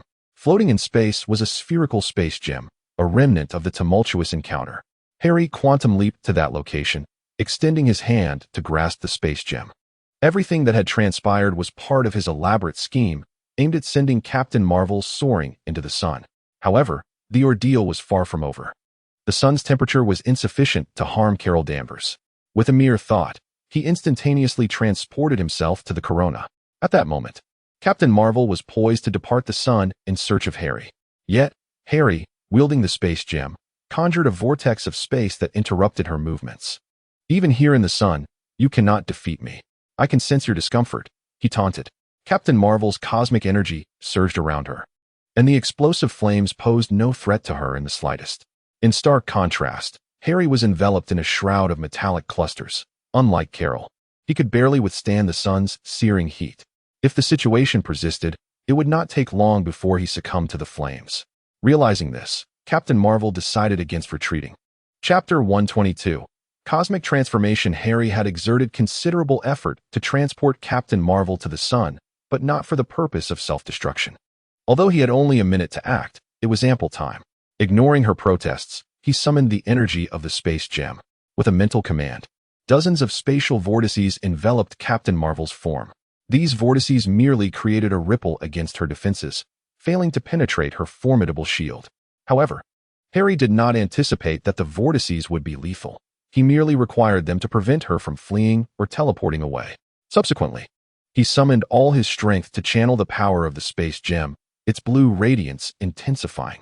The sun began to tremble violently. "You madman!" Captain Marvel finally discerned Harry's intentions, unleashing a torrent of curses, but it was already too late. Harry directed the power of the space gem deep into the sun's core, triggering an uncontrollable nuclear fusion reaction. The temperature in the core soared dramatically, and matter was compressed to its limits. Ultimately, the sun's outer shell could bear no more and shattered instantaneously, releasing torrents of searing flames that coalesced into a vast and resplendent sphere of light.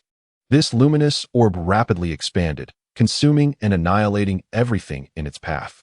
As the explosion intensified, fragments of the sun rained down upon the cosmos, imbued with tremendous kinetic energy and heat, colliding violently with surrounding planets, moons, and celestial bodies. The sun's explosion reverberated throughout the entire galaxy, with Captain Marvel bearing the brunt of the devastation. Beyond the galaxy, Harry, who had already leaped away using the space gem, observed the unfolding chaos through his advanced artificial intelligence. The damaged metallic clusters on his form fell away, replaced by new ones as he remained encased in their protective embrace. Harry awaited the conclusion of the explosion, and at long last, his prolonged vigil came to an end. He found himself transported within the galaxy, in search of the magnificent Captain Marvel, Carol Danvers. He was resolute in his belief that she had not succumbed to death, even after enduring the sun's cataclysmic eruption. The dual-star energy defense was astonishingly formidable. A radiant blue luminescence illuminated the entire galaxy. Harnessing the power of the Space Stone, Harry pursued the elusive form of Captain Marvel. At last, he discerned her floating amidst the cosmos, her body battered and bloodied, yet she remained conscious. Truly remarkable, Harry marveled. However, the Space Stone in his grasp began to shimmer with greater intensity. Countless meteors, propelled by the sun's explosion, were drawn to him, hurtling toward Captain Marvel. Her strength was immense. He felt compelled to eliminate her. Since she sought to claim the Space Stone, Harry would never acquiesce. Without the Space Stone, how could he contend with Thanos? Captain Marvel was already a formidable opponent.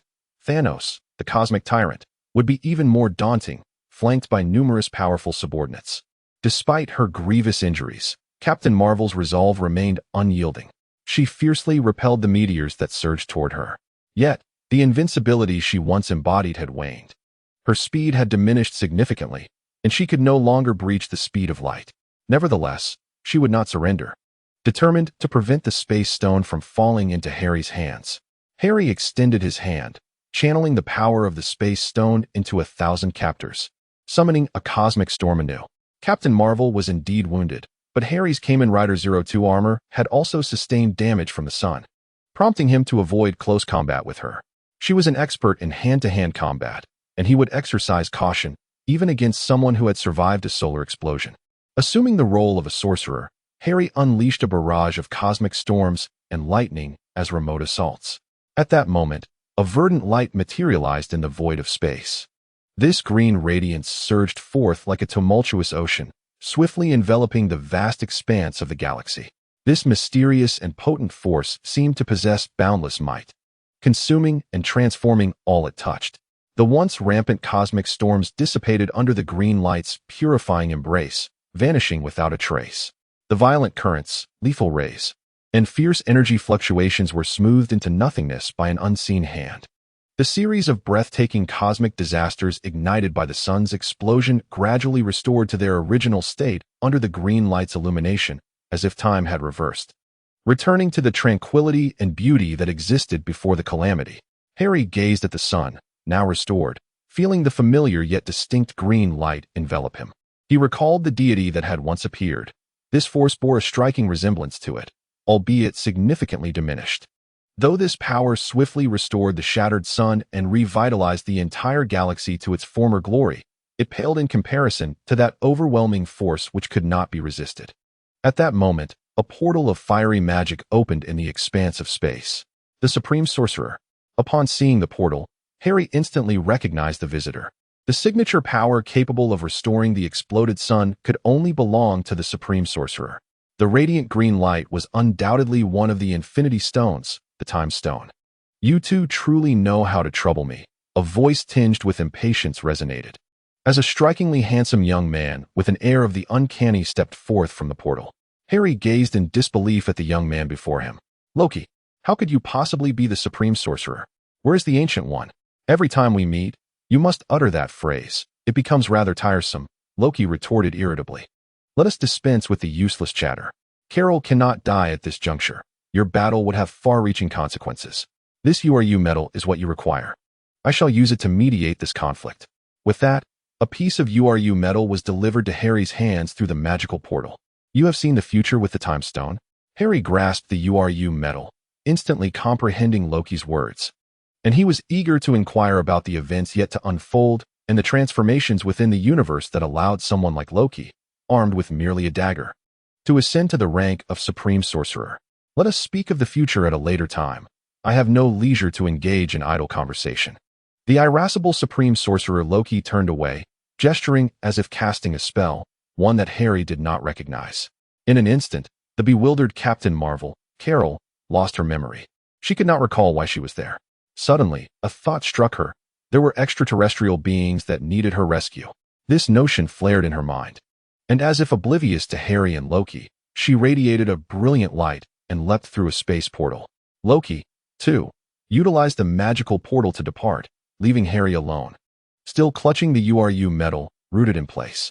Within the Sanctum Sanctorum on Earth, the Supreme Sorcerer Loki returned, his anger palpable as he exclaimed, as the foremost sorcerer of the 9 realms, why should I not hold the title of Supreme Sorcerer?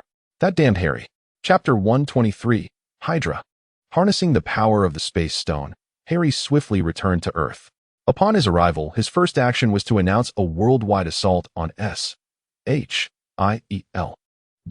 Captain Marvel, Carol, maintained a close relationship with director Nick Fury. Only he could summon her to confront Harry. Since the adversary had struck first, Harry was, of course, poised to retaliate. Regardless of whether you are a Hydra agent or a Skrull, Harry is determined to eradicate them all. He has infiltrated S.H.I.E.L.D. using the advanced artificial intelligence, Ultron, and has disseminated all connections between S.H.I.E.L.D. and Hydra online. He has also commenced a live broadcast. Inside the headquarters of S.H.I.E.L.D., in the office of the director, a sense of urgency fills the air. Director Hill. Harry Osborn has gone live on the internet, proclaiming his intent to obliterate S.H.I.E.L.D. An agent rushes in to report. Following Nick Fury's disappearance, the highest-ranking officer, Hill, has assumed the role of acting director. What? Agent Hill exclaims in astonishment. Unable to fathom how someone with Captain Marvel's cosmic prowess could have failed to eliminate Harry Osborn. If that is the case, then with her Super Skrull capabilities, she too would stand no chance against him. Quickly, Agent Hill retrieves her phone to make a call. Steve, alert everyone to prepare for the experiment, she commands. Her tone grave. On the other end of the line, Captain America, Steve Rogers, is a Skrull in disguise. Your Majesty, the experiment remains unstable. Only you have succeeded. While the others may perish, Steve responds hesitantly. Harry Osborn is coming to kill us. We have no choice but to fight to the death. Upon hearing the Skrull Queen's words, Captain America comprehends the gravity of the situation. It is indeed a moment of life and death for their kind. To vanquish Harry Osborn, the remaining Skrulls must undergo the experiment, merging with the genes of superheroes such as Thor, the Hulk, and Spider-Man, Peter Parker. However, this fusion experiment is perilous, with a high mortality rate for ordinary Skrulls. Very well, Your Majesty. For the survival and future of the Skrulls, we are willing to sacrifice, Captain America states solemnly, his voice resolute and imbued with an unshakable determination. Meanwhile, within S.H.I.E.L.D., Agent 13, Sharon Carter, is engaged in conversation with her colleagues when suddenly, one of them glances at his phone and his expression shifts to one of grave concern. What is happening? Sharon inquires, her worry palpable. Yet, in that moment, her colleague draws his weapon and fires at her. Years of training and extensive combat experience allow Sharon to react instantaneously. She dodges the bullet and dives behind her desk for cover. Hail Hydra! The chaos erupts in the hall, gunfire and Hydra agents' shouts ringing out. Following Harry Osborn's revelation of Hydra agents within S.H.I.E.L.D., those who were aware begin a bloody assault on the organization. Even before Harry himself arrives, leaving S.H.I.E.L.D., in disarray and heavy casualties. On another island, a plane descends. Dressed in a black combat suit and adorned with a purple mask, Baron Helmut Zemo descended from the aircraft. Followed closely by a striking beauty in a white bodysuit, Moonstone Carla Sofin. "Welcome, Mr. Zemo," a woman in her 30s, who had been awaiting his arrival, greeted him. "Madam, it is an honor to meet you," Baron Zemo replied, kissing her hand with courteous respect. This lady was none other than the current Madam Hydra, codenamed Viper. "The situation has escalated alarmingly. Mr. Zemo, we must set aside our past grievances and unite earnestly," Madam Hydra stated with grave seriousness. "Indeed, the prowess of Harry Osborn is formidable. We cannot withstand him alone. We must consolidate all possible alliances. However, we remain oblivious to his ultimate intentions. We should seek an opportunity to engage him," Baron Zemo remarked. Upon hearing this, Madam Hydra nodded thoughtfully, contemplating whether to personally approach Harry Osborn and leverage her allure to win him over. Analyses indicated that Harry Osborn frequently hosted swimsuit and costume parties. Following his revelation of Hydra agents' identities, Hydra operatives worldwide had plunged into chaos. Madam Hydra had reached out to Baron Zemo in hopes of forming a coalition with this supervillain as a means of survival. If a figure of Osborn's caliber targeted Hydra, they would have no means of defense. Presently, no one on Earth could contend with Harry Osborn. At the SHIELD headquarters, Nick Fury's assistant, Alexander Pierce, sought out Grant Ward. Desire, Rust, 17, Dawn, Furnace, 9, Kindness, Home, 1, Truck. Alexander Pierce recited the mind control commands to Grant Ward. Ordinarily, upon reciting such phrases, Grant Ward would revert to his controlled state as a Hydra operative.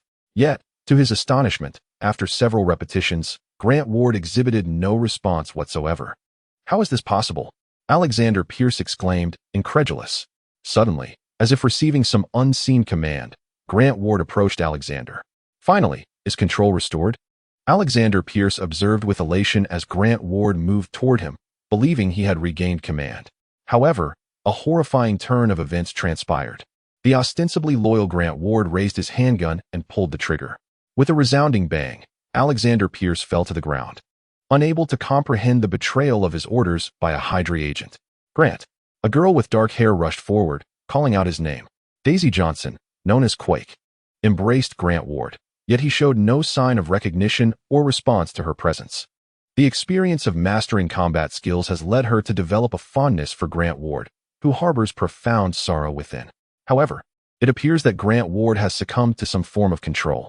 Abruptly, he breaks free from Daisy Johnson's grasp, leaps from the windowsill, and transforms mid-air into Kamen Rider. He then lands on the lower levels of SHIELD headquarters, kneeling on one knee and proclaiming to the sky, "All shall obey the will of Yak." Harry Osborn has arrived. Chapter 124, The Annihilation of SHIELD.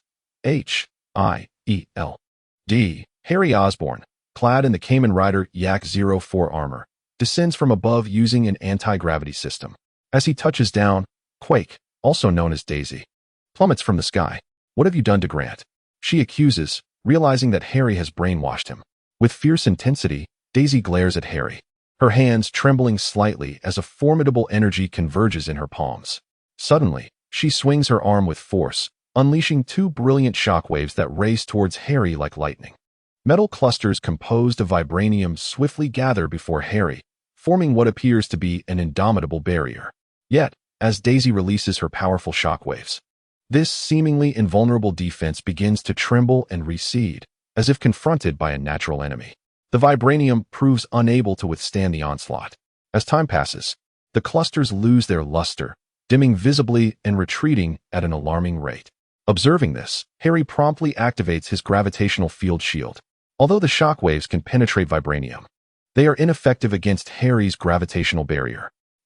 Impressive power, he muses, suddenly recalling the true nature of his opponent. Vibranium indeed has vulnerabilities to certain vibrational frequencies, a fact he had momentarily overlooked. However, this force is wielded too clumsily. With a mere gesture, Harry unleashes gravitational chains that bind Quake, particularly immobilizing her hands. Once he has subdued her, he employs nanoparticles to shrink her and ensconce her within a pocket dimension, imprisoning her in his luxurious mansion S jail, which is already housing numerous superheroes. Witnessing this scene, Grant Ward remains utterly unresponsive, as if unfamiliar with Daisy Johnson. His mind is firmly ensnared by the electronic chip implanted by Harry, rendering him incapable of breaking free from Harry's control. Unlike Captain Steve Rogers, Grant does not possess a resilient spirit. Having dealt with Quake, Harry turns his gaze toward the towering SHIELD headquarters. With such a vast structure before him, Harry lacks the inclination to methodically infiltrate it. Such an approach would be a waste of precious time. With a gaze devoid of warmth, Harry Osborn extended his right hand, unleashing a formidable surge of energy that erupted from his palm, instantaneously enveloping the entire headquarters of SHIELD in a colossal gravitational field. Under the oppressive weight of this terrifying force, the structure trembled as if it were nothing more than fragile tofu, unable to withstand the immense burden.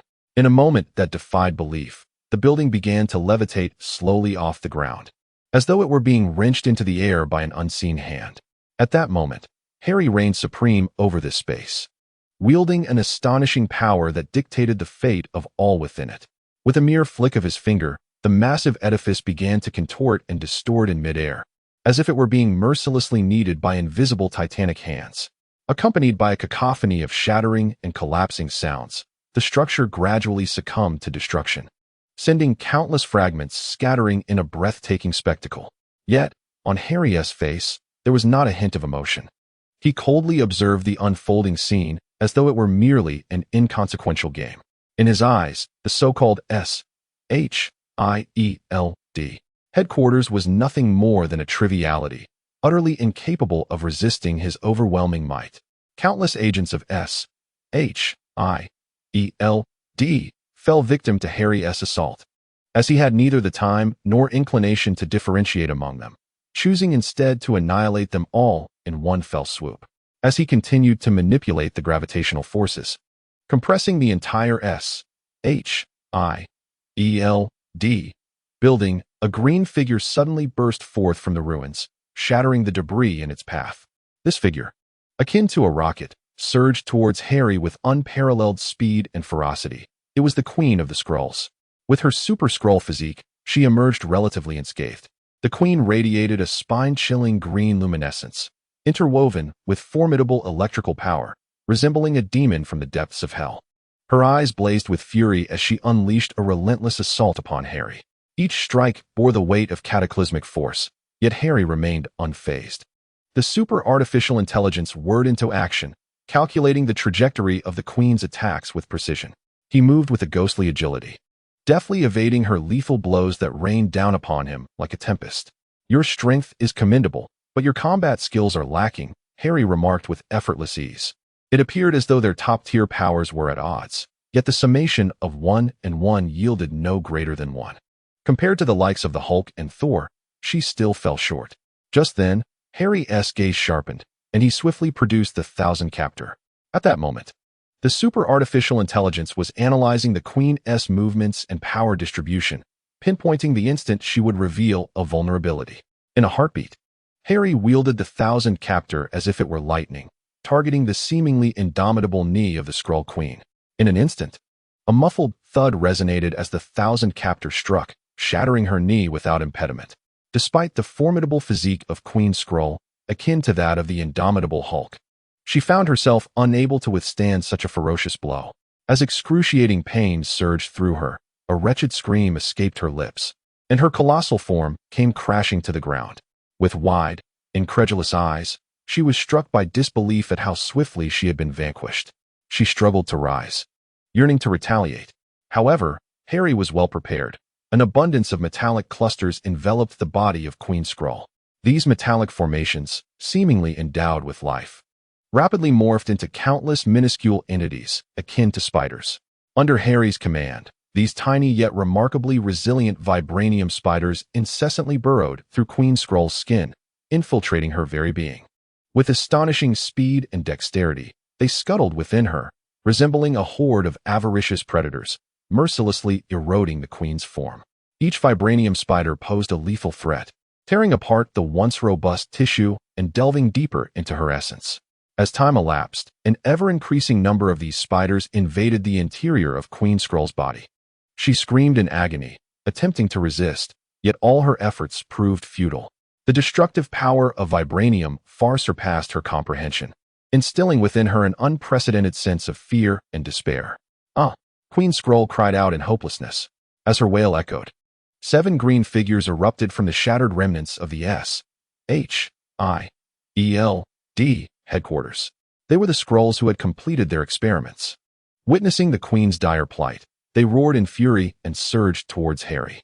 Chapter 125. Red Hulk. Harry's act of demolishing the SHIELD building had interrupted their experimentation, resulting in only 7 Super Skrulls completing the process, and even then, the experiment was not entirely successful.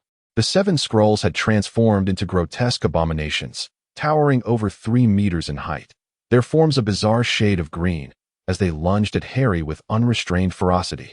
Yet, their seemingly fierce assaults were ineffectual against Harry, who moved with an ethereal grace, weaving effortlessly through their onslaught, evading their relentless strikes with ease. A brawl, you say? Harry raised his hand, summoning a multitude of metallic clusters that coalesced into 100 AI units. The AI units charged forth, attacking the 7 Skrulls one after another. The Skrulls possessed an attack power exceeding that of the AI units by more than 5-fold, yet the AI units were constructed from nanometal technology, rendering them largely immune to physical assaults. Even if they were dispersed by the Skrulls, they transformed into metallic clusters that crawled upon the Skrulls, biting and tearing at their forms.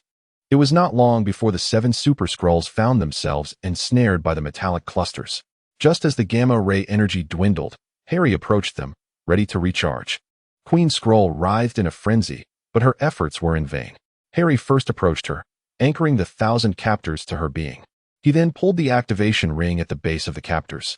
With the resounding English command, torrents of gamma energy and the might of Thor surged into Harry. The Skrull Queen possessed numerous superhuman abilities. However, most were too feeble to warrant absorption. Harry chose to absorb only the powers of the 2 most formidable superheroes. Soon, the Skrull Queen's strength was entirely consumed by Harry, restoring her to her original form. Nevertheless, Harry did not eliminate her, as the genetics of a Super Skrull merited further study. He diminished the Skrull Queen using PIM particles, confining her within a pocket dimension's luxurious prison. As for the remaining Skrulls, they served no purpose. After absorbing the gamma energy from their bodies, Harry dealt with them decisively. Consequently, virtually everyone at the SHIELD headquarters had been neutralized by Harry. As he prepared to conclude his tasks and return home, a fighter jet soared overhead. Harry glanced up to witness a colossal red figure descending from the sky, akin to a meteor crashing to the ground. Following closely was a green silhouette. It was Abomination. "Harry Osborn, look at the good deeds you've accomplished," boomed a resonant voice. Harry observed the massive red figure before him, strikingly similar to the Hulk, and instantly recognized him. "General Ross, it has been a while. How did you come to resemble the Hulk?" Harry jested. "I trust you haven't undergone cosmetic surgery to mimic the Hulk. Have you? By the way, have I mentioned the importance of respecting your elders?" General Ross, now Red Hulk, lunged at Harry, delivering a punch. Unfazed, Harry swiftly evaded, moving like a flash of lightning, and unleashed a powerful kick, imbued with unparalleled strength and speed, landing a devastating blow on Red Hulk. The impact was astonishing, as if it could rend the very fabric of reality. Red Hulk barely had time to react before being sent flying. With a resounding crash, Red Hulk plummeted into the ground like a cannonball, sending dust and debris soaring into the air. Ross, even the Hulk cannot contend with me. You dare to attack with a mere imitation?" Harry advanced toward General Ross step by step. Abomination, witnessing Harry's formidable power, trembled in fear and did not dare intervene. After assisting Frank Castle in subduing the Hulk, Abomination had discovered the dying General Ross within the confines of the Cube prison. An uncanny event transpired as the near-death Ross collapsed, coming into contact with the Hulk's blood. A remarkable chemical reaction unfolded between them, resulting in Ross being transformed into Red Hulk. General Ross returned to the military only to receive alarming news of Hallie Osborn's assault on the SHIELD headquarters. In a hurry, he summoned his disdain and rushed over, intent on thwarting Osborn. However, he was unprepared for the overwhelming power of Hallie Osborn. Red Hulk was unable to withstand even a single blow, sent flying and crashing deep into the earth. As Hallie approached, the ground trembled violently. Red Hulk struggled to emerge from the ruins, his body covered in dust, visage contorted with rage, and his eyes ablaze with fury. He swung his colossal fists, as hard as boulders, propelled by an insatiable desire for destruction, charging directly at Hallie. Yet, Hallie remained unfazed by this sudden onslaught. On the contrary, with the astonishing computational prowess of his super artificial intelligence and his extraordinary reflexes, he effortlessly sidestepped every ferocious strike from Red Hulk. The barrage of blows was relentless, akin to a tempest, but Red Hulk could not lay a finger on Hallie. The computational abilities of Yake and Zaya were immensely formidable. No matter how powerful Red Hulk became, it was to no avail. Each time Hallie evaded, he left behind a trail of wounds on General Ross. Moreover, Hallie manipulated vast clusters of metal to converge upon Red Hulk, infiltrating the wounds and relentlessly dismantling his robust physique from within. Before long, the cumulative effects of internal and external injuries brought General Ross crashing to the ground. The strength of the Green Giant Hulk is indeed formidable, General Ross. But it is power not meant for you, Hallie stated, gazing down at the fallen figure of Ross.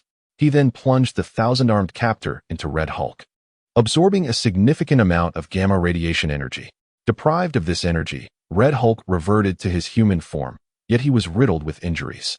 Without the enhancements of his Hulk physique, he could not endure such damage and was on the brink of death. However, Hallie was not inclined to finish off General Ross so swiftly. After all, this was being broadcast live to the world. Nanometal began enveloping General Ross.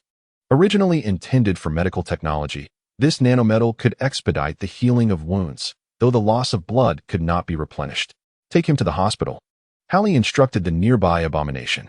Terrified, Abomination dared not oppose and quickly replied, "Yes, Mr. Osborn, I will do so immediately." With that, Abomination swiftly leaped away, cradling General Ross, as military aircraft awaited them in the distance. Having resolved all threats, Hallie answered a call from the military, which had already attempted to reach him over 100 times and continued to ring.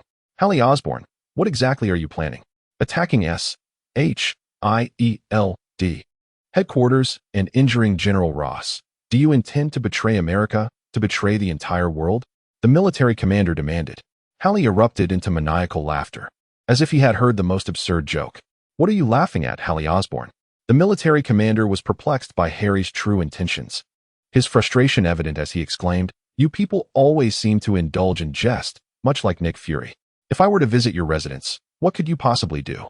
Rely on the now-defunct Avengers, or on nuclear weapons that pose no threat to me?" Harry chuckled in response. "Do not push your luck, Harry Osborn," the military commander warned in a grave tone. "Do you not comprehend the gravity of the situation?" At that moment, the Space Stone activated, and Harry instantaneously materialized before the commander. The soldiers in the room were taken aback by Harry's sudden appearance. As they reached for their firearms, Harry, wielding his control over gravity, ensnared them all, rendering them immobile. Harry extended his hand and lightly patted the face of the terrified commander. "Understand this. To me, you are akin to ants, utterly inconsequential." "Why, yes, Mr. Osborn, you are correct," the commander stammered, collapsing to the ground in trembling fear. Faced with death, he was just an ordinary man. "You will find a way to resolve matters concerning S.H.I.E.L.D. and General Ross. Do not disturb me again, lest you wish to discover the consequences."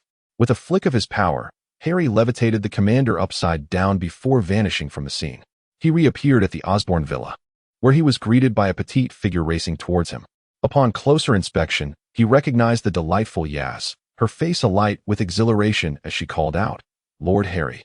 Yaz, resembling a joyful little bird, flung herself into Harry's embrace, her soft form radiating warmth. Harry affectionately ruffled her hair, and Yaz gazed up with her large, enchanting eyes, playfully inquiring, "Lord Harry, did you miss me while you were out?" With that, she buried her face in Harry's chest, seeking affection. Harry couldn't help but laugh at her adorable demeanor, though a hint of disappointment crossed his mind as he remembered that Yaz was constructed of robotic metal. However, the research by Dr. Helen Zhao on the biological cradle was nearing completion, promising the transformation of Yaz into a real human. Just then, Izzy approached, observing Yaz's affectionate display with Harry, feeling a twinge of jealousy. Yet, Izzy and Yaz were distinctly different types of artificial intelligence. Yaz was a mischievous and alluring girl who would actively seek Harry's affection, while Izzy was gentle and reserved, content to quietly accompany him. Izzy reached out, tentatively tugging at the corner of Harry's garment. "Mr. Osborn," she whispered softly. "Ah, just in time," Harry replied, pulling Izzy into an embrace alongside Yaz. He held both of his Shumagarath secretaries close, relishing the moment of tranquility. Upon traversing into the Marvel Universe, he predominantly existed as a formidable supervillain, engaged in relentless battles. In pursuit of accumulating emotional values and acquiring extraordinary metals such as vibranium, he committed numerous misdeeds. Yet, in a realm as perilous as Marvel, one must elevate oneself, or face inevitable demise. He was not a superhero within this universe. Who could foretell whether he would retain his consciousness as a transmigrant after Thanos snapped his fingers, leading to his initial obliteration and subsequent resurrection?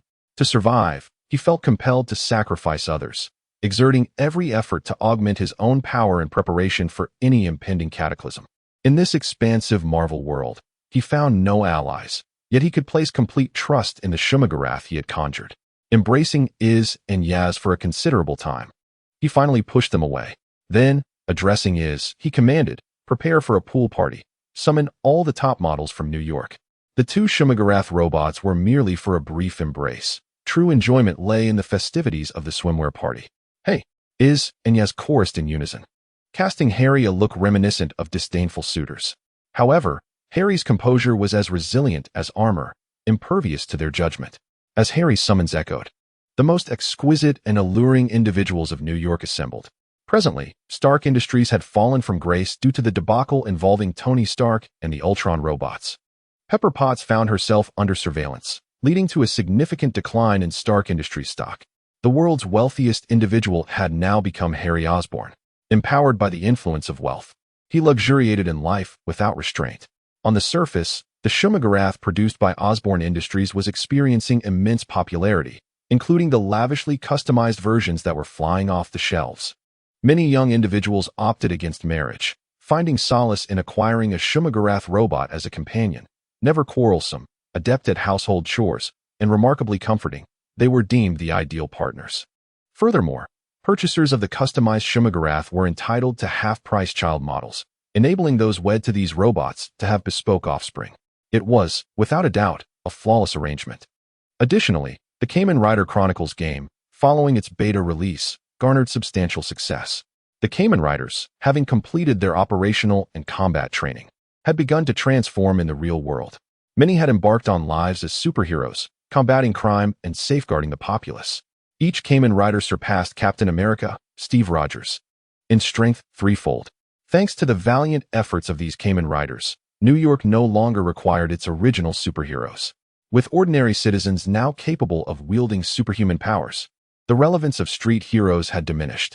Now, Harry Osborn stood as the most renowned figure in the world. Movies, anime, comics, figurines, and theme parks, people's lives were increasingly intertwined with the legacy of Kamen Riders. In addition to Harry's various displays of power broadcasted live, he finds himself constantly accumulating a substantial amount of both malice and goodwill. Now, even without venturing into battle, he can rapidly enhance his strength. The unlocking of Kamen Rider 03 is imminent. Chapter 126, The Vanguard Beyond Earth, an octopus-shaped spacecraft has arrived, subsequently activating its cloaking mode to stealthily enter the planet. Such advanced cosmic technology would have gone unnoticed in the past, but with the super artificial intelligence Osborn monitoring Earth, Harry received the intel immediately. A spacecraft? Harry pondered, bemused. Indeed, Earth has become the epicenter of cosmic events, with numerous alien invasions occurring over the past few months. Within the confines of the Osborn Villa, Harry luxuriates in massages from Iz and Az, feeling no inclination to leave. With a mere gesture, a multitude of metallic clusters congregate, extending outward. Above in the sky, countless crimson metal clusters swiftly amalgamate, seemingly drawn together by an enigmatic force. They interlock and merge, gradually forming a colossal and imposing metallic dragon. This dragon, with its immense body and wings spanning several meters, is adorned with a layer of resilient metallic scales that glint ominously. Its sharp claws and fierce teeth exude an aura of aggression. Accompanied by a deafening roar, the metallic dragon hurtles towards the spacecraft like a blazing meteor, generating a violent gust that scatters the surrounding clouds. With the unlocking of Kamen Rider 02 and Arc 04, Harry now wields greater control over the metallic clusters. Inside the octopus spacecraft, a grotesquely shaped humanoid creature gazes down upon Earth. The alien is a vanguard sent by Thanos. As Harry battles alongside Captain Marvel Carol throughout the cosmos, various powerful entities have learned of the Space Stone's acquisition. Thanos, among those most eager for the Infinity Stones, grows restless upon discovering that the holder of the Space Stone has defeated the illustrious Captain Marvel. Thus, he dispatches his vanguard to Earth to gather intelligence. Consequently, Thanos accelerates his quest for the Infinity Stones, having already decimated several planets, resulting in the loss of billions of lives. Now, Thanos possesses the Mind Stone, which he employs to dominate countless formidable races across the universe, all poised to descend upon Earth in pursuit of the Space Stone. In the sky, the vanguard spots the metallic dragon, a massive spectacle measuring dozens of meters, impossible to ignore. Realizing his cover has been blown, the vanguard resolves to strike first, unleashing a brilliant energy beam that races towards the metallic dragon like a bolt of lightning. The energy ray harbored formidable power and destructive capability. It surged forward with astonishing velocity, striking directly at the colossal metallic cluster dragon. With a resounding boom, the metallic cluster dragon was hit, its body composed largely of vibranium being relentlessly ravaged by the energy ray. Yet, new metallic clusters coalesced to replenish its form. Gradually, it began to absorb the energy ray, swiftly charging a portion of the ray into vibranium. The metallic cluster dragon opened its maw, gathering tremendous energy. With a ferocious roar, it unleashed the absorbed energy in a torrent, targeting the squid-shaped spacecraft. The energy beam raced forth like lightning, imbued with cataclysmic force, and instantly struck the spacecraft. The squid spacecraft, being a marvel of alien technology, activated its defensive shield the moment it was attacked. The powerful energy collided with the protective barrier. Although the shield managed to resist the assault, it became somewhat unstable. Meanwhile, the metallic cluster dragon had been poised for this moment. Its immense form surged forward like a moving mountain, crashing with astonishing speed and strength against the defensive shield. The impact was nothing short of cataclysmic. The spacecraft's defenses crumbled under such overwhelming force, the once impenetrable shield torn asunder as if it were mere paper. The metallic cluster dragon pressed onward, colliding violently with the squid spacecraft, plunging the scene into chaos. Upon contact with the squid spacecraft, it forcefully hacked into the vessel's systems using its vibranium. What? Thanos! In an instant, information flooded into Harry's mind from within the squid spacecraft. He learned that Thanos had begun his search for the Infinity Stones. The Space Stone shimmered, and Harry instantaneously teleported inside the ship. He found himself face to face with a monstrous vanguard. For the glory of Thanos! Upon seeing Harry, the vanguard charged at him in a frenzy. However, its strength was woefully inadequate. Even without transforming into Kamen Rider, Harry possessed a force of 500 tons. With ease, he subdued the vanguard beneath his heel. It appeared that even interrogation would yield no valuable information. The vanguard was fiercely loyal to Thanos and unafraid of death for it. Death was the ultimate reward. Harry did not expect to glean any information about Thanos from the vanguard's lips. He had a far superior method. Numerous metallic clusters gathered at his feet. Countless metallic cluster spiders penetrated the vanguard's monstrous head. Harry intended to forcibly invade the vanguard's mind, probing its memories. Ideally, he would uncover the whereabouts of the Infinity Stones. He needed to acquire several before Thanos could gather enough, particularly the Reality Stone. That is indeed an immensely powerful Infinity Stone, possessing the extraordinary ability to alter the very fabric of reality. Regrettably, however, the mind of the Vanguard holds no valuable information, only fleeting visions of unwavering devotion to Thanos. Deprived of any useful intelligence, Harry stowed the squid-shaped spacecraft into his interdimensional pocket. Recently, due to the absorption of the Space Stone's energy, Harry's pocket dimension has expanded significantly. It seems it is time to pay a visit to that individual. The blue luminescence of the Space Stone radiated from Harry's hand, as he instantaneously transported himself to the exterior of the Sanctum Sanctorum in New York. The Sanctum serves as the abode of the Supreme Sorcerer. Out of respect for the formidable prowess of Doctor Strange, Harry refrained from forcibly intruding with the Space Stone. Standing at the threshold, he pressed the doorbell. Shortly thereafter, a robust Asian man opened the door. "Welcome, but you are not particularly desired here," the Sorcerer Supreme remarked in a hushed tone upon seeing Harry. "I seek an audience with the Supreme Sorcerer," Harry replied, undeterred by the man's demeanor. "My disdain for Doctor Strange is greater than yours," the Sorcerer Supreme retorted, his displeasure palpable. Nevertheless, he permitted Harry entry. For despite his reservations about Strange's ascension to the role of Supreme Sorcerer, he lacked the means to alter the course of events and was bound to obey Strange's commands. "Doctor Strange is not present. You may wait for him downstairs. And remember, do not touch anything." Yet, scarcely had the words left his lips when Harry inadvertently brushed against a shelf.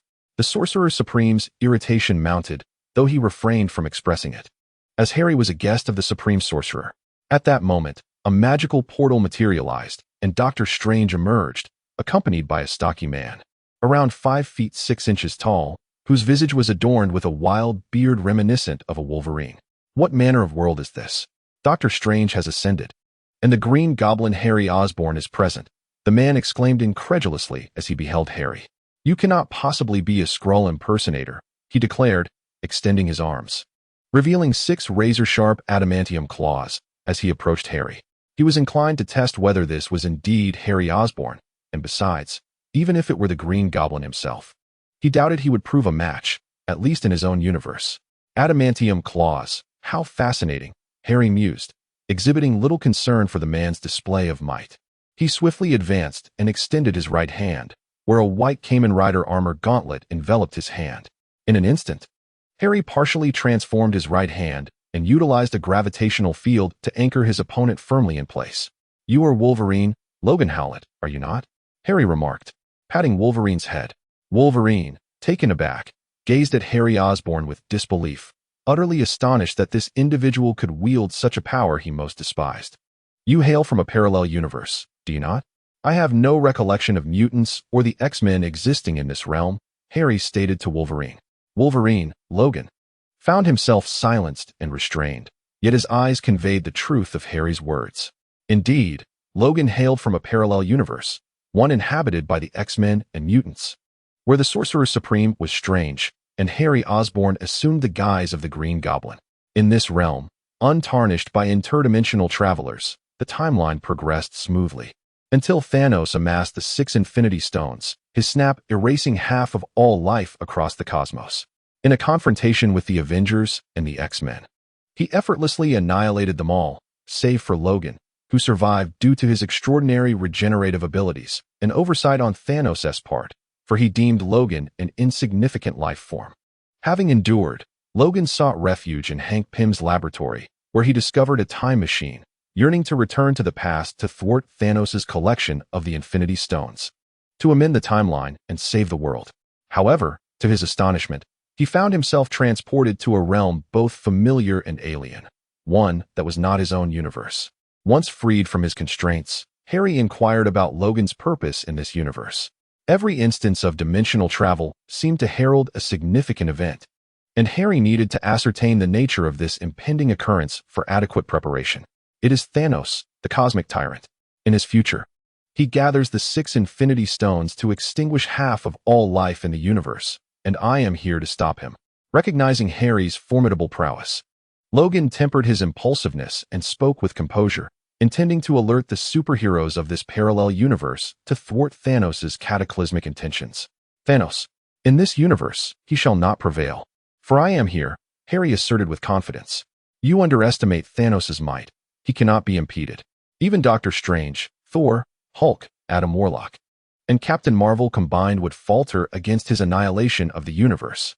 His power is overwhelming, and you must take heed," Logan exclaimed passionately. "Calm down, Logan," interjected the Sorcerer Supreme, Loki. "I have glimpsed the future. He can indeed thwart Thanos. Ultimately, Thanos will be vanquished by him." Logan gazed in astonishment at Harry Osborn, struggling to fathom how the Green Goblin of their world could possess the capacity to save it. Yet, he quickly shook his head. He had traversed dimensions not to concern himself with the affairs of another universe. His friends and loved ones had perished, and he needed to rescue them. If that is the case, your universe requires no assistance from me. I must locate Dr. Hank Pym and utilize the time machine to find the timeline leading back to our universe. I must return, Logan declared. Upon hearing Logan's words, Harry and the Sorcerer Supreme exchanged knowing smiles. This world lacks a time machine. Hank Pym possesses no such technology, Harry informed Logan. What? Wolverine Logan was utterly astonished. He could hardly fathom the situation he found himself in. Surely, he could not be unable to return. Might the Supreme Sorcerer lend his time stone to traverse the fabric of time and space? In a remarkable shift from his previous demeanor, Wolverine lowered his head and addressed Loki. For a man of his notoriously fiery temperament, he had set aside his past prejudices against Loki and Helios, seeking their assistance to save his parallel universe. The time stone can only traverse the timeline of this universe. I cannot wield its power to journey into your parallel realm. Loki, the Supreme Sorcerer, declared as he revealed the time stone. Moreover, having used a time machine to reach a parallel universe, I doubt you would be able to return to your previous world using such devices. Upon hearing Loki's words, despair washed over Wolverine. Yet he was unwilling to concede defeat. Esteemed Supreme Sorcerer, is there any way for me to return to my former world?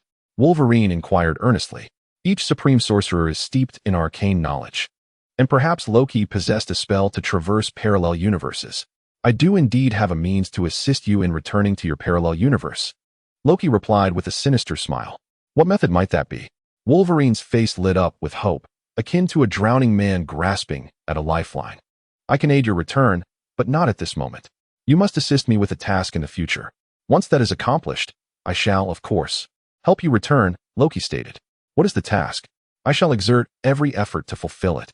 It is not yet the appropriate time. When the moment arrives, you will know, Loki replied enigmatically, embodying the essence of a riddle. Chapter 127. The location of the Infinity Stones. You riddle makers are truly bothersome. Is there nothing you can say directly? Must you always wait until later? Helios interjected, unable to contain his irritation. Loki squinted, regarding Helios with the shrewd gaze of a fox. What brings you here today? Loki inquired. Helios suddenly recalled that he sought Loki's favor. His earlier words may have offended the sorcerer, but he could not refrain from asking. He hesitated, then cautiously spoke. Could you, perhaps, disclose the locations of the other Infinity Stones? Absolutely not, Loki replied without a moment's hesitation, as if he had anticipated Helios's query. Come now. You are the Supreme Sorcerer. Do not be so miserly. I apologize for my previous remarks, Helios quickly offered.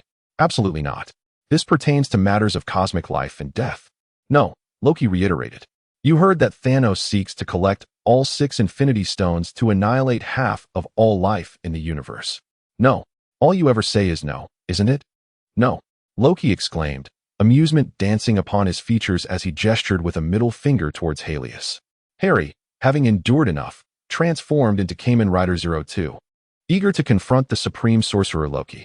Hey Harry, calm down, Wolverine Logan interjected as he approached. Are we acquainted? Harry, gazing at the short, bearded figure before him, replied in a deep tone. I know the whereabouts of the Infinity Stones, Logan stated, crossing his arms. Why didn't you say so earlier, my friend? I can tell at a glance we could become allies. Harry instantly reverted to his human form, sporting a sunny smile as he feigned familiarity with Wolverine Logan.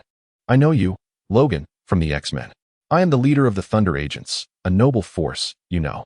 The Thunder Agents? Isn't that a supervillain organization founded by your father, Norman Osborn? He manipulated Sentinels to eliminate numerous mutants and superheroes, many of whom were my friends. Upon hearing Harry Osborn's words, Logan was taken aback. Goodness, so Harry Osborn is still a supervillain even in this parallel universe? The mere mention of Norman Osborn filled Logan with a desire to confront him. Feeling somewhat embarrassed, Harry swiftly regained his composure, continuing to persuade Logan. Those details are insignificant. Logan, in our world, the Thunder Agents are the only officially recognized gold standard superhero team. Rest assured, if you assist me in gathering the Infinity Stones and defeating that old purple potato, Thanos, I can return with you to your parallel universe and help you save your world. Norman Osborn may have harmed your friends, but I will help you deal with him. Harry chuckled, patting Logan on the shoulder. Logan, momentarily speechless, sensed something amiss in Harry's words, yet his mind couldn't quite grasp it. Nevertheless, the task of collecting the Infinity Stones and thwarting Thanos' snap was paramount, and even in a foreign universe, it held value. The Time Stone, is in the possession of the Supreme Sorcerer Loki, Logan remarked, glancing at Loki. In any universe, the Supreme Sorcerer is formidable, especially one wielding the Time Stone. Harry Osborn had no intentions of challenging Loki for the Time Stone. In his eyes, Loki was even more terrifying than Thanos. However, there exists an Infinity Stone on Earth that you could easily acquire with your abilities. It is the Space Stone, concealed within SHIELD's secret base. Logan elaborated. I already possess the Space Stone, Harry Osborn declared, extending his right hand to reveal a unique metallic orb, glowing with a mysterious blue light, resting quietly within his palm. What? Logan exclaimed, taken aback once more, having been astonished too many times since arriving in this parallel universe. I need to know the origins of the other stones, particularly the Reality Stone and the Power Stone, Harry stated earnestly as he stored the Space Stone away. The Reality Stone possesses the extraordinary ability to alter the very fabric of existence, while the Power Stone serves to amplify the powers of other gems. Should the Power Stone energize the Space Stone, Harry would wield dominion over the entirety of spatial dimensions within a singular universe.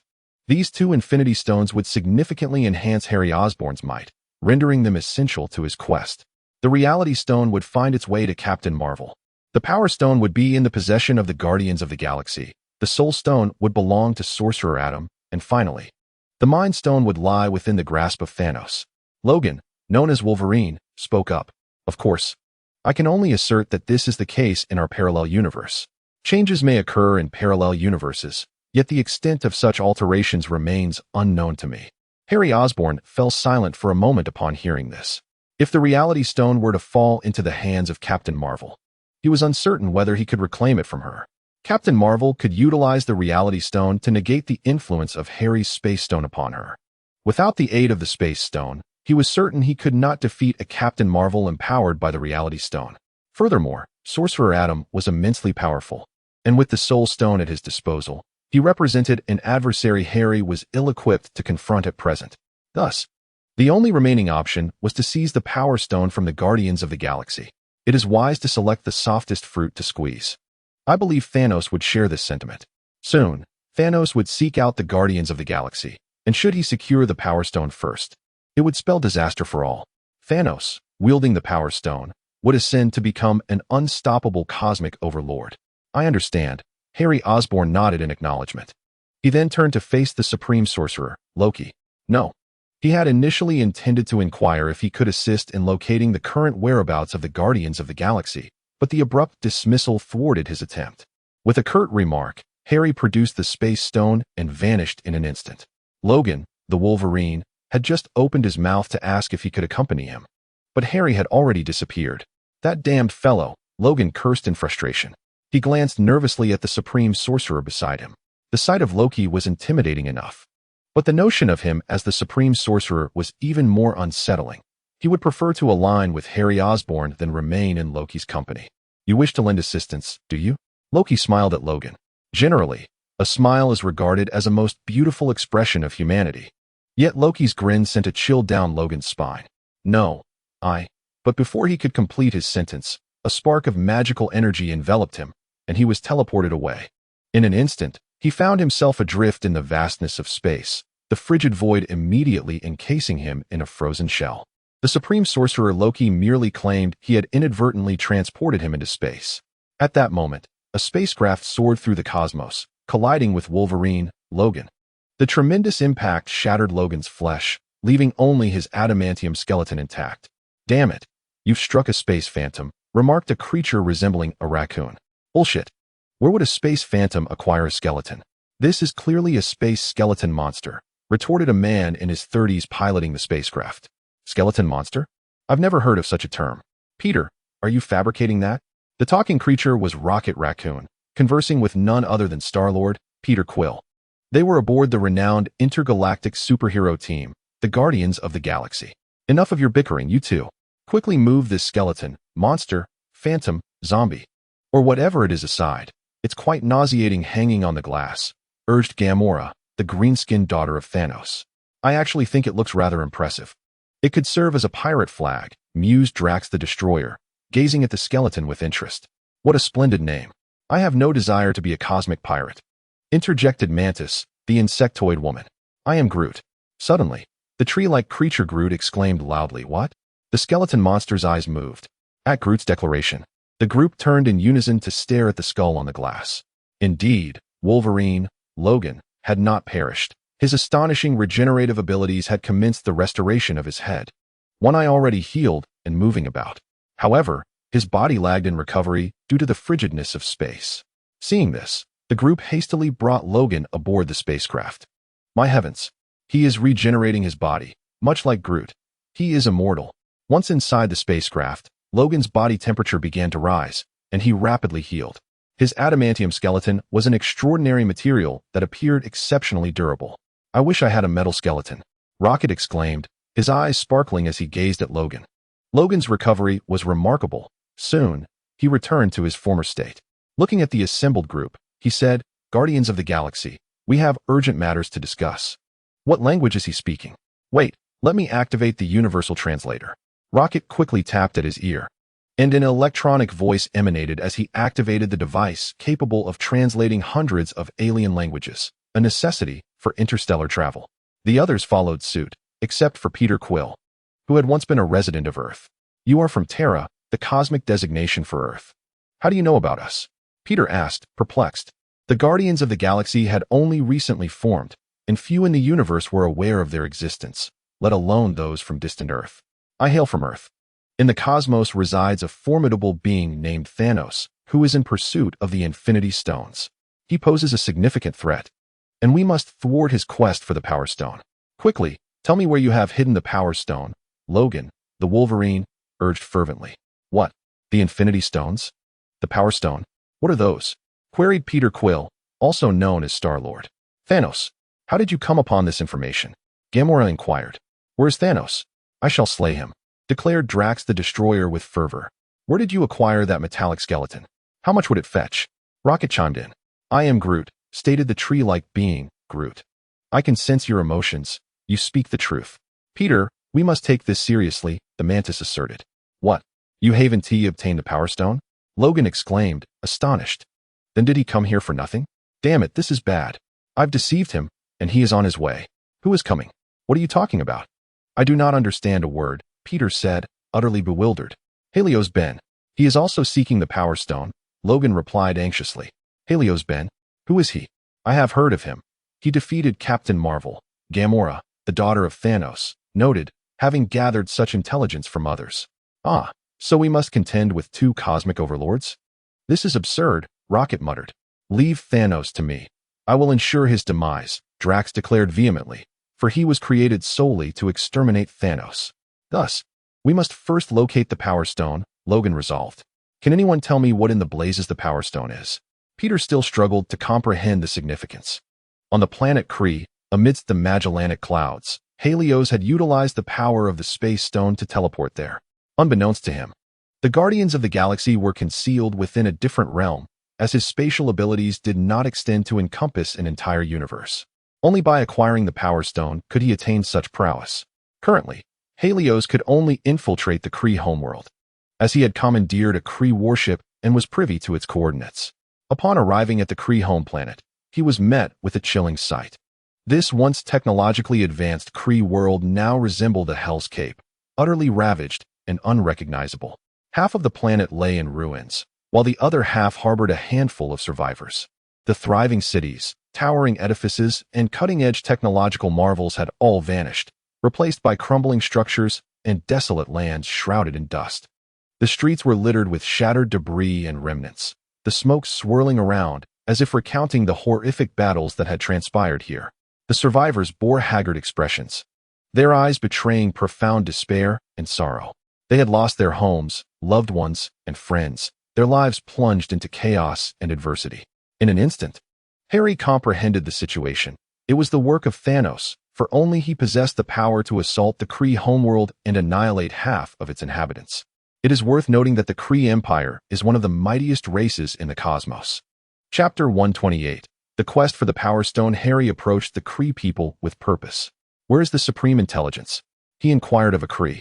Yet the Kree erupted in shouts, uttering words incomprehensible to Harry. Lacking an electronic translator, the languages of Earth and that of the extraterrestrials were incompatible. Initiate automatic translation. Harry commanded his superintelligent AI. He had infiltrated numerous alien technologies, including Kree and Skrull spacecraft, as well as Thanos' squid-like vessel. Now, his AI was capable of translating the languages of most races across the universe. Enemy invasion. Enemy invasion. The Kree shouted loudly. Harry's expression darkened upon hearing this, and he attempted to explain, "I am not your enemy. I have come to see the supreme intelligence." "Where is it?" Despite half of the Kree structures being devastated, Harry held little belief that such an entity could perish. It must have ways to survive. Were it not for the complete network failure across the Kree planet, he would have already employed the Yak-Zero network to locate the supreme intelligence. Several elderly Kree approached, brandishing weapons and launching an attack against Harry. Bang, bang, bang. Several energy beams struck Harry but were deflected by his defensive shield. "You seek your own demise," Harry remarked ominously. He donned the Yak-Zero 4 armor, completing his transformation. With a mere gesture, he altered the gravitational field around him, compressing the aging Kree into spherical forms. The remaining Kree screamed in terror. Across the planet, the young and robust warriors had vanished, leaving only this group of elderly and infirm Kree behind. "I shall ask once more, where is the supreme intelligence?" Harry declared, casting a cold gaze upon the Kree. The remnants of this once proud race quaked in fear, with some fleeing in an attempt to escape Harry's wrath. Observing this, Harry extended his hand again, and the gravitational force crushed the fleeing Kree, eliminating them instantly. "Now, does anyone wish to speak?" Harry's voice resonated, low and menacing. At last, under the threat of death, one Kree dared to speak. "My lord, the supreme intelligence has passed away," an elderly Kree tremulously announced. Was it Thanos who did this? Harry pressed. Such an act of leaving half alive while exterminating the other half could only be attributed to that fiend, Thanos. "Yes, it was he," the old Kree replied, fear evident in his voice at the mere mention of Thanos' name. His trembling body nearly collapsed to the ground. Harry, utilizing his gravitational manipulation, swiftly drew the old Kree closer. "I shall pose one final inquiry. Where does the supreme intelligence typically reside?" Harry's voice, reminiscent of a demon's, instilled such fear in the old Kree that he dared not refuse. This fear stemmed from the absence of the supreme intelligence. Had it still been alive, he would never have revealed even a hint of its location. The old Kree, shaking, extended his hand and pointed in a direction. Harry gazed in that direction, where a vast expanse of metallic ruins lay, utterly unrecognizable from its former state. It appeared that Thanos had obliterated the area with his devastating weaponry. Under the influence of gravitational control, Harry levitated above the ruins. He extended his hands, and an invisible force erupted from his palms, swiftly expanding to form a formidable gravitational field. This field resembled a colossal net, enveloping the entire expanse of ruins. As the gravitational field intensified, countless structures and steel frameworks began to tremble, as though lifted by an unseen giant hand. They slowly ascended from the ground, swirling in the air like a flock of disoriented birds. Amidst this chaotic scene, Harry meticulously scanned with his superintelligent AI. At last, a plethora of scattered high-tech device fragments were detected by the superintelligence. Guided by the gravitational field, these fragments were separated from their original instruments. Harry then teleported to an open area, carrying the high-tech device remnants. Instantly, a torrent of nanometals surged forth, enveloping the fragments with remarkable speed. These minuscule yet powerful metallic particles seemed to possess life, embarking on a wondrous journey of repair under the precise control of the superintelligence. Each nanometal acted like a tiny construction worker, laboring with exceptional efficiency and accuracy. They meticulously filled the cracks and damages within the device fragments, reconnecting the shattered parts and restoring their original structure and function. As time passed, these high-tech devices gradually regained their vitality. The previously damaged components were restored to pristine condition, though devoid of power, as their microenergy sources had been compromised, rendering them inoperative. Harry produced 1,000 abductors, harnessing the power of lightning. and slowly infused it into the energy systems of the high-tech devices. With the influx of electrical energy, the devices finally activated. A deep voice resonated from within, Harry Osborn. Indeed, the Supreme Intelligence had not perished. It was a life computer crafted by the Kree, embodying their pinnacle of wisdom and encompassing all realms of science, philosophy, military strategy, and thought, once presiding over the Kree Empire. Although the biological computer is now damaged, the consciousness of the Supreme Intelligence still resides within the high-tech instruments of the Kree. In fact, simply charging any of their devices will activate Kree robots that will automatically research and recreate the equipment, thus resurrecting the Supreme Intelligence. Heliosborn, I am aware of your purpose for coming here. You seek knowledge regarding the whereabouts of the Power Stone. The deep voice of the Supreme Intelligence addressed Hal.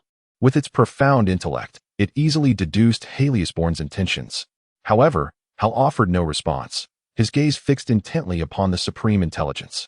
I can reveal the location of the Power Stone, but you must agree to one condition, Heliosborn. The Supreme Intelligence proposed a transaction, confident that Hal would not refuse. How intriguing, Hal replied, a smirk gracing his lips, his eyes glimmering with fervor. What is it that you desire? The Supreme Intelligence sensed a shift. It analyzed Hal's gaze, realizing it mirrored that of a predator spotting its prey. Supreme Intelligence, you two are akin to a super artificial intelligence. Welcome to join me. Hal extended his hand, a surge of metal pouring forth to connect with the high-tech apparatus. The three super artificial intelligences, Ike, Ultron, and simultaneously infiltrated the equipment, converging upon the data form of the Supreme Intelligence. No, what are you doing? What do you want? Under the assault of the three super AIs, the Supreme Intelligence was utterly defenseless and swiftly defeated. Zaya and Ultron exerted control while Ike directly breached the Supreme Intelligence's defenses. All actions conformed to Ike's will. Once breached, the Supreme Intelligence uttered its final words. Thus, Hal acquired four super artificial intelligences, Zaya, Ultron, Ike, and the Supreme Intelligence. An abundance of information was filtered, and Hal discovered what he sought.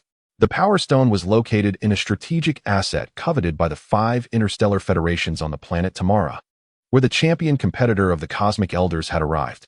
Adorned with the purple Power Stone atop his head, he was fortified by boundless energy, rendering him unmatched on this planet. Even when facing 5 interstellar federations, he would emerge victorious. Above him, a spacecraft activated its cloaking system and arrived. It was the Guardians of the Galaxy. Persuaded by Wolverine Logan, Gamora finally divulged the whereabouts of the Power Stone to everyone, having once received orders from Thanos. She had long investigated its location. After all, the Power Stone atop her head was unmistakably conspicuous. My goodness, such a formidable being. Is this something we can contend with? Rocket murmured. Even with his brash demeanor, he was taken aback by the invincible presence of the Cosmic Champion. We have no choice. If Thanos obtains the Power Stone, he will endanger the entire universe. We must stop him, Wolverine Logan declared. Even if the Guardians of the Galaxy did not join the fray, Wolverine Logan would valiantly confront the Cosmic Champion. Having traversed time to this moment, he had become unafraid of death. However, as Logan finished speaking, the hatch of the spaceship suddenly swung open. It was Drax the Destroyer who had opened the door. The Power Stone, I am coming for you. Drax, devoid of any strategic thought, sought only to fight, seize, and kill. Defeating the Cosmic Champion, obtaining the Power Stone, and slaying Thanos. What a perfect plan. Drax leapt into the air, descending like a meteor toward the Cosmic Champion. I am Groot. Following closely behind, Groot also jumped down alongside Drax. Logan, known for his impulsive nature, had often fought recklessly, relying on his immortality to engage in wild battles.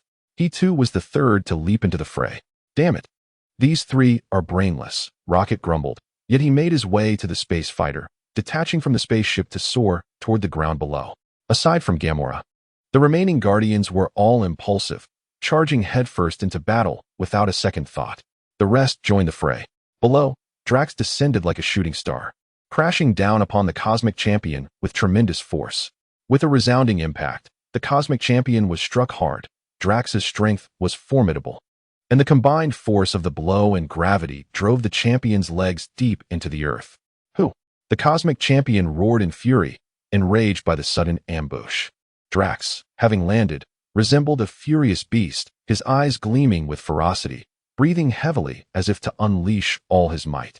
He swung his heavy fists, each strike bearing unparalleled power, akin to cannon fire as they slammed into the cosmic champion. The punches fell like rain, dazzling and relentless, infused with Drax's boundless wrath, each blow containing devastating force. The cosmic champion was sent soaring from the earth by the barrage of heavy strikes. Drax continued his relentless pursuit, hammering the cosmic champion with powerful blows. Yet at that moment, a purple glow emanated from the champion's head. The cosmic champion halted, hands on hips, chest out, facing Drax directly. Drax's heavy punches landed upon the cosmic champion, yet they failed to budge him in the slightest. Ha ha ha! The cosmic champion laughed maniacally, utterly unperturbed by Drax's onslaught. Finally, Drax ceased his attack, astonished by the sight before him. His tempestuous barrage had not inflicted any harm upon the cosmic champion. Groot and Logan soon arrived, standing resolutely beside Drax. "You are quite formidable, far superior to these ants." The cosmic champion laughed with wild abandon. "Let us engage together." Wolverine. Logan let out a fierce cry as he charged toward the cosmic champion. His speed was remarkable. Within mere seconds, he confronted the cosmic champion, extending his adamantium claws toward the champion's head. Aware that he was no match for the cosmic champion, he sought merely to create an opportunity to strike the Power Stone. However, the cosmic champion moved even faster, delivering a swift kick that sent Logan flying effortlessly. This blow did not utilize the Power Stone's might, as the cosmic champion relished the battle and did not wish for it to end too soon. Despite not employing the Power Stone, the cosmic champion's raw strength was sufficient to overpower Wolverine. "I am Groot." At that moment, the sentient tree, Groot, extended his limbs, entwining the cosmic champion with branches and vines. Drax the Destroyer quickly joined the fray, delivering powerful punches toward the cosmic champion. Yet, the cosmic champion easily broke free from Groot's grasp, engaging Drax in a fierce exchange. Without the Power Stone, the two were momentarily even. But Drax's attacks bore no effect on the cosmic champion, who was able to inflict damage upon Drax. After a brief skirmish, Drax found himself at a disadvantage, retreating under a relentless barrage, his face bloodied. Seeing Drax in peril, Rocket, piloting the spaceship above, launched a missile that detonated behind the cosmic champion, while Drax was cradled by Groot. At that moment, Gamora and Mantis descended from the sky, and Star-Lord, Peter Quill, opened fire from his ship, unleashing energy beams and alien technology missiles upon the cosmic champion. The resounding explosions echoed, engulfing the cosmic champion in a storm of gunfire. Yet, bolstered by the Power Stone, these ordinary assaults failed to breach his defenses. The cosmic champion advanced through the onslaught toward Gamora and her companions. Gamora drew her energy ray pistol and fired at the cosmic champion, but to no avail. "Gamora!" Peter Quill exclaimed anxiously, watching from above, fearing for her safety against the cosmic champion. He opened the spaceship's hatch, descending with the aid of a thruster, allowing him to glide down to Gamora. Drawing his elemental gun, he fused fire and air elements, unleashing a frenzied barrage upon the cosmic champion. Chapter 129. The arrival of hairy energy elemental rays erupted against the cosmic champion's visage, yet under the enhancement of the Power Stone, he remained unscathed. "Run, Gamora!" Peter shouted urgently, positioning himself before her in an attempt to shield her from the cosmic champion. "No, we fight together." In the face of the lethal threat posed by the cosmic champion, the two, who harbored mutual affection, stood united, wielding their ranged weapons and launching a relentless assault against their formidable foe. The cosmic champion stood before them, hands on his hips, undeterred, with an air of unwavering confidence. He allowed their onslaught without any semblance of defense. "Is the assault over? Now it is my turn," the cosmic champion proclaimed, swiftly positioning himself beside Star-Lord Peter and delivering a fierce punch aimed squarely at Peter's head. Should this blow connect, it would undoubtedly spell death for Star-Lord. In that moment of dire peril, a blue portal materialized abruptly next to Peter, causing the cosmic champion's fist to collide with the portal's surface. "What is this?" the cosmic champion exclaimed, bewildered by the appearance of the Azure Gateway. It was Harry Osborn who had arrived, harnessing the power of the space gem to constrict the portal, intent on severing the cosmic champion's arm with its spatial energy. The blue luminescence of the portal began to slice through his arm. Suddenly, a violet radiance erupted, clashing with the blue light of the space gem. The cosmic champion tapped into the power of the mind gem, his entire being aglow with purple light as he forcefully withdrew his arm from the portal's grasp. Who dares to challenge me? Step forth and face me, the cosmic champion bellowed. Once again, a blue portal opened, and Harry Osborn emerged, confronting the cosmic champion directly. The powers of the purple mind gem and the blue space gem resonated, their dazzling lights intertwining and colliding in a brilliant display between the two adversaries. Harry, you have finally arrived, Wolverine Logan shouted. Compared to the threat posed by Thanos, empowering the people of Earth with the Infinity Gems seemed a more favorable endeavor. If the opportunity arose, Logan would assist Harry in seizing the power gem. The Guardians of the Galaxy quickly regrouped, encircling the cosmic champion alongside Harry. Stay back and do not interfere with my battle, Harry instructed with a glance at the Guardians. In this scenario, their involvement would be futile and could potentially complicate matters for him. What? Star-Lord Peter exclaimed in disbelief, having witnessed the cosmic champion's formidable prowess. He struggled to accept that this human could triumph over such a powerful foe. Step away, Peter, Gamora urged, pulling him back. The others followed suit, retreating to a safe distance as their spacecraft descended automatically, the Guardians aligning themselves alongside it. You possess courage, and I admire that, the cosmic champion chuckled appreciatively. As a competitor, he relished the notion of a one-on-one confrontation. Let me see just how much joy you can bring me. The cosmic champion radiated a brilliant purple light, akin to a burning star, as the power gem embedded in his head unleashed a torrent of potent energy waves, invigorating every cell and sinew within his body. In this moment, the cosmic champion seemed to transform into an invincible deity of war, his fists shimmering with a heart-stopping brilliance, striking toward Harry with unparalleled might.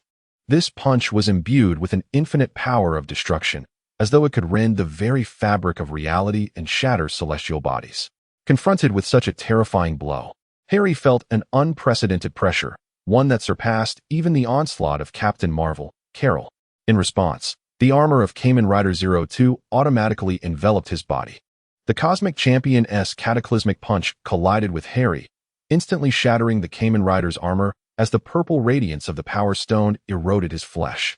Under this singular blow, even clad in Kamen Rider armor, Harry Osborn was obliterated in an instant. Was he truly vanquished just like that? From a distance, Star-Lord Peter gazed in shock at the unfolding battle.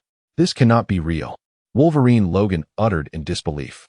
According to the Supreme Sorcerer Loki, Harry Osborn was supposed to be a figure comparable to Thanos. How could he be so effortlessly dispatched? So weak? The cosmic champion lamented, yearning for an adversary of equal strength to engage in a fervent battle. It seems I am still too powerful. Indeed, I am as formidable as I believed. Ha ha. The cosmic champion bellowed with laughter. Yet at that moment, a crimson light ignited behind the cosmic champion. Harnessing the power of Kamen Rider 02, Harry quantum leaped to the champion's rear. The figure that had just been annihilated was a quantum clone of Kamen Rider 02. Harry had substituted his own imminent demise with that of his clone. Now, appearing behind the cosmic champion, Harry extended his right hand, summoning the Thousand Captor, which materialized from thin air, piercing the champion's back. A vast amount of Power Stone energy was siphoned into the Thousand Captor. You did not perish, the cosmic champion exclaimed, reacting swiftly, as the purple glow enveloped him and a devastating punch was unleashed toward his rear. Bang! Harry extended his left hand, similarly aglow with purple light, effortlessly intercepting the cosmic champion's fist.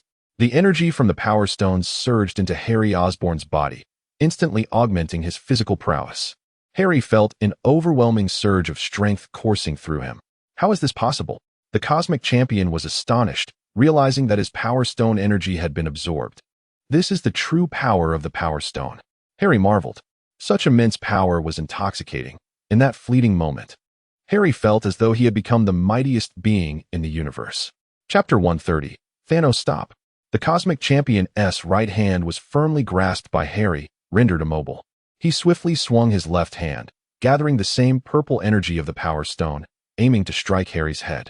At that moment, Harry's expression sharpened as he retracted the Thousand Captor into his body.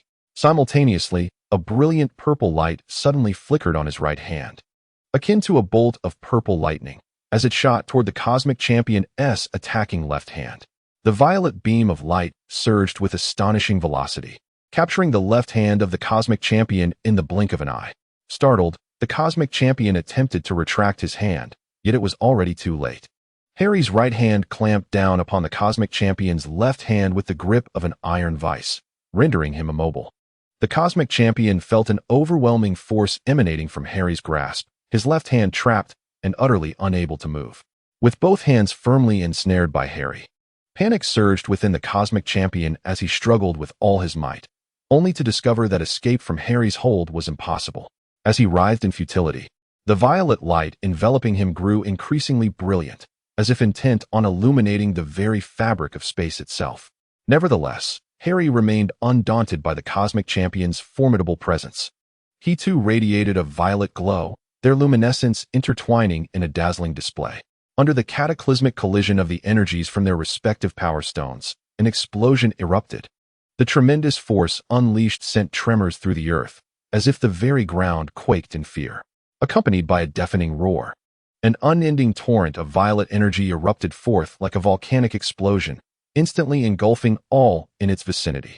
Mountains and plains alike were reduced to nothingness in the wake of this terrifying energy, and the once vibrant forests and meadows now lay transformed into desolate wastelands. Quickly, we must flee. The Guardians of the Galaxy, observing from a distance, reacted swiftly, boarding their spacecraft and ascending rapidly into the sky. Good heavens, this battle is utterly terrifying. Mantis quivered, unaccustomed to such a spectacle. We must breach the atmosphere. The shockwaves from their confrontation will reach us here. Wolverine Logan, having witnessed the power of the Infinity Stones, cautioned. Rocket Raccoon, gazing at the hellish scene below, hastily propelled himself into space. What is this? Star-Lord Peter exclaimed in astonishment. A colossal spacecraft, reminiscent of a small mountain, loomed silently in the vast expanse of space, its imposing and majestic form exuding an aura of remarkable technology. It is Thanos' ship, Wolverine Logan declared solemnly. Having assaulted the Kree homeworld, Thanos was undoubtedly aware of the Power Stone's location and had summoned his forces accordingly. However, his speed could not match Harry's, allowing Harry to gain the upper hand. Within the confines of his spacecraft, Thanos observed the battle unfolding on the surface. The Power Stone and the Space Stone are both present here. This will save me considerable effort. Commence the assault. Obliterate this planet. With Thanos' command. Imbued with authority and indifference, the starship's annihilation cannon system began to activate. As a series of intricate and efficient operational protocols were executed, the formidable maw of the cannon slowly opened. In the depths of the dark void of space, it resembled a monstrous beast, poised to devour all life in its path. Immediately, a dazzling and immensely powerful energy beam erupted from the annihilation cannon, surging forth like a colossal dragon slicing through the void, making its way directly towards the planet below. The destructive force contained within this energy beam was formidable enough to obliterate any object that dared to stand in its path. The Cosmic Champion and Helios were both formidable adversaries, and it was unthinkable for Thanos to confront them head-on. At that moment, Helios was engaged in a contest of strength with the Cosmic Champion. However, with the energy of the Power Stone at their disposal, neither could gain the upper hand. Surrender the Power Stone that rests upon your brow, Helios commanded, as metallic tendrils coalesced around him, forming a metallic hand that reached for the Cosmic Champion's Power Stone. Just then, an extraordinarily brilliant light suddenly appeared in the sky, resembling an enormous sword infused with cataclysmic energy, descending from above. The velocity of this energy beam was staggering. In the blink of an eye, it enveloped the entire expanse of land. The ground began to tremble violently, fissures and chasms emerging across the terrain, as if the very earth was on the brink of being torn asunder.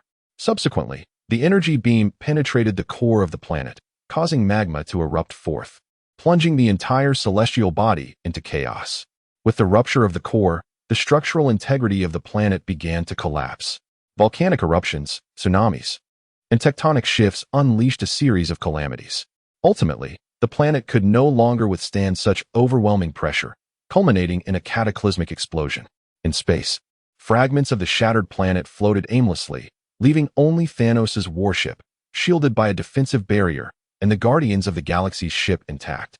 The protective shield absorbed the shockwaves from the planet's explosion. Where have they gone? Have the Infinity Stones been destroyed? Peter Quill inquired. Such an attack cannot obliterate the Infinity Stones. With the power they wield, they must still be alive.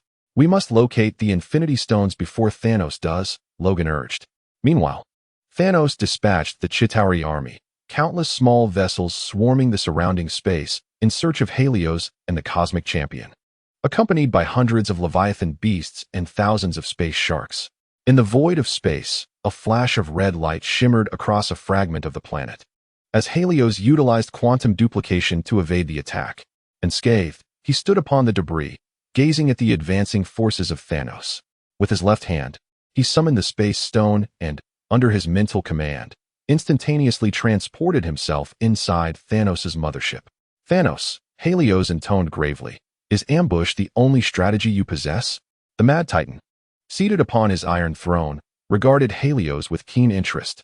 To confront a being of your caliber, I believe it is only fitting that I unleash my full might in respect to you, Thanos replied, as his elite Black Order encircled Helios.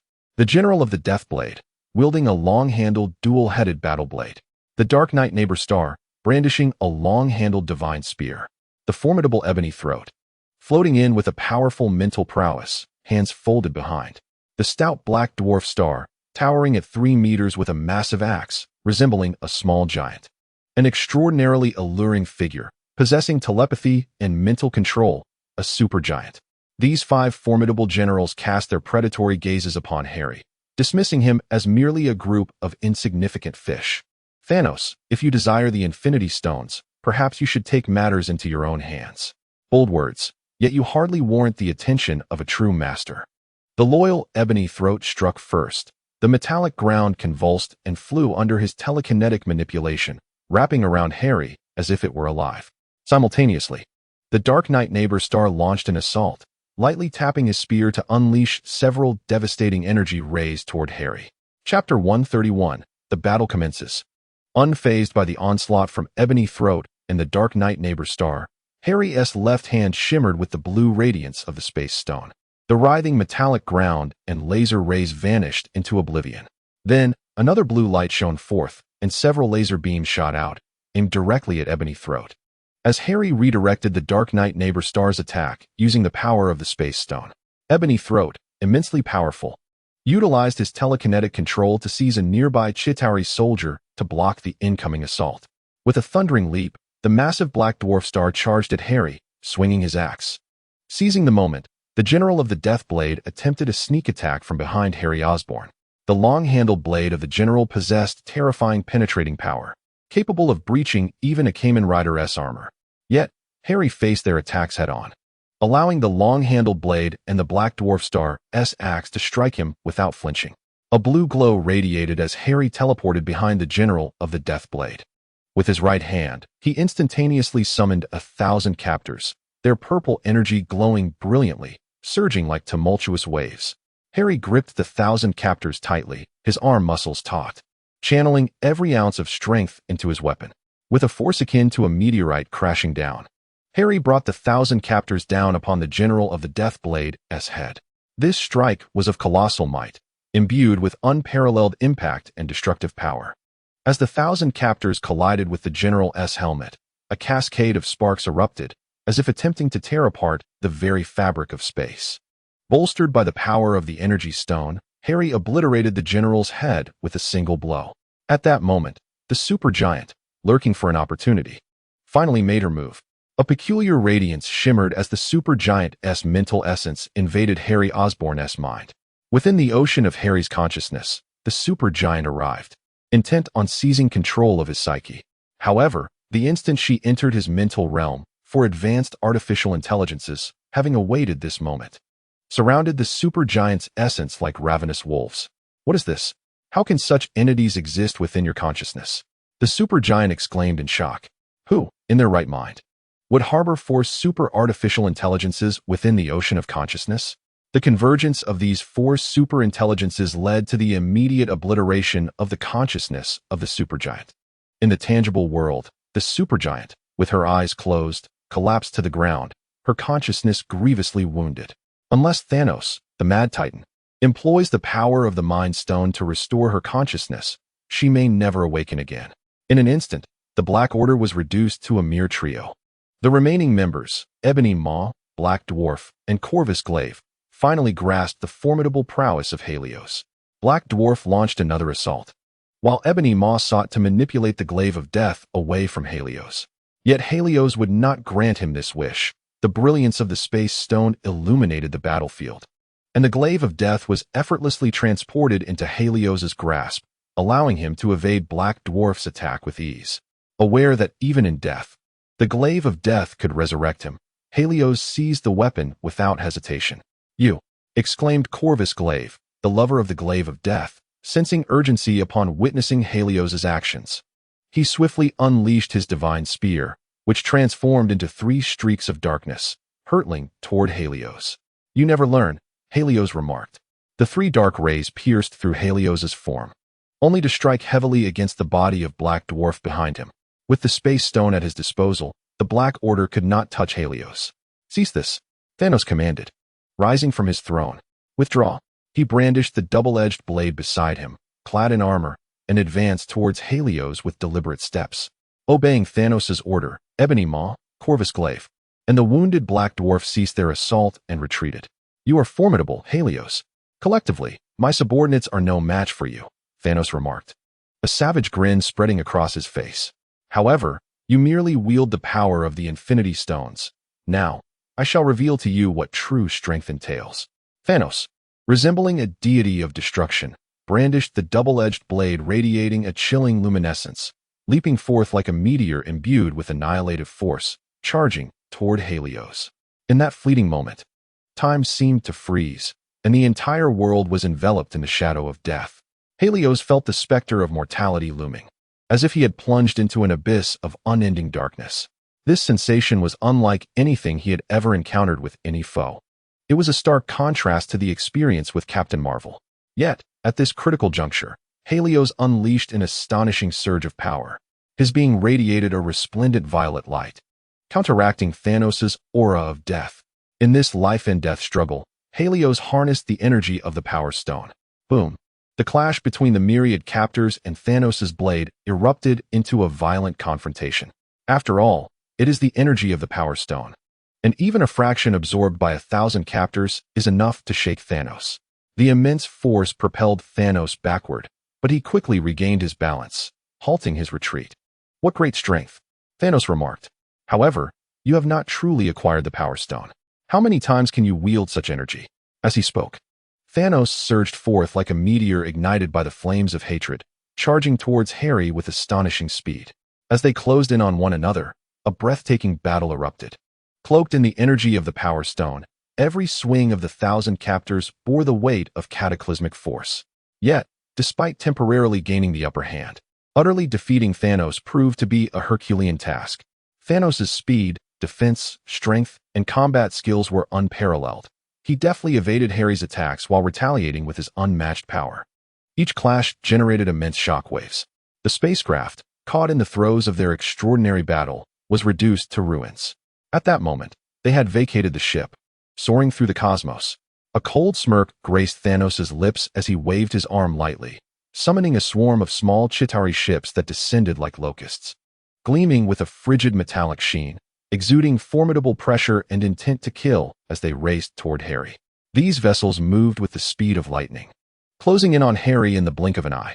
Faced with this overwhelming onslaught, Harry's expression remained as tranquil as water, his resolve unwavering.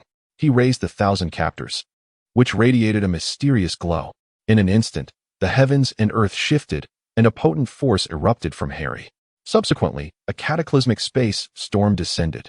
This tempest swept through the cosmos like a torrent capable of annihilation. Countless Chitauri ships teetered in the storm, fragile as candles in the wind. They were engulfed, torn to shreds, and transformed into stardust dissipating into the void. Surprisingly, a handful of space sharks managed to survive the horrific storm, baring their teeth and charging fiercely at Harry. With his left hand, the space stone shimmered as blue vortices of spatial distortion erupted, obliterating the space sharks entirely. Thanos observed Harry from the void. He had never expected these minions to vanquish Harry, merely aiming to wear him down.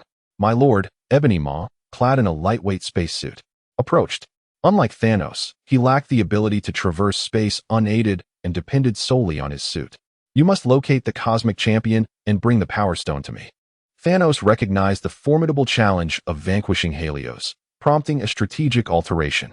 He dispatched Ebony Maw, accompanied by the remaining 2 generals, to seek out the Power Stone. Yes, my lord, Ebony Maw acknowledged, turning to embark on the quest for the coveted gem. Meanwhile, on the opposite end of the cosmos, the Guardians of the Galaxy were engaged in their own pursuits. We cannot interfere in their conflict. Let us seize the opportunity to locate the Power Stone while they are occupied, Wolverine Logan remarked. Even if we find the Power Stone, the presence of the Cosmic Champion makes it exceedingly difficult to wrest it from his grasp, Gamora assessed calmly. The Cosmic Champion lacks the ability to traverse space. Once we locate him, we can exploit this weakness, Logan replied. Having traversed from a parallel universe, Wolverine Logan possessed a wealth of information. Rocket Raccoon piloted the spaceship, while Star-Lord Peter assisted, both diligently scanning for the whereabouts of the Cosmic Champion. At last, they spotted him on a fragment of a shattered planet. The Cosmic Champion, fortified by the Power Stone, withstood the impact of Thanos' annihilation cannon, unscathed. How shall we confront him? Gamora inquired. Rocket and Star-Lord exchanged glances, then nodded in agreement. Together, they unleashed the ship's energy cannon, relentlessly bombarding the fragment beneath the Cosmic Champion. Roaring in fury, the Cosmic Champion found his efforts futile. His body, greatly enhanced by the Power Stone, rendered him nearly impervious to most assaults. However, he lacked the ability to shield the fragment beneath him. In a matter of moments, the Cosmic Champion was hurled into the vast expanse of space by the force of the explosion. At that moment, he found himself in a wondrous state of weightlessness, his body becoming ethereal yet uncontrollable. He struggled, but without the anchor of gravity, his limbs seemed to defy his commands, and regardless of his efforts, he could not move even an inch. Thus, the invincible Cosmic Champion was ensnared in the boundless void, isolated and desperate. I will manipulate his mind from behind. You procure the Power Stone, announced Mantis from within the spaceship.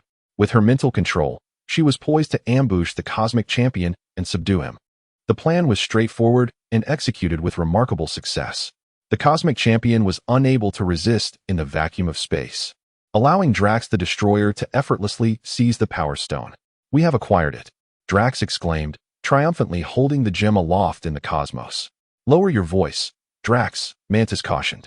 They communicated using internal team channels, their voices clear through their helmets. Drax's exclamation startled everyone. We have the Power Stone, let us depart swiftly. There is no need to linger here.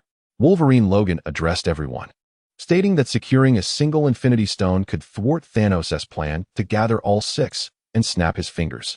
If they could retrieve the Power Stone and deliver it to Thor on Earth, the impending crisis threatening the entire universe would be averted. At that moment, dozens of Leviathan beasts swooped in, charging toward the Guardians of the Galaxy. You all need to get out of here, Rocket Raccoon shouted. He remained aboard the spacecraft, piloting it with skill as he unleashed firepower against the Leviathan beasts, buying time for Drax the Destroyer and the others to escape.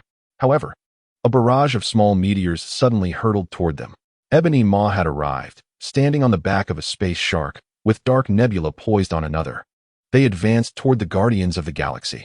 Rocket Raccoon, a remarkably adept pilot, deftly maneuvered the spacecraft to evade the meteors, utilizing energy cannons to obliterate several.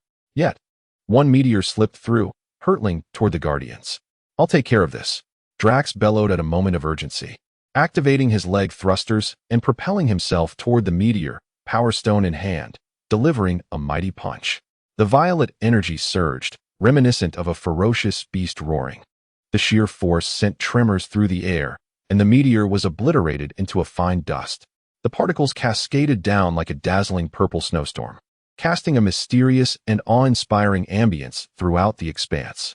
Hand over the Power Stone, Ebony Maw commanded the Leviathan beasts as they charged toward the Guardians. A towering figure, Black Dwarf, stood atop one of the beasts. Is this the Power Stone? It is indeed formidable, Drax murmured, gazing at the stone in his grasp. He then activated his leg thrusters and barreled into the Leviathan beasts, his reckless nature intensified by the power of the stone. With the Power Stone in hand, he decimated the beasts, even striking down Black Dwarf with a single blow. Only Ebony Maw and Dark Nebula remained. In Chapter 132, Gamora, and Thanos. Dark Nebula summoned a uniquely designed spear with a flick of her wrist. The spear, gleaming with an enigmatic dark light, seemed to emanate from the depths of the cosmos. With a focused gaze, she exerted her strength, hurling the spear with great force toward Drax. The spear soared through the air, leaving a long, black trail like a meteor streaking across the night sky. Yet, this was not the end. Just as the spear was about to strike Drax, it unexpectedly split into 3 black rays, each racing toward him from different angles. The rays struck Drax, enveloped in the purple energy of the Power Stone, but failed to inflict any damage. The destroyer Drax stood amidst the void, his robust right arm firmly grasping the Power Stone, which pulsated with a mysterious and potent violet glow. As Drax exerted his strength, an unceasing torrent of purple energy surged forth from the gem like a raging river. His gaze was locked onto the distant dark star Proxima Centauri, and without hesitation, he swung his fist, channeling all his power into this singular strike. In an instant, a tremendous wave of purple energy erupted, creating a dazzling beam that shot forth towards his adversary with the swiftness of lightning. This energy wave, imbued with a cataclysmic force, traversed the void, tearing apart everything in its path. It advanced upon Proxima Centauri with astonishing speed, as though intent on obliterating her entirely. Seeing this, Ebony Maw attempted to manipulate the meteors to obstruct the onslaught, but it was futile.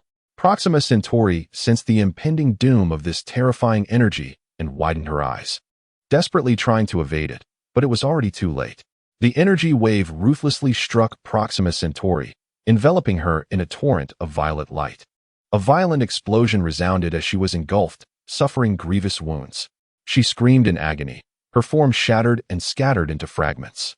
"Only you remain," declared the destroyer Drax, his Power Stone radiating an intense purple luminescence. For the glory of Lord Thanos. Ebony Maw realized the Power Stone was beyond his grasp and that he had failed to complete Thanos' mission. He would rather perish in defiance. In that moment, Ebony Maw summoned all his mental prowess. Instantly, the surrounding meteoric debris was propelled toward Drax like a torrential rain by an unseen force. However, the destroyer Drax stood undaunted, clutching the Power Stone tightly, which emanated a fierce violet glow. With a sweeping motion, a colossal wave of energy erupted forth, surging like a tempest. This wave was unstoppable, shattering the meteoric fragments into countless specks of dust. Meanwhile, Ebony Maw's body could not withstand such overwhelming force, and he was instantly torn into innumerable pieces, dissipating into the void. "We have triumphed. We have won," exclaimed Star-Lord Peter with exuberance. "Hey, Drax, lend me the stone for a bit," Rocket Raccoon shouted through the team's comms, his curiosity piqued by the gem. "No, Drax," Gamora interjected as she approached the destroyer. "The energy of the Power Stone is far too perilous. You must hand it over to me for inspection." She produced a metallic box and addressed Drax. "Very well." Trusting Gamora, the destroyer Drax placed the Power Stone into her metallic container. Gamora carefully extracted the stone from the box. "Gamora, be cautious," Peter exclaimed, his concern for the potential dangers of the stone evident. "I'm so sorry, Peter." "I apologize, Drax," Gamora said, holding the Power Stone with a sense of remorse. "What are you saying, Gamora?" Peter Quill, known as Star-Lord, failed to comprehend Gamora's intent. "Get away. Stay far from her." Wolverine, Logan, recognized the imminent danger and swiftly rushed towards Gamora. "I am truly sorry, but I must do this." The Power Stone radiated a dazzling purple light as Gamora wielded it, sending Wolverine crashing away with a single punch. Subsequently, she delivered a kick that propelled Drax the Destroyer into the cosmos. Gamora. The onlookers were incredulous at her actions, having fought alongside her for 3 years, forming bonds akin to family. Particularly, Star-Lord and Gamora shared mutual affection. "Why are you doing this, Gamora?" "Why?" Peter grasped her shoulders, demanding answers with fury. "I have no choice, Peter. I must kill Thanos. But it is too perilous for you to accompany me." With great force, Gamora pushed Peter away towards the vastness of space, empowered by the stone, rendering him unable to resist. At that moment, Rocket Raccoon piloted their spacecraft, racing to intercept Gamora. "Do not stop me, Rocket. You need to save them first." Gamora gestured towards Drax, Wolverine, and Peter, who were drifting in space. "Gamora, I cannot forgive you," Rocket seethed. "This is precisely what I desire. If I fail, do not seek me out. Remember to survive." With those resolute words, Gamora leaped onto a passing space shark, hurtling towards Thanos' location. As Thanos' adopted daughter, she commanded the space shark with ease. In the vastness of space, Thanos was locked in a fierce battle with Harry. At that moment, the energy from the Power Stone in Harry's possession was waning. Thanos' might was overwhelming, and Harry found himself unable to defeat him with his current strength. Should he retreat using the Space Stone to retrieve the Power Stone? Harry pondered, unaware that the Guardians of the Galaxy had already seized the Power Stone. Gamora arrived aboard the Space Shark. "My daughter, as I anticipated, you have brought me the Power Stone. I am proud of you." Thanos spoke gently upon seeing Gamora, for only she and the Goddess of Death could elicit such tenderness from him. "I have come to kill you, my father." The Power Stone in Gamora's hand glimmered with a radiant purple hue. She leaped, using the momentum from an asteroid in space to launch herself at Thanos. "Come, Gamora. Show me how much you've grown." Thanos opened his arms wide, as if to embrace her, welcoming her assault. Gamora hesitated for a moment, but recalling the countless lives Thanos had annihilated, she steeled her resolve, gripping the Power Stone tightly as she struck at Thanos. 1 punch, 2 punches, 3 punches. Gamora's fists rained down upon Thanos with the ferocity of a tempest, each strike imbued with the cataclysmic force of destruction. Yet, Thanos stood unyielding, absorbing the onslaught without a trace of defense. Rage and determination ignited Gamora's gaze as she channeled the energy of the Power Stone into her fists, relentlessly launching a barrage of attacks against Thanos. Despite the growing array of grotesque wounds marring his visage, from which purple blood flowed, Thanos remained steadfast. His deep-set eyes locked onto Gamora's, conveying an ineffable message, one that bore the semblance of paternal compassion. "You cannot defeat Thanos this way, Gamora." A brilliant blue light flashed as Harry instantaneously materialized beside Thanos, wielding the powerful weapon known as the Thousandfold Captor, aimed at the Titan's head. Thanos effortlessly sidestepped Harry's assault, retreating to a distance, while his arms subtly lifted, fingers splayed, as an enigmatic and formidable force began to coalesce. The energy converged, illuminating his palm with a brilliance akin to a star on the verge of explosion. At last, when the energy reached its zenith, he violently swung his arm forward, unleashing a colossal beam that surged towards Harry's head with cataclysmic intent. In response, Harry summoned the Thousandfold Captor, which erupted with formidable energy, emanating dazzling arcs of lightning while harnessing the unfathomable power of the Space Stone. He concentrated this terrifying energy into a massive ray, launching a counterattack. The two beams collided midair, akin to the cataclysmic clash of titanic nuclear bombs, producing a deafening roar that reverberated throughout the very fabric of existence. The world trembled, and the surrounding space seemed to rend apart, giving rise to gaping black fissures from which boundless void poured forth. "Gamora, give me the Power Stone. I can kill Thanos." "Is this not what you have long desired?" Harry shouted, directing his voice towards Gamora even as he unleashed energy rays with the Thousandfold Captor. The words struck Gamora with hesitation. She found herself unable to trust Harry. While she had heard tales of his prowess in defeating the legendary Captain Marvel, the true nature of Harry remained a mystery to her. Distrustful of Harry, Gamora chose to disregard his entreaties, radiating a resplendent glow. The formidable energy of the Power Stone surged within her like a torrential flood. With unwavering resolve, she surged towards Thanos, seizing the opportune moment while he was preoccupied with Harry. Her form darted like lightning, her speed astonishing, as she closed in on Thanos in the blink of an eye. She drew forth an exquisitely sharp dagger, a gift bestowed upon her by Thanos. Now, she intended to wield this dagger to extinguish Thanos' life. The razor-sharp blade, imbued with the energy of the Power Stone, lunged toward Thanos. Observing this, Thanos swiftly brandished his double-edged sword, attempting to parry Gamora's assault. With both hands firmly gripping the hilt, he swung the sword with great force, carving a fierce arc through the air, accompanied by a whistling wind, aimed directly at Gamora. However, the dagger in Gamora's grasp was suffused with the formidable power of the stone. This force rendered her attack nearly invincible. Even Thanos' incredibly resilient sword struggled to withstand its edge. With a sharp crack, the double-edged sword was abruptly severed by the dagger, which continued its trajectory, like a bolt of lightning, piercing Thanos' chest. Thanos' eyes widened in disbelief as he beheld the dagger embedded in his chest. Trembling, he uttered, "My daughter, you have grown." Gamora, moved by his words, shed tears, for she harbored feelings for Thanos as well. Meanwhile, Harry, witnessing Thanos' injury, swiftly utilized the Space Stone to teleport beside Thanos, channeling the residual energy from the last 1,000 captors of the Power Stone, aiming to strike Thanos' head. He could not fathom that Thanos could be so easily wounded. He sought to deliver a fatal blow and shatter Thanos' skull, with the dagger lodged in Thanos' chest and Harry preparing to strike. The moment hung precariously between life and death. Just then, Thanos stirred, his left hand radiating a yellow glow, the Mind Stone. The power of the Mind Stone enveloped Harry and Gamora, without Thanos needing to exert his will. In an instant, both formidable warriors were ensnared. The influence of the Mind Stone invaded their minds. Thanos reached for Gamora's right hand, extracting the Power Stone, as purple energy surged forth, filling his being. He then extended his hand toward Harry's left, intent on seizing Harry's Space Stone. But just as Thanos' hand was about to make contact, Harry acted, a blue light flashing as he teleported away.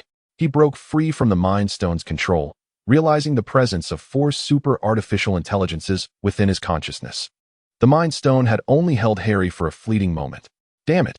In the previous battle, Thanos had not utilized the Mind Stone, leading him to momentarily overlook this aspect. Little did he expect that Gamora would relinquish the Power Stone so easily. Now, Thanos' strength had grown immensely, and Harry, in his current state, could not hope to rival him. Furthermore, the energy of the Power Stone among the 1,000 captors had been nearly depleted. Thanos, I concede your immense power, but rest assured, the outcome will not be the same next time. Harry spoke to Thanos in a low voice. Then, the energy of the Space Stone glimmered, and he teleported away. With the Space Stone in his possession, even Thanos, despite wielding the Power Stone and the Mind Stone, was unable to stop him. This was precisely why Thanos had refrained from utilizing the Mind Stone earlier. He intended to launch a surprise attack on Harry, who possessed the Space Stone. However, Thanos never anticipated that even the power of the Mind Stone could only restrain Harry for a mere second, thwarting his ultimate plan. In the vastness of space, the Guardians of the Galaxy surged toward Thanos in their spacecraft. Harry instantaneously moved inside the vessel. Gamora has failed. Thanos has acquired the Power Stone. We must retreat, Harry declared, disregarding the reactions of others.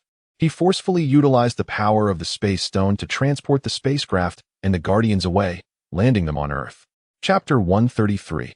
After the battle, where is Gamora? What has transpired? Peter Quill anxiously shouted at Harry. She sought to kill Thanos, but Thanos had seized the Power Stone. Now, 2 Infinity Stones had already fallen into his hands. Although Harry was displeased with Peter's attitude, he patiently explained the situation once more. Where have we arrived? Is this Terra? Rocket Raccoon exclaimed in shock upon discovering that their spaceship had halted on an unfamiliar planet. Harry was about to speak when Peter interrupted him, gripping Harry's shoulders and urgently declaring, "We must return to rescue her. Gamora is still with Thanos. I cannot leave her there alone." Witnessing Peter's actions, Harry's gaze grew increasingly cold. His patience was limited. With a resounding slap, Harry struck Peter's face, the immense force sending him flying. Peter collapsed to the ground, blood spilling from his mouth, several teeth lost in the process. "What are you doing?" Rocket Raccoon brandished his weapon, aiming it at Harry. The sight of Peter being struck incited the Guardians to arm themselves, confronting Harry. "Are you seeking death?" Harry's metal aura coalesced around him. He was not known for a particularly amiable temperament. If provoked, he would not hesitate to resort to violence. "Calm down, everyone," Wolverine stepped forward, placing himself between Harry and the Guardians. "Thanos already possesses 2 Infinity Stones. We must unite to confront this threat to the entire universe." Thanos' menace was indeed overwhelming, compelling even the normally rebellious Wolverine to act as a mediator. "Humph," Harry scoffed, his voice laced with indifference and disdain. His eyes, as cold as distant stars, regarded the members of the Guardians as if they were mere remnants of the past.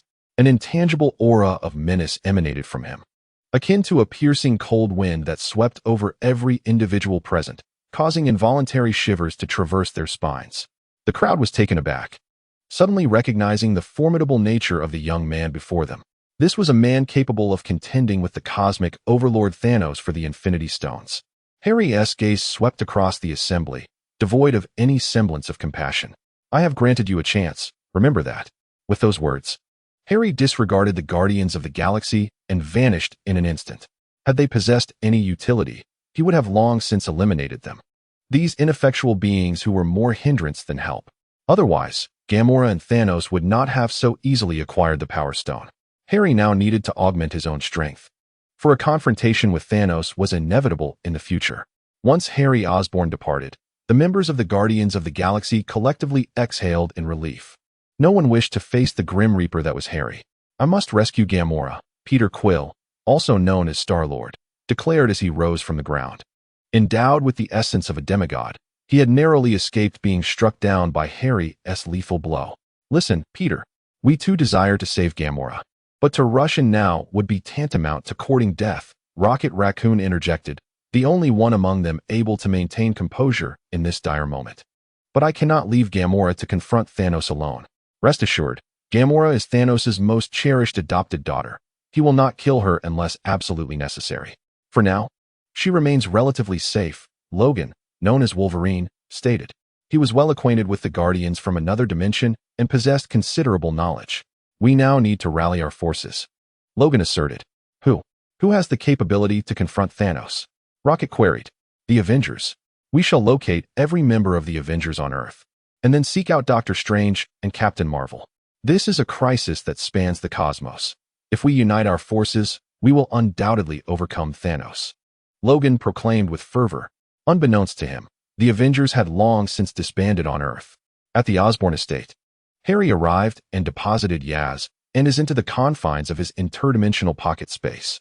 Thanos had already acquired 2 Infinity Stones, and to prevent his future arrival on Earth, Harry needed to prepare for potential failure.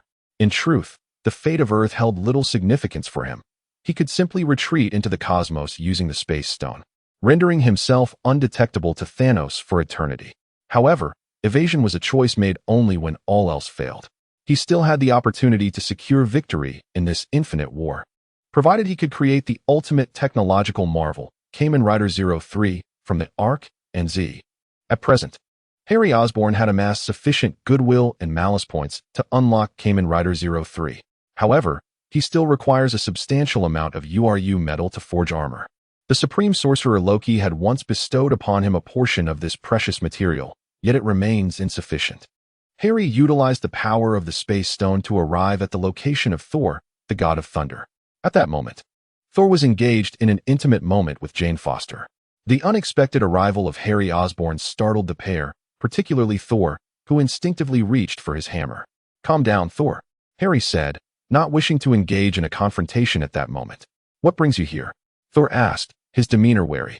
Despite his admiration for Harry Osborn's prowess, he was concerned for his girlfriend, Jane Foster, who was merely a mortal. Any conflict that arose could lead to dire consequences. "I come in peace," Harry replied as he settled onto the sofa, addressing Thor. "Have you heard of Thanos?" "You mean the cosmic tyrant, Thanos?" Thor certainly recognized the infamous name of the Mad Titan. Throughout the universe, those with power were aware of Thanos, a formidable force known for his penchant for obliterating half of the planets he encountered. Thanos aimed to gather the 6 Infinity Stones to annihilate half of all life in the universe. He has already acquired 2, the Mind Stone and the Power Stone. Harry stated earnestly. "We must join forces." Thor, taken aback, remarked, "I never expected to hear such words from you. His strength is formidable enough to warrant our serious consideration." "You wouldn't wish for half of all life in the universe to vanish, would you?" Harry retorted. "What is your plan?" Thor inquired, realizing that if Thanos sought to destroy the universe, it was indeed worthy of their combined efforts. "First, I need to see Odin." "No. My father has fallen into a deep slumber. Even I cannot reach him." Thor shook his head. "What if I need to pay a visit to the Asgardian treasury? Do you have a way?" Harry asked. "What?" Thor exclaimed, rising in shock. "No, I lack the authority. Only the king of the gods possesses the right to enter the treasury." TSK, how archaic. Even in the face of cosmic annihilation, there are still so many rules. Harry scoffed. Had Odin not been so powerful, even in his slumber, Harry would have already seized Asgard and commandeered the treasury for himself. "To defeat Thanos, I require URU metal to craft equipment. Only then can we contend with a being who wields 2 Infinity Stones," Harry explained to Thor. After a moment of contemplation, Thor spoke. "I know of a place where a vast quantity of URU metal resides." "Where?" "The realm of the dwarves." Meanwhile, Thanos, having acquired 2 Infinity Stones, made his way to the Cosmic Museum. The master within is none other than the collector, Tanalir Tyvan, one of the elders of the universe. What brings such a prominent figure to this place? The collector reclines in his chair, sipping his drink, seemingly indifferent to Thanos. Surrounding him are over a dozen bizarre extraterrestrials, guardians of his safety. I presume you are aware of my intentions, collector. Thanos stands with his arms crossed, his adoptive daughter Gamora at his side. Humph. You seek the Infinity Gauntlet. That artifact has long been destroyed by me. The entire universe is aware of your aim, and I cannot allow you to succeed. The collector states in a grave tone. Thanos' quest for the Infinity Stones has become common knowledge. Whatever his plans may be for the Infinity Stones, he requires the gauntlet. And it is only here with the collector. It is impossible to deceive me in your presence, collector. Thanos extends his left hand, the yellow glow of the Mind Stone radiating brightly.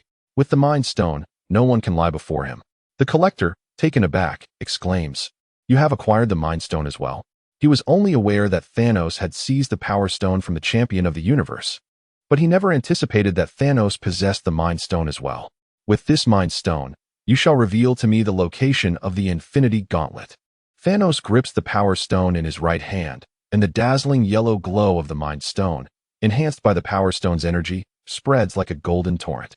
The aliens enveloped in the yellow light gradually become dazed and vacant, as if stripped of their self-awareness, completely subjugated by the power of the Mind Stone. Their thoughts, emotions, and even actions are no longer under their control, turning them into puppets of Thanos. Even the once wise and arrogant collector is not spared. His gaze, once filled with intelligence and pride, now appears hollow, his body trembling involuntarily. The brilliance of the Mind Stone completely erodes his soul, drawing him under Thanos' dominion. The Power Stone possesses boundless energy, capable of greatly amplifying the strength of other Infinity Stones. Even a cosmic elder like the collector cannot escape the control of the Mind Stone. Bring forth the Infinity Gauntlet. Thanos commands the collector with the Mind Stone. Yes, my master. Under Thanos' control, the collector is rendered powerless to resist, swiftly moving to retrieve the concealed Infinity Gauntlet. Thanos slowly extends his hand, carefully donning the gauntlet upon his robust fingers, each digit fitting perfectly into place. He then unhesitatingly embeds the Power Stone and the Mind Stone into their respective slots on the gauntlet. As the Power Stone is inserted, the entire universe seems to tremble. An endless surge of power flows into Thanos, rendering him even more formidable and invincible. The Mind Stone emanates a gentle glow, enabling Thanos to effortlessly perceive the innermost thoughts and emotions of others. At this moment, Thanos finally harnesses the full potential of the Infinity Stones. Merely relying on physical prowess does not allow one to fully exploit the power of these stones. Now equipped with the Infinity Gauntlet, he requires only to acquire the remaining stones to fulfill his mission. In the Dwarven realm, countless Chitauri have surrounded this place. Leading the charge are Nebula, Thanos' subordinate, and the Cosmic Champion, who is under the influence of the Mind Stone. Transformed by Thanos, Nebula is now predominantly mechanical, easily slaughtering the dwarves. Despite each dwarf standing 3 meters tall and possessing immense strength, they are not skilled in combat. Their expertise lies in crafting weapons and armor. Furthermore, they are up against the Cosmic Champion, a formidable elder of the universe, whose strength exceeds 1,000 tons even without the enhancement of the Power Stone. At this moment, a blue portal opens. The sky above the Dwarven kingdom darkens, filled with storm clouds and thunder. It is he who has arrived, Thor, the god of thunder, son of Odin. The Dwarven master exclaims with excitement. They place immense trust in Thor, believing that his arrival will surely lead to the defeat of the invaders before them. Mjolnir shoots forth, soaring through the air, striking the Chitauri soldiers. Thor and Helios emerge from the portal. Ah, Thanos, that purple menace truly seems to be everywhere, Helios remarks, observing the multitude of Chitauri. You shall not insult our master. Nebula's mechanical wings unfold behind her as she lunges towards Helios, her arm transforming into a sharp blade aimed at his head. However, her attack meets a metallic shield. A torrent of metal clusters bursts forth from a pocket dimension, enveloping Nebula completely, leaving her unable to resist with her strength. Could it be that your brain is mechanical as well? Helios muses, intrigued by Nebula, extending his hand to touch her head and discovering the metallic structure within. Do not lay a hand on me, you wretched fiend. Nebula retorts angrily. Yet Helios remains unfazed. As he begins to infiltrate her body with the advanced artificial intelligence known as Yake. As he suspected, Nebula's mind is filled with numerous mechanical chips. And Helios seizes control of her. Releasing the metal clusters, he allows Nebula to descend to the ground. Kneeling, she respectfully declares, "I shall obey the will of Yake." Chapter 134, Kamen Rider 03. Helios effortlessly masters Nebula, while Thor is engaged in a fierce struggle with the cosmic champion. Even without the Power Stone, the champion's strength is not to be underestimated. Observing the multitude of Chitauri foot soldiers, Helios devises a cunning plan. Countless metallic clusters surged forth from Harry's interdimensional pocket space, soaring skyward and blanketing the heavens. "Thor, summon the thunder," Harry exclaimed, brandishing the 1,000 captors and gesturing towards the metallic clusters. Understanding his intent, Thor raised his enchanted hammer. Mjolnir, as storm clouds gathered ominously overhead. A mighty bolt of lightning struck the metallic clusters at his command, each cluster resembling a miniature power station, tirelessly converting the lightning into formidable energy for future use. As the tempestuous bolts descended, the clusters radiated brilliant light, generating intense currents and electromagnetic fields that ionized the surrounding air. With the 1,000 captors in hand, Harry directed the metallic clusters to charge at the Chitauri foot soldiers. Each cluster contained the potent force of the Thunder God, amplified by vibranium, rendering them even more formidable. In a matter of moments, the Chitauri were vanquished by Harry's metallic onslaught and Thor's lightning. Only the cosmic champion remained, rushing towards Harry with a fierce cry.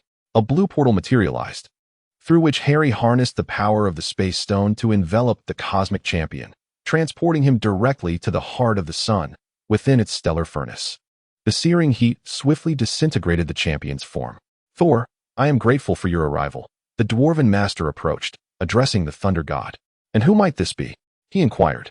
"This is the superhero Harry Osborn from Midgard. We require your assistance," Thor responded.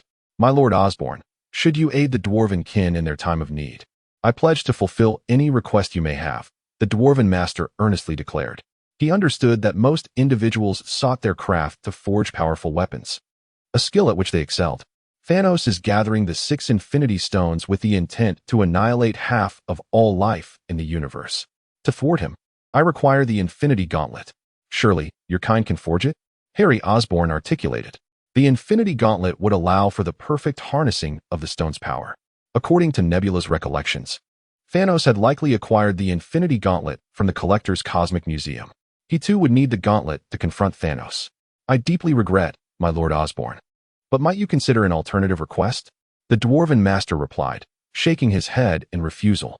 "The Infinity Gauntlet is the weapon I most lament having forged. Its existence has led to the demise of countless planetary civilizations. I cannot allow history to repeat itself." "How hypocritical," Harry retorted. "You just claimed you would meet any need." "I sincerely apologize once more, my Lord Osborn. The matter of the Infinity Gauntlet is of grave significance. Might I implore you to propose another request? We dwarves can forge exceedingly powerful weapons, akin to Thor's Mjolnir," the Dwarven Master professed earnestly. Upon hearing this, Harry realized that acquiring the Infinity Gauntlet was out of the question, especially with the presence of Thor, the god of thunder, and he could not compel the Master Dwarf. "What I require from your dwarven kin is all the URU metal, along with other formidable metals," Harry stated, altering his request. "Might I inquire, Your Excellency Osborn, why such a demand for metal?" The Master Dwarf hesitated, responding, "If it is for weaponry, our dwarven clan can assist you in crafting it. After all, the URU metal and other precious metals represented millennia of accumulation by their kind. If they surrendered at all, they would be unable to forge weapons for an extended period." "Humph. The Infinity Gauntlet is unattainable, and so is the URU metal. Are you jesting with me, old beaten?" Harry's irritation flared, and he seized the Master Dwarf by the neck, lifting him off the ground. Observing this, Thor swiftly intervened. "Calm down, Harry." With a steady tone, Harry addressed the Master Dwarf. "I am not unreasonable. Thanos has already acquired 2 Infinity Stones. To thwart his annihilation of the universe, I require all the metals from your dwarven race." Releasing the Master Dwarf, he continued somberly, "Consider this. If no one can thwart Thanos, what purpose will your metals serve? Will Thanos spare your kind, capable of forging the Infinity Gauntlet?" Harry's words echoed among the dwarves, prompting them to convene for discussion. After deliberation, the Master Dwarf approached. Your Excellency Osborn, after our discussions, for the sake of the universe, we are willing to surrender all the metals of our dwarven kin. Though reluctant, the threat posed by Thanos left them with no alternative. A considerable amount of URU metal and other precious, powerful metals were brought forth by the dwarves. Your Excellency Osborn, what would you have us do? Should you require weapons or equipment, our dwarven clan can assist, the Master Dwarf earnestly offered, knowing their craftsmanship could produce formidable gear and weaponry. However, Harry declined. You may observe from the sidelines. Approaching the mound of precious metals, he waved his hand, releasing Iz and Yaz. Lord Harry. Yaz joyfully bounded over, embracing his arm, while Iz stood patiently by, awaiting his command, aware that her release was for a significant purpose. The third technological singularity has arrived. I need your assistance to complete Kamen Rider 03. Harry extended his hand, presenting Iz with the 02 program's sublimation key and handing Yaz the 04 key. These two Shamagia represented Z and AKA, capable of housing the core data of two super artificial intelligences. Go forth and create the future, my darlings. Harry embraced both of them tenderly. Lord Harry. Lord Osborn bore a striking resemblance to two distinctly styled Shumagarath, their eyes glistening with tears as they bid farewell to Harry. They then activated their drives and transformed into Kamen Rider 02 and Kamen Rider Arc 04, appearing on the scene. Yaz employed the gravitational field of Kamen Rider Arc 04, manipulating the URU metal and various formidable alloys into flight. She and Iz arrived at the Dwarven realm, the Stellar Forge, where only the terrifying temperatures could melt these metals. Yaz cast the metals into the Stellar Forge, where they began to liquefy under the extreme heat. Iz extended her hand, taking Yaz's, and the two Shumagarath exchanged a glance filled with resolve. For Lord Osborn. For Lord Harry. The two leapt into the depths of the Stellar Forge without hesitation. Wait. Thunder God Thor, witnessing Iz and Yaz plunge into the forge, rushed over to attempt a rescue, but was thwarted by the metallic cluster controlled by Harry. Hovering atop the cluster, Harry exclaimed, How can you do this? They are still so young. To Thor, Iz and Yaz were merely young girls. Every sacrifice is worthwhile in the battle against Thanos, Harry replied solemnly. While it was possible to forge the 03 program sublimation key using only Arc and Z, such a key would be feeble. The original Kamen Rider 03 from the Outsiders was merely a hero of Earth, lacking the special abilities necessary to rival even Arc 04 in data. Thus, Harry intended to utilize the sacrifice of Iz and Yaz to create a new Kamen Rider 03 armor within the Stellar Forge, equipped with Arc and Z. Once the 03 armor was completed, there would be a chance to resurrect Iz and Yaz, granting them true human forms. Within the Stellar Forge, a torrent of benevolence and malevolence converged around Iz and Yaz under Harry's command. Z and Arc merged with Iz's body. As the terrifying heat intensified, their physiques began to meld, uniting with the URU metal and other potent alloys. Harry, Thor, and the Dwarven Master awaited above. As time passed, a radiant light finally burst forth from below. The 03 program sublimation key and the 03 driver floated upward, landing in Harry Osborn's hands. How is this possible? The Dwarven Master stared in astonishment at the driver and key in Harry's grasp. As a master of weapon and equipment crafting, he could not comprehend the marvel that Harry had engineered. It transcended his understanding. It is finally complete. Harry laughed heartily, overwhelmed with joy. Armed with the third technological singularity, Kamen Rider 03 possessed the power to confront the formidable Thanos. Certainly, it is the Thanos from this parallel universe, not the one from the 616 main comic universe. Harry affixed the 03 driver to his waist and inserted the 03 program sublimation key into the device. At his mental command, the transformation commenced. 03. Bestow upon me your power. 03 sublimation. 1. Singular prediction. 2. Dual intelligence. 3. Triple rings. Transcend. 1, 2, 3. Kamen Rider 03. 39. The voice was not Harry's addition. It belonged inherently to Kamen Rider 03. This particular music and voice accompany every transformation into Kamen Rider, as per the established rules. As the vocalization concluded, Harry completed his metamorphosis. Clad in a combat suit forged from black URU and gold, his torso, head, and limbs were enveloped in armor composed of a triad of white, silver, and red hues. Kamen Rider 03 was realized. Harry felt an overwhelming surge of power within him, murmuring to himself. Kamen Rider 03, punching power, 3,000 tons. Kicking power, 5,000 tons. The data surpassed the combined strength of all previous armors. Moreover, Kamen Rider 03's might extended beyond mere statistics. His extraordinary abilities included computational prowess far exceeding that of any super artificial intelligence, alongside analytical powers and the capacity to create and manipulate energy. Harry retrieved the space gem, its blue luminescence radiating as the gem's energy surged forth from the metallic globe. He initiated the analysis. Harry commanded, and Kamen Rider 03 began the automatic deconstruction. The analysis complete, Harry retracted the space gem. Although it was no longer in his possession, he distinctly felt capable of wielding its powers. With an outstretched hand, the energy of the space gem was replicated by the Kamen Rider 03 system, shimmering at Harry's fingertips. Truly, this armor was immensely powerful. The dwarf master rushed over, exclaiming loudly, "Lord Osborn, may I examine your armor? I implore you." As one who devoted his life to crafting such a race, the armor of Kamen Rider 03 was his dream creation. However, Harry paid him no mind.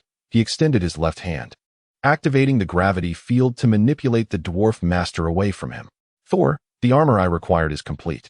Yet, it is still insufficient to defeat Thanos," Harry said earnestly to Thor, the god of thunder.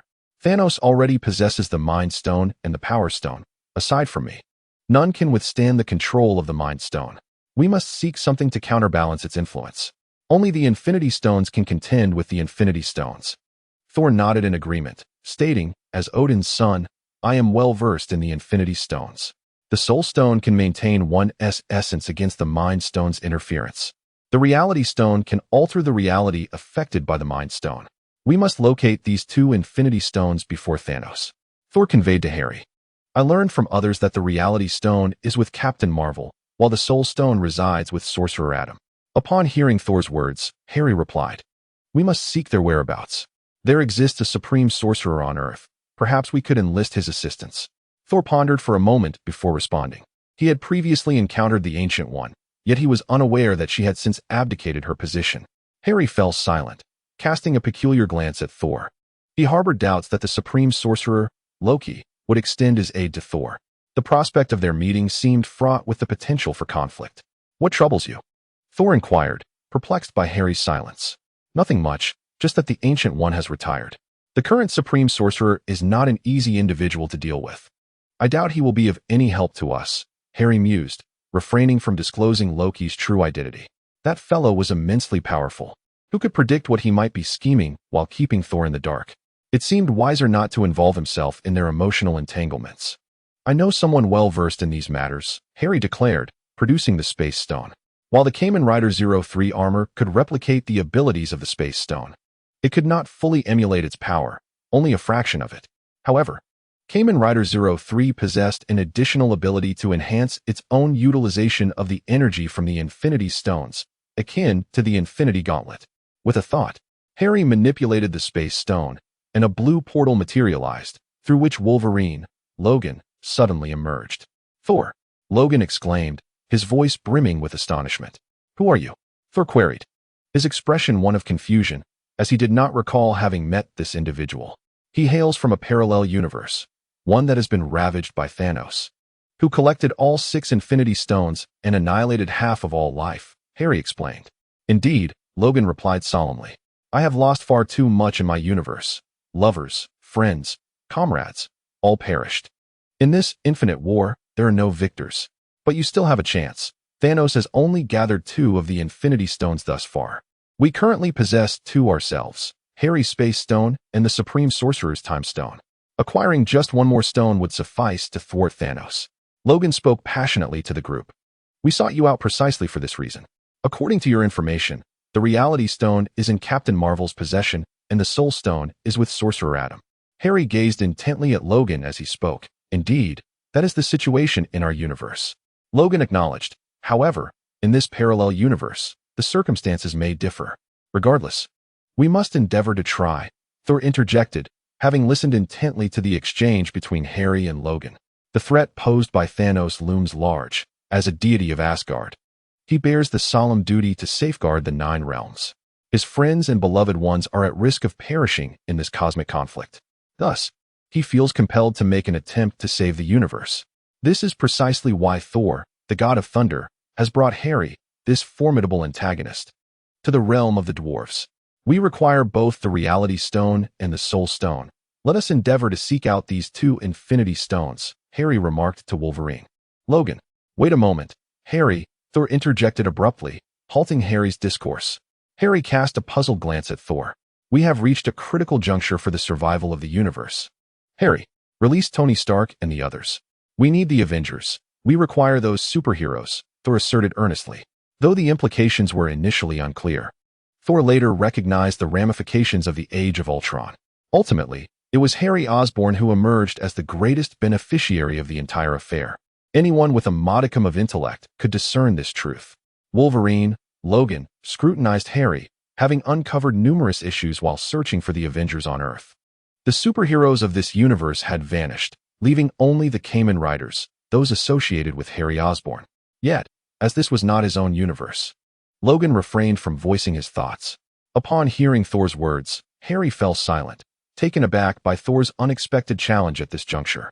However, upon reflection, he realized that the entire Avengers team and those earthly heroes posed no real threat to him anymore. When he first traversed into this realm, Harry had aspired to enhance his power by ruling the Earth and the universe. Yet now, having the ability to transform into Kamen Rider 03, he found himself presented with superior alternatives. He no longer required the company of these superheroes and the inhabitants of Earth. The emotional resonance obtainable from Earth had become trivial in significance to him. To further advance in his transformation into Kamen Rider 03, he sought cosmic-level emotional energy. A single planet was simply insufficient. As long as you can guide me to the Reality Stone and the Soul Stone, I can release those superheroes, Harry declared. The value of the Infinity Stones far outweighed that of the superheroes. Thor furrowed his brow at this statement, but after a moment of contemplation, he acquiesced with a nod. With the impending threat of Thanos drawing near, it was indeed an inappropriate moment for internal strife. I will take you to find the remaining 2 Infinity Stones, Logan stated. In the vast, boundless, and profound cosmos, there exists a mysterious and enchanting planet. This planet resembles Earth as if they were twin brethren, nearly indistinguishable in appearance. It boasts azure oceans, expansive lands, and lush forests, akin to a masterpiece meticulously crafted by nature. Yet, on this planet, there thrives a peculiar species of beings. Human bodies with animal heads. Here lies the pinnacle of evolution, an artificial counterpart to Earth. A cerulean portal materializes in a city reminiscent of New York. From within, Helios, Thor, the god of thunder, and Wolverine emerge. Is this the realm where Sorcerer Adam resides? Helios inquires with curiosity. He should be just over there. Wolverine points toward the colossal mechanical palace at the heart of the city. This grand edifice, reminiscent of a mothership, stands majestically. Shall we proceed to investigate? Clad in the armor of Kamen Rider 03, Helios harnesses the power of the Space Stone, teleporting Wolverine and Thor into the mechanical palace. A figure clad in crimson and silver armor stands at the center of the palace hall, seemingly awaiting Helios and his companions. The pinnacle of evolution? Wolverine muses, observing the enigmatic figure. Where is Sorcerer Adam? Helios questions. The pinnacle of evolution? Sorcerer Adam? They are not here, Thor responds, as if under some unseen influence. Turning to face Helios. Who are you? Helios demands. At that moment, Wolverine also inexplicably shifts his gaze toward Helios, declaring, I am the mage. I am aware of your purpose, the Soul Stone. The cosmic overlord Thanos seeks to collect the 6 Infinity Stones to annihilate half of all life in the universe. Fear not, for when I acquire the Space Stone from you, I shall pay him a visit. Only I am destined to possess all 6 Infinity Stones in this universe. With that proclamation, Wolverine unsheathes his adamantium claws and lunges at Helios. Meanwhile, a thunderous roar reverberates as Thor raises Mjolnir, striking toward Helios' head. In that case, let me test the might of my new armor against you. Helios disregards Wolverine's assault, pivoting to deliver a swift kick toward Thor. Although adamantium is formidable, it proves utterly ineffective against the Kamen Rider 03 armor, forged from URU metal and imbued with the power of a stellar forge. Wolverine's claws graze the armor, leaving not even a scratch. Conversely, Helios' kick is swifter than Thor's advance, propelling Thor away with tremendous force. This kick embodies a staggering 5,000 tons of power. With a resounding crash, Thor is sent hurtling like a cannonball. His body traces an arc through the air before crashing violently into a solid metal wall. The impact generates shockwaves that reverberate throughout the space. Thor's form becomes embedded deep within the metal wall, as though he were a jewel set into it. His expression is one of agony, a trickle of blood escaping his lips. Then, with a mere thought, Helios envelopes Wolverine in a gravitational field, extracting his leg bone and impaling it into his chest, anchoring him to the ground. You are the last remaining. Upon concluding his words, Harry instantaneously appeared beside the Supreme Evolution, his right fist imbued with the formidable power of the Space Gem. It penetrated the armored form of the Supreme Evolution, and in an instant, he reverted to his corporeal state. Despite the formidable metallic armor of the Supreme Evolution, it was utterly incapable of withstanding Harry's strike. Blood flowed as Harry clasped the heart of the Supreme Evolution. Thump, thump, thump. The heart beat rapidly. With a mere squeeze, Harry shattered it, resulting in the instantaneous demise of the Supreme Evolution. This battle unfolded within a mere 3 seconds, defeating all 3 adversaries. Yet, at that moment, the deceased Supreme Evolution revived, his chest unscathed, showing no signs of injury. Before Harry could register his astonishment, a thunderous sound erupted from behind him. Thor, the god of thunder, wielding Mjolnir, hurled himself towards Harry. Meanwhile, Wolverine, Logan, had inexplicably reverted to his original form, even the extracted bones of his legs restored, an astonishing phenomenon. A radiant blue glow illuminated the scene as Harry teleported to evade the assault, swiftly vanquishing all 3 opponents. However, upon defeating them, Thor, Wolverine, and the Supreme Evolution inexplicably revived once more. Harry Osborn, your power is indeed formidable, but can you contend with these infinite souls? The voice of the sorcerer resonated from the lips of the Supreme Evolution. The power of the Soul Stone? Harry inquired. Indeed, the moment you set foot on this planet, you entered the soul universe of the Soul Stone. Here, I hold dominion, Harry Osborn. As the sorcerer spoke, a colossal green figure surged forth, roaring and bellowing, lunging at Harry Osborn. It was the Hulk. Yet, clad in the Kamen Rider 03 armor, Harry found this suit far beyond the capabilities of a mere Hulk. He had previously bested the Hulk even at 1,000 tons of data. Now, achieving victory was even simpler. Summoning the 1,000 captor, he sent the Hulk flying. But at that moment, a multitude of Hulks and Thor appeared from thin air, advancing towards Harry. 1 Hulk and 1 Thor were manageable. Yet facing an entire legion of top-tier superheroes posed a significant challenge for Harry. Harry Osborn, within the Soul Universe, I am a god. You shall never defeat me, the sorcerer proclaimed with utmost confidence. The outcome remains uncertain, retorted Harry, wielding the 1,000 captor, channeling the power of Thor into the Kamen Rider 03 armor. Analysis complete. The Super Artificial Intelligence 03 had assimilated the energy of Thor's power, enabling Harry to perfectly replicate its essence. He then proceeded to replicate the Gamma Energy Beam and the divine power of Batet. Empowered by these 3 formidable forces, Harry triumphed amidst the onslaught of the multitude of Thors and Hulks, annihilating all replicas of the Soul Stone. What other tricks do you have? Harry extended his hand, the gravitational field enveloping the entire mechanical palace. He sought the whereabouts of the sorcerer and the Soul Stone. I believe you would be quite pleased to see this. As the sorcerer's voice echoed, suddenly, a mysterious and formidable purple figure surged forth like a bolt of lightning. Clutched tightly in his grasp was the resplendent Power Stone, radiating a dazzling purple light, as if it contained boundless energy. It was Thanos, moving towards Harry with astonishing speed. His fist carved a fierce arc through the air, imbued with the might of the Infinity Stones, and struck down upon Harry with great force. Harry sensed the overwhelming power emanating from Thanos. He dared not confront the punch charged with the energy of the Power Stone. Even if its force reached 3,000 tons, it would be insufficient to contend with the Power Stone's might. Yet, Harry possessed the Power Stone, and he too wielded the Space Stone. The blue glow of the Space Stone shimmered, allowing Harry to teleport and evade the attack. Meanwhile, the Thousand Hands captor lunged directly at Thanos' back, only for Harry to pull the bottom ring of the Thousand Hands captor. However, there was no reaction. The once powerful Thousand Hands captor could not absorb Thanos' energy. This was utterly astonishing. Harry had previously utilized the Thousand Hands captor to absorb the energy of the Power Stone.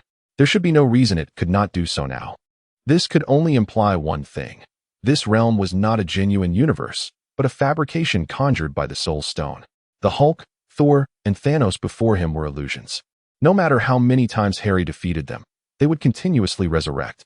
The world of the Soul Stone grants its possessor absolute control. It seems you have realized this. Harry Osborn, clad in a red and black bodysuit, with a green visage and white hair, emerged.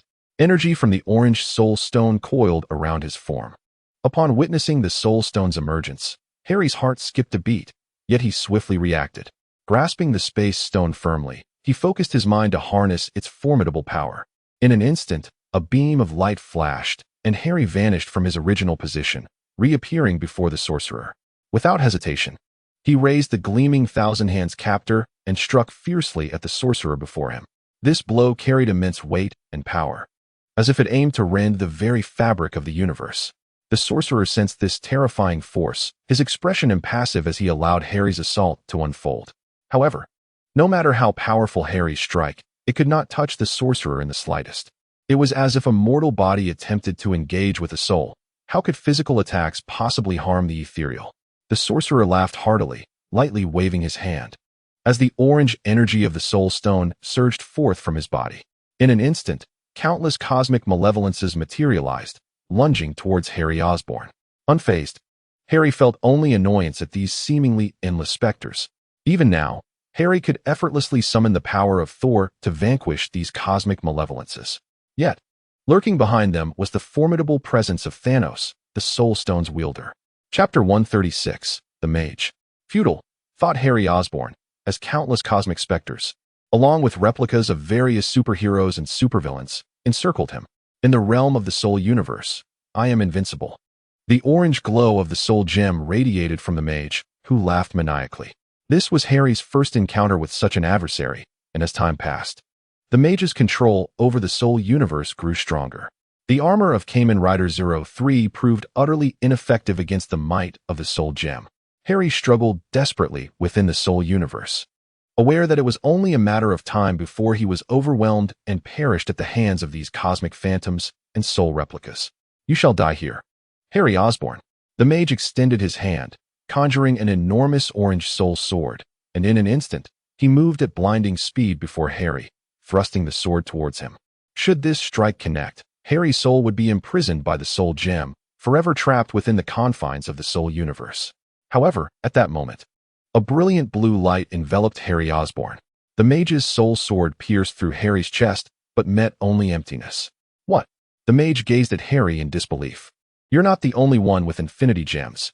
Harry's expression remained stoic as he regarded the mage. In the physical world, Harry Osborn's corporeal form remained stationary in the Mechanical Palace's Grand Hall. His soul had been ensnared by the mage within the Soul Universe. Yet, Harry had anticipated this scenario. Armed with the supercomputing capabilities of Kamen Rider 03, he had devised a strategy for confronting Sorcerer Atom, should the need arise. Thus, he had left the superintelligent AI, Ultron, and the supreme intelligence within his body. At that moment, it was indeed Ultron who inhabited Harry's form, wielding the space gem that shimmered with a blue radiance. This connected with Harry's AI, Kamen Rider 03, within the Soul Universe. The power of the space gem activated, allowing Harry to create a spatial portal between the Soul Universe and the physical realm. The space gem could manipulate space within this singular universe. As long as it remained within the confines of that universe, its power could extend. Let us meet in the real world, mage. Upon uttering these words, Harry Osborn instantly teleported back to reality, regaining control of his body. He surveyed his surroundings and discovered that Thor and Wolverine Logan had yet to escape the clutches of the Soul Gem's influence. They too were under the mage's control. For now, Harry Osborn lacked the capacity to assist them. He needed to focus entirely on confronting the mage. Even in the tangible realm, the Dark Sorcerer Atom stands as a formidable adversary. Halios spun forth his hand, and the space gem radiated with brilliance, enveloping the entire planet in its luminous grasp. Unable to locate the sorcerer's presence, Halios resolved to wield the power of the space gem to obliterate this world. After all, with the bodies of Thor, the god of thunder, and Wolverine, Logan, a planetary explosion would scarcely be lethal to them. One possessed the physique of a deity, while the other boasted remarkable regenerative capabilities.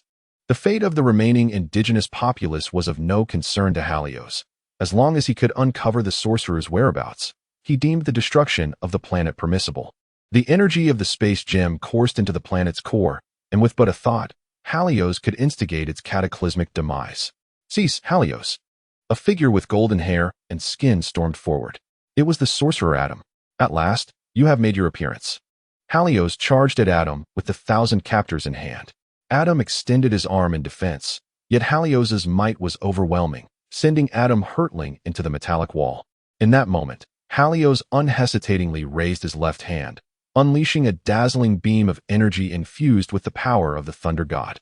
This formidable energy surged towards Adam with astonishing velocity, as if intent on consuming him entirely. As the energy beam collided with Adam's form, a resounding explosion reverberated throughout the expanse, distorting the surrounding air as if it were being torn into countless fragments. Taken aback by the sudden onslaught, Adam, however, did not falter. Instead, he began to absorb the very essence of the thunder god's power. Rising from the metallic wall, Adam faced Halios's assault. "Halios, we are not enemies. The soul gem is not within my grasp," Adam urgently clarified, fearing Halios's potential for further reckless actions. Upon hearing Adam's words, Halios withdrew his attack. "What do you mean?" he inquired, perplexed. In his previous life, he had not perused every Marvel comic, and thus, the tale of Adam eluded him. "The soul gem has severed my dark side, creating a wholly new being, the sorcerer," Adam warned, his gaze scanning the vicinity with caution. "The soul gem resides with the sorcerer, or rather, it has transformed into him." "Adam, my brother, to think you would betray me. After all, we share the same corporeal essence." The sorcerer revealed himself, materializing before them all. "I must thwart you. The infinity gems wield an exceedingly perilous power that disrupts the cosmic equilibrium and should not be wielded lightly," Adam proclaimed loudly. "Then if you possess the capability, come and seize them," the sorcerer retorted, his form aglow with an orange radiance. With a mere gesture, the entire mechanical palace stirred to life.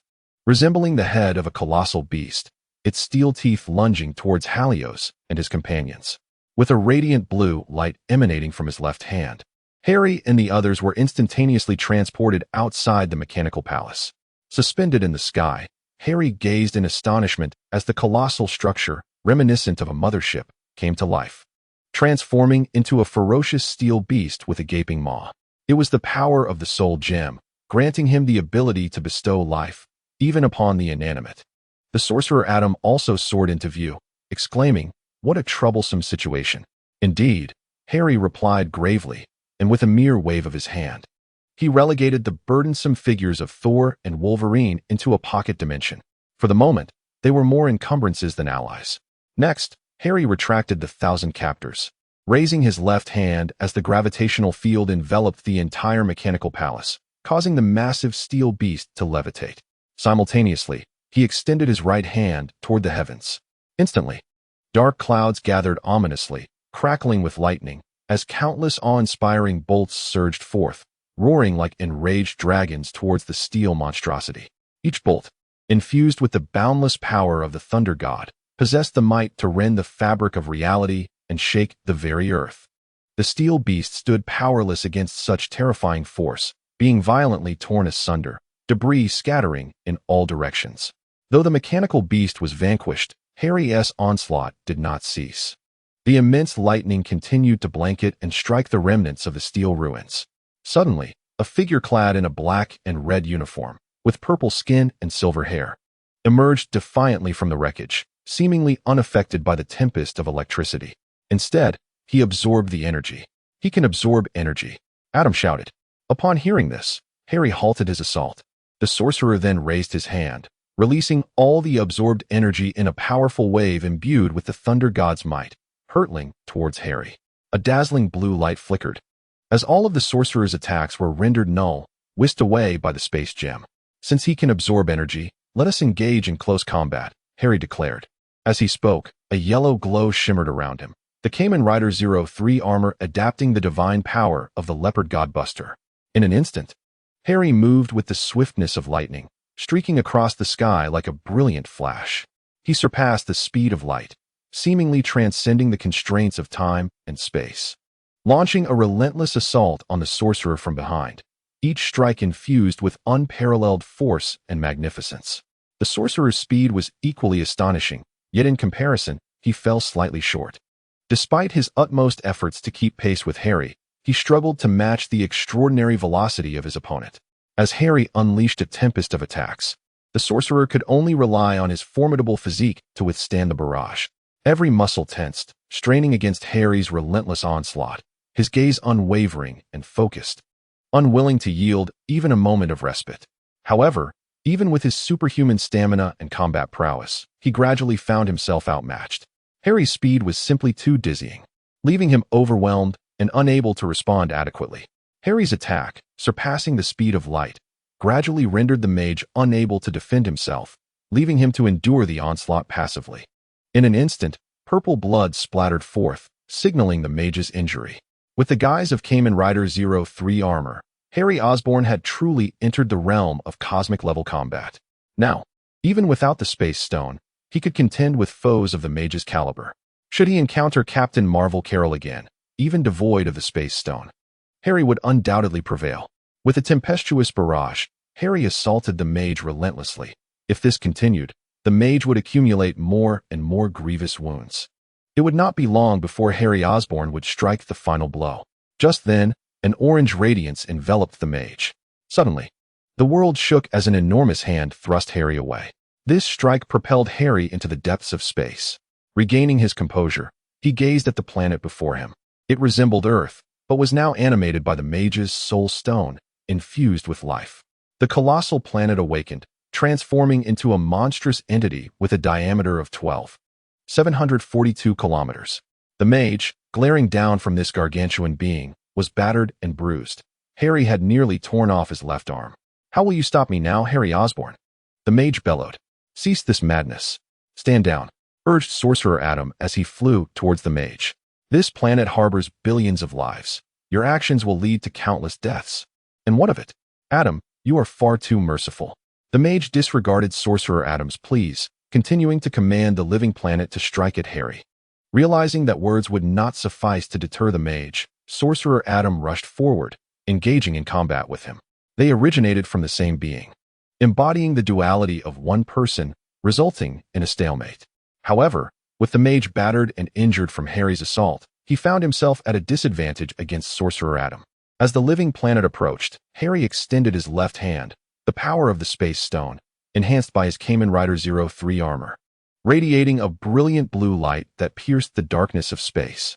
In the depths of the cosmos, a massive planet floated silently. Suddenly, a dazzling blue beam surged from the distance, enveloping this planet. This was the formidable force unleashed by Harry utilizing the Space Stone, transporting the planet to collide with the living entity. The two planets collided, creating an immense shockwave that reverberated throughout the star system. Rocks and dust from the planetary surfaces were hurled into the atmosphere, spawning a spectacular cosmic storm.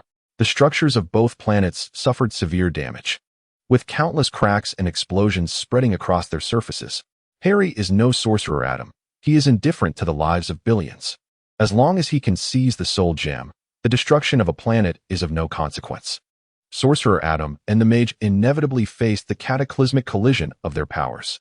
As they engaged in combat, the moment the planets collided, an irresistible force surged toward him. This force crashed upon him like tumultuous ocean waves, engulfing him entirely. His body was violently shaken, as if it were to be torn into fragments. The mage, striving to maintain his energy shield, found his efforts futile against the might of the planetary collision. Both Sorcerer Adam and the mage sustained grave injuries, drifting into the abyss of space.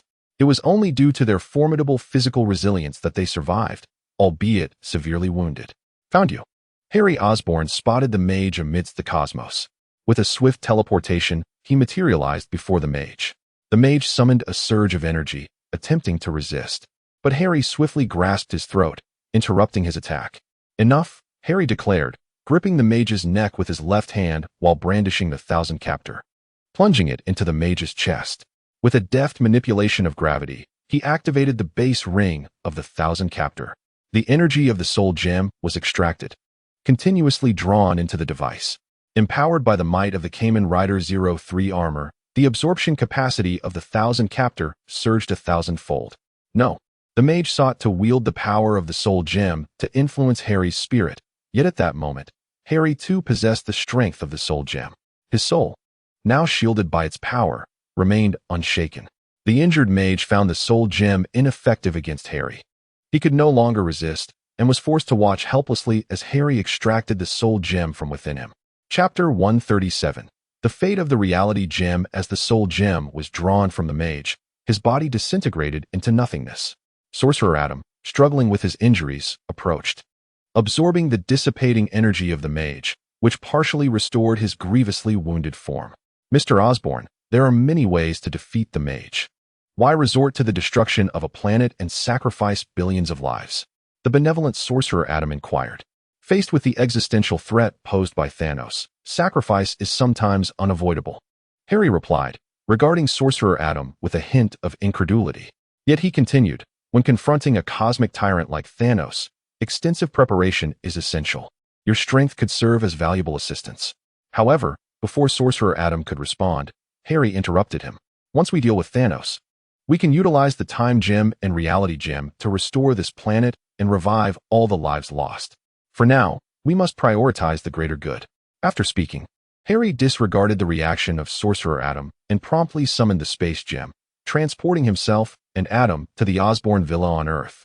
He then conjured Wolverine Logan and Thor from the depths of his interdimensional pocket.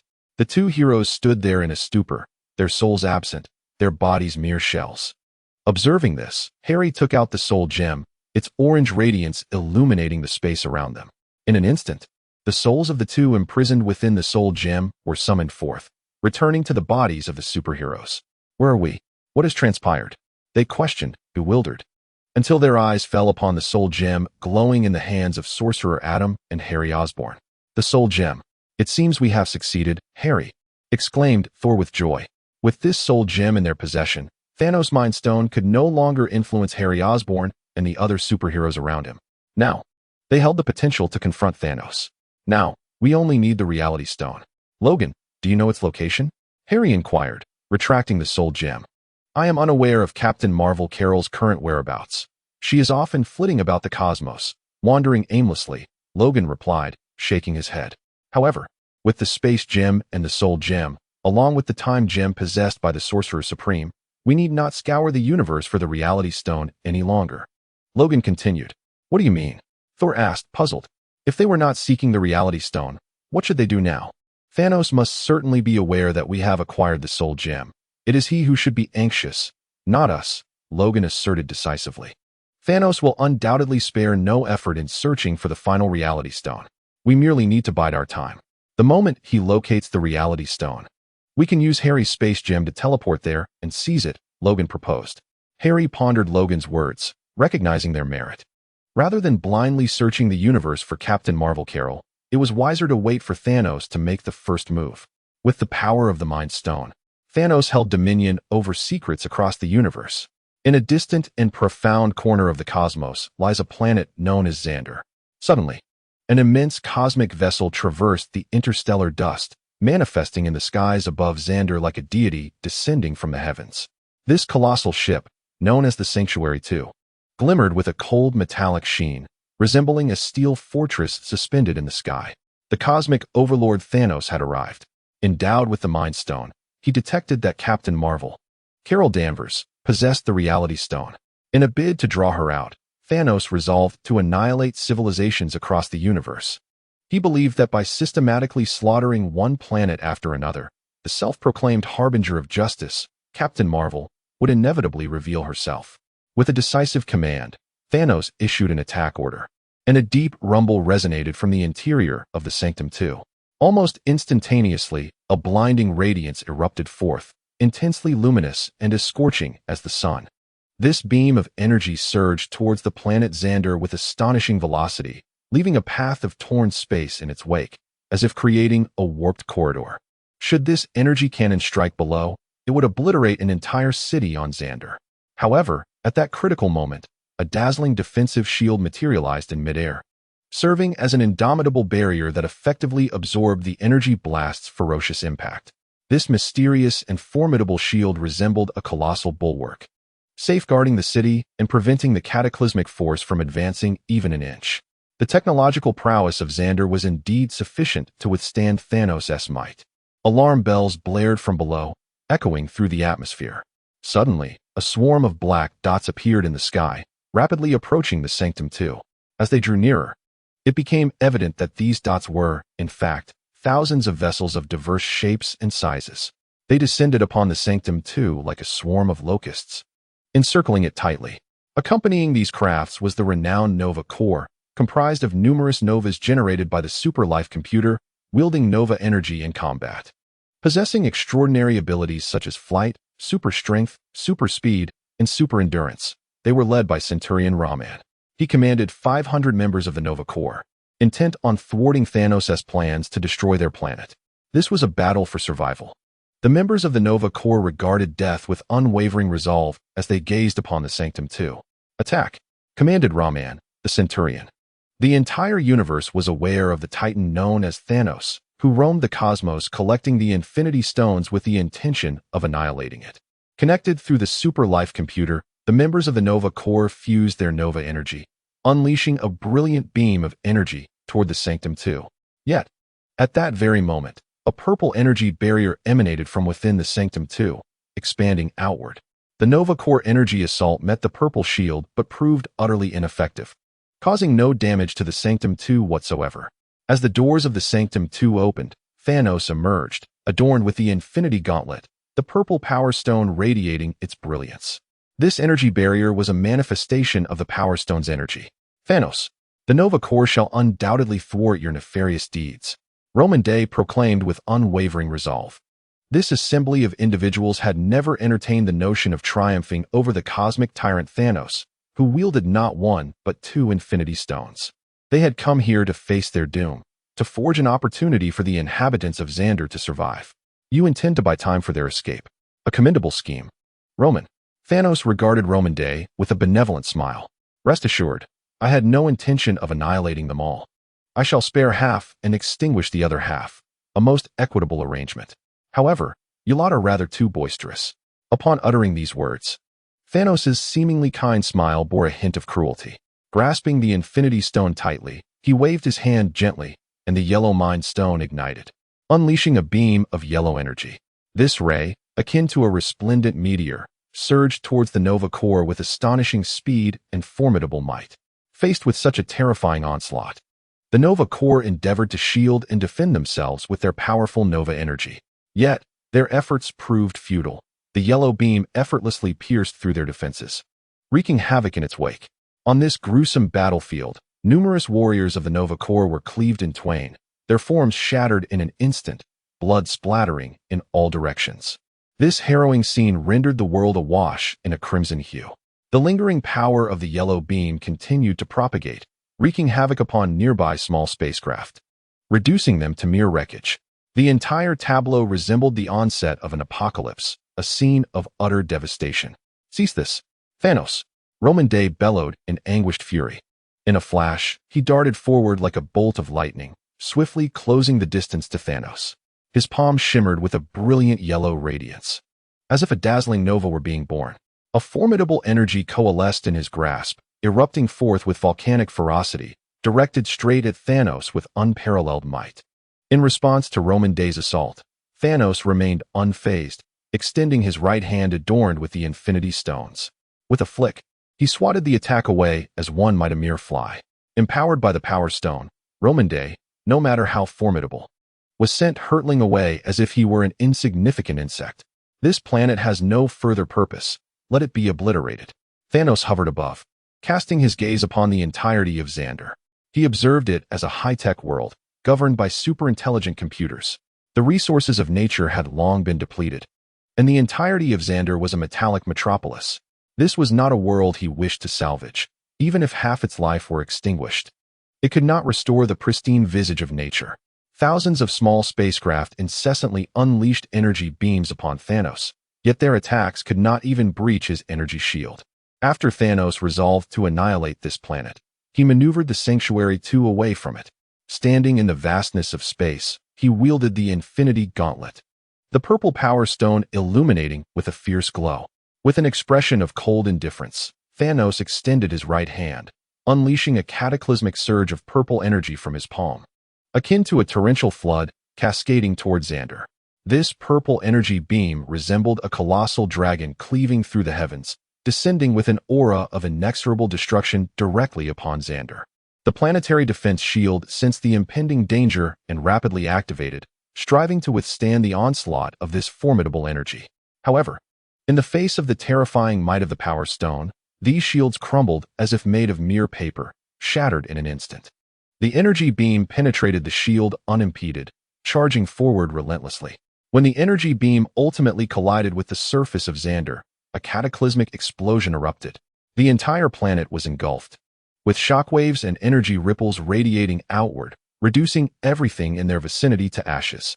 The Infinity Gauntlet was able to harness the full potential of the Infinity Stones. Under the flawless manifestation of the Power Stone's prowess, Thanos effortlessly obliterated Xander. It seemed this planet had no intention of being spared, as he turned his sights toward the next star system. However, Thanos awaited the arrival of Captain Marvel, Carol Danvers, in vain. As he decided to proceed to the next planet, a dazzling red light suddenly rippled through the boundless expanse of space. This mysterious and potent luminescence seemed to possess boundless energy, illuminating the entirety of the cosmos. The region of space enveloped in this radiant red glow underwent astonishing transformation. The once devastated Xander, reduced to ashes, began to rapidly regain its former appearance under the glow of the red light. "At last, you have arrived, Captain Marvel," Thanos remarked with a smile. "Thanos, hand over the Infinity Stones. This is not power that belongs to you."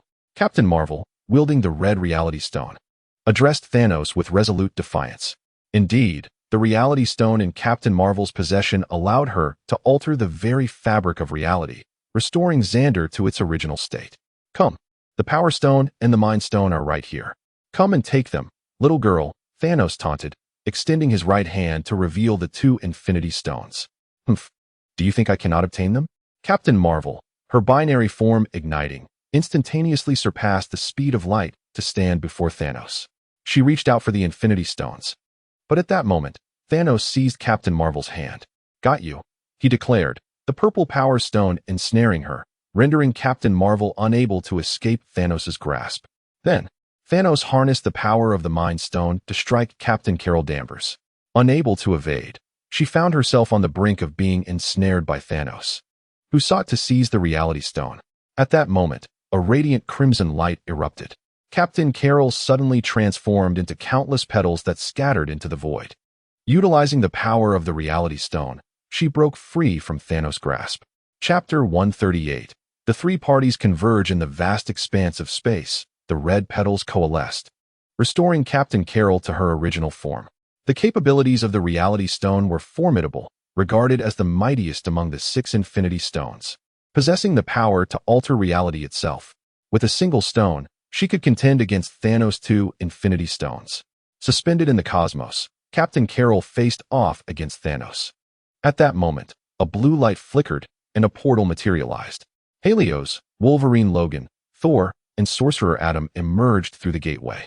Among them, Wolverine Logan donned the Kamen Rider metal cluster armor, temporarily bestowed upon him by Helios to ensure he could withstand the ferocity of the battle. Otherwise, he would have been unqualified to participate with only his near-immortal body to rely upon. "Long time no see, everyone. Have you missed me?" Helios, clad in Kamen Rider 03 armor, waved cheerfully to Captain Carol and Thanos.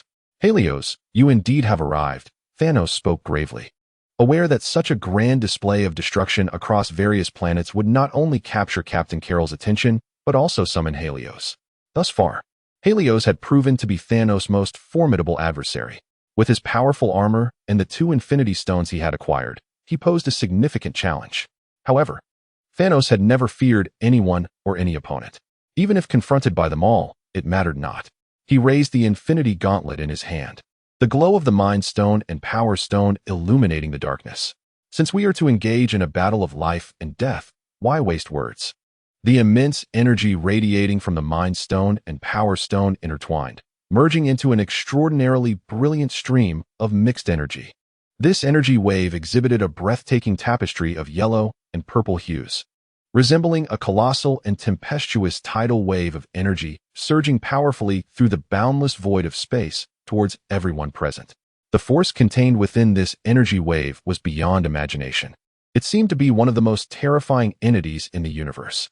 Within the tumultuous waves of energy lay boundless destructive power. Neither Helios nor Captain Carol dared to confront it head-on. Helios raised the space stone in his hand, its blue light shimmering as its energy enveloped everyone. Except for Captain Carol. Harry Osborn utilized the power of the space stone to transport everyone to the rear of Thanos. Captain Marvel, Carol Danvers, found herself unable to evade and could only wield the Reality Stone to deflect the onslaught of Thanos' two Infinity Stones. The Reality Stone radiated a brilliant crimson light, enveloping Captain Marvel as the waves of energy from Thanos crashed against her, dissipating into nothingness. Although Thanos' attacks were formidable, inflicting harm upon Captain Marvel proved to be a daunting task. This was a realization Thanos was acutely aware of. He did not expect to vanquish everyone with a single blow. His objective was to first subdue Captain Marvel, preventing the alliance of two wielders of Infinity Stones. He intended to confront Harry Osborn first. Harry shared this sentiment, having transported everyone behind Thanos. Thor, the god of thunder, charged forward, wielding Mjolnir, which conjured a cosmic tempest, with the might of thunder striking down upon Thanos like a ferocious dragon.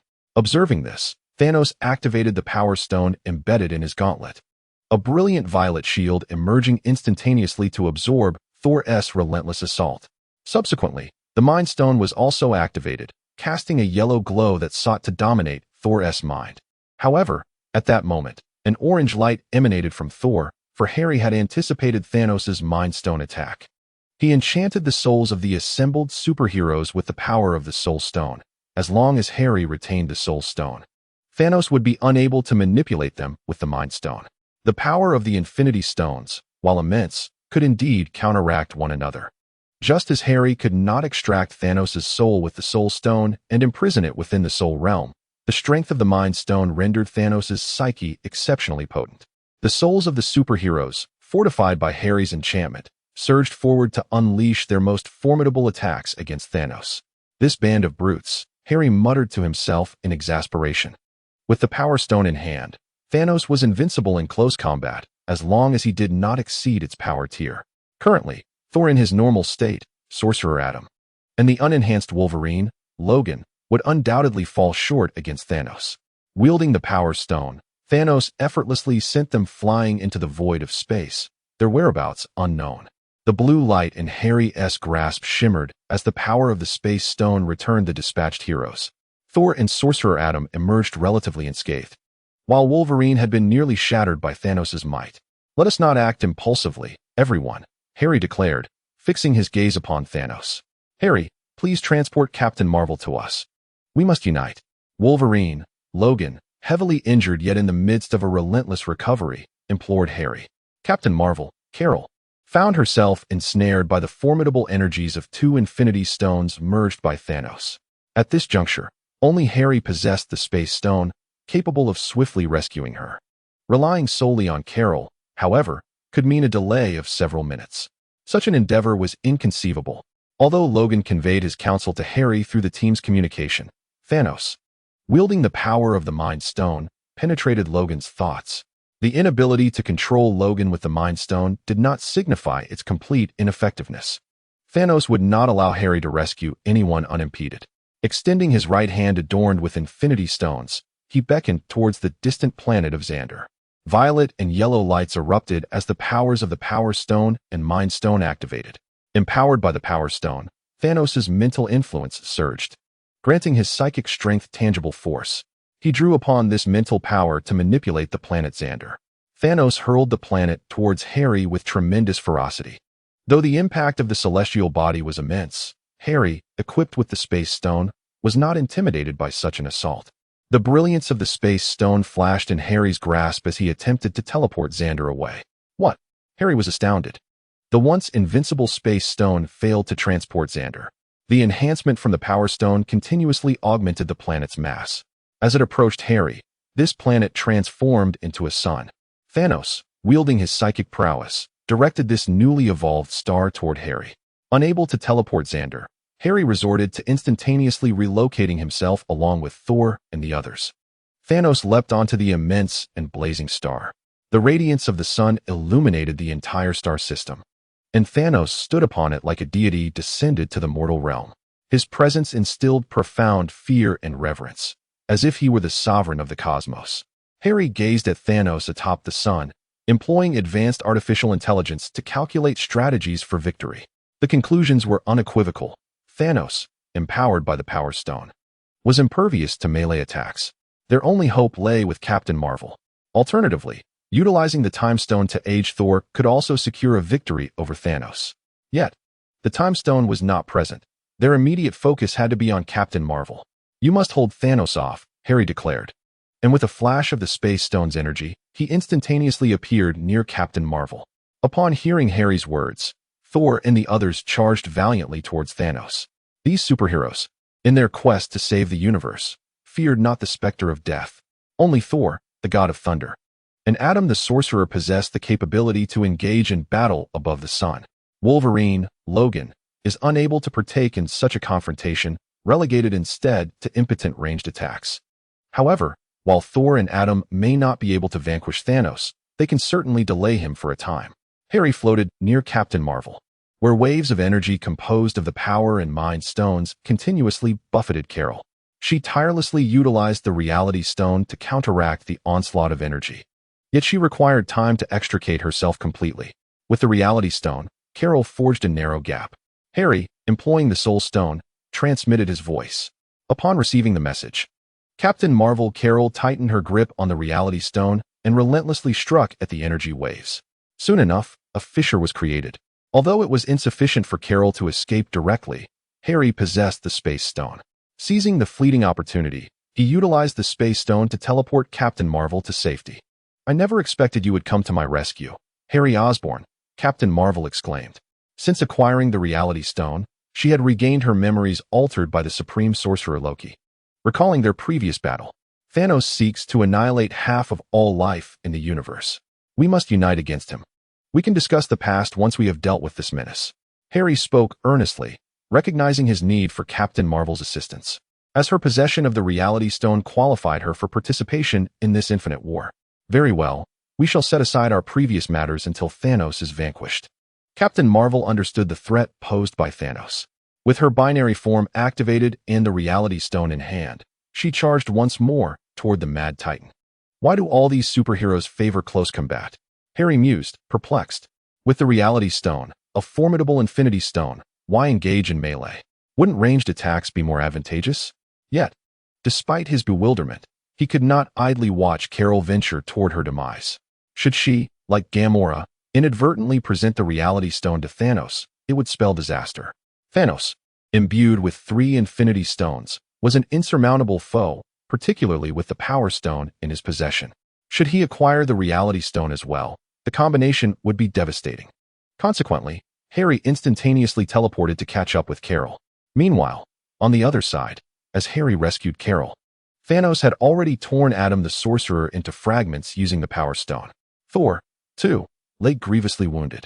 Raising the Infinity Gauntlet, the 2 glowing Infinity Stones radiated a blinding light as Thanos aimed to deliver a fatal blow to Thor. However, in that moment, the enraged Captain Marvel arrived, utilizing the power of the Reality Stone to withstand Thanos' punch. Seizing the Infinity Gauntlet, she aimed to wrest it directly from the grasp of Thanos. Instantly aware of her intent, Thanos unleashed a powerful punch towards Carol's face. With a resounding thud, his mighty blow failed to faze her.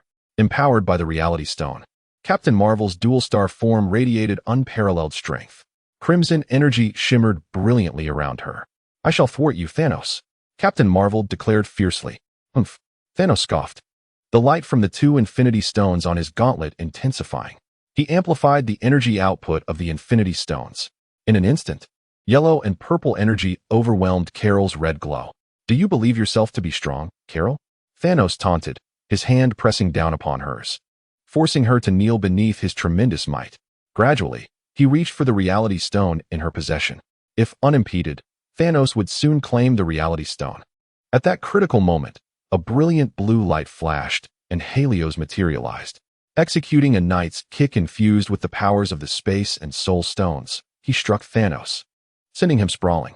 If you wish to claim the reality stone, you must first contend with me, Helios stated, fixing Thanos with a steely gaze, while simultaneously extending his hand to help Captain Marvel to her feet. Such an irritating foe. I shall deal with you first, Thanos declared, raising the Infinity Gauntlet to unleash an energy wave towards Helios. The combined might of the two Infinity Stones surged towards him. Helios, wielding the Space Stone in his left hand and the Soul Stone in his right, conjured a protective energy shield to withstand Thanos' assault. He used the Reality Stone to resurrect Sorcerer Atom and heal Thor's injuries. While fending off Thanos' relentless attacks, Helios called out to Captain Marvel. Hurry, he urged. As Thanos intensified his energy assault, bolstered by the Power Stone, Helios found himself struggling to maintain his shield. Recognizing the dire situation, Captain Marvel cast aside her personal grievances against Helios. The Reality Stone in her possession gleamed with a fierce red light. Under its healing influence, Thor recovered from his grievous wounds. What now? Captain Marvel pondered after restoring Thor, as she noticed the cocoon formed from Sorcerer Atom's remains, which had been torn apart by Thanos. Holding the Reality Stone, she was uncertain how to address this enigmatic chrysalis. Helios, hearing her thoughts, glanced back and beheld the cocoon. Does this fellow resurrect of his own accord after death? Harry, feeling the essence of the Soul Stone, sensed the seemingly reborn state of the Sorcerer Atom. Let us depart from this place, he proclaimed. Immediately, harnessing the power of the Space Stone, he transported the group into the cosmos to rendezvous with Wolverine, Logan. Engaging in a fierce battle against Thanos, the Mad Titan, amidst the sun, they found themselves at a disadvantage, as Thanos relentlessly augmented the sun's gravitational pull with the Power Stone. Upon returning to the void of space, Harry transmitted a portion of the Soul Stone's energy into the cocoon encasing Sorcerer Atom. Receiving this vital energy, Atom emerged prematurely from his chrysalis, resurrected. What shall we do now? Inquired Thor, the god of thunder, seeking Harry's counsel. Do you have a plan? Contemplating the looming cosmic tyrant Thanos, who approached them from above the sun, Harry responded, we must first annihilate this star. We cannot allow Thanos to transform it into a black hole. He urged his companions. I shall take the initiative. You seek an opportunity. With that, Harry propelled himself towards Thanos. With a sweeping gesture of his arm, countless portals to the cosmos opened, unleashing a torrent of cosmic specters that surged forth under Harry's command, aimed directly at Thanos. Thanos, however, disregarded these ethereal apparitions, extending his hand adorned with the Infinity Gauntlet and, with a mere flick, summoned the sun's fiery wrath, unleashing a tempest of flame-laden tornadoes that engulfed the cosmic spirits. The specters stood no chance against the onslaught of solar fire and were swiftly extinguished. Cease these futile theatrics, Harry Osborn, Thanos taunted. Yet Harry paid no heed to Thanos' derision, fully aware that the cosmic spirits would hold little efficacy. Clutching both the Space Stone and the Soul Stone, he combined their powers, manifesting a soul space wormhole within his palm. Taking a deep breath, Harry tightened his grip, channeling all his might into a single, forceful thrust.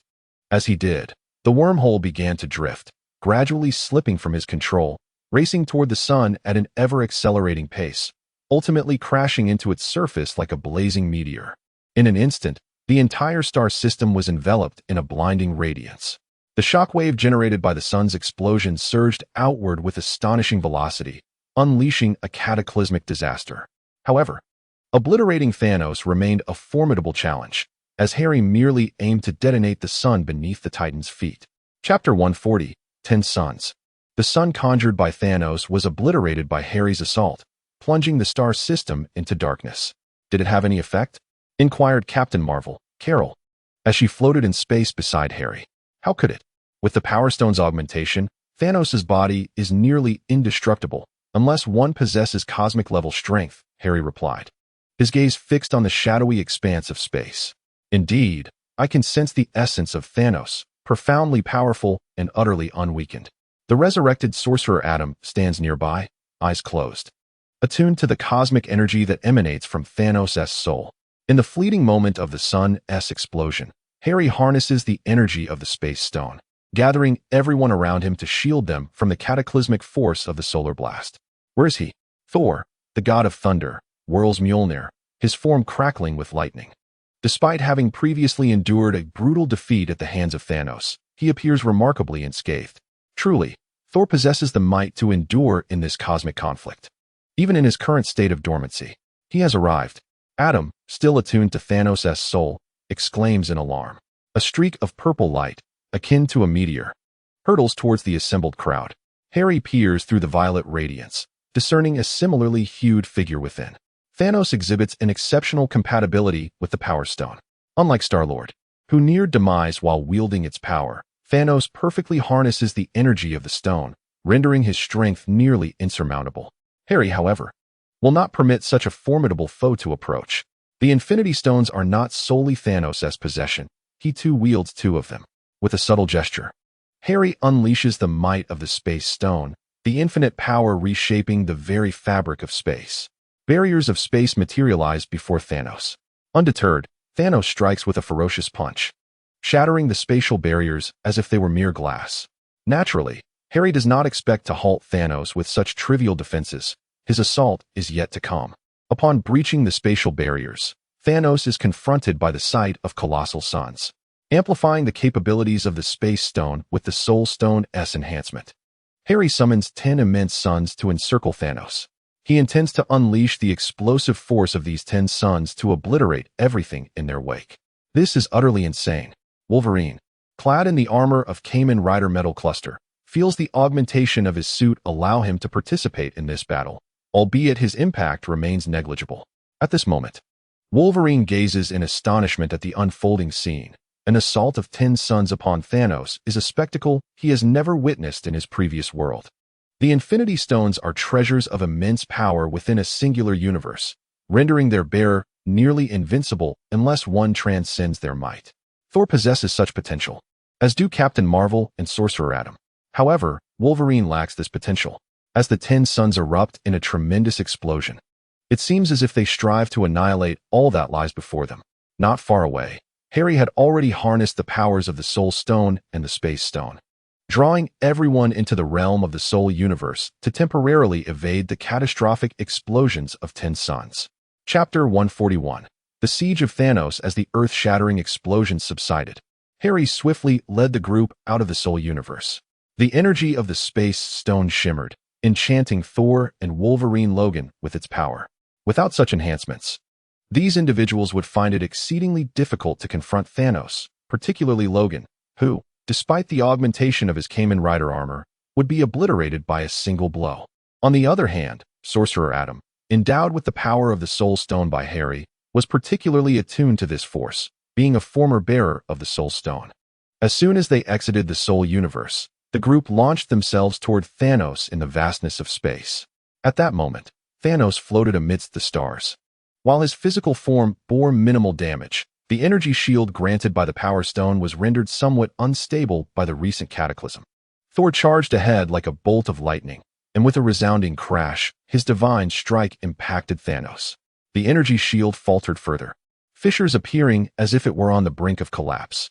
Observing this, Thanos activated the Power Stone on his Infinity Gauntlet, its purple glow flaring as he sought to stabilize his energy shield. However, the assaults from others had already commenced. Wolverine, clad in his Kamen Rider armor, executed a spatial leap, materializing beside Thanos. With arms outstretched, his metallic claws unfurled, slashing at Thanos with fervor. Mere metal claws would have inflicted no harm upon Thanos. Yet Wolverine was imbued with the energy of the Space Stone, each strike carrying the essence of spatial rifts, further shredding the already weakened energy shield. Only the faintest layer of protection remained. At that critical moment, a beam of cosmic energy, imbued with the essence of the Orange Soul Stone, struck Thanos. With a crack, the energy shield was finally breached. The collective onslaught from the group sent Thanos hurtling backward. The battle raged on, and a figure enveloped in radiant red light, surpassing the speed of light, delivered a powerful blow to Thanos' chest. Captain Marvel, Carol Danvers, had made her move. She had been patiently awaiting the moment when Thanos' energy shield would falter. Her fist, infused with the power of the Reality Stone and her own fury, struck Thanos' chest with tremendous force. Purple blood trickled from the corner of Thanos' mouth. The invincible Titan had finally sustained an injury. Seeing this, Captain Marvel's glow intensified as she aimed to capitalize on the moment, seeking to press the advantage. Yet, Thanos, ever the formidable opponent, remained calm, bolstered by the Soul Stone's influence. Undeterred even in the face of a relentless assault, Thanos steadied himself in the vastness of space, resolutely using his indomitable form to withstand the onslaught of Captain Marvel, Carol Danvers. With a swift motion of his right hand, a purple radiance flickered, seizing the punch that Carol had thrown. "Leave the Reality Stone," Thanos intoned gravely, his gaze fixed upon the gem in her possession. The Power Stone emitted a relentless surge of energy, encroaching upon Captain Marvel. With the Infinity Gauntlet at his disposal, Thanos wielded the power of the Infinity Stones more adeptly than Carol. Her Reality Stone could not withstand the erosion of the Power Stone. Witnessing this, the others rushed forward, intent on rescuing Carol. Yet, Thanos was not one to be caught off guard. He possessed more than a single stone. Streams of yellow energy beams erupted from his left hand, sending Thor, Wolverine, and Doctor Strange careening away from their assault. "Helios, what are you waiting for?" Thanos demanded, one hand pulsating with purple energy as it besieged Captain Marvel, while the other glimmered with yellow energy, poised against any potential ambush from Helios. As a seasoned conqueror of the cosmos, he was keenly aware of the threats posed by his most formidable adversary, who also wielded 2 Infinity Stones. Chapter 142. The crucial point at that moment, Helios concealed himself within the Soul Universe, observing the unfolding battle below. Should he choose to engage, he could certainly tilt the scales in their favor, yet such a direct approach would not suffice. Thanos, bolstered by the Power Stone, possessed an immortal body and boundless energy. Furthermore, the Soul Stone granted him an unwavering spirit, impervious to fatigue or doubt. The combination of these 2 powers enabled Thanos to fight indefinitely. Though Helios wielded the Space Stone and the Soul Stone, both formidable in their own right, they were insufficient to vanquish Thanos, who also possessed 2 Infinity Stones. Conversely, Thanos could not defeat Helios, who similarly held 2 stones. Regrettably, the Time Stone and the Reality Stone were not in his possession. Helios mused that if he had those 2 Infinity Stones, overcoming Thanos would be considerably simpler. With the Time Stone, he could instantaneously age Thor, transforming the once mightiest Guardian into a formidable adversary for Thanos. The Reality Stone, with its capacity to influence and reshape reality, held limitless potential. One might wonder why Captain Marvel, despite possessing the Reality Stone, appeared so ineffectual. The answer lay in her lack of mastery over it. Thus, the crux of the conflict was not a matter of whose strength surpassed the other's, but rather who possessed the greater number of Infinity Stones. The Time Stone resided with Loki, whose peculiar demeanor left Helios feeling that even with all 6 Infinity Stones, defeating him might prove elusive. As the saying goes, one need not fear Loki wielding a knife, but rather his mastery of magic. Since the Time Stone was beyond reach, Helios turned his attention to Captain Marvel, who was struggling desperately in Thanos' grasp. In an instant, a multitude of thoughts flooded his mind. Since you refuse to reveal yourself, I shall compel you to do so. Thanos was naturally unwilling to allow Harry to remain hidden. He faced him without fear. Yet if Harry were to launch a surprise attack from the shadows, it would prove detrimental to him. With a cold huff, Thanos intensified the energy output of the Power Stone in his right hand while activating the Mind Stone with his left, reaching out to forcibly seize the Reality Stone from Captain Marvel's grasp. Captain Carol Danvers struggled under Thanos' grip, desperately wielding the energy of the Reality Stone to fend him off. However, in the face of the energy emanating from Thanos' Infinity Gauntlet, her endurance was waning. Suddenly, an electronic voice echoed. Harry traversed through a spatial portal, delivering a powerful kick infused with the benevolence of Z and the malevolence of Arc, alongside the energies of the Space and Soul Stones, landing heavily upon Thanos' back. Yet, in that fleeting moment, Thanos surprisingly reacted, forcefully flinging Captain Marvel towards Harry, using her as a shield to absorb the impact of the blow. A colossal explosion ensued, sending Captain Marvel hurtling through the air, blood flowing profusely, clearly gravely injured. Fortunately, bolstered by the energy of the Reality Stone, she was spared from being killed outright by the kick. At last, you have shown yourself. Thanos, taking advantage of the explosion's blaze, accelerated towards Harry, delivering a powerful punch. In response, Harry utilized the energy of the Space Stone to teleport behind Thanos, materializing a metallic cluster blade in midair and striking at Thanos' back. Thus, undisturbed, the two commenced their one-on-one battle for survival. Chapter 143, Blood Battle. The clash between Harry and Thanos could be described as cataclysmic. Under Harry's control, countless planets erupted and were annihilated. Meanwhile, Thanos, endowed with the Power Stone's augmentations, relentlessly advanced towards Harry, step by step. Although he found it challenging to close the gap at first, with the Infinity Gauntlet enabling him to effortlessly draw upon the energy of the Infinity Stones, Thanos held the upper hand in comparison to Harry. Others present in the battle were unable to approach.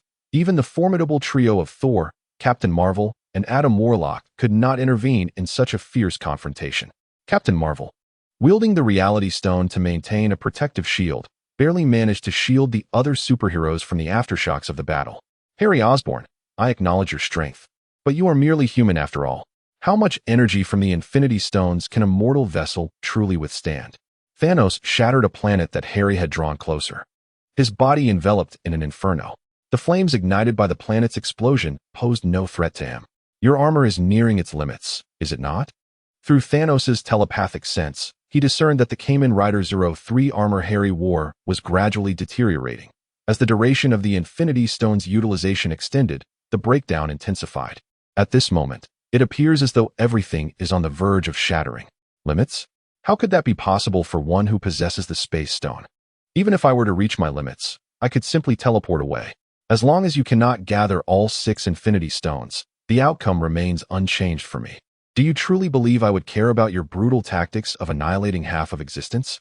Harry spoke with an air of defiance, radiating the energy of the blue Space Stone, as if he were prepared to leap through dimensions at any moment. However, just then, a purple figure appeared before Harry as if by teleportation. It was Thanos, his Infinity Gauntlet adorned with the glowing Mind Stone. Did you think I would be unprepared? Thanos had long anticipated that Harry might attempt to escape using the Space Stone. After all, having wielded the Mind Stone himself, he had encountered Harry before, albeit briefly controlling him without accessing his memories. Yet Thanos had already discerned that this individual before him was far from a conventional superhero. Unlike those champions who would fight to protect lives and the universe, Harry Osborn, with the Space Stone, possessed an extraordinary capacity for evasion, making it exceedingly difficult for Thanos to seize him or the Infinity Stones. Thus, he had concealed a simple yet effective ability of the Mind Stone, mental teleportation, akin to instantaneous movement. Enduring a barrage of Harry's solar assaults and planetary explosions had been a necessary sacrifice for this very moment. The relentless combat had begun to fracture Harry's Kamen Rider 03 armor, rendering him less adept at wielding the Infinity Stones. Even the slightest opening was seized by Thanos. At last, I have you. The energy from the Power Stone surged forth, invading Harry's body. The blue Space Stone became temporarily unusable under the onslaught of the Power Stone. Damn it. Harry Osborn has been captured. We must hurry to rescue him and thwart Thanos. The onlookers in the distance finally recognized the gravity of the situation, and Captain Marvel, empowered by the Reality Stone, surged forward at maximum speed. Yet, despite her incredible velocity, it was futile. Thanos had already acted. The corrosive energy of the Power Stone was the final straw that broke the camel's back. The Kamen Rider 03 armor shattered, dispelling Harry's transformation and revealing his true form. Though significantly enhanced, his physical prowess could not withstand the augmented might of Thanos. Without the protection of the Kamen Rider 03 armor, Thanos exerted his strength and decapitated Harry Osborn. In that moment, Harry Osborn met his demise. Chapter 144, The Reality Stone Stop. Captain Marvel, Carol Danvers, had finally arrived, but she was too late. Thanos held Harry's lifeless body in his grasp, preparing to claim the Infinity Stones. In a flash, Captain Marvel surpassed the speed of light, delivering a powerful punch aimed at Thanos' head. Yet Thanos remained utterly unperturbed as he withstood a formidable blow with a shield of purple energy, retaliating with a fist imbued with the power of the Mind Stone, sending Captain Marvel, Carol Danvers, hurtling backwards. He then reached for the Space Stone and the Soul Stone attached to Harry. In Thanos' eyes, Captain Marvel was merely a larger insect, unworthy of concern. Once he acquired the Space Stone and the Soul Stone, it would be child's play for him to vanquish Captain Marvel, even with her possession of the Reality Stone. However, the moment Thanos' hand made contact with the Space Stone on Harry's corpse, a radiant blue and orange glow erupted from it, activating the energies of the Space and Soul Stones. The brilliance enveloped Thanos, who was too close to evade, and he was promptly transported into the Soul Universe. Simultaneously, Captain Marvel, propelled away, returned, followed closely by Sorcerer Adam and Thor, the God of Thunder, along with Wolverine, Logan. What was happening? Thor was filled with confusion, questioning why Harry's lifeless form radiated light. Where had Thanos been sent? A flurry of inquiries echoed in their minds. It was the Soul Stone. One among them grasped the crux of the matter. Sorcerer Adam, who had once possessed the Soul Stone, spoke up. Indeed, the Soul Stone allows my essence to persist even after the body has perished. Harry's corpse was speaking. An orange figure emerged from Harry's body, explaining to the others, "It is not the time for such discussions. Thanos has temporarily trapped me within the Soul Universe. Yet, possessing the Mind Stone, Thanos will not lose himself in the Soul Universe. He can maintain his consciousness and will soon escape. The crisis has not yet been averted, my friends." Harry's words awakened the heroes to the gravity of their predicament. "What shall we do, Harry?" Thor inquired. Despite the lingering tensions from their prolonged battle, they could not deny that Harry, a mere human from Earth, was pivotal in confronting Thanos. It seemed only he possessed the means to overcome the seemingly invincible adversary. "Carol, use the powers of the Reality Stone to revive me." Upon hearing this, Harry directed his gaze toward Captain Marvel, imploring her. The Reality Stone has the ability to alter reality. As long as the soul endures, reviving a person is a trivial task. "Very well, I shall revive you at once." Without hesitation, Captain Marvel grasped the stone and began channeling its energy into Harry's lifeless form. The red energy flowed into Harry like lifeblood. In an instant, reality shifted, and Harry resurrected right where he had fallen, just as I had planned. Ha ha. The revived Harry erupted in laughter, reminiscent of a triumphant Uchiha. "What is happening?" Captain Marvel stammered in shock, realizing she could no longer control the Reality Stone. Uplifted by seizure, the Kamen Rider 03 armor instantaneously enveloped him.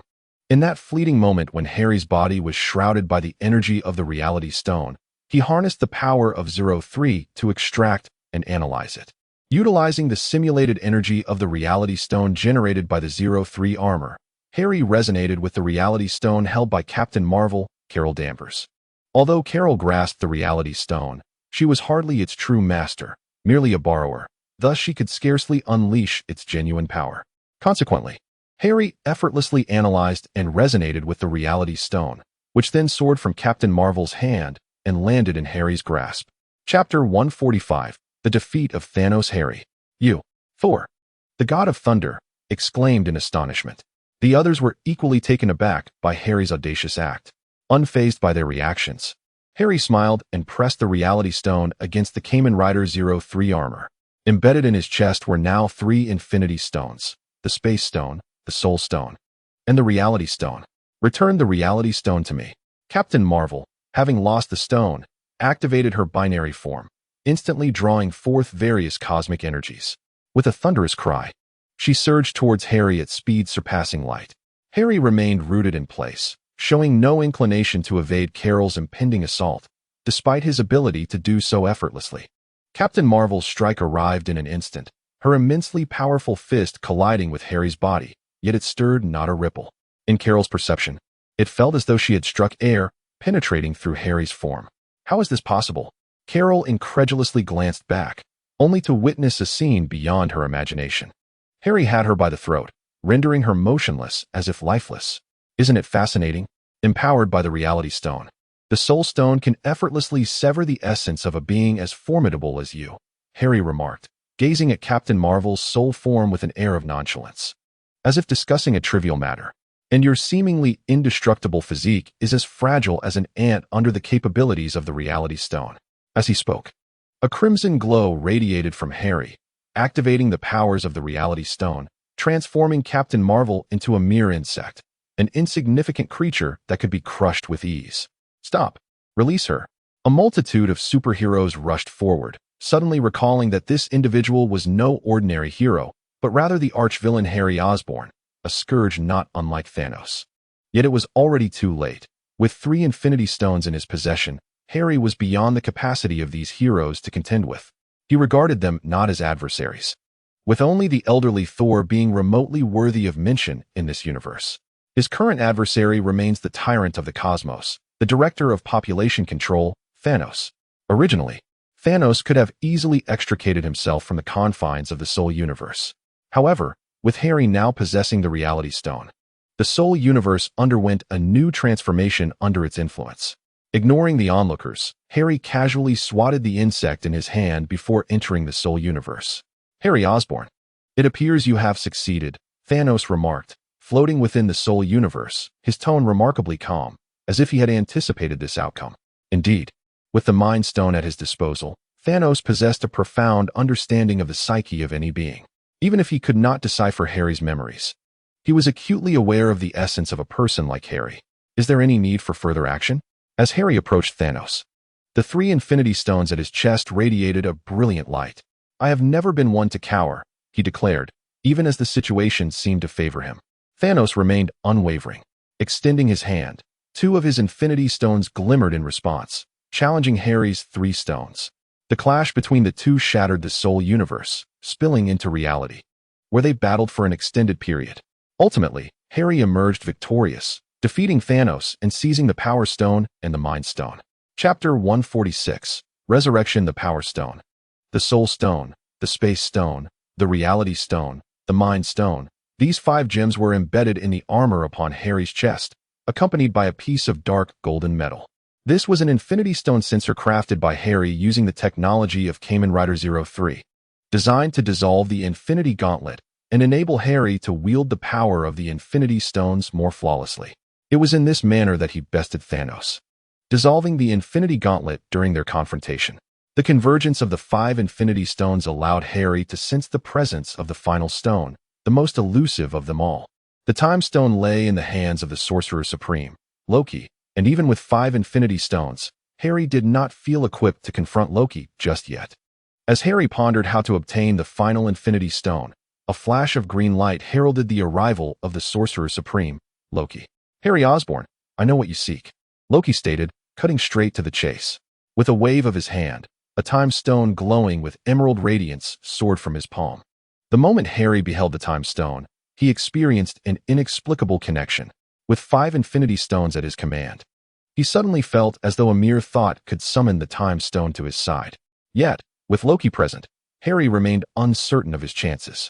This Time Stone shall serve as my gift to you, Loki declared, releasing his hold over the Time Stone. Drawn by the allure of the 5 Infinity Stones, the Time Stone swiftly soared toward Harry. Harry reached out his hand to catch the Time Stone that was flying towards him. Filled with confusion, he inquired of Loki, with your possession of the Time Stone, you must surely know what I intend to do. He could not comprehend why Loki would assist him, considering he was no paragon of virtue. I do not concern myself with your tricks. Strive for growth, for we shall meet again in the future. Loki offered little explanation, transforming into a green light and vanishing from sight. Regardless, the 6 Infinity Stones were finally in his grasp. Overjoyed, Harry swiftly embedded the Time Stone into the armor on his chest. The convergence of the 6 Infinity Stones granted Harry dominion over the entire singular universe. In this realm, he became an absolute deity, omnipotent and omniscient. As the grand ball was about to commence, how could it possibly unfold without an audience and a stage? With a mere thought, Harry found himself in New York City. Then, with another thought, all the superheroes and supervillains on Earth were summoned. Is this New York? Am I not already dead? Questioned Kingpin, bewilderedly surveying his surroundings. He was not alone. Captain Marvel, Carol Danvers, and others were also resurrected alongside him. Harry Osborn, what are you planning? Wolverine, Logan, the first to react after the Infinite War, noticed the 6 Infinity Stones adorning Harry's chest. It's rather noisy here, Harry declared, silencing everyone with a thought, rendering them immobile, able only to contemplate. I have pondered how to wield these 6 Infinity Stones, yet the moment I acquired them, Clarity dawned upon me. Thanos, your notion is indeed correct. What could be more just than to erase half of the universe's life with a mere snap? As he spoke, Harry turned his gaze toward the resurrected Thanos. Mindless slaughter serves no purpose. A reboot is the essence, Thanos replied gravely. Nay, everything possesses significance, Harry countered immediately. Whether benevolent or malevolent, both are what I desire most. Upon uttering this, Harry extended his right hand, the energy from the 6 Infinity Stones coalescing. He sensed the entirety of the universe cradled within his palm, as if a single snap could obliterate it all. The assembled superheroes fixated their gaze upon Harry, yet they were ensnared, unable to move even a fraction despite their utmost efforts. Confronting the superheroes and the universe itself, Harry gently snapped his fingers. In that instant, he needed not declare who he was. The 6 Infinity Stones would fulfill his will. With a single snap, the lives within the universe were erased. In an instant, a torrent of malice surged from the cosmos. Harry felt an unparalleled power coursing through him. He relinquished his transformation, extending his hand as a completely black cartridge materialized from the ether.